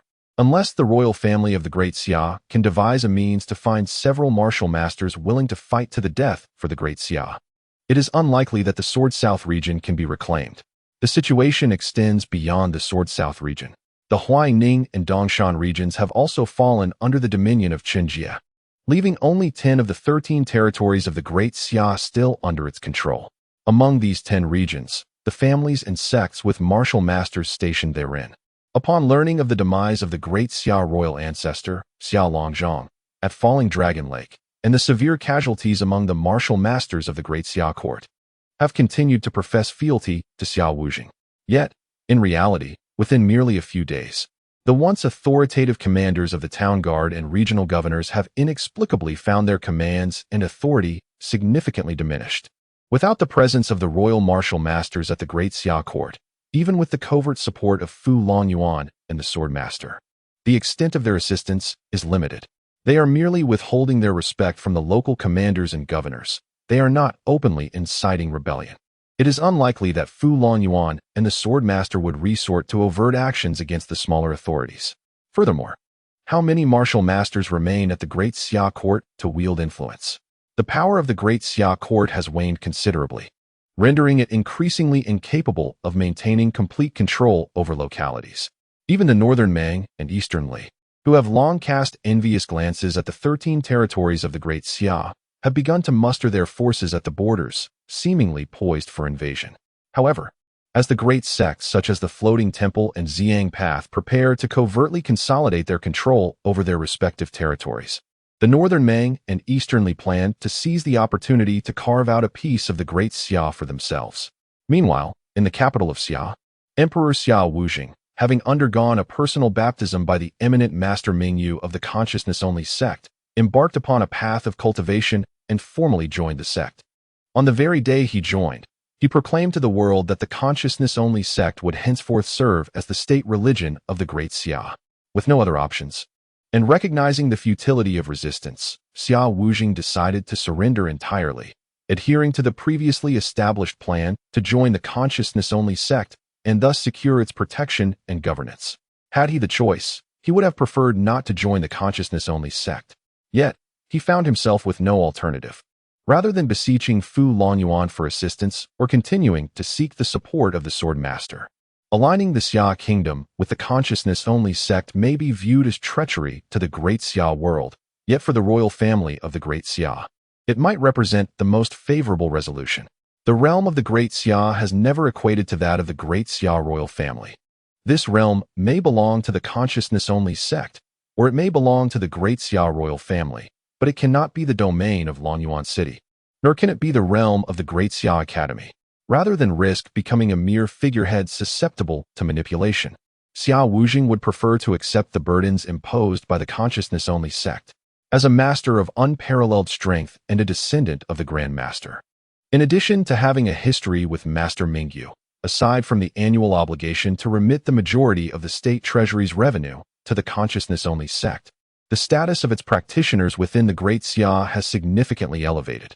Nevertheless, the standing and resources of Xia Wujing and the imperial family remain largely unchanged, and paradoxically, with the protection of the consciousness-only sect, the authority of the Great Xia imperial family has increased considerably. After all, the treasury's taxes are ultimately borne by the common folk, are they not? If necessary, they can endure a bit more hardship. Water can support a boat, yet can it also capsize it? With top-tier combat prowess capable of subduing the world and aristocratic families monopolizing the majority of profound martial legacies and rare treasures, the chances for ordinary people to succeed in rebellion are virtually non-existent. Moreover, paying taxes to the consciousness-only sect is akin to offering tribute to the Buddha. Who would dare show disrespect to the Buddha? Have you not heard of the wrathful gaze of Vajra? For even the Buddha possesses a fiery temperament. Within the imperial palace of Xia Wujing, now adorned with a string of prayer beads, silently continued to inscribe the 4 characters supreme virtue, gentle waters. Just as he concluded his writing and was about to summon Wang Dabin for commentary, he glanced around the now notably desolate palace and ultimately paused, setting down his brush. Chapter 101. The Grand Master, Chen Jie. The Great Xia dynasty exists in name only. Within the confines of the Great Xia Academy, countless disciples are in a fervent uproar, engaging in endless discussions. However, as the Great Xia still endures and its laws remain unchanged, the disciples of the Academy are still permitted to serve in the court without being compelled to join the consciousness-only sect. For the time being, despite their constant chatter, the Academy disciples find themselves powerless to effect any change. Upon learning of Xia Wujing's direct affiliation with the consciousness-only sect, the sword master displayed a bitter expression and subsequently retreated to seclusion to heal his wounds. He found himself perplexed, after years of unwavering support for the Great Xia. It seemed he had achieved something, yet paradoxically, nothing at all had truly changed. Within the realm governed by the consciousness-only sect, its disciples stood elevated above the law, indifferent to the concept of legality and unconcerned with the plight of ordinary mortals. For those common folk, simply surviving consumed their utmost efforts. In numerous regions under the sect's dominion, serfs still existed, born into slavery, destined through generations to remain so. Nevertheless, as long as the laws of the Great Xia persisted and the realm had not descended into utter chaos, the sword master had no grounds to intervene. He was but one man, and he bore injuries. Meanwhile, the names of the 4 esteemed masters within the consciousness-only sect were well known. Upon learning that Xia Wujing had joined the sect, establishing it as the state religion and placing it above the entire Great Xia, the chief minister Yu Haifeng was overwhelmed with rage and immediately resigned to retreat into seclusion. Within the Great Xia court, several loyalists, equally unwilling to see their dynasty absorbed by the sect, also chose to resign. In an instant, the entire court of the Great Xia was thrown into turmoil. Yet, paradoxically, the realm of Great Xia began to exhibit a peculiar tranquility following Xia Wujing's allegiance to the consciousness-only sect. Solely relying on Xia Wujing and a few masters could not ensure control over the entire Great Xia. However, the consciousness-only sect was a different matter entirely. Should any disturbances arise within its territory, they would surely attract a multitude of violent monks eager to impose order. The sect governed dozens of regions, with its populace numbering in the billions. Its disciples were meticulously selected from the masses, possessing exceptional talents, and were revered by the people, free from mundane concerns, wholly devoted to martial cultivation. Among the 100,000 disciples of the consciousness-only sect, numerous high-ranking warriors flourished, giving rise to a plethora of formidable masters. The name of the 18 arhats of the sect resounded throughout the land. Moreover, the the sect had access to additional martial prowess from other masters. It could be said that in terms of martial strength, the consciousness-only sect far surpassed the Great Xia court prior to the Battle of the Falling Dragon Lake. Although the common folk within the sect often endured harsh lives, they might have found solace in their devotion to the Buddha, perceiving their hardships as tests from the divine. Suffering in this life could lead to blessings in the next. Countless sects, renowned for gathering exceptionally gifted disciples, often surpass those royal families sustained by bloodlines in terms of high-end combat prowess. After all, it is an impossibility to guarantee that one's descendants will forever be paragons of talent. However, one can be assured that the meticulously selected disciples will possess commendable potential. Those utterly devoid of talent are unworthy of being admitted into the Weisher sect. In the several centuries since the establishment of the Great Xia, it has been a stroke of luck for the royal lineage to produce a handful of grandmasters. Many of those who once basked in glory have, over the centuries, gradually fallen into obscurity, becoming nameless families within remote towns. Ultimately, this world still belongs to those sacred sects and their hallowed grounds. Strangely, despite enduring countless years and challenges, the legendary Qin celestial dynasty remains the most formidable force in the entire Tianling realm. Situated in the central divine continent, the Qin celestial dynasty boasts a legacy that spans beyond a millennium. It is said that its history is as ancient as that of the Tianling realm itself. Indeed, these ancient sects, with their millennia-old traditions, and the Qin celestial dynasty, whose lineage is difficult to verify, have no connection whatsoever to the Qin family, which has existed for less than a century. At this moment, within the city of Zhao, Chen Jie seeks nothing more than to focus on his cultivation. As for the matter of Xia Wujing joining the Weisher sect and the Great Xia dynasty becoming a vassal of the sect, it bears no relevance to him. Although Chen Jie has been bestowed the title of King of Huaining by Xia Wujing, it would be absurd for anyone to assume that he is a subordinate of Xia Wujing. His Dongshan and Huaining paths are equally parts of the Great Xia realm, are they not? Xia Wujing would not dare to entertain such thoughts, nor would the Weisher sect consider offending a terrifyingly powerful grandmaster like him over mere territories. In his prime, Emperor Yin could take on 5 foes single-handedly, even slaying a grandmaster of considerable strength. Yet now, having suffered grave injuries and a significant depletion of his spirit, Emperor Yin is unlikely to influence the world for decades to come. Before he fully recovers, can any grandmaster across Yin Shenzhou stand a chance against Chen Jie? Moreover, it appears that Chen Jie is not yet a grandmaster. Witnesses such as Fu Longyuan and Master Mingyu, who have seen Chen Jie as formidable combat capabilities firsthand, are already astounded by his impressive strength and innate talent. It is not merely a matter of 2 territories. If the Weisher sect could ensure Chen Jie remains undisturbed in a certain region, they could easily grant him 3 territories. Time quietly slips away, and in the blink of an eye, 3 months have passed. Following Xia Wujing's announcement of joining the Weisher sect, the chaos that briefly engulfed the Great Xia swiftly gave way to a return to tranquility. The cult of the god has sealed off the Jiannan Pass, while Emperor Yin continues to cultivate his earthly dominion, leveraging the Jiannan territory and the numerous tribes of the southern barbarian mountains. The northern Mang and eastern Li nations, which once sought to exploit the borders, have quietly retreated following Xia Wujing's announcement and the simultaneous appearance of Master Mingyu and Master Mingsheng at the Great Xia borders. During these 3 months, Chen Jie remained in the Chun family's backyard, untouched by the outside world. He held tightly to the blood-red crystal in his hands, occasionally gazing at the sky and then back at the gem, his eyes swirling with endless brilliance. A month prior, Chen Jie had comprehended the profound secret of merging with the universe, successfully ascending to the rank of Grandmaster. For one who had already grasped the essence of celestial beings and controlled the nascent form of the celestial realm, the enigma of merging with the universe, which had ensnared countless formidable masters, was merely a step away for Chen Jie. With his newfound status as a grandmaster, his strength had significantly amplified, the power and control of the celestial realm far surpassing his previous capabilities. Should he engage in battle with the Emperor of Yin at this moment, Chen Jie was confident that, armed with the far superior nascent form of the celestial realm, he could easily triumph over the Emperor, even if the latter had achieved divine prowess and possessed a soul force far exceeding that of an ordinary grandmaster. Yet, Just as he had attained Grandmaster status and his celestial realm had grown stronger, Chen Jie inexplicably sensed an overwhelming bottleneck. The path of celestial beings seemed to have truly come to an impasse.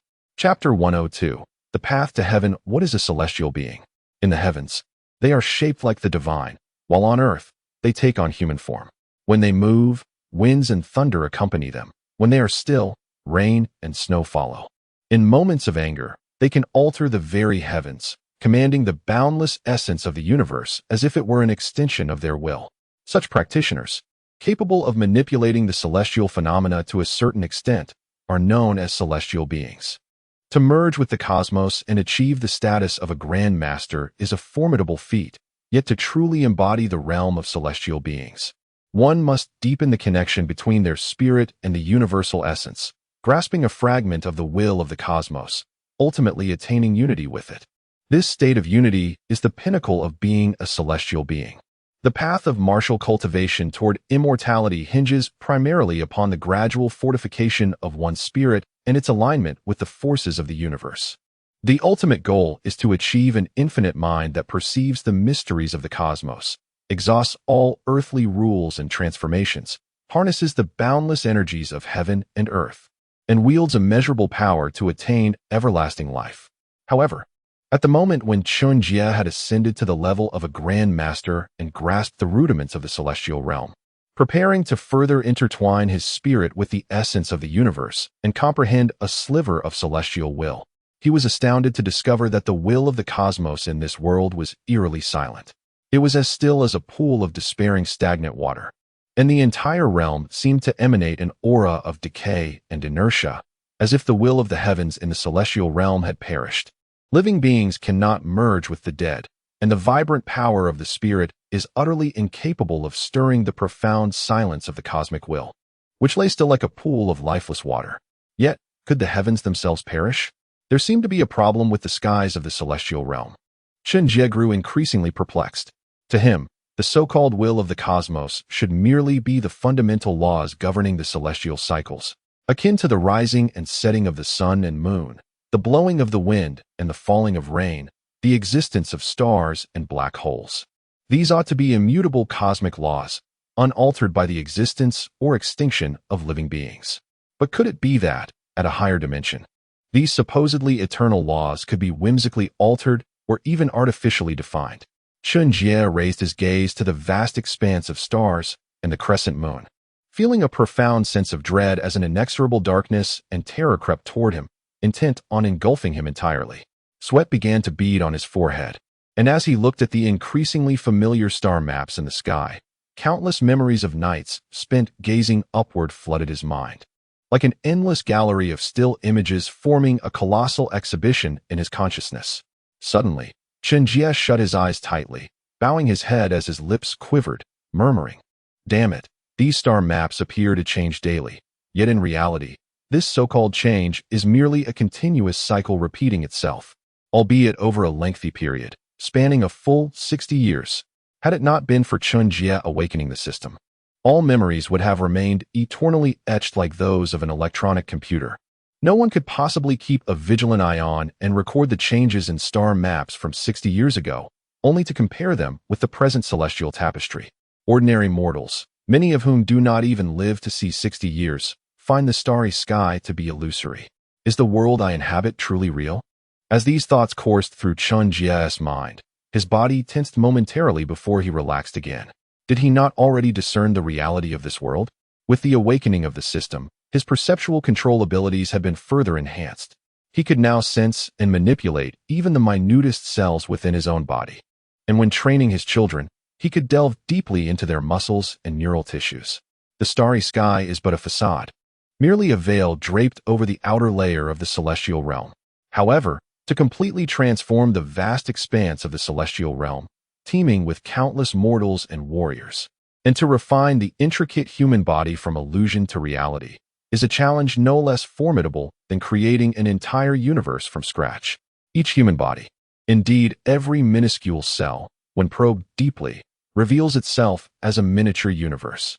If the architects of this deception truly possessed such prowess, then Chen Jie's worries and anxieties would be utterly futile.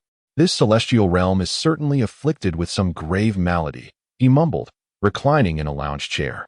He ceased to ruminate over the difficulties of transcending to the realm of the celestial being and instead began to casually toss the crimson crystal in his hand. If the path of the celestial being was obstructed, then he could simply pursue another route. He was not bound to tread the path of the celestial being.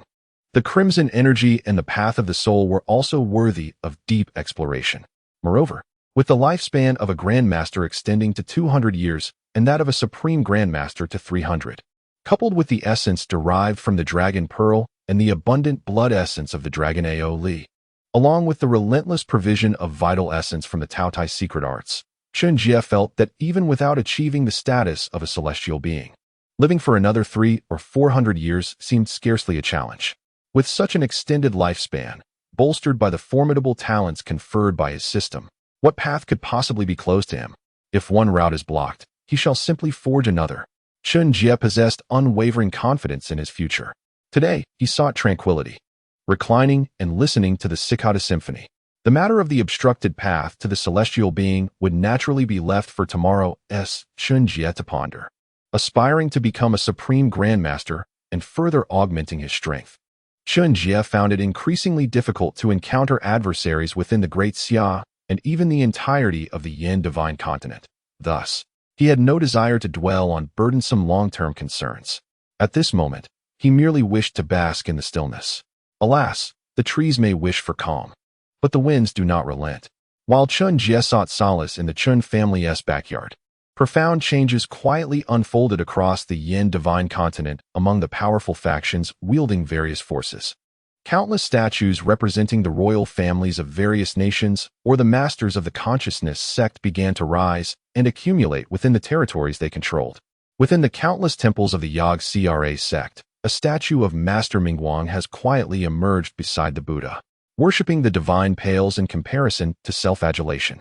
Since the path of the Yin divine emperor is undoubtedly correct, those formidable individuals, who have long been ensnared at the pinnacle of grandmasters, will naturally seek ways to validate and even embark upon that very journey themselves, even if it merely augments their strength a fraction or extends their lifespan by a year. They will pursue any glimmer of possibility. The grandmasters standing at the zenith of Yin divine continent would not hesitate to invest considerable resources and manpower into such experiments. Moreover, the enhancements brought by the path of the spirit are far from trivial. The disparity in combat prowess among grandmasters hinges primarily on two factors: the extent to which they harmonize their spirit with the cosmos and their ability to wield the primordial energies of heaven and earth with precision and efficiency. In essence, it is but a subtle difference in energy reserves and techniques. Some possess greater energy capacity and more potent techniques, thus exhibiting superior strength. Whether striving to enhance their energy reserves or mastering more formidable techniques, the power of the spirit offers significant benefits in these areas. I have realized that this is the true path to transcendence. From this day forth, there will be no more Master Mingguang in the world, only the future Buddha of Mingguang. The figure of Master Mingguang of the Yag Cra sect radiates with golden light, and behind his head, a golden wheel subtly materializes, within which echoes an infinite chorus of prayers and devotion. In the realm of the Yag Cra sect, under the faith of tens of millions of citizens, he feels the immense force of belief impacting and augmenting his spirit. A flicker of enlightenment and a hint of concealed madness briefly flash in his eyes as the power of his spirit surges, greatly enhancing his strength. The path of the spirit is indeed a celestial avenue that can lead to true transcendence. Chapter 103.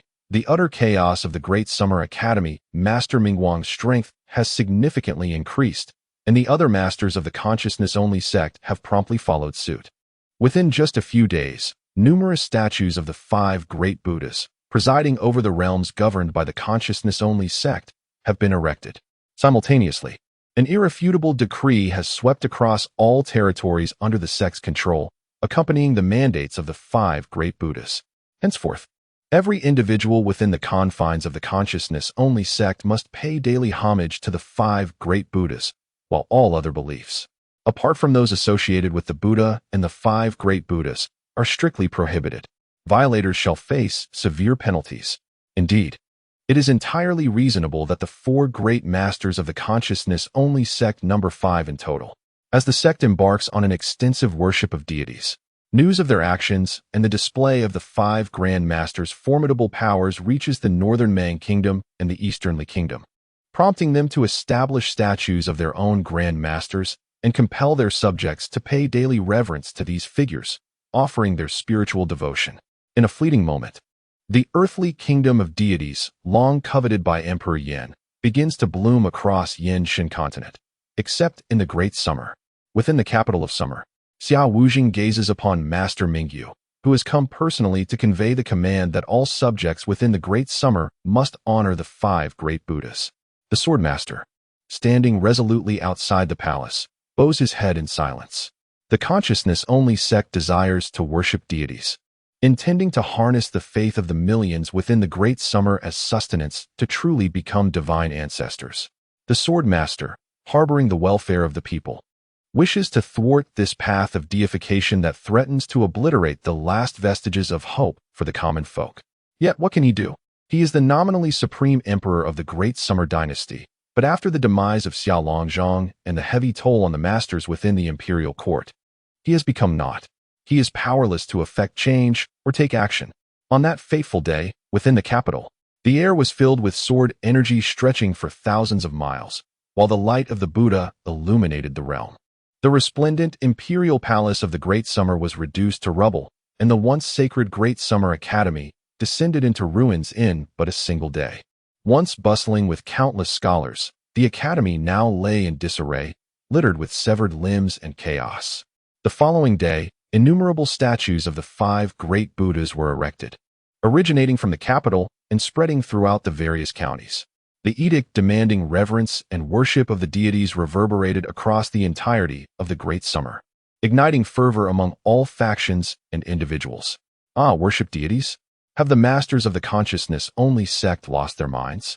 While it may be one thing to demand that the common folk pay forced homage, to assert that even we must comply with such mandates, do they truly believe themselves to be Buddhas incarnate?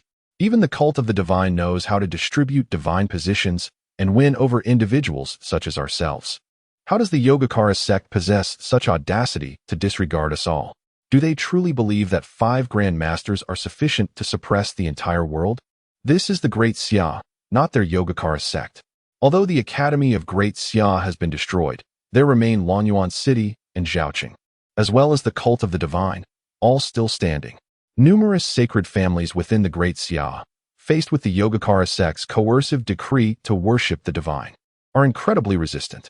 Sacred families like Floating Sky Temple, Ziyang Dao, and the Ji family, which have resided in their respective domains for over a millennium, openly reject the Yogacaра's command to worship the divine and instead carve out their territories. Simultaneously, they hastily dispatch swift eagles and messengers to connect with Lonyuan City, the cult of the divine, and Huaining Dao. While they may not be able to contend with the 5 grand masters of the Yogacara sect, there are still those within the Great Xia capable of resisting their grand masters. Upon receiving the swift eagle's message from Floating Sky Temple and Ziyang Dao, as well as the Yogacara sect's command to worship the divine, Fu Lonyuan of Lonyuan City fell silent for a moment, then let out a long sigh. With a subtle exertion of his hand, he shattered the letter he held from Floating Sky Temple and Ziyang Dao into fragments. Lonyuan City is far too small. For Fu Lonyuan, it is now too late. Perhaps I should never have married my daughter to Xia Wujing. I should have directly accepted the proposal from Emperor Yin and fought alongside him to seize Xia capital.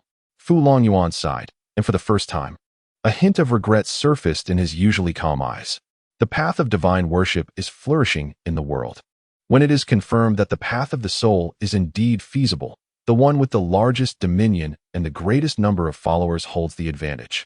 Although Lonyuan City is fortified by the presence of Fu Lonyuan, a grand master who remains untainted by worldly affairs, such an isolationist strategy, while ensuring the city's independence and survival, simultaneously deprives it of further developmental prospects. Even if Fu Lonyuan has the desire to also worship the divine, he lacks the sufficient manpower and territory to establish his own idol and propagate his own faith, let alone contend with the 5 great masters of the Yogacara sect. In this era of great contention, A single misstep can lead to a cascade of failures. Fu Longyuan is disinclined to involve himself in the Yogacara sect's divine worship struggle. Given the small size and sparse population of Longyuan City, the 5 great masters of the Yogacara sect would not force its inhabitants to pay homage to the 5 great Buddhas. Meanwhile, within Tian'an City, the dim-eyed emperor Yin silently carves statues of deceased strongmen from the cult of the divine. At this moment, Si Wulei quietly approaches Emperor Yin with several sealed letters. Both the Wheel King and the Celestial Elder of the South are willing to exert the full strength of Floating Sky Temple and Xiang Dao to assist the cult in reclaiming Jiannan, seizing control over the Great Xia, and establishing a divine kingdom on Earth once more. The elder of the Qian family has also sent another letter, expressing their willingness to provide full support. Even the Ji family, which had previously not communicated with us, has now sent a swift eagle, affirming their allegiance to the emperor, declaring him the king of all gods. Are we to mobilize our forces once again? Upon hearing these words, the Emperor Yin paused his intricate carving, lifting his gaze to the impassive face of Si Wulei, and gently shook his head. They were merely akin to a dog, yearning for affection, attempting to return to a former master when it became clear that their new one paled in comparison. Yuan Yu and Bai Yuchan, having fled during the battle at Falling Dragon Lake, had long ceased to be members of my divine sect. You should know how to deal with traitors. It is not yet the right moment. The path of divine worship is not so simple. Those who, like Imo Shui, abandoned their posts during the dragon-slaying war, selling out the Candle Dragon Envoy and the Eastern King, now languish in the dungeons of the sect of divine worship, tormented by countless venomous insects. As for the esteemed Master Yuan Yu from Floating Sky Temple and the venerable Bai Yuchan from the Purple Yang Path, they have always been the Wheel King and the Southern Immortal among the 4 great priests of the sect of divine worship. For those ancient and unyielding sacred families, hedging their bets on both sides is the norm. However, when the time came to deploy their final gambit, they acted prematurely. After the Emperor Yin finished speaking, Si Wulei silently nodded, and the letters from Floating Sky Temple and the Purple Yang Path in his hand instantly shattered into fragments. Meanwhile, within the city of Zhao, Chen Jie beheld the Sword Master, who was bloodied and wounded, his breath flickering like a dying flame in the wind, along with the equally disheveled Shun Rushuang. The entire city of Zhao was engulfed in an instant, the skies darkening with ominous clouds. Chen Jie was consumed by an overwhelming rage. Chapter 104. United Arrival on that fateful day. The venerable masters of the consciousness-only school who arrived in Zijing included not only Mingyu, but also the significantly empowered Mingguang and Mingxing, who had both gained strength after their divine worship. Following the Sword Master's resolute decision to thwart the mass worship of the people of Daxia, the other masters of the consciousness-only school wasted no time in launching an assault. Had it not been for Shun Rushuang's breakthrough to the realm of the Grand Master after relinquishing her inner obsessions and her timely intervention during the Sword Master's peril, he would not have survived to leave Zijing. Not all Grand Masters possessed the strength to confront several others single-handedly. Moreover, after the successful divine worship, bolstered by the faith of millions within the school's domain, the 5 Grand Masters of the consciousness-only school experienced a remarkable enhancement of their powers.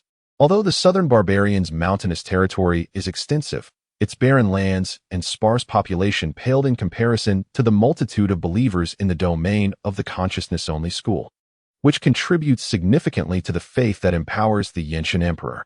After their elevation in strength due to divine worship, the 5 Grand Masters, alongside their profound heritage, were on the verge of comprehending the nascent form of the realm of heaven and humanity. Their prowess had reached a level that rivaled or even surpassed that of Xuanwu, the former Grand Master of the consciousness-only school during the peak of the Yenshin Emperor's reign. This formidable strength was a primary reason the consciousness-only school dared to directly confront the Sword Master, intent on preventing the worship of millions in Daxia. Xuanwu's lifespan was dwindling, and the path of divine worship offered him a final opportunity for further advancement. The remaining 4 Grand Masters, fueled by an abundance of faith, also glimpsed the prospect of ascension.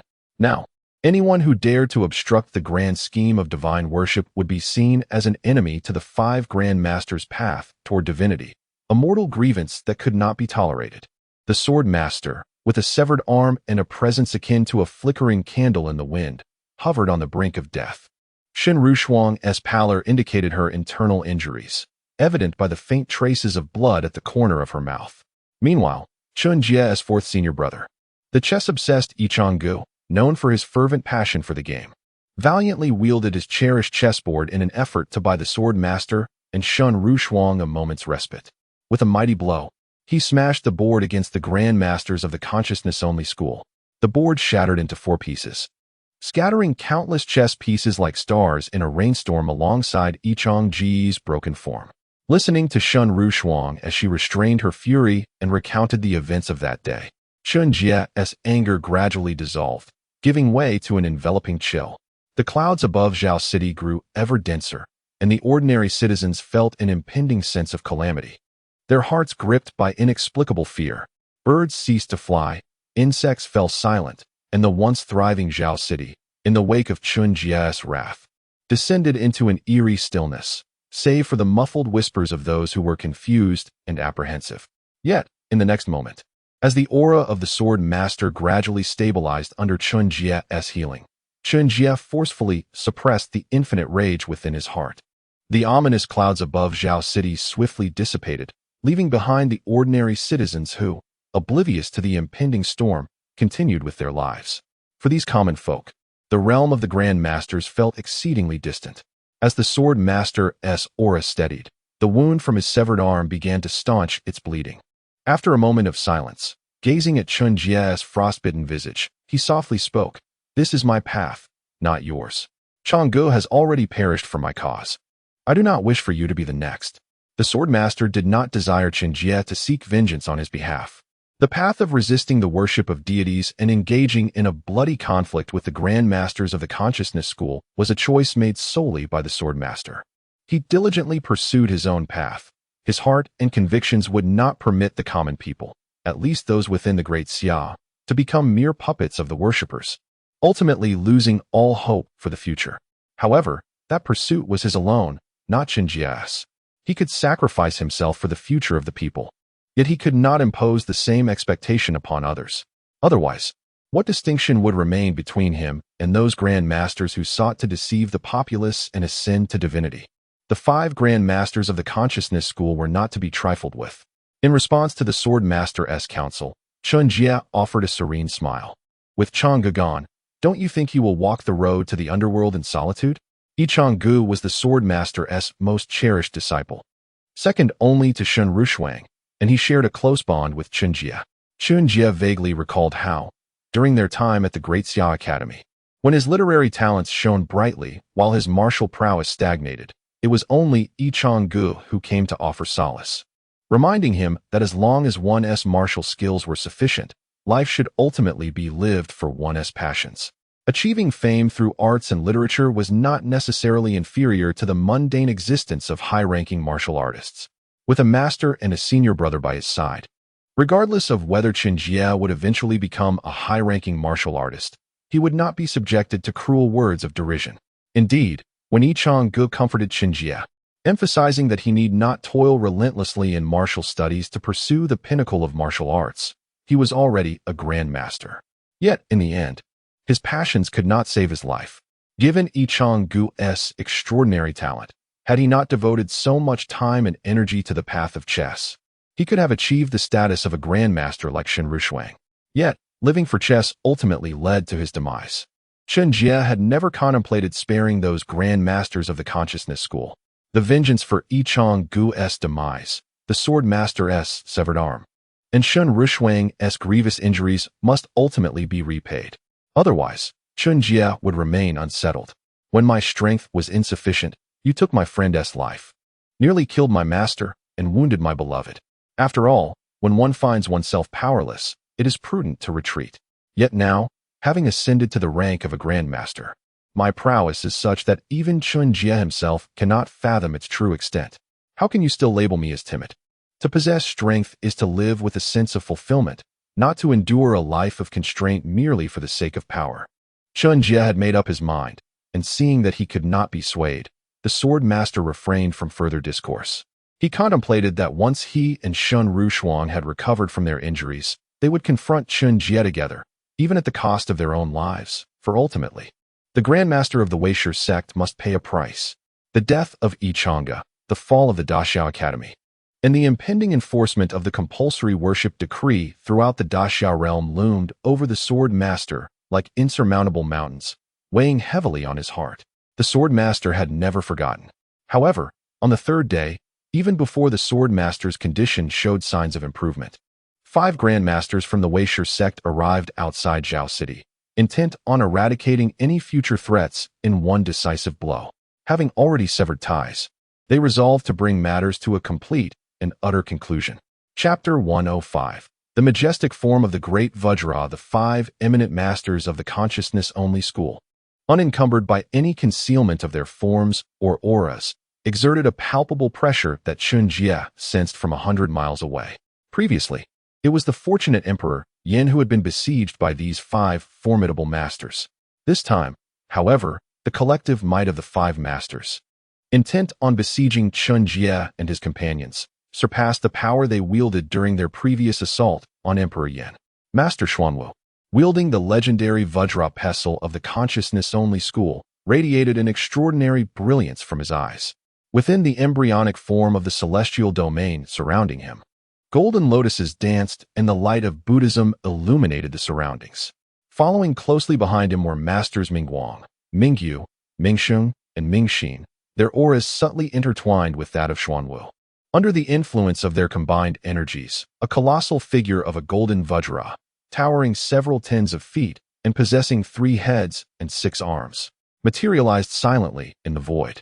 This was none other than the secret transmission of the consciousness-only school, the 5-wheel Vajra formation. This formidable golden Vajra, forged from the sacred remains of a living Buddha of the earthly immortal realm, was capable of partially disregarding and suppressing the celestial domain's powers. Even a genuine celestial being, when faced with the united force of the 5 masters, risked incurring severe injuries through mere carelessness. The consciousness-only school had meticulously prepared for this confrontation against Chen Jie, a peerless prodigy nearly on par with Emperor Yin. In the face of such a powerful foe, rather than engaging in foolish tactics of gradual elimination, they opted for a full-force ambush. The prospect of sending them off one by one was a strategy suited only for tales meant for children. In the void, several tens of miles from Zhao City, Chen Jie stood resolutely, accompanied by the injured Jian Fuzi and Shun Rushuang, confronting the 5 masters of the consciousness-only school. The small Zhao City could scarcely endure the aftermath of a battle among such great masters. Chen Jie harbored no desire to triumph over the 5 masters, only to discover, in a sorrowful twist of fate, that his descendants had perished due to the residual shockwaves of the battle, shockwaves that might well have originated from his own actions. Such an outcome would be exceedingly awkward.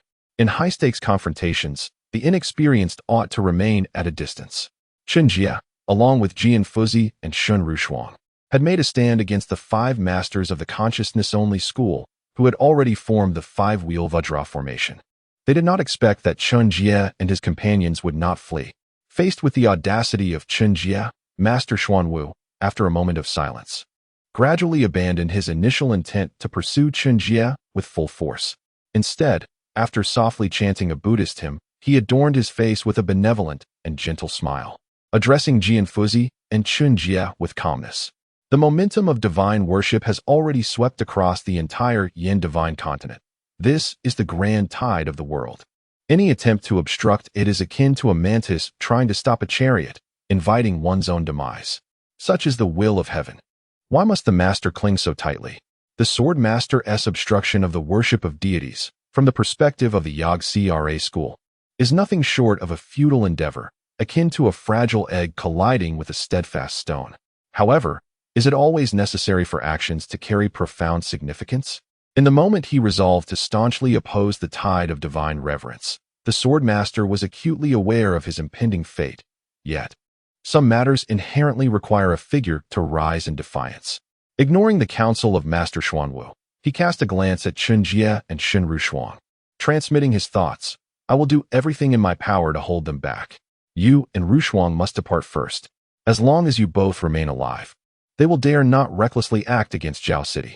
The Sword Master understood that he could not possibly contend with the 5 Grandmasters of the Yag-CRA school. Yet one life lost was preferable to the demise of 3. This was a deadlock he had chosen himself. Nevertheless, neither Chen Jie nor Shen Rushuang retreated.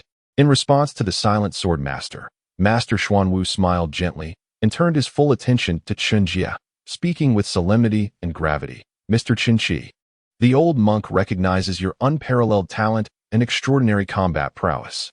Yet, if you cannot progress further, no matter how magnificent we may appear, we will ultimately succumb to the passage of time, reduced to dust. Why not join my Yag CRA school?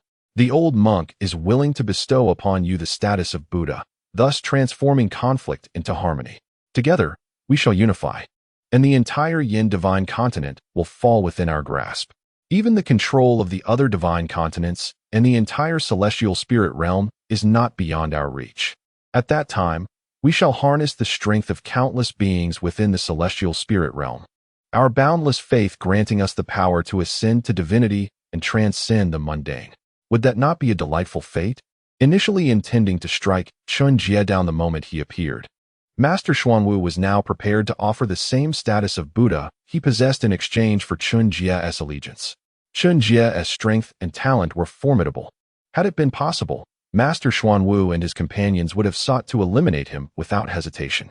Yet, upon witnessing Chen Jie in person, the celestial demon vanquishing Vajra in Master Xuanwu's hand began to tremble subtly. The immense power of faith coursing through his enhanced spirit sent him inexplicable warnings as he prepared to confront Chen Jie. Suddenly, he found himself devoid of any certainty regarding the lethal trap he had previously devised for Chen Jie and the sword master, thus opting to extend a hand in brotherhood instead. As an adversary, Chen Jie indeed instilled unease and trepidation. However, should he become an ally, it would be the others who would find themselves in a state of unrest. The prospect of attaining the status of Buddha, seizing control of the entire Yin divine continent and the celestial spirit realm, and amassing the strength of countless beings to ascend to divinity was undeniably alluring. Yet, I must decline. In the dimming gaze of the sword master, Chen Jie resolutely declined Master Xuanwu's overtures. With an icy demeanor, he proclaimed, "Some have perished, yet they have not ventured far. Therefore, could you all descend and accompany him?" Arrogance.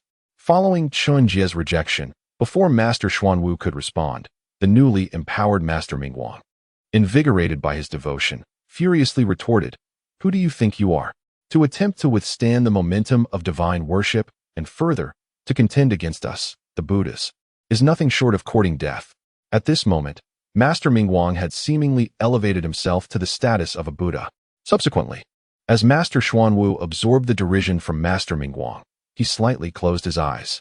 In the next instant, a towering golden Vajra apparition, standing several dozen feet tall, began to furiously wield its 6 arms, unleashing a multitude of shadowy punches towards Chen Jie.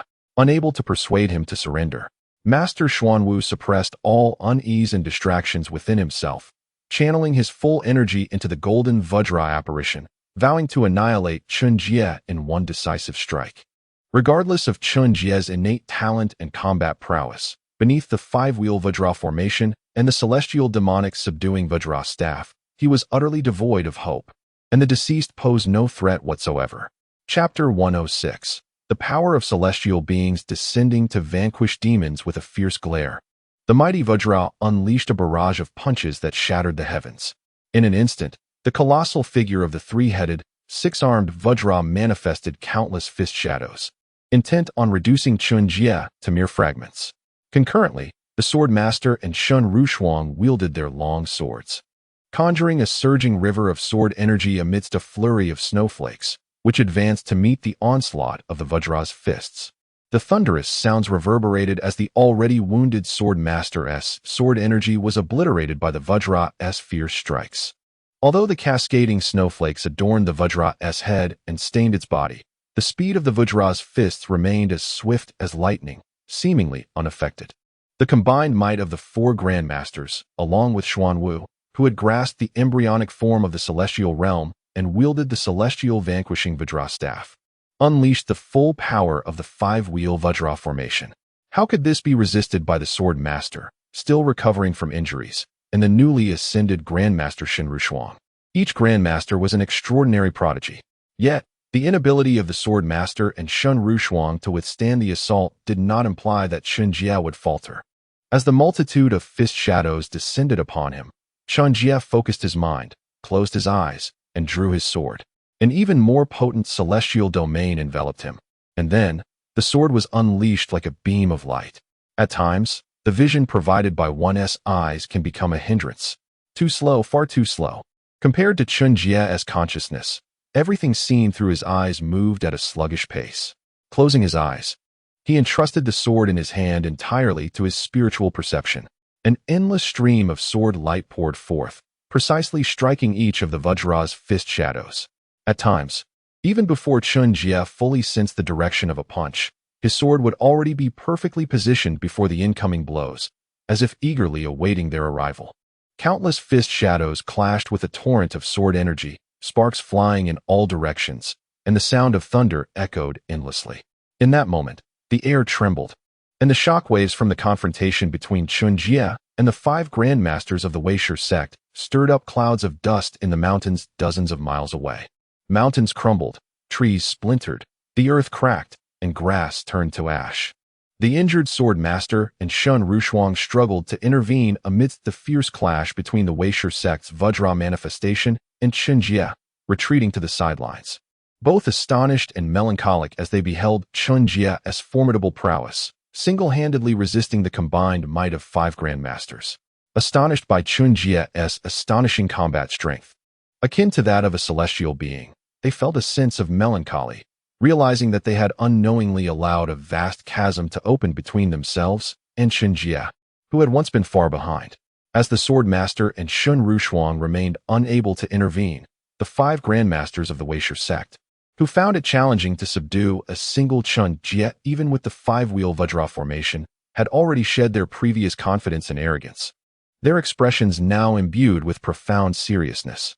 The 5-wheel Vajra formation can harness the energies of 5 individuals, merging their strengths to summon the formidable 3-headed, 6-armed Vajra manifestation. Under the might of this great Vajra, one would expect it to sweep aside all obstacles effortlessly. However, at each moment of collision between the Vajra manifestation and Chen Jie's sword light, the latter seems to possess a kind of vision, striking with astonishing precision at the vulnerabilities of the Vajra form. A peculiar force of vibration begins to seep into the very marrow of the 5 grandmasters, originating from the point of their clash with Chen Jie. Furthermore, an enigmatic power lingers upon Chen Jie's sword light, gradually eroding the vital essence of the Vajra manifestation during their confrontation. The 5-wheel Vajra formation amalgamates the energies of 5. Thus, victory or defeat affects all 5 equally. Should this relentless exchange with Chen Jie persist, their ability to exhaust him remains uncertain. Yet, the bizarre vibrations and the strange annihilating force entwined with Chen Jie's sword could inflict severe injuries upon all 5 of them simultaneously. If the formation falters, they will be left gravely wounded, compounded by the overwhelming prowess of Chen Jie and the ever-watchful sword master and Shun Rushuang. In this battle, their defeat is not only imminent, but their very lives may be at stake. With their pride already shattered, in this era of divine worship and fierce competition, none would hesitate to eliminate those formidable grandmasters who threaten their claim to the faith of the living. Only those grandmasters who merge with the cosmos can listen to the fervent beliefs of their followers and harness this energy to strengthen their divine souls. Henceforth, all grandmasters, post the rise of divine worship, have become potential adversaries. The number of living beings is ultimately finite. The 5 grandmasters of the consciousness school found themselves in a precarious position. Previously, the once authoritative Master Mingguang, who had rebuked Chen Jie like a deity, now bore an expression of grave concern. Master Xuanwu sensed the peril as well, and with a quiet sigh, he commanded the Vajra manifestation to retreat several dozen feet. He then wielded the celestial demon-subduing Vajra, which began to emanate an overwhelming radiance of Buddhist light from within. Forged from the remains of a terrestrial immortal, infused with fragments of divine power, the celestial demon-subduing Vajra now showcased its formidable might. The boundless energies of the universe surged forth, amplifying the brilliance of the Vajra in Master Xuanwu's grasp. The previously battered 3-headed, 6-armed Vajra manifestation gradually restored itself under the infinite Buddhist light, growing even more colossal. Within the hands of this ever-expanding Vajra, a shadowy image of the celestial demon-subduing Vajra soared toward the heavens. Since the five-wheel Vajra formation struggled to subdue Chen Jie, they would now invoke the strongest legacy of the consciousness school, the celestial demon-subduing Vajra. As the battle commenced in this age of contention, the consciousness school could only emerge victorious and could not afford to fail. Even if this encounter were to deplete the last remnants of divine power within the celestial demon-subduing Vajra, the living terrestrial immortal remains a force of boundless strength. Yet the remnants of the terrestrial immortal, though immensely formidable, are ultimately akin to rootless weeds. Each use diminishes their potency. Otherwise, would not those sacred families, whose ancestors once possessed the realm of terrestrial immortals, or even the prowess of soaring beings, remain eternal and unyielding? Thus, the notion of decline would be inconceivable.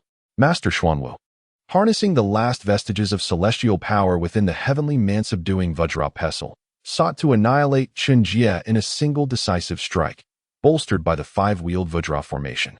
However, just as the divine pestle soared skyward, poised to reduce Chen Jie to mere dust, a resplendent sword light, imbued with an extraordinary aura capable of obliterating all, sliced through the heavens like the dawn's first light, cleaving directly at the neck of the great Vajra Dharmakaya. What folly is this? Did they truly believe that this was a turn-based game, wherein Chen Jie would patiently await the five grandmasters of the consciousness-only sect to accumulate their strength for a grand maneuver? As Master Xuanwu exerted all his effort into the heavenly man-subduing Vajra pestle, Chen Jie felt an urgent premonition arise within him. Seizing the moment while Master Xuanwu and his companions were still channeling their collective might into the pestle, he unleashed a powerful strike directly at the vital connection point of the great Vajra Dharmakaya. No matter how the five-wheeled Vajra formation converged the strength of five, it could never rival the potency of a single individual. Chapter 107. A moment of greed destroys a century of hard work under the terrifying sword light, imbued with the eerie power of annihilation wielded by Chen Jie. The head of the three-headed, six-armed great diamond avatar was severed in an instant.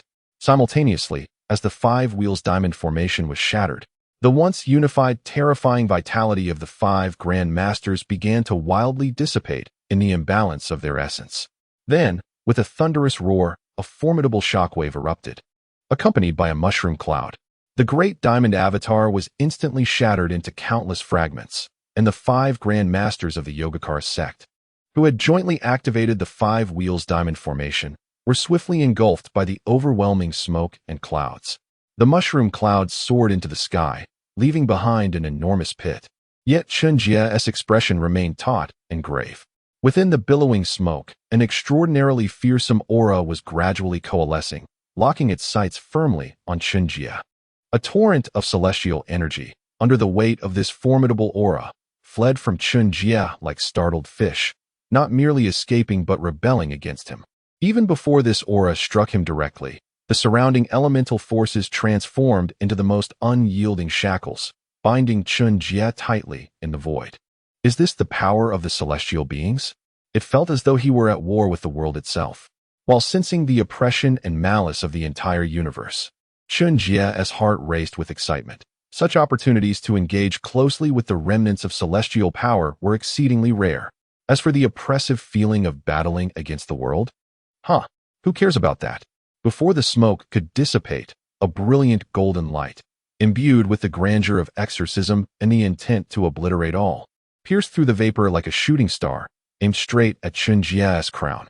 Bound by the infinite celestial energies under the pressure of celestial might, Chen Jie found himself unable to evade in time.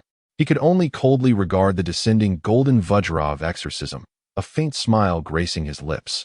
His eyes sparkled with divine light as a peculiar blood-red crystal in his embrace pulsated violently, propelled by his spiritual energy to confront the incoming golden Vajra. In the next moment, akin to a meteor colliding with Earth or the clash of ice and fire, a dazzling brilliance erupted, illuminating all directions. Following this radiant display, the strongest legacy of the Yogacara sect, the golden Vajra of exorcism, disintegrated like dust, having exhausted its celestial power, vanishing into the void. Simultaneously, The peculiar blood-red crystal appeared with several faint cracks, turning a ghastly white.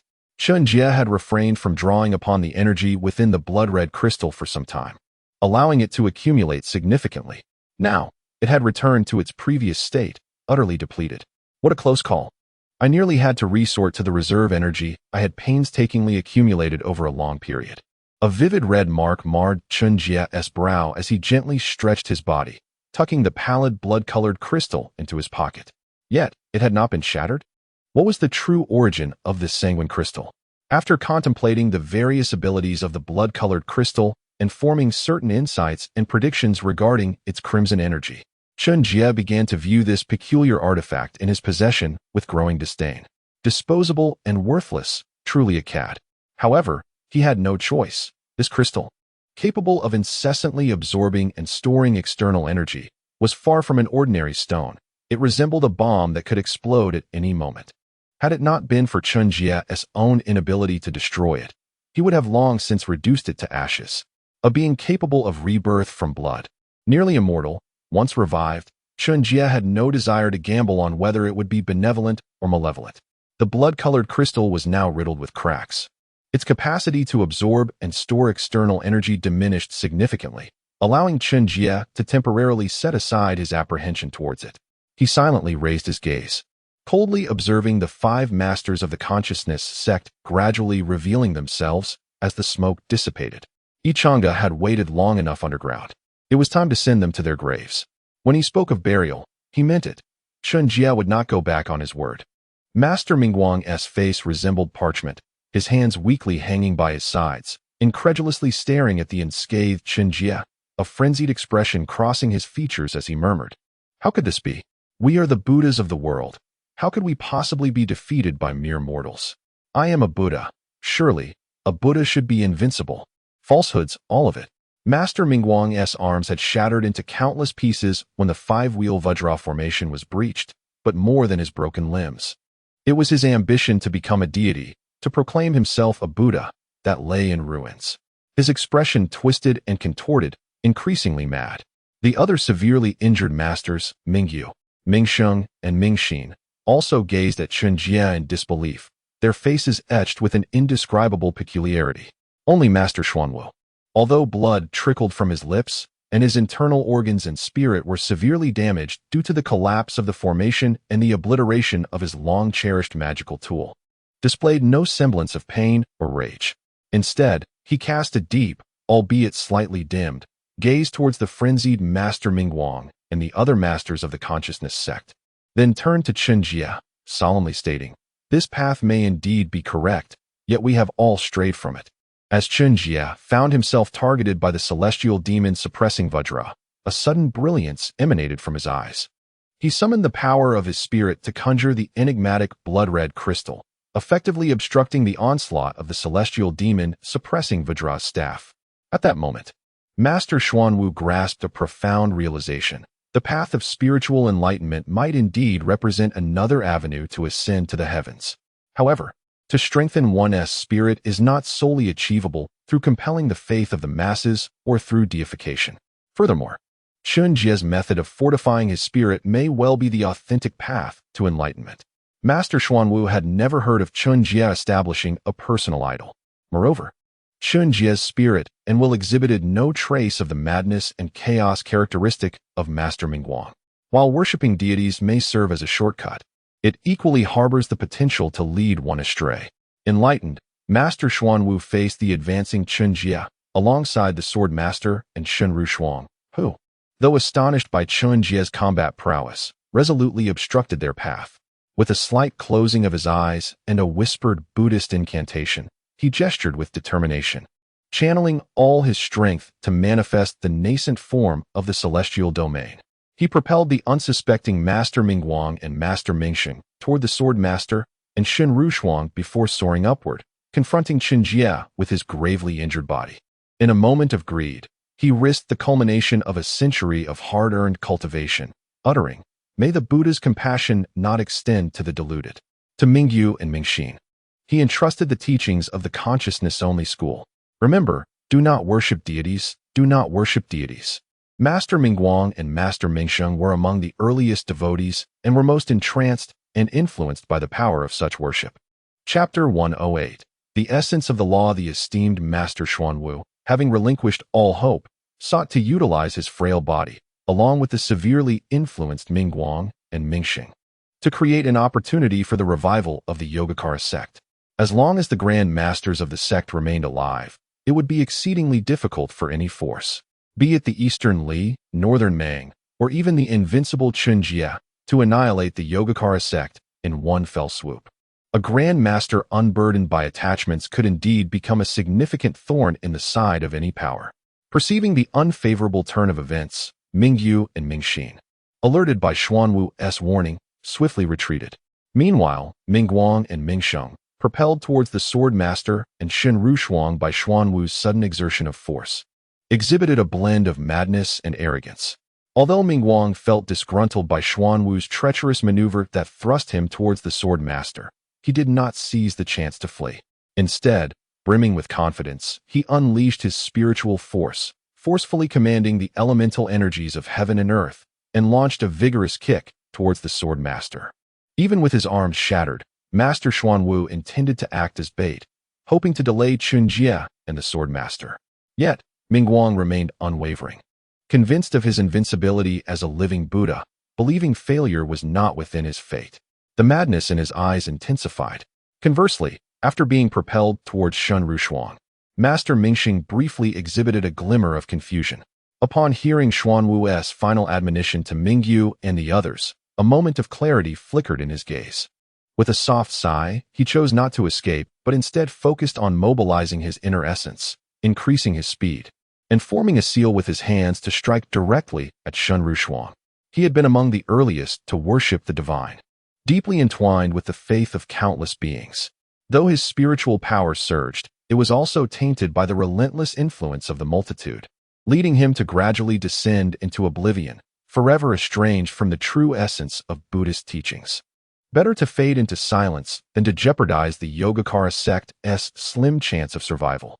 Xuanwu, Mingguang, and Mingxing simultaneously launched their assaults against Chen Jie and his companions, aiming to buy time for Mingyu and Mingxin to escape. Despite his shattered arms and internal injuries, Mingguang found himself evenly matched against the equally wounded Sword Master, who had also lost an arm. Meanwhile, although Shen Rushuang's injuries had mostly healed, as a newly ascended Grand Master, she struggled to fend off Mingxing's full-on counterattack, unable to spare the time to intervene against either Mingyu or Mingxin. At this juncture, the sole individual capable of swiftly resolving his immediate adversaries and consequently safeguarding Mingyu and Mingxin was none other than Chen Jie himself. A flicker of divine light danced in Chen Jie's eyes, the once vibrant red mark upon his brow dimmed slightly. With the restoration of control over the elemental energies after the shattering of the heavenly demon vanquishing Vajra, a colossal hand, akin to a mountain descending from the heavens, surged forth. Imbued with an intent to annihilate and shrouded in an ominous shadow, forcefully struck towards the unyielding Master Xuanwu, who stood resolute in his path.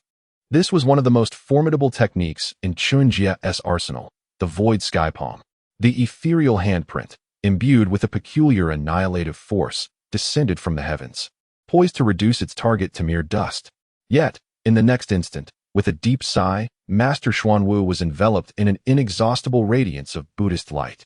The boundless energy of the universe, in that fleeting moment, coalesced into an immensely powerful shockwave that forcefully repelled the ethereal handprint. The ordinary energy of the cosmos, under the strange annihilative power of the handprint, was as fragile as paper, shattering upon the slightest contact. However, when infused with the vast spiritual strength of Master Xuanwu and bolstered by the celestial domain, the energy of the universe was far beyond what the ethereal handprint could easily overcome. Chen Jie's unparalleled mastery was obstructed as he watched the increasingly distant figures of Mingyu and Master Mingxin, his luminous gaze fixated on the trembling form of Master Xuanwu, whose eyes were dimming with each passing moment.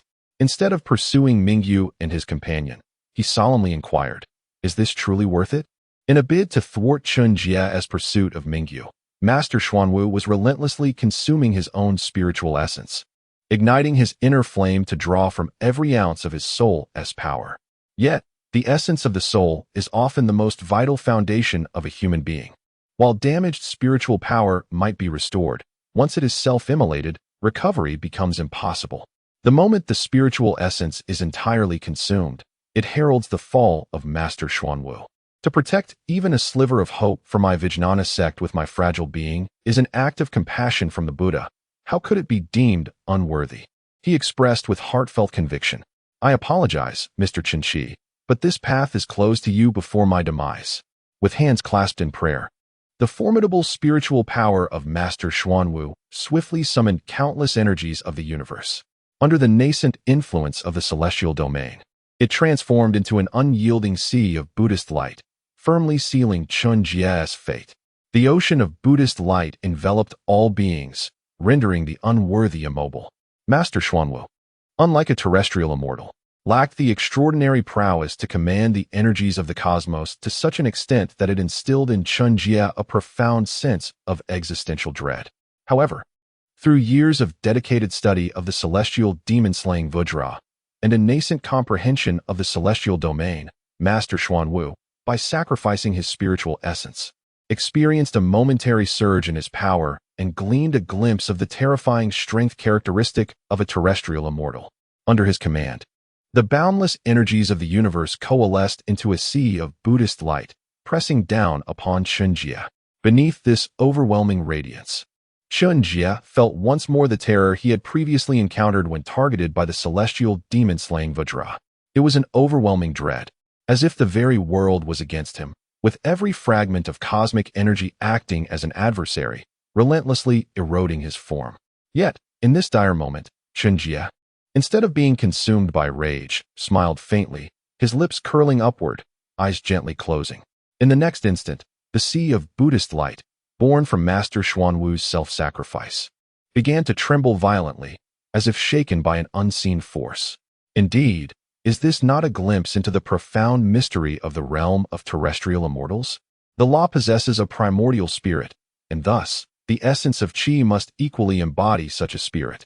Chen Jie opened his eyes, a radiant light emanating from them. As the primordial energy of the universe around him flickered in the forms of dragons, phoenixes, cheilants, and fierce beasts such as wolves and tigers. Suddenly, a resounding cry of a phoenix pierced the air, an immense, ethereal fire phoenix, akin to a fish leaping into the depths, instantly tore through the confines of the ocean of Buddhist light and soared into the heavens. The Master embodies a perfected essence, while the Grand Master merges with the cosmos. When a celestial being governs the realm of the celestial, it is imperative to grasp a fragment of the will of the universe. By harnessing the natural powers of heaven and earth, one significantly enhances their own strength. Therefore, the realm of terrestrial immortals is a further elevation within the domain of celestial beings, transforming into a blessed sanctuary of immortals. One must find a way to integrate that fragment of the universal will, which they have comprehended, into their own true essence, allowing the law to possess a primordial spirit. From that moment forth, their true essence serves as a lever, compelling the boundless energies of the universe to act on their behalf. At that point, opposing a terrestrial immortal becomes, to a significant extent, tantamount to contending against the very world itself. Each terrestrial immortal can embody a miniature world within their own blessed domain. Chapter 109. The sovereign of the world indeed, in a state where the will of heaven and earth lay in silence, akin to a stagnant pool. Both Master Xuanwu and Chen Jie had merely scratched the surface of the formidable powers inherent in the realm of terrestrial immortals. Utilizing their immensely potent spiritual force, they managed, albeit briefly, to infuse a semblance of sentience into the primordial energies of heaven and earth they commanded, thereby amplifying their might. However, the essence of falsehood remains just that, false. They had yet to truly grasp the profound mysteries of the will of heaven and earth, nor had they integrated the slightest insight of this will into their own true essence. Whether it was the seemingly boundless radiance of the Buddha, eclipsing the skies and covering hundreds of miles, or the fire phoenix's initial cry, soaring forth like a dragon emerging from the abyss, both were merely superficial manifestations. The genuine realm of terrestrial immortals reveals a silence among all beings beneath the vast Buddha light, and when the fire phoenix cries for the first time, All things are consumed in its flames. Yet, in the present circumstances, where achieving enlightenment is nearly impossible, even a mere whisper of the illusory power of terrestrial immortals suffices to overturn the entire world. As the fire phoenix cried out, the void instantly became searingly hot and distorted. The boundless Buddha light trembled violently before the increasingly radiant and animated fire phoenix, ultimately shattering with a thunderous roar. When Master Xuanwu's Buddha light was broken, blood gushed from the corners of his mouth, his complexion turned pale, and his eyes grew increasingly dim and lifeless. However, as his consciousness stirred, he realized that Ming Yu and Ming Xian had already escaped from the range he could perceive, causing the blood-stained corners of his mouth to subtly lift in a smile. He knew his spiritual force could not endure for much longer. Yet, with Ming Yu and Ming Xian alive, the consciousness sect would endure. A Grand Master might still face the possibility of being hunted and besieged by Chen Jie and other Grand Masters. But as long as two Grand Masters did not stubbornly insist on residing together and publicly announcing their whereabouts, the consciousness sect would remain a formidable ruler over dozens of lands and billions of beings in the west of the Great Xia before the lifespans of Ming Yu and Ming Xian were exhausted. Master Xuanwu's time was drawing to a close. Chen Jie, observing the smiling Master Xuanwu, was momentarily taken aback. After giving a slight bow to Master Xuanwu, he suddenly commanded the power of the Fire Phoenix, charging directly at him. Confronted with a top-tier adept who had already attained enlightenment, Chen Jie chose to send him off with his utmost strength, a final gesture of respect from Master Xuanwu. A true master should never suffer any indignity.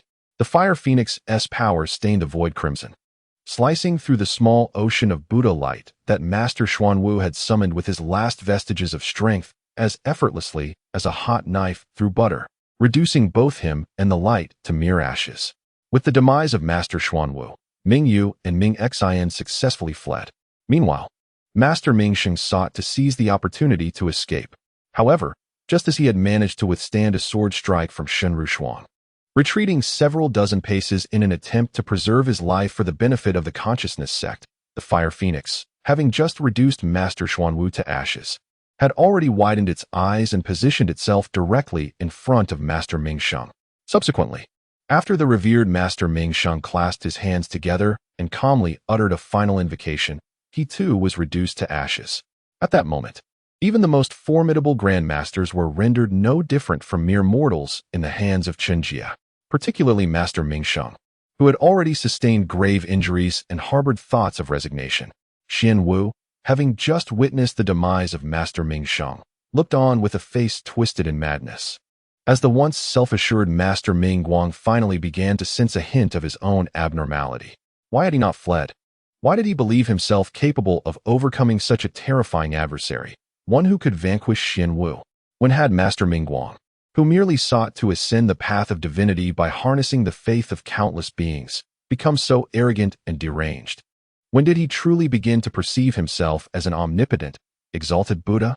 The fear of death ultimately awakened the earliest practitioner of divinity, the one most deeply affected by the faith of the masses, in his final moments. Alas, it was far too late. In the crystalline reflection of Master Ming Guang's eyes, a colossal fire phoenix loomed before him, unleashing a lethal torrent of flames. Under the might of the fire phoenix, Master Ming Guang's form was instantly reduced to ash. Of the 5 formidable grandmasters of the Weisher sect who charged forth, only Ming Yu and Ming Xian managed to escape, while the others perished at the hands of Chen Jie. The terrified Jian Fuzi and Shen Ruxiang, after casting a long gaze at the seemingly animated, gradually dissipating fire phoenix surrounding Chen Jie, hastened to his side. With 3 grandmasters of the Weisher sect now deceased, maintaining control over their original territory would prove exceedingly difficult, let alone taking command of the vast lands of the Great Xia. Jian Fuzi paused momentarily before solemnly declaring that the Emperor Xia Wuzheng had become a mere puppet, and the Xia Academy had already fallen. This realm was no longer the domain of the Great Xia. If not theirs, whose dominion could it possibly be? Jian Fuzi, having been grievously wounded, had long lost interest in governing the world, while Shen Ruxiang, cold by nature and endowed with an innate clarity of sword heart, harbored a profound disdain for duplicitous politicians who spoke sweetly yet acted treacherously. it was uncertain whether they could adequately assume control of the world. Beyond Jian Fuzi and Shun Ruxiang, who else could wield authority in this realm, save for the Chen family? After 3 centuries of rule over the great Xia, having amassed immense wealth, the Xia family had come to recognize the harsh realities. After Jian Fuzi finished speaking, Chen Jie pondered for a moment and then nodded gravely. Becoming a sovereign might render him a target in the eyes of many, and his entire family would likely face dire consequences in the future. Yet, with great peril comes great reward. In comparison to the loosely organized disciples of various sects, who were solely focused on their sacred grounds, a royal family could marshal resources and power that far exceeded those of the disjointed sections. In all matters, there exists both advantage and disadvantage, otherwise. In the realm of Yanshan's Hao, and indeed the entire Tianling realm, sacred sects would be ubiquitous, and the imperial nations would scarcely endure. The great masters and even stronger beings would not contemplate waging war across the world to establish a nation. Ascending to royalty not only allows the Chun family to flourish more rapidly, but also facilitates the swift and efficient acquisition of abundant martial cultivation resources. Under the meticulous tutelage of Chen Jie, the descendants of the Chun family have all made preliminary strides into the arcane arts of the Taotai secret techniques, and none would ever lament an excess of martial resources. Chen Jie aspired for his eldest son, Chen Feng, to assume command over the great Xia, the swordmaster. Witnessing Chen Jie's willingness to shoulder the heavy burden of the great Xia, exhaled softly in relief. Yet, recalling the terrifying prowess Chen Jie had previously displayed, he earnestly implored, "The path of worshipping deities is evidently a treacherous one, fraught with endless repercussions. Such a sinister path ought not to prevail across Yanshan's Hao and the entire world.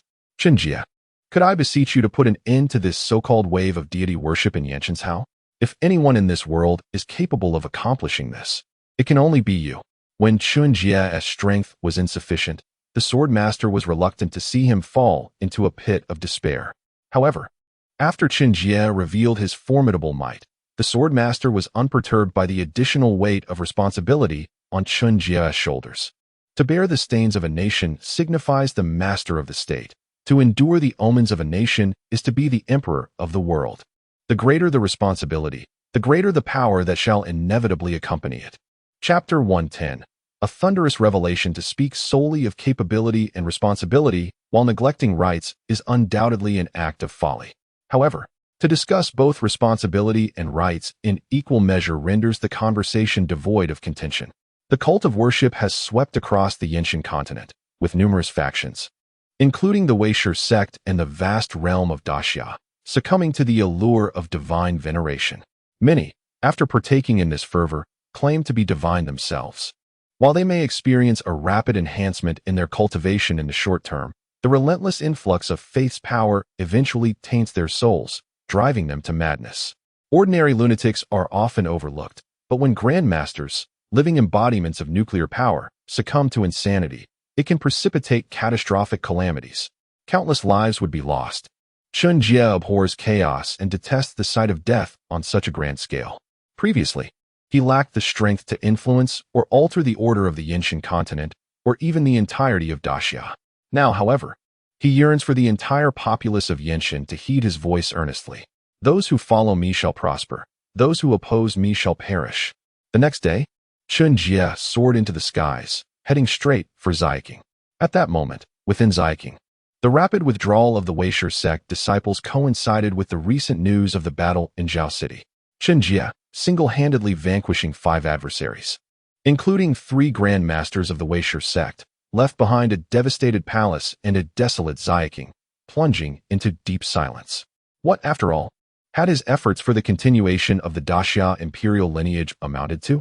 The devoted Prime Minister Yu Haifeng had bled and retreated into seclusion, while the prestigious Daxia Academy, which annually supplied numerous talents to the Daxia court, had been obliterated in a single day.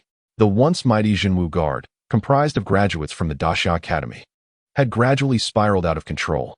Aside from Qian Yuanheng, the esteemed elder of the Qian family and the last commander of the Jinwu Guard, 7 kills. The once illustrious Daxia court had become a mere joke. With his gaze downcast, Xia Wujing found himself surrounded only by the Daxia Empress, Fu Huiling, the daughter of Fu Longyuan, who stood silently by his side.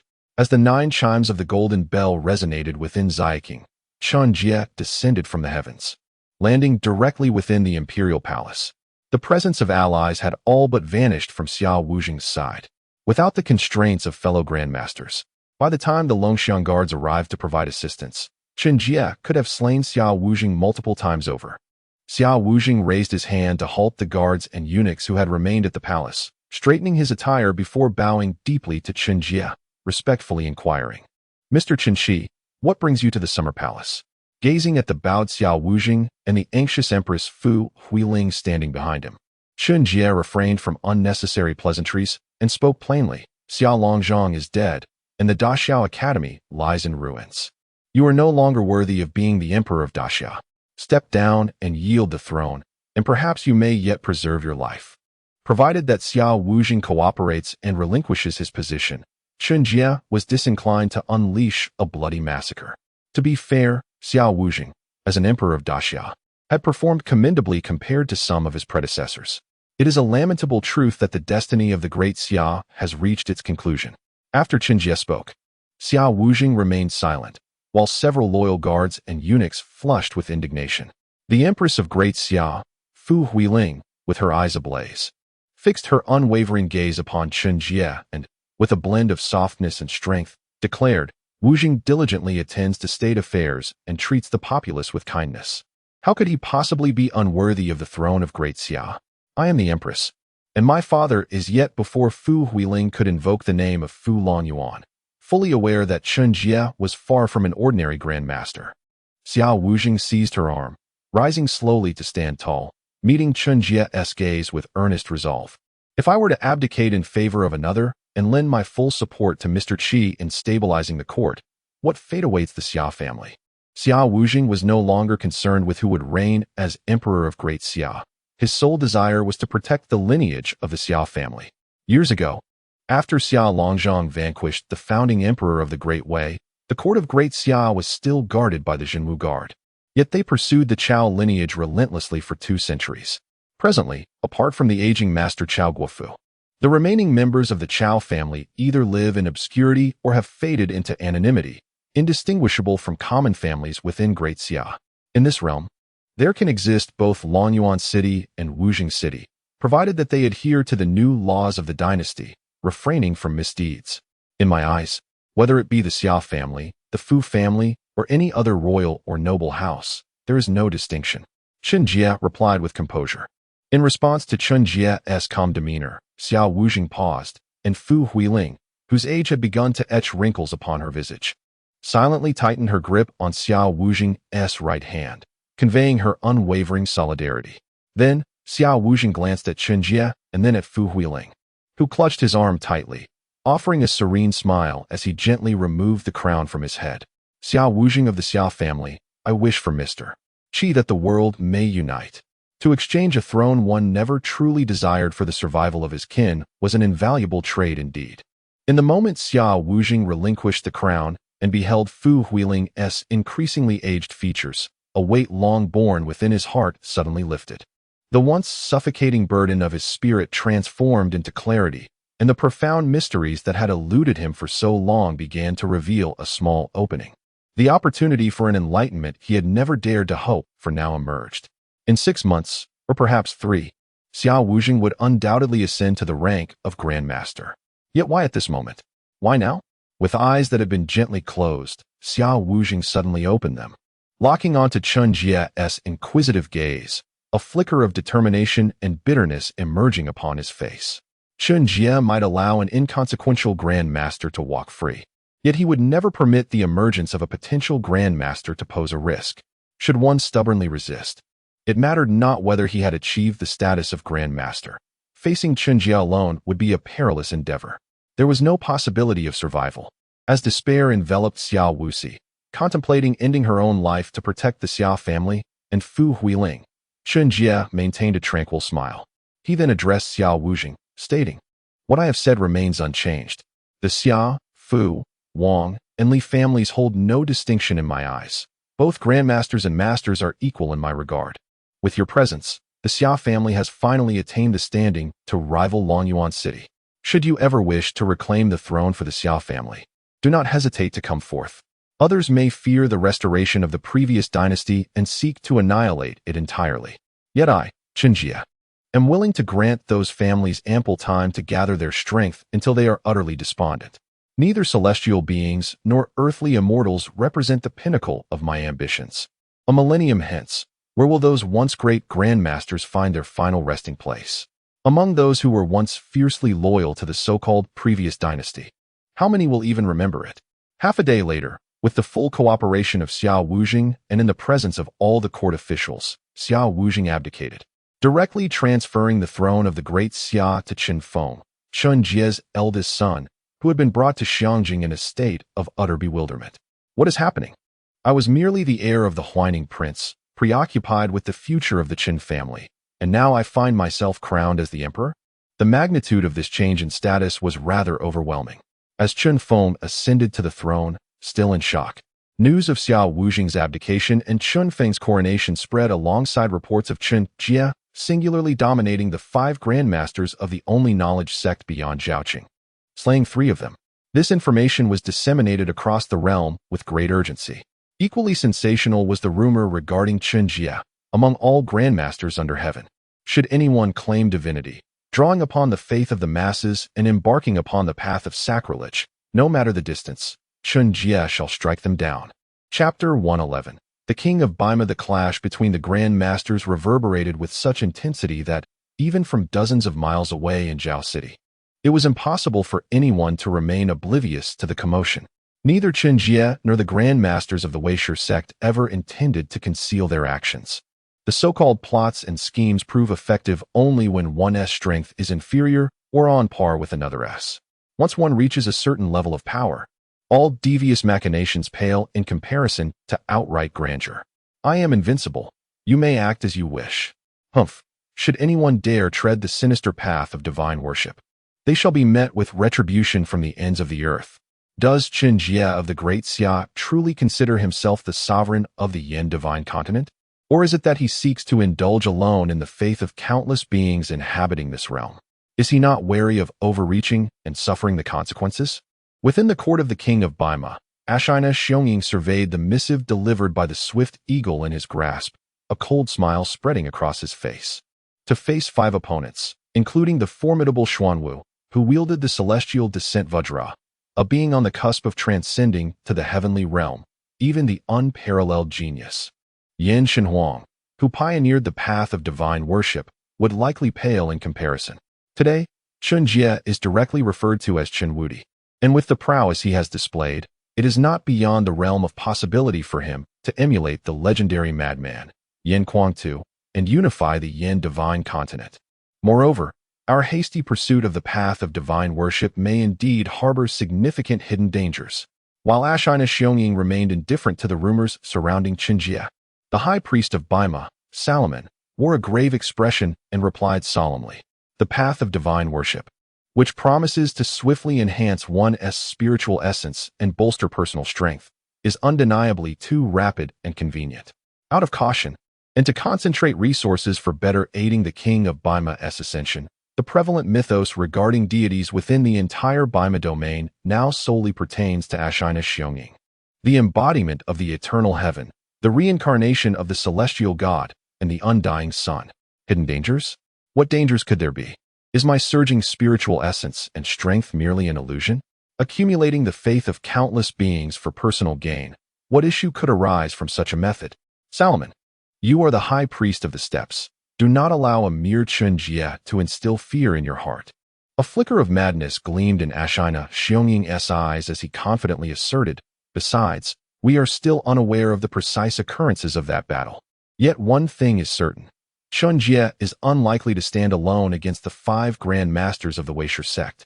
Even if he prevails in a 3-to-5 confrontation, it would not be extraordinary. In the past, we too have matched the Weisher sect, Dongli, and even the Great Xia with just 3 individuals. While the specific details of the conflict remain unknown, we can roughly estimate the number of Grand Masters that participated based on the intelligence gathered. Yet, even without overestimating the ability to contend against 3, coupled with the enigmatic presence of Xuanwu, who wields the formidable Vajra pestle, signifies that his prowess alone suffices to become a significant threat to us. Our northern Mang royal court cannot summon 5 grandmasters to encircle and eliminate Chen Jie alone. Moreover, that fellow, Cheng Li Guxin, will not entirely heed the king's commands. After Ashina Xiong Ying finished speaking, Soliman's countenance remained devoid of comfort, still grave and heavy. The good news is that the consciousness sect, which has long been a source of concern for the northern Mang, has been severely weakened, and in the short term, it poses no threat to the northern Mang royal court. The bad news is that the powerful adversary who incapacitated the 5 grandmasters of the consciousness sect has arisen, and he is right next door. Within the northern Mang royal court, there are only 3 grandmasters: the northern Mang king, the high priest, and the right wise king, Cheng Li Guxin. The alliance between Ashina Xiong Ying and Cheng Li Guxin is not entirely harmonious. At this juncture, the challenges facing the northern Mang are indeed formidable. High Priest Soliman is filled with trepidation. The northern Mang is situated in the northern part of Yenshan continent, adjacent to the divine snow mountain, characterized by flat terrain and countless pastures, which have given rise to numerous tribes. Although Ashina Xiong Ying is the king of the northern Mang and revered as the great Khan by countless prairie tribes, he holds this position primarily due to his unmatched strength and the size of his own tribe. Once he ages or passes, the right wise king, Cheng Li Guxin, nearly 100 years his junior, will naturally ascend as the new king of the northern Mang, esteemed by the multitude of prairie tribes. At that time, the Ashina lineage will inevitably face a reckoning. After all, when Ashina Xiong Ying became the new king, the previous king's tribe and family have since dwindled to a mere few hundred tents upon the vast grasslands. In contrast, a normal royal tribe typically possesses at least 100,000 tents, each capable of producing a skilled cavalryman. Chen Jie is the external threat that troubles King Ashina Xiong Ying, while right-wise King Cheng Li Guxin is equally a source of internal concern. Despite the northern Mang's vast population of over 1 million archers, it is exceedingly challenging to consolidate this strength into a unified force. I am the sun upon the great prairie, while Cheng Li Guxin is but the moon beneath my radiance. As long as I can continue to emit my light each day, the moon shall never dare to challenge the sun. Furthermore, I am not merely the son of the grassland. I embody the celestial essence and am the reincarnation of the divine. All people of the prairie must exalt my divine name. As time progresses, under the faith of countless subjects, my strength will inevitably advance further. When that day comes, what fear shall Chen Jie hold? As Ashina Xiong Ying concluded, a glimmer of cunning sparkled in his eyes as he continued. Moreover, it is precisely because of Chen Jie's might that his enemies far exceed us alone. To thwart this momentum of worshipping the divine, those who dare to pay homage shall be met with relentless force from every corner of the earth. Chen Jie stands defiantly against the entirety of the world. The great general of Dongli has already dispatched a secret alliance missive, as has the alliance of the consciousness school, and it is presumed that a correspondence from the divine emperor of the worshipping sect is also en route. Can Chen Jie, with his singular strength, truly vanquish 3 or even 5 grandmasters? Can he possibly overcome 8 or even 10? None can impede our progress as we continue along this path of divine veneration. We shall ascend to become deities, eternally illuminating the earth. The enhancement of one's spiritual power through worship is immeasurable. Once one has experienced the rapid surge of spiritual strength, how could they ponder endlessly, forsaking such a shortcut as worship, in favor of enduring countless hardships to forge an alternative path to enhance their spiritual prowess? Unless, of course, this path of worship indeed harbors profound dangers. 3 days hence, the king of Baima, Ashina Xiong Ying, awaited the alliance missives from both the consciousness school and the divine emperor. But instead, he received the 2 masters Mingyu and Mingxin from the consciousness school, who hastily declared the destruction of all his divine effigies and the cession of the 5 territories bordering the Great Xia. Subsequently, Ashina Xiong Ying, who had been eagerly preparing to unite with the consciousness school and the worshipping sect to collectively ambush Chen Jie and divide the Great Xia amongst themselves, found himself utterly bewildered. This narrative does not align at all. Chapter 112. Who is worshipping me? The path of divine worship is fraught with difficulties. Within the residence of General Jin Shengtan, the general himself, with an expression devoid of emotion, placed a black piece at the center of the board and remarked, The prowess of that Chen Jie is likely not as simplistic as we had envisioned. Wang Jingfu, the prime minister of Dongli and a close friend of General Jin, placed a white piece in the corner, responding in a grave tone. Indeed, the path of divine worship has significantly accelerated our spiritual growth. Yet I have recently found myself increasingly irritable. Just 3 days ago, I brazenly executed one of the emperor's consorts before his very eyes. You understand? Such actions should have been more discreet, allowing for her demise to be perceived as an unfortunate accident, rather than shaming him publicly and undermining the authority of Dongli, thereby unsettling the current state of affairs. Jin Shengtan continued to play aggressively, his moves commanding the board with exceptional force. It is no wonder you acted as you did 3 days ago. However, the death of a single consort should not lead to turmoil in our realm. After all, this Dongli is still our own. But, should we cease our endeavors? Wang Jingfu placed another piece in the corner, his demeanor as steady as his words. I cannot halt. Jin Shengtan replied, placing his piece near the center with a serious tone. The path of divine worship may indeed influence our spirits, yet it is profoundly wondrous. With merely millions of citizens of Dongli offering their devotion, I feel my spiritual power increasing daily, my comprehension of the will of heaven and earth becoming ever clearer, even granting me a faint sensation of transcending the corporeal realm. Should we have billions of faithful citizens offering their devotions daily, it is not impossible that one could forsake the physical body and ascend to divinity, rendering the soul eternal. The path to immortality lies tantalizingly before us. Tell me, can I truly abandon this journey due to minor uncertainties? After Jin Shengtan spoke, Wang Jingfu fell silent for a moment before placing another piece. He gazed at his friend, who appeared both unchanged and yet profoundly different, and sighed softly, responding, I fear that if we continue down this path, the one who walks it may no longer be you. Victory and defeat, sometimes, may not hold such significance. How can they not? Jin Shengtan retorted. Ever since we took control of the court, we should have been acutely aware that this game is one of life and death. The path of cultivation is no different. The defeated, though they may perish, hold no regrets. With an impassive expression, Jin Shengtan continued to play, his words imbued with unwavering resolve. Are there truly no regrets in death? Then, how shall we confront the threat posed by Chen Jie of the Great Xia? Wang Jingfu responded while placing another piece. His voice steady. If there are those who engage in divine worship, they are certain to strike at us from the ends of the earth. The arrogance in their words is undoubtedly backed by immense strength. Otherwise, after losing 3 grandmasters and destroying our treasured legacy, the Yishe sect would not so blatantly withdraw from the 5 paths, revealing themselves as mere turtles hiding in their shells.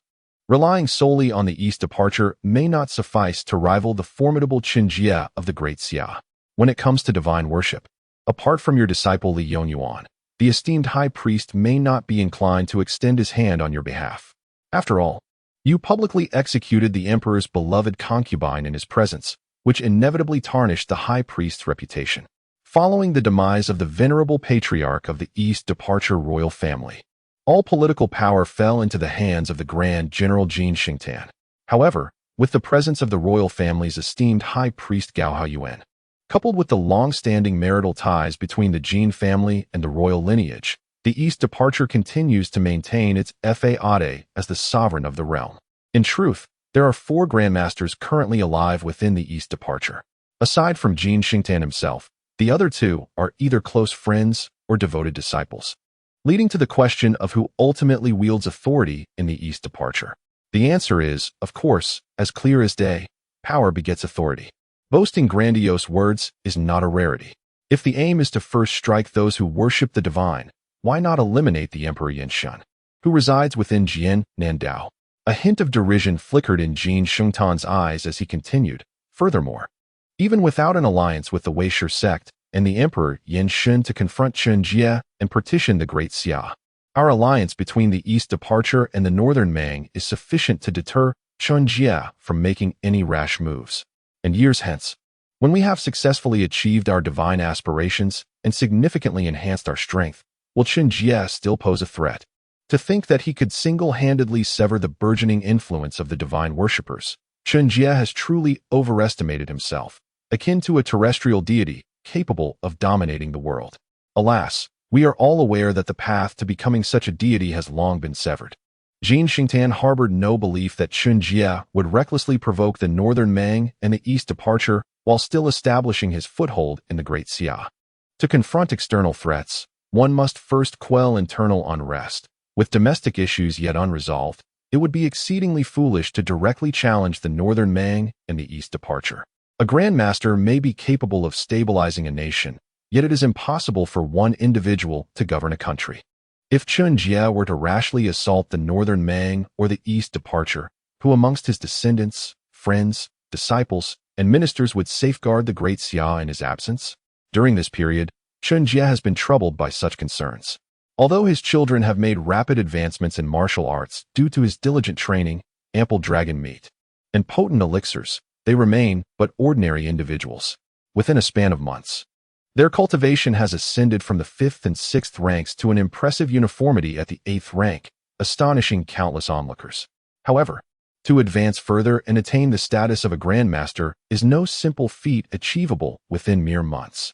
Even with the existence of the 7 emotions divine forging method and Chen Jie's personal tutelage, he remains uncertain whether all his children can ultimately attain the title of grandmaster. Only by achieving this status can one be deemed to possess a modicum of self-defense capability in the vast realm of Tianling. As long as one refrains from recklessly taking sides and offering themselves as fodder, even a grandmaster would seldom engage with those formidable masters. Grandmasters typically possess families and friends. While one may not fear for oneself, one must consider the safety of their successors.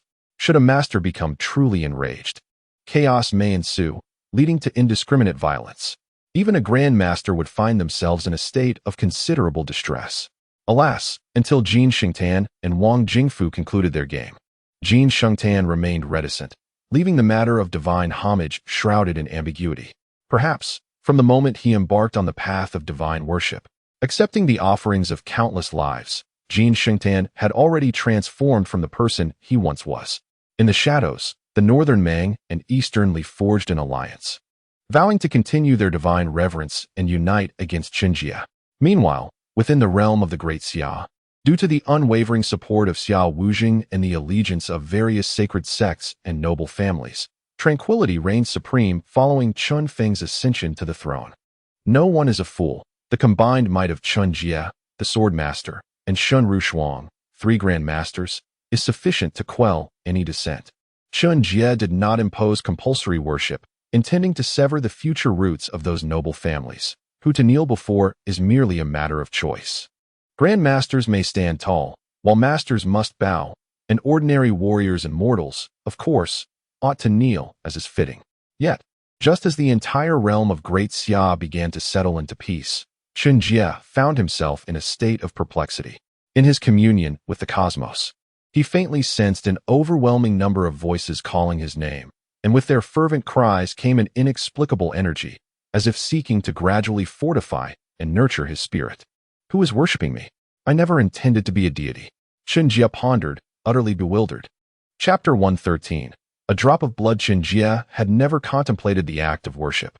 In the realm of Great Xia, aside from the Sword South Province, which was under the dominion of the Yinshan Emperor, even in the territories relinquished by the Weisher sect, Chen Jie commanded the troops of the Jinwu Guard to topple all idols and forbade the practice of idol worship.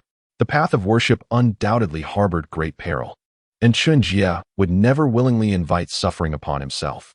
The fervent pleas of worshippers and the energies intended to nourish and strengthen Chen Jie's spirit were all met with his utter disregard. However, while Chen Jie himself had no intention of worshipping and had prohibited his subjects in Great Xia from doing so, who then was it that venerated him? At that moment, in the borderlands of the Weisher sect, situated several realms away from Great Xia, over 1 million subjects of the Weisher sect were, under the coercive orders of numerous disciples, outwardly showing profound respect towards Chen Jie's statue, engaged in sincere prayers and praises.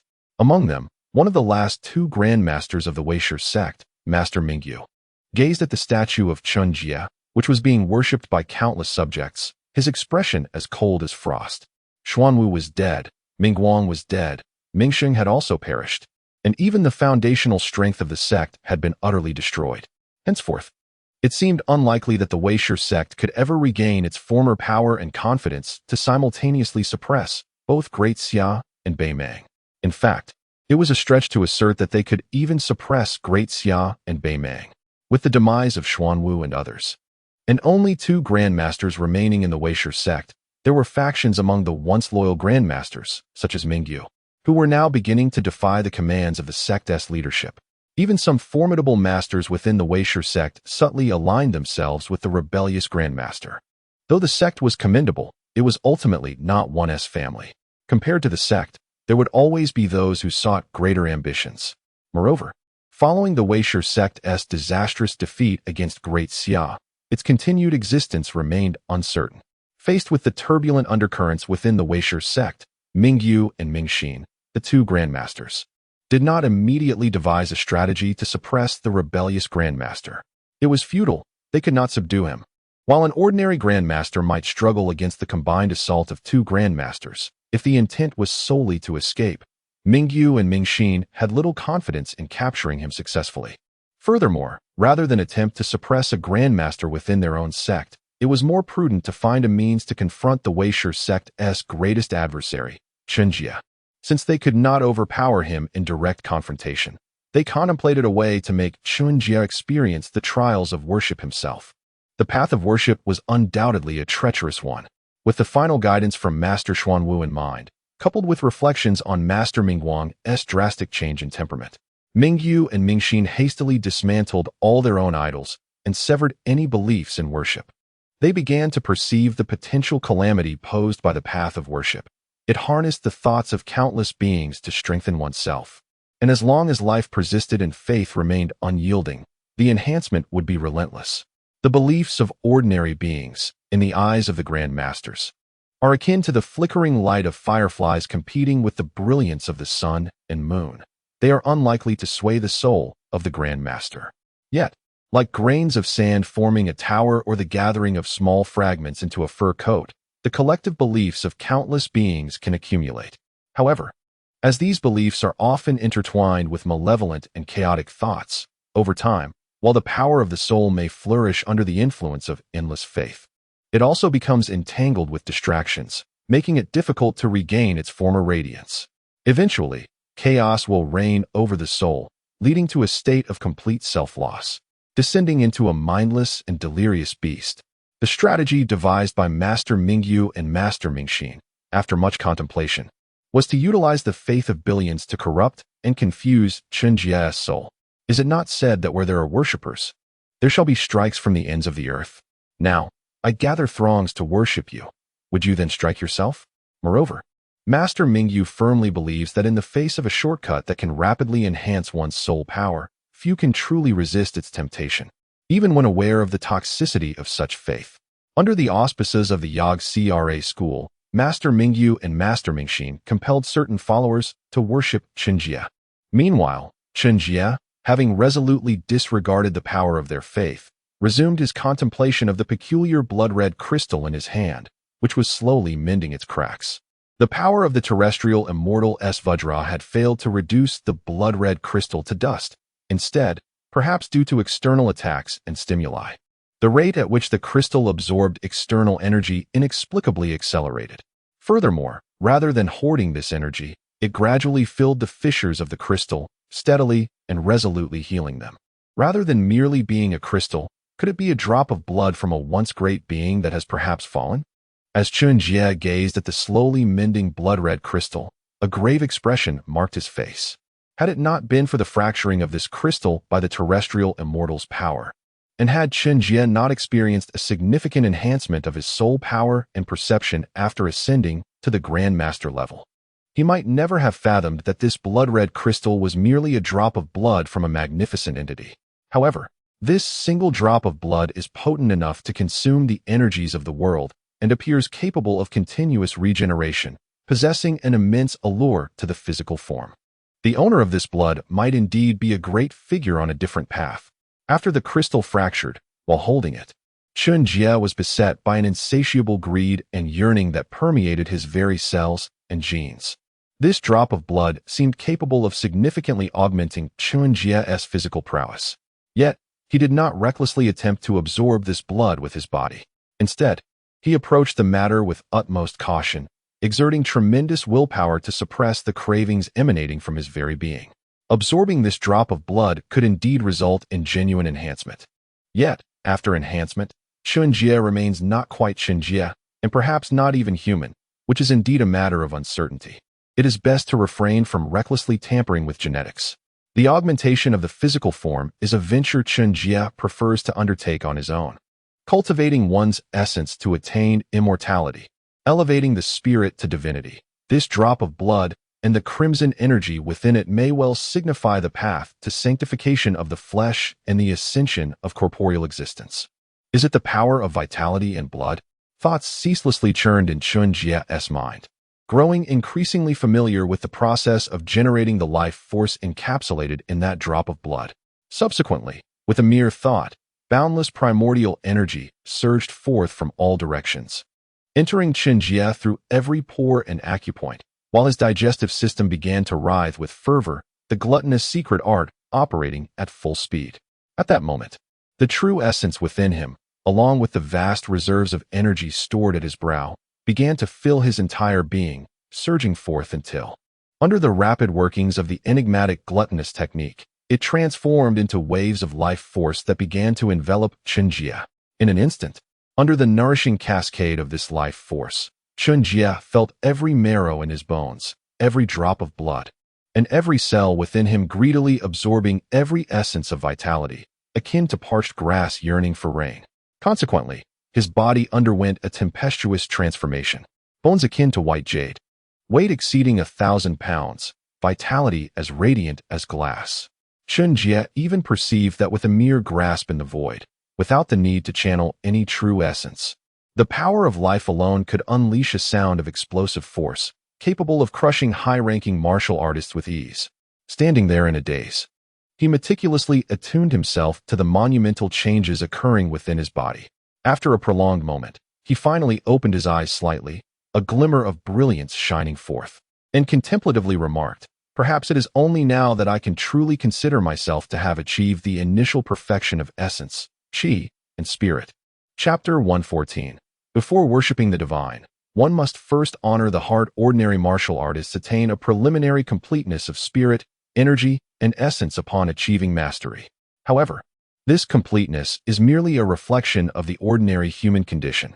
A master warrior, relying solely on physical prowess, may find themselves unable to contend with the might of a charging bull. Moreover, the profound mysteries of spiritual power remain elusive even to these formidable beings. Humans possess three treasures: essence, energy, and spirit. Essence serves as the foundation of vitality.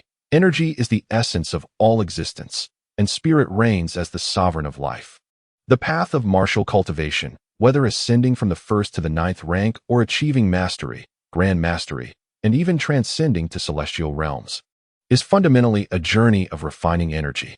It emphasizes the harmonious union of spirit with the cosmos, enabling practitioners to comprehend the changes of heaven and earth, unveil the secrets of the universe, and ultimately manipulate and command the boundless energies of the world, wielding unparalleled power.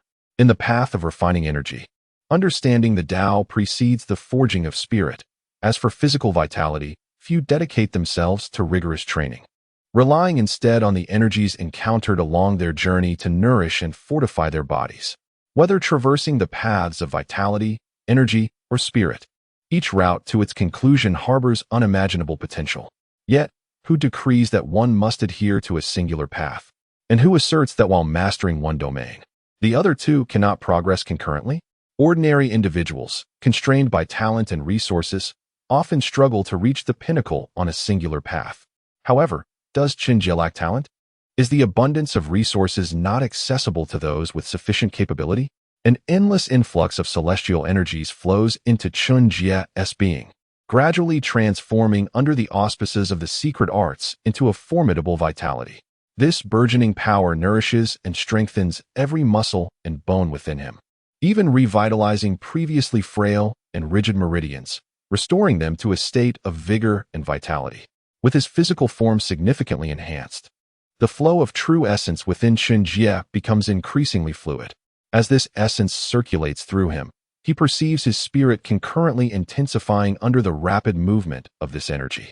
Through the refinement of essence into energy and energy into spirit, he ultimately draws upon the formidable power of his spirit and the secret arts to continuously absorb the celestial energies of the external world.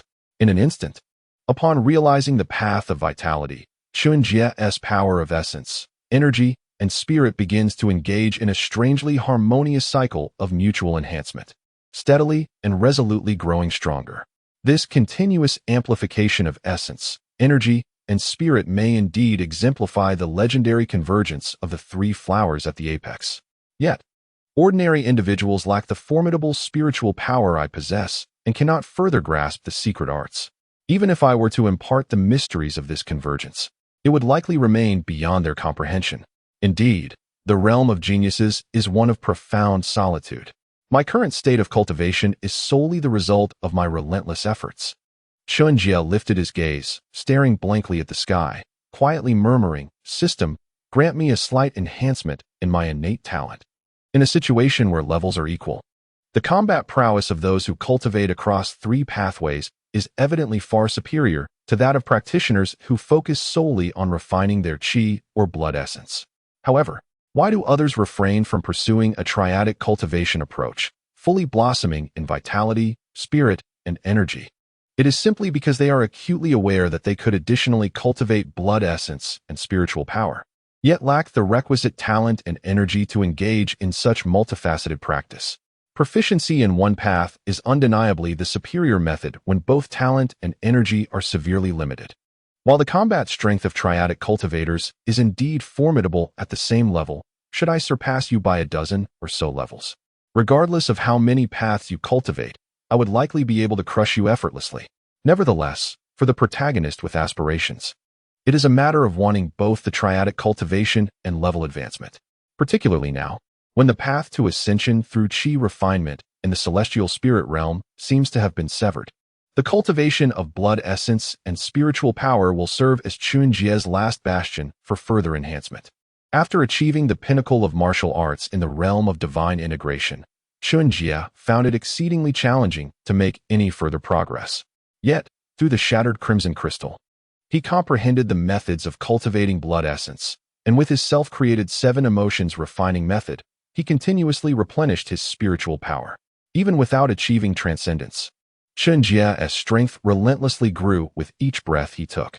Just as he rejected the faith of countless sentient beings to pursue the triadic cultivation, he unraveled the mysteries of the three flowers gathering at the apex, thereby continuously augmenting his own power. Within the southern barbarian mountains, Emperor Yin observed the multitude of citizens worshipping before his statue. His previously dim eyes began to regain their luster in response to the throngs of devotees. "Master, the only consciousness sect and the great Xia have ceased their divine worship. Only in Baimen and Dongli do the rituals persist. The sacred families within Great Xia that once reached out to us now kneel at Chen Jie's feet. Master, Chen Jie is a formidable adversary.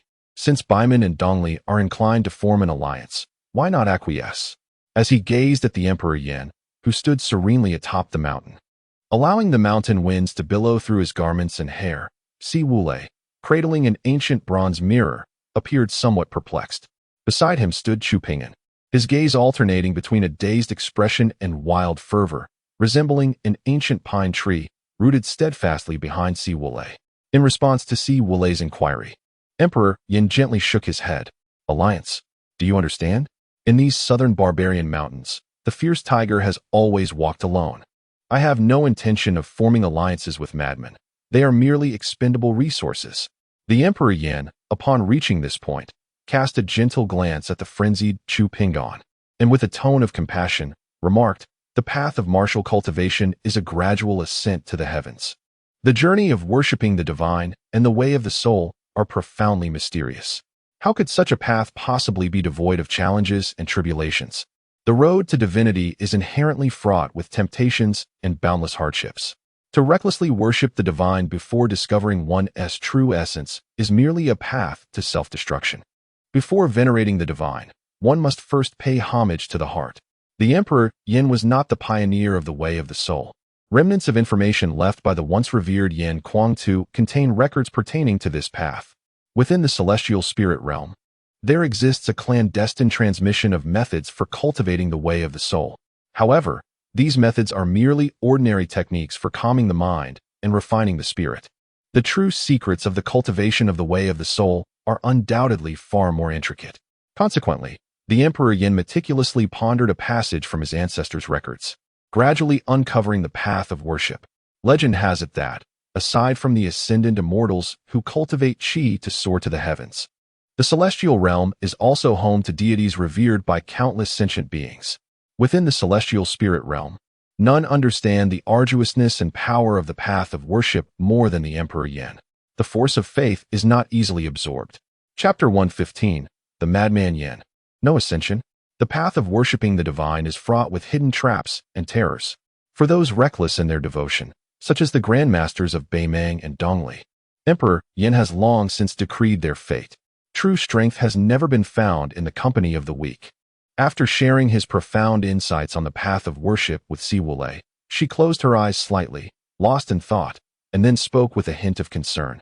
Should any worshippers arise, they shall be struck down from the ends of the earth. Master, the southern barbarian mountains and the Jiannan Dao are still too close to Xiajing. Although Emperor Yin had yet to regain his full strength, Chen Jie had risen astonishingly, single-handedly slaying the likes of the Xianshi master from the Weishi sect, his combat prowess striking terror across the world, earning him the title of Chen Invincible, the strongest in Yin Shenzhou. Comparatively, the once formidable empire of Beimang, supported by several grandmasters, and Dongli, now appeared to be a ripe target, especially with the still recovering Yin Shin emperor, who had recently forcefully annexed Jian Nandao. With a sense of foreboding, Si Wulei worried that the worshippers of the divine would become Chen Jie's first target, and if that came to pass, the troubles for the worshippers would be monumental. Having witnessed Chen Jie's terrifying strength firsthand, a flicker of fear for him quietly took root in Si Wulei's heart. Yet, while she harbored concerns, the Yin Shin emperor remained undaunted, calmly addressing her. Do you know why Yin Shenzhou bears its name? Because it was once the domain of the madman Yin. My family's Yin Shenzhou. Wulei, it is said that my ancestor, the madman Yin, was the last extraordinary genius to ascend from this vast realm of Tianling. However, what if I told you that the madman Yin never ascended at all? Upon hearing this, Si Wulei's pupils widened in shock. If the madman Yin had not ascended, then where was he? Was he still alive? The unparalleled powers of the terrestrial immortals typically boasted lifespans of at least a millennium. Si Wulei was astounded, while the Yin Shin emperor, after speaking, began to carve a wooden sculpture with an expressionless face, steadily shaping his likeness. Before long, the wooden figure came to life with striking realism. Yet, unlike the easily recognizable figures of the worshippers, this sculpture bore an unfamiliar resemblance to the emperor himself, leaving Si Wulei feeling bewildered. This sculpture is not of a worshipper. Take this sculpture and place it upon the highest altar. All devotees of the worshippers may pay their respects to him daily in their leisure, declared the Yin Shin emperor, tossing the wooden figure into Si Wulei's hands. Instantly, she began to speculate about the identity of the figure. Within the domain of the worshippers, the Yin Shin emperor, unafraid, continued to silently restore his own strength. As Chen Jie gradually restored stability within the capital of the Great Xia and continuously enhanced his own strength, his gaze began to shift towards the direction of the consciousness-only school. The remaining commander of the Jinwu Guard, 7 kills, had just delivered a confidential report to Chen Jie. In the border territories of the consciousness-only school, a multitude of citizens, coerced by its followers, tirelessly offered praises and prayers for Chen Jie day and night. The instigators were well aware of their actions. As for what remained, it was undoubtedly to eliminate those who schemed against Chen Jie from the shadows. He detested the plotting against him in Anzhou and equally disliked the incessant prayers and praises from countless citizens directed at him. To seek the divine was inferior to self-reliance. Chen Jie was not particularly devout. He soared into the sky, determined to thoroughly obliterate the consciousness-only school. Meanwhile, within the capital, Shenru Shuang and the still-injured sword master silently bore the weight of guarding the city. Although a grand master was indeed formidable, should one venture outside and wreak havoc, the adversaries could easily assault one's homeland, rendering such actions meaningless. A grand master would rarely abandon their city. Moreover, Chen Jie believed that at this moment, no one would dare to provoke him. The Northern Mang and Eastern Li disregarded his warnings and continued their worship, undoubtedly forming secret alliances. Should they launch an offensive against Northern Mang or Eastern Li, Chen Jie would be compelled to confront the daunting challenge of facing 7 opponents alone, including several Grand Masters who, ignoring their dignity, would unleash chaos throughout the Great Xia. And what of the Emperor of Yan, who continued to worship despite his diminished strength and damaged spirit? For reasons unknown, whenever Chen Jie faced the Emperor alone, he sensed an extraordinarily perilous aura emanating from him. Thus, even with the understanding that Northern Mang and Eastern Li ignored his warnings and persisted in their worship, after a moment of contemplation, Chen Jie chose to first strike against the consciousness-only school, which had ceased its worship yet continued to plot against him. The consciousness-only school was vast. Even after the demise of 3 Grand Masters and the cession of 5 territories, it remained the most powerful force within the entirety of Yanshan continent.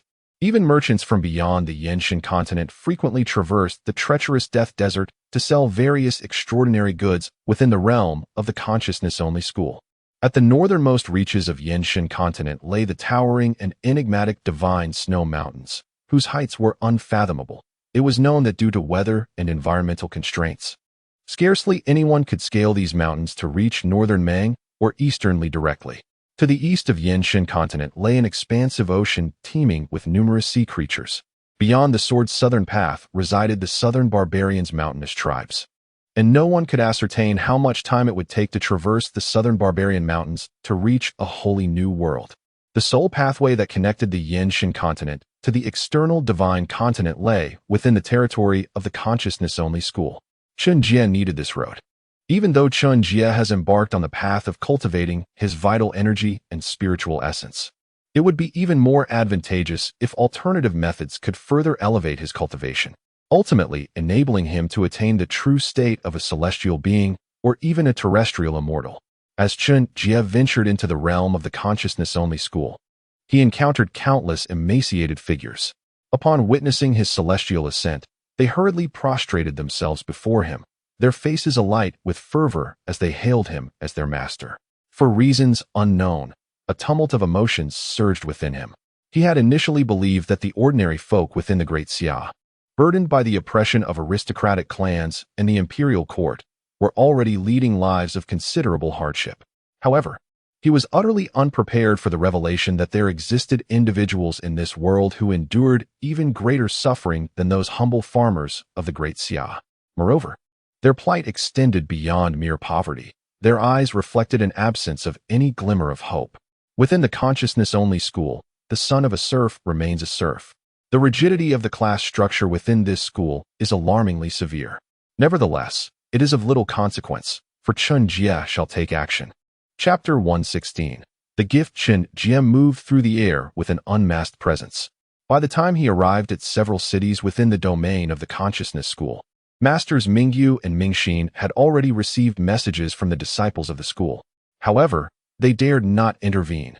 Instead, upon receiving the communication from the disciples, they decisively concealed themselves, severing all ties with the disciples of the consciousness school without hesitation. It was not that Masters Mingyu and Mingxin doubted the loyalty of the disciples, but rather that within the 18 hellish techniques of the god worshippers lay secret methods capable of ensnaring the mind, with strength surpassing even that of the Yin Divine Emperor. Chen Jie was an unknown variable. No one could ascertain whether he could easily manipulate the remaining disciples of the consciousness school. Mingyu and Mingxin chose to avoid even the slightest risk, and neither had any knowledge of the other's hiding place. As esteemed grandmasters, as long as they had the intent to conceal themselves, it was nearly impossible to locate them among the billions of inhabitants across the vast territories occupied by the consciousness school. Of course, Chen Jie had not anticipated easily finding the 2 grandmasters who hid like mice. In fact, he had never truly considered that he could gain complete control over the entire consciousness school in one fell swoop. The consciousness school was vast, and the Yin divine continent was incomprehensibly expansive. Such a treasure trove. Did not the other divine continents harbor ambitions towards it? Aside from the Yin divine continent, which seemed to have closed off the path to the celestials, there were still celestials residing in the other divine continents. Yet, why had the powerful beings from those continents not invaded the Yin divine continent to seize control? The answer is clear. While celestials are formidable, there is ultimately only one of them. As long as the grandmasters hide away, even a celestial cannot possibly root them out one by one. Furthermore, as long as these pivotal grandmasters remain alive, even the celestials from other continents would dare not engage in indiscriminate slaughter. Once the celestial Bai Xiao, a general from the Xianqin Empire in the central divine continent, led an army of 10,000, each at least of 7th rank, across the death desert into the Yin divine continent. Wherever they marched, their foes fell before them. Among the previous grandmasters of the consciousness school, 2 met their demise at Bai Xiao's hands, causing shockwaves among the northern Meng and eastern Li, and even amongst the fragmented states of the Great Xia, which had yet to unify. Subsequently, the grandmasters became elusive, opting for guerrilla tactics instead of confronting him head-on. While Bai Xiao was powerful and his bloodthirsty army composed of elite soldiers, the grandmasters found themselves unable to match him directly, nor could they contend with some of the generals within his ranks. However, eliminating a few ordinary soldiers from the bloodthirsty army was still within their capability. Without dividing their forces, Bai Xiao's 10,000 could at most control a single commandery. Yet, if they split their forces, they became living targets.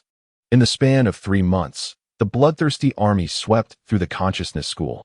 Yet, 6 months later, fewer than 5,000 of the initial 10,000 remained alive. The Grand General of the Xianqin Empire, Bai Xiao, was consumed by an unquenchable fury, leading to a massacre at the Wuxiang Mountain, the sacred ground of the consciousness school, as well as the Kahan Stele in the northern Meng Holy Land. Subsequently, 2 nearly obliterated disciples of the consciousness school, along with a grandmaster from northern Meng, traversed the treacherous death desert, resolute in their mortal determination to penetrate the Xianqin Empire. After slaughtering numerous masters, countless officials, soldiers, and civilians of the Xianqin Empire, including a member of the exiled royal family, they were ultimately besieged and annihilated by the celestial warriors left behind in the Xianqin Empire. In the aftermath, the Xianqin Empire was thrown into disarray, and powerful factions from the other continents began to eye it covetously, intending to reclaim the entire Yinshan continent. Bai Xiao, who aspired to once again assert the Xianqin Empire's dominion over the world, was compelled to hastily lead the remnants of his bloodthirsty army back to Xianqin. Each Grand Master stood as a veritable heavy artillery piece, while the celestial warriors were akin to walking weapons of mass destruction. For the ordinary masters or high-ranking martial artists, encountering such formidable forces meant certain death. Whether by these weapons or by heavy artillery, the outcome remained tragically the same. Although the other continents boasted celestial warriors, the quantity of master and grandmaster level fighters was only marginally superior to that found on the Yinshan continent. Any grandmaster, or even a master, when viewed across the vast expanse of the celestial realm, could be considered a top-tier powerhouse. Even with the backing of celestial warriors, Bai Xiao found it a daunting task to subdue the entire consciousness school, and until he could locate and eliminate the 2 grandmasters, Ming Yu and Ming Xian, Chen Jie did not believe he could compel the consciousness school to submit to his command. Chen Jie came with the intent to kill, yet his mission encompassed more than mere slaughter. Descending upon Wuxiang Mountain, the sacred ground of the consciousness school, he swiftly dispatched 3 masters and over 100 high-ranking martial artists. However, rather than unleashing a broader carnage, he simply departed, carrying the severed heads of the 3 consciousness school masters. The consciousness school was no fool. As the grand masters rallied, the remaining masters quickly scattered, seeking refuge. As long as they remained alive, the ruins of Wuxiang Mountain, reduced to mere rubble by Chen Jie, were of little consequence. It was merely a matter of depleting more serfs to reconstruct Wuxiang Mountain, which had already undergone numerous restorations. Yet, just as Chen Jie left Wuxiang Mountain and the consciousness school seemed to have narrowly escaped disaster, the leader of the Yeding Kingdom within the consciousness school's territory, Grandmaster Zhang Tianhua, was filled with grave concern. He gazed up at the sky, ever ready to flee, sensing the overwhelming and unfamiliar aura of a grandmaster. The formidable soul force of Chen Jie, merging with the heavens and the earth, radiated power like a torch in the darkness, illuminating the void. Daxia Chen Jie, Zhang Tianhua, soared into the air, confronting the suddenly arrived Chen Jie from the Yeding Kingdom. With a solemn demeanor, he inquired, "Might I ask, Mr. Chen Jie, the purpose of your visit to my Yeding kingdom?" Had it been the formidable duo of Mingyu and Mingxin, Zhang Tianhua would undoubtedly have fled at once. However, upon recognizing Chen Jie, he approached him with an unexpected openness. He neither paid homage nor conspired with the Weisher sect to ambush Chen Jie. Thus, it was reasonable to believe that Chen Jie would not unjustly threaten him. They were both grandmasters, prominent figures of the Yin God continent, and surely some sense of reason must prevail. Of course, the most pertinent fact was that fleeing would be futile. Zhang Tianhua did not harbor the delusion that he could escape with his life from Chen Jie, a man capable of single-handedly slaying 3 grandmasters, including those wielding the Weisher sect's cherished treasure, Xuangu. Life, much like fate, must be confronted with reason when resistance is futile. Then, Chen Jie casually tossed the severed heads of 3 grandmasters left guarding the Wuxiang mountain of the Weisher sect to Zhang Tianhua, locking eyes with him as he gravely proclaimed, "I have come to bestow a gift upon you. With the control over dozens of territories by the Weisher sect, do you dare to accept such a grand offering?" Chen Jie had little time or energy to squander on Mingyu and Mingxin. Yet within the confines of the Weisher sect, Zhang Tianhua, a former vassal of the sect, possessed the potential to upheave the entire organization. While concealing himself was a simple task, by the time Mingyu and others resurfaced, it was feared that the Weisher sect might already be in ruins. Chapter 117. Borrowing chickens to lay eggs. Chen Jie found it exceedingly challenging to exert control over the vast territories of the consciousness-only school. Yet with the formidable support of Zhang Tianhua, the ruler of the Yeding kingdom and a master of the highest order within the school, the task of fracturing and diminishing the entire sect became rather effortless. Upon receiving the generous gift from Chen Jie, Zhang Tianhua paused for a moment, then erupted into hearty laughter, responding, "What is there to fear? In this expansive world, what the consciousness-only school claims, my Yeding kingdom cannot? With the assistance of Mr. Chen Jie, the mere consciousness-only school is hardly a concern, regardless of Chen Jie's presence." Zhang Tianhua had never contemplated remaining subservient to the consciousness-only school since his breakthrough into the realm of great masters. All are grandmasters. Why should my Yeding kingdom be subordinate? In the past, your family boasted 5 great masters and possessed treasured legacies, which was commendable. Now, however, only 2 great masters remain, without the legacy treasures, and they have provoked a formidable enemy. If I do not seize this opportunity to stir the waters and rise against them, would it not render my status as a grand master utterly futile? Zhang Tianhua, now barely over a century old, is still in the vigor of youth. The legacy of his family holds significance, yet his aspirations for advancement outweigh it. Only by commanding greater territories and ruling over larger populations can he acquire abundant martial resources to propel his evolution further. Although the path to transcendence on Yin Shenzhou appears severed, other continents still harbor ascendants. At worst, he could channel his amassed martial resources to the great powers of the other divine continents, ultimately discovering methods to achieve transcendence. Zhang Tianhua harbors a fervent desire to attain enlightenment. Observing Zhang Tianhua readily accept the grand gift he presented, Chen Jie chuckled softly and replied, "The current experts of the consciousness-only school have all become like rats scurrying in the sewers. Now is your opportune moment for expansion. I eagerly await the day you usurp the entire consciousness-only school. A gentleman governs the world with reputation and resources, not relying on others." Chen Jie spent 10 days in the Yeding kingdom, while Mingyu, Mingxin, and the remaining masters of the consciousness-only school quietly concealed themselves for at least 10 days. On the first day, when the Yeding kingdom declared war on the consciousness-only school, several sects and families under the school prominently displayed its banner. As long as the forces of the Yeding kingdom had yet to encroach upon their territories, they remained the most loyal vassals of the consciousness-only school. By the second day, the Yeding kingdom had swiftly subdued several neighboring territories, yet no one from the consciousness-only school emerged to resist or obstruct. Although the sect's families still flew the consciousness-only school's banner, they secretly began to beat the drums of trepidation. On the third day, the influence of the Yeding kingdom continued to expand rapidly, compelling various surrounding powers to yield, especially after the news of Chen Jie's previous conquest of Wuxiang Mountain and the decapitation of numerous foes spread. leaving the erstwhile vassals of the consciousness-only school in profound unease. On the fourth day, Chen Jie presented gifts to Zhang Tianhua, the ruler of the Yeding Kingdom, and news of their amiable discourse spread quickly. The expansion of the Yeding Kingdom's influence accelerated once more, yet the Weisher sect had not made any response. Subsequently, on the 5th, 6th, 9th, 10th, and even 13th days, Mingyu and Mingxin, along with other formidable figures from the Weisher sect, remained silent. During this time, countless sects within the Weisher sect began sending messages of allegiance to the Yeding Kingdom. Faced with a Grand Master, resistance was futile. Thus, surrender became the only viable option. As a result, the power of the Yeding Kingdom swelled dramatically due to the allegiance of numerous sects and families from within the Weisher sect. The territories once under the control of the Weisher sect, which had once numbered in the dozens, now had fewer than 5 that continued to revere it. Often, when one is absent in times of need, their return is met with indifference.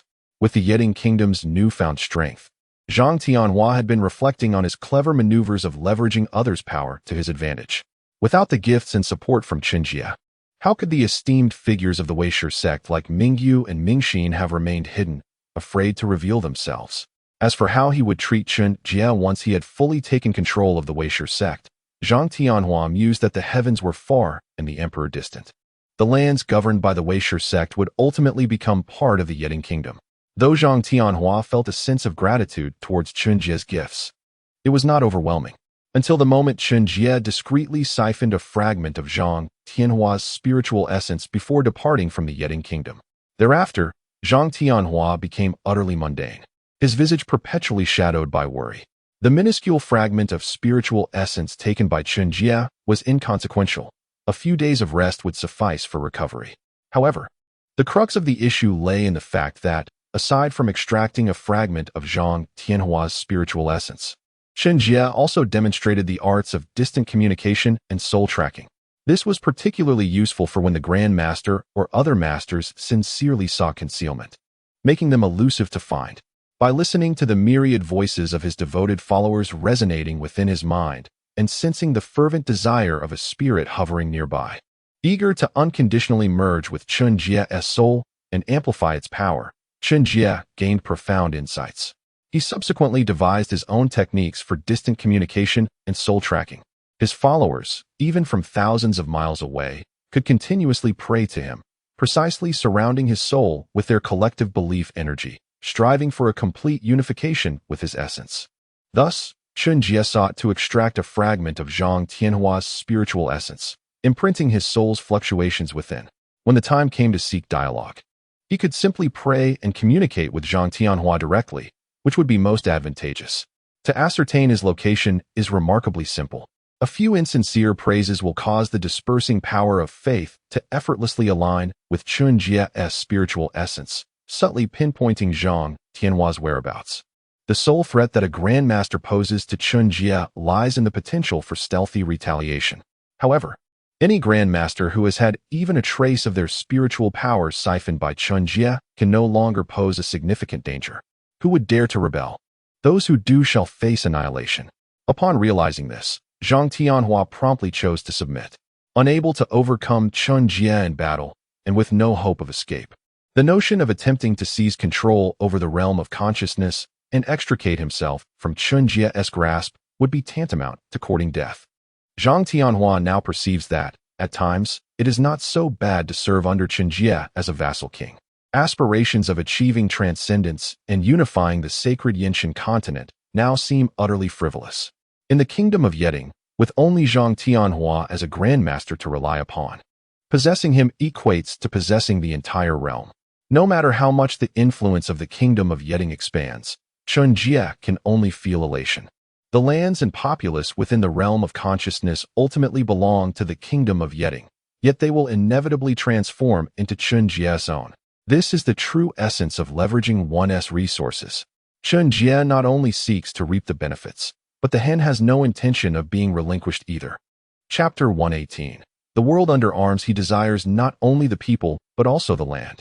After advising Zhang Tianhua to continuously expand the Yeding kingdom and swiftly inform him of any sightings of Mingyu and Mingxin, Chen Jie quietly departed. Subsequently, After a period exceeding half a month, and once assured that Chen Jie had left the confines of the Weisher sect, Mingyu and Mingxin made their discreet appearance. At this juncture, the numerous territories once under the control of the Weisher sect, with the exception of the Wuxiang Dao, where Wuxiang Mountain is located, and 2 adjacent domains, had all reverted to being part of either the Yeding Kingdom or the Great Xia, following the recent declaration by Emperor Xiao Wuzheng to affiliate with the Weisher sect, establishing it as the state religion. Zhang Tianhua, aware that Chen Jie could locate him at any moment, decisively proclaimed his allegiance to the Great Xia and was directly appointed as the king of Yeding by Chen Jie, temporarily overseeing the several territories of the Weisher sect on behalf of the Great Xia. Both Chen Jie and Zhang Tianhua were acutely aware that the former territories of the Weisher sect were merely nominally subservient to the Yeding Kingdom and the Great Xia. To genuinely establish the dominion of the Yeding Kingdom and the Great Xia, it would necessitate the dispatch of numerous governors, city lords, and a substantial military presence to fully integrate the territories of the Weisher sect into the domain of the Great Xia. However, governance is often a matter of subtle influence. As time progresses, and with the emergence of a multitude of personnel from the newly established Great Xia Academy and the rapidly expanding military, the integration of the Weisher sect's territories into their control would merely be a matter of time. Although the local aristocracy may have deep-rooted influence, the overwhelming majority of this world remains comprised of ordinary people. Once disregarded and neglected, these commoners found a champion in Chen Jie. The sects will always surpass those complacent aristocrats, and Chen Jie, who is willing to sift through the masses of common folk to elevate the deserving, shall likewise prevail over countless sections. It is impossible for sects to widely disseminate their techniques and then select the most gifted individuals from among them. Upon Chen Jie's command, a foundational qi cultivation technique, devised through his personal observations of farmers engaged in tilling the land and gathering firewood, swiftly spread across the realm. This foundational technique was indeed quite rudimentary, involving no more than 3 meridians and featuring exceedingly simple movements. At times, it required no prior knowledge of meridian theory.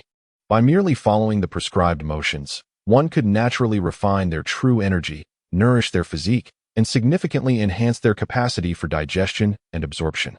Interwoven within the foundational qi cultivation technique disseminated by Chen Jie were elements of the esoteric secrets of the Tao Dai.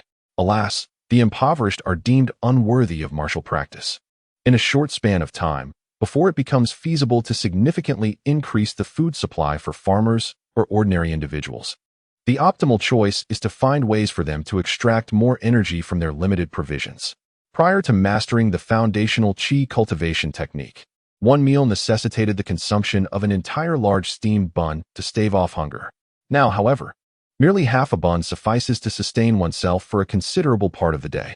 For countless impoverished souls who cannot afford to contemplate the distant future, this is not merely a basic qi cultivation technique. It is evidently a remarkable grain-saving skill painstakingly devised by Chen Jie for the benefit of the populace.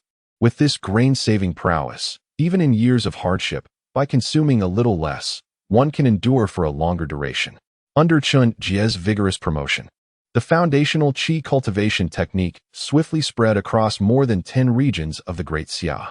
The mere mention of its ability to conserve food upon practicing spurred farmers to unleash their utmost enthusiasm.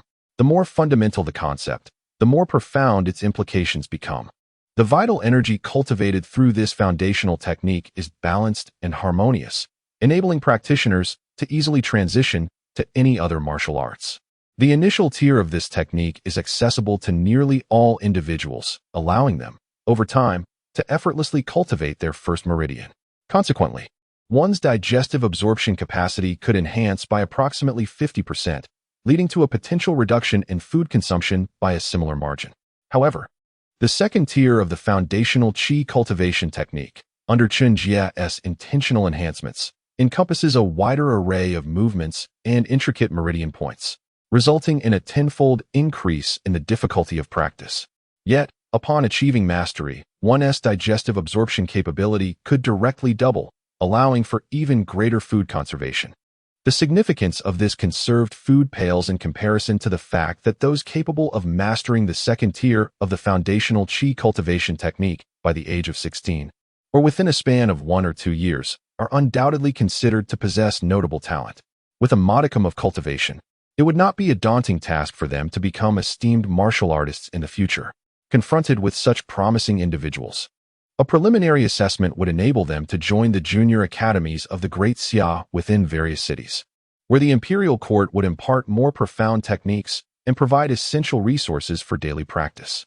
Moreover, those who achieve the status of a third-tier martial artist by the age of 18, or within 3 years of practicing the foundational qi cultivation technique, are indisputably regarded as true prodigies. Each of these exceptional talents is sufficiently qualified to gain entry into the prestigious academies of the Xia capital, where they would receive superior training and additional resources for their cultivation. The third tier of the foundational qi cultivation technique, apart from delving into the secrets of the gluttonous arts, also encompasses aspects of the 7 emotions refining method. Without extraordinary mental acuity and perception, it is nearly impossible for an ordinary person to master it. Yet, upon successful cultivation, it signifies that these prodigies possess the potential to achieve mastery themselves. Even if the entire heavenly spirit realm were to be untethered, a master-level powerhouse would undoubtedly serve as a pivotal pillar for any formidable force. Chen Jie ardently desired the presence of as many master-level warriors as possible within the Great Xia Academy or the Great Xia Court. He harbored no concerns regarding rebellion from his subordinates. With individual combat prowess capable of overwhelming all opposition, Chen Jie was confident that he would forever occupy the highest vantage point, gazing down upon and subduing all beneath him. Whether they be dragons, they must coil, or tigers, they must lie prostrate. Chen Jie proclaimed martial supremacy across the realm and subsequently selected exceptional talents to enroll in the Great Xia Academy. Under Chen Jie's guidance, the newly re-established Great Xia Academy seamlessly integrated into the Great Xia Court. Previously, the Academy, under the stewardship of the Sword Master, also recruited individuals of outstanding talent from the common populace. However, its reach had never penetrated every corner of the Great Xia, nor did it possess a viable admissions mechanism. Now, having nationalized the Great Xia Academy, Chen Jie directly emulated the educational stratification system of his past life. He established primary Great Xia academies in every city within the Great Xia territory, set up intermediate academies within the prefectural cities, and created advanced academies in the capital, forming a tiered structure for recruitment.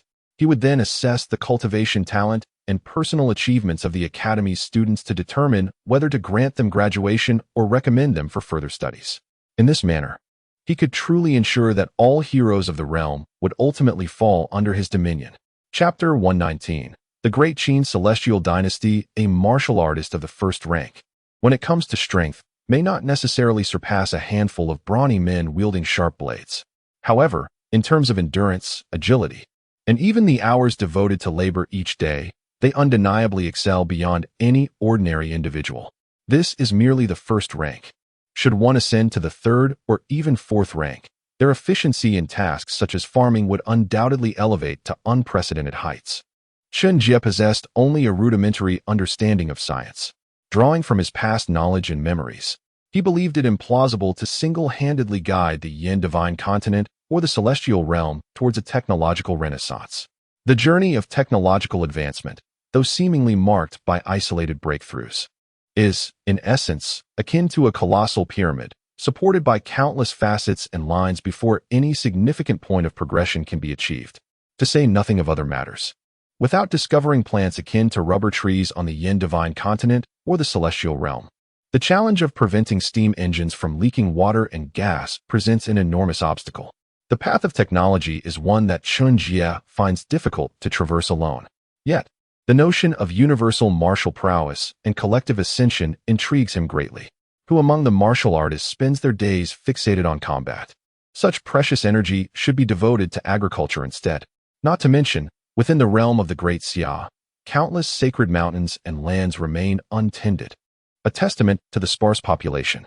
Currently, the Yin divine continent and the celestial realm have yet to reach their full potential in terms of population capacity. The productivity of martial artists undoubtedly far surpasses that of the common populace. Certainly, the idea of universal martial prowess and vigorous agricultural development is rooted in notions that have been ingrained in Chen Jie's blood and soul since his previous life. However, in a world where a single martial powerhouse can dominate, the paramount concern remains the relentless pursuit of elevating one's own cultivation. After the influence of the Yeting Kingdom nearly encompassed all territory once held by the Consciousness sect, tidings regarding other divine continents gradually reached Chen Jie's ears. Bordering the Yin divine continent is the Central Divine Continent, where the once sovereign ruler of the celestial realm, the Great Qin celestial dynasty, holds dominion. The entirety of the Central Divine Continent is under the jurisdiction of the Great Qin celestial dynasty, whose successive emperors are often imbued with aspirations to reclaim lost territories and reunify the celestial realm. Had it not been for the treacherous Death Desert impeding the passage of large armies, and the challenges posed by limited elite forces that excel in offense but falter in control, coupled with internal factions within the Great Qin celestial dynasty that hinder progress, it is likely that the White Owl and Blood Butchery army would not have returned empty-handed centuries ago. Beyond the Central Divine Continent that borders the Yin Divine Continent, however, the intelligence Chen Jie has gathered regarding the other divine continents remains exceedingly scarce. Apart from the knowledge that the North Wilderness Divine Continent seems to be governed by the Ice God Palace, separated from the Yin Divine Continent by the celestial Great Snow Mountain, and that the South Pole Divine Continent is under the control of the Heavenly Spirit sect, little else is known. After all, those who venture into the realm of the Consciousness sect from the Central Divine Continent are predominantly ordinary merchants, willing to risk their lives for a modest profit, with scant intelligence to offer. The Death Desert, though traversable, poses a perilous threat even to high-ranking warriors. A single misstep could lead to their demise amidst the endless sands. Out of 10 caravans attempting to navigate the Death Desert for intercontinental trade, no more than 3 are likely to return home alive. Yet, the exorbitant profits of intercontinental trade continue to entice countless individuals to disregard their safety. For many, the fear of a life worse than death far outweighs the risk of actual death. The information brought to Chen Jie by the merchants was far from satisfactory. He cared little for who controlled the Central Divine Continent or the other divine lands. What intrigued him was how these formidable powers could wield celestial methods and manage to ascend to the realm of the celestials while the will of heaven and earth remained nearly dormant.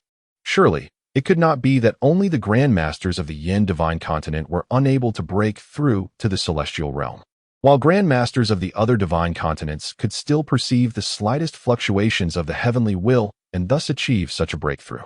Can the will of heaven and earth truly differentiate between individuals?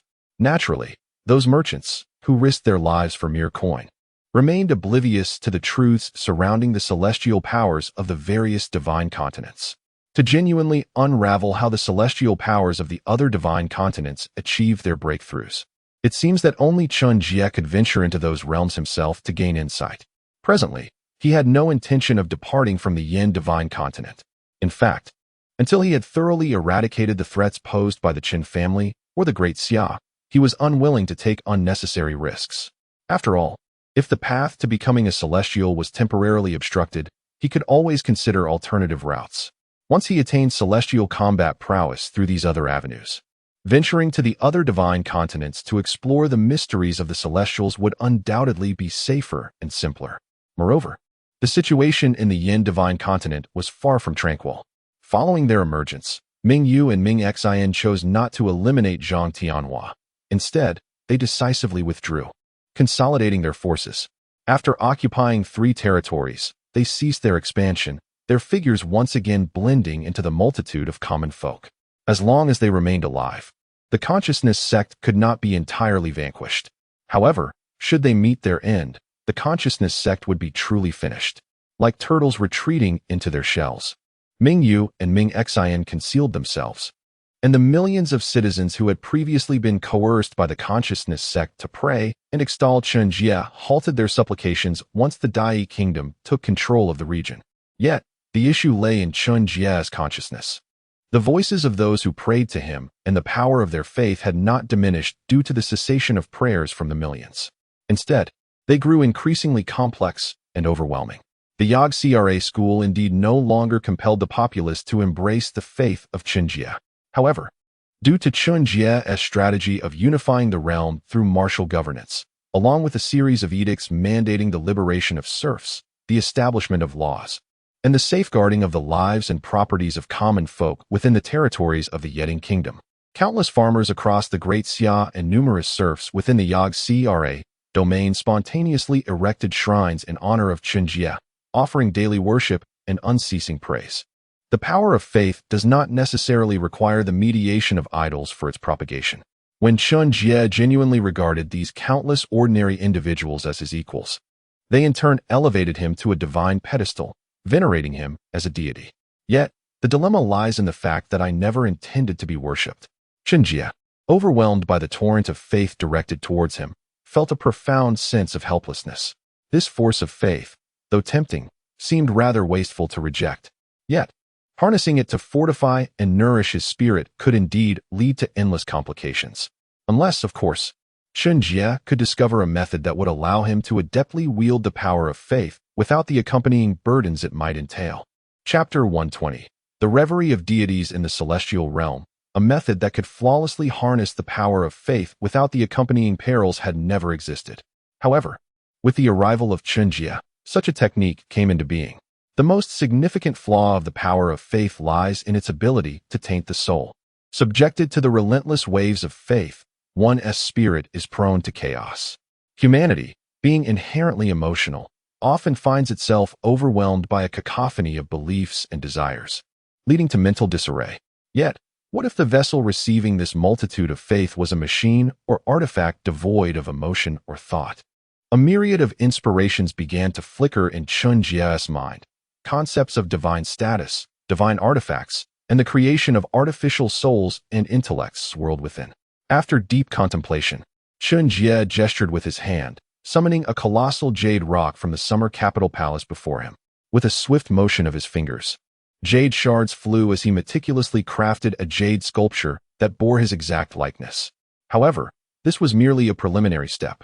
Gazing at the lifelike jade effigy, Chen Jie pondered for a moment before drawing 2 drops of his vital essence from his fingertips. Utilizing his soul as a quill and his blood as ink, he guided these drops to slowly permeate the eyes of the jade statue.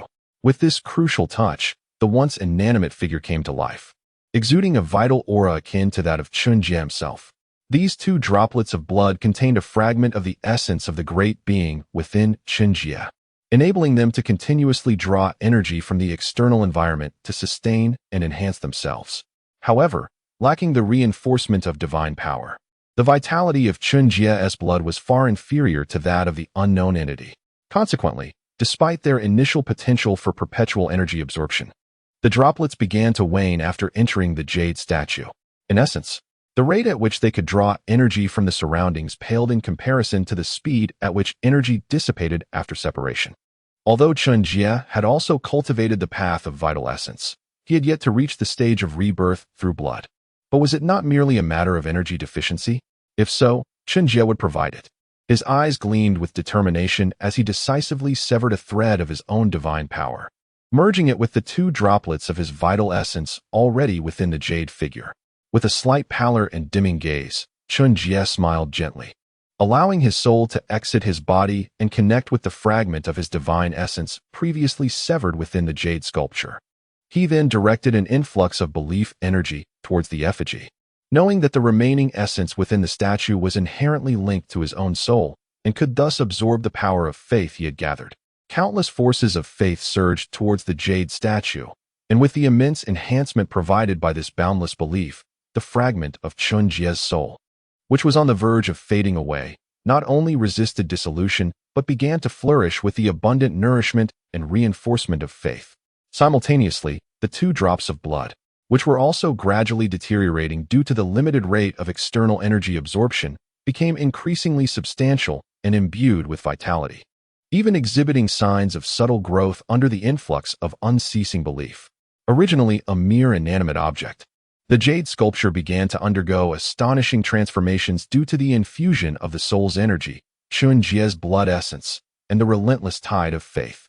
Is this my external incarnation or merely a manifestation of my divine thought? Chen Jie pondered as he carefully scrutinized the jade statue before him, murmuring, "With your existence, even when I depart from Xiangjing, the members of the Chen family should remain unscathed. Having returned to Xianjing, Chen Jie harbored a desire to confront and eliminate the formidable masters Ming Yu and Ming Xian of the Weisher sect.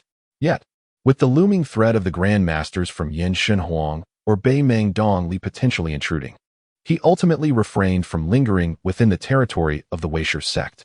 The injured Jian Fuzi and Shun Rushuang, despite their formidable prowess, were incapable of maintaining control over the vast expanse of the Great Xia. Both the Great Xia and the Chen family required greater strength for support. Until sufficient power for defense and expansion was attained, prudence would remain paramount. Time flowed like a gentle stream. After Chen Jie's excursion to the Weisher sect, which had since lost its former glory, the entire Yanshan continent began to experience an unprecedented calm. Within the realm of the Great Xia, all sects and noble families, under the oppressive presence of Chen Jie, Jian Fuzi, and Shun Rushuang, displayed utmost reverence, not daring to exhibit even the slightest hint of defiance. The likes of Xiang Dao, Floating Temple, Diamond Temple, Taishang Dao, and the Ji and Qian families, alongside the three former pillars of the Great Xia, were rendered insignificant in Chen Jie's presence. Unlike the once weary and hesitant Xia Longzhong, the venerable ancestor of the Great Xia, who feared to act due to his waning lifespan, Chen Jie now held no reservations.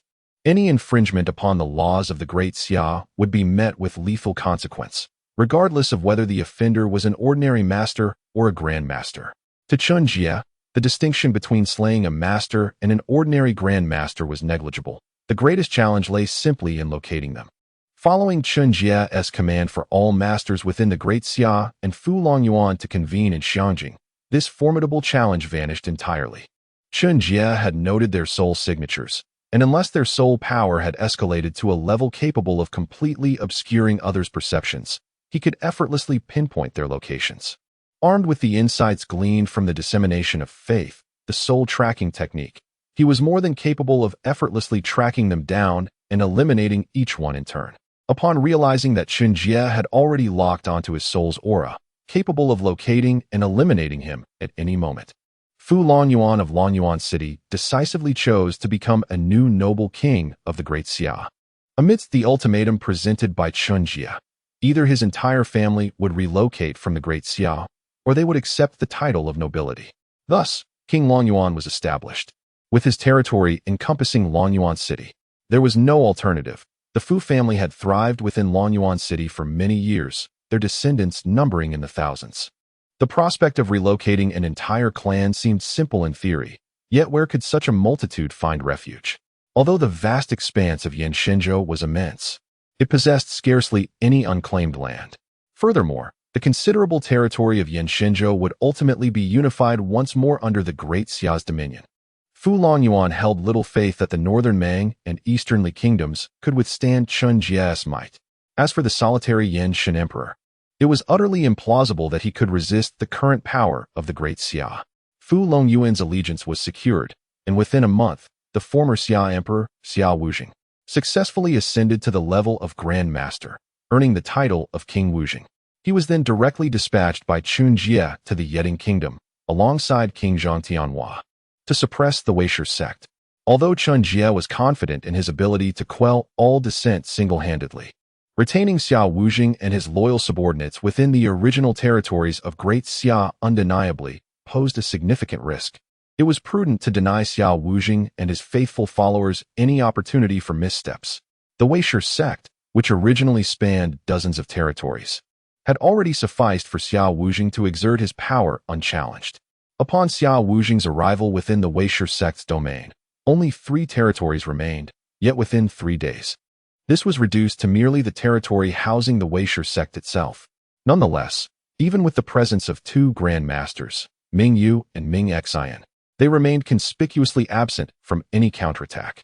Chapter 121. Ruling the universe for eternity as long as they endure, the Yog Cra sect shall never face complete extinction. Conversely, should Chen Jie perish, the Han dynasty, which stands on the brink of unifying the Yanshan continent, would disintegrate in an instant. Following Xia Wuzhing's abdication and Chen Feng's ascension to the throne, the dynasty's name was swiftly altered from the Great Xia to the Great Han. Henceforth, the Great Xia ceased to exist, while the Great Han was reborn. The Great Xia Academy remained unchanged, for it had never solely represented the Great Xia realm. The Han dynasty, excluding Chen Jie, now boasted 5 grandmasters of formidable strength. If one were to include the unparalleled Chen Jie, the combined might of the North Mang and East Liang Cra sects would likely lead to their own demise. Particularly with Chen Jie's vigorous promotion of the foundational Qi training techniques and the reformation of the Great Xia Academy, a multitude of martial prodigies were recruited from the populace. While the introduction of the imperial examination system attracted a plethora of individuals possessing the talents for governance, albeit lacking martial prowess, flooding the Han court. In a fleeting moment, as an abundance of talent dispersed in every direction, Chen Jie's control over the Han dynasty intensified, and its national strength began to rise steadily. Throughout the ancient continent, or indeed the entire celestial spirit realm, martial artists held dominion, while commoners, no matter how gifted, were largely disregarded. There was no need for the suppression of culture by martial might, poetry, song, and even the management of mystical arts were regarded by warriors as mere trifles akin to the antics of stage performers. Even the Great Xia Academy, which once included disciplines in the management of mystical arts, attracted little regard. Yet, is sheer martial force sufficient to govern the populace and maintain order? While military might can suppress rebellion, how can local lords and governors, often incapable of comprehending even basic accounts and lacking understanding of agriculture or commerce, effectively govern their regions? Military power could be entrusted to the armed forces and local commanders of various cities, but the essence of governance lies in the principles of statecraft. Of course, martial cultivation holds significance. However, within a grand and unified empire, how many would dare risk the annihilation of their entire lineage to assassinate a local official appointed by the Han court? Such an act would equate to rebellion. And even the most daring sects and noble families within the present Great Xia would not dare stir even a slight tempest. Chen Jie pondered how to seize the opportunity to confront these influential factions. The Han dynasty, bolstered by the examination system and the widespread establishment of the Great Xia Academy, offered countless commoners the hope of rising above their station. Those with exceptional martial talent could enter the Great Xia Academy, paving their way into the ranks of the armed forces or the Han military, thus securing a viable future. Conversely, those with lesser martial talent might consider studying the arts of governance, aspiring to rule a region and bring honor to their families. Yet, what recourse remains for those lacking both martial gifts and the aptitude for governance? In tranquil cultivation and child-rearing, one might just find that their descendants could emerge as martial artists or scholars. As long as hope persists and the potential for reliance remains, life continues, rendering chaos in the realm exceedingly difficult. However, the sentiments of the populace, while valuable, hold little weight in the face of a supreme warrior capable of overshadowing an entire nation. The stability and aspirations of the lower classes, in such a scenario, are of lesser significance. What truly matters is the approval of Chen Jie. Thus, at Chen Jie's behest, the strength and order of the great Han dynasty began to stabilize and flourish with remarkable swiftness. Countless commoners expressed their unceasing admiration and reverence for Chen Jie, their faith in him surging anew. The 100,000-strong dragon-scale army, previously assembled by Chen Jie, took residence in Xiaking, becoming the most formidable imperial guard of the great Han dynasty. The dragon cavalry of the Great Xia, following the battle at Dragon Falls and the demise of General Hua Changqing, had essentially lost its combat effectiveness. The remaining dragon cavalry was dispatched by Chen Jie to accompany Xia Wuzheng to guard the Weisher sect. Chen Jie harbored no concerns regarding a potential rebellion from the dragon cavalry. Yet the burden of safeguarding the capital was best entrusted to his own men for peace of mind. Clad in dragon-scale armor and wielding various divine weapons forged from dragon bones, the dragon-scale army, despite their current low cultivation levels, benefited from previous ample supplies of dragon meat and the extensive array of secret arts directly made accessible by Chen Jie. Given time, their cultivation would undoubtedly advance with ease. Unless a grandmaster or an even stronger adversary were to assault Xiaking, the dragon-scale imperial guards would suffice to delay the entry of numerous masters. A brief delay, coupled with the ability to handle the audacious assassins, would be more than adequate. Under Chen Jie's influence, the entire Great Han realm thrived. The territories surrendered by the Weisher sect, alongside the vast lands recently governed by the Yiting king Zhang Tianhua, gradually became integral parts of the Great Han Dynasty. Thanks to the influx of civil officials emerging from extensive examinations and the establishment of local academies, the Weishur sect's grasp over numerous territories was tenuous, lacking genuine loyalty.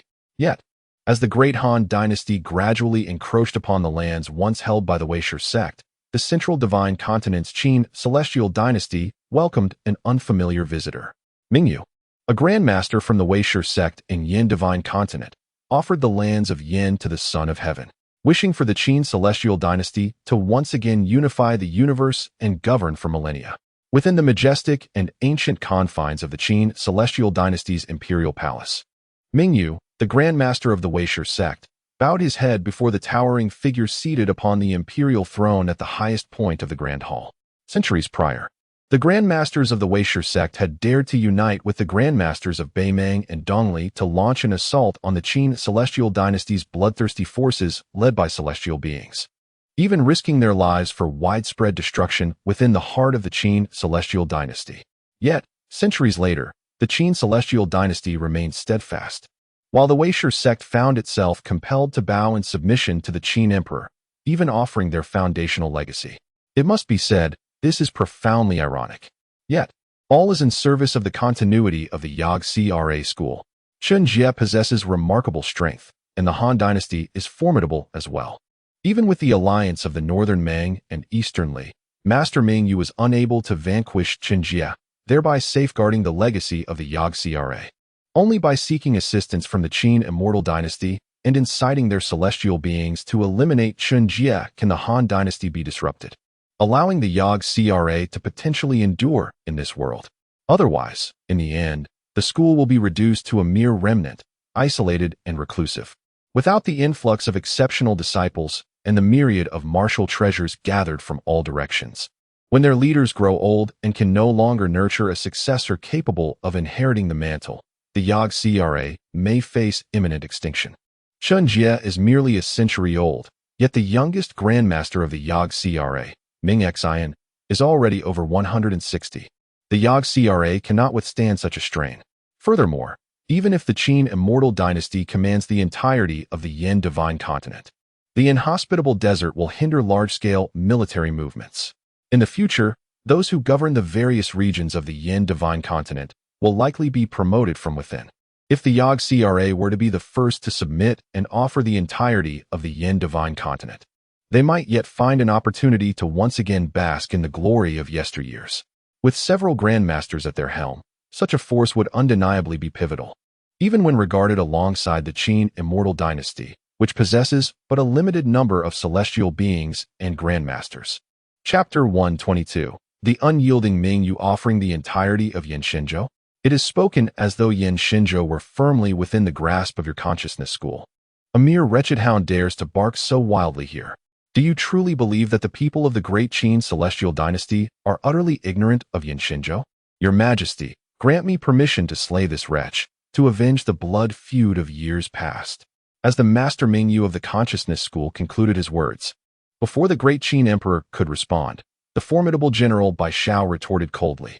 Centuries ago, Bai Shao led the blood butcher army into Yin Shenzhou, although they returned empty-handed. Both he and the great Qin celestial dynasty have never relinquished their ambition to subjugate the entire region.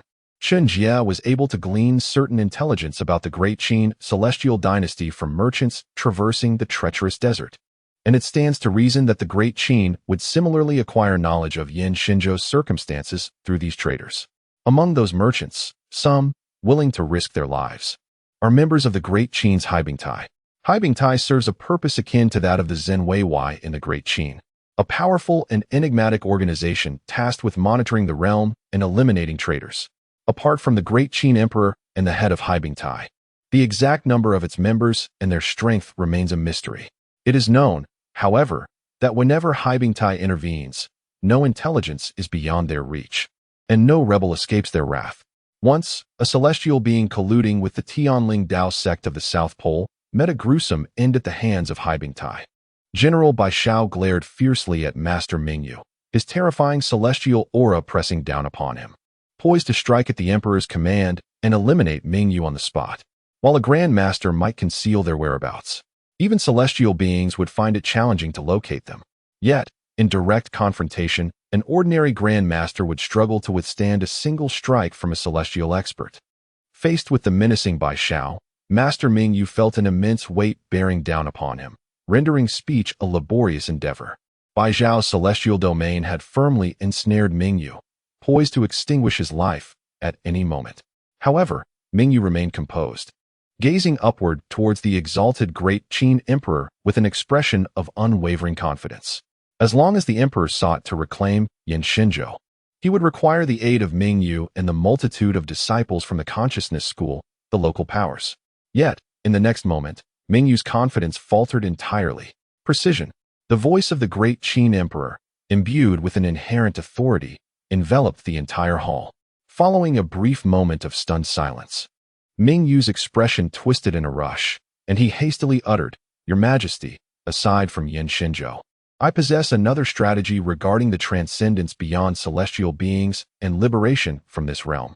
Should the plan to offer Yanshenzhou, to drive the tiger and swallow the wolf, and subsequently let the consciousness school lower itself, gradually regaining its vitality, ultimately fail, Mingyu still held one final trump card to ensure his survival. As long as one presents the path of spiritual cultivation and the rites of worship to the emperor of the great Qin celestial dynasty, this distinct route, diverging from the conventional path of Qi training, yet equally capable of transcendence, is bound to pique the interest of the emperor and the esteemed ministers of the great Qin. At that moment, the great Qin would continue to provide for him generously. Indeed, this was the conviction held by Master Mingyu until his untimely demise. However, before he could articulate his thoughts completely, the formidable General Bai Xiao, who harbored a deep-seated grudge after his unsuccessful incursion into the Yin divine continent, took immediate action. In a swift motion, he severed Master Mingyu's head before the latter could react, his expression one of sheer horror. "Your servant offers this tribute in remembrance of the many valiant soldiers who perished in the Yin divine continent," General Bai Xiao declared reverently, holding aloft Master Mingyu's head as he knelt before the emperor of the great Qin. The emperor Ing Qi nodded slightly, and a gentle yet immense force lifted Bai Xiao from the ground. He then gazed coldly at the lifeless head of Mingyu and remarked, "The path of spiritual cultivation may indeed be a route to the heavens, but to seek transcendence through the heretical rites of worship? Such is but a fanciful delusion." Upon hearing the emperor's words, the assembled ministers bowed deeply, praising, "Your Majesty, your wisdom knows no bounds." The paths of spiritual cultivation and blood essence training were not secrets among the elite of the great Qin celestial dynasty. However, compared to the path of Qi training, both the blood essence and spiritual cultivation paths have never been particularly kind to humanity. For millennia, the predominant method of cultivation for humankind has been the path of Qi training, and there are sound reasons for this. Of course, it is crucial to note that, for the inhabitants of other divine continents, the path of Qi may have long since reached its limits. Yet, for the people of the great Qin celestial dynasty, their cultivation journey has never been interrupted. The great Qin celestial dynasty has governed the entire celestial realm for over tens of thousands of years since records began in the celestial spirit realm. It was only 5,000 years ago, amidst a civil strife, that the great Qin gradually lost control over regions beyond the central divine continent. Nevertheless, regardless of how the powers of other divine continents evolved or even counterattacked, the great Qin celestial dynasty steadfastly maintained its grip over the central divine continent, remaining the undisputed mightiest force in the entire celestial realm. In comparison to other forces within the celestial realm, the great Qin celestial dynasty has always possessed a unique distinction. Ignoring Master Mingyu's intentions to present the rites of worship, Ing Qi inquired further, "How fares the construction of the celestial spirit airboat? A vessel capable of soaring through the skies, transporting thousands while circumventing the perils of the Death Desert," was the very reason the great Qin dared to execute Mingyu without hesitation, disregarding the intentions of the consciousness sect to ally themselves as local powers, assisting the great Qin in conquering the entire Yin divine continent. In circumstances where passage is obstructed and large numbers of personnel cannot be mobilized, the disciples of the consciousness sect and the local connections are indeed indispensable assets. However, my celestial spirit vessel is nearly complete, effortlessly capable of transporting a multitude of skilled individuals to the divine Yin continent for the purpose of fortifying its defenses. What need do we have for the consciousness sect, which once inflicted harm upon the Qin dynasty, to act as our guide? There is no necessity for a guiding hall. Once the celestial spirit vessel is forged, the Qin dynasty can simply pave the way. I report to your majesty that the first trial celestial spirit vessel has been successfully constructed, capable of accommodating 3,000 elite soldiers of the Qin. Yet, with only this solitary vessel, it may prove challenging to swiftly reclaim the entirety of the divine Yin continent. Should we fail to achieve decisive success, and if time drags on, both the Celestial Spirit Path sect and the Ice God Palace, along with the Mahabodhi Temple of the Western Spirit Continent, are bound to become obstacles once more. At that juncture, our Qin dynasty may find itself in dire straits. Upon concluding his remarks, the left chancellor of Qin, Li Xinyan, replied in a somber tone, while the other esteemed ministers of Qin, particularly the General Bai Shao, also visibly altered their expressions. The divine Yin continent, following the demise of Yin Kuang-tu, has never been regarded with esteem by the Qin dynasty. Indeed, centuries ago, even amidst the grievous losses of the Blood Butcher army, the Consciousness sect and two resolute grandmasters of the northern Mang stirred considerable upheaval within the territory of the Qin dynasty. However, the fundamental reason that compelled the Qin dynasty to cease its campaigns in the divine Yin continent and recall Bai Shao along with the remaining Blood Butcher army stemmed from the fact that the armies of the Celestial Spirit Path sect and the Ice God Palace had already positioned themselves directly at the borders of the Qin dynasty. The divine Yin continent was once a part of the Qin dynasty, and what of the other divine continents that were not also a fraction of the Qin? No formidable power desires to witness the Qin dynasty reunify the celestial realm once more. Chapter 123. The turmoil of Yinshan continent in accordance with the words of the left minister. When shall we wait until? In this world, there has never been a foolproof plan. As my years dwindle, I implore for another chance to engage in battle on the Yinshan continent. Should the disciples of the Tianling Dao sect and the Ice God Palace dare to infringe upon our great Qin territory once more, I am willing to sacrifice my frail body to make those from the Tianling Dao sect and the Ice God Palace understand that our great Qin shall not be insulted. The left minister, Li Xinyan, spoke solemnly, and immediately, the Grand General, Bai Shao, responded with a grave countenance. Having led the bloodshedding army into the Yinshan continent centuries ago, Bai Shao's lifespan is now drawing to a close. His only regret is that he could not lead the bloodshedding army to reclaim the entirety of the Yinshan continent. Indeed, there exists no perfect strategy, yet with increased preparation, the risk of failure diminishes. 3 years, that is all it requires. The left minister, Li Xinyan, declared with unwavering conviction. In 3 years, for swifter and larger flying vessels shall be completed. At that time, with 5 ships launching simultaneously, within a month, nearly 70,000 elite soldiers of the Great Qin will arrive on the Yinshan continent. Within 3 months, the number of elite soldiers within the Yinshan continent will exceed 200,000. At that point, we need only to retain 2 flying vessels within the Yinshan continent for random support, while the remaining celestial vessels return to the Celestial Dynasty for timely assistance at the borders. The mere Yinshan continent shall be effortlessly subdued. And even if the Tianling Dao sect and the Ice God Palace react, it will be too late. In any dynasty, the most crucial aspect determining the extent of its territorial control is the speed of timely response. With swift hawks, the majority of intelligence within a province can often be communicated within a single day and night. Yet, what good is knowledge if it cannot be acted upon? Unless a Grand Master or a Master personally intervenes to eliminate the principal offenders, one faces the rampant rebel armies. The time taken from issuing an edict to assemble the troops to the army's arrival at the site of rebellion can easily extend to 6 months. If the territory in question encompasses more than one province, the duration for intelligence and military mobilization will undoubtedly be even longer. A rebellion at a border that requires an army a year to arrive will inevitably slip beyond the original force's control. However, with celestial flying vessels capable of carrying a substantial number of soldiers, the ambition to reunify the Tianling realm, which the Great Qin Celestial Dynasty had gradually abandoned over the millennia, begins to seem increasingly alluring. It is no longer merely a distant dream. 3 years, you say? I concur. Let us trade 3 years for the rapid deployment of 5 vessels to seize control of the entire Yinshan continent. I believe this 3-year wait is worthwhile. Upon the conclusion of the Left Minister Li Xinyan's speech, the Right Minister Feng Qiji and many other high-ranking officials of the Great Qin Celestial Dynasty nodded in agreement. To exchange 3 years for the possibility of completely annexing the Yinshan continent is a worthy investment. Even the Grand General Bai Shao, whose lifespan was limited, fell into contemplation before ultimately choosing silence. His lifespan is indeed limited, and within 20 years, he will likely encounter the 5 declines of heaven and man. Yet, in pursuit of a greater victory and for the everlasting legacy of the Qin Celestial Dynasty, Bai Shao is prepared to wait. 3 years is a span he can endure.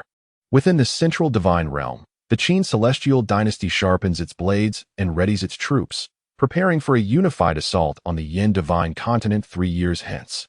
Meanwhile, within the confines of the Yin Divine Continent, Chen Jie gazes at the increasingly extraordinary jade sculpture before him, his mind drifting into a state of emptiness.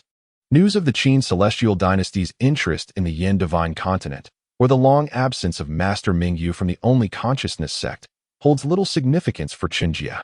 The unification of the entire Yin Divine Continent, or even the entire celestial realm, bears little weight in his mind.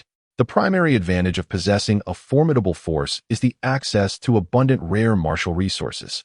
Yet, for Chen Jie, what martial elixir could possibly compare to the extraordinary potential of his own gifted mind? It is the weak who require extensive nurturing through copious martial resources. True strength can be achieved simply by breathing in the air and basking in the sun, likely surpassing the benefits of consuming several aged mountain ginseng roots. The secret arts of the glutton and the transformation of essence are the eternal truths. As Chen Jie reclines in the summer palace of Xiaoqing, absorbing the earthly essence to enhance his vitality, a whirlwind of extreme emotions, joy and sorrow, continues to swirl within his consciousness. The path of the celestial beings in the art of qi cultivation on the Yin Divine Continent may have reached its limit. However, the moment he can rely solely on his vitality and spiritual power to easily overcome grandmasters may indeed signal the opportune time for Chen Jie to venture into the other divine continents.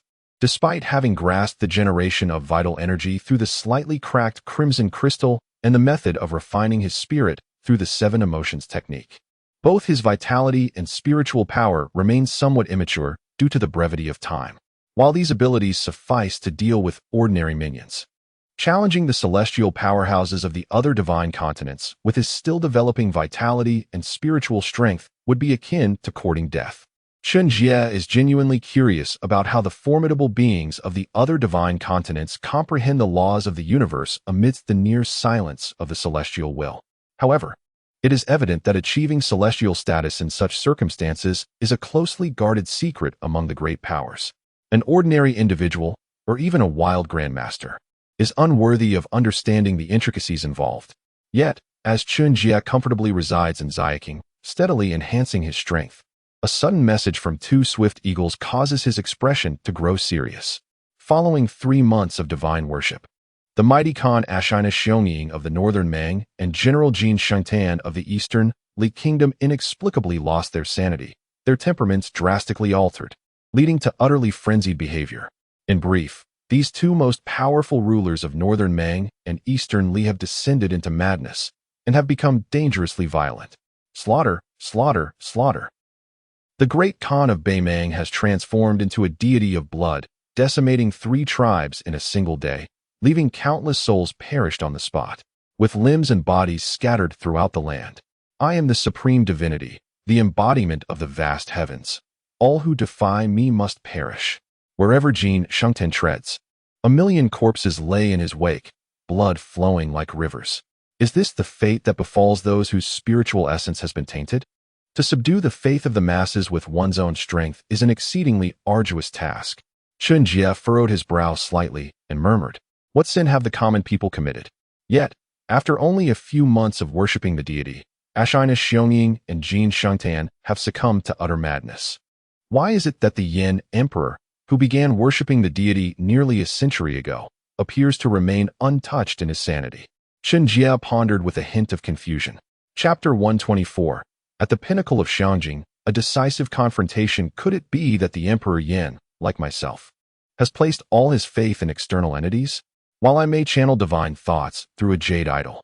A feat made possible not only by the strength of my own soul and acute perception, but also by the esoteric method I derived from the crimson crystal, which allows me to absorb the essence of the heavens and earth for my own use, thus providing sufficient energy to sustain divine thoughts and prevent their self-annihilation. What then? Does the Emperor Yin rely upon? Or is his spiritual power and conviction so formidable that he remains unperturbed by the faith of countless beings? As Chen Jie pondered this conundrum, he found himself unable to arrive at a satisfactory conclusion. Yet, rather than dwell on the matter, he resolved to let it be. There is always a path as one approaches a mountain, and a bridge will naturally lead the way when the time comes. Most troubles in this world stem from overthinking. Chen Jie decisively chose to remain at ease. Although he felt a twinge of sorrow for the innocent lives of Bei Meng and Dongli being ruthlessly slaughtered, it felt too distant to him. It was not happening before his eyes, and the deceased were not those familiar subjects who had already submitted to his rule. Chen Jie possessed a conscience, but he was far from a saint. At the same time, as the Khan of Bei Meng, Ashina Xiongming, and the general of Dongli, Jin Xingtan, succumbed to spiritual turmoil and engaged in widespread slaughter due to their path of worship, the Emperor Yin continued to quietly carve the statue in his hands within the city of Tiannan, Jinan Dao. Master, amidst the chaos in Bei Meng and Dongli, the national strength wanes, and the realm of the consciousness sect is nearly entirely under the dominion of the Great Han. The once pleading floating temple, Taishang Dao, and the Qian family, among other factions, have severed ties with us. Now, the Chen family in Yin Shenzhou stands unparalleled. If an army were to rise against us, where would we find refuge? At the Emperor Yan's side, one of the new priests of the worship sect, the newly appointed Master Si Wulei, wore a troubled expression. Si Wulei did not doubt the Emperor's power, yet having witnessed Chen Jie's might firsthand, he remained filled with apprehension as the situation in Yin Shenzhou gradually clarified. The once mighty Emperor Yin faced defeat in the Battle of Falling Dragon Lake against 5 Grandmasters united. Now, Chen Jie commands not merely 5 Grandmasters, but a multitude. And with the consolidation of various territories of the consciousness sect, he has subdued numerous sects and families led by masters. The current strength of the Great Han has far surpassed that of the former Great Xia. Should a grand invasion commence, no matter how formidable Jinan Pass may be, it would be incapable of withstanding the onslaught of numerous masters and grandmasters. Dangerous passes and treacherous ravines pose challenges only for ordinary individuals. What peril do they present to masters? Do you believe that I could scale a 500-meter cliff at a 90-degree angle in under 2 minutes? As for grandmasters, apologies, but grandmasters can fly. Si Wulei was deeply concerned, relying solely on the current worship sect, even with the full strength of the southern tribes. It would be impossible to contend with the great Han dynasty as it stands today. Yet, in the midst of Si Wulei's deep concern, the face of the Emperor Yin remained as tranquil as an ancient well, his hand gripping the carving tool without the slightest tremor. After a considerable time, upon completing the sculpture of a new deity, the Emperor Yin finally met Si Wulei's gaze and spoke softly. Your heart is in turmoil. Ever since your defeat at the hands of Chen Jie, when you nearly lost your life, a threat of fear has taken root within you. If this continues, you will never be able to merge with the heavens and earth, nor achieve the status of a grand master. The Emperor Yin still found the time to counsel Si Wulei, upon having her hidden fear so directly illuminated by him. Si Wulei's expression turned bitter as she touched her left hand, which had been reattached, yet bore a subtle difference in skin tone from her right. She lowered her head in silence. Just a moment more, and she would have perished beneath Chen Jie's sword.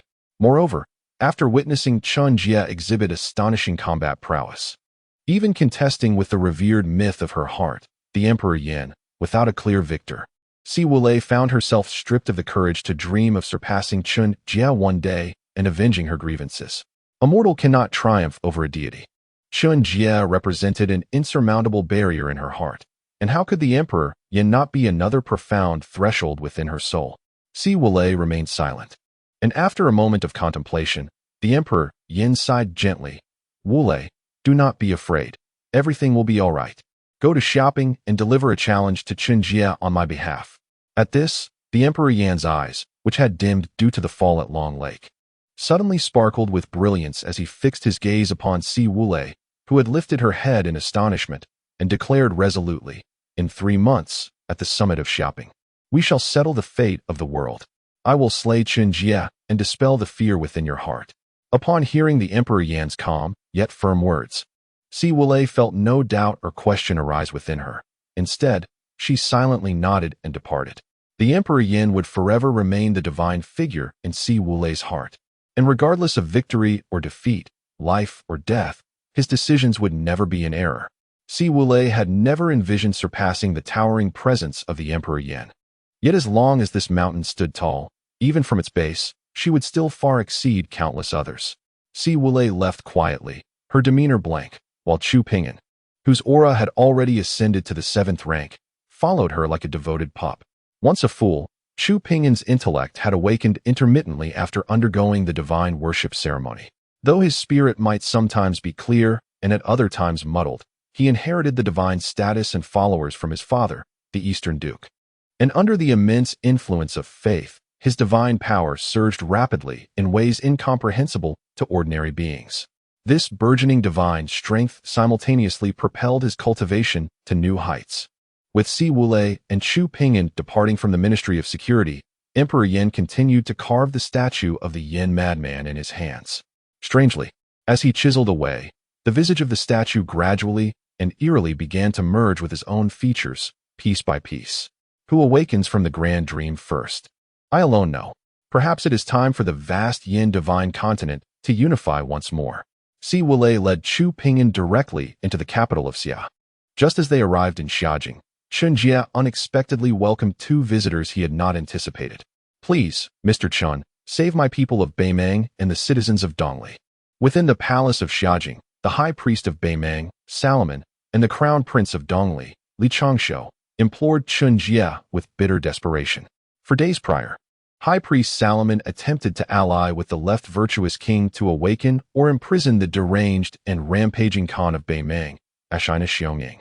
However, High Priest Salomon suffered severe injuries, and the left virtuous king perished on the spot. Despite his madness, after the divine ritual, Ashina Xiongyang's spiritual power surged dramatically, far surpassing that of an ordinary grandmaster. The strength of one's spiritual power is crucial for an ordinary warrior to attain mastery, and it is undoubtedly a central element in the path of qi cultivation and immortality. The stronger the spiritual power of a warrior, the more formidable their own strength tends to become. High Priest Salomon and the left virtuous king were unable to defeat Ashina Xiongyang, and in Dongli, Prime Minister Wang Jingfu, General Li Yongyuan, and the royal priest Gao Haoyuan also failed to capture Jin Xingtan, despite their combined efforts. Nonetheless, with a 3-to-1 advantage, Dongli did not suffer the loss of any grandmasters.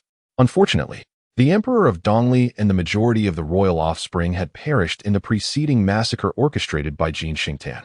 Chapter 125. The indomitable son, the Emperor of the Eastern Li Kingdom, has perished, and the royal descendants have suffered grievous losses as well. For Li Changshou, once a prince of the Eastern Li, can this kingdom still be regarded as his family's Eastern Li? Meanwhile, Wang Jingfu, a close friend of Jin Xingtan, and Li Yongyuan, a disciple of Jin Xingtan, are still lost in their fantasies, seeking ways to awaken him. Yet for Li Changshou, everything has become inconsequential. His sole desire now is to survive and to avenge the deaths of his father and siblings. Due to the prolonged governance of the Eastern Li Kingdom by the Grand General Jin Xingtan, although the position of the emperor is ostensibly supreme, it bears little distinction from that of a puppet. The royal descendants have thus developed a semblance of familial bonds, devoid of the usual ruthless competition for power characteristic of royal heirs. After all, with a puppet emperor in place, who would willingly take on that burden? Is it not more appealing to be a carefree prince than to be a captive puppet emperor confined within the palace walls? Were it not for the ancestral legacy that must not be squandered, and the lingering hope that a great master may once again rise among the royal descendants to restore the Eastern Li sovereignty, they might have long since abdicated and fled. At times, the royal progeny may not even compare to the true influential families that govern the land. Regrettably, the last hope of the Eastern Li royal family, a potential great master, was extinguished within the confines of the Eastern Li Palace by the deranged Jin Xingtang. Now, the strongest among the royal family is merely a ninth-grade warrior, without a master among them, even with the support of the great master Gao Haoyuan, who still remembers past ties. How can they maintain their grip on the throne of Eastern Li? After Jin Shengtang personally executed the emperor of the Eastern Li kingdom, it was as if the kingdom had already met its demise. If the kingdom must fall, it is only fitting that it should do so at the hands of the Li family. The high priest of Baiman, Soliman, still retains a semblance of dignity befitting his status as a great master, lacking the need to grovel. Li Changshou, as a ninth-grade warrior, harbors no such reservations. He kneels before Chen Jie, crying out, "The traitor Jin Shengtang harbors wicked ambitions, murdering our supreme emperor of Eastern Li and wantonly slaughtering innocent citizens. Wherever he goes, blood flows like rivers, leaving the people of Eastern Li in dire straits, suffering beyond words. Though I hail from the Eastern Li royal family, I, as a member of the Li clan, recognize my own lack of merit and virtue, unworthy of continuing to govern the realm. I willingly entrust the vast territories of Eastern Li and its millions of subjects to the Han Emperor, beseeching him to show compassion for the people of Eastern Li, to slay the traitor and rescue us from this abyss. In any case, the Li family cannot retain the Eastern Li throne. It would be wiser to sell the kingdom for a fair price before it descends into complete chaos." Although the governance of the Eastern Li kingdom has long been in the hands of General Jin Xingtang, having endured nearly 5 centuries, and with the great master Gao Haoyuan as its last bastion of support, the royal family still possesses loyal subordinates within the realm. The prince of the Eastern Departure Kingdom has personally betrayed his nation under the pretense of exterminating rebels in order to assist Chen Jie and the Han dynasty, thereby alleviating substantial governance costs. The prince, devoid of any semblance of shame, has embarked on a complete act of treachery. Observing the kneeling and weeping Li Changshou, the high priest of the northern Mang, Solomon, steeled his heart and resolutely declared, "We, the tribes of northern Mang, are willing to henceforth honor the Han Emperor as the heavenly Khan, beseeching him to swiftly slay Ashina Xiong-ing and save the lives of our northern Mang people." Unlike the Eastern Departure, northern Mang lacks the alliance of 3 Grand Masters to somewhat constrain the movements of Jin Shengtan. After the demise of Shanglu Mountain, Solomon himself has also been gravely injured, leaving Ashina Xiong-ing unchecked within northern Mang. Each day, countless citizens of northern Mang are mercilessly slaughtered by the chaos wrought by Ashina Xiong-ing. Should this tyranny persist, the populace of northern Mang may face utter annihilation. The harsh geographical conditions of northern Mang allow for only a limited number of viable pastures, and the population is vastly outnumbered compared to the other forces on Yinshan continent. The tribes of northern Mang cannot withstand significant casualties. As the high priest, Solomon too bears the weight of life. He has his own tribe and descendants to consider. The outright betrayal for aid from northern Mang and Eastern Departure left Chen Jie utterly bewildered. What is happening? I have yet to exert myself. The other factions on Yinshan continent have surrendered so readily? However, with both northern Mang and Eastern Departure capitulating, would the cult of the divine and the consciousness sect also submit? Certainly. Chen Jie did not receive the anticipated capitulation from the consciousness sect and the cult of the divine. Instead, as he prepared to lead his army towards northern Mang and Eastern Departure to eliminate Ashina, Xiong-ing, and Jin Xingtan, he was met with a challenge from Si Wu Lei, representing the Yinshan Emperor. "In 3 months, atop the summer capital, we shall determine the fate of the realm." "Very well, I shall await him." Summer capital is his domain, and Chen Jie had no grounds to refuse. After acquiescing to the Yinshan Emperor's challenge, Chen Jie wasted no time and set forth with tens of thousands of dragon-scale troops, alongside the previously stationed northern and eastern troops, prepared to take control of both northern Mang and Eastern Departure. His primary target for elimination was, without a doubt, the former Great Khan of northern Mang, Ashina Xiong-ing, who was wreaking havoc within the territory. Meanwhile, in Eastern Departure, Wang Jingfu, Li Yongyuan, and Gao Haoyuan, 3 Grand Masters, were still managing to restrain Jin Xingtan, and the situation had yet to reach a dire state. The various factions within Eastern Departure, despite Li Changshou's guidance and endorsement, would undoubtedly harbor considerable grievances against the impending rule of the Han dynasty. In the past, These martial families and powerful clans in Eastern Departure were akin to local emperors. Wielding absolute authority, they were the law. Ordinary farmers or merchants' offspring could never hope to rise above them. Though the Easternly nation lacks serfs, the class structure has long been entrenched, with numerous noble families firmly grasping the vast majority of resources and land. However, should the entire Easternly realm fall under the dominion of the Great Han Empire, the lowly commoners would not only gain access to the same education as their betters, but would also see the privileges they once wielded with impunity dissolve, compelling them to tread cautiously, lest the town guard come knocking at their doors. The noble families within Easternly harbor no fondness for the rule of the Great Han Empire, except when faced with the imminent threat of death. In the shadow of mortality, what value do those privileges hold? The leaders of the northern Mang tribes, having faced repeated purges by Ashina Xiongning, are acutely aware of this reality. When Chen Jie arrived to offer assistance, he was revered as a celestial Khan. In the vast steppes, strength commands respect. Submission to the powerful is not a mark of shame. Under the guidance of the northern Mang tribes and the high priest Sali Man, Chen Jie swiftly located Ashina Xiongning, who was mercilessly slaughtering a tribe. I am the embodiment of the eternal sky, the indomitable sun. All, regardless of life or death, should forever prostrate themselves at my feet. Ashina Xiongning bellowed incessantly. In the following moment, Chen Jie drew his sword, and the indomitable sun was plunged into eternal darkness.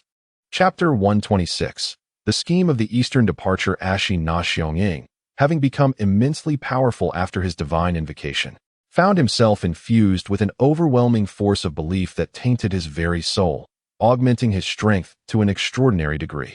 Ordinary Grand Masters would find it exceedingly difficult to confront the now maddened Ashina Xiongning. Yet, regrettably, when compared to the current Chen Jie, Ashina Xiongning still appeared feeble.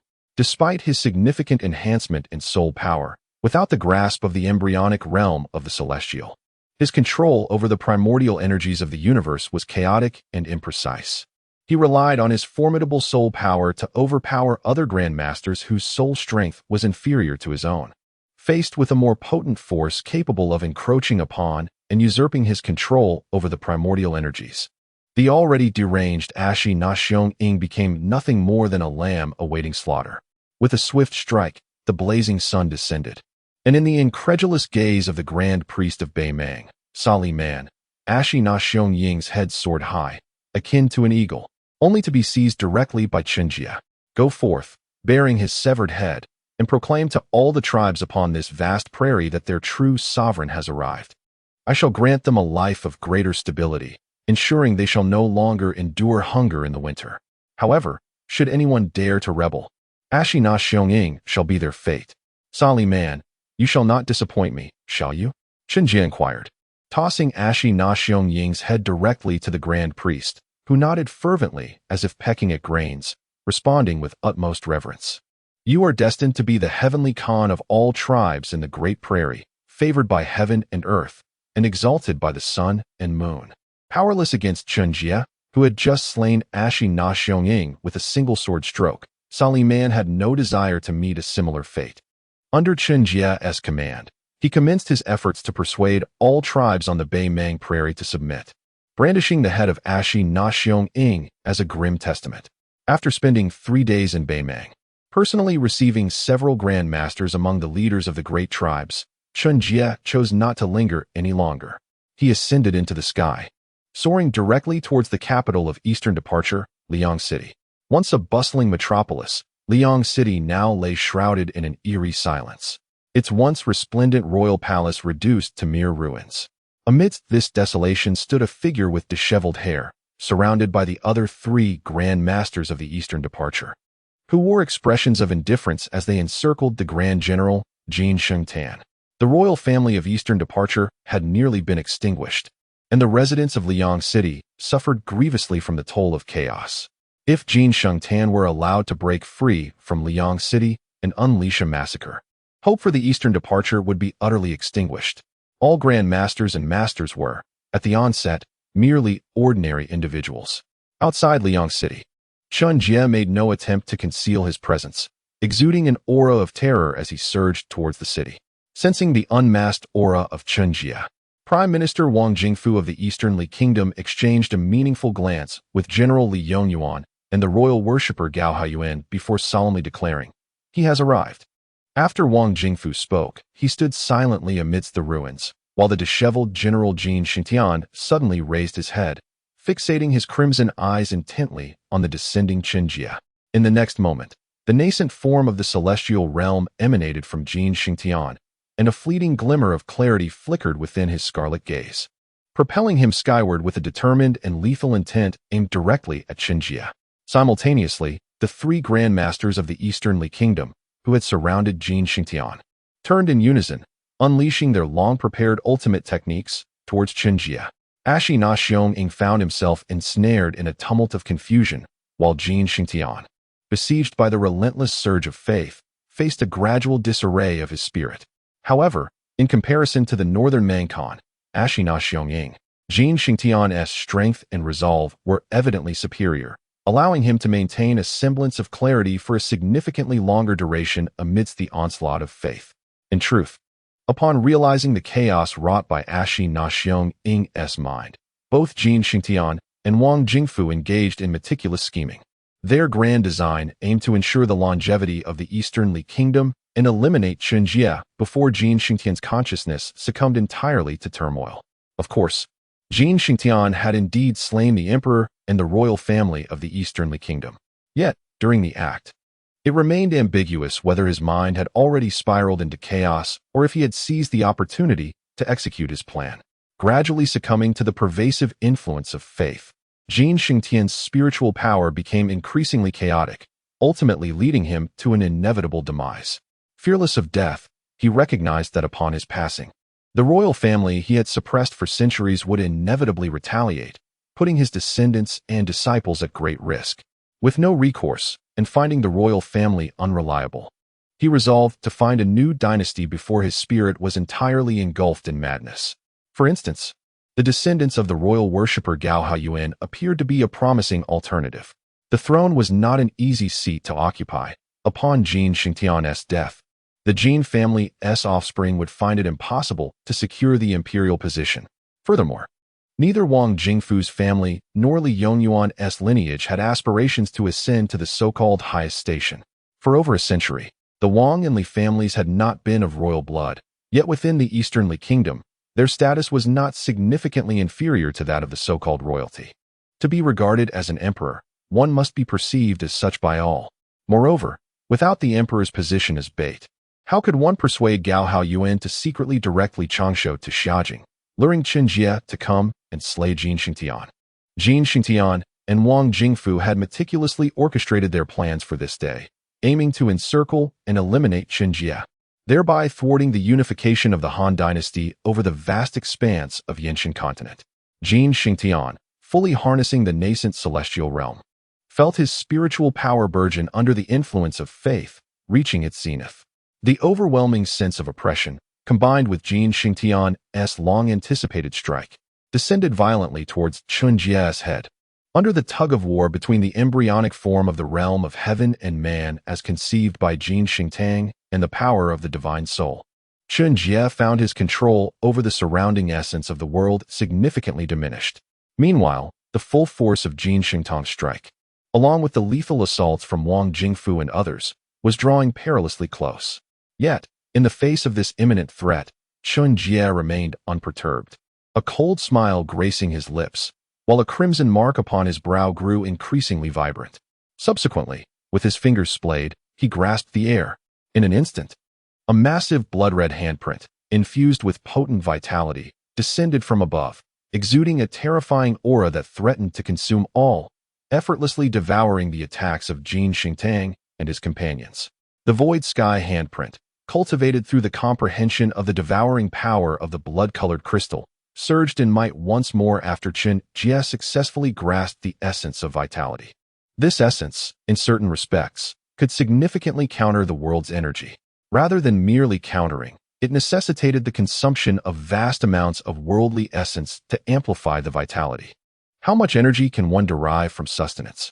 It is only by drawing boundless worldly essence directly from the void that the vitality can burgeon to possess extraordinary powers. Chapter 127. Flames of destruction. The moment when the formidable strike of Jin Shengtan and his allies was thwarted, the expressions of Wang Jingfu and Li Yongyuan drastically altered, particularly that of the royal worshipper Gao Haiyuan, whose face turned a deep shade of ashen. Had it not been for his ambition for the throne of Dongli, he would not have risked colluding with the Dongli prince Li Changshu to sell the nation to Chen Jie. Instead, he would have continued to bask in wealth and prosperity without peril. However, the die was cast, and retreat was no longer an option. Despite the terror evoked by Chen Jie's overwhelming prowess, the resolute Wang Jingfu and his companions, undeterred by their shock, resumed their assault in unison with Jin Shengtan, unleashing their most powerful attacks against Chen Jie. Simultaneously, atop several towering structures in Liang City, three masters wielding formidable bows took aim, targeting the vital points surrounding Chen Jie. In the battle at the Dragonfall Lake, the royal family of the Great Xia, leveraging the mysterious blood-red malevolence of the lake, had managed to cast down a Grand Master, subsequently employing siege crossbows to wear down the Grand Master's vitality. Though those siege crossbows ultimately failed to inflict a single scratch upon the Grand Master, the presence of other Grand Masters as distractions allowed these archers to pose a certain threat to him. Even Grand Masters are but mortal beings. A moment's inattention could lead to grievous wounds from the arrows of these archers. The three master archers, poised with their arrows, exuded an aura of intimidation, compelling Chen Jie to divide his focus. Sometimes, an unloosed arrow can be even more menacing. With the external threat of the three archers and the internal madness of Jin Shengtan, who was intent on a desperate confrontation with Chen Jie, the situation grew increasingly perilous. The other three Grand Masters occasionally provided support and launched covert attacks. In such tumult, even though Chen Jie possessed sufficient vitality to somewhat absorb the essence of the world, facing Jin Shengtan, who was resolutely advancing with his innate true energy, left him momentarily flustered. The covert threat posed by the archers was not significant, nor were the sporadic attacks from the other Grand Masters a considerable hindrance. Yet, Jin Shengtan, who had also grasped the embryonic form of the celestial domain, amplified by the power of belief, appeared both chaotic and fervent, willing to exchange injury for injury and life for life in this half-step towards the celestial realm. This compelled Chen Jie to concentrate fully on the confrontation. When compared to the former Yin Shunhuang and Master Xuanwu, who had unleashed a fragment of terrestrial immortal power upon Chen Jie, Jin Shengtan's current strength was largely on par with theirs, and perhaps even more perilous. After all, neither Yin Shunhuang nor Xuanwu had succumbed to madness. Jin Shengtan, focusing solely on offense, relentlessly clashed with Chen Jie, with his embryonic celestial domain and spiritual power colliding violently. Despite the enhancement from his own vitality and the continuous fortification of his spirit through the seven emotions refining spirit technique, Chen Jie's complexion began to flush under the unyielding onslaught of Jin Shengtan. Meanwhile, the incessant ambushes by Wang Jingfu and his companions, coupled with the deadly arrows fired intermittently by the three master archers, further incensed Chen Jie. The buzzing flies, though harmless, were exceedingly repugnant. As the onslaught from Jin Shengtan and others intensified, Chen Jie's expression grew increasingly furious. However, in the next moment, the crimson mark on his forehead dimmed, and as tranquility washed over his visage, a melodious phoenix cry resonated throughout Liang City. The fire phoenix descended, engulfing the vast expanse. Born from the convergence of boundless celestial energy and Chen Jie's own essence and vitality, augmented by a glimmer of the formidable power of the terrestrial immortals, the colossal fire phoenix soared into the sky, radiating an overwhelming and searing heat. The air shimmered under the intense temperature, and the once eerily silent Liang City erupted into flames with the arrival of the fire phoenix. Fiery torrents soared skyward, and the city swiftly transformed into a raging inferno.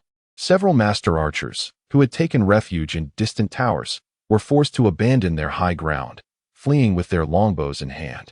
No longer capable of posing a threat to Chen Jie, many high-ranking martial artists who had lain in ambush within Liang City, intending to assist in the assassination of Chen Jie, were instantly reduced to charred remnants within the blaze.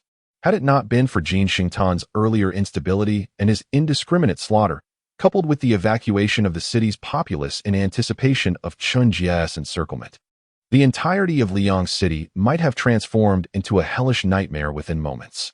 As the city succumbed to the flames ignited by the fire phoenix, the sight confronting the Grand Master of Dongli, Jin Xingtan, was utterly horrific.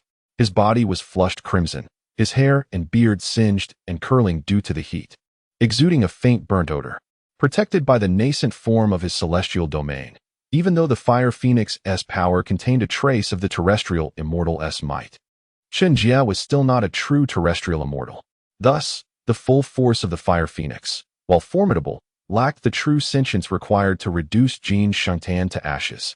However, the other Grand Masters of Dongli, including Wang Jingfu, were not endowed with the same strength as Jin Xingtan. Among the remaining 3 Grand Masters, the weakest, Li Yongyuan, Jin Xingtan's disciple, was obliterated in an instant by the fire phoenix's might, leaving not even a complete corpse behind. Gao Haoyuan, the royal patron of the Dongli royal family, was left charred, his left hand severed at the wrist, and his face covered in blisters. Just moments ago, had Gao Haoyuan not swiftly severed his left hand, which had been tainted by the fire phoenix's power, he too would have met the same fate as Li Yongyuan, leaving nothing but bones. Regret and anguish filled Gao Haoyuan's crimson eyes, and without a moment's hesitation, he fled. Though he coveted the throne of the Dongli emperor, he understood that no matter how desirable that position might be, it held no meaning unless he remained alive. Gao Haoyuan did not believe he possessed the strength to withstand Chen Jie's second strike. With his left hand severed at the root and his entire body severely burned, he was in a state of profound exhaustion. Gao Haoyuan resolutely fled for his life, while Wang Jingfu, equally charred and with eyes dimmed to shades of despair, chose not to escape. Escape? Where could he possibly run to? Although the Yinshan continent was vast, there was no longer a place that could be called home. The Easternly Kingdom was finished. Wang Jingfu, the Chancellor of the Easternly Kingdom, cast a final gaze with his lifeless eyes at Jin Xingtan, who remained unharmed in spirit, and sighed softly. "My friend, it seems we have lost this game." Then, as the fiery phoenix enveloping Chen Jie gently flapped its wings, Wang Jingfu's body disintegrated into a cloud of ashes. With Wang Jingfu's death, Jin Xingtan, whose mind was already clouded, felt the last remnants of clarity vanish upon sensing the complete extinguishment of his friend's presence. In that moment, Jin Xingtan descended into madness. Regrettably, while a beast driven to madness is more perilous, it is also easier to contend with. Moments later, amidst the inferno of Liang City, Chen Jie finally severed Jin Xingtang's head. From that point forward, on the entire Yinshan continent, aside from the barely surviving Weisher sect and the faltering Baishan sect, the Great Han Dynasty faced no further obstacles. Chapter 128. Unconventional tactics. Wang Jingfu and Jin Xingtan have perished. The previously escaped royal offerings of the Easternly Kingdom were swiftly located by Chen Jie, who had long memorized Gao Haoyuan's aura, and subsequently, his life was effortlessly extinguished. Given the audacity to conspire with Jin Xingtan and others to orchestrate his demise, he was naturally prepared for the fatal consequences of such a failed scheme. Jin Xingtan and his companions had overestimated themselves and underestimated Chen Jie profoundly.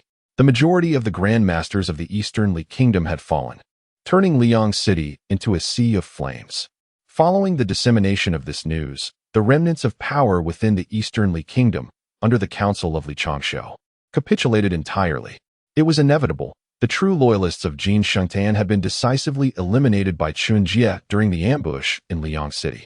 The remaining officials and aristocratic clans, of course, would not seek their own demise for the already deceased Jin Xingtan and his ilk. Moreover, they were nominally loyal to the Easternly royal family. Chen Jie avenged the royal family by slaying the traitor Jin Xingtan, making him a benefactor to the entire Easternly Kingdom. Under the persuasion of Easternly Prince Li Changshou, the aristocratic clans and various officials within the kingdom knelt in abject submission. Yet, Chen Jie was acutely aware that this was merely a facade. Today, they bowed to him due to his formidable strength. But should a foe even mightier than Chen Jie arise in the future, these same individuals would not hesitate to prostrate themselves before another. Aside from the few disciples nurtured from obscurity within the Great Xia Academy, the majority of those from aristocratic clans and sects remained primarily loyal to their own factions and families. This is a natural human inclination, entirely understandable. Loyalty requires substantial time and resources to cultivate gradually. The Great Xia Academy, rapidly expanding with Chen Jie's robust support, had ample time to train countless devoted subordinates for him. The decisive battle between Beimang and Eastern Li had determined the fate of the Great Han Dynasty, whose territories began to expand rapidly, poised to engulf the world and unify the Yinshan continent. At this juncture, Master Mingxin of the consciousness-only sect, having received no news regarding Mingyu for an extended period, let out a deep sigh. Could he single-handedly uphold the millennium legacy of the consciousness-only sect? Master Mingxin silently counted the Buddhist beads in his hand, lost in thought. After subduing Beimang and Eastern Li and expanding his territory by tens of thousands of miles, Chen Jie quietly returned to Xiangjing. 3 months later, the Emperor of Yinshan planned to march into Xiangjing, seeking to confront Chen Jie for supremacy. Almost everyone believed that the Emperor was embarking on a path to self-destruction. How could the Emperor, who had recently suffered a significant loss of his divine essence, possibly contend with Chen Jie, a man capable of unifying the entire Yinshan continent? Furthermore, the battlefield was set in Xiangjing, Chen Jie's domain, where numerous grandmasters of the Great Han Dynasty stood ready to fight for him. Hardly anyone took the Emperor's challenge seriously. Aside from Chen Jie, there were also the ever-concerned Swordmaster and Shun Rushuang. Both the Swordmaster and Shun Rushuang suggested convening all the grandmasters of the Great Han Dynasty to summon figures such as King Zhang Tianhua of Yeding, King Xia Wujing of Jinshi, and Lord Fu Longyuan of Longyuan City, as well as the High Priest Sali Man of Beimang, to gather within Xiangjing. Then, when the Yin Divine Emperor directly entered Xiangjing, all the grandmasters would swarm and attempt to annihilate him. This was a war that would determine not only the fate of the Great Han Dynasty, but also the future of the entire Yin Shenzhou, and thus, every effort should be made to unleash their strongest forces. 7 grandmasters attacking a single individual, unless the Yin Divine Emperor had already transcended to the realm of the Celestials. There would be no chance of survival as long as he remained at the grandmaster level. However, after contemplating for a moment, Chen Jie ultimately declined the suggestions of the Swordmaster and Shun Rushuang. This was not due to a desire for a fair battle with the Yin Divine Emperor, but rather because Chen Jie did not trust any grandmasters beyond the Swordmaster and Shun Rushuang. At a critical moment, figures like King Zhang Tianhua and King Xia Wujing could very well turn against him, further fracturing the already delicate balance of the Great Han Dynasty. What joy could there be in being a king of a different surname compared to ruling as an emperor? The territories of Yishi's sect, Beimang, and Dongli were only in their preliminary stages. If Chen Jie were to perish, the vast Great Han Dynasty would undoubtedly crumble in an instant. The other grandmasters did not possess the unique ability of Chen Jie to lock onto others' auras from a distance. Chen Jie rejected the idea of secretly summoning the other grandmasters to Xiangjing to jointly eliminate the Yin Divine Emperor, and instead, 10 days later, he quietly departed Xiangjing with Shun Rushuang, heading straight for Jian Nandao. Chen Jie agreed to a confrontation with the Yin Divine Emperor atop Xiangjing 3 months hence, but he did not concede to refrain from troubling the Yin Divine Emperor during these 3 months. After all, if a decisive battle was inevitable, why wait 3 months? Why must the battleground be set in Xiangjing? The battle at the half-step celestial level would unleash tremendous power, after transforming Liang City into a sea of flames. Chen Jie had no desire for Xiangjing to share the same fate. Though he was unaware of the Yin Divine Emperor's audacity to march into Xiangjing for a showdown after 3 months, the best way to confront an enemy was to not adhere to their methods. Why wait for 3 months? Why Xiangjing? Merely a month and a half later, with a noticeable crimson mark on his brow, Chen Jie led Shun Rushuang stealthily into Tiannan City. Meanwhile, within the Southern King's residence in Tiannan City, the Yin Divine Emperor was diligently carving a brand new statue. Wood shavings flew as the hard ironwood in the Yin Divine Emperor's hands felt as fragile as tofu. With a few deft strokes, it quickly took the shape of a human figure. Just as the Yin Divine Emperor was about to continue detailing the statue's visage, the carving knife in his hand suddenly paused, and he gently lifted his gaze, his eyes piercing into the void. In the next moment, 2 graceful figures descended from the sky, silently standing before the Yin Divine Emperor. "Come, let us battle." Chen Jie succinctly and directly issued a challenge to the Emperor of the Yin. The Emperor, without a word, simply nodded before soaring into the sky. ascending at a pace that was neither hurried nor languid, heading towards the Tiannan mountain range, not far from the southern city. Just as Chen Jie wished to avoid the outbreak of battle within the confines of Xiajing, the Emperor of the Yin similarly preferred that their confrontation not unfold within the city of Tiannan. At that moment, the city was teeming with the last remnants of the divine worship sect's elite. The Emperor did not wish for them to perish needlessly amidst the aftermath of his clash with Chen Jie. Recognizing the Emperor's intent, and upon realizing the presence of numerous civilians and merchants within the city, Chen Jie acquiesced to the suggestion of relocating their battlefield. These ordinary lives within Tiannan were precious and irreplaceable. Chen Jie took flight in pursuit, with Shun Ruoshuang silently following suit. It was only as the Emperor of the Yin, Chen Jie, and Shun Ruoshuang were nearing the outskirts of Tiannan that the city was pierced by the deafening sound of alarm bells. The Grandmaster, possessing combat prowess that far surpassed that of a master, was an unpredictable trump card that no faction could entirely guard against. Chapter 129. Directly ascending to the celestial realm as Chen Jie and Shun Ruoshuang arrived in Tiannan City, Emperor Yin led them straight into the Tiannan Mountains. Within the city, the disciples of the cult of the divine, including the enigmatic Yuming Ji and the emotionless Siwu Lei, suddenly became aware of the situation and hurriedly followed at a distance, making their way towards the mountains. Both Siwu Lei and Yuming Ji remained steadfastly loyal to Emperor Yin, alongside other formidable masters of his faction. Those who wavered had already knelt before Chen Jie when Emperor Yin retreated to the Jiannan Dao, and Chen Jie established the Great Han, poised to unify the Yanshan continent. The once revered Wheel King and the Antarctic Immortal, former high priests of the cult, had not returned since the battle at the Falling Dragon Lake.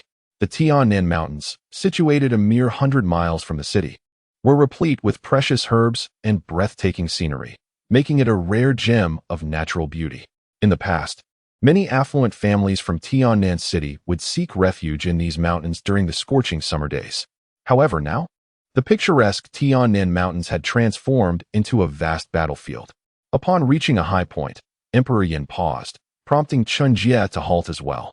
He summoned his spiritual energy to meticulously probe the Tiannan mountain range beneath his feet. The depths of the Falling Dragon Lake concealed a terrifying malevolent force capable of bringing even the Grand Masters to their knees. If Emperor Yin had laid traps within the Tiannan Mountains in anticipation of Chen Jie's arrival, it would surely lead to an awkward predicament. Fortunately, after a thorough investigation, Chen Jie discovered that aside from its scenic beauty, the mountains bore no additional traps. The choice of this location for battle stemmed solely from its desolation, allowing both Emperor Yin and Chen Jie to unleash their full potential without harming innocents. The battle erupted without warning. Initially, it was marked by the fierce clash of their nascent celestial domains. Gale winds surged, thunder roared, and clouds swirled chaotically. As the two engaged in their fierce confrontation, the surrounding spiritual energy of the Tiannan Mountains surged violently, uprooting countless trees in its wake. Shun Ruoshuang stood silently at a distance, observing the tempestuous scene of the Tiannan Mountains, and the two figures locked in a silent standoff in the void. She did not attempt to intervene or confront Emperor Yin. This was a battle beyond her capacity to influence. Her presence in Tiannan City was merely driven by concern and a desire for precaution. In the high altitude, Chen Jie and Emperor Yin exchanged glances, neither employing extravagant techniques nor testing each other with direct strikes. From the outset, their confrontation was a perilous clash of realms and souls. The spiritual essences of Chen Jie and Emperor Yin collided, giving rise to arcs of black lightning in the void. The boundless spiritual energy enveloped them, forming a colossal tornado that relentlessly tore through and consumed the surrounding energy. The two tornadoes grew increasingly massive, shredding the lush trees of the Tiannan Mountains, drawing them into their whirlwinds. Then, accompanied by a resounding crack, as a towering ginkgo tree was severed, both Chen Jie and the Emperor Yin felt a flash of brilliance in their eyes. They soared forward, and two colossal tornadoes began to clash with tremendous intensity. The dark clouds obscured the sky, the winds surged, and during the fierce collision of the two energy tornadoes, they bizarrely did not dissipate. Instead, they fused into a single, even larger vortex. Within this massive whirlwind, amidst the chaos of countless tumbling and splintered trees, the figures of Chen Jie and the Emperor Yan appeared like phantoms, weaving and intertwining with remarkable agility. The realm of the celestial beings not only allows one to command the energy of heaven and earth and suppress the cultivation of others, but more importantly, within this domain, one's perceptive abilities become extraordinarily acute. Coupled with the overwhelming spiritual power of Chen Jie and the Emperor Yan, they exchanged hundreds of strikes. Yet none could truly land a blow. The closer they drew to each other, the stronger the celestial realm became. As their domains continuously collided, the power of both was compressed to just a few inches around them. In their relentless skirmish, each clash represented a dual confrontation of domain and spiritual force, with boundless energy from the universe transformed into an array of razor-sharp weapons in the hands of Chen Jie and the Emperor Yan. Sword energies, fist imprints, and claw marks erupted from the colossal tornado, penetrating its barriers and scattering attacks across the surroundings, leaving indelible marks upon the majestic Tiannan Mountain. The earth cracked, and boulders tumbled. Far away, observing the tempestuous scene at Tiannan Mountain, Chen and Si Wulei stood in stunned silence. Could a grandmaster truly possess such power? How could their previous encounter at the Falling Dragon Lake have revealed a different side of these masters? Were their prior perceptions of grandmasters merely illusions? Chen and Si Wulei, filled with astonishment, hastened towards Tiannan Mountain. Meanwhile, within the mountain, a blood-red handprint, accompanied by a chilling sword energy that emanated an aura of dread, tore through the colossal tornado, splitting it in two instantaneously. The howling wind surged, and remnants of the tornado's power caused countless trees to bow, as large boulders and timber rained down like a deluge, mercilessly crushing many beasts that had vanished in panic due to the upheaval at Tiannan Mountain. As the massive tornado gradually dissipated, the celestial phenomena above Tiannan Mountain showed no signs of abating. Heavy dark clouds loomed as if the heavens were collapsing, with lightning flickering within them, producing deafening roars. As the tornado subsided, in the shadowy skies obscured by clouds, the unscathed Chen Jie and the Emperor Yan, having exchanged positions, once again faced each other. You are not merely a grandmaster. No, you are certainly not an ordinary one. Among all the grandmasters I have encountered, I am inclined to deem you the strongest. A glimmer of luminescence flickered in the eyes of the heavenly sovereign Yan, accompanied by a hint of surprise and regret as he spoke.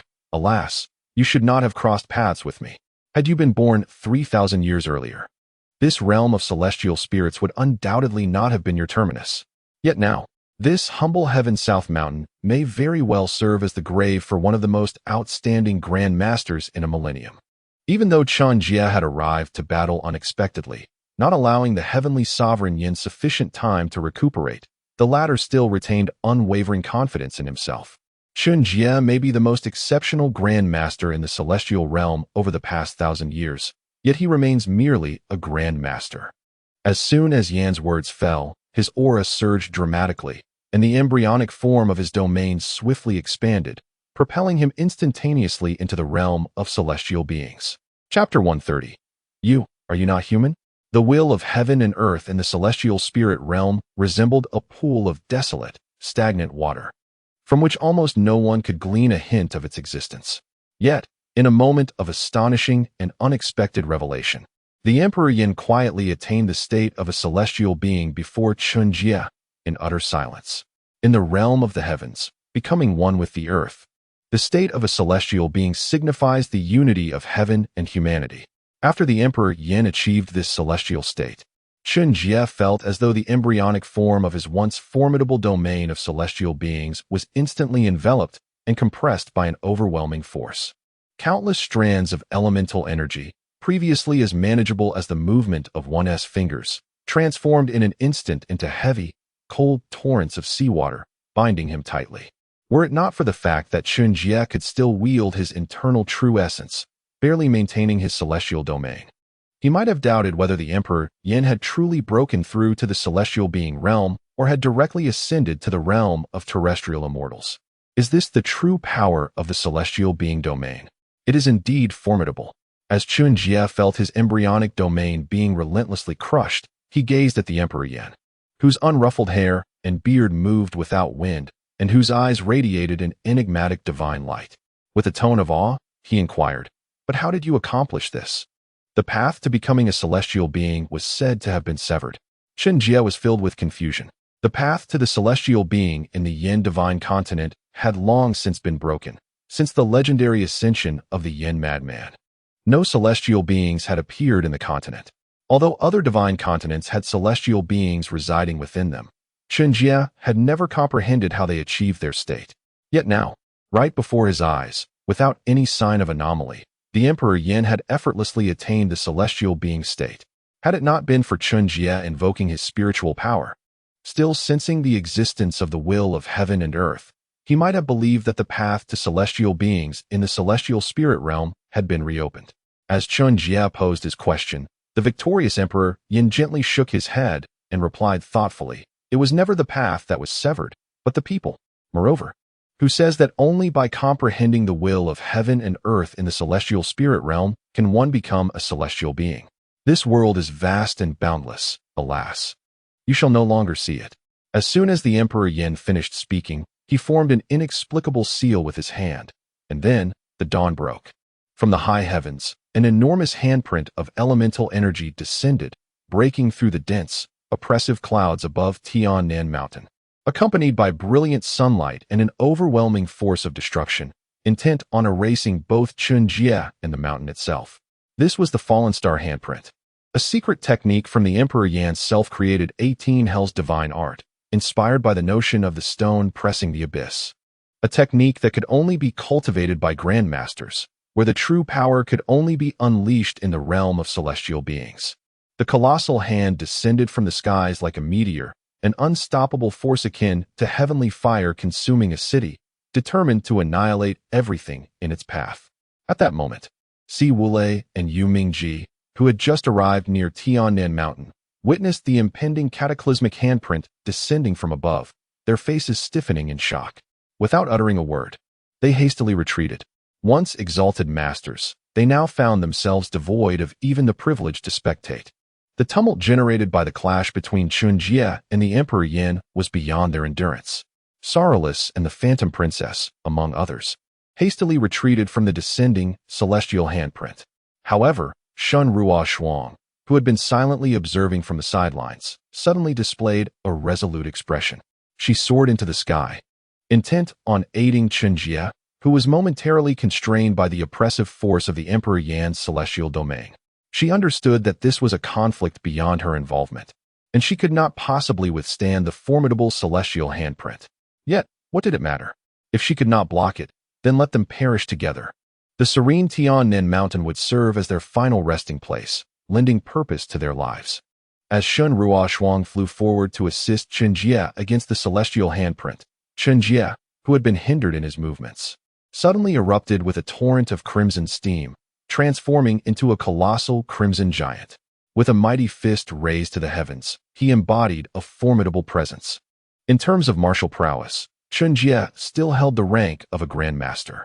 Yet, as the Emperor Yin had noted, one did not need to grasp the celestial will of the heavens to transcend. There existed multiple paths to liberation beyond mere cultivation.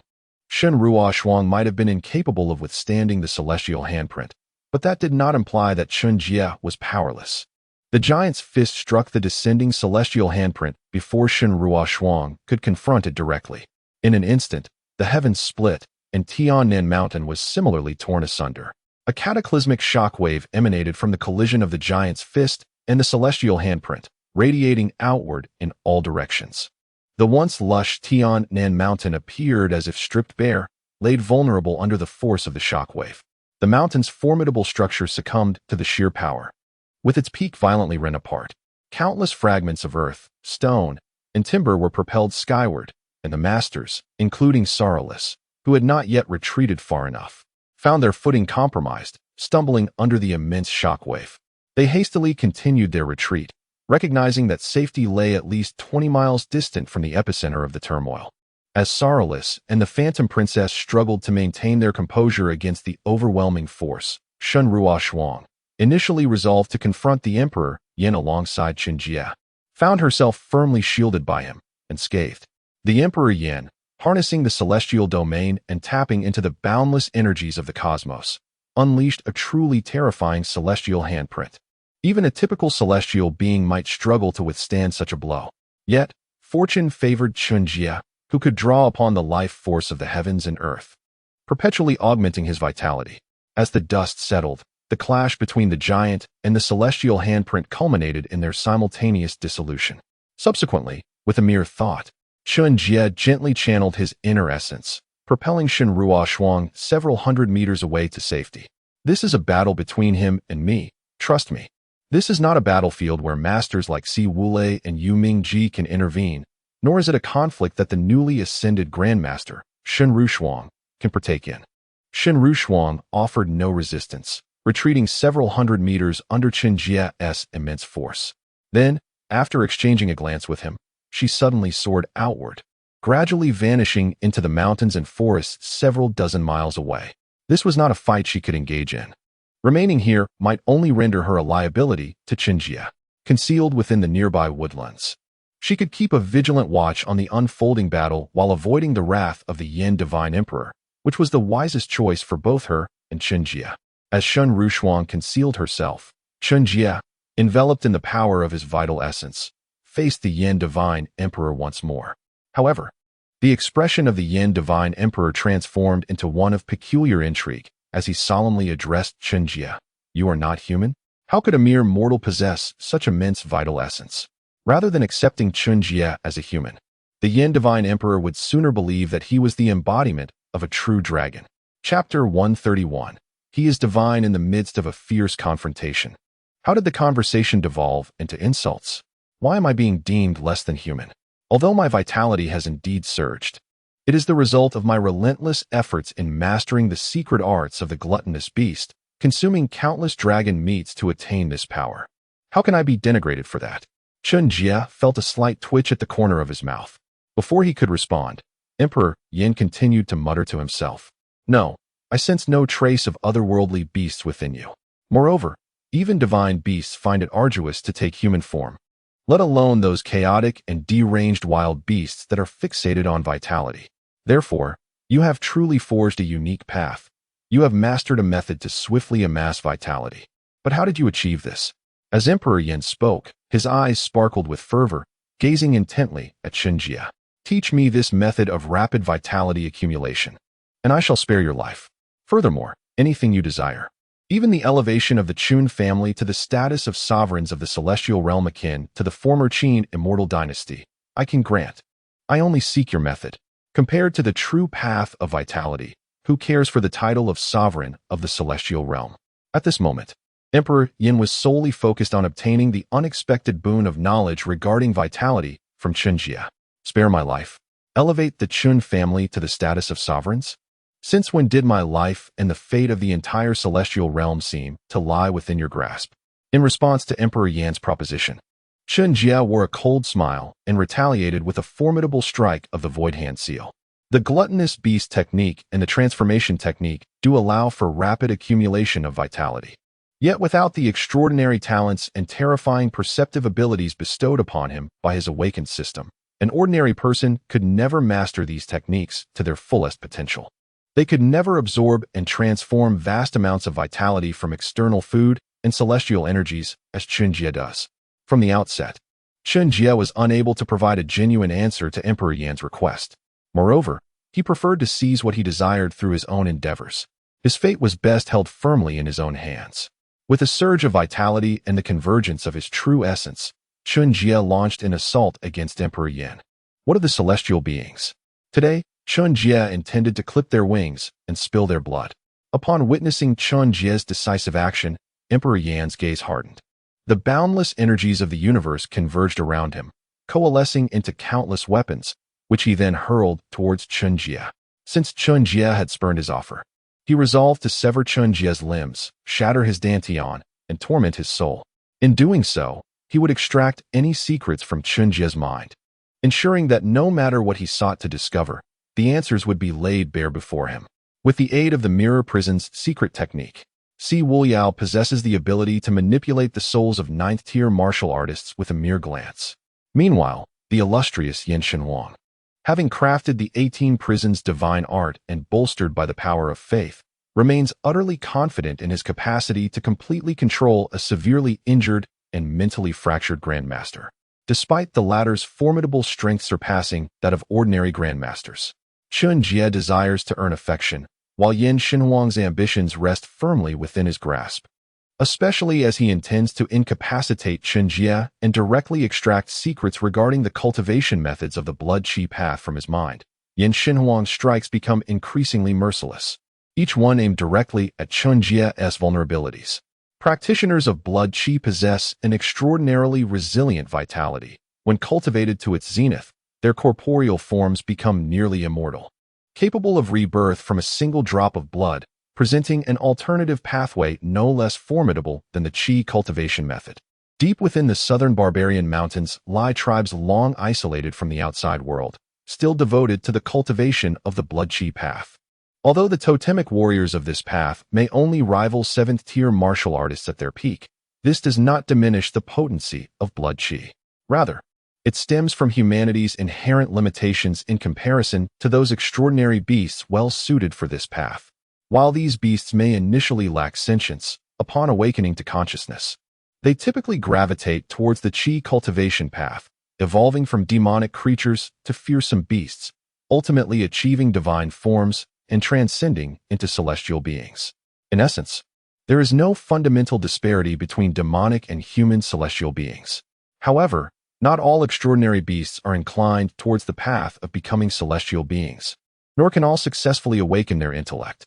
Are those beasts, even without sentience, destined to languish in oblivion? Or does a colossal beast, despite its ignorance, possess strength that exceeds that of certain demonic and ferocious entities? The classification of extraordinary beasts lacks the stark hierarchical distinctions found among humans. If a beast can vanquish an opponent of a certain level, it possesses strength commensurate with that tier. Those that have not awakened their intellect yet surpass ordinary beasts in might, or those that, upon awakening, persist in following the blood qi path, are collectively referred to as wild beasts. The term wild connotes untamed wilderness. Such immense forms and terrifying blood qi demand equally formidable soul power to wield. When a being's size exceeds the limits of its own soul's control, the terrifying blood qi becomes increasingly difficult to manage. And those extraordinary beasts that initially attained sentience but chose the blood qi path often succumb to madness, transforming into chaotic wild beasts.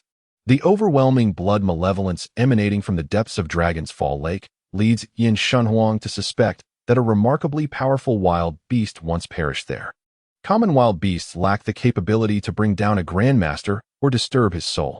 Yet, such an immensely powerful wild beast should not exist within the realm of Tianling. In the realm of celestial beings, the soil that once nurtured the terrifying savage beasts has long since vanished. The Emperor Yin harbors doubts regarding the origins of the formidable savage beasts that fell to the depths of the dragon-slaying lake. However, engrossed in the restoration of his divine soul, he had neither the time nor the energy to delve deeply into this matter.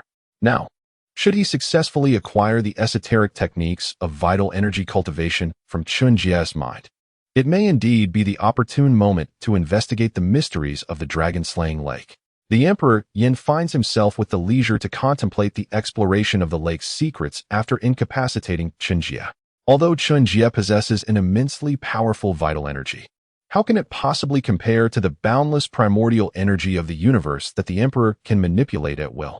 While vital energy can indeed devour primordial energy for personal gain, each act of consumption requires a significant investment of mental focus. Moreover, even if Chen Jie were allowed to voraciously consume primordial energy, how much could he truly absorb in one go? The limitations of the fleshly body stand in stark contrast to the infinite primordial energy. Humanity, no matter how formidable, can never truly contend with the forces of nature. In contrast, the Emperor Yin, having transcended to the realm of celestial beings, reigns supreme within that domain. Chapter 132. The Fall of the Celestial Beings, yet Chen Jie, he who shatters the heavens. Chen Jie transformed into a colossal figure of blood, his vital energy surging violently as he relentlessly assaulted the Emperor Yin. Meanwhile, the Emperor Yin remained impassive, his fingers dancing deftly as he unleashed an array of divine techniques. The infernal prison hand, the ice prison palm, the torture prison blade. and the iron prison soared among the 18 prison arts, effortlessly countering all of Chen Jie's attacks at each critical moment. The domain of the celestial beings not only suppressed Chen Jie's movements, but also heightened the Emperor Yan's perception to its zenith. While the vital energy could, to some extent, dissolve the primordial energy of the universe, it was akin to a single drop of ink attempting to darken an entire ocean. How could Chen Jie, relying solely on his own vital energy, hope to exhaust the primordial energy of the world? If this stalemate continued, it would not be long before Chen Jie's vital energy was depleted, leading to his defeat and demise. But who claimed that Chen Jie was limited to merely the vital energy? Although he had failed to fully traverse the path of the celestial beings, the vital energy he had consumed through the secret arts of Tao Tai and Huayuan had not raised him to the level where he could contend with celestial beings. However, apart from his vital energy and the primordial energy of the universe, it was the continuously enhanced talents and perceptive abilities awakened by the system, along with the profound sharpening of his soul through the 7 emotions divine forging method, that constituted Chen Jie's most formidable strength. Whether it be the mastery of vast vital energy or the communion with the universe to manipulate the endless primordial energy, the power of the soul remained paramount. Unable to subdue the Emperor Yin with mere vital energy, Chen Jie revealed his full prowess as he summoned the blood-red dragon fist, striking fiercely toward the Emperor Yan's chest. A sudden brilliance flickered in Chen Jie's eyes. A tremendous surge of soul power erupted forth, bombarding the Emperor Yin. The soul assault, swift as lightning, reached the Emperor Yin before he could even react. He felt as though countless steel needles were simultaneously piercing his skull, accompanied by the weight of 10,000 mountains crashing down upon him. The excruciating pain rendered him momentarily blind, his eyes dimming, and blood began to seep from the corners of his eyes and 7 orifices. Following his self-detonation of a portion of his soul power in the battle at the Falling Dragon Lake, the Emperor Yin's soul had yet to fully recover. Now, subjected to an overwhelming onslaught of soul power, he found himself staggering. Fissures appearing in his soul as if Chen Jie's might could shatter it into a myriad of fragments, leading to instant obliteration. In the realm of soul combat, devoid of the flamboyant techniques and external displays characteristic of battles between vital energy warriors and Qi refiners, what remained was the purest contest of soul power. The one with the mightier soul and the more tenacious will would endure until the end of the soul battle. The Emperor Yin, struck by Chen Jie's soul force, nearly succumbed to the shattering of his already fragile soul, teetering on the brink of annihilation. Yet, just as the spirit of the Emperor Yin was on the verge of shattering, a flicker of ethereal light quietly glimmered within the profound depths of his soul. A thread of exceedingly faint yet immensely resilient spiritual power instantaneously transformed into a needle weaving through the fabric of existence, mending the cracks in the Emperor's soul as if stitching a garment. Subsequently, it morphed into an indomitable shield, steadfastly blocking the spiritual force emitted by Chen Jie. To think that one could slay the Emperor Yin solely through spiritual prowess? Unless Chen Jie was willing to risk everything, allowing his spirit to transcend and engaging in a life-and-death struggle of spiritual combat, it was unlikely that mere spiritual assaults could vanquish him. Fortunately, Chen Jie had never entertained such folly of relying solely on spiritual power to engage in a perilous contest with the Emperor. He possessed other formidable forces, yet he was not foolish enough to limit himself to a perilous spiritual duel with Emperor Yin. At the moment Chen Jie unleashed the full extent of his spiritual power against the Emperor, his blood dragon fist had already surged forth to strike directly at the Emperor's heart. While the spiritual force did not obliterate the Emperor's essence, it was sufficient to momentarily cloud his vision, plunging him into a fleeting daze. This moment of disorientation marked the delicate line between life and death. The Emperor Yin regained consciousness as his soul restored itself, yet by the time his awareness returned, he beheld the dimmed yet still radiant blood dragon fist of Chen Jie piercing through his celestial domain, striking heavily against his chest. Oh, so you are not only adept in the arts of vitality, but also possess the secrets of spiritual cultivation? How delightful! Upon being struck by Chen Jie's blood dragon fist, the Emperor was forced to retreat several dozen feet, his gaze fixed intently upon Chen Jie's visage, as if to etch it permanently into his memory. In the next instant, with a tremendous explosion, the Emperor's body erupted from his chest, a vast cloud of crimson mist painting the barren Tiannan mountain. With the fall of a celestial being, the world mourned. As the emperor perished, a gentle rain began to fall upon Tiannan mountain, as if even the heavens wept for his demise. However, as the emperor's life extinguished, his celestial domain dissipated instantly, and the once overcast skies above Tiannan mountain began to dissolve into the ether amidst the soft patter of rain. Following the clouds and rain came a long-awaited clarity. The somewhat barren Tiannan mountain gleamed brilliantly under the sun's rays, while Shen Rushuang, who had been concealed within the dense forest, hastened forward to ascertain Chen Jie's condition. In the distance, the observing figures of Chen and Si Wuya, along with the masters of the divine sect, widened their eyes in disbelief as they witnessed the emperor's form transform into a swirling mist of blood. The deity has perished? How could it be? How could it possibly be? Si Wuya uttered in a broken whisper, his expression unraveling. Yuminji's face mirrored the same despair. Even the omnipotent Emperor Yan, revered in their hearts, has succumbed to the hands of Chen Jie. What, then, shall the cult of divine worship do to withstand the onslaught of the Han dynasty? The Jiannan Pass is incapable of holding them back. With a clear understanding of their dire situation, Yuminji hurriedly grasped the trembling hand of Si Wulei, and together they fled for their lives. Tiannan City was no longer a sanctuary, yet the southern barbarian mountains had been the cult's domain for over a century. As long as they could conceal themselves within the vast expanse of those mountains, not even a Grand Master, nor a terrestrial deity, could hope to uncover their whereabouts. As long as they drew breath, the cult of divine worship would endure. Moreover, the divine would not perish, they would ultimately return. They firmly believed, and could only believe, that as long as they upheld the cult and continually offered praises and prayers to the Emperor Yan, pouring forth immense faith, one day he would resurrect. All the fallen masters of the cult would be venerated by the faithful, in hopes that they too would one day return. But could they truly come back? And if they did, would they still be the same? Chapter 133. Surrender and half-lost Si Wulei and Yuminji were oblivious to the circumstances and had no time to ponder. Their only option was to flee. As they escaped into the southern mountains, Chen Jie had neither the leisure nor the inclination to pursue them. With the demise of the Yan Divine Emperor, the threat posed by the worshipping god sect had dissipated. The remaining elite were no match for the ever-expanding Zhenwu Guard. Even those noble families seeking to gain favor in Chen Jie's eyes would suffice to obliterate them entirely. The worshipping god sect, once the foremost evil sect under the Yan Divine Emperor's dominion, was now reduced to insignificance in his absence. Yet, was the Yan Divine Emperor truly dead? As Chen Jie gazed upon the faint traces of blood left on the Tiannan mountain, a flicker of doubt crossed his mind. Just as his soul attack was about to shatter the Yan Divine Emperor's spirit, an unexpected surge of spiritual power emerged from within, instilling in Chen Jie an overwhelming sense of peril. Had he not unleashed the blood dragon fist, a potent strike, prior to initiating his soul assault, engaging in a direct clash of souls with the Yan Divine Emperor might have led to his own defeat.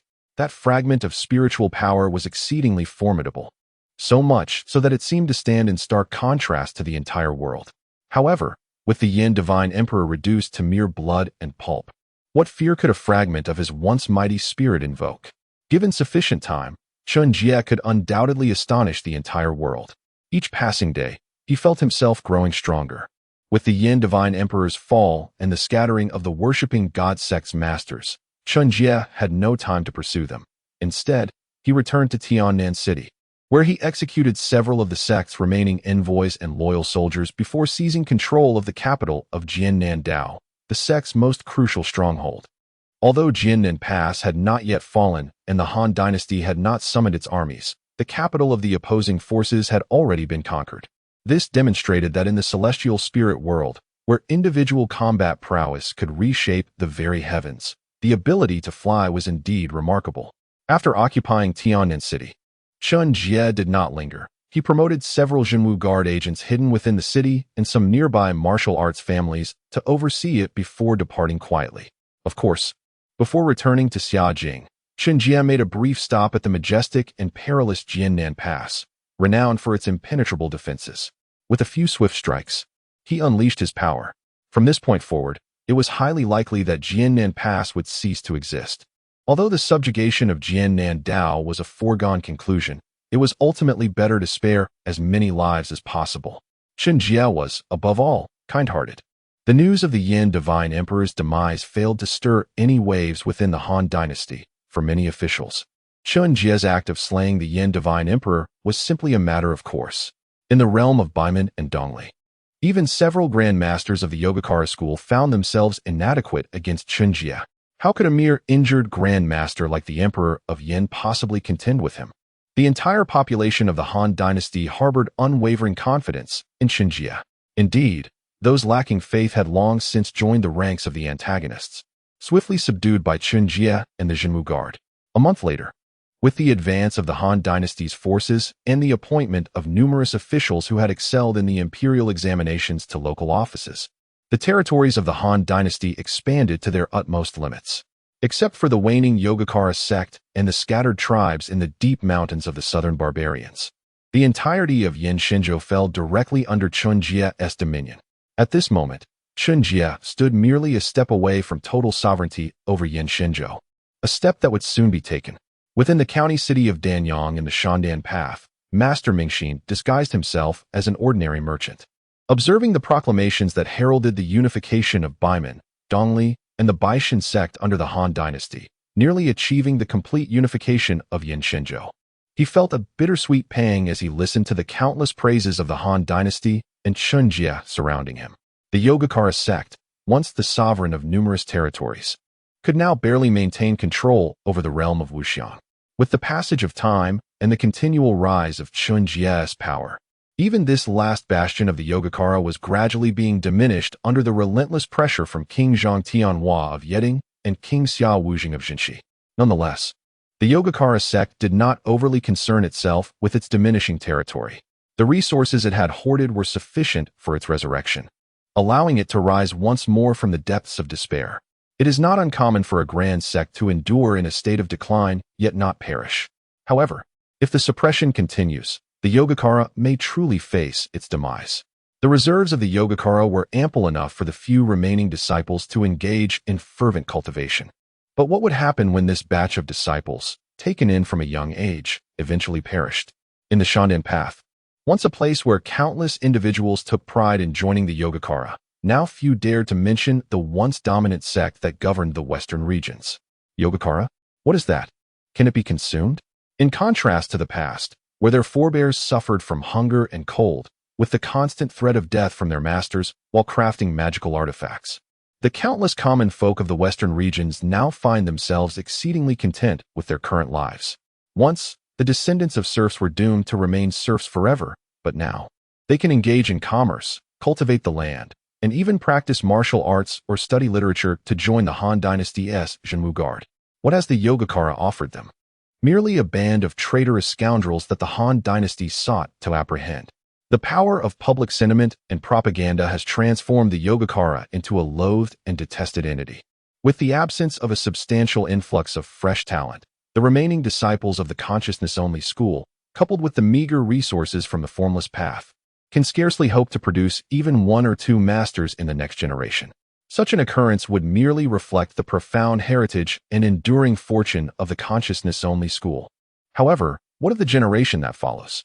The remaining disciples are gripped by trepidation, many fleeing and abandoning the sect. If this continues, the consciousness-only school will face inevitable extinction. Religious sects tend to cultivate a plethora of formidable experts more readily than imperial dynasties or noble families. Yet, they also possess a significant flaw. Their cohesion pales in comparison to that of those dynasties and clans. Throughout a century, dynasties have had their loyal defenders, and millennia-old families are bound by blood and kinship. In contrast, when calamity befalls a sect, self-preservation often prevails. Master Mingxin has been quietly observing the unfolding events surrounding the great Han dynasty and the consciousness-only school, harboring hopes that forces such as the Great Qin Celestial Dynasty, Northern Ming, Eastern Li, and the cult of the divine would conspire to eliminate Chen Jie and overthrow the great Han dynasty. Yet, to this day, Master Mingxin finds himself utterly despondent. The vast expanse of Yinshan continent, even the celestial realm, lacks any force capable of thwarting Chen Jie's unification of Yinshan continent. When that day comes, it will mark the total annihilation of the consciousness-only school. How could a millennia-old sect meet its demise at its own hands? Contemplating this, Master Mingxin smirked resolutely, shedding all pretense and soaring directly into the skies above Xianjing. If he cannot conquer, then perhaps surrendering, yielding half, might be a viable option. Chapter 134. The Great Secret. The sinner Mingxin has come to pay his respects to the Han Emperor, wishing that the legacy of the consciousness-only school may endure eternally. Master Mingxin, unabashed, directly entered Ziaking, then, facing the cold gaze of Chen Jie, lowered his head and respectfully inquired, "To seek the eternal legacy of the consciousness-only school?" Chen Jie looked at Master Mingxin, who had directly approached him and bowed low, and coldly scoffed, "To exchange my own possessions for the unending legacy of your sect? Such things do not exist in this world. Your lives, having perished with the fall of the fourth senior brother, now belong to me. I have promised to send you down to accompany him, a mere ordinary grandmaster. Unless he chooses to remain secluded in the mountains and avoid contact with the outside world, would find it exceedingly difficult to withstand the ever-strengthening grasp of the Han dynasty. Even should Chen Jie refrain from intervening, the likes of King Zhang Tianhua of the western regions and King Xiao Wujing would be more than capable of driving Master Mingxin to desperation. With some careful arrangements, it would be entirely possible to encircle and eliminate him without Chen Jie's involvement. Alone, Mingxin is incapable of stirring significant turbulence in the current Han dynasty. Having spoken coldly, Chen Jie prepared to take Master Mingxin's life.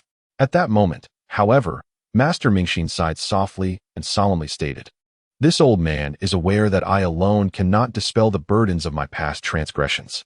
Yet, if I were to add all the legacies of the consciousness-only school and the profound secret concerning the last ascendant of the Yin divine continent, Yin Kuang-Tu, could I then exchange this for the continuation of our sect's legacy within the realm of the formless path? The millennia-old heritage of the consciousness-only school should not perish due to our fleeting obsessions. Master Mingxin's time is limited. Ever since the fateful moment when the 5 Grand Masters of the consciousness-only school sought divinity, their minds became increasingly ensnared by greed, hatred, and delusion, which gradually infiltrated their very souls. Even after the battle against Chen Jie, they had a moment of awakening under the guidance of Master Xuanwu. However, once they had embraced divinity and absorbed the faith of the masses, even if they were to topple the idols and prohibit the villagers from worship, it remains exceedingly difficult to eradicate the faith that had merged with their souls. The path of divinity, once embarked upon, is arduous to halt. The pollution of the soul makes it nearly impossible to break through one's cultivation thereafter. Even with Master Mingxin's profound understanding of Buddhist teachings over time, his soul has begun to be plagued by errant thoughts, driving him further into madness. He has even begun to entertain the notion of returning to the path of divinity, compelling all remaining disciples of the consciousness-only school and the populace to venerate him, thus fostering the delusion of becoming the one true Buddha. No, this is not mere delusion. It is the most insidious temptation and poison in existence. If one were to truly monopolize the faith of all beings in the celestial realm, while claiming the title of the one true Buddha may be a stretch, achieving the status of a terrestrial immortal or transcending to ascension would not be an insurmountable feat. Though the path of worshipping deities may be fraught with peril, the immense power derived from the faith of countless beings who offer their devotion is undeniably profound. However, what value does invincibility hold if one's own spirit is irrevocably lost, leading to the demise of the very essence that nurtured one's existence? The venerable Master Mingxin does not aspire to such hollow supremacy. He is acutely aware that achieving true invincibility is beyond his reach. In the realm of Yenshin, with the formidable Chen Jie in existence, even if he were to tread the path of divine worship, he would inevitably meet his demise at Chen Jie's hands before he could fully harness the power of faith to elevate his strength. A grandmaster, whose spirit is increasingly chaotic and teetering on madness, would not deliberately conceal his whereabouts. Regardless of the circumstances, Master Mingxin's fate is already sealed. Yet, in the face of death, why not utilize his own demise to sow a seed of hope for the survival of the Weisher sect? As long as the Han dynasty ceases to label the Weisher sect as a heretical cult and refrains from its deliberate persecution, the legacy of the Weisher sect, nurtured over millennia, may one day flourish anew. Though there are few dynasties that endure for a millennium, there are always sects and families that withstand the test of time. The unparalleled genius, Yin Kuang-tu, who once unified Yinshan and dominated the celestial spirit realm, could not extinguish the Weisher sect's existence. Nor could the rising powerhouse Chen Jie easily achieve such an end. Any lineage or sect that has persisted for thousands of years possesses inherent strengths and secrets that ensure its longevity. Now is the time to leverage these strengths and secrets to secure Chen Jie's protection for the Weisher sect. While Master Mingxin's life is certainly forfeit, contemplating the legacy of the Weisher sect that he seeks to preserve, Chen Jie pondered briefly before resolutely agreeing. The continuation of a mere sect holds little significance in the grand scheme. Master Mingxin's willingness to exchange the entirety of the Weisher sect's legacy for its mere survival is a gamble, hoping that after his passing, the realm of Yinshan will descend into chaos, allowing the Weisher sect to navigate the turbulent waters and rise once more. Yet Chen Jie believes that his own life may extend far beyond the lifespan of the Weisher sect's legacy. When the era of chaos fades and only desolation remains, the decline of the Weisher sect will be a foregone conclusion. Nevertheless, as long as the Weisher sect continues to exist, that is already sufficient. Reflecting on Chen Jie's extended lifespan and the forthcoming shifts in the world, Master Mingxin offered a bitter smile and resolutely declared, "The Weisher sect possesses 3 doors of immortal inheritance, 18 paths of celestial inheritance, and countless grandmaster and master techniques, all of which now reside within Wuxiang Mountain. The Han Emperor may take as he pleases. As for the great secrets of the celestial spirit realm and the criminals of Yinshan, my knowledge is limited, only having stumbled upon a few phrases within the Weisher sect's millennia of heritage. In the 14,500 years of the celestial spirit, the Qin Emperor held a grand feast for his ministers, and the celestial spirit realm rejoiced, bestowing sweet rain upon all beings. In the span of 16,800 years of the heavenly spirit, the heavens wept blood, the earth was torn asunder, transforming into 6 divine continents. The beings within the heavenly spirit realm suffered tremendous casualties, and the Emperor Qin lamented for months, mourning the demise of the heavens. Following the weeping of the heavens, the laws of the heavenly spirit realm gradually faded, and a century later, Emperor Qin lost contact with the remaining 5 divine continents. In the span of 17,300 years, the heavenly spirit realm was rife with chaotic nations. Yin Kuang-tu emerged from the Yin divine continent, achieving mastery in just 20 years, and in another 20 years, he ascended to immortality, unifying the Yin divine continent. In the span of 18,100 years, Yin Kuang-tu sought to ascend to immortality but mysteriously vanished. Before his disappearance, he boasted of his desire to transcend this realm and liberate all beings. Chapter 135. Even Heaven Can Perish. Master Mingxin's lips gently quivered as he divulged the millennium-old legacy of the consciousness-only school, revealing all its secrets to Chen Jie. Should his life remain insufficient as recompense, he would willingly sacrifice the entire consciousness-only school. If Chen Jie were to accept the inheritance of the school and gain access to its ancient mysteries, could he truly bring himself to annihilate the entire sect? Within the current Great Han Empire, sects and noble families still flourished. The absence of Master Mingxin's consciousness-only school would merely mean the loss of a single master, which would slightly deepen the foundation of the empire, yet it would remain utterly incapable of contending against the vast ordinary forces of the Great Han. Master Mingxin spoke with serenity, and before Chen Jie could make a move, he let out a long sigh, uttered a Buddhist chant, and severed his own meridians. Achieving instant nirvana, Chen Jie silently regarded the now lifeless Master Mingxin, who had bowed his head and sat in a lotus position, devoid of all vitality. The grand masters of the consciousness-only school had perished. Thus, the extermination of all its disciples seemed unnecessary. Chen Jie harbored a disdain for senseless slaughter. It was ultimately a good thing to spare lives. 5 days later, the land of the Wuxiang Dao surrendered to the Great Han Empire, and the consciousness-only school directly submitted to Chen Jie. A month later, all teachings and secret transmissions of the consciousness-only school were relocated to the newly established Daxiao Academy. Within the walls of the Daxiao Academy, countless martial arts manuals lay in abundance. However, beyond those so-called divine techniques, Chen Jie was most intrigued by the records of the consciousness-only school's legacy accumulated over millennia. In fact, apart from the records of the consciousness-only school, he dispatched emissaries to request historical accounts from any sect or noble family within the great Han Empire that had existed for over 1,000 years. He sought not their martial arts techniques. Under Chen Jie's current dominion over the Yinshan continent, no one would be foolish enough to refuse. As he diligently pieced together the historical narratives of these ancient families, Chen Jie found his brow increasingly furrowed. According to ancient calendars, this year marked the 20,100th year of the celestial spirit. 3,300 years prior, the heavens wept blood, and the earth was torn asunder, transforming into 6 great continents. The emperor of Qin lamented that the heavens had perished. Could it truly be that even heaven could die? What transpired that year? Moreover, what was the true identity of the emperor of Qin within this celestial realm? Had Yin Kuangtu truly ascended?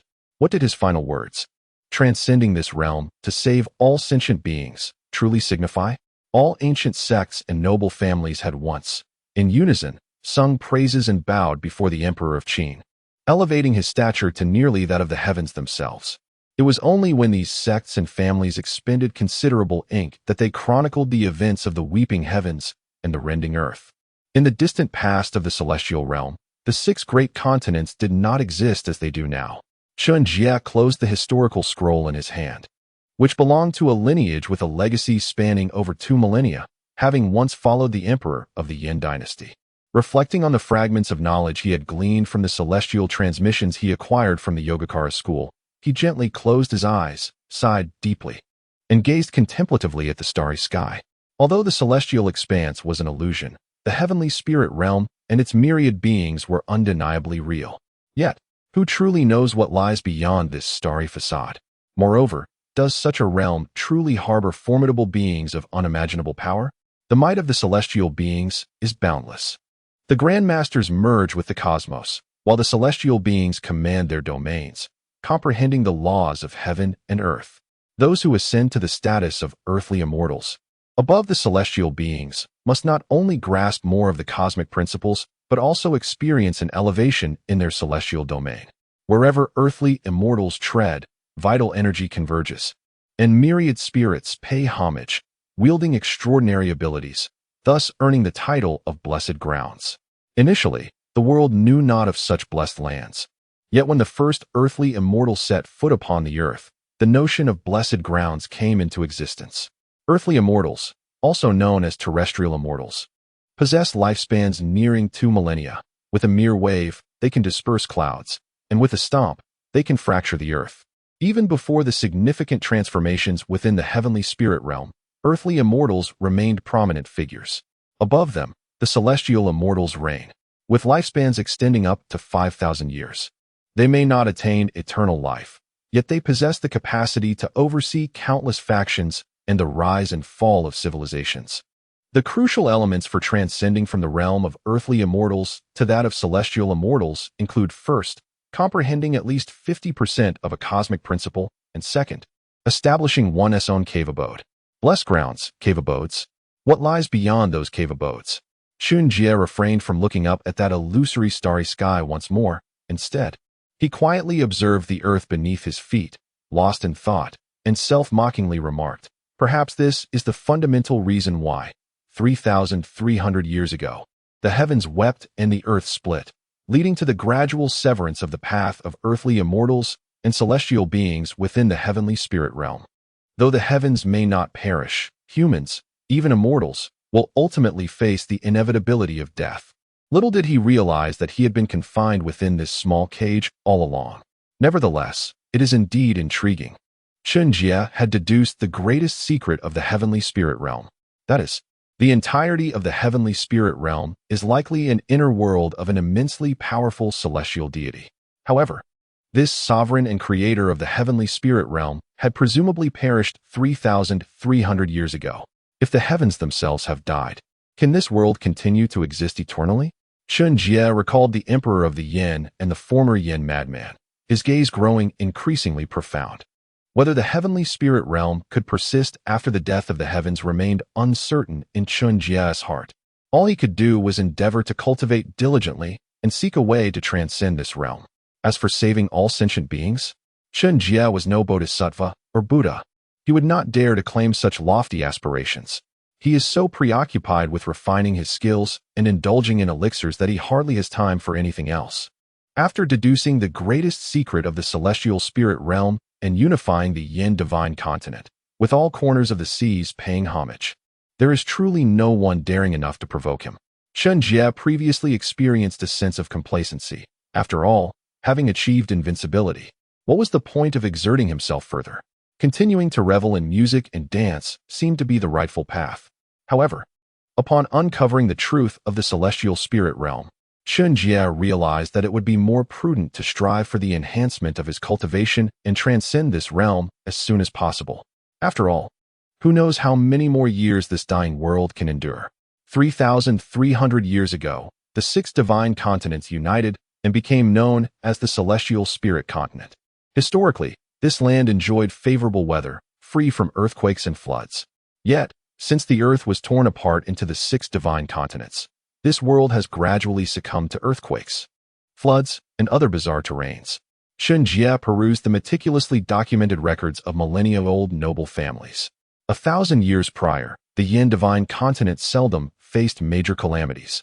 Yet, in the past century, various seismic disasters have become increasingly frequent across the Yin divine continent. How much longer can the Yin divine continent and the entire celestial spirit realm endure? Thus, how did the celestial beings from the other divine continents come into existence? With my current talent, comprehension, and perception, it is exceedingly challenging to gain insights from the stagnant will of the heavens and earth. Could it be that the grandmasters of the other divine continents possess superior gifts? Chen Jie silently scoffed at the thought. Meanwhile, within the palace of the great Qin celestial dynasty, the emperor and his esteemed ministers gazed at the reports in their hands, detailing the unification of the Yin divine continent, their expressions gradually becoming intricate. Chapter 136. On warfare, you are still far from adequate. The realm of Yin Shenzhou has already been unified. 3 years. I fear we do not have 3 years to spare. Within the grand palace of the Qin dynasty, the general Bai Shao remarked coldly. Indeed, a delay of 3 years could yield 5 additional celestial vessels capable of soaring through the skies for the Qin dynasty. However, after 3 years, the Qin celestial dynasty will face adversaries that are no longer merely the fragmented nations of Yin Shenzhou, but a formidable empire that has unified the entire region, possessing a war potential that may rival that of the Qin celestial dynasty. At that juncture, it will be far more challenging for the Qin celestial dynasty to swiftly conquer and assimilate the entirety of Yin Shenzhou.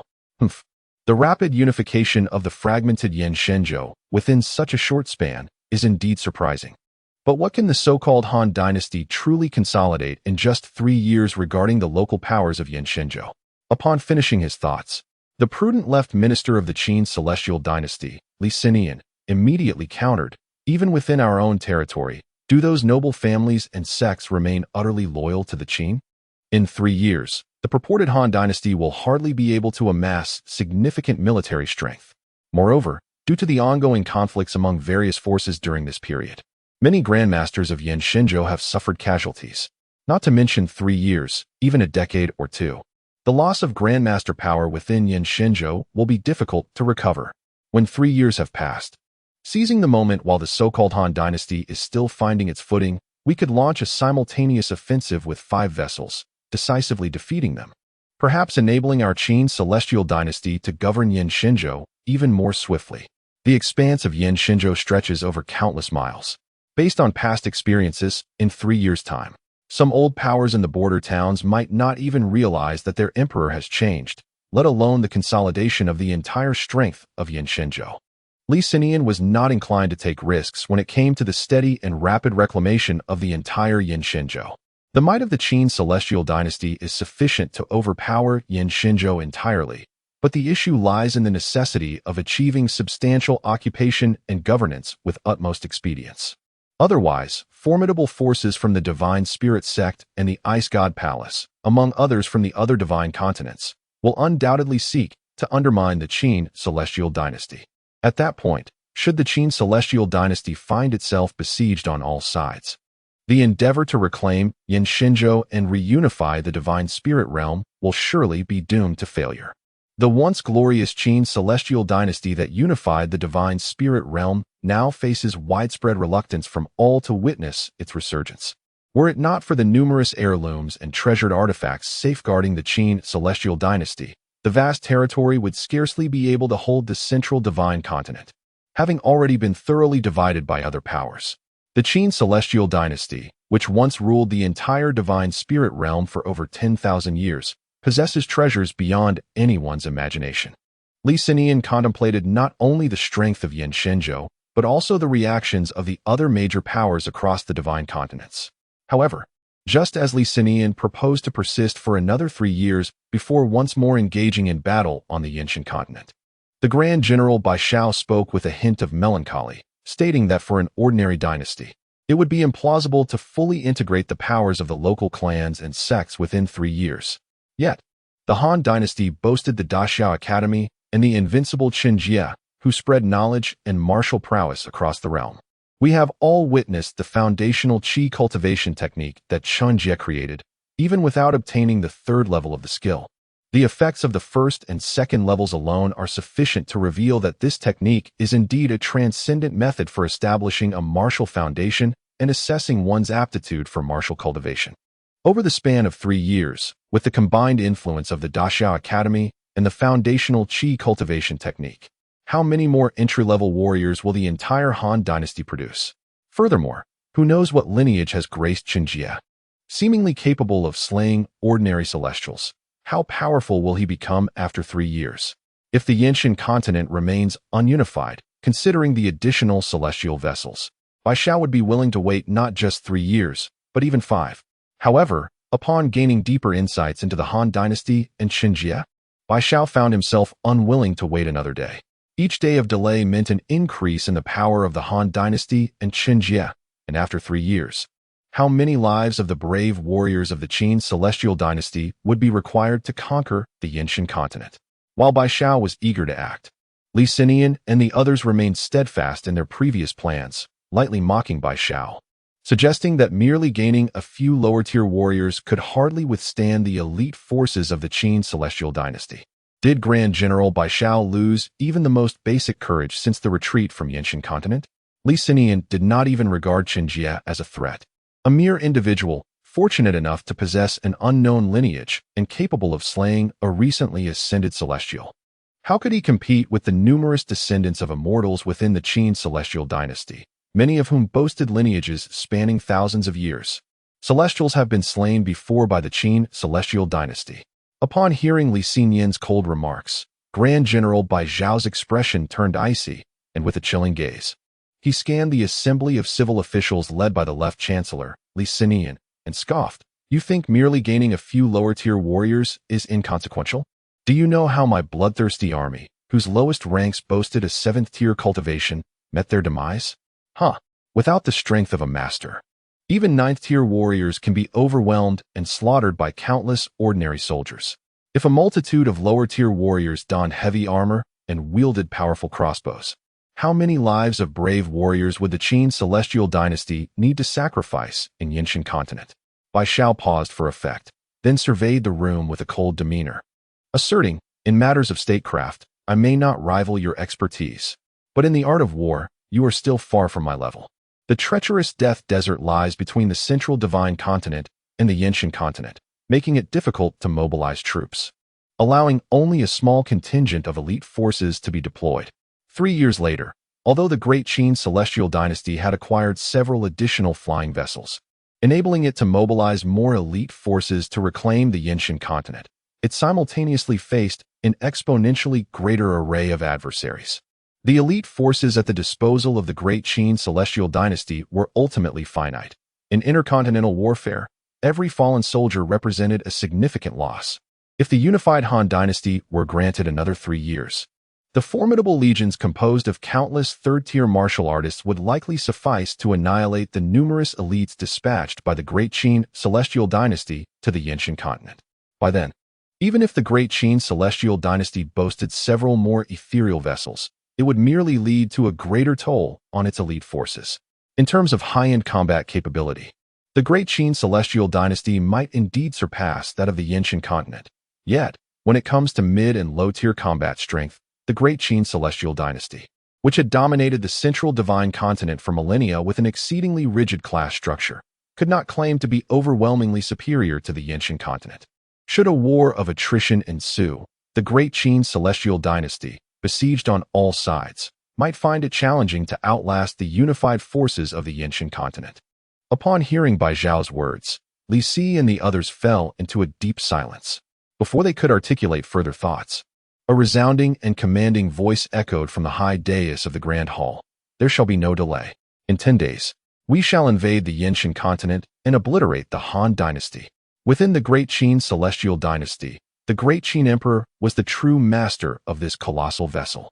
Bai Zhao was unwilling to wait, and the Emperor shared his urgency. The time remaining for the Great Qin celestial dynasty, or more specifically, the imperial family, was rapidly dwindling. Chapter 137. The truth is singular. 10 days hence, the Great Qin celestial dynasty is poised to mobilize its elite forces, led by the formidable Bai Zhao, to launch an assault on the divine Yin continent. Meanwhile, within the capital of Xia, Chen Jie, beset by an overwhelming sense of urgency, ponders how to elevate his own strength further. For the past 2 millennia, the divine Yin continent has not birthed a single celestial being. Yet, the legacies of celestial beings from other divine continents have never waned. It is illogical that while other divine continents can still produce celestials, the divine Yin continent remains barren of such beings.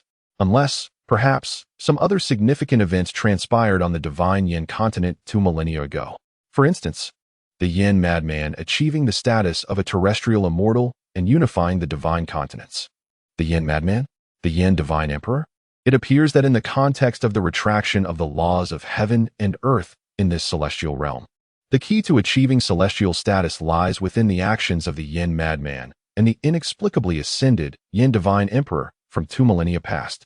With this realization, Chen Jie hastily resumes his perusal of all records regarding the Yin madman from the ancient families that have persisted over the millennia. Strangely, he discovers that most of the legacies within the divine Yin continent, passed down to this day, are merely close to 2,000 years old. Truly ancient families or sects, with lineages exceeding 2,000 years or even 3,300 years, are exceedingly rare across the entire divine Yin continent. 3,300 years ago, the heavens wept, and the celestial realm underwent profound changes, leading to the decline of numerous sects and families. However, 2 millennia ago, aside from the emergence of the Yin madman, there are no recorded cataclysms or invasions by foreign foes. Therefore, the singular truth emerges 2 millennia prior. The Yin madman deliberately sought to obliterate many of the ancient legacies within the divine Yin continent. Among these ancient legacies may reside secrets capable of yielding celestial beings or even greater powers, even amidst the retraction of the laws of heaven and earth. As this thought crystallizes in his mind, Chen Jie begins to reflect on all the records he has perused regarding the Yin madman, as well as the haunting words of the recently ascended Yin divine emperor, whom he had slain, who asserts that only through comprehending the laws of the celestial realm can one achieve celestial status. Beyond the celestial realm, what other realms might possess the power of laws that can be comprehended? At this juncture, an illuminating insight dawns upon Chen Jie, presenting a bold hypothesis. The earthly paradises and celestial caverns, inhabited by beings of celestial stature and above, may indeed possess the ability to forge their own miniature worlds, much like the celestial realm itself. If the celestial realm, while the heavens still breathed, allowed individuals to comprehend the laws of heaven and earth, facilitating the ascension to terrestrial immortals and beyond, then might the treasures and legacies left behind by those who ascended from within these paradises and caverns similarly embody the laws of heaven and earth, accessible for understanding. Even though the principles of the cosmos they exhibit may not rival the vastness and might of the once magnificent celestial realm, they are nonetheless sufficient for them to take that crucial step. Perhaps this is the reason why some of the premier forces in the remaining divine continents can still manifest the inheritance of the celestial beings. Yet, the pressing question remains, why did the infamous Yin Kuangtu obliterate nearly all the top powers of the Yin divine continent 2 millennia ago? Despite the profound heritage entrenched within these ancient and powerful factions, As Chen Jie pondered this, his gaze sharpened, and he murmured, "To achieve celestial status, one might not need to annihilate the entirety of the venerable factions within the Yin divine continent. But what if Yin Guangtu's ambitions extend beyond mere celestial attainment, aspiring instead to become a terrestrial immortal or even ascend to greater heights?" 2,000 years ago, Yin Guangtu was the last terrestrial immortal to emerge from the celestial realm. In a time when the heavens had perished and the cosmic laws of the celestial realm no longer manifested, achieving celestial status was already an insurmountable challenge. To aspire to ascend to a terrestrial immortal under such circumstances would be akin to chasing a fleeting dream.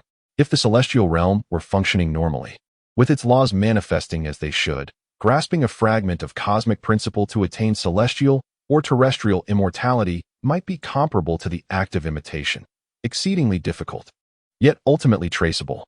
However, in a scenario where the heavens had ceased to exist and the cosmic laws could not properly manifest, attempting to comprehend these principles would be as futile as a blind person trying to vividly sketch an elephant solely from imagination.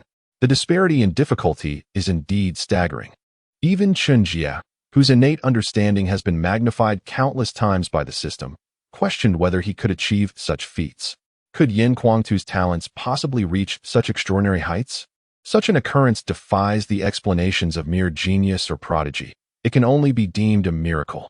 Chen Jie did not believe that Yin Guangtu could be considered a miracle of the celestial realm. As Chen Jie connected all the information he had gleaned, he gradually began to deduce the secrets of achieving celestial status or higher in a realm where cosmic laws do not manifest.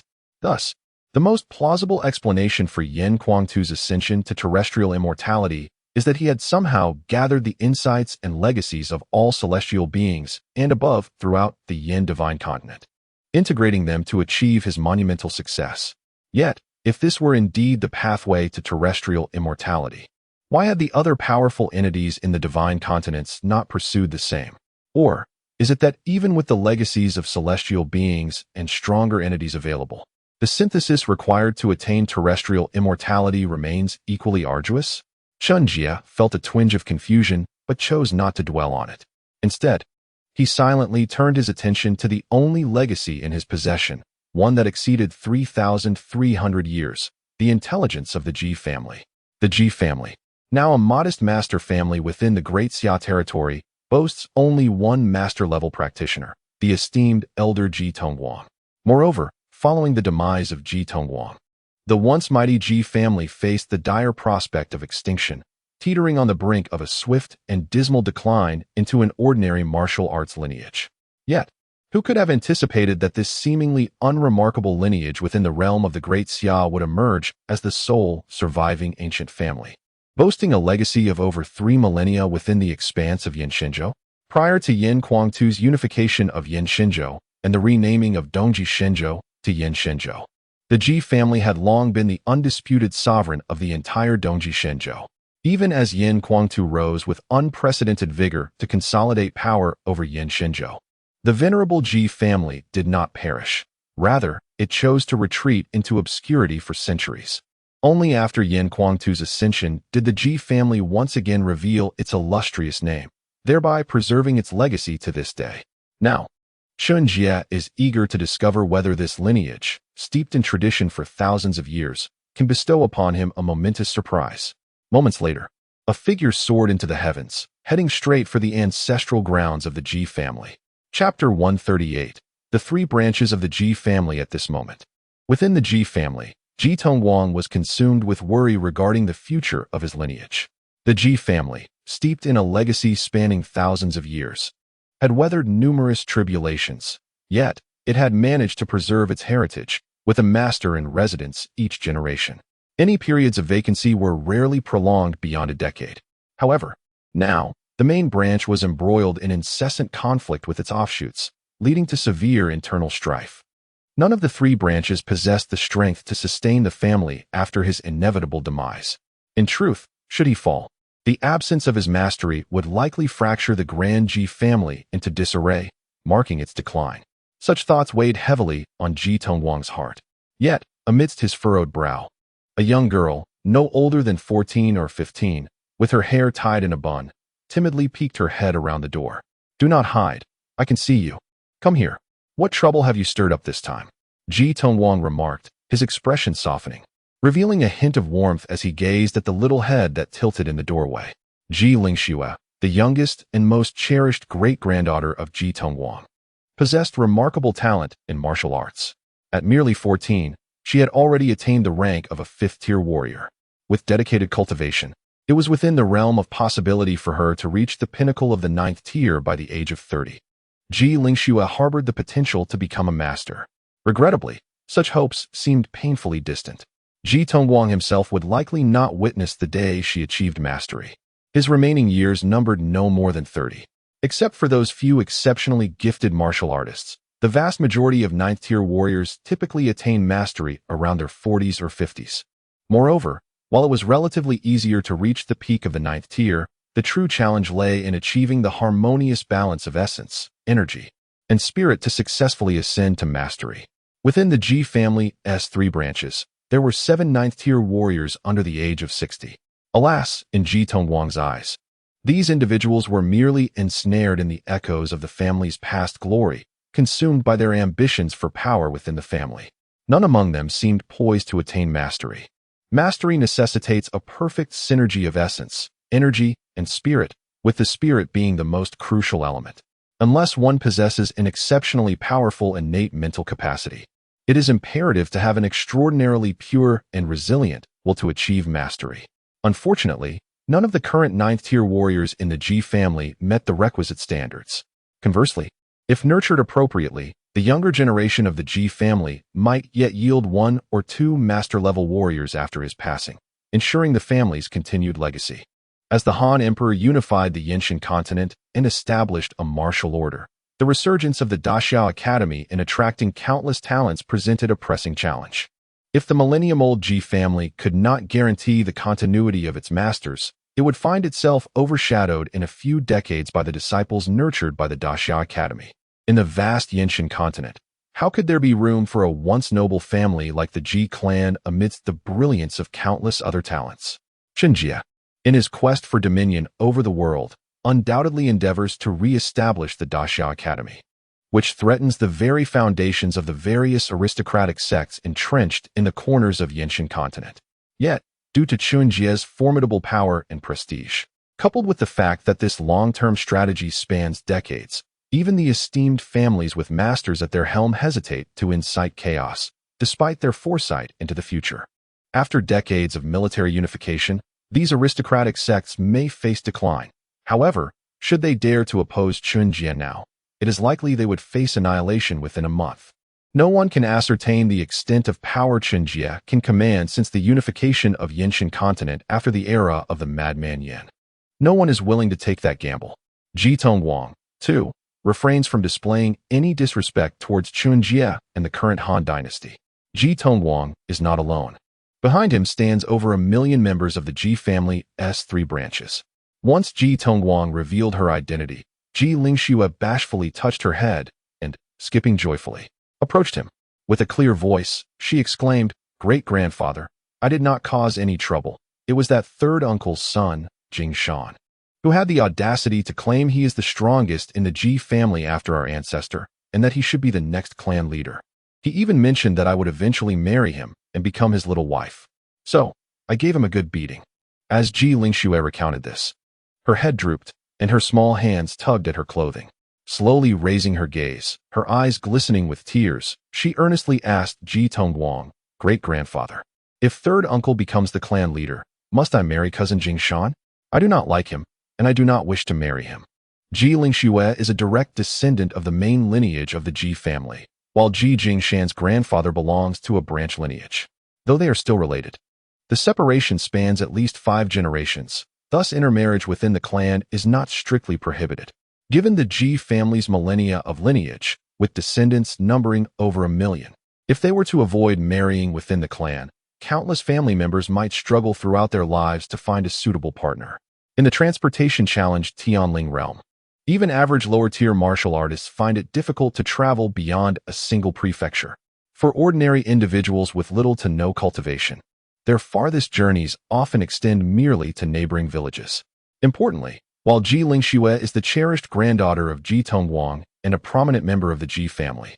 The number of ninth-tier martial artists from the branch and collateral lines has surpassed that of the main lineage. Were it not for the presence of the master Ji Tongguang to oversee matters, the balance of power within the Ji family's branches would have already shifted. The strongest among them would become the clan leader, and his direct relatives would then enjoy the lion's share of resources accrued from the entire Ji family's endeavors. Beyond the main lineage, the Ji family members, despite being 5 generations removed, maintain a connection through familial ties, referred to as the branch lineage, which similarly enjoys a considerable share of resources. Following this, there exists a multitude of Ji family branches, nearly devoid of any kinship with the main and branch lineages, scattered far and wide. The Ji family branches, apart from a few inherited martial arts techniques and limited resources for martial cultivation, possess little else, often ranking as the weakest among the 3 lineages of the Ji family. Regrettably, within the previous generation of the Ji family branches, an exceptionally unique individual emerged, known as Ji Qingquan. His martial talent was not exceptional, achieving the rank of a 9th-grade warrior only in his 50s, with no hope of attaining the status of a master. However, he harbored unique inclinations, marrying nearly 100 wives and concubines, resulting in an astonishing number of descendants, many of whom exhibited remarkable talents. Now, although he approaches the venerable age of 80 and his martial prowess is waning, numerous prodigies have emerged among his countless descendants. Presently, there are 7 9th-grade warriors in the entire Ji family under the age of 60, 3 of whom are his offspring, with an uncountable number of 7th and 8th-grade warriors. It can be said that, at this moment, within the 3 lineages of the Ji family, aside from the esteemed master Ji Tongguang, the branch lineage of Ji Qingquan, once deemed the weakest, boasts the greatest strength. When Ji Tongguang eventually passes, in the face of the formidable talents emerging from the Ji family branches, only a united front between the main lineage and the branches may stand a chance of resistance. In this light, marriage emerges as the most effective means of collaboration. The exceptionally gifted warrior Ji Lingxue must wed Ji Jingshan, for only then can the main and branch lineages of the Ji family truly unite in purpose and strength. Chapter 139. The mystical legacy of the celestial beings. Certainly, apart from the prospect of an advantageous marriage, there exists another method to safeguard the supremacy of the Ji family lineage. Ji Tongguang's gaze fell upon Ji Lingxue, who timidly clutched the hem of her garment, and a fleeting glimmer of coldness flickered in his eyes. If the 9th-grade warriors from the Ji family's branches were to meet an untimely demise, then no one would stand in the way of his progeny claiming the Ji family's esteemed position. As Ji Tongguang's thoughts deepened, he found himself ensnared in indecision.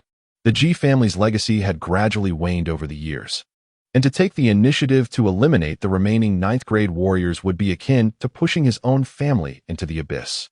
A martial arts lineage with merely 1 or 2 9th-grade warriors could not possibly compare to one with nearly 10 in terms of status and the wealth that could be amassed.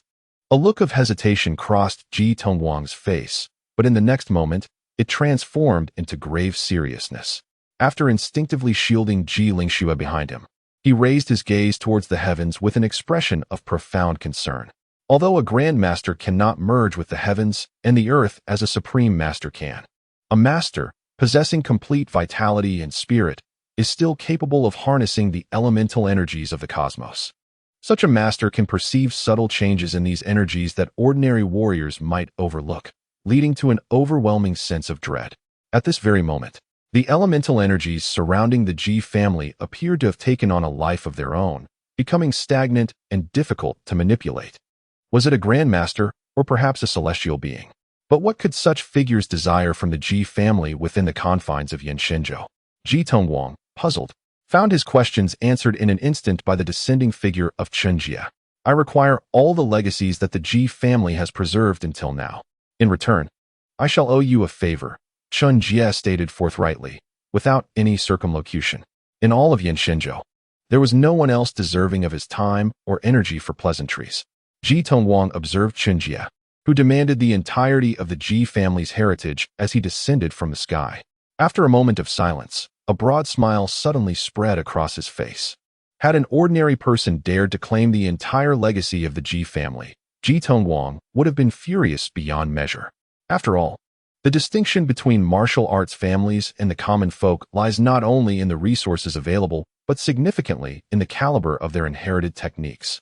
Ordinary individuals, through arduous effort, might spend a decade mastering inferior techniques to reach the third grade, only to then seek other methods and face additional challenges, ultimately achieving sixth grade status, which would be considered exceptional talent.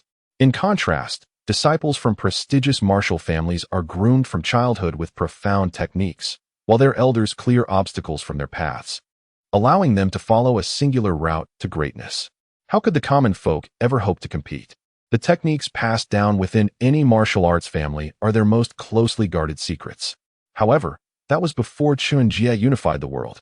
As for the present, it is unnecessary to enumerate the myriad martial arts tomes amassed within the great Han Dynasty's Daxia Academy.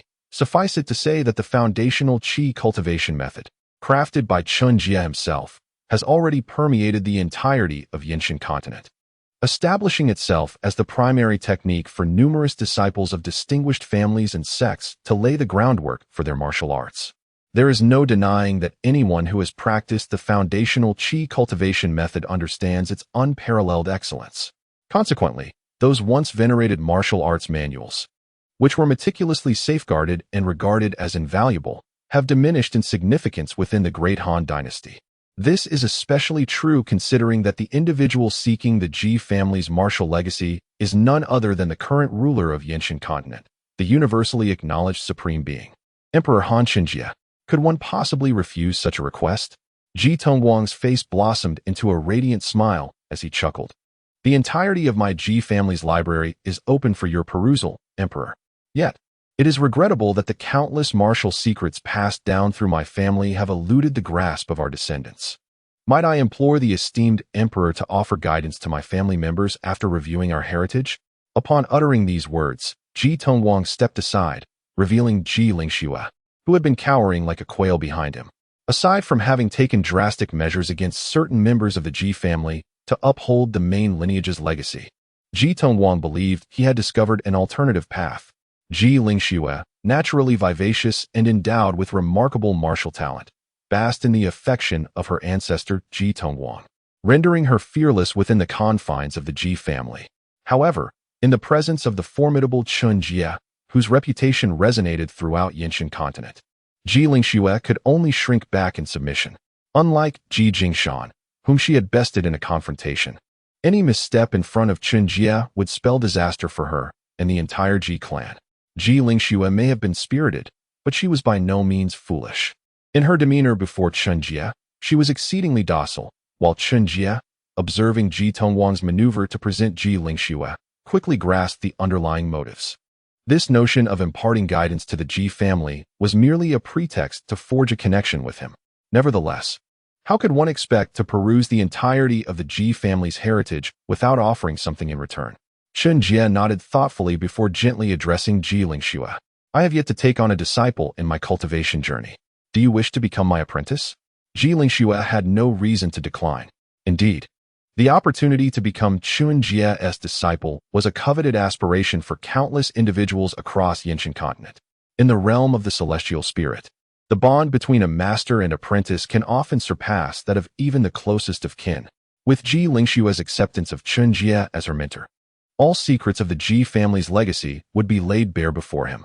Soon, under Ji Tongwang's personal guidance, Chen Jie strode confidently into one of the Ji family's sacred repositories, the library. The Ji family library stands tall with 5 magnificent levels. The first level houses the techniques and scriptures beneath the rank of master, while the second level contains the methods of the masters. The third level is dedicated to grand masters, and the fourth to the celestial inheritances. The fifth level holds the secret arts of terrestrial immortals. Yet, lamentably, the descendants of the Ji family have proven themselves unworthy. I stand as the sole master among us, possessing the legacy of the celestial beings without any means to utilize it. Ji Tongwang gazed at the ancient library of his lineage, mocking his own predicament. At that moment, Chen Jie, with a grave countenance and piercing gaze, fixated on a certain void above the pinnacle of the Ji family library, solemnly inquiring, "Is it true that the library only comprises 5 levels?" Upon hearing this, Ji Tongwang fell into a profound silence. After dispersing all the Jie family members surrounding the library, he retrieved a token, allowing a drop of his blood to mingle with it, and then bowed respectfully in the direction of the library. In the next instant, amidst a distortion of light, the sixth level of the ancient and enigmatic Jie family library materialized silently above the fifth. There, the most crucial legacies of the Jie family were safeguarded, and it was evident that only the most significant of these legacies could summon the Emperor of Han himself. Ji Tongguang regarded the ancient and mysterious sixth level with a heavy heart. Within the fifth level of the Jie family library lies the inheritance of terrestrial immortals, while above it resides the true esoteric secrets of the celestial beings. The ancestors of the Jie family once beheld more than one genuine celestial immortal among their ranks. Chapter 140. Enlightenment at a glance. The sixth floor of the Jie family's library quietly materialized, and atop this level lay a rusted iron sword, standing straight towards the heavens. Chen Jie gazed at the weathered blade, his expression grave, as he felt a subtle yet piercing sensation in his eyes upon locking onto the sword. Merely looking at it seemed to pose a risk of being harmed by the sword's latent energy. Despite enduring the passage of millennia, the sword still exuded a sharpness that could astonish anyone. Upon that iron sword, Chen Jie discerned a faint but exceedingly perilous aura. Even the Weisher sect managed to leave behind a few treasures imbued with the power of terrestrial immortals. The Jie family, having flourished for thousands of years and once producing formidable beings of the terrestrial immortal realm, could hardly have failed to preserve some hidden treasures. However, as time wore on and the Jie family encountered numerous crises, their heritage and resources dwindled significantly. Observing Chen Jie's unwavering focus on the sword atop the Jie family library, Ji Tongguang regained his composure. He then respectfully bowed to the sword while wielding a token, before leading Chen Jie directly into the library. Though the iron sword hung with unparalleled sharpness above the library, Chen Jie remained undaunted. Following Ji Tongguang's lead into the depths of the Jie family's collection. A millennium ago, the terrifying energy contained within that sword could have cleaved the heavens. Even ordinary terrestrial immortals would have needed to tread carefully in its presence. When the Yin Divine Emperor unified the Yin Divine continent and seized the legacies of all immortal families therein, he ultimately spared the Jie family, thanks to their timely concealment. Most crucially, it was their rich heritage that warranted such mercy. That sword had already executed a formidable strike 2,000 years prior. Now 1,000 years later, while still remarkably sharp, it had lost much of its former might, being capable of only slaying one or two common grandmasters at most. The sword posed no threat to Chen Jie, and Ji Tongguang would not be foolish enough to wield the last of his family's resources recklessly. Should Ji Tongguang dare to direct that sword against Chen Jie, regardless of whether Chen Jie could withstand the blow, the current Jie family would undoubtedly be unable to withstand the impending retaliation from the Han dynasty. Within the Han dynasty, besides Chen Jie, both the Sword Master and Shun Rushuang possessed Grandmaster-level power as well. Chen Jie hastily entered the Jie family library, where the numerous martial arts legacies presented an overwhelming expanse. However, he found little interest in the mere legacies of Grandmasters or celestial beings. After casually surveying some teachings left by the Jie family's ancestors from the terrestrial immortal realm on the fifth floor, he ascended directly to the sixth level. In the sixth floor of the Jie family library, shrouded by the mysterious token, the atmosphere was imbued with an ancient and enigmatic charm. There were no resplendent shelves, nor mountains of techniques. Instead, 3 seemingly unremarkable scrolls awaited discovery. The 3 scrolls depict striking scenes. One illustrates an individual wielding lightning as a sword, cleaving the heavens. Another portrays a solitary figure strolling through the forest, bathed in the gentle spring rain, and the last captures a person engulfed in flames. Yet the fire appears to dance in harmony with their presence. At first glance, these artworks seem utterly ordinary, their scrolls and paper tinged with the yellowing of time. However, upon closer inspection, Chen Jie was astounded to discover that the 3 paintings seemed to possess a life of their own. In the first, the figure wielding lightning not only struck the sky, but ascended with a burst of brilliance, momentarily glancing back before casting aside an object. The scene then reverted to the initial moment of the figure drawing the lightning sword and splitting the heavens. The second painting, featuring the figure walking in the rain, did not ascend, but instead transformed continuously with each step taken by the depicted individual. Remarkably, wherever the figure trod, nature flourished, with flora sprouting rapidly in a spectacle of vitality. As for the final painting of the person amidst flames, it lacked the enchanting qualities of the previous two, merely depicting flames that flickered and danced with each breath of the figure ensconced in the inferno. These three legacies of the Jie family represent the last treasures of our lineage. To grasp even one of them could elevate a soul to celestial heights, or even challenge the realm of terrestrial immortals. Jie Tongguang, with a visage marked by shame, bowed respectfully to the scrolls before turning to Chen Jie and lamenting bitterly. Regrettably, the descendants have proven unworthy. Despite the celestial inheritance, none have managed to glean any understanding. Since the demise of our last Grand Master a millennium ago, not a single soul has attained the qualification to comprehend the celestial legacy left by our ancestors.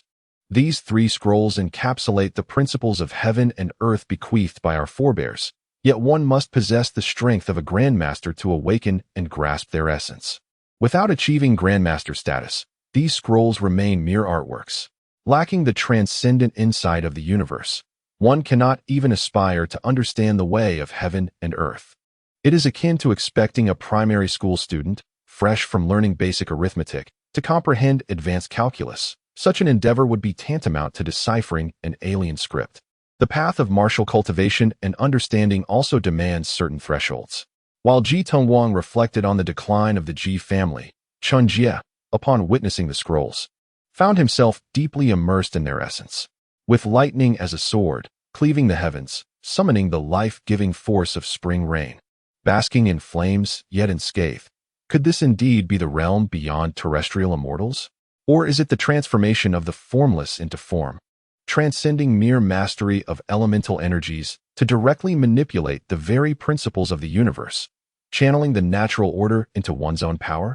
Perhaps the pinnacle of Qi refinement and enlightenment lies in the comprehension of all paths of the cosmos, ultimately merging with the Tao, becoming one with the universe? And now, what path is most suited for my enlightenment? Chen Jie closed his eyes, and within his mind, an endless brilliance began to blossom. Surrounding him, a subtle manifestation of lightning, flames, and droplets of water emerged. Outside the Jie family library, a natural phenomenon unfolded.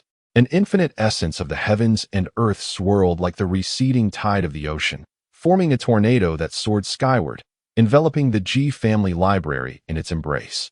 Beside Chen Jie, Jie Tongguang, who had initially worn a faint expression of shame, now gazed in astonishment at the flickering sparks of lightning and the falling raindrops surrounding Chen Jie. His eyes widened in disbelief. How could it be? In just a single glance, he had comprehended the paths of the three ancestors of the Jie family. Does such an extraordinary genius truly exist in this world?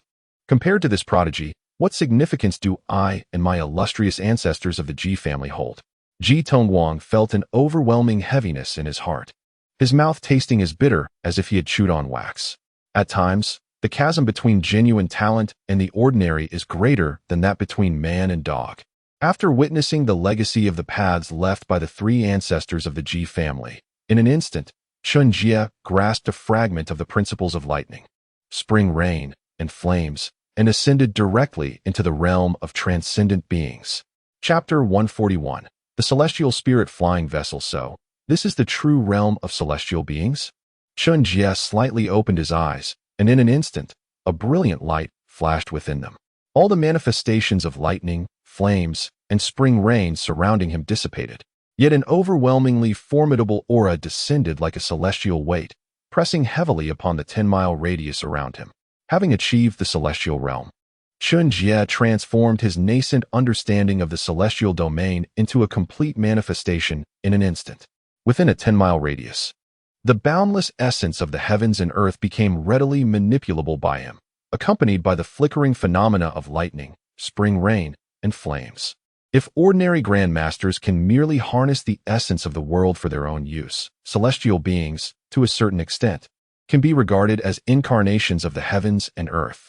They not only command a greater portion of this essence, but can also directly invoke aspects of the celestial principles they comprehend, transforming mere essence into profound pathways that exhibit unimaginable powers. Celestial beings can, in some respects, be likened to natural disasters.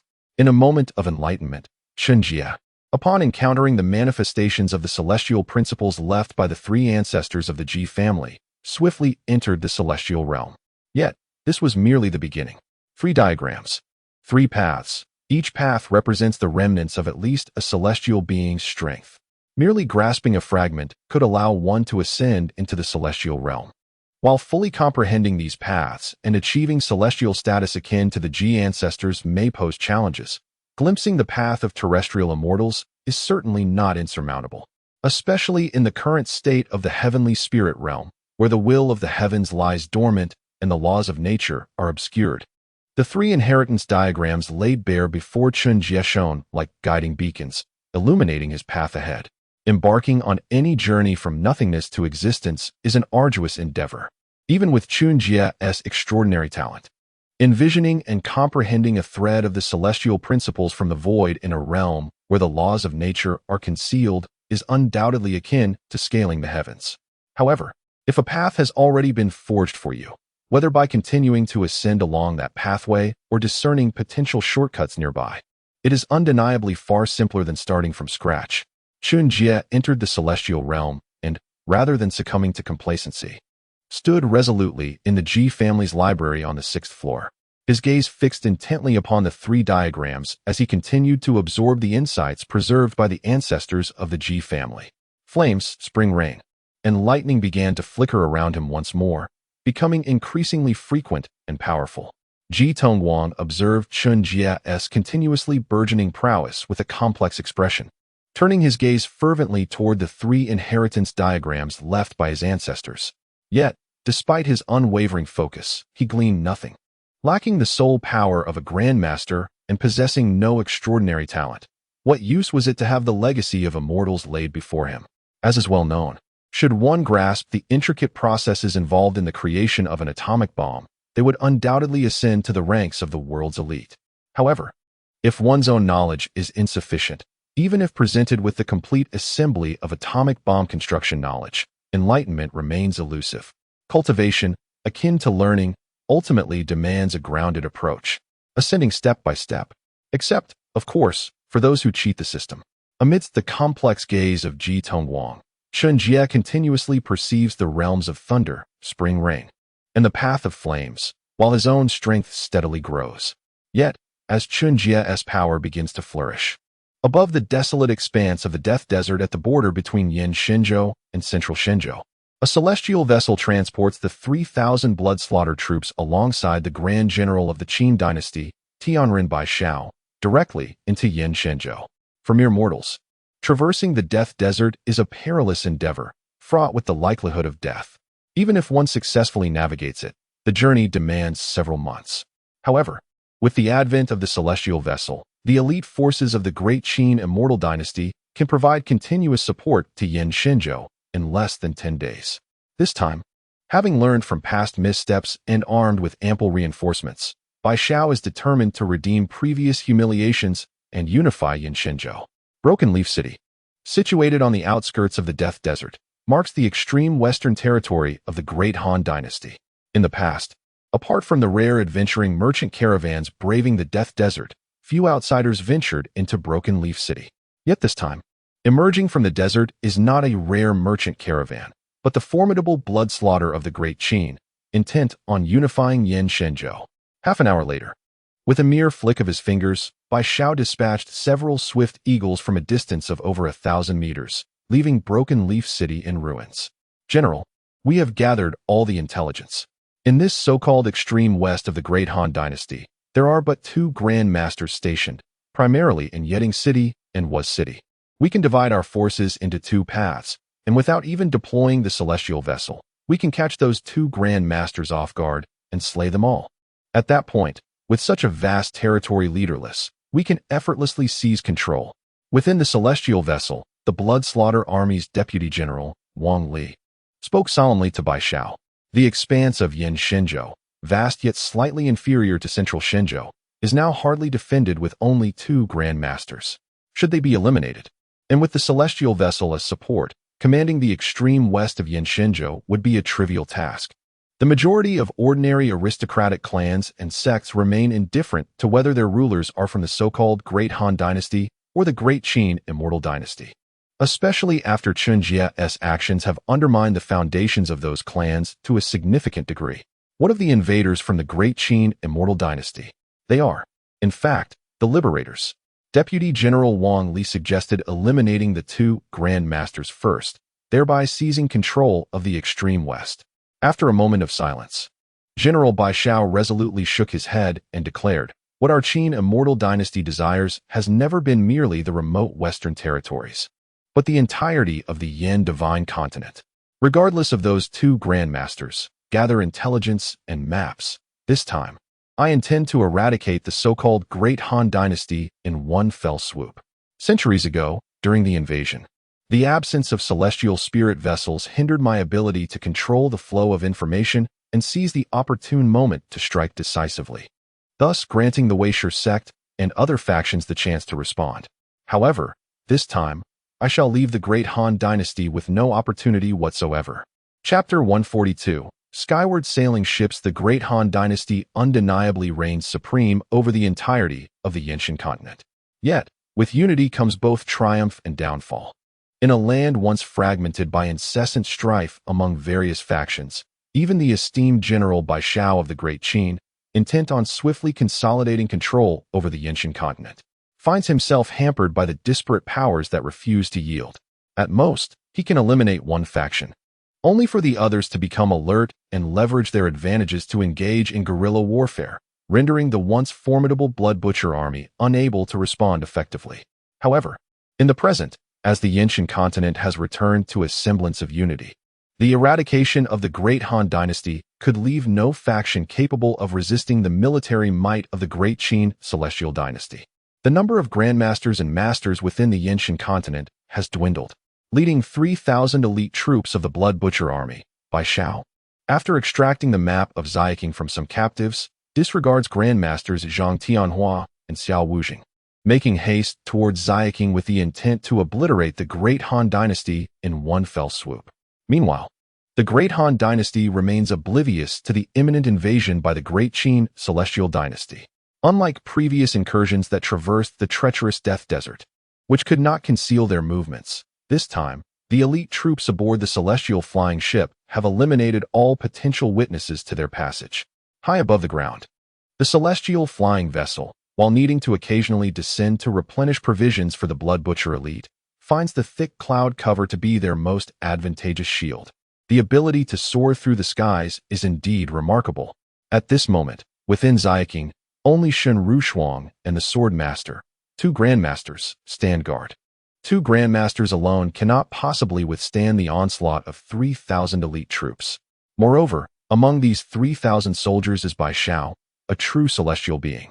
Without a comparable celestial powerhouse to serve as a counterbalance, the defending forces in Xiaoqing, determined to fight to the last, would find themselves unable to withstand Bai Xiao's might alone, capable of laying waste to the entire city.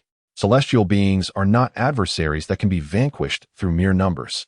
The celestial flying ship heads directly towards Xiaoqing, while in the Jie family, Chen Jie, who has been standing before the 3 inherited Dao maps for 5 days and nights, finally begins to move. Is there still something lacking? Or perhaps, merely relying on the insights gleaned from the 3 inherited Dao maps is insufficient to directly step into the realm of terrestrial immortals. Chen Jie gazes at the 3 Dao maps preserved by the Jie family, all manifestations of thunder and flame dissipating around him as he reflects. The ancestors of the Jie family who left behind these maps must have been at least celestial beings themselves, had they fully comprehended their own Dao. Not only would entering the realm of terrestrial immortals be feasible, but transcending to celestial immortals would also be within reach. Yet, the greatest challenge lies in the fact that the Dao maps contain no imprint of the complete celestial insights of the Jie family's ancestors. Through the 3 inherited diagrams of the path, one can discern the essence of thunder, spring rain, and the way of fire, which merely represent the tip of the iceberg of the profound understanding possessed by the 3 ancestors of the Jie family. In the realm of Tianling, where the celestial principles of heaven and earth have not waned, even this mere fragment of the thunder, spring rain, and fire pathways is sufficient to enable others to draw parallels and learn, allowing for a deeper and swifter comprehension of the true essence of these elemental forces. However, in this age where the celestial principles have begun to recede, the insights imprinted within those three inherited diagrams constitute all that Chen Jie can perceive. To ascend to the realm of terrestrial immortals, one must grasp at least 10% of a complete celestial path. Only with a profound understanding of these principles can one truly integrate their insights with the primordial energy of heaven and earth, showcasing the myriad wonders of their own realm as a blessed land. While celestial beings still bear the mark of humanity, terrestrial immortals are gradually transitioning towards divinity. Chen Jie aspires to achieve the realm of terrestrial immortals by comprehending the celestial principles left behind by the divine beings. Unfortunately, the most imprinted diagram of thunder within the ancestral inheritance only embodies a mere fraction, close to 1/10 of the thunder path.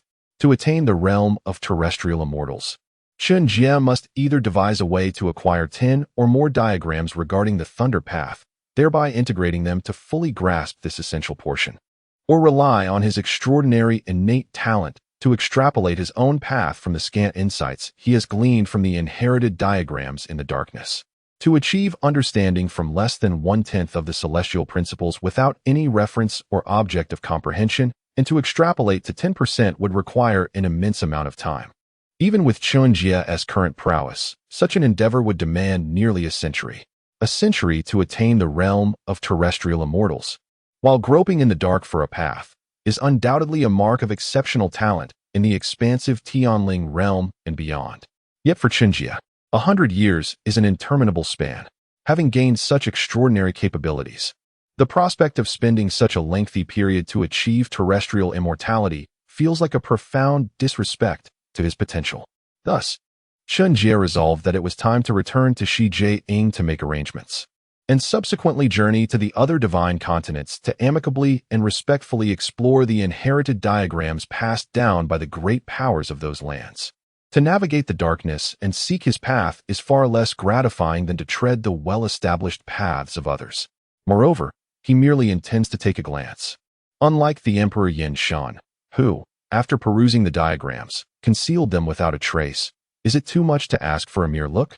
Shouldn't he, as the sovereign of Yinshan continent, a formidable master whose combat prowess is unrivaled, be afforded some consideration? Chen Jie meticulously devised a plan, urging his newly acquired disciple, Ji Lingxue, to diligently cultivate the foundational qi training technique he had created. He intended for her to master at least the second layer of this technique before he sought her out in Xiaking. With that, Chen Jie ascended into the air, beginning his journey back to Xiaking. Although the Yin divine continent had been unified, Xiaking was still under the watchful eyes of the Grand Masters, Shen Rushuang and the Sword Master. However, due to Chen Jie's formidable presence as the stabilizing force of the Great Han Dynasty, his prolonged absence would inevitably stir unrest in the newly established peace of the Yin divine continent. Then, high above the ground, hundreds of miles from Xiaking, the esteemed General Baishao of the Great Qin stood at the bow of the celestial vessel, while Chen Jie nearly collided with the ship amidst the clouds. Who could have anticipated that the once desolate skies would now be bustling with activity, even witnessing the audacious spectacle of ships racing through the air? Chapter 143. The Blood Slaughter Divine Blade. Whether the celestial vessel nearly colliding with a person constitutes a crime was beyond Chen Jie's knowledge. However, upon encountering Chen Jie, the great General Baishao of the Qin dynasty and the elite members of the Blood Slaughter army instantly recognized his identity. Within the Han dynasty, countless individuals had erected shrines and statues in honor of Chen Jie, and his likeness was no secret among the ambitious leaders of the Qin dynasty who sought to unify the Yin divine continent. He walks willingly into the trap, sever his head and display it over Xiajing, and the entire Yin divine continent shall be ours. The great General Baishao stood at the bow of the ethereal vessel, his garments billowing as his hair flared in the wind, his gaze cold and filled with murderous intent as he regarded Chen Jie, who stood before the celestial vessel. As soon as Baijiao's words fell, 6 Grand Masters of the Blood Slaughter army, accompanied by 24 Master Lieutenants, had already formed the Blood Slaughter formation, effectively encircling Chen Jie.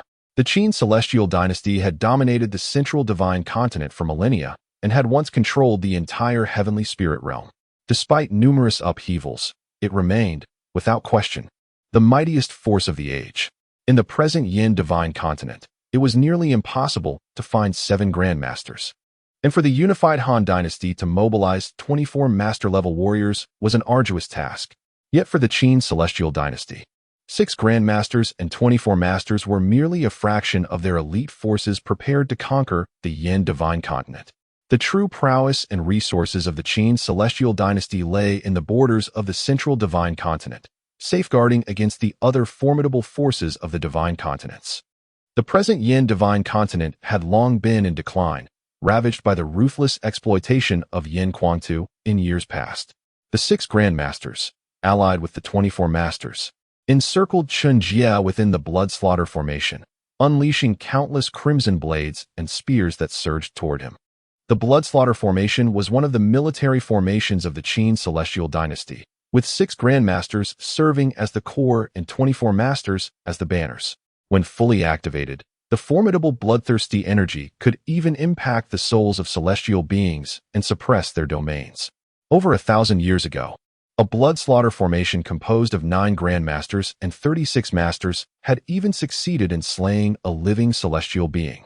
Beyond the inheritances of celestial beings, the formidable formations and various hidden strengths were also key factors enabling the Qin celestial dynasty to command the entirety of the central divine continent and dominate the heavenly spirit realm. With the blood slaughter formation surrounding him and the seasoned celestial warrior general Bai Shao lurking nearby, Chen Jie remained unfazed amid the impending onslaught. With a casual flick of his fingers, he deflected the myriad weapons composed of bloodthirsty energy aimed at him, then fixed his cold gaze upon the imposing figure of General Bai Shao standing at the helm of the mysterious celestial vessel. Celestial beings in the flesh. Along with this enigmatic vessel and the formidable grandmasters, it seems the Yin divine continent has indeed drawn the attention of many. As Chen Jie spoke, a cold smile crept upon his lips, and the skies above were suddenly shrouded in dark clouds. In an instant, thunder rained down, shattering the blood slaughter formation that had encircled him. The blood slaughter formation was indeed formidable, comprised of 9 grand masters and 36 masters. It had even succeeded in besieging a celestial being once. However, few were aware that in the attempt to vanquish that celestial, 6 of the 9 grand masters perished, and none of the 36 masters survived. A celestial being stands apart. An insurmountable chasm exists between them and both masters and grand masters. Moreover, how could Chen Jie be compared to an ordinary celestial warrior? The blood slaughter formation laid by Wang Li and his comrades was obliterated the moment Chen Jie harnessed the power of thunder, leaving Wang Li and his companions pale. While those who had arranged the formation suffered grievous injuries, blood trickling from their lips. In this realm of celestial spirits, strength reigns supreme. A singular paramount being can easily surpass the combined might of countless so-called grand masters or masters. As the blood slaughter formation was dismantled, the previously impassive general Bai Zhao's expression shifted to one of grave concern. Although Bai Shao had not harbored hopes that the blood slaughter formation could vanquish Chen Jie, its rapid destruction still astonished him. Chen Jie's power was far beyond their prior estimations, incomparable to an ordinary celestial being. Nevertheless, what of it? He was the Grand General of the Great Qin, feared by all as the blood slaughter Bai Shao. Merely a celestial being? Bai Shao had slain many before. Moreover, this time, he was not alone. Within the cabin of the celestial spirit airship, a tall figure cloaked in a hood, sensing the rapid dissolution of the blood slaughter formation, gradually merged into the void, to unify the entire Yin-Shin continent with unprecedented speed. The Great Qin celestial dynasty had mobilized forces far more formidable than Bai Zhao's solitary expedition from centuries past. With the blood slaughter formation dismantled, Bai Shao hesitated not for a moment. He drew his blade and unleashed an endless torrent of blood and corpses, infused with a relentless sharpness of intent, striking toward Chen Jie's very soul before his crimson blade had fully unsheathed. This was the unique and deadly technique of blood slaughter Bai Shao, the blood slaughter divine blade. Before the blade arrived, the spirit perished, the blade cleaved flesh, while the intent severed the soul. Besides the celestial domain they wield, The most vital aspect for celestial beings lies in their comprehension of the laws of heaven and earth. In an arena where each celestial possesses their own domain, the depth of their understanding of these laws becomes the true determinant of victory between celestial beings. The more one comprehends the way of the universe, the greater the power they can manifest. How could the strength of one contend against the laws of the cosmos? Grand General Bai Shao, a descendant of the blood-slaughter immortal, had gleaned insights into the path of slaughter from the blood-slaughter immortal's legacy and further discerned the essence of the blade from the ancestral legacy of the broken prison Blade Mountain. After 2 centuries of relentless pursuit, the essence of the paths of slaughter and the blade, as conveyed through the Blood Sea diagram and the Blade Mountain diagram, was fully comprehended. An additional century was devoted to synthesizing these lethal arts, culminating in the revelation of the blood-slaughter divine blade. Amongst all the celestial beings of the Great Qin immortal dynasty and the entire heavenly spirit realm, the blood-slaughter white owl stands as an undeniable paragon of strength. With utmost resolve, the blood-slaughter white owl unleashed the blood-slaughter divine blade, directing it towards Chen Jie. At that very moment, as the blade was drawn, Chen Jie found his spirit ensnared in a nightmarish illusion of endless mountains of corpses and seas of blood. In this phantasm, should his soul be severed, it would inevitably lead to his instant demise. Yet, regrettably, while the might of the blood-slaughter divine blade could perhaps extinguish an ordinary celestial being, it fell woefully short of vanquishing Chen Jie. Before the blade could reach him, his spirit stirred, enveloped by the boundless expanse of corpses and blood. Chen Jie radiated an immeasurable brilliance. In a heartbeat, torrents of raging flames and ferocious thunder coalesced into a phoenix of lightning and fire, soaring through the heavens and incinerating all that lay before it. With a mere flutter of its wings, the phoenix obliterated the endless sea of corpses and blood within Chen Jie's spirit. In battles among celestial beings, the crux lies in the competition of their comprehension of the laws. While the paths of slaughter and the blade mastered by the blood-slaughter white owl are formidable, Chen Jie, endowed with a talent far surpassing that of mortals, had assimilated the celestial principles imprinted by the 3 progenitors of the Ji clan within mere days, rendering him far from a weak adversary. As the blood-slaughter divine blade was shattered by Chen Jie, he prepared to retaliate against the blood-slaughter white owl. However, from the shadows, a figure emerged stealthily behind him, wielding a mysterious shadow blade that plunged deeply towards Chen Jie's heart. The assailant was none other than Zhang Handan, the deputy master of the Black Ice platform of the Great Qin immortal dynasty and a formidable celestial being. Chapter 144, The Unfinished Battle. Zhang Handan, hailing from a humble background within the Great Qin celestial dynasty, was devoid of any ancestral lineage connected to celestial beings or the inheritance of celestial pathways.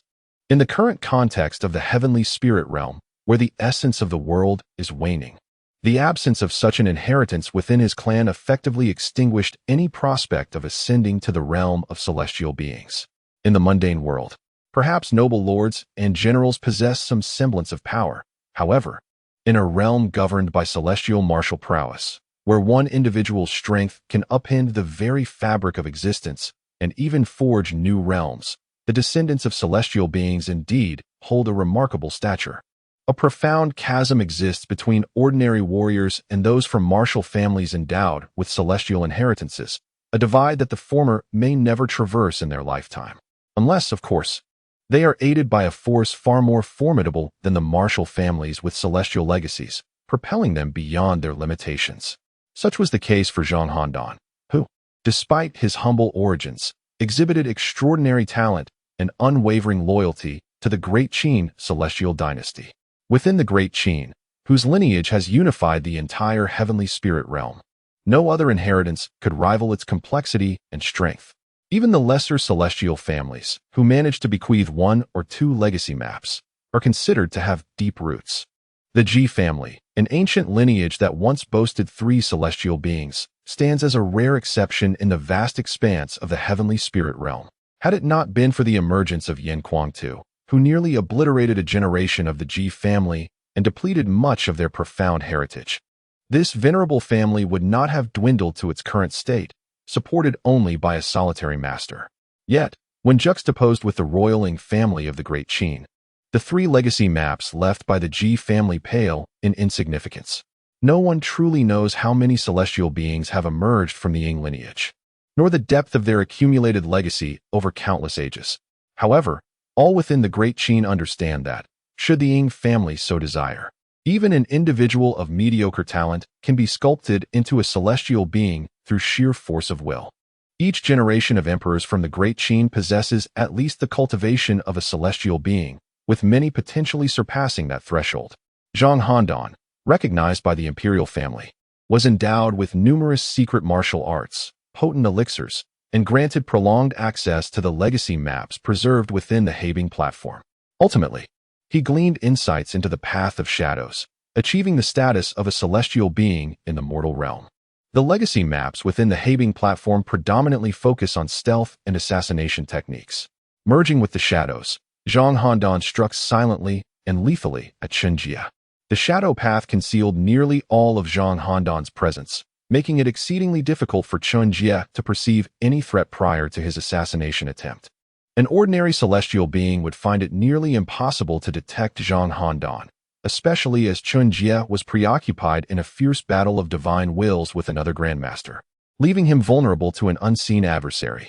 With a blend of light and darkness, Zhang Handan was the final trump card prepared by the Great Qin's general Bai Shao against Chen Jie. Zhang Handan unsheathed his deadly blade, piercing directly toward Chen Jie's heart. Yet, the expression on the face of the White Owl, whose blood-slaughter god-slaying blade had been thwarted, revealed no hint of despondency. Instead, the corners of his mouth curled into a cold and cruel smile. Just as both Zhang Handan and the White Owl believed their assassination plot had succeeded and that Chen Jie was on the verge of death, an overwhelmingly powerful surge of vitality erupted from within Chen Jie, rapidly transforming into a layered, blood-infused battle armor that enveloped him completely. With a clang, sparks flew as Zhang Handan's poisoned blood dagger struck against the aura-clad armor surrounding Chen Jie, achieving not even the slightest penetration. The path of shadows aided Zhang Handan in concealing himself, masking his presence to eavesdrop on information or assassinate ordinary celestial warriors, proving to be infallibly advantageous. However, when faced with a prodigy like Chen Jie, whose energy, spirit, and blood power surged like a true dragon among men, the lethality of the path of shadows proved woefully inadequate. Realizing his attack had failed, Zhang Handan, the vice master of the Black Ice platform, understood the necessity of retreating swiftly. He knew that sometimes, a hidden blade lurking in the shadows could be far more perilous than a dozen swords displayed in plain sight. As he sought to vanish once more into the shadows and prepare for another strike, Chen Jie reacted with even greater swiftness. In that moment, as Zhang Handan concealed himself within 10 meters of Chen Jie, the latter's formidable soul and heightened perception sensed the impending threat. With a snap, Chen Jie, unable to turn in time, summoned his inner vitality and blood essence, sharply rotating his head 180 degrees, locking his gaze onto the retreating Zhang Handan.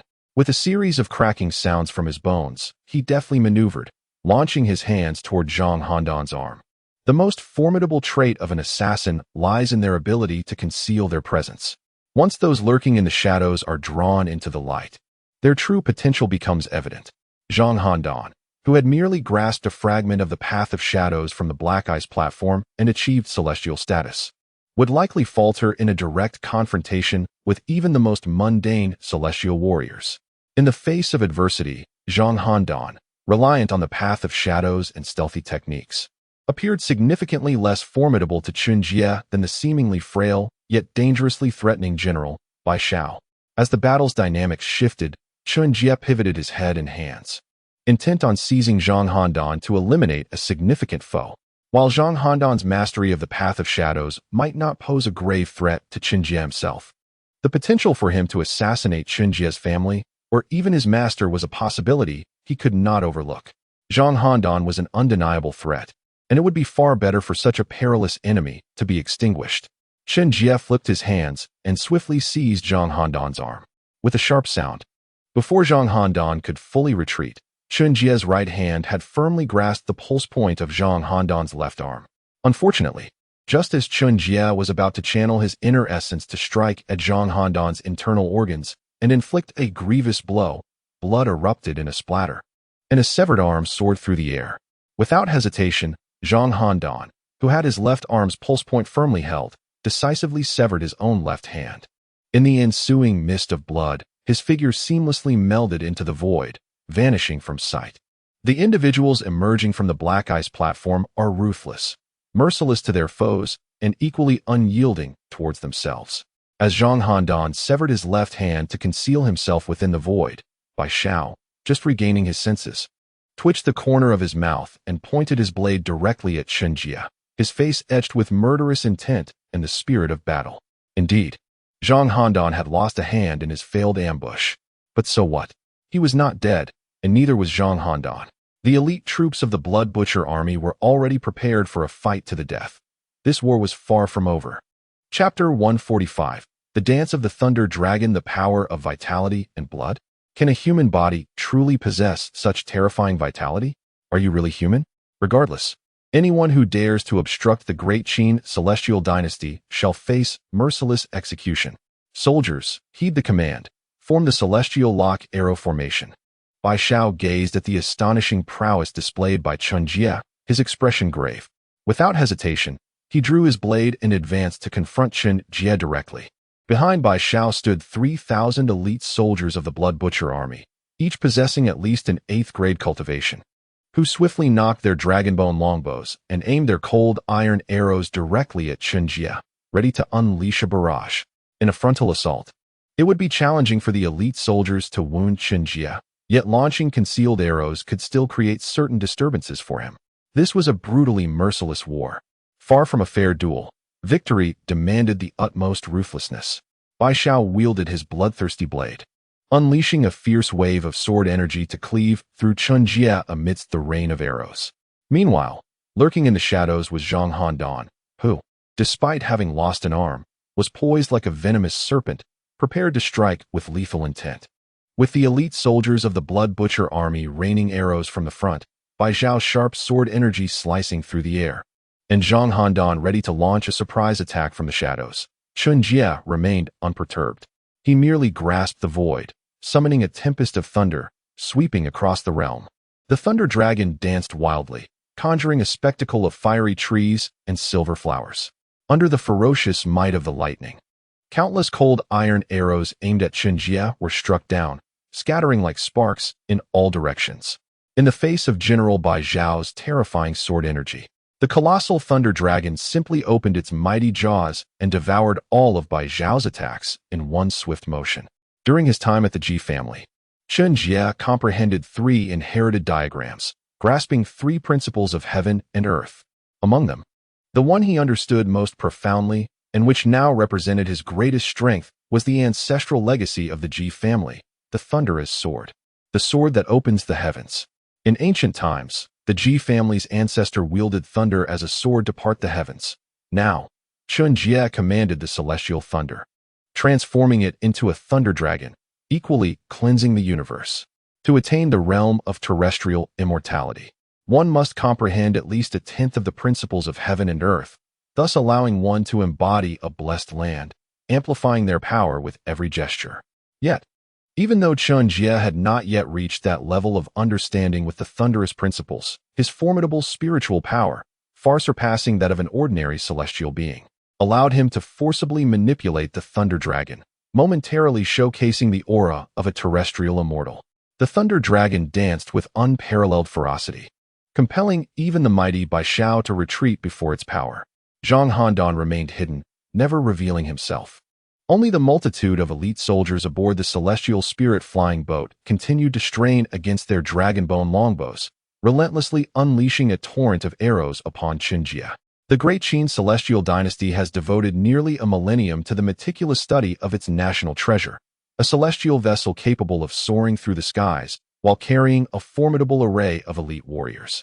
Crafted from a myriad of rare and exotic materials and inscribed with the profound principles of the universe, these celestial vessels possess a defensive capability that is truly exceptional. After all, the creation of a single celestial vessel demands a staggering amount of precious resources and time, not to mention the elite forces it harbors within. If such a vessel could be easily destroyed, then beneath the vast expanse of 10,000 meters, only those of master rank or above could hope to survive. while even peak ninth-grade martial artists would face certain death. Although the Great Qin celestial dynasty boasts formidable national strength and has a far greater number of master-level warriors compared to the Yin Divine Continent, the high-ranking martial artists within the Great Qin remain of utmost importance, playing critical roles across various regions. Masters are not easily produced through mere inheritance of celestial divine legacies. Each master is a paragon of their generation, holding significant power even amidst the multitude of skilled individuals within the Great Qin, capable of commanding thousands or safeguarding a territory.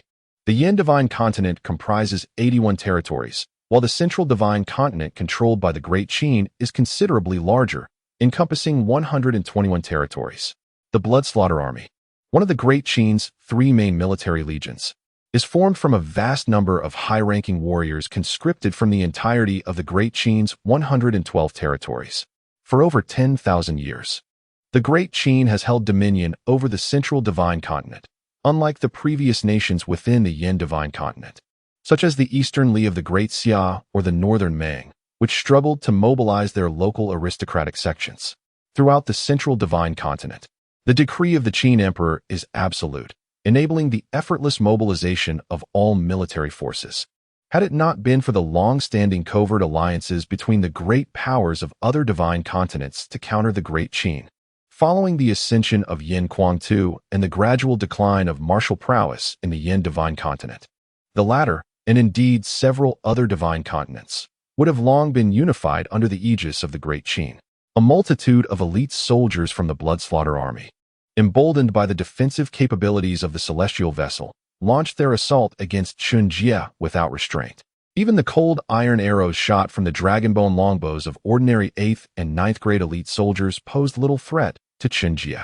With the protection of the human realm and his blood armor, those arrows, capable of piercing gold and stone, were rendered as light as feathers, inflicting no harm upon him.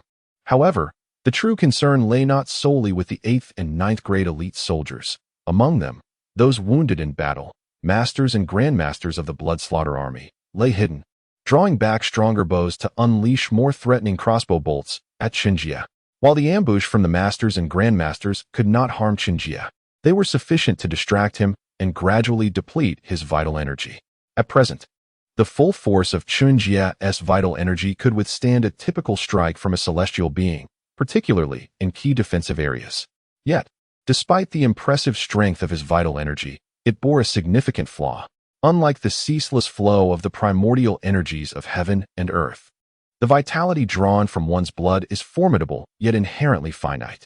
Once Chen Jie exhausts his vital force, he may find himself relying solely on his soul's power, akin to that of an earthly deity, and his celestial cultivation.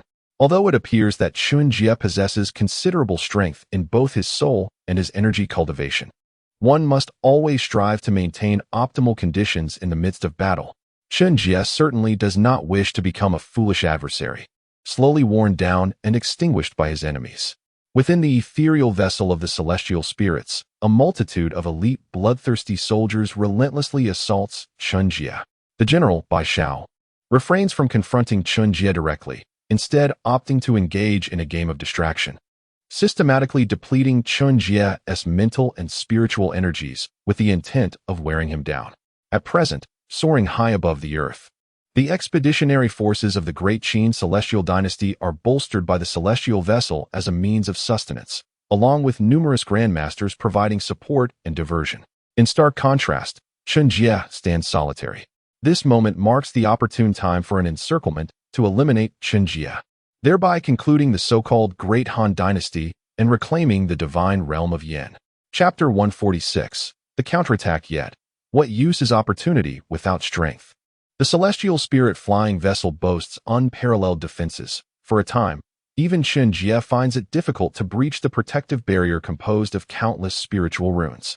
However, within the vessel, aside from the icy arrows unleashed by grandmasters and masters that can slightly deplete Chen Jie's energy, the attacks from the elite Blood Butcher army are utterly futile. In the short term, Chen Jie cannot contend with the celestial spirit flying vessel, nor can the expeditionary force of the Great Qin celestial dynasty effectively challenge him. Nevertheless, in comparison to the sturdy and massive celestial spirit flying vessel, Chen Jie possesses an enormous advantage. Why must he exhaust himself against those inside the vessel? If he cannot prevail, he can retreat at any moment. Though the vessel is also capable of flight, its size renders it significantly slower than a true celestial, lacking the agility that Chen Jie possesses. As long as Chen Jie avoids the concentrated fire from the elite blood butcher army within the vessel, trailing behind it. Unless all the elite within the Great Qin celestial dynasty can endure without sustenance. Or unless the celestial spirit flying vessel possesses the miraculous ability to store vast amounts of food and water, it will not be long before those elites, barring the celestial strong, suffer substantial depletion of energy and lose any capacity to fight back. As for the remaining masters or high-tier warriors, without food or water for a month, they would quickly become mere skeletons. Celestial beings, gradually progressing towards immortality, can draw energy from the essence of the world to replenish themselves. Not to mention a month, even a year without food or drink would suffice for sustenance. However, celestials are not gods. If they were to go without sustenance for 10 or 8 years, their mortal bodies would inevitably begin to decay. The essence of the world ultimately cannot completely substitute for food and water, and the celestial body remains a mortal vessel. Prolonged deprivation of sustenance leads to a decline in bodily functions, and the inevitable decay of the digestive system is but a natural consequence. Only upon achieving the celestial immortal body can one transcend the limitations of mere flesh, truly able to feast on the winds and drink the dew, thereby liberating themselves from the need for food and water, with lifespans extending to 5,000 years. Celestials possess a lifespan of 500, while terrestrial immortals enjoy a millennium. The realm of celestial immortals commands the laws of heaven and earth, merging with the universe, achieving transcendence, far superior in both lifespan and combat prowess to that of terrestrial immortals.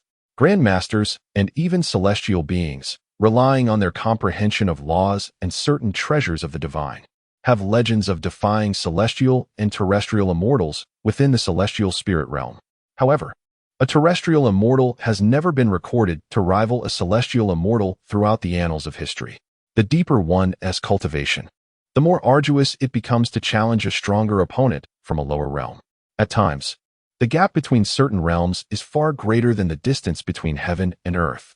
Determined to evade the formidable forces of the Great Qin within the celestial spirit vessel, Chen Jie moved with purpose. As he deftly maneuvered, he deflected a barrage of hidden arrows shot by the grandmasters concealed among the blood-slaughter army. Retreating swiftly for several dozen paces, positioning himself beyond the reach of the ordinary high-ranking warriors' attacks. Why risk a direct confrontation when he could patiently outlast his adversaries? Without the protection of the celestial spirit vessel and the subtle constraints imposed by those grandmasters, Chen Jie felt assured of victory, even against the simultaneous assaults from Bai Xiao and Zhang Handan. Zhang Handan had already suffered the loss of an arm at Chen Jie's hands, and his most formidable shadow concealment techniques were rendered ineffective under the overwhelming might of Chen Jie's spiritual and perceptual prowess. The once hidden celestial being posed little threat compared to the grandmasters who had previously felt emboldened to attack Chen Jie under the vessel's protection. The path of heaven and earth that a celestial being comprehends can indeed amplify their strength. However, such paths can vary in potency. When faced with an enemy who has grasped a path that counters theirs, the outcome of a battle among celestial beings can be surprisingly decisive, unless one possesses an exceptionally profound understanding of their own path.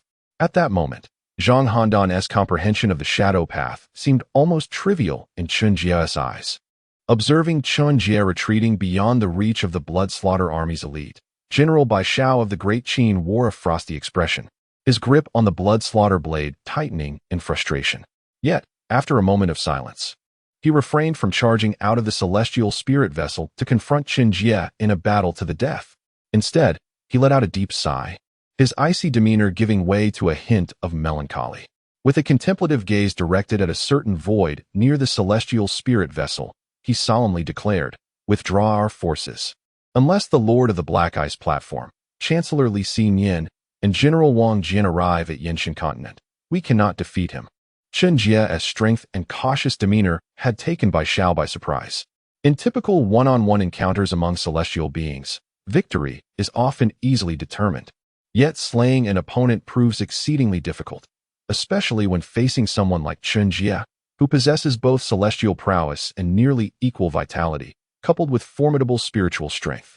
Without the simultaneous assault of 4 or 5 celestial beings, the Great Qin celestial dynasty could hardly hope to retain Chen Jie. However, could they truly mobilize 4 or 5 celestial beings to Yin Shun continent for the purpose of hunting him down? Would the Tianling Dao sect remain indifferent? Would the Ice God Palace disregard their responsibilities? Would the Great Qin Afong Palace forego their need for guardianship? The adversaries of the Great Qin were never limited to Chen Jie alone on Yinshan continent. Recognizing the futility of the situation, Bai Xiao resolved to suppress his frustration and prepare to command the celestial spirit vessel to retreat back to the Great Qin celestial dynasty, awaiting a more opportune moment to engage Chen Jie again. Yet, while Bai Xiao sought to withdraw, Chen Jie was unwilling to allow him and his forces to depart so easily. With a mere word, one can arrive or depart. What does Chen Jie and the Han dynasty truly represent? Is it permissible for anyone to trample upon their legacy? Moreover, the celestial vessel capable of soaring through the skies, which can carry thousands of elite warriors and boasts astonishing defensive capabilities, has also captured Chen Jie's attention. Such a remarkable artifact feels serendipitously aligned with his destiny. The ability to fly is indeed extraordinary once the secrets of the celestial vessel are unraveled. The elite forces of the Han dynasty could reach any corner of Yinshan continent within a matter of days. This would enable the Han dynasty's dominion over Yinshan continent and the enforcement of its edicts of martial authority to resonate throughout every inch of the land. Truth resides forever within the reach of cannon fire. The effective governance of any organization or power is similarly confined within its range. With the celestial vessel attempting to escape, Chen Jie pursued relentlessly, employing the strategy of retreating when the enemy advances, causing disturbances when they settle, striking when they tire, and chasing when they withdraw, a principle that epitomizes warfare. Meanwhile, Bai Xiao and Zhang Huandan, who had quietly returned to the celestial vessel, were overwhelmed with urgency. Chapter 147.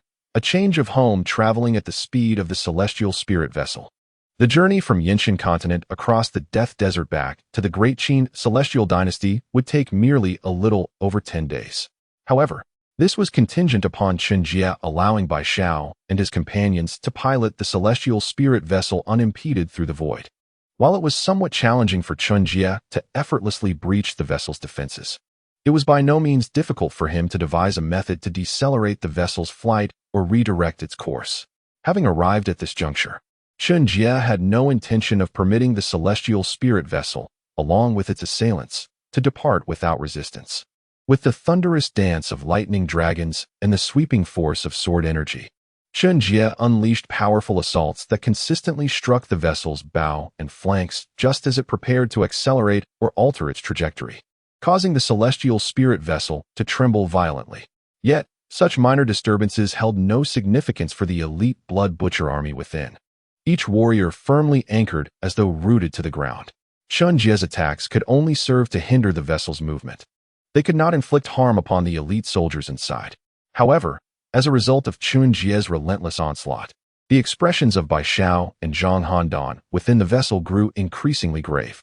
With the army yet to mobilize, their supplies were meager, as they had endeavored to accommodate as many elite blood butcher soldiers as possible aboard the celestial spirit vessel. After all, relying on the vessel's mobility and the might of Bai Xiao and his comrades, acquiring provisions from the enemy would be a trivial task. Yet, who could have anticipated that before they could secure provisions, they would encounter Chen Jie in midair? As troublesome as this encounter was, it was originally intended for a decapitation plan. However, the crux of the matter lay in the fact that they could not overpower him. This predicament posed significant challenges, with Chen Jie persistently following and assaulting. Who would dare to halt the celestial spirit vessel at any location and deactivate its defensive array to transport copious supplies of food and water? Yet, without strategizing a means to replenish their provisions, the resources stored within the vessel would only sustain the 3,000 soldiers for a maximum of half a month. The sheer volume of necessities for daily sustenance was overwhelming. He intends to exhaust us entirely. Inside the celestial spirit vessel, Zhang Handan, having bandaged his severed limb, spoke coldly and expressionlessly. I am aware that while this celestial spirit vessel possesses unparalleled defenses, it ultimately cannot contain the vastness of the universe within its limited capacity. He merely needs to devise a way to slow the vessel or divert its course, persistently trailing us until we are all worn down. The general, Bai Xiao, replied with an equally stoic demeanor. At present, the celestial spirit vessel of the Great Qin celestial dynasty boasts formidable defenses yet lacks sufficient offensive capabilities, and its storage capacity is limited. Its speed does not rival that of true celestial beings. This first celestial spirit vessel inevitably bears numerous flaws. What then shall we do? Are we to await our demise? We, situated far in the distant Yin divine continent, ponder the grim reality. Even if the swift eagles nurtured by our Great Qin celestial dynasty endeavor to traverse the death desert in search of aid, the round trip would take at least a month's time. After such a duration, how many of the 3,000 elite blood butcher troops will remain? Moreover, if we lose a substantial number of these elite soldiers, who continuously infuse vital energy into the core of the celestial spirit airship, will we eventually have to exhaust ourselves to ensure the airship's navigation and defense? Upon the conclusion of General Bai Xiao's remarks, a sense of unease swept through the grandmasters within the blood butcher troops. The celestial spirit airship bears countless imprints of heavenly laws, allowing it to draw upon the primordial energy of the cosmos to sustain its flight and operation. However, this is contingent upon normal navigation without external attacks, which do not necessitate a significant expenditure of energy for defense. In the face of Chen Jie's relentless assaults, relying solely on the airship's inherent law imprints to draw energy for defense has proven woefully inadequate. A considerable number of elite troops must contribute their vital energy to maintain the airship's proper functioning. Among the 3,000 elite blood butcher troops, at least 500 high-ranking warriors are currently channeling their vital energy into the core of the airship. Yet, once these troops deplete their resources due to lack of food and water, the remaining masters and grandmasters will be unable to uphold the defensive formations of the celestial spirit airship. At that point, Chen Jie could easily redirect the airship's course at will. While a month may not extinguish the masters and grandmasters aboard the airship, within 2 months, barring Bai Xiao and Zhang Handan, the rest of the elite forces of the Great Qin celestial dynasty will surely meet their demise. Unless the current emperor of the Great Qin foresees the dire situation in the Yin divine continent and swiftly leads several celestial warriors across the death desert to ascertain the airship's whereabouts. This expeditionary force, along with Bai Xiao and the celestial spirit airship, will undoubtedly fall victim to the perils of the Yin divine continent. Though the Great Qin celestial dynasty is formidable, the distance to Yin divine continent renders assistance futile.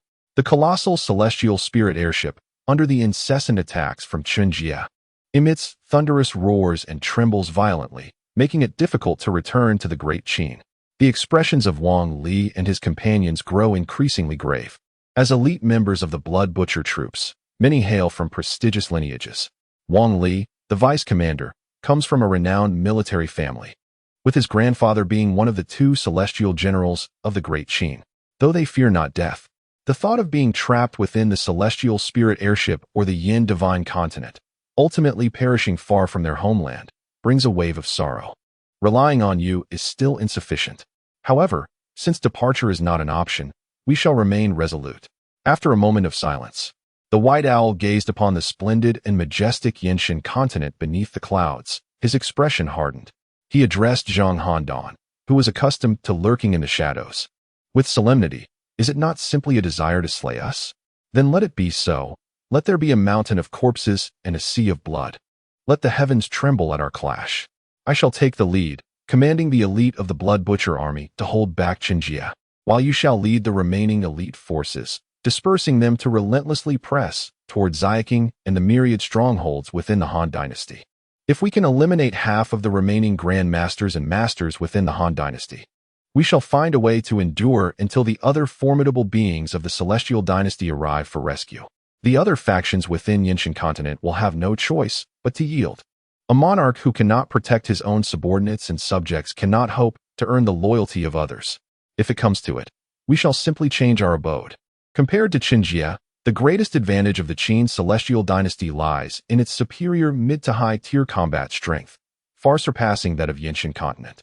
Chapter 148. Celestial aristocracy. Even with a substantial number of elite blood slaughter troops, and the White Owl engaged in a fierce struggle with Chen Jie.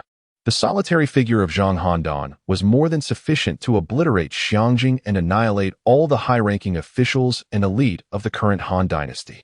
Neither the Sword Master nor Shen Rushuang could possibly stand against Zhang Handan.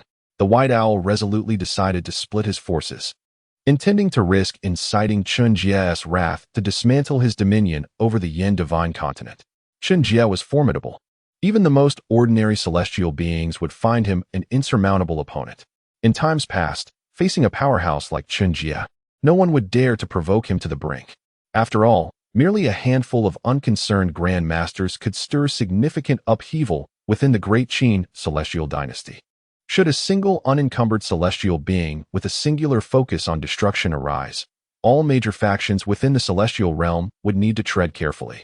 However, time was of the essence. It was not only the Great Qin Emperor Qi who discerned the pressing issue of dwindling time for the Great Qin celestial dynasty.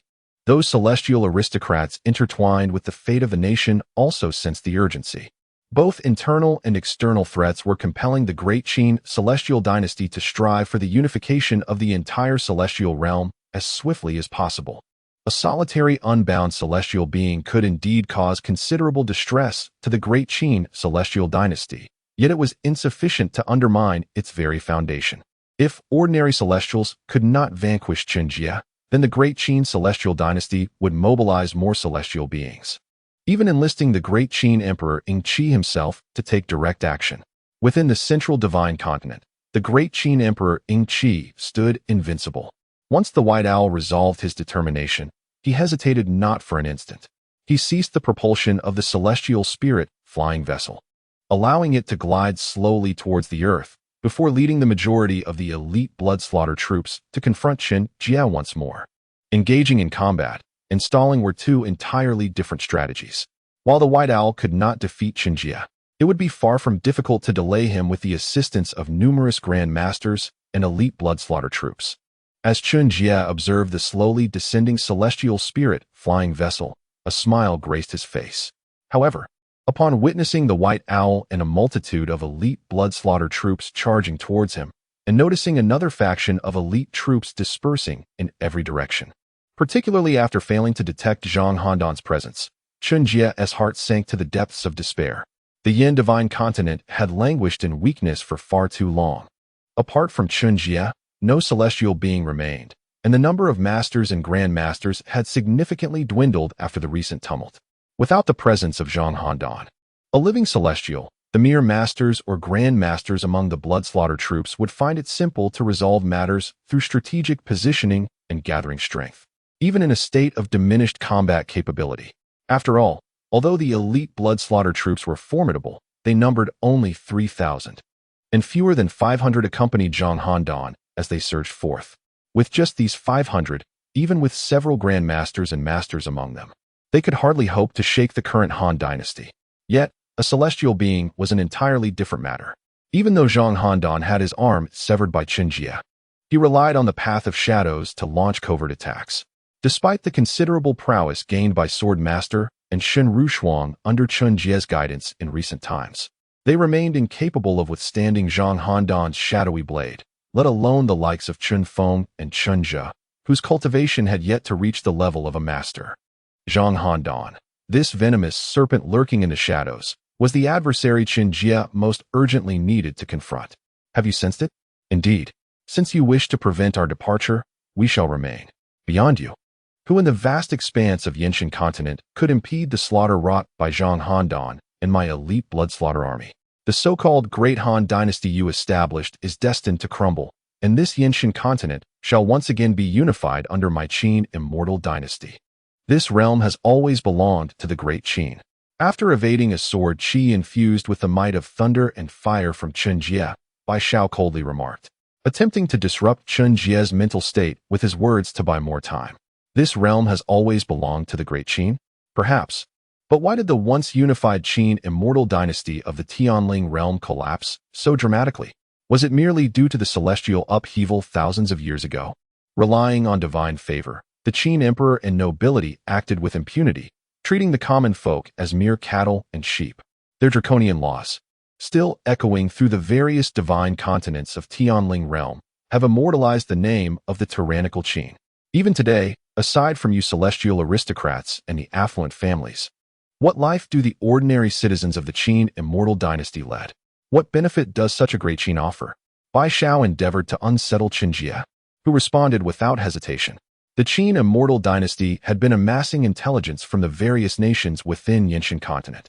Wasn't the previous consciousness sect also tirelessly gathering information about the Qin immortal dynasty from those who dared traverse the deadly desert? The death desert is vast and boundless. Even high-ranking martial artists risk their lives crossing it, let alone ordinary civilians. Yet each year, apart from spies and merchants seeking high profits, a multitude of Qin citizens perilously traverse the death desert to reach the Yinshan continent. These civilians seek not wealth nor act as spies. They merely wish to survive under the oppressive rule of the Qin in the central divine continent. They yearn to live. Crossing the death desert is a gamble with death. Yet remaining in the central divine continent is a certainty of demise. The Qin immortal dynasty has ruled the central divine continent for millennia, with a rigid class system monopolizing nearly all profound martial arts and cultivation resources, while celestial beings exert their might to crush any dissent. In the hands of the Qin nobility, ordinary citizens are treated no differently than livestock. Within the Yinshan continent, however, numerous sects and martial academies impart profound martial arts, offering exceptionally talented commoners the opportunity to seek entry into powerful sections. Yet within the central realm of the divine Zhou, the great Qin celestial dynasty exerts its formidable influence over the world. Apart from the noble families within the dynasty, there exists no fertile ground for the survival of sections. In the Yinshan continent, master-level sects flourish abundantly, but in the great Qin celestial dynasty, only a scant few sects boast the presence of a master, and not a single one can claim the legacy of a grand master or celestial being. If Chen Jie reigns supreme in Yinshan continent, then within the central realm of the divine Zhou, one could assert that peace prevails. Ordinary citizens of the great Qin celestial dynasty are left with no alternative but to serve the nation or become servile to the esteemed families within the dynasty. Moreover, even for the common folk aspiring to serve their country, the path is fraught with insurmountable challenges. The Black Ice platform is represented solely by Zhang Handan. Centuries ago, the previous emperor of the Great Qin, in his reliance on the Grandmaster Gongsun Yang, sought to implement reforms aimed at establishing military meritocracy, liberating the armory, and enlisting exceptionally talented commoners to serve the nation. This initiative ignited a fervor among the populace of the central realm, giving rise to a multitude of talented commoners, of whom Zhang Handan was one. However, within less than 50 years, following the death and abdication of the previous emperor Ingji, Gongsun Yang met a tragic end, and the reforms of the Great Qin were swiftly abolished. Subsequently, the nine-rank system was established to delineate the noble families and aristocracy of the realm, leaving the commoners of the Great Qin with little to no opportunity for advancement. Although the mid to high-tier military strength of the Great Qin celestial dynasty may surpass that of the Yinshan continent, when it comes to warfare potential and the sheer number of ordinary martial artists, the Great Qin may indeed find itself outmatched by the current Han dynasty.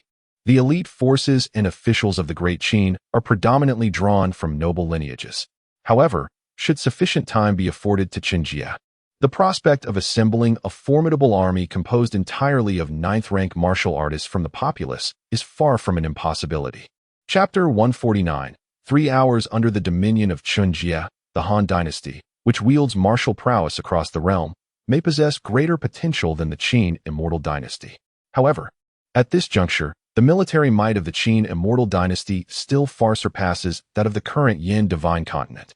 Bai Xiao leads thousands of elite blood butcher troops, positioning himself as the focal point while leveraging the support of the immortal spirit flying vessel to personally establish the blood butcher formation, encircling Chen Jie. Their intent is not to slay enemies, but merely to temporarily confine Chen Jie. Meanwhile, Zhang Handan and several elite troops of the Blood Butcher have already begun to recede into the distance. After all, the Han dynasty has only just begun to unify the Yin divine continent, progressing through the cities and territories, which will significantly undermine the Han dynasty's rule. Chen Jie is indifferent to the stability of the Han dynasty's governance and does not particularly care about the fate of the scattered city lords and governors who may fall to Zhang Handan and the elite blood butcher troops. The Han dynasty's unification of the Yin divine continent is still in its infancy, and most of the current governors and city lords are merely representatives of local aristocratic families or remnants of old powers. Chen Jie lacks the personnel to position his talents across every county in the Yin divine continent, and those governors and city lords are not necessarily loyal to him. Their allegiance stems primarily from fear of Chen Jie and the might of the Han dynasty. The crux of the matter lies with Zhang Handan. Even disregarding the scattered elite blood butcher troops, they would struggle to incite significant turmoil within the current Han dynasty. The Sword Master and Shen Rushuang, along with numerous masters serving the Han dynasty, are certainly not to be underestimated. While they may find it challenging to confront all elite blood butcher troops, it would be relatively simple for them to delay or even mobilize greater forces to encircle and annihilate the fewer than 1,000 elite troops.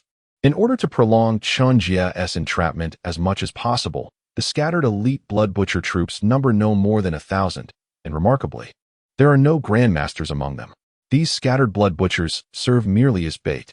The true lethal strike rests solely with Zhang Handan. Given a single day's time, he alone could eradicate all high-ranking officials of the Han dynasty within Zaiqing, including the Sword Master and Shen Rushuang. In such a scenario, the entire Han dynasty would inevitably descend into chaos.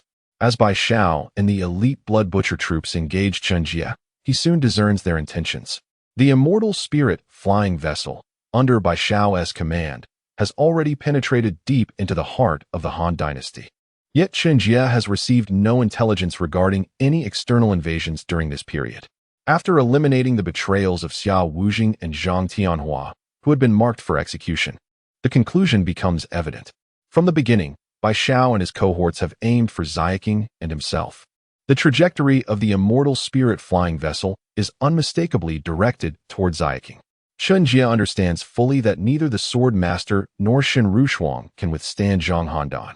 Their strikes are more fierce, not aimed at slaying foes, but solely at seeking an escape.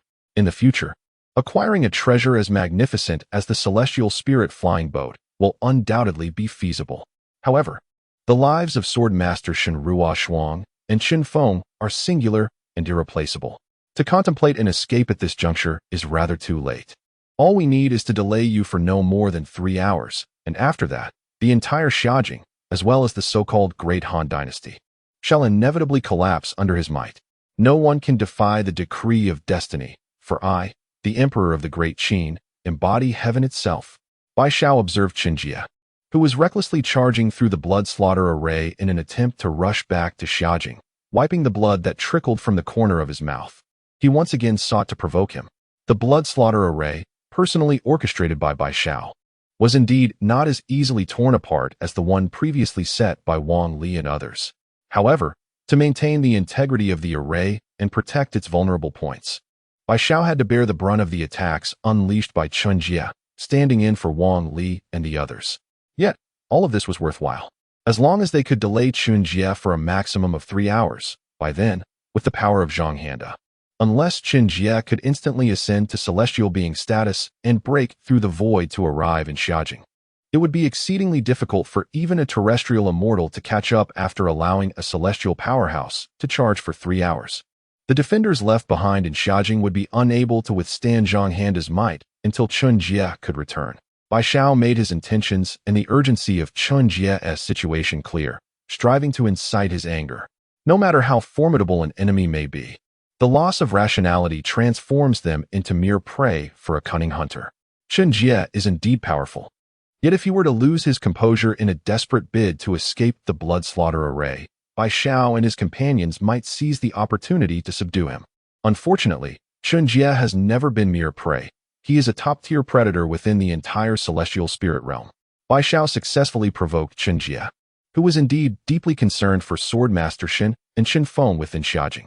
However, one truth remains. Even the blood slaughter array, meticulously crafted by Bai Xiao, could not ensnare Chen Jie for a full 3 hours, let alone compel him to pay a hefty price in his haste to escape.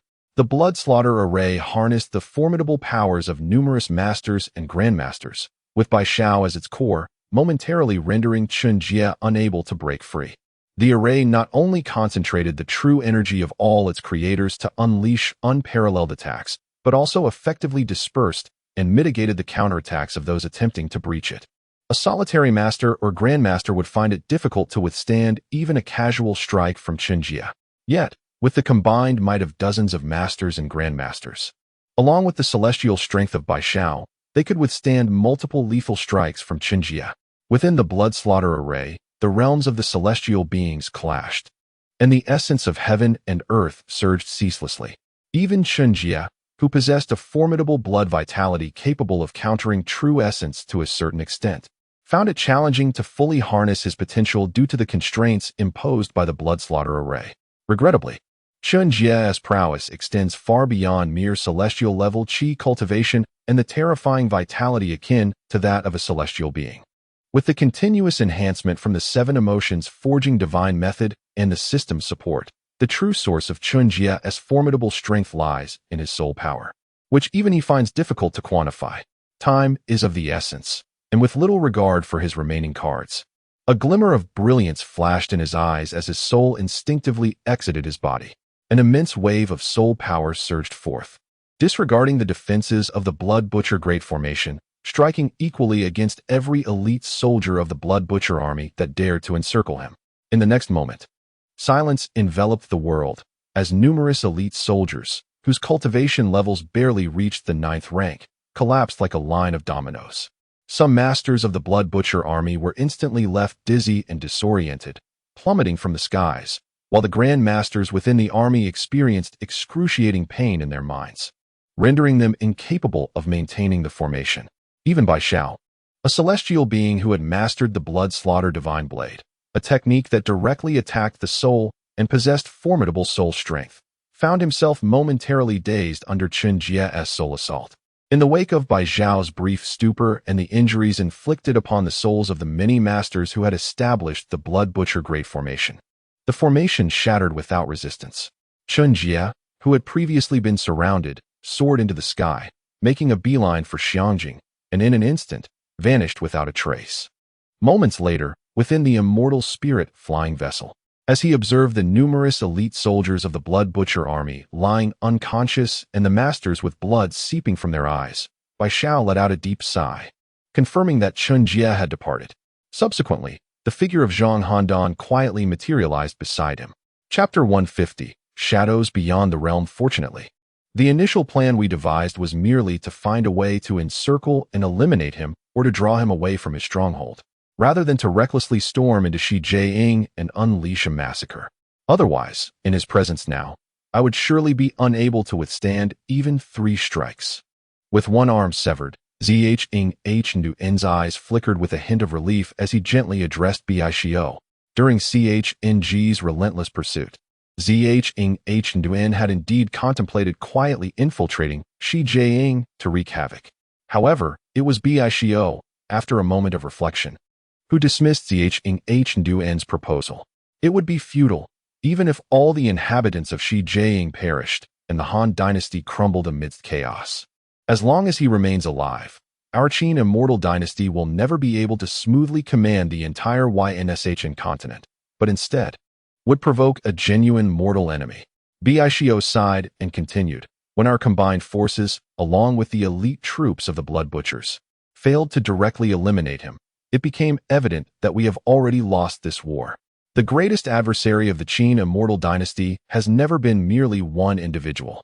For our dynasty, if we cannot swiftly seize control of YNSHN continent in a short time, our defeat is already predetermined.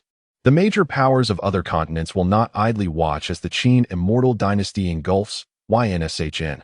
Moreover, after our dynasty unveiled the formidable artifact, the immortal spirit flying boat, it will only incite further vigilance from the other powers. Individually, no force among the 4 great continents can rival the Qin immortal dynasty. But should they unite, apart from the indomitable capital of our dynasty, Biijing, the majority of our territories in the central divine continent could very well be devoured by the other great powers. Thousands of years ago, when the heavens wept blood, and the Qin immortal dynasty commanded the entire Tianling realm amidst turmoil, Various major powers had already occupied significant territories within the central divine continent. Only in Biying, all those who harbored ambitions to invade and annihilate the Qin immortal dynasty, to eradicate the Huaying clan, have vanished without a trace. This was true thousands of years ago, and it remains so today. The Ice God Palace, situated in a frigid land, now bears the remnants of celestial legacies, yet has encountered numerous issues, rendering it insufficient to pose a grave threat to our Qin immortal dynasty. In contrast, the Ma Bodhi Temple has experienced rapid development over the past millennium, concealing an unknown number of celestial beings at the pinnacle of enlightenment.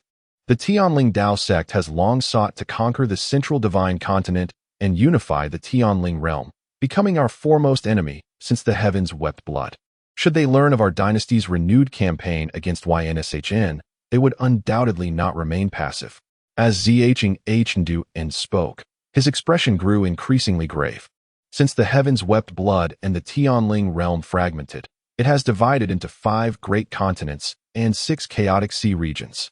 The vast multitude of islands in the chaotic sea is separated by oceans, inhabited by numerous ferocious beasts. Since the division, the chaotic sea has remained in utter disarray and has yet to unify. However, within the remaining 5 great continents, since the fragmentation of the celestial spirit realm, there have existed some exceedingly potent ancient forces. Notably, the celestial spirit sect, which rules over the Antarctic continent under the guise of the celestial spirit realm. The celestial spirit sect has long proclaimed that it alone should preside over the entirety of the celestial spirit realm, guiding its denizens through cataclysms and towards transcendence. Indeed, by now, both the celestial spirit sect and the Great Buddha Temple are likely aware of our elite blood slaughter army's renewed campaign against the Yin divine continent. Although the Black Ice platform has a fearsome reputation, the individuals from the Great Buddha Temple within my immortal dynasty's shadows are ultimately inexhaustible. Yet do you know? I harbor no concerns regarding the celestial spirit sect or the celestial beings of the Great Buddha Temple. Those old adversaries pose little threat. As Bai Xiao spoke, he gazed into the distance where Chen Jie had departed, his brow furrowing deeper. Given time, Chen Jie and this so-called Great Han dynasty may indeed become the most formidable foes of our Great Qin immortal dynasty. Are you suggesting that he could rival the legendary Yin Quantu of yore? Zhang Handan pondered for a moment before uttering the name that had loomed over all celestial beings in the celestial spirit realm for millennia. Once, the unparalleled prodigy of the Eastern Divine Continent ascended to immortality even as the terrestrial immortals of the celestial spirit realm vanished. Yin Quantu, in his prime, not only shattered the Ji clan, which ruled the Eastern Divine Continent, but also seized nearly all the legacies and Dao maps from the celestial families there. He traversed the other continents, pilfering numerous legacies and treasures from the major forces. The Ice Temple of the Northern Divine Continent has always remained slightly weaker than the other great forces, primarily because of the devastation wrought by Yin Quantu's raids, which led to the extinction of many celestial legacies there as well. To compare? No, it is not merely a comparison. It is a potential miracle that may have already surpassed Yin Quantu. Have you not noticed? He cultivates both essence and spirit in tandem, reaching a terrifying level of mastery. Given time, within the vast celestial spirit realm, apart from His Majesty residing in the White Jade capital, who could possibly rival him? Moreover, should he, like Yin Quantu, create miracles and achieve terrestrial immortality in this bleak era, even His Majesty might find it challenging to vanquish him. He may indeed be the most formidable adversary our Great Qin immortal dynasty will face in the future. Bai Xiao contemplated this, but soon shook his head lightly with a smile, responding nonchalantly, "However, this matter does not concern me much. If this campaign against the Yin divine continent fails, I fear I shall not have sufficient lifespan left to witness our Great Qin immortal dynasty's third expedition against it, in alarming the serpent in the grass. Even if the Great Qin immortal dynasty acquires more flying vessels, it will be exceedingly difficult to find a decisive opportunity in the short term. The vast majority of weapons or secrets are at their most potent upon their first use.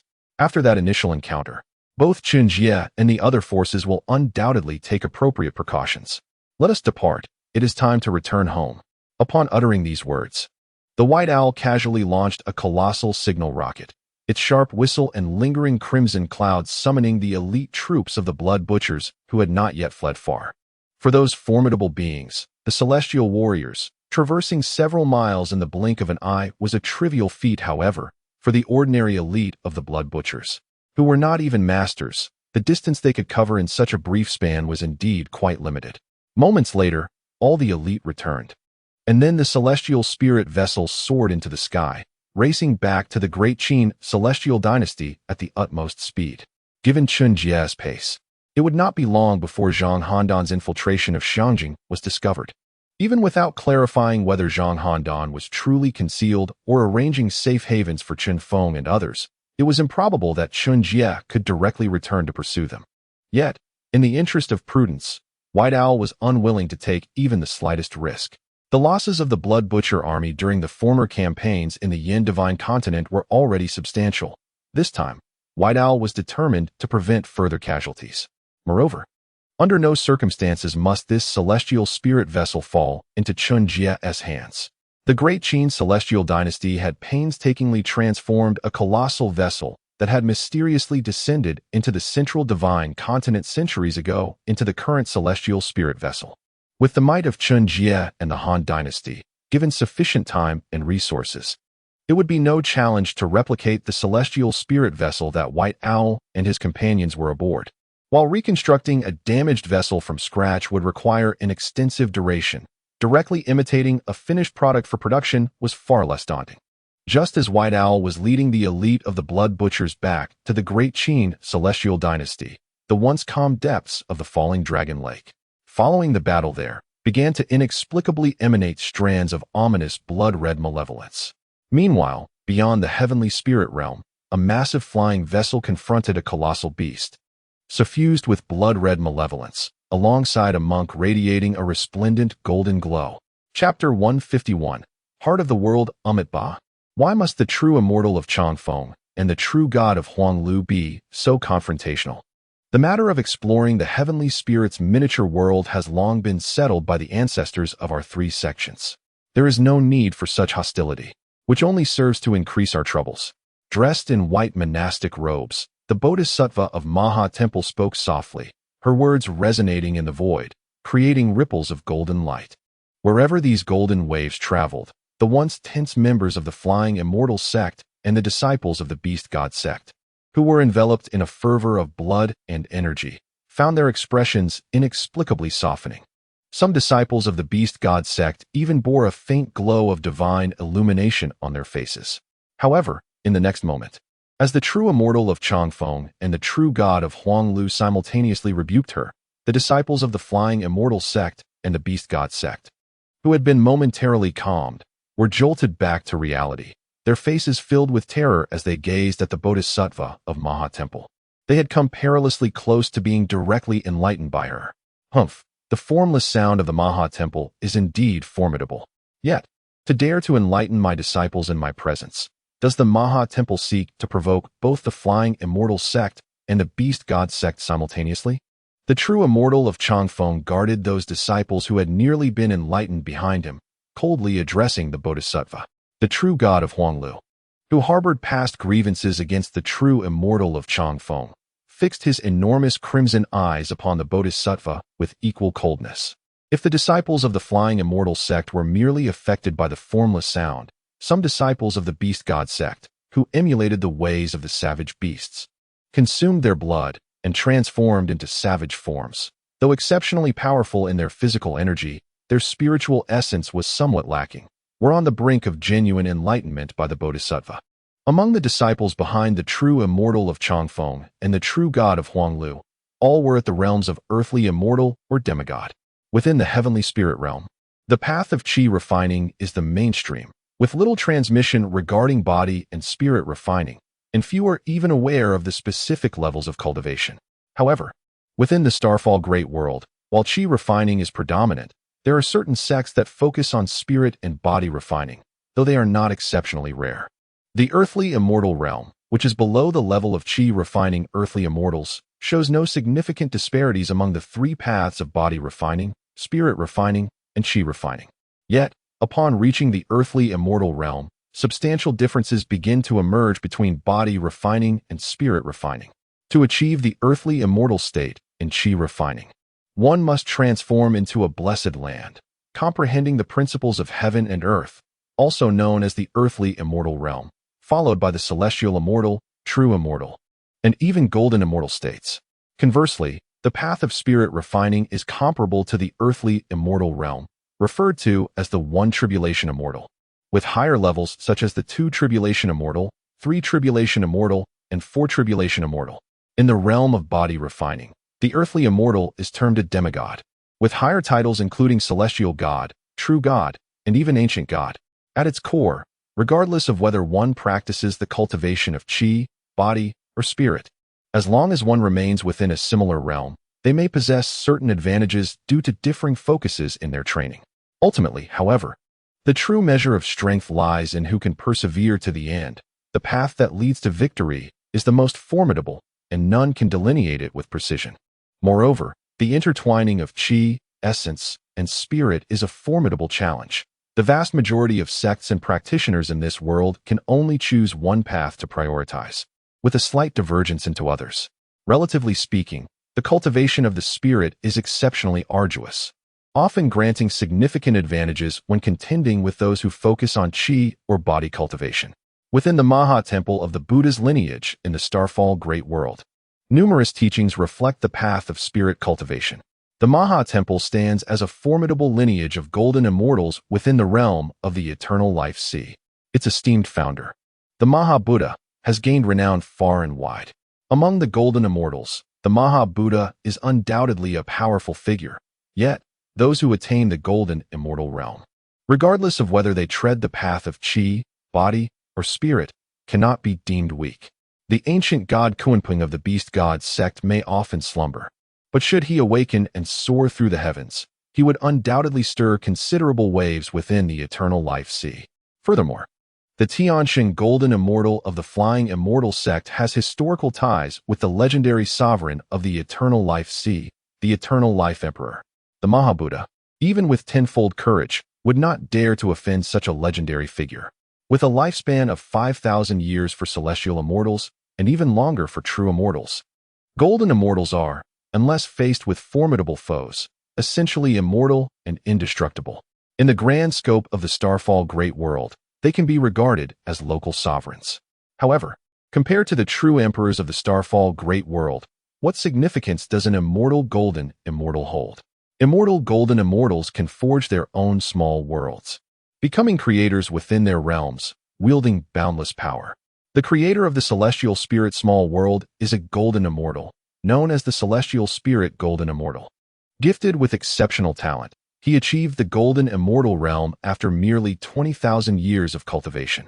Following this, his progress accelerated remarkably, and within 30,000 years, he reached the pinnacle of the golden immortal realm, even harboring aspirations to ascend to the realm of the great Luo Emperor. Regrettably, whether it was the rapid advancement of his cultivation that clouded his resolve or the restrictions imposed by the eternal life sea, which seemingly forbade the emergence of a second great Luo emperor, the celestial spirit golden immortal encountered misfortune. As he neared the pinnacle of golden immortality, he clashed with a direct disciple of the eternal life emperor. Just as he appeared poised to defeat this disciple, the latter invoked a decree from the eternal life emperor himself.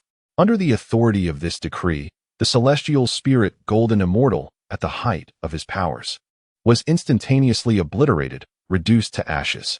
Thus, only the celestial spirit small world remained, adrift in the void, becoming yet another elusive secret realm within the Starfall Great World, sought after by countless golden immortal lineages. When a golden immortal perishes, the miniature worlds they have created do not immediately collapse with their demise. Instead, they gradually assimilate into the vast expanse of the Starfall Great World, becoming an integral part of it. However, during the process of merging with the Starfall Great World, numerous calamities are inevitable. Ultimately, even if these miniature worlds successfully integrate, the surviving beings within them are often reduced to a mere handful. Yet, the natural disasters and upheavals that occurred during this fusion are not the greatest peril faced by these unclaimed miniature worlds. The most significant threat they confront stems from the relentless covetousness of countless factions within the Starfall Great World, who yearn to possess these realms. Chapter 152. Another celestial being in the realm of small worlds. There exists the World Monument, or rather, the heart of the world. Each diminutive realm is a manifestation of an immortal golden celestial being's relentless endeavor, amalgamating and imprinting all their insights into the laws of existence. The heart of the world, the most significant amongst them, encompasses the myriad phenomena of heaven and earth, subtly pointing to the essence of the world and the origin of the great Tao. For any terrestrial celestial being and below who has yet to open their cave of heaven, the fortunate opportunity to refine a heart of the world and govern a small world would directly unlock the gates to becoming a true celestial. Even achieving the status of a golden celestial would provide at least a 10% greater assurance than that of an ordinary true celestial. The path to becoming a heavenly celestial is relatively straightforward, yet the pursuit of a true celestial is fraught with challenges. Attaining the status of an immortal golden celestial is akin to scaling the heavens. A mere 10% assurance is enough to entice countless aspirants. A millennium ago, when the Beast God sect, Maha Temple, and Facian sect discovered that the heavenly spirit small world was beginning to merge with the Starfall Great World, they engaged in a fierce contention over this matter, sending forth numerous adept practitioners to infiltrate the heavenly spirit small world in hopes of directly refining its heart. However, at that time, the merging was merely in its infancy, making traversal exceedingly difficult, ultimately resulting in failure. Yet this time, the heavenly spirit small world and Starfall Great World have achieved a deeper fusion, rendering entry into the heavenly spirit small world far less arduous than a millennium prior. Provided they seize the opportunity, it would not be a challenge to send a batch of terrestrial celestial practitioners. This time, Maha Temple, Facian sect, and the Beast God sect are resolutely intent on obtaining the heart of the heavenly spirit small world. Simultaneously, they provoke the two esteemed golden celestial lineages of Facian sect and Beast God sect. What qualifications does this mere Bay possess to act so audaciously? Nonetheless, this rare opportunity to explore the heavenly spirit small world demands our three sects to prepare expeditiously. There is no need to let past grievances hinder our progress. Should we delay on such a significant matter, the consequences would be dire. As the true celestial Changfeng and the true god Huanglu glared at him with ire, Bodhisattva Bei maintained his composure, gently elucidating the situation. The terrestrial celestial practitioners venturing into the heavenly spirit small world are all true disciples meticulously nurtured by the three sects. Even if Bei had tenfold courage, he would not dare to fully enlighten the true disciples of the other sections. Moreover, the true disciples genuinely affected by his selfless Brahmin sound are merely those of Facian sect and Beast God sect who are of ordinary standing. The Taoist Wen Huanyin and Biling Tian of Facian sect, as well as the Beast God sect's Prince Baxia, remain largely untouched by the influence of the selfless Brahmin sound. Today's affairs will be accounted for in due time, but for now, the matter at hand is paramount. True Man Changfeng of Facian sect snorted coldly, then promptly produced a gilded token, summoning the projection of the ancestor Tianfu, the golden celestial. Simultaneously, Bodhisattva Bei summoned a string of prayer beads, invoking the golden body of the Maha-Buddha, while the true god Huanglu of the Beast God sect directly offered a drop of the true blood of the ancestral Kunpeng. The three then united their efforts to activate the means bestowed by their respective ancestors, commencing the direct localization and extraction of the heavenly spirit small world. The fusion of the small world and the vast world of falling stars often occurs silently and within the void's crevices. Unless one possesses celestial grade means to pinpoint and draw upon this convergence, and accurately measure the fragile intersection at the moment of their collision. Even the most daring of true immortals would find themselves facing inevitable demise should they recklessly venture into the void. The three venerable sects, Facian Gate, Beast God sect, and Moh Temple, acted in unison, swiftly locating and initiating the draw of the small world. In a brief span, they identified the delicate juncture between the celestial spirit small world and the vast world of falling stars. 3 months later, the disciples of each sect would showcase their respective abilities, with an understanding that regardless of the outcome, whoever might successfully refine the celestial spirit small world the legacy and treasures of the celestial spirit golden immortal must be shared among the three sections. With the successful positioning and drawing completed, the true god of the Beast God sect, Huang Luo, solemnly declared, there was no alternative among the three great sects, Facian Gate, Mo Temple, and Beast God sect. Only the Beast God sect boasted a solitary terrestrial immortal, and in the pursuit of refining the heart of the world, the Beast God sect, primarily focused on physical cultivation, could not match the efficiency of Facian Gate or Mo Temple. Nevertheless, hope remained. After all, the integration of the celestial spirit small world into the vast world of falling stars occurred at the intersection of the three sects, and the inheritance of the celestial spirit golden immortal was too valuable to overlook. Perhaps, by fortunate chance, a disciple from the Beast God sect might emerge as the one to successfully refine the celestial spirit small world. Refining a small world offers far less monumental returns for a demigod focused on physical cultivation compared to those specializing in spiritual or chi cultivation.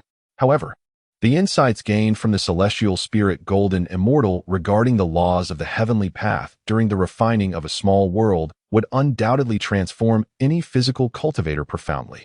The foundation of a physical cultivator's prowess lies in their own vital essence, yet to truly excel in this path, achieving the status of a true god or even an ancient god, one must possess an immensely powerful spiritual force and a finely tuned awareness and control over their body and every ounce of their vital essence.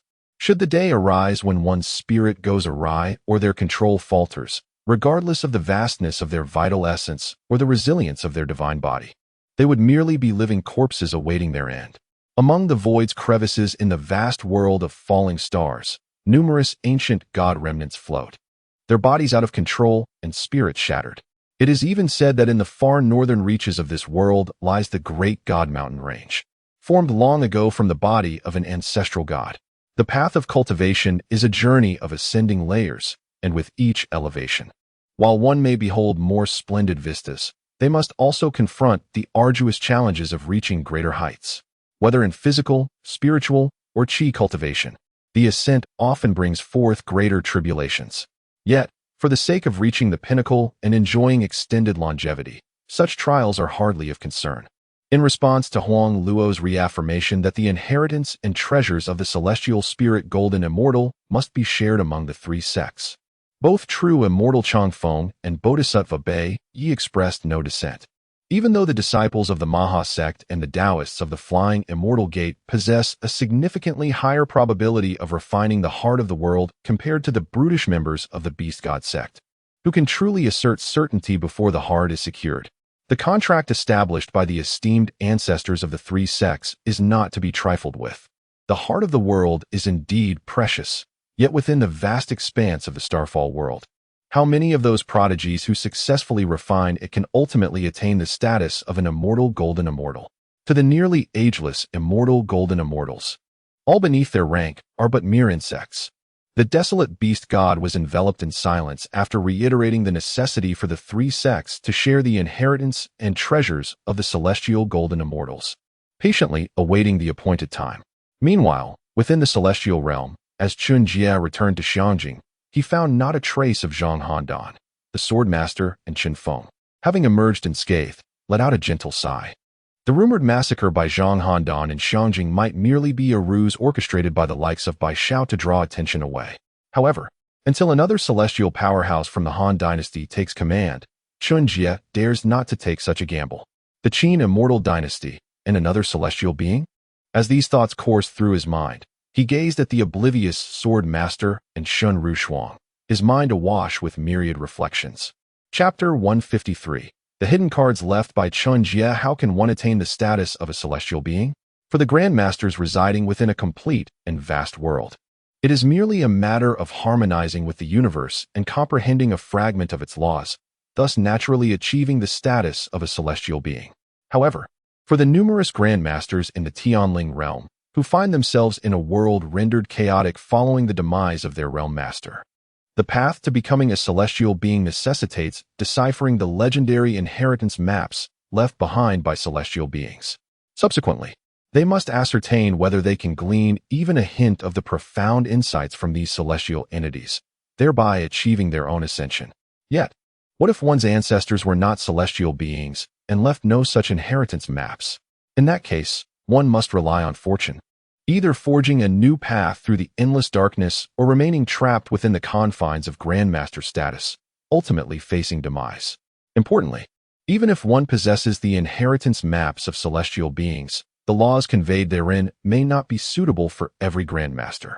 To perceive the laws from the completeness of the universe is akin to selecting the most harmonious path from countless routes. In contrast, deciphering the laws from the inheritance maps of celestial beings is akin to traversing a narrow bridge, where the outcome, whether one can cross or if the bridge can support their weight, remains uncertain. This uncertainty elucidates why, despite the presence of numerous celestial inheritance maps in the Tianling realm, the number of celestial beings has dwindled over the millennia since the heavens wept blood. Often, even with inheritance maps, the cultivation of one or two corresponding celestial beings remains elusive. The Jie family, once the overseers of Yinshan continent and custodians of 3 inheritance maps, stands as a testament to this truth. However, the inability of the Jie family's fallen descendants to discern the path to celestial being from their ancestors' teachings does not imply that Chen Jie and others will face the same fate. In the Yinshan continent, where the laws of the Tianling realm are obscure and following the purging by the Yinshan madman 2 millennia ago, every Grandmaster who has achieved their status possesses qualities comparable to celestial beings or even earthly immortals. Had they existed in the Starfall Great World, these Grandmasters would have undoubtedly attained the status of celestial beings long ago. What they lack is merely a fleeting opportunity and a chance. The 3 inheritance maps preserved by the Jie family represent not only Chen Jie's opportunity, but also the hope of all Grandmasters in the Yinshan continent. Under Chen Jie's guidance, the Swordmaster and Shun Rushuang proceeded directly to the Jie family. Although the 3 inheritance maps currently hold little significance for the Jie family, Chen Jie harbored no intentions of forcibly seizing them. Merely possessing the 3 inheritance maps, given time, and with Chen Jie's formidable soul power and perceptual control, it is entirely plausible to meticulously recreate new inheritance maps.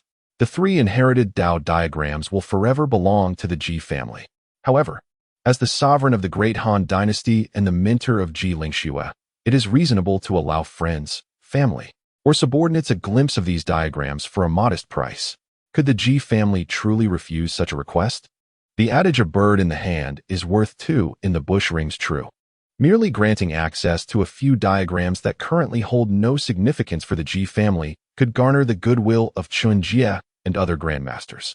Ji Tongwang, the elder of the Jie family, considers this a remarkable profit.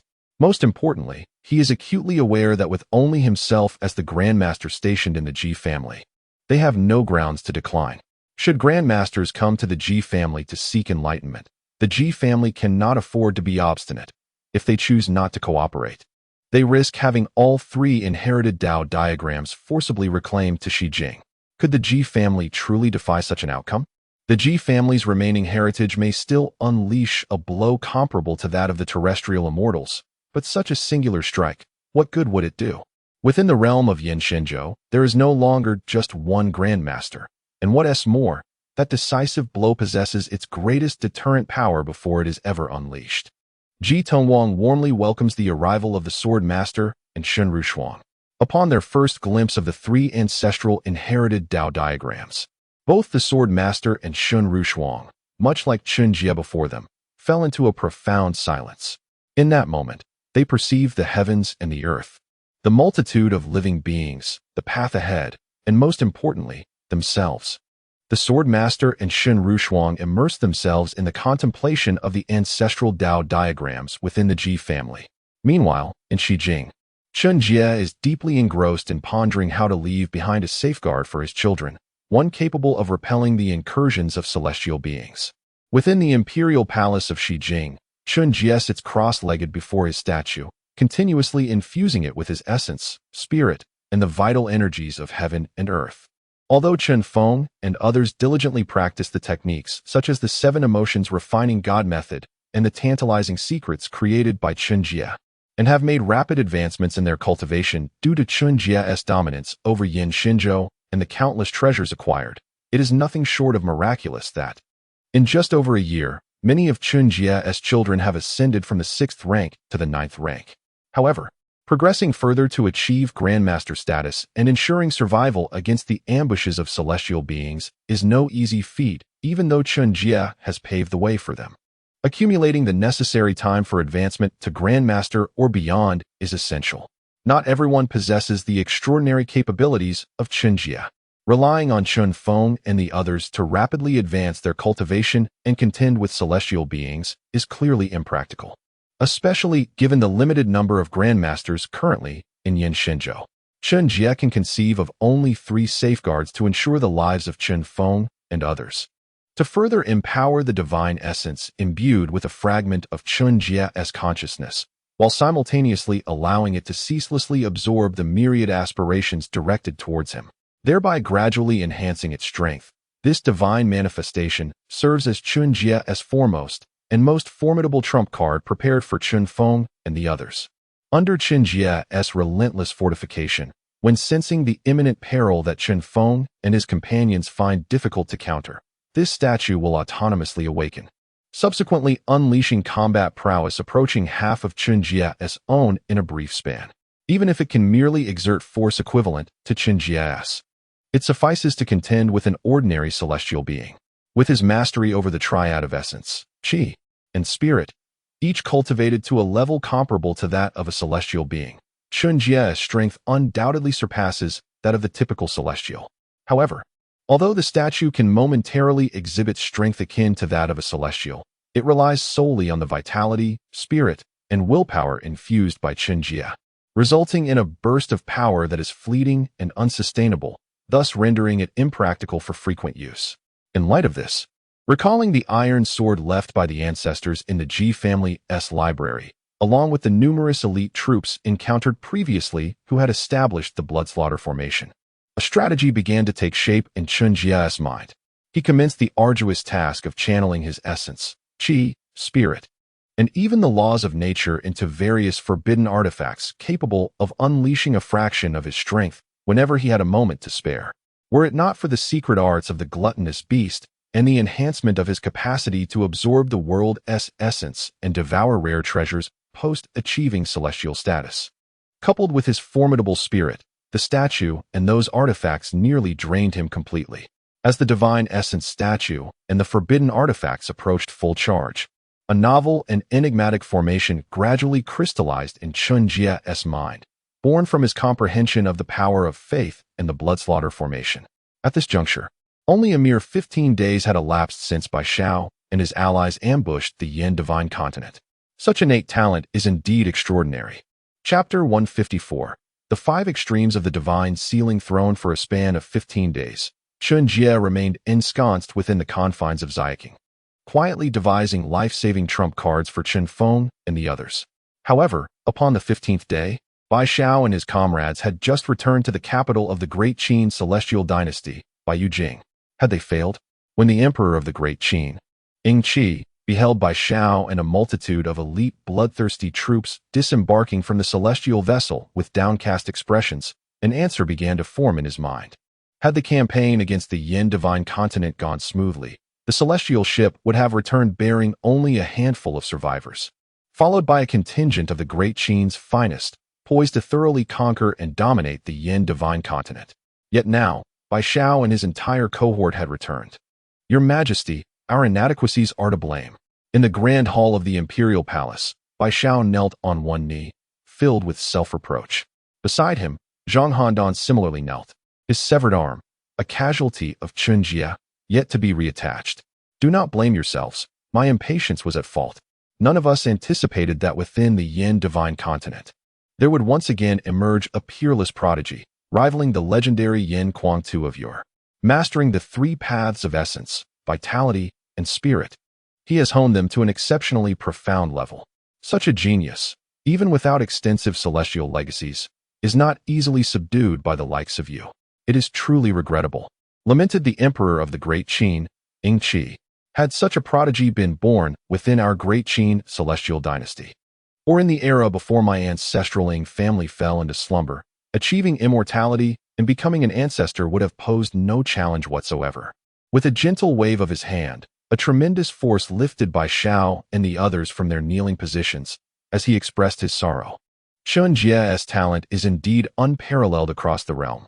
It is a pity he was born in the wrong place and time. Ying Qi held a wistful regard for Chen Jie's potential, while Bai Xiao and Zhang Handan marveled at his formidable strength. They had succumbed to Chen Jie's prowess, yet they were acutely aware of his might. Had fortune favored Chen Jie with birth in any celestial family of the Great Qin, rather than in the Yin divine continent, where the legacies of celestial beings had been largely obliterated by Yin Kuang-tu, he might well have become another incarnation of the legendary Yin Kuang-tu. Yin Kuang-tu, the only terrestrial immortal to have transcended in the past millennia of the Tianling realm, was said to have ascended from the Yin divine continent. However, as the emperor of the Great Qin, Ying Qi had never subscribed to such beliefs. In the last 2 millennia of the Tianling realm, no one had ever achieved transcendence. Merely possessing talent is insufficient. Failing to recognize the celestial destiny of our Great Qin, they ultimately dissolve into ashes. Only I, the emperor of Great Qin, endure through the ages, a lineage everlasting.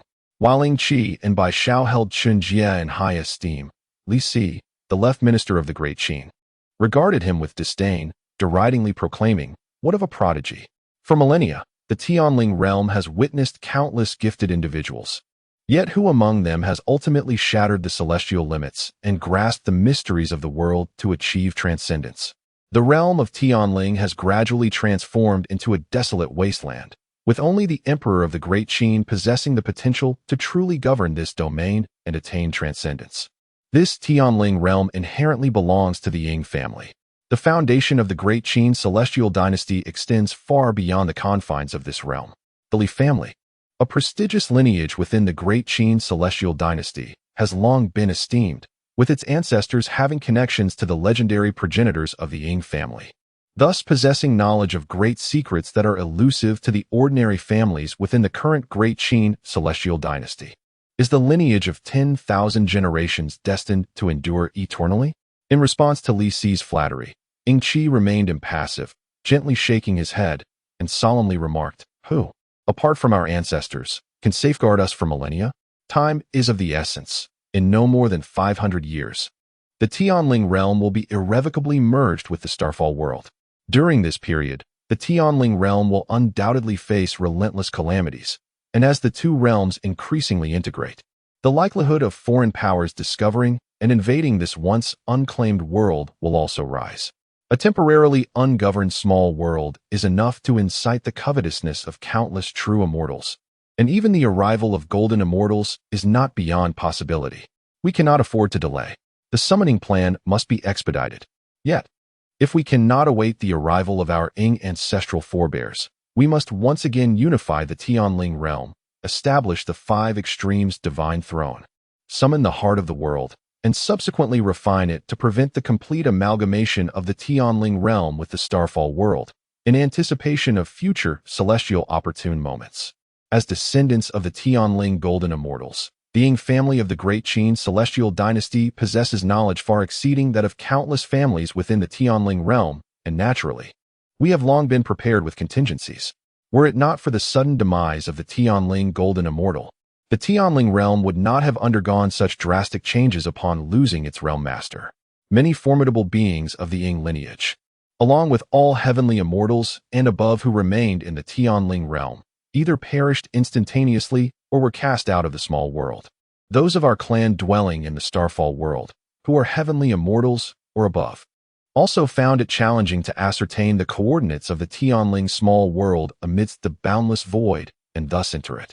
How could mere disciples and servants of the Tianling golden immortal, at the earthly immortal level, dare to incite rebellion, ultimately leading to the fragmentation and occupation of the remaining divine continents within the Tianling realm, preventing the Ying family from truly reuniting and refining the heart of the world? In those days, the Ying family, as direct descendants of the Tianling golden immortal, regarded the entire Tianling realm merely as their own garden. Not all of the Ying clan resided within the Tianling realm, compared to the Starfall world. Even though the Tianling realm is a small world personally crafted by the Tianling golden immortal, all members of the Ying family within it enjoyed numerous privileges and honors. However, when it comes to the pursuit of enlightenment, the vast and powerful laws of the Starfall world are far more suitable. Many of the Ing clan's members, who are heavenly immortals and above, reside in the ancestral lands of the Ing family within the Starfall world.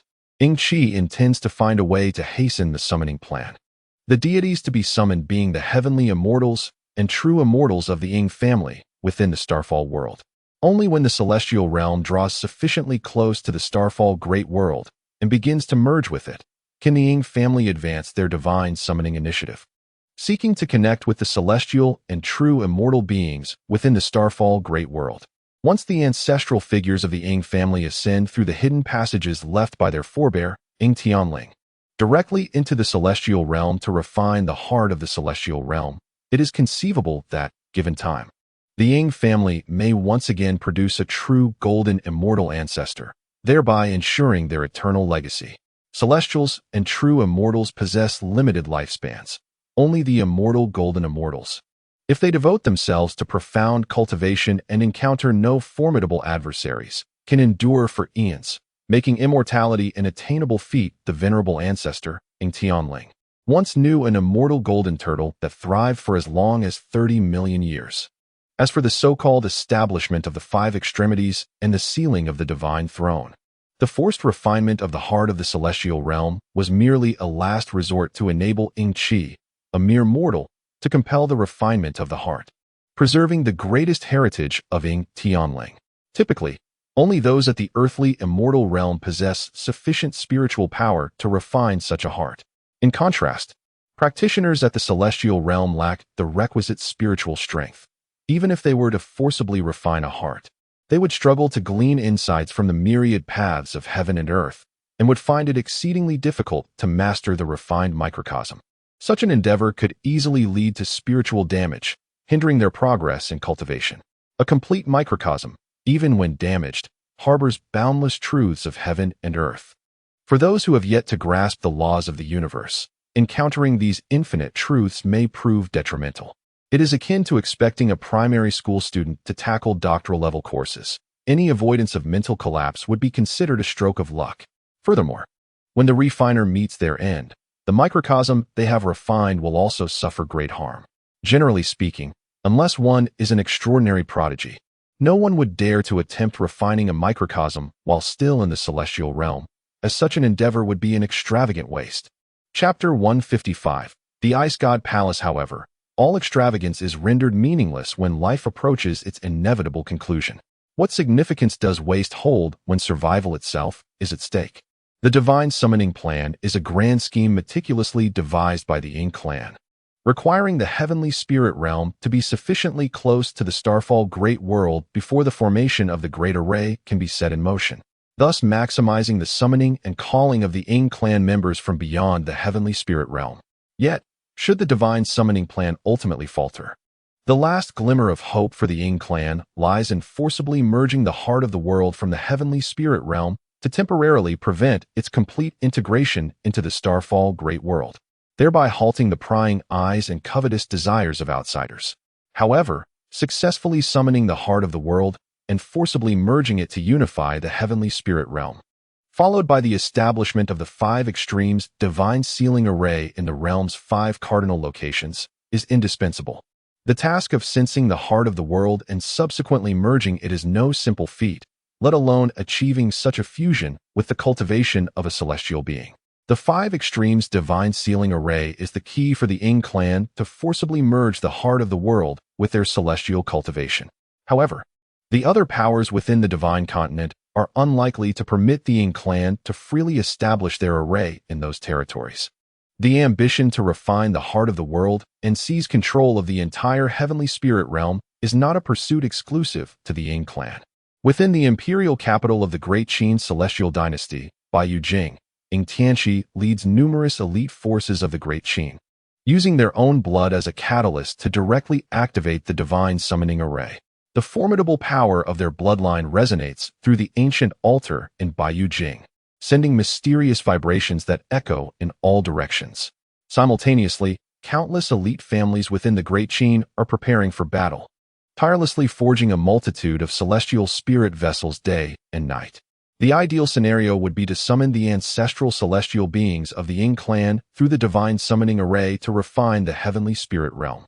However, if the ancestral celestial beings cannot be summoned from beyond, Yin must exhaust the foundations of the Great Qin celestial dynasty, relentlessly conquering the other divine continents to ensure the establishment of the 5 extremes divine sealing array. In terms of raw strength, the Great Qin celestial dynasty has always been the most powerful force within the heavenly spirit realm. With the support of celestial spirit vessels, it would not be an insurmountable challenge to secure a foothold in the 5 cardinal locations of the other divine continents in a short period. However, this is predicated on the condition that the heavenly spirit realm remains as it once was. As time quietly passes, while the Great Qin celestial dynasty relentlessly activates the divine summoning array with the intent of calling upon the ancestors of the Yin clan within the Yin divine continent, the Sword Master finally achieves celestial status and begins his return to Zijing. As a long-established Grand Master, the Sword Master possesses profound insights into the sword path, with innate talent that is unequivocally unparalleled. Upon a fleeting glimpse of the path within the Jie family's library, he naturally ascends swiftly to celestial status. As for Shen Rushuang, though she has recently achieved the status of Grandmaster and possesses commendable talent, her accumulation remains shallow. Even if the water diagram from the Jie family's ancestral teachings resonates well with her, without an extensive period of accumulation, breaking through remains a formidable challenge for Shen Rushuang. Nevertheless, the Sword Master's rapid ascent to celestial status is more than sufficient for Chen Jie, a celestial being, along with the divine statues and numerous forbidden artifacts cultivated through the diligent efforts of Chen Jie in recent times, would at least provide Chen Feng, Chen Jie, and others with a chance to escape, even if 2 or 3 celestial beings were to launch a sudden assault on Xiangjing. The mere possibility of survival was sufficient. After ensuring the safety of Chen Feng and the others, as well as that of Xiangjing, Chen Jie soared into the sky, his target being the Ice God Palace. Upon witnessing the Qin Immortal Dynasty reveal their celestial flying vessels and dispatch 2 celestial powerhouses, along with a considerable force, to attack the Yin Divine Continent, an intense sense of crisis surged within Chen Jie. This feeling of peril was even more formidable than when he previously faced the Yin Divine Emperor. Fortunately, he had managed to intercept Bai Xiao and others in midair, thus sparing Xiangjing and the Han Dynasty from disaster. But what about the next time? Should the Qin Immortal Dynasty strike again, they would not merely send 2 celestial beings and a celestial flying vessel. Chen Jie lacked confidence in being able to thwart the next offensive from the Qin Immortal Dynasty. Even with the assistance of the newly ascended celestial swordsman and his own divine statue, the Yin Divine Continent could at best hope to protect a small territory, let alone mount a counterattack or successfully repel the next invasion. The inadequacy of hard power was something the Han Dynasty could not remedy in the short term. However, fortune favored the realm of martial arts, where a singularly powerful being could dominate all. The Han Dynasty and the Yin Divine Continent currently lacked the foundational strength. Yet if Chen Jie were strong enough, he could completely compensate for this deficiency. The key to his rapid enhancement lay in the celestial inheritance maps, which encapsulated the essence of the remaining paths of heaven and earth. In the past, Yin Quantum managed to forcibly break through the terrestrial immortal realm by amassing a multitude of these inheritance maps. Now, as an unparalleled prodigy endowed with extraordinary talent and insight, could Chen Jie truly be outdone by Yin Quangtu from 2 millennia ago? As for how to gather the most celestial inheritance maps in the shortest time possible, one must first seek the softest fruit to squeeze. In a world ripe for competition, it is indeed the weaker parties that are the first to be eliminated. The Qin Immortal Dynasty and the Heavenly Spirit Dao sect are renowned throughout the realm, their strength formidable. The distant Maha Bodhi Temple of the West Spirit Buddha continent is known to him only by name, lacking specific knowledge of its might.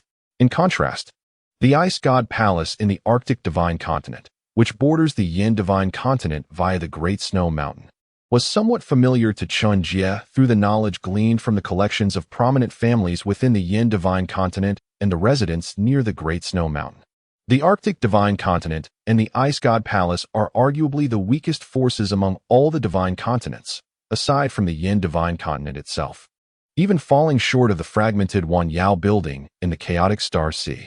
The Chaotic Star Sea, dotted with islands and teeming with ferocious beasts, poses great challenges for human survival, leading most to worship these beasts. The dominant force in the chaotic star sea is thus the Wan Yao building, comprised of numerous fierce beasts alongside a few human powerhouses, within which there are no fewer than 5 beings comparable to celestial beings. However, the Ice God Palace is said to possess merely 3 celestial-level masters, and the relationship among these 3 lords appears to be rather strained. Among these discordant celestial beings, Chen Jie sees the greatest opportunity. While he dares not recklessly venture into the perilous dragon's den of the divine city, Baiyu Jing, nor into the heavenly Dao mountain of the Tianling Dao sect, he possesses ample courage to explore the fragmented Ice God Palace.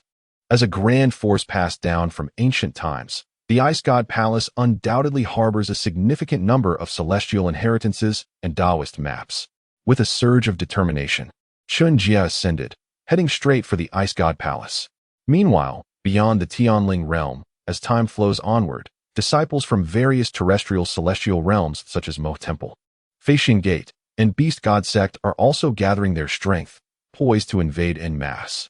Awaiting the moment when the weak points of entanglement between the Tianling small world and the Starfall great world finally emerge, with the intent to thoroughly refine the Tianling realm. Chapter 156.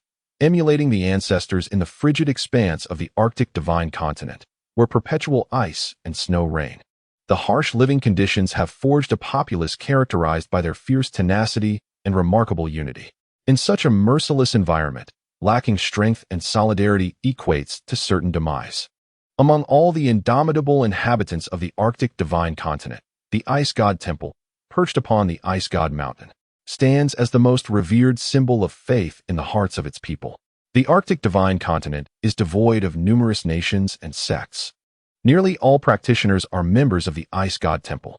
Their distinctions lie solely in their cultivation levels and strengths, which determine their status and influence within the temple. At the pinnacle of all practitioners are the 3 esteemed leaders of the Ice God Temple, true celestial beings. Regrettably, the once unified leaders, who stood together against external threats, have not convened atop Ice God Mountain for many years due to their conflicting beliefs. Within the sacred and towering hall atop Ice God Mountain, the Grand Master of the Ice God Temple, North Wind, furrowed his brow and solemnly inquired, "Do Bai Mingxian and Fu Wenba still refuse to return?" The Great Qin Celestial Dynasty has now created the Celestial Spirit Airship, a marvel capable of transporting elite forces through the skies, and harbors ambitions of unifying the Celestial Spirit Realm. If we do not band together to resist the Great Qin Celestial Dynasty, will we not inadvertently invite a catastrophe akin to the Ice God calamity of 2 millennia ago? It could indeed be far more tragic than that fateful time. The legacy of the Ice God Temple, which has endured for thousands of years, must not falter in our hands. The disputes over personal ambitions and the desire to wield power over the world should be set aside for now. Yuan Huang, you must personally visit them and insist they return to the Ice God Temple without delay. Upon learning of the Great Qin Celestial Dynasty's creation of the Celestial Spirit Airship, which could transport vast numbers of elite warriors across the skies, a profound sense of crisis gripped North Wind's heart. The Ice God Temple had successfully resisted the incursions of the Great Qin Celestial Dynasty not only due to the presence of several celestial leaders, but also because of the Arctic divine continent's inhospitable geography, sparse population, and challenging accessibility. Despite the Great Qin Celestial Dynasty's formidable military might, their effectiveness was significantly hampered. However, with the Celestial Spirit Airship as a new asset, what was once a natural barrier could now be traversed with ease.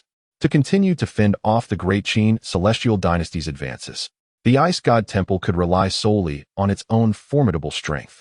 With the 3 celestial beings united, drawing upon the ancient and revered 3 divine formations passed down through the ages, there were few challengers in the celestial spirit realm. Aside from the enigmatic Great Qin Emperor and the notorious Yin Kuang-tu from 2 millennia ago, at the very least, it would be impossible for any mere 3 or 4 celestial beings to breach the Ice God Temple's 3 divine formations. And should the Great Qin Celestial Dynasty muster its entire army to threaten the Ice God Temple, could they not simply retreat if they found themselves unable to prevail? Everyone embarks on the path of enlightenment through the insights left by the celestial beings, yet they are constrained by the difficulty of the inherited Tao maps, rendering them ineffective in their progress. While determining victory in one-on-one confrontations may not pose a challenge, eliminating any celestial being is far more arduous. Unless through meticulous schemes or overwhelming strength, celestial beings are not easily vanquished. In the celestial realm over the past 5 centuries, only one celestial being has met their demise, and that was due to an ambush within the black ice platform of the Great Qin Celestial Dynasty, within the central divine continent. The Great Qin Celestial Dynasty can mobilize significant forces, but beyond its borders, the coordination and strategizing become considerably complex. If the situation drags on for 10 days to half a month, the major powers from other divine continents will undoubtedly seize such an opportunity. The central divine continent, being the most ancient and prosperous, harbors countless powerful legacies and treasures that could intrigue even the most ordinary celestial beings. For instance, the inheritance within the Ice God Palace lacks any methods for forging celestial spirit flying boats. After North Wind, like a dragon, imparted these thoughts, an extraordinary woman with skin and hair as white as snow, resembling a spirit of winter, resolutely replied, "I will certainly invite Palace Master Mingxian and Palace Master Wenbao to return to the Ice God Palace." North Wind Yuan, the most exceptional prodigy of the North Wind lineage within the Ice God Palace, comprehended the essence of cold ice at the age of 26, attaining the rank of master. By the age of 36, she had already become a Grand Master, beginning to perceive the inheritance Tao map that resonates with her own understanding within the Ice God Palace. It is anticipated that within a decade, North Wind Yuan will ascend to become the 4th living celestial being of the Ice God Palace. The status of North Wind Yuan within the Ice God Palace and the North Wind lineage is undoubtedly significant. Her personal endeavor to invite by Mingxian and Fu Wenbao undoubtedly grants them considerable respect. However, just as North Wind Yuan was about to depart, North Wind, like a dragon, suddenly changed countenance, swiftly moving to shield her behind him. Simultaneously, the alarm bells across the Ice God Mountain began to toll. Upon hearing the unfamiliar and jarring sound of the alarm, North Wind Yuan was struck with profound shock.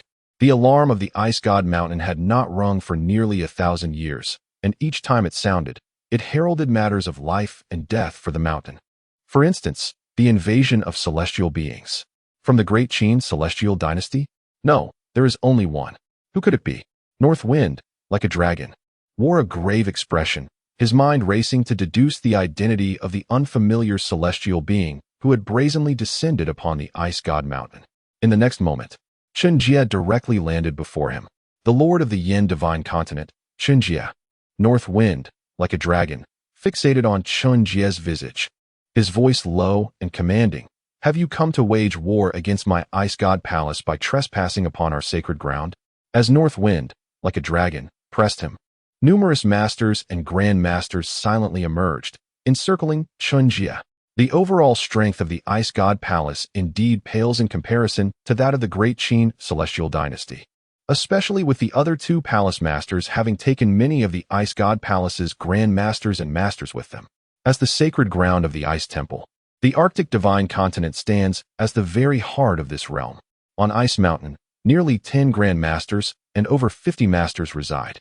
The integration of governance and religion has granted the Ice Temple complete control over the Arctic Divine Continent, and its lineage remains unbroken. In terms of strength, it may not rival the Great Qin Celestial Dynasty. However, one cannot underestimate the inherent power of any major force that commands an entire continent. Even the once disjointed and fragmented Yin Divine Continent, whose lineage was nearly extinguished, boasted more than 15 Grand Masters, not accounting for those who departed for other continents. Blinded by uncertainty, masters are formidable, and Grand Masters possess the might to uphold a nation single-handedly. Yet, in the grand tapestry of the celestial realm's 6 divine continents, Grand Masters merely rank as regional powers. It is the celestial beings who truly wield dominion over the fate of an entire continent. Confronted by the encirclement of the North Wind, along with the interrogations and the presence of numerous experts above the master level, Chen Jie remained unfazed. From the moment he breached Ice Mountain without so much as a greeting, he understood that he could expect no warm welcome. Nevertheless, this was of little consequence. In comparison to his imminent endeavors, the act of trespassing upon Ice Mountain was a trivial matter. To engage in battle? Chen Jie stepped forward without fear, stating coldly, "No, I have come to Ice Mountain not for conflict, but to emulate those who came before me, yearning to gaze upon the complete legacy of the Ice Temple's sacred diagrams." 2 millennia prior, Yin Kuangtu had forcibly borrowed and observed many of the Ice Temple's sacred diagrams. Now, Chen Jie pondered, why should he be denied such a privilege? This matter transcends right and wrong, morality and ethics. It is simply the nature of the tumultuous era, where the ruling powers of the celestial realm's 6 divine continents are inevitably destined for confrontation. Ultimately, it is prudent to strike first, to seize the legacies of the Ice Temple before the inevitable clash. Chapter 157. Coercion imitating the predecessors. Do you wish to witness the legacy of my Ice God Mountain? At this juncture, Chen Jie's words incited a palpable fury in the Grand Master of the Ice God Palace, North Wind like a dragon, who immediately turned ashen, gritting his teeth and uttering, "A mere celestial being. Does he truly believe himself to be the reincarnation of the madman Yin? This is no longer the era of Yin. Kill him." As North Wind like a dragon spoke, his figure surged forth, fingers twisting to summon a colossal icy palm, which he launched fiercely at Chen Jie. Following his lead, the remaining Grand Masters and Masters of the Ice God Palace, their faces equally grim, initiated the Arctic Ice Soul Formation, gathering an abundance of icy essence, intent on freezing Chen Jie to death. For the likes of Yin Xinzhou, where a loss of legacy renders a master or grand master capable of dominating the land. Formations that require numerous masters or even grand masters to activate had long become mere legends. Yet for the dominant powers of a continent, deploying masters as soldiers and grand masters as generals to lay down formations to delay or encircle a celestial being was commonplace. The Arctic Ice Soul Formation, the protective array of the Ice God Palace, could amass boundless icy essence, capable of stalling and sealing the movements of foes, and even transforming the inadequately powerful into ice sculptures. Moreover, it could, to a certain extent, enhance the strength of the Ice God Palace's warriors. An endless expanse of icy essence enveloped all directions, transforming the entire Ice God Mountain into a world blanketed in white. The wind howled and snow fell, chilling to the bone. Yet amidst this relentless storm, North Wind like a dragon and the Grand Masters of the Ice God Palace maintained their assault without pause. Is this the might of the Ice God Palace? Indeed formidable, yet regrettably, still woefully insufficient. As Chen Jie strolled through the tempest, he closed his eyes, relying on his immensely powerful spiritual force to perceive each assault from North Wind like a dragon and his compatriots in the swirling snow. With an air of leisurely grace, he deftly evaded their every strike at the critical moment. To Chen Jie, a typical celestial being posed little threat. In fact, compared to the seasoned celestial North Wind like a dragon, it was the Arctic Ice Soul Formation laid by the Grand Masters and Masters that proved more troublesome. Chen Jie could dodge or counter every attack from North Wind like a dragon and the Grand Masters. Yet he found it impossible to completely evade the pervasive icy essence within the formation. As the chill gradually seeped into his being, a light frost began to form at his temples and brow, yet his movements remained remarkably agile. After narrowly avoiding another of North Wind like a dragon's icy sword strikes, Chen Jie finally opened his eyes. With a sudden flourish of his hand, boundless thunderous flames erupted, striking forcefully at the ground beneath him. I have found it, the formation's core. Having experienced the entrapment of the Blood Slaughter Formation and having personally crafted several formations, Chen Jie had developed a profound interest in those that could harness the collective strength of many to unleash even greater power. With extraordinary talent, insight, and spiritual power, Chen Jie could comprehend even the most intricate formations at a glance, as well as discern their weaknesses. Although the Arctic Ice Soul Formation was formidable, it was fundamentally on par with the Blood Slaughter Formation of the Great Qin Celestial Dynasty. Under Chen Jie's meticulous scrutiny, identifying the formation's focal point proved to be a trivial task. All formations in the world fundamentally revolve around the manipulation and convergence of chaotic energies, which, when unified, unleash an immense power that far exceeds ordinary imagination. The essence of every formation lies in its focal point, the very nexus where countless erratic energies converge. Once the flow and gathering of these energies are interrupted, how could the individual might of those grandmasters and masters contend against Chen Jie, who had already transcended the realm of ordinary celestial beings? A deafening roar echoed, ice fragments flew, and the ground trembled. Even the towering ice god peak seemed to sway momentarily.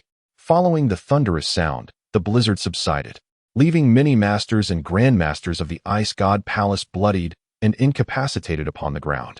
Formations could enable these masters and grandmasters to exert powers akin to celestial beings. But once the formation was breached, the backlash of energy was explosive. The fact that these grandmasters and masters did not perish on the spot spoke volumes about their resilience. As the many masters and grandmasters of the ice god palace lay incapacitated, witnessing the Arctic ice soul formation, crafted from the combined might of numerous masters and grandmasters, being effortlessly shattered by Chen Jie, North Wind Yuan Huang, a grandmaster of the same formation, turned pale with despair. Celestial beings are indeed formidable, yet as the current saintess of the ice god palace, North Wind Yuan Huang had previously sparred with other celestial beings. Although she acknowledged her inferiority, delaying for even a brief moment against a celestial being should not have been an insurmountable challenge. With profound insights into the ice god palace's legacy, the 9 Nether Ice Phoenix diagram, North Wind Yuan Huang was merely a matter of time away from achieving celestial status. Yet, how could it be that, despite the aggregation of numerous grandmasters and masters, alongside the celestial being North Wind Rulong holding back, they were still so easily vanquished by Chen Jie? Was he truly just a celestial being? Or had all her previous encounters with other celestial beings merely been them showing her mercy? A thick veil of shadow enveloped North Wind Yin Huang's heart as she watched Chen Jie effortlessly deflect her utmost strike and shatter the Arctic ice soul formation. Although North Wind Rulong was not as astonished as Yuan Huang, his heart was equally burdened with thoughts of dread. Could it be that a peerless prodigy, comparable to Yin Kuang-tu, had truly emerged once more in Yin Shenzhou? Was the shame of the Ice God Palace fated to be replayed? Countless thoughts raced through North Wind Rulong's mind. Yet upon observing the many grandmasters and masters of the Ice God Palace sprawled on the ground, he hesitated, his expression shifting constantly. "You cannot impede my progress," Chen Jie remarked, gazing at the temporarily halted assault of the North Wind, resembling a dragon. He cast a fleeting glance at the myriad grand masters of the Ice Divine Hall, now collapsed upon the ground. His gaze lingered momentarily on the North Wind Yuan Phoenix before he spoke in a low tone. "If this continues, they shall all perish." "And what of death?" he continued. "As long as the legacy path remains intact, and my Ice Divine Hall continues to stand tall upon this Arctic divine continent, a mere handful of grand masters will not hinder us. In a few centuries, the Ice Divine Hall shall undoubtedly reclaim its former glory. However, should I entrust the entire legacy path to you, then my Ice Divine Hall would truly meet its end." The North Wind, resembling a dragon, fell silent for a moment before resolutely responding. The Grand Masters and Masters sprawled on the ground atop Ice Divine Mountain represented nearly half of the elite of the Ice Divine Hall, including the future Celestial, the North Wind Yuan Phoenix. Should they all perish here, the succession of celestial beings in the Ice Divine Hall would undoubtedly encounter significant complications. Yet, this inconvenience pales in comparison to the severance of the Ice Divine Hall's legacy. Indeed, the demise of this generation of Grand Masters would be a mere footnote. Without the legacy path and the future Celestial Guardians, the Ice Divine Hall would suffer a fate far graver than the loss of a single generation. It is true that, compared to celestial beings and the legacy path, some Grand Masters will inevitably re-emerge in a few centuries. Chen Jie clapped his hands in agreement and remarked, "But does your Ice Divine Hall have a few hundred years left?" Chapter 158. The Way of Gentle Waters. As Chen Jie's words echoed in the air, the expressions of Bei Feng Long and his companions shifted dramatically.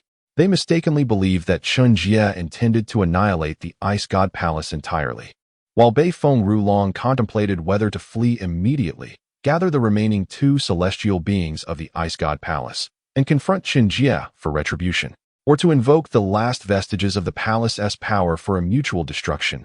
Chen Jie took a step back, waved his hand, and calmly declared, "Do not be alarmed. I have no intention of destroying the Ice God Palace, nor seizing all its legacies. I merely seek to observe. Grant me 10 days' time. And after that, I shall depart from Ice God Mountain. Though Chen Jie had the capability to obliterate Ice God Mountain at that moment, the true depth of its nearly 10,000-year legacy remained a mystery. There was no guarantee that the palace could be entirely vanquished before Chen Jie could uncover those treasured legacies.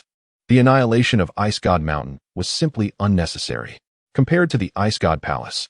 The formidable powers of the Great Qin Celestial Dynasty and the Heavenly Spirit Dao sect posed far greater threats that Chen Jie needed to devise strategies to weaken and confront. 10 days? Merely to observe? Bei Feng Rulong furrowed his brow, a look of skepticism crossing his face. The last time, Yan Kuang-tu had claimed he only wished to observe, and the outcome was quite telling. After Yan Kuang-tu's visit, only 7 of the 18 legacy scrolls remained intact. This was the fundamental reason why, since that time, the number of celestial beings from the Ice God Palace had always been significantly fewer than those from other divine continents. While the number of legacy scrolls did not fully represent the number of celestial beings, a greater quantity of scrolls indicated a richer tapestry of the laws of heaven and earth, thereby increasing the likelihood of profound insights and breakthroughs among the Grand Masters. Yet, did the Ice God Palace have any better options at present? Casting a glance at the fallen Bei Feng Yuan Huang and the other Grand Masters of the Ice God Palace, Bei Feng Rulong's countenance turned grim as he addressed Chen Jie with a heavy heart. Very well, then I invite you, Mr. Chen, to thoroughly examine all the legacies of my Ice God Palace. 10 days? In truth, 3 days would suffice. The other 2 celestial beings scattered outside would surely return at great speed. Moreover, even if Chen Jie did not genuinely intend to merely observe the legacies of the Ice God Palace, any delay that allowed Bei Feng Yuan Huang and the other pillars of the palace to depart would embolden Bei Feng Rulong. Should Chen Jie dare to seize the palace's legacies, Bei Feng Rulong was resolved to ensure that both Ice God Mountain and all its legacies would descend into oblivion alongside him. With a determination akin to facing death, Bei Feng Rulong cast a resolute glance at Chen Jie, who regarded him with a peculiar expression but said nothing. After allowing Bei Feng Yuan Huang and the other Grand Masters of the Ice God Palace to leave, he cautiously followed in Bei Feng Rulong's wake. Stepping into the Chamber of Legacies within the Ice God Palace, deep within the innermost sanctum of the Ice God Palace, there were no so-called heavenly materials or divine weapons to be found.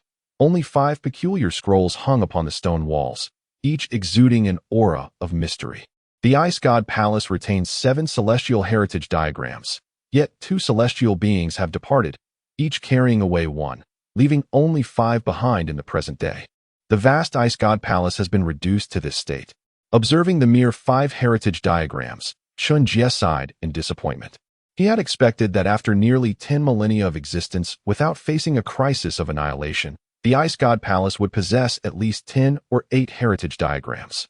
After all, even the Jie family, once obliterated by the madman Yan, managed to preserve 3 diagrams despite their celestial lineage being severed. Ruling over the Arctic divine continent for millennia, the Ice God Palace, having inherited from celestial beings, should rightfully possess even more. Chen Jie felt a twinge of disappointment, but seeing that he did not immediately seize the remaining heritage diagrams upon entering the secret chamber, the North Wind, like a dragon, halted its plan to activate the final remnants of the Ice God Palace and responded firmly. The Ice God Palace is the legacy of the Snow God General. Even after the calamity of celestial descent, it still retains a total of 18 celestial heritage diagrams. Had it not been for the thief Yan, who seized 11 diagrams 2 millennia ago, you would not have set foot here at all. The remaining 7 diagrams could still sustain 3 living celestial beings. Had the heritage of the Ice God Palace been intact, those 18 diagrams could easily have allowed it to produce 3 or 4 additional celestial beings. Should the 7 living celestial beings join forces, aside from the enigmatic Emperor of the Qin, no one in this world could withstand their combined assault. Even at present, Chen Jie himself would find it impossible to resist the onslaught of 7 celestial beings. Regrettably, the Ice God Palace is no longer what it once was, and it presently does not possess 7 celestial beings. While the North Wind reminisced about the former glory of the palace, Chen Jie, upon catching his first glimpse of the 5 heritage diagrams hanging within the secret chamber, began to contemplate the profound principles of the universe imprinted within them. The path of ice and snow, the path of cold ice, the path of ice rain, the path of gentle water, and the path of combat. As Chen Jie gazed at the heritage diagram that seemed to be drawn in blood, a flicker of confusion crossed his eyes. The Ice God Palace, renowned for its path of ice and snow, now preserves the diagram that embodies the most principles of the universe, which astonishingly represents the path of combat. The strongest path comprehended by the ancestral snow god general was not that of ice and snow, but rather of combat. Chen Jie was not particularly interested in how many heritage diagrams the snow god general had comprehended back in the day. His gaze merely skimmed over the path of combat before dedicating the majority of his focus to the diagram representing the path of gentle water. The world is vast, and the universe expansive, with countless paths, infinite and boundless. To understand just one of these paths is sufficient to attain the status of a true immortal. In this era, where the celestial laws remain elusive and the path to enlightenment is difficult to discern, Chen Jie's most pressing aspiration lies in assimilating the legacies left behind by the deities. In order to grasp at least a fraction of the profound truths of heaven and earth, ultimately attaining the status of a terrestrial immortal. After comprehending the way of spring rain from the 3 inherited diagrams bequeathed by the Jie family, it is far more effortless for him to then delve into the way of gentle water, rather than attempting to directly understand the remaining truths of the cosmos. Thus, Chen Jie began to immerse himself in the tranquil confines of the Ice God's chamber, diligently contemplating the celestial principles inscribed within those ancient diagrams. Meanwhile, as he appeared to be lost in thought, seemingly unguarded, a glimmer of brilliance flashed in the eyes of the northern wind, who stealthily conjured several ice needles in hand. Chapter 159. The Decameron in a direct confrontation. Beifeng Rulong was no match for Chen Jie. However, should he seize the opportunity while Chen Jie was deeply engrossed in comprehending the legacy diagram of the Ice God Palace, Beifeng Rulong believed he could inflict significant injury upon him. Yet, what would be the consequence of such an action? After a brief moment of hesitation, Beifeng Rulong released a heavy sigh and dispelled the ice needles he had conjured. An ambush could indeed severely wound Chen Jie, but if he failed to deliver a fatal blow, the ensuing battle would render the outcome uncertain. Moreover, the 5 remaining legacy diagrams within the secret chamber of the Ice God Palace would likely be destroyed in the chaos.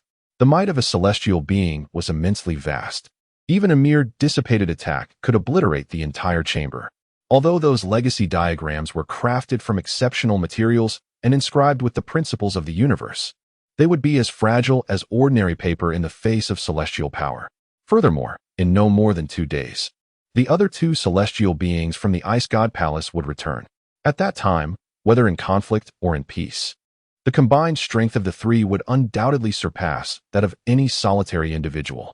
Beifeng Rulong suppressed his murderous intent, while Chen Jie, with a slight smile gracing his lips, resumed his contemplation of the legacy diagrams within the Ice God Palace. He had already made initial progress in the way of gentle water. What lay ahead was merely the complete understanding of the way of gentle water inscribed in the legacy diagrams, followed by the comprehension of the remaining principles of the universe. 2 fleeting days passed, and just as Chen Jie had fully grasped the legacy diagram of gentle water and was delving into the other diagrams, 2 towering figures swiftly descended upon the Ice God Mountain. They were by Mingxian and Fu Wenbo, the other 2 celestial beings who had departed from the Ice God Palace. At last, you have returned, Beifeng Rulong said solemnly as he sat alone atop the Ice God Mountain, addressing the descending by Mingxian and Fu Wenbo. The tension that had gripped his mind instantly dissipated. Regardless of Chen Jie's strength or intentions, the unity of the 3 celestial beings offered a glimmer of hope for resistance. Humph, the mere lord of Yanshan continent dares to covet the legacy of the Ice God Palace. Today, with the 3 of us gathered, we shall ensure that Chen Jie returns empty-handed.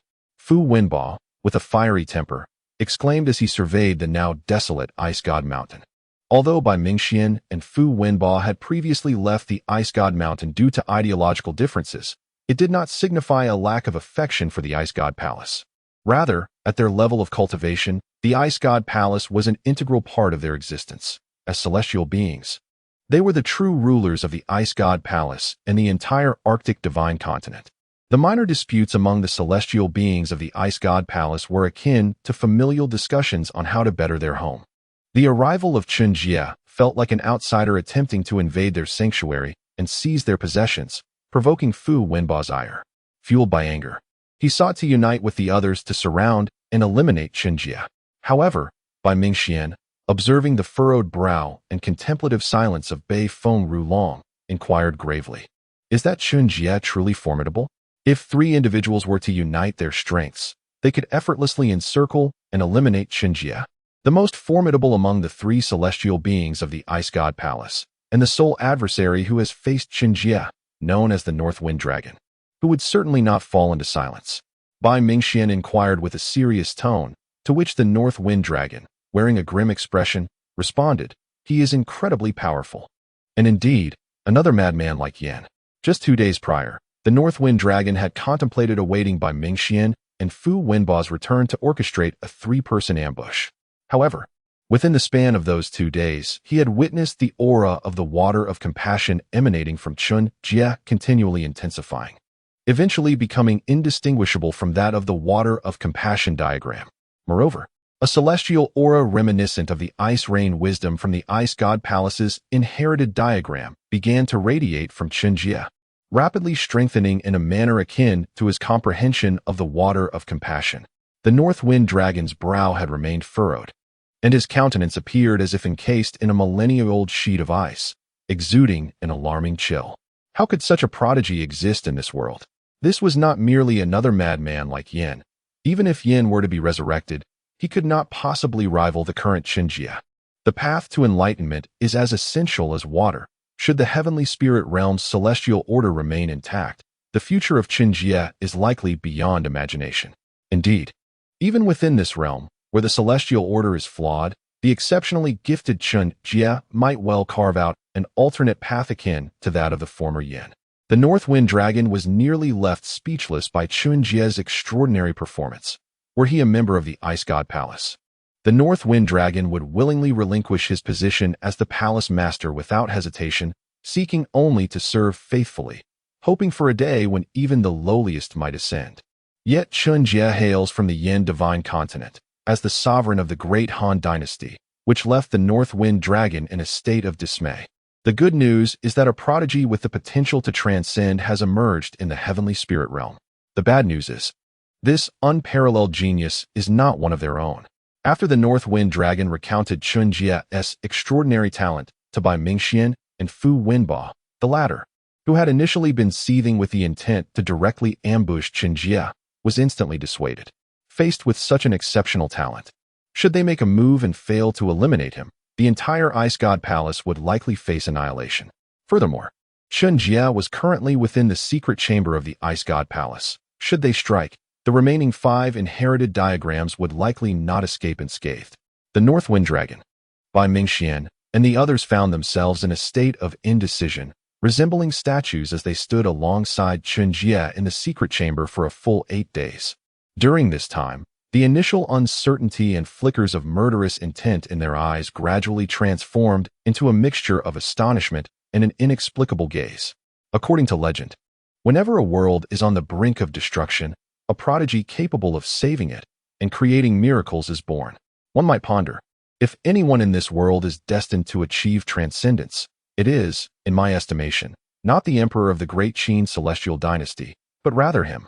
The North Wind, resembling a dragon, gazed at the increasingly profound aura of combat emanating from Chen Jie. With a meaningful glance cast towards Bai Mingxian and Fu Wenba at his side, he spoke with depth. Over the course of 10 days, the North Wind, along with Bai Mingxian and Fu Wenba, bore witness to Chen Jie's remarkable ability to comprehend all the principles of the 5 inherited diagrams of the Tao within such a brief span. Prior to witnessing this extraordinary feat, the North Wind and his companions could hardly fathom the nature of the talent required to achieve such an accomplishment. Historically, the most gifted prodigy of the Ice God Palace took an entire decade to attain understanding of a single Tao imprint from the palace's heritage. Yet now, Chen Jie had grasped the essence of 5 realms of existence from the Ice God Palace's inheritance in merely 10 days. Chapter 160. How to Ascend to Immortality. Perhaps, but alas, he was born in the wrong era. In response to the admiration expressed by Bei Feng Rulong towards Chen Jie, Bai Mingxian nodded slightly and coldly remarked that had he been born in an era of brilliance, or during the time when the heavenly spirit ancestor had not yet perished, his future would have undoubtedly illuminated countless worlds. Unfortunately, in the present age, even if one aspires to become a transcendent being, they can only glean wisdom from others, forever trapped in mediocrity. To aspire further towards becoming an earthly immortal or even a celestial being, despite possessing extraordinary talent, would be akin to reaching for the heavens. Upon witnessing Chen Jie's unparalleled gifts, Beifeng Long might be inclined to yield. Yet the perpetually proud Bai Mingxian does not believe that Chen Jie can truly go far. Chen Jie's talent is indeed monstrous, but this world has long ceased to nurture such prodigies. Moreover, if one is not affiliated with the Ice God Palace or the Bai family, they are merely a bane. Bai Mingxian secretly harbors discontent towards Chen Jie, while at that moment, Fu Wenbo mocked, stating that while advancing further may indeed seem as challenging as ascending to the heavens, at least he is already on the path, whereas we remain stagnant, quietly decaying. Are you all willing to fade into oblivion? Relying on the ancestral legacy of the Dao map, Fu Wenbo and his companions, even in this age where the Tao is obscure, can achieve transcendence and enjoy 500 years of lifespan. 500 years is a fortune that many mundane kingdoms cannot fathom, and for mortals, it is sufficient to pass down through dozens of generations. Yet, for a transcendent being, 500 years is still far from sufficient. The more one possesses, the more one desires, the longer one lives, the more one wishes to extend their existence. No one wishes to perish. Fu Wenbo has always sought to reform the Ice God Palace, aiming to disseminate its teachings throughout the Arctic divine continent indiscriminately. Beyond nurturing more formidable beings in this era of strife, he hopes to harness the wisdom of countless individuals to find a way to transcend. When one achieves enlightenment, all connected beings elevate as well, while Fu Wenbo may himself be devoid of hope for ascension. If he could cultivate even one or two prodigies surpassing the likes of Yan Kuang-tu, then perhaps he might escape the confines of the heavenly spirit realm.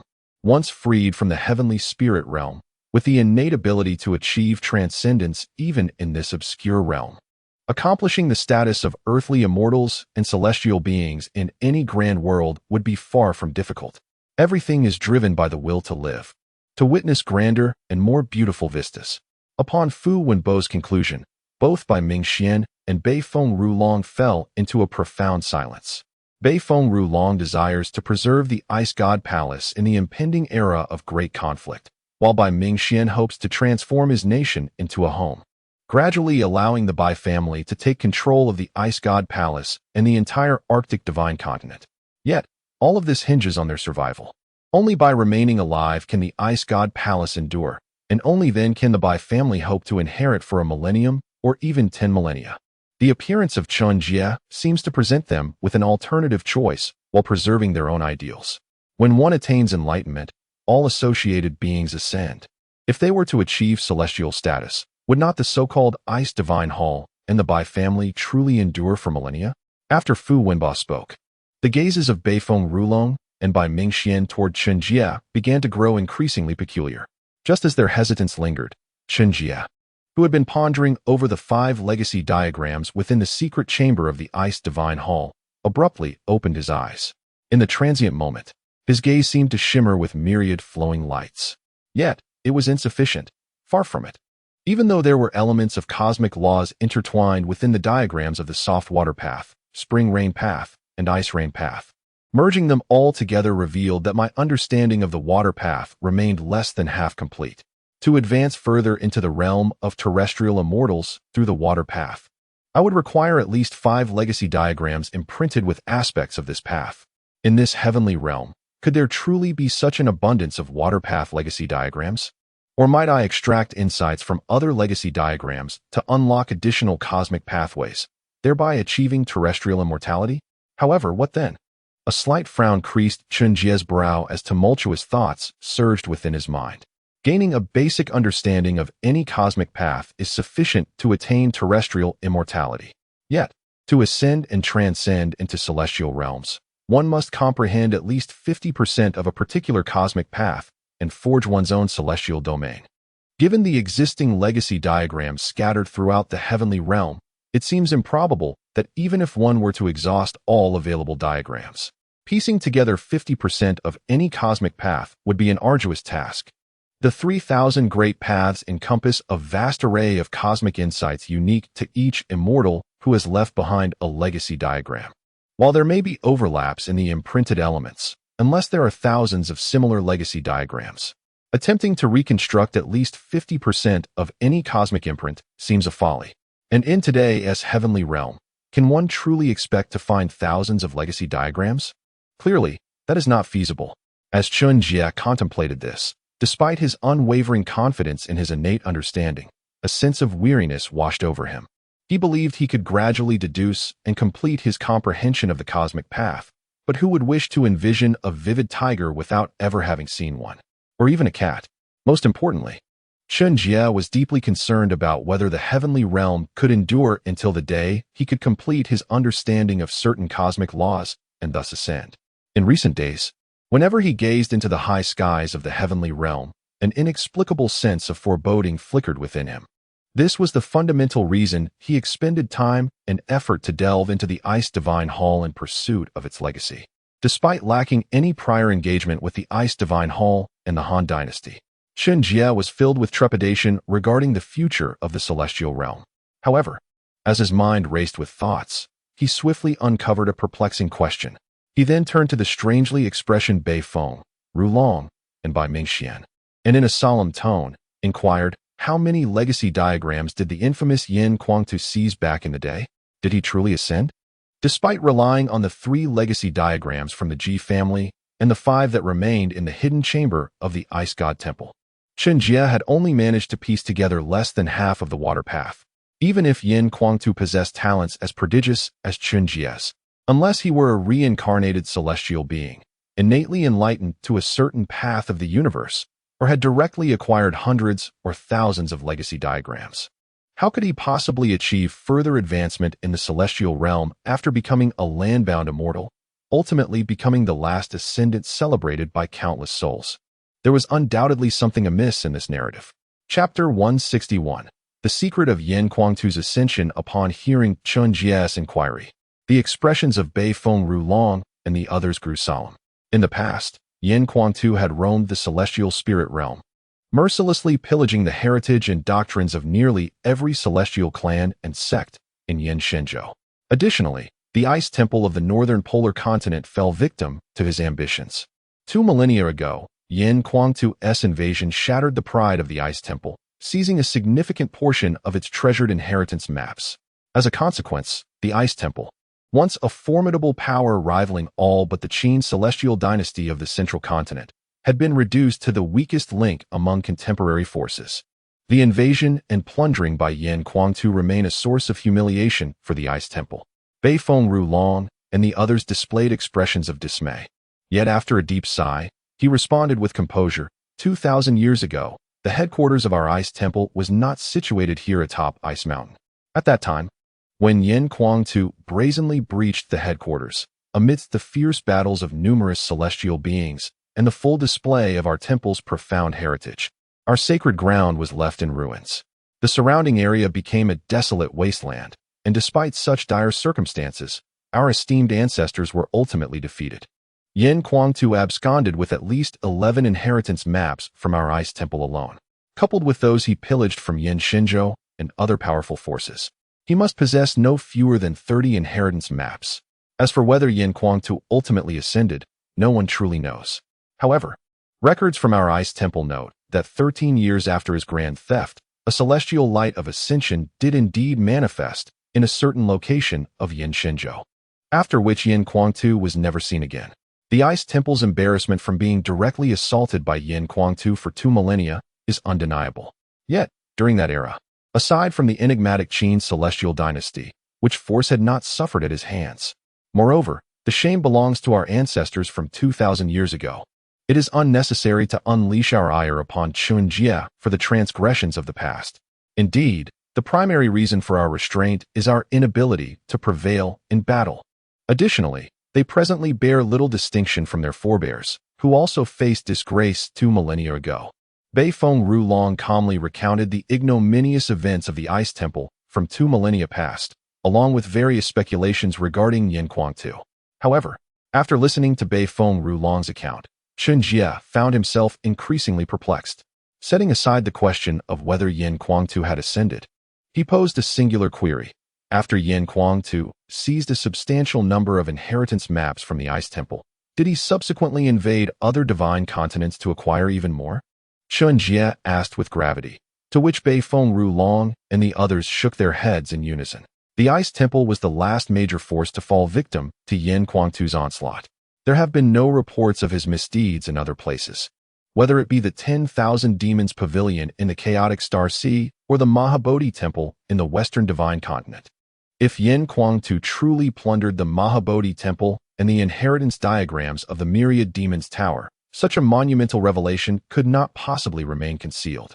How could a mere 30-some inheritance diagrams be sufficient to piece together a grand pathway that would enable Yin Kuangtu to ascend to immortality? If it were indeed possible to construct a complete path from a multitude of inheritance diagrams, then why, over the past 2 millennia in the celestial spirit realm, have even the terrestrial immortals faded into obscurity? Chen Jie directly expressed his lingering doubts. Even if one were to exhaust all existing inheritance diagrams in the celestial spirit realm, it would be exceedingly difficult to assemble even 30% of any path to transcendence. How, then, did Yin Kuangtu attain enlightenment and ascend? Could it be that he truly managed, within a mere span of years, to self-augment the remaining segments of the path solely from the fragments imprinted in the scattered inheritance diagrams? If Yin Kuangtu could achieve such a feat, he would not merely be a figure of ascension, but rather a distinguished being at the level of true immortal or even golden immortal. The so-called great powers within the other divine continents would certainly not have been able to impede Yin Kuangtu in the slightest, let alone allow 3 or 5 inheritance diagrams to remain under his very nose.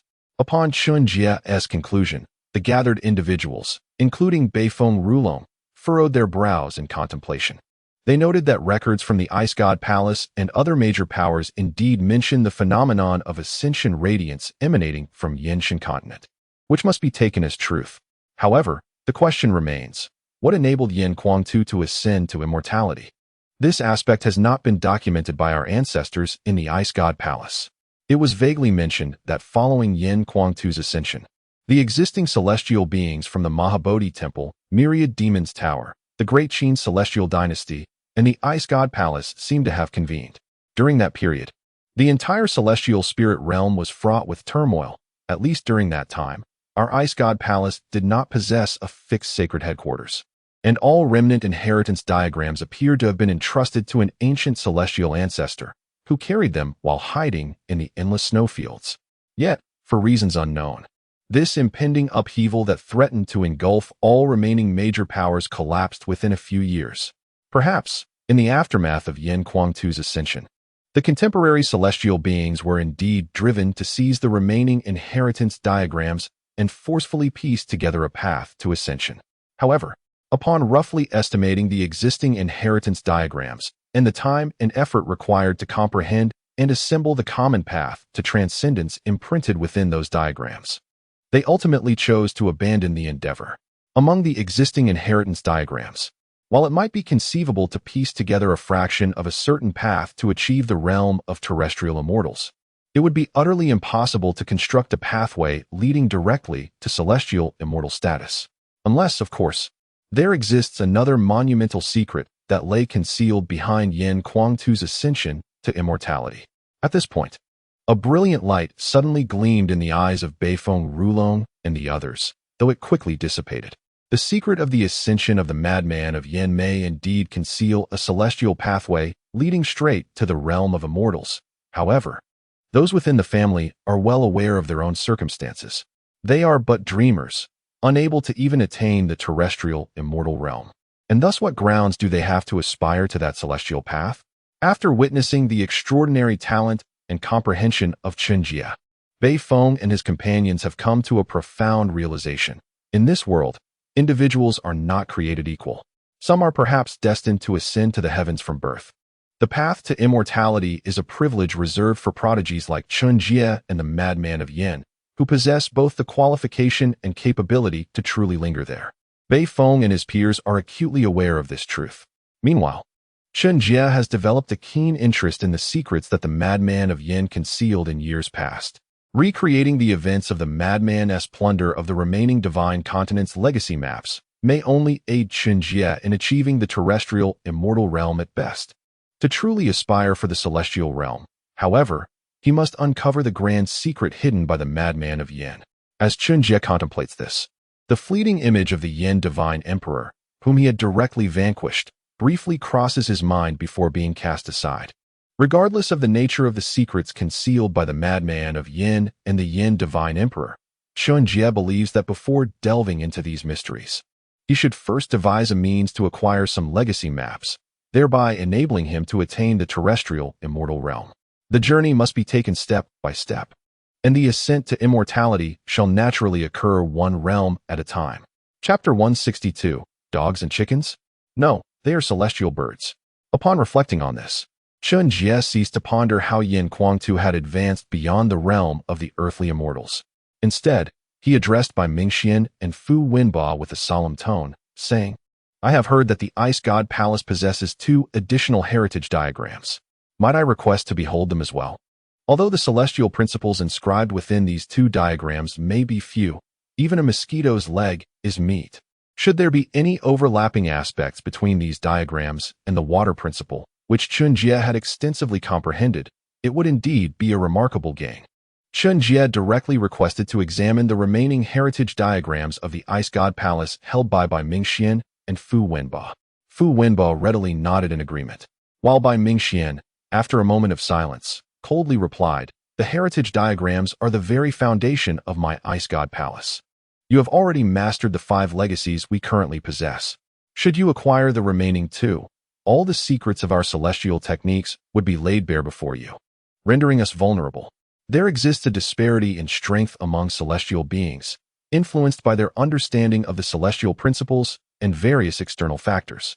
However, this gap rarely escalates to the point of overwhelming dominance, particularly when all have attained their status through the comprehension of the heritage diagrams left by the immortal deities.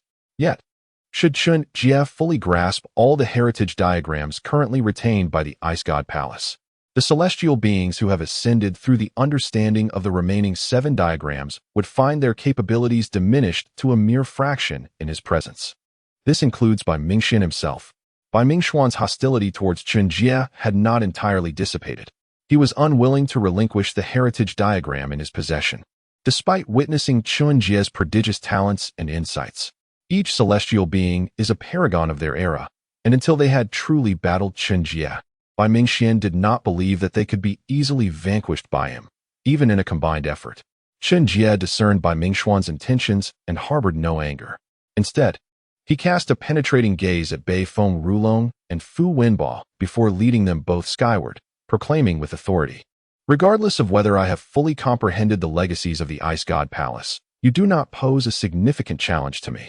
However, having gained much from the ancestors of the Ice God Palace, I feel compelled to extend to you an opportunity for a challenge.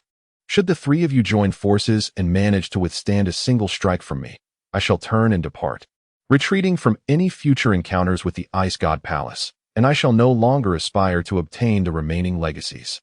Yet, if you fail to block my strike, then you 3, along with the entire Ice God Palace, shall henceforth bow to my command. Upon hearing this, Bai Mingxuan's face flushed crimson, and he growled softly, arrogant. Bei Feng Rulong and Fu Wenba exchanged glances, their expressions equally frosted with discontent. After witnessing Sister Chen's extraordinary talent firsthand, both Bei Feng Rulong and Fu Wenba indeed harbored intentions of aligning themselves with Chen Jie, hoping to rise to prominence alongside him. However, no matter how one might regard Chen Jie's innate gifts, it is implausible that the 3 celestial beings of the Ice Temple, all formidable in their own right, could be so easily bested by him. Chen Jie's demeanor clearly reflected a disdain for the Ice Temple and its 3 eminent figures, determined to assert their prowess. Bei Feng Rulong and Fu Wenba contemplated joining forces with Bai Mingxian, hoping to present a formidable challenge to Chen Jie. They believed that sometimes, the greater one's strength, the more valuable one becomes as an ally. However, if they were to successfully thwart Chen Jie, what if he truly honored his word and refrained from engaging with anyone from the Ice Temple henceforth? Would they still have the opportunity to ally with him to secure a favorable position? Should they then deliberately allow him to prevail? As they wrestled with these conflicting thoughts, the torrential rain provided an unexpected resolution to their dilemma. The legacy of celestial beings, expressed in the form of inheritance maps, varies greatly in quality. Those who possess profound cultivation and yet remain vigilant leave behind inheritance maps imprinted with the true essence of the universe, far superior to those carelessly inscribed and passed down through the ages. Nonetheless, whether the legacy belongs to celestial beings or is crafted with painstaking effort or casual intent, the essence of the universe that can be imprinted within these maps seldom exceeds 50%. Standing in the void, with his hair dancing in an unseen breeze, Chen Jie declared, "I first comprehend the way of spring rain, then tread upon the paths of gentle water, ice rain, and frigid ice. Having integrated these four aspects, I have grasped half of the way of water, which governs spring rain, gentle water, ice rain, and even frigid ice. Consequently, I have fortuitously acquired a singular technique. Now, I invite the three of you to appraise it. The way of water is devoid of fixed patterns, embodying the essence of the formless heavens." As Chen Jie's words echoed, tumultuous waves surged within a 10-mile radius, droplets cascading from the heavens, transforming into icy shards, gentle spring rain, and even enveloping mists that swiftly blanketed the area. Within this realm of formlessness, the water took on various manifestations: ice rain, solid ice, or ethereal mist, invading every nook and cranny, shrouding Beifeng Rulong and his companion's senses in an instant. As the droplets fell upon them, penetrating their protective energy with silent persistence, their vital essence and even their very souls spiraled into chaos, ultimately crystallizing into three translucent ice sculptures amidst the enveloping mist. Moments later, the pervasive mist dissipated under the sunlight, revealing three gleaming ice sculptures suspended in the air, radiating an extraordinary light. Following three resounding booms, a cascade of ice crystals fell from the sky, and vibrant rainbows quietly emerged. How could this be possible? With a single move, Bai Mingxian emerged from the icy depths, his previously uncontrollable true essence and spirit now restored to their former mastery. However, he appeared as if his soul had been unhinged, his eyes widened in disbelief, and his expression twisted as he gazed at Chen Jie, repeatedly uttering words of astonishment. Even though Chen Jie's formidable technique, the unyielding heaven, merely disrupted their true essence and spirit for an ephemeral moment, in that fleeting instant, had Chen Jie so desired, Bai Mingxian and Beifeng Rulong, among others, would have surely perished without a trace. Even celestial beings are but mortals. Once their minds were shattered, death would be inescapable. Bai Mingxian's face was etched with incredulity, while Beifeng Rulong and Fu Wenbo bore expressions of horror and dread. Yet, in an instant, their fear transformed into relief, and they bowed deeply before Chen Jie, reverently proclaiming, "We, Beifeng Rulong and Fu Wenbo of the Ice God Palace, shall henceforth follow Master Chen Jie unconditionally." The strength displayed by Chen Jie surpassed their expectations. Yet was this not fortuitous? The greater his power, the more likely he would transcend, and with it, their own prospects for elevation would flourish. To be the mere canine of an ordinary person is to dwell in the realm of beasts. But to be the companion of the Jade Emperor is to ascend to the heights of immortality. Chapter 163. Shadows in the Heart. Thus, it is left to you. What shall your choice be? Chen Jie stood amid the void, his expression impassive as he gazed at the now somewhat reawakened Bai Mingxian, and in a deep voice, he inquired. A subordinate of a celestial being was exceedingly significant to Chen Jie at this moment. However, should Bai Mingxian truly be unwilling to align himself with Chen Jie, the latter would not hesitate to find a pretext to send him to his demise. In this era of great contention, one is either a friend or an enemy. There exists no third path to tread. No one desires to face their adversaries while fearing the possibility of a third party poised to deliver a treacherous blow or reap the spoils of conflict. It is common knowledge that when the first and second parties engage in battle, the third must be eliminated first. Observing Chen Jie's unfriendly demeanor, Bai Mingxian, who had just regained his composure, exhibited no hesitation. He relinquished all his previous obstinacy and respectfully bowed his head to Chen Jie, declaring, "I, Bai Mingxian of the Ice God Palace, am willing to heed your commands, esteemed Chen Jie, with no recourse, unable to prevail and unwilling to perish. He had no choice but to submit. Moreover, aligning with Chen Jie might indeed offer the Bai family a greater future, even if circumstances remained unchanged. The utmost ambition of the Bai family was merely to transform the Ice God Palace and the entirety of the Arctic Divine Continent into their private dominion. Yet, even if the Bai family successfully seized control of the Ice God Palace and dominated the Arctic Divine Continent, what would it truly signify? Since the calamity befalling the Arctic Divine Continent at the hands of the Yin fanatics 2 millennia ago, the Ice God Palace had already ranked as one of the weakest forces among the 6 great continents of the Celestial Realm. Following Chen Jie's emergence and his governance of the Yin Divine Continent, it had unfortunately claimed the position of the weakest. It is widely known that one should grasp the softest fruit should a significant upheaval occur in the Celestial Realm. The Arctic Divine Continent would undoubtedly become the first target for the other dominant forces. When that time comes, even if the Bai family controlled the Arctic Divine Continent and the Ice God Palace, what would it amount to? The gap in tangible strength caused by the lack of inheritance is something the Bai family could never bridge, even if they presided over the entire Ice God Palace. Conversely, should they align with Chen Jie, one need only consider his astonishing martial prowess displayed thus far throughout the Celestial Realm. Aside from the enigmatic and formidable capital of the Great Qin Empire, Baiyujing, where the emperor himself resides, Chen Jie could easily contend with the likes of Tianling Mountain of the Tianling Dao sect, the Bodhi Temple of the Mahabodhi Temple, or the Phoenix Ming Island of the 10,000 Beasts Tower. Should Chen Jie truly carve a path to immortality from the realm of the impossible, would not the vast celestial realm, and even the boundless world beyond, open itself for the Bai family to explore? Bai Mingxian harbored ambitions, yet he was far from foolish. If given the chance, who would not wish to experience a broader horizon and genuinely embark on a path of eternal life? With the collective allegiance of the 3 celestial beings from the Ice God Palace, coupled with the pieced-together fragments of the water path from the Ice God Palace's legacy, and the comprehension of a single, formless heavenly technique, Chen Jie stood to gain immensely. After all, aside from Chen Jie's capability to subdue the Ice God Palace through his remarkable strength and unparalleled talent, even the Great Qin Immortal Dynasty or the Tianling Dao sect, should they amass their forces, would find it exceedingly difficult to compel the Ice God Palace into submission. Everyone ascends to the realm of the celestial through the inheritance of the Dao diagrams. In a one-on-one confrontation, it is challenging to swiftly determine a victor. Even in a 2-on-1 scenario, it's difficult to decisively control the battle. However, a 3-on-1 situation tends to guarantee a victory. Yet, even the Grand Qin Celestial Dynasty, which boasts the highest number of celestials in the current era, would hesitate to mobilize 9 or more celestials to assault the Ice God Palace.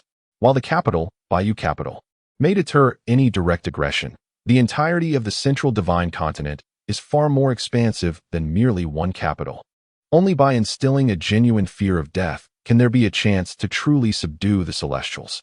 Before Chen Jie, who had mastered the rudiments of the water Dao and grasped various other heavenly laws related to water, alongside a technique that rivaled the full-force strike of terrestrial immortals, ordinary celestials would find even the prospect of escape an unattainable luxury under his overwhelming prowess. With all 3 celestials of the Ice God Palace having submitted, Chen Jie did not indulge in excessive sentimentality. After instructing Bai Mingxian and Fu Wenba to present their cherished Dao diagrams, he promptly directed the North Wind to gather the remaining Dao diagrams and summon the majority of the Grand Masters and Masters from the Ice God Palace to accompany him back to the summer capital of Yin Divine Continent. In a world where one may lose both land and people, or preserve one while sacrificing the other, the Qin Celestial Dynasty, having secured the celestial flying vessel as a formidable tool of conquest, coupled with the subtle changes in the heavenly spirit realm and Chen Jie's keen perception, foresaw impending turmoil. In such circumstances, consolidating one's combat strength and preventing the enemy from striking individually becomes paramount. With the celestial flying vessel as their stronghold, the Qin Celestial Dynasty possessed the potential to amass superior forces and engage in decisive strikes. As days swiftly passed, after thoroughly comprehending the Dao diagrams imbued with the frost and annihilation paths provided by Bai Mingxian and Fu Wenba, Chen Jie made slight advancements in his understanding of the water Tao. His lethal technique, the formless sky, gained further potency after integrating the frost path. If previously, the formless sky could ensnare 3 to 4 celestials simultaneously and allow Chen Jie to eliminate at least 2 ordinary celestials swiftly when the opportunity arose. Now, with the incorporation of the frost path, he felt confident that even facing 5 celestials in concerted attack, he could emerge victorious. As for the prospect of 6, 7, or even more celestials launching a simultaneous assault, that was a thought Chen Jie had yet to entertain. After all, it was improbable that so many celestials would converge to besiege him at once, and he was not devoid of celestials under his command. Upon his swift return to the summer capital, the North Wind, by Mingxian, and Fu Wenbo followed closely behind, with many grand masters and masters from the Ice God Palace gradually converging each day. With the addition of the Sword Master and the 4 celestial beings under Chen Jie's command, the forces in Xiajing have become formidable. Coupled with the meticulously nurtured divine artifact, the Nianyu sculpture, and the array formations he has devised, Xiajing stands as a bastion, impervious to assault. Even should the great Qin immortal dynasty mobilize all its celestial beings to besiege Xiajing, Chen Jie harbors confidence in his capacity to withstand such an onslaught. The great Qin immortal dynasty, which boasts the most extensive lineage of Tao maps and occupies the vast and opulent central divine continent of the entire Tianling realm, possesses at least over 10 celestial beings. However, the number does not exceed 20. Otherwise, despite the constraints posed by the Tianling Tao sect and the Mahabodhi Temple, the Yinxian continent and the Arctic divine continent would have long been subjugated by the great Qin immortal dynasty. Yet, for reasons unknown, despite the formidable power now at Chen Jie's disposal, the entire Tianling realm should pose no threats. Nevertheless, a persistent shadow looms over his heart, suffocating him with an unsettling sense of unease. Insufficient, still insufficient. Such power remains woefully inadequate. Furrowing his brow, Chen Jie, a celestial being endowed with a soul stronger than that of an ordinary celestial, possesses a mind as clear as the sky and the sea, impervious to unprovoked disturbances. However, it is precisely for this reason that when his spirit and mind incessantly issue warnings, it signifies one undeniable truth. A monumental crisis looms on the horizon. At this moment, only 43 days remain until the true disciples of the Mahabodhi Temple, Beast God Sect, and Flying Immortal Gate make their grand entrance into the Tianling realm, intent on refining it in its entirety. Chapter 164. The ancestral land of the Ying clan beyond the celestial realm, the Bodhisattva of Maha Temple. The true immortal of the Flying Immortal Gate and the true god of Beast God Sect are exerting their utmost efforts to intertwine the celestial realm with the Starfall world. Within the Starfall world, amidst a towering celestial mountain, several elderly men with silver hair gaze excitedly at a compass in a hidden chamber, which emits a faint white light and rotates continuously. After so many years, have we finally reconnected with the small world of the ancestor of the celestial realm? Quickly, let us use our bloodline as a guide to safeguard this fragile spiritual light of connection. We must not allow the link between the ancestor of the celestial realm and ourselves to sever.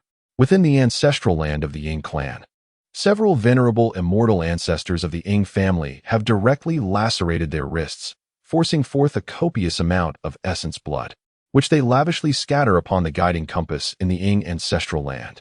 As the bloodline remains unbroken and the essence blood serves as a conduit, the previously faint white light upon the compass suddenly grows more radiant. The compass, which had been spinning chaotically, ceases its tumultuous motion and decisively points southward. Is it towards the sea of eternal life? Regardless, this time, we must bring back the celestial realm for our Ying family, come what may. The Sea of Eternal Life is the territory of the Eternal Life Emperor, and the golden immortal of the celestial realm perished under the decree of the Eternal Life Emperor. For the Ying clan, the Sea of Eternal Life is undoubtedly a forbidden zone. However, the immortal beings of the Ying family are willing to take the risk for the sake of reclaiming the celestial realm. Moreover, it is paramount to note that the Eternal Life Emperor is unlikely to have the inclination to eliminate the remnants of the Ying clan. In the presence of the great Luo Emperor, even a golden immortal of the celestial realm, who stands at the pinnacle of the golden immortal rank, is no more than an ant. How could the eternal life emperor possibly cast his gaze upon a group of ordinary immortals who are even less significant than ants? After the fall of the golden immortal of the celestial realm, under the oppression of other forces, the strength of the Ying clan has significantly diminished. Presently, even within the ancestral land of the Ying family, there are but 4 true immortal powerhouses remaining. As for the celestial immortals and earth immortals among their kin, it is better left unsaid. Celestial immortals are easily obtained, but true immortals are indeed rare. Yet, in the face of the virtually immortal golden immortals, the so-called true immortals merely manifest as fleeting ripples in the vast expanse of eternal life.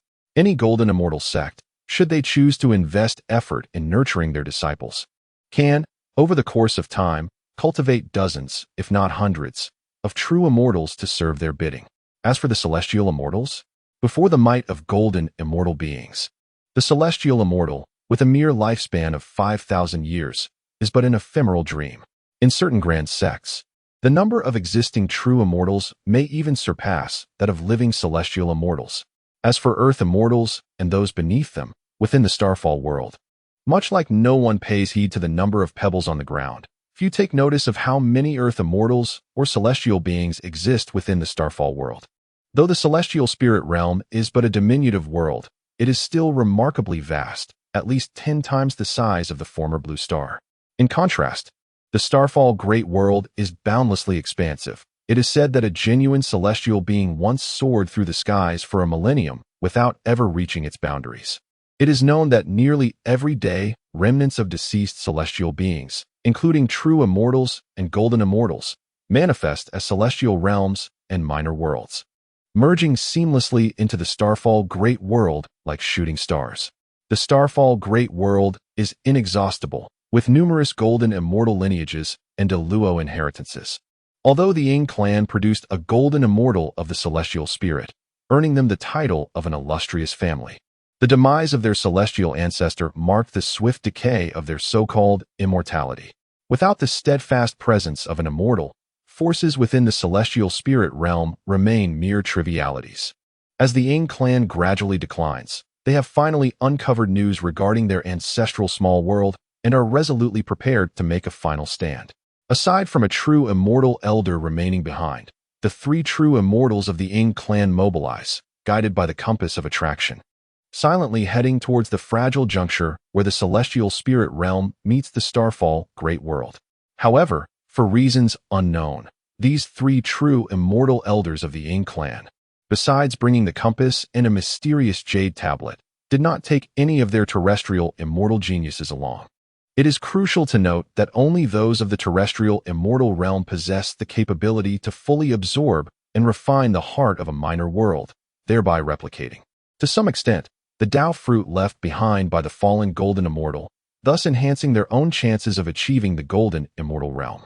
Once one reaches the true immortal realm, having already established their own celestial domain, it is not impossible to integrate and refine the remnants of a golden immortal minor world.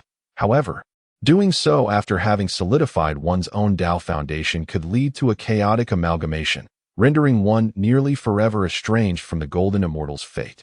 Nevertheless, considering the age and Tao comprehension of the 3 true immortal elders of the Ying clan, they are, in any case, unlikely to ever attain the golden immortal status. Thus, refining and integrating a golden immortal's minor world could still augment their combat prowess and foundational strength, albeit marginally. Beyond the celestial spirit realm, numerous forces are beginning to converge, intent on completely refining this realm to transform their hearts into the celestial heart, thereby governing all sentient beings within. Meanwhile, within the celestial spirit realm, acutely sensing an intensifying feeling of crisis, Chen Jie, after mastering and comprehending all the legacy Tao maps of the Ice God Temple, ascends without hesitation, heading straight for the 10,000 Demon Tower. Inside the 10,000 Demon Tower, although beings of various kinds intermingle, 2 prominent celestial inheritances persist. Together, these 2 celestial lineages boast at least 5 Tao maps of inheritance. Moreover, these inheritances are primarily connected to the waters of the Storm Sea, which could potentially enhance Chen Jie's understanding of the Tao of water, of which he has already grasped more than half. Indeed, It is of utmost significance that among the remaining forces in the spiritual realm today, the 10,000 Beasts Tower stands as the weakest, yet it is also the closest to Chen Jie at present. The Western Extreme Divine Continent and the Yin Divine Continent are separated by the Central Divine Continent, with an immeasurable distance stretching between them. The Northern Extreme Divine Continent and the Yin Divine Continent are connected by the heavenly god Great Snow Mountain, making them adjacent. This geographical proximity was a crucial factor that led to Yin Kuangtu and Chen Jie seeking out the Ice God Palace 2 millennia ago, once they had acquired strength and confidence. Conversely, between the Southern Extreme Divine Continent and the Yin Divine Continent lies an endless expanse of ocean, dotted with countless islands. Known as the Chaotic Star Sea, dominating the Great Star Sea is a formidable force, the 10,000 Beasts Tower, where the most powerful entities are not the two celestial beings, but rather a number of terrifying ferocious beasts whose exact lifespan remains a mystery. Chapter 165. The Death of the Celestial Being in the Tumultuous Starry Sea. Within the grand estate of the Zhang family, an extraordinary celebration unfolds. The engagement banquet between the Zhang and Li families has drawn renowned clans from across the entire Qianqing Sea, a spectacle that has not been witnessed in many years.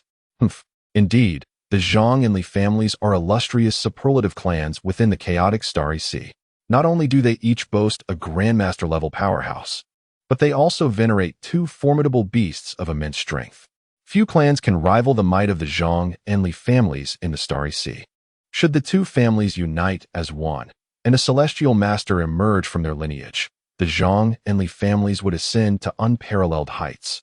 The title of Celestial Master is not easily attained. However, the Zhang family's young lord is extraordinarily gifted, and with the impending union with the millennium-old Li family, it is likely that the Zhang family will soon leap into prominence, transforming into a celestial clan. Inside the Zhang family estate on Xingqiu Island, numerous guests engage in hushed conversations, their eyes brimming with admiration and awe when speaking of the young lord of the Zhang family. The Starry Sea is devoid of vast land masses, consisting instead of countless scattered islands. This unique environment has resulted in the absence of significant kingdoms, with local power primarily residing in esteemed clans and sects, categorized by their strengths. The Zhang and Li families are renowned superlative clans within the Qianqing Sea of the chaotic Starry Sea. Of course, whether superlative clans or lesser sects, all are insignificant in the face of the myriad Beasts Tower, which reigns supreme over the Starry Sea. Only those of celestial strength can truly become the masters of this ethereal realm. The engagement between the Zhang and Li families aims to consolidate their strengths to nurture a celestial being together. The young lord of the Zhang family is heralded as the most exceptional talent of the past millennium in the Starry Sea, having reached the 9th tier of comprehension by the age of 18 and achieving Grandmaster status by 20. Now, at the tender age of 28, he stands on the threshold of the Grandmaster realm. Provided he is afforded ample opportunities to study the celestial path, discovering the path that suits him, achieving celestial status should not prove difficult. Regrettably, despite being one of the few superlative clans in the Starry Sea, the Zhang family does not descend from celestial lineage and lacks a celestial path for enlightenment. Even with extraordinary talent, without significant fortune, the hope of becoming a celestial being may remain forever elusive. This union with the Li family represents the first step for the young lord of the Zhang family on his journey towards celestial ascension. The Li family, with a legacy spanning thousands of years, is believed to be descended from celestial beings. Although no celestial power has emerged from their lineage in over a millennium, they have consistently produced Grandmaster-level powerhouses. The family venerates the formidable Blackwater Xian turtle, a beast just a step shy of celestial realm, ensuring their legacy endures and their glory remains eternal, marking them as one of the foremost families in the Starry Sea. While the Zhang family has seen a plethora of talents arise over the past millennium and boasts a greater number of Grandmaster-level masters compared to the Li family, the foundational depth of the Zhang clan ultimately pales in comparison to that of the Li family. Since the demise of the celestial spirit Golden Immortal, certain entities within the celestial spirit realm have truly ceased to exist. The Zhang family, in their endeavor to forge an alliance through marriage with the Li family, has orchestrated a grand affair that reverberated throughout the entire chaotic Star Sea.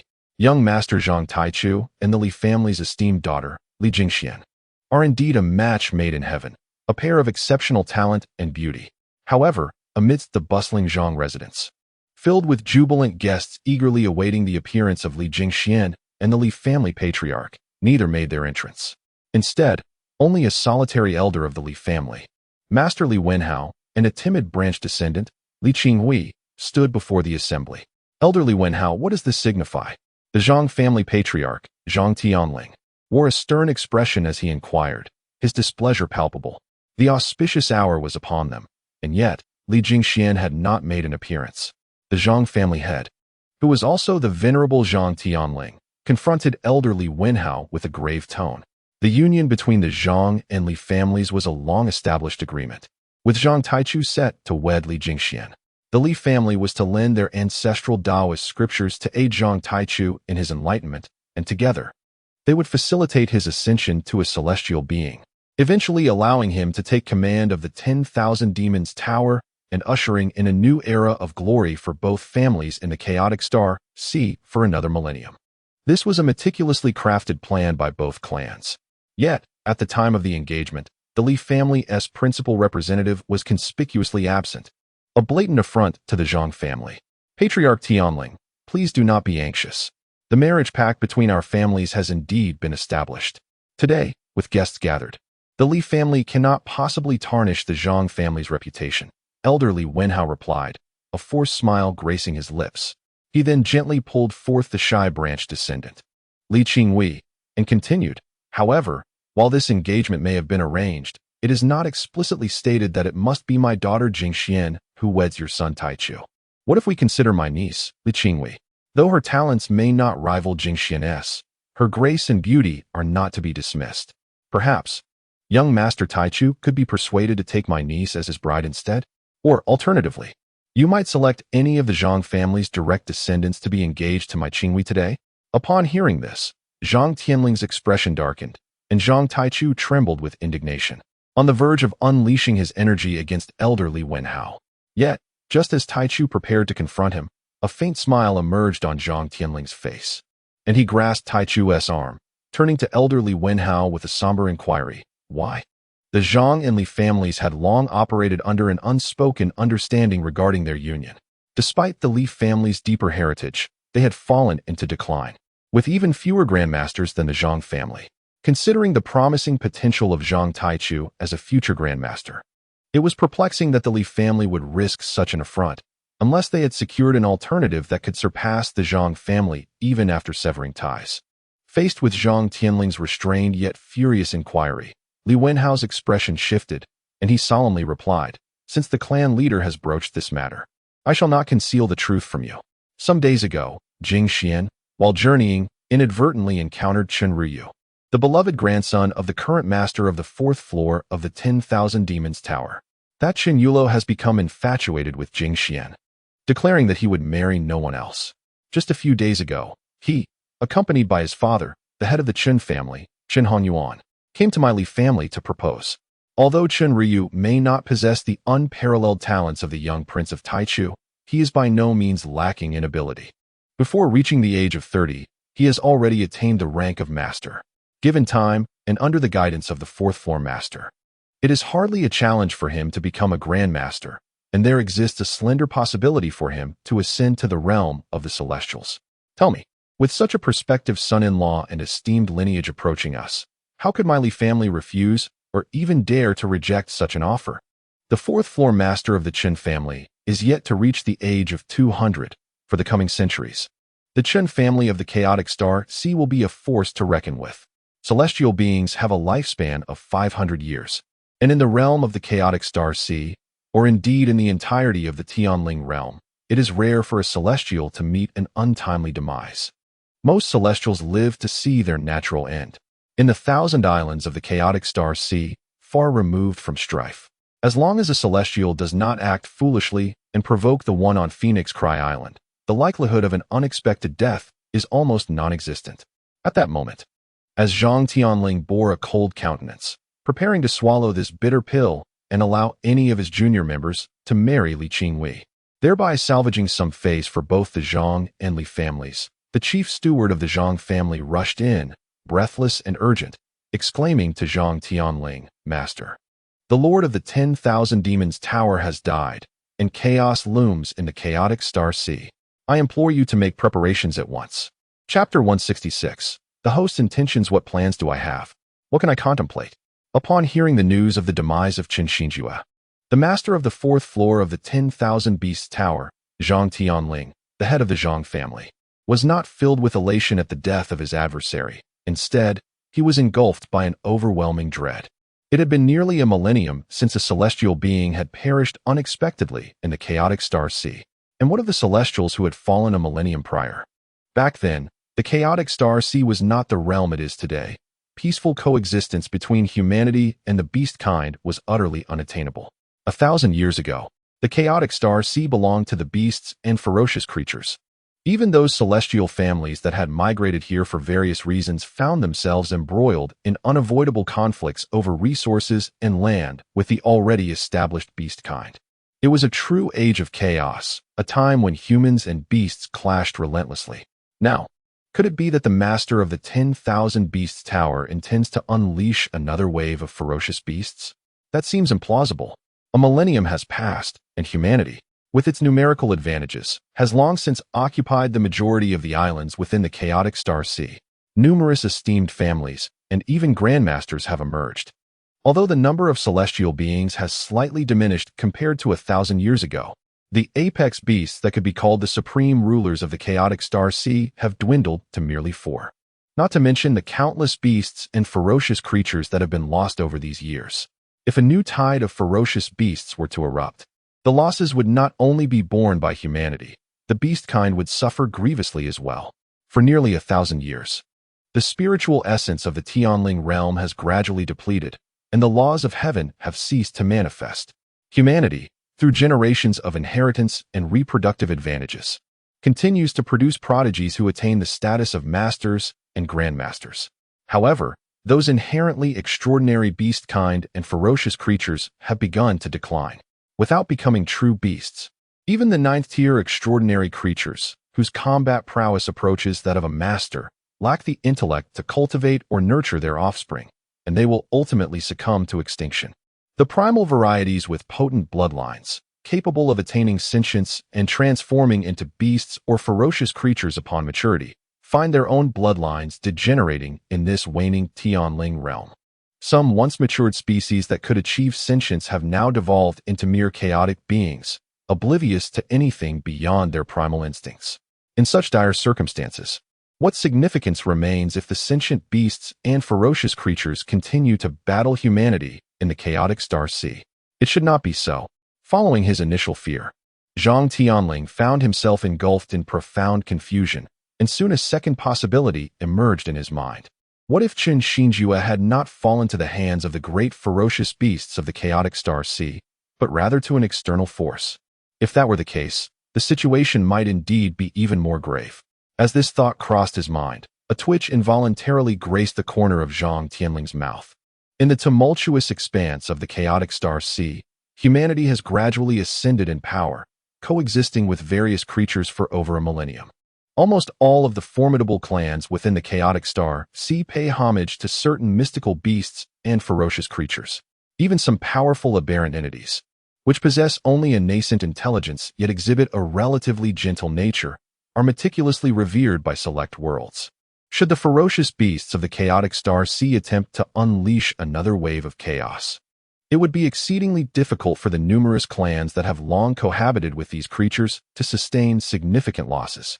However, if external forces aspire to unify the chaotic Star Sea, the memory of their oppressive tactics against the smaller clans sends a chill down Zhang Tianling's spine.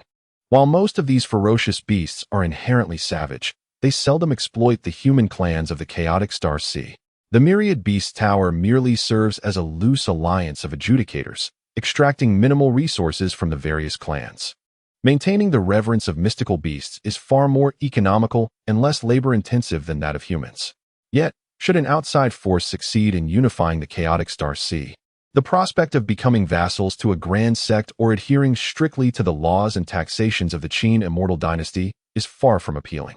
In Zhang Tianling's recollection, The only entities with the strength and capability to potentially unify the chaotic Star Sea are the legendary Qin Immortal Dynasty and the Celestial Spirit Sect. As for the recently emerged Han Dynasty in the Yin Divine Continent, what significance do they hold to disrupt the affairs of the chaotic Star Sea? Zhang Tianling began to ponder whether the resurgence of the ferocious beasts would incite chaos, or if the Qin Immortal Dynasty or the Celestial Spirit Sect would wage an invasion. Meanwhile, beside him, the elderly Wen Hao of the Li clan, after a moment of stupor, displayed a pallid countenance. With the demise of Chen Jie, regardless of whether the ferocious beasts reignite turmoil or other forces invade the entire chaotic Star Sea, the Chen clan's grand dynasty has already crumbled. Moreover, at least one, if not more, of their celestial strongmen have now become implacable foes, whether it be the sentient ferocious beasts or the incoming celestial beings. None would allow the Chen clan to remain a lingering threat, even if the ferocious beasts or celestial beings refrained from eliminating the Chen clan directly due to their status. Those clans eager to curry favor with these entities would not miss the opportunity to obliterate and plunder the Chen family. As a celestial clan, the Chen family possesses 2 legacy Dao maps, while the Li clan, having recently established a marital alliance with them, also harbors a legacy Dao map, making them susceptible to the repercussions from other clans. Numerous families within the chaotic Star Sea covet the Li clan's legacy Dao map. Were it not for the fact that the clan with the most Dao maps among the celestial families possesses only 3, struggling to maintain the cycle of celestial succession and fearing the potential devastation of their legacy maps from aggressive actions, the Li clan would have long lost their own legacy Dao map after the fall of their celestial beings. In the midst of the chaotic Star Sea, an inherent order prevails. Only through order and stability can prosperity and the longevity of a family be achieved. Yet now, with the death of a celestial being, chaos in the Starry Sea looms imminent. Under such circumstances, can the Li family safeguard their ancestral legacy? As Li Wenhao contemplated this, his complexion turned pale. He was poised to hastily return to his family to uncover the true reason behind the demise of Chen Jie, the master of the 4th floor of the Myriad Beasts Tower, and the potential repercussions it would bring to the Li family. Outside Starry Isle, a tempest brewed, with fierce winds ushering in dense clouds and towering waves, converging upon the isle. Amidst the tumultuous winds and waves, the roars of 2 extraordinary ferocious beasts echoed through the heavens. You dare to slay the master of my Myriad Beasts Tower and seize the legacy of the Starry Sea, thinking you can simply walk away unscathed? You underestimate us. Walk away unscathed? No. I merely wish to avoid wasting my time with you. However, the main party has arrived. It seems there is no need to leave now. Accompanied by a deep sigh resonating throughout Starry Isle, several figures silently materialized in the high skies, including Guan Hongfei, the head of the Guan family from the celestial lineage, who appeared beside the 2 ferocious beasts of the Myriad Beasts Tower. Chapter 167.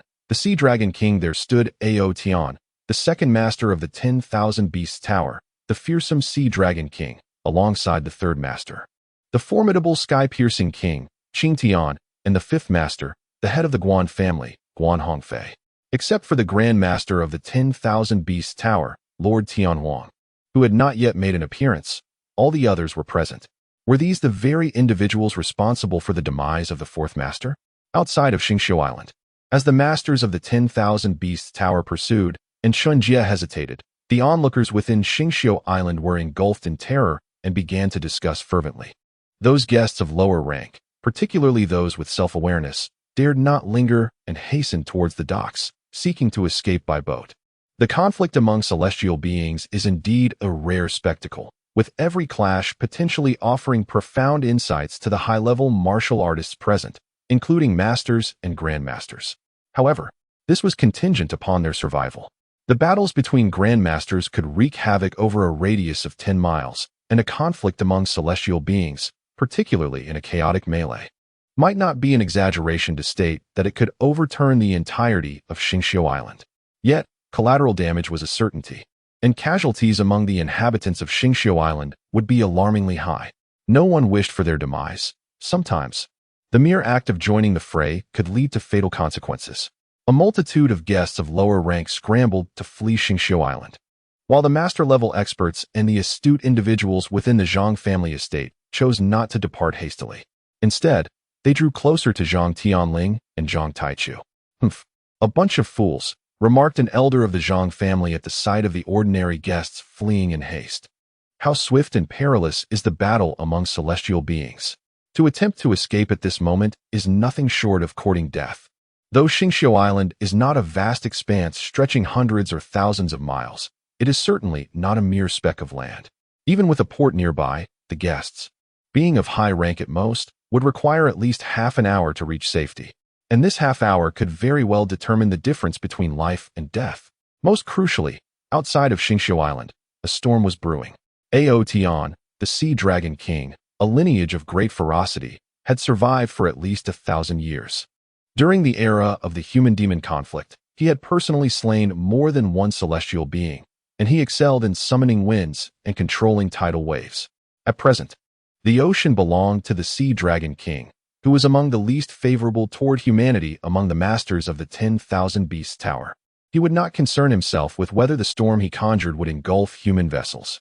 Conversely, within the Zhang family estate, the protection afforded by the numerous masters and grandmasters gathered for the Zhang family's betrothal ceremony, along with the strategic arrangements made by the Zhang family over centuries on Xingqiu Island, rendered it far safer than a reckless attempt to venture out to sea. Yet, to speak of true safety beneath the celestial beings is but a fallacy. It merely amounts to a struggle for survival. Should the masters of the 10,000 Demons Tower and the celestial beings from beyond engage in battle above the Zhang family estate, all of Zhang's preparations, along with the combined efforts of the Grand Masters present, would prove utterly futile. Within the Zhang family courtyard, Zhang Tianling and Zhang Taichu were in a state of anxiety, urgently instructing everyone to take cover and prepare defenses, their eyes wide with anticipation, intent on not missing a single detail of the celestial conflict. The war among celestial beings was fraught with peril, yet it also presented a grand opportunity. Amidst the turmoil on Starry Island, high above, Chen Jie paused, and with him, the northern wind, like a dragon, and Fu Wenba also halted, standing silently behind Chen Jie. Although the strength of the 10,000 Demons Tower was not particularly formidable in Chen Jie's estimation, he chose to bring along the two celestial beings, Northern Wind and Fu Wenba, both as a precaution and to better gather the inheritance diagrams. Importantly, leaving all three newly allied celestial beings in Xiajing made Chen Jie uneasy. The recently ascended sword master and his own divine statue, capable of momentarily wielding celestial power, could at most hold off two celestial beings. Three celestial beings? No wonder they could defeat that useless Chen Jie.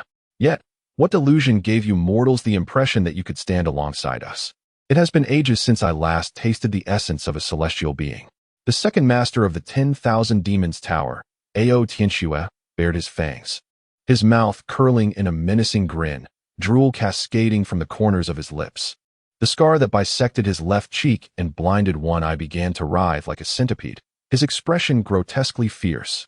A millennium ago, two celestial beings perished beneath Ao Tian's dragon fangs and claws, yet Ao Tian himself bore scars from the encounter. The wound upon his face and the loss of vision bore witness to the might of the human celestial beings.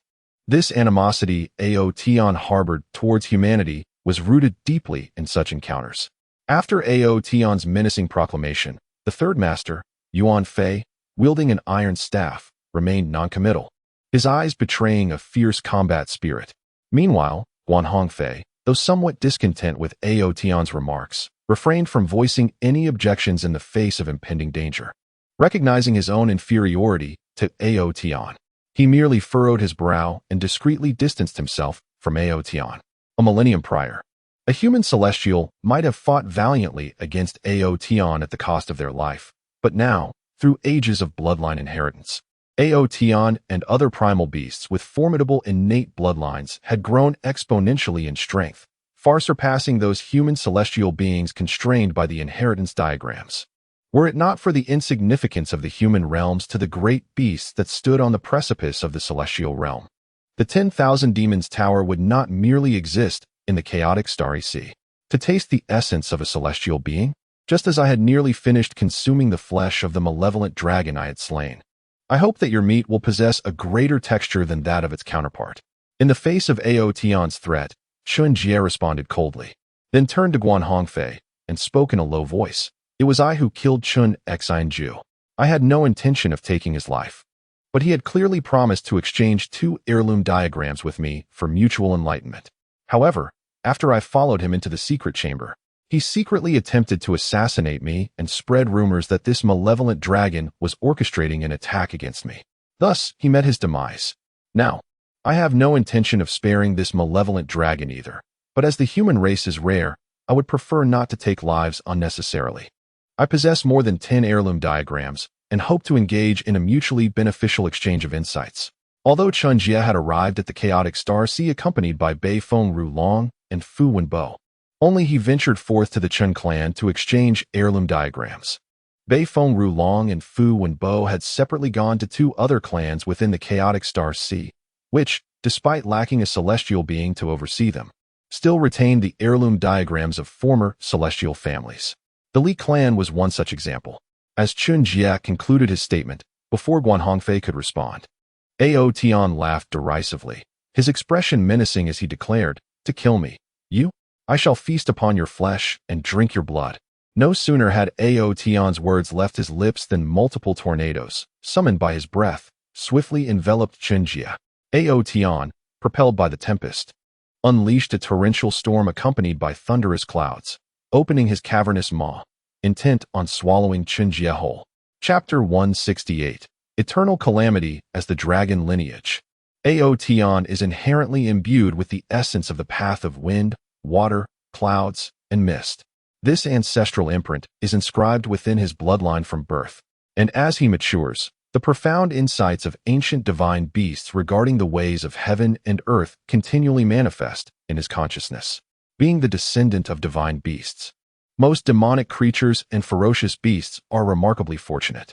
They are born powerful, blessed with longevity, and their bloodlines inherently carry the wisdom of their forebears regarding the celestial path. With minimal effort to digest and comprehend their innate heritage, they can gradually embark on the path of ancestral return, evolving into formidable divine beasts comparable to their ancestors. However, they are also burdened with misfortune, the potent legacy embedded in their bloodlines, while guiding them methodically on their ancestral journey, often signifies a diminishing capacity to perceive and learn from the external world and the celestial principles. This is particularly true for those whose bloodlines have become exceedingly thin, making it arduous to enhance their prowess swiftly. The lengthy lifespan that should be a blessing often transforms into a source of despair as their cultivation stagnates over time. Amidst this despair, they witness those they once deemed insignificant mortals gradually comprehending their own paths, making incremental advancements, and in some cases, even surpassing them. This despair morphs into confusion, anger, jealousy, and ultimately, deep-seated resentment towards humanity. Most importantly, while humans may lack an inherent powerful legacy, their very emptiness allows them to possess everything. By consuming the essence and even the souls of humans, they can, to some degree, ignite the flickering insights within the demonic beasts, reawakening the legacy buried deep within their bloodlines. Moreover, the consumption of higher-level humans significantly increases the chances of triggering these latent powers. Thus, the ancient strife between humanity and demonic creatures stemmed from this very dynamic. However, in the present day, as the celestial rules of the Tianling realm become increasingly obscure and elusive, the number of martial artists at the levels of masters and grandmasters among humans has dwindled. Concurrently, the bloodlines of the demonic beasts have begun to deteriorate, rendering the prospect of activating their bloodline insights through the consumption of high-level humans nearly non-existent. Within the chaotic Star Sea, the extreme antagonism between humans and beasts gradually finds a path to reconciliation. Ultimately, this leads to the formation of the 10,000 Beasts Tower, established by the unparalleled Demon King Feng Tianwang and several celestial beings of the current era, transforming the chaotic Star Sea into a realm where humans and demonic creatures coexist. However, this does not imply that a profound intimacy has truly blossomed between humanity and the beastly entities, in pursuit of consuming the flesh and blood of these creatures, either to enhance their own cultivation and longevity, or to absorb the essence of humanity to potentially awaken the flickering light of their bloodline. The relentless slaughter between humans and beasts has been far from rare over the past millennium. Within the confines of the 10,000 Beasts Tower, there have been malevolent forces advocating for the revival of ancient traditions, aiming to nurture humanity while periodically harvesting the powerful masters and celestial beings of the human race as sustenance to trigger their bloodline's latent brilliance. Yet, this has never been executed, primarily due to the opposition from the tower's leader, Feng Tianhuang, and the unyielding deterrence posed by the celestial beings of humanity.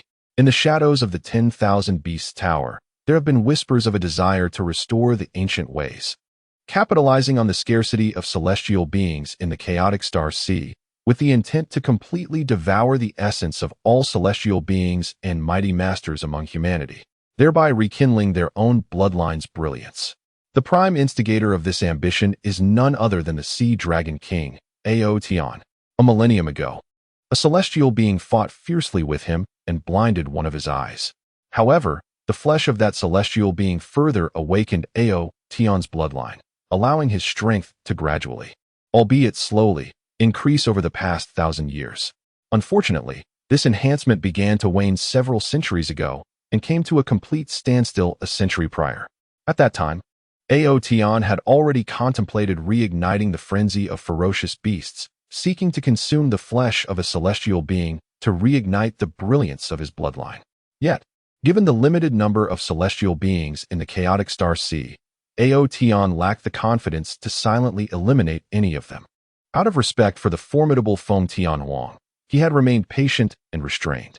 Now, the brazen killing of a celestial being, Chen Jie, from the outside world has provided Ao Tian with the perfect opportunity and an alternative course of action. The celestial beings of the chaotic star sea have, for the past millennium, essentially become part of the 10,000 Beasts Tower. Whether they are killed or consumed, it undermines the tower and slaps Feng Tianhuang in the face. However, celestial beings from outside the chaotic star sea, especially those who come to confront them, can be slain or devoured without reproach, subsequently rallying all forces of the 10,000 Beasts Tower to retaliate without anyone being able to voice dissent. This is the fundamental reason behind Ao Tian's relentless pursuit of Chen Jie and his companions. After all, the death of a single celestial being, Chen Jie, should not compel the demon lords of the 10,000 Beasts Tower to fight desperately. Ao Tian has long devised a plan to savor Chen Jie's blood atop Starry Island, gathering the various forces of the 10,000 Beasts Tower to counter the power behind Chen Jie and to consume as many celestial beings as possible. Alas, the plan is commendable, but it lacks one crucial element: strength. As a dragon breed and a 1,000-year-old malevolent entity, Ao Tian's power is beyond the reach of ordinary celestial beings. Even those of exceptional talent who have comprehended 2 or 3 legacy diagrams, possessing strength that surpasses that of typical celestial beings, would not stand a chance against Ao Tian. Unfortunately, he has encountered Chen Jie, who has already grasped over 10 legacy diagrams and cultivated the 3 aspects of spirit, energy, and essence, possessing a strength sufficient to rival that of terrestrial immortals. As the wind danced with the clouds, amidst the tumultuous gales of the tornado, Ao Tian's form became increasingly agile. His fearsome and sharp dragon fangs glistened with a chilling light, seemingly poised to rend Chen Jie asunder. Yet, in the next moment, accompanied by an extraordinarily radiant flash of white light and a gentle murmur from Chen Jie, time itself appeared to momentarily freeze above the expanse of Starry Island. This was not due to Chen Jie's mastery over time and space, but rather, it was simply too cold. The myriad legacies of the Ice God Temple predominantly revolved around the principles of frost and snow. And while Chen Jie had gleaned fragmented insights into the path of water from these teachings, his comprehension of the ice and snow principles had similarly surged forward. Beyond the unchanging heaven, which primarily focused on the path of water interwoven with various other celestial paths that Chen Jie had discerned, a formidable technique emerged. Rooted in the principle of extreme cold, intricately blended with soul assaults and numerous ice and snow techniques. Thus was born the eternal calamity of ice, a realm where all things are ensnared in perpetual suffering. The cold was unending, an unimaginable chill. In Ao Tian's incredulous gaze, the tornadoes encircling Chen Jie, which sought to thwart his escape, began to gradually stagnate alongside the luminous white aura emanating from him. The tempest stilled, and even the void seemed to freeze. Subsequently, As that crystalline white light radiated forth, a multitude of translucent ice flowers quietly materialized in the emptiness, continuously expanding outward at an astonishing pace. Before he could brace himself, Ao Tian found himself plunging headfirst into this realm of eternal ice lotuses, ensnared within the depths of an icy hell.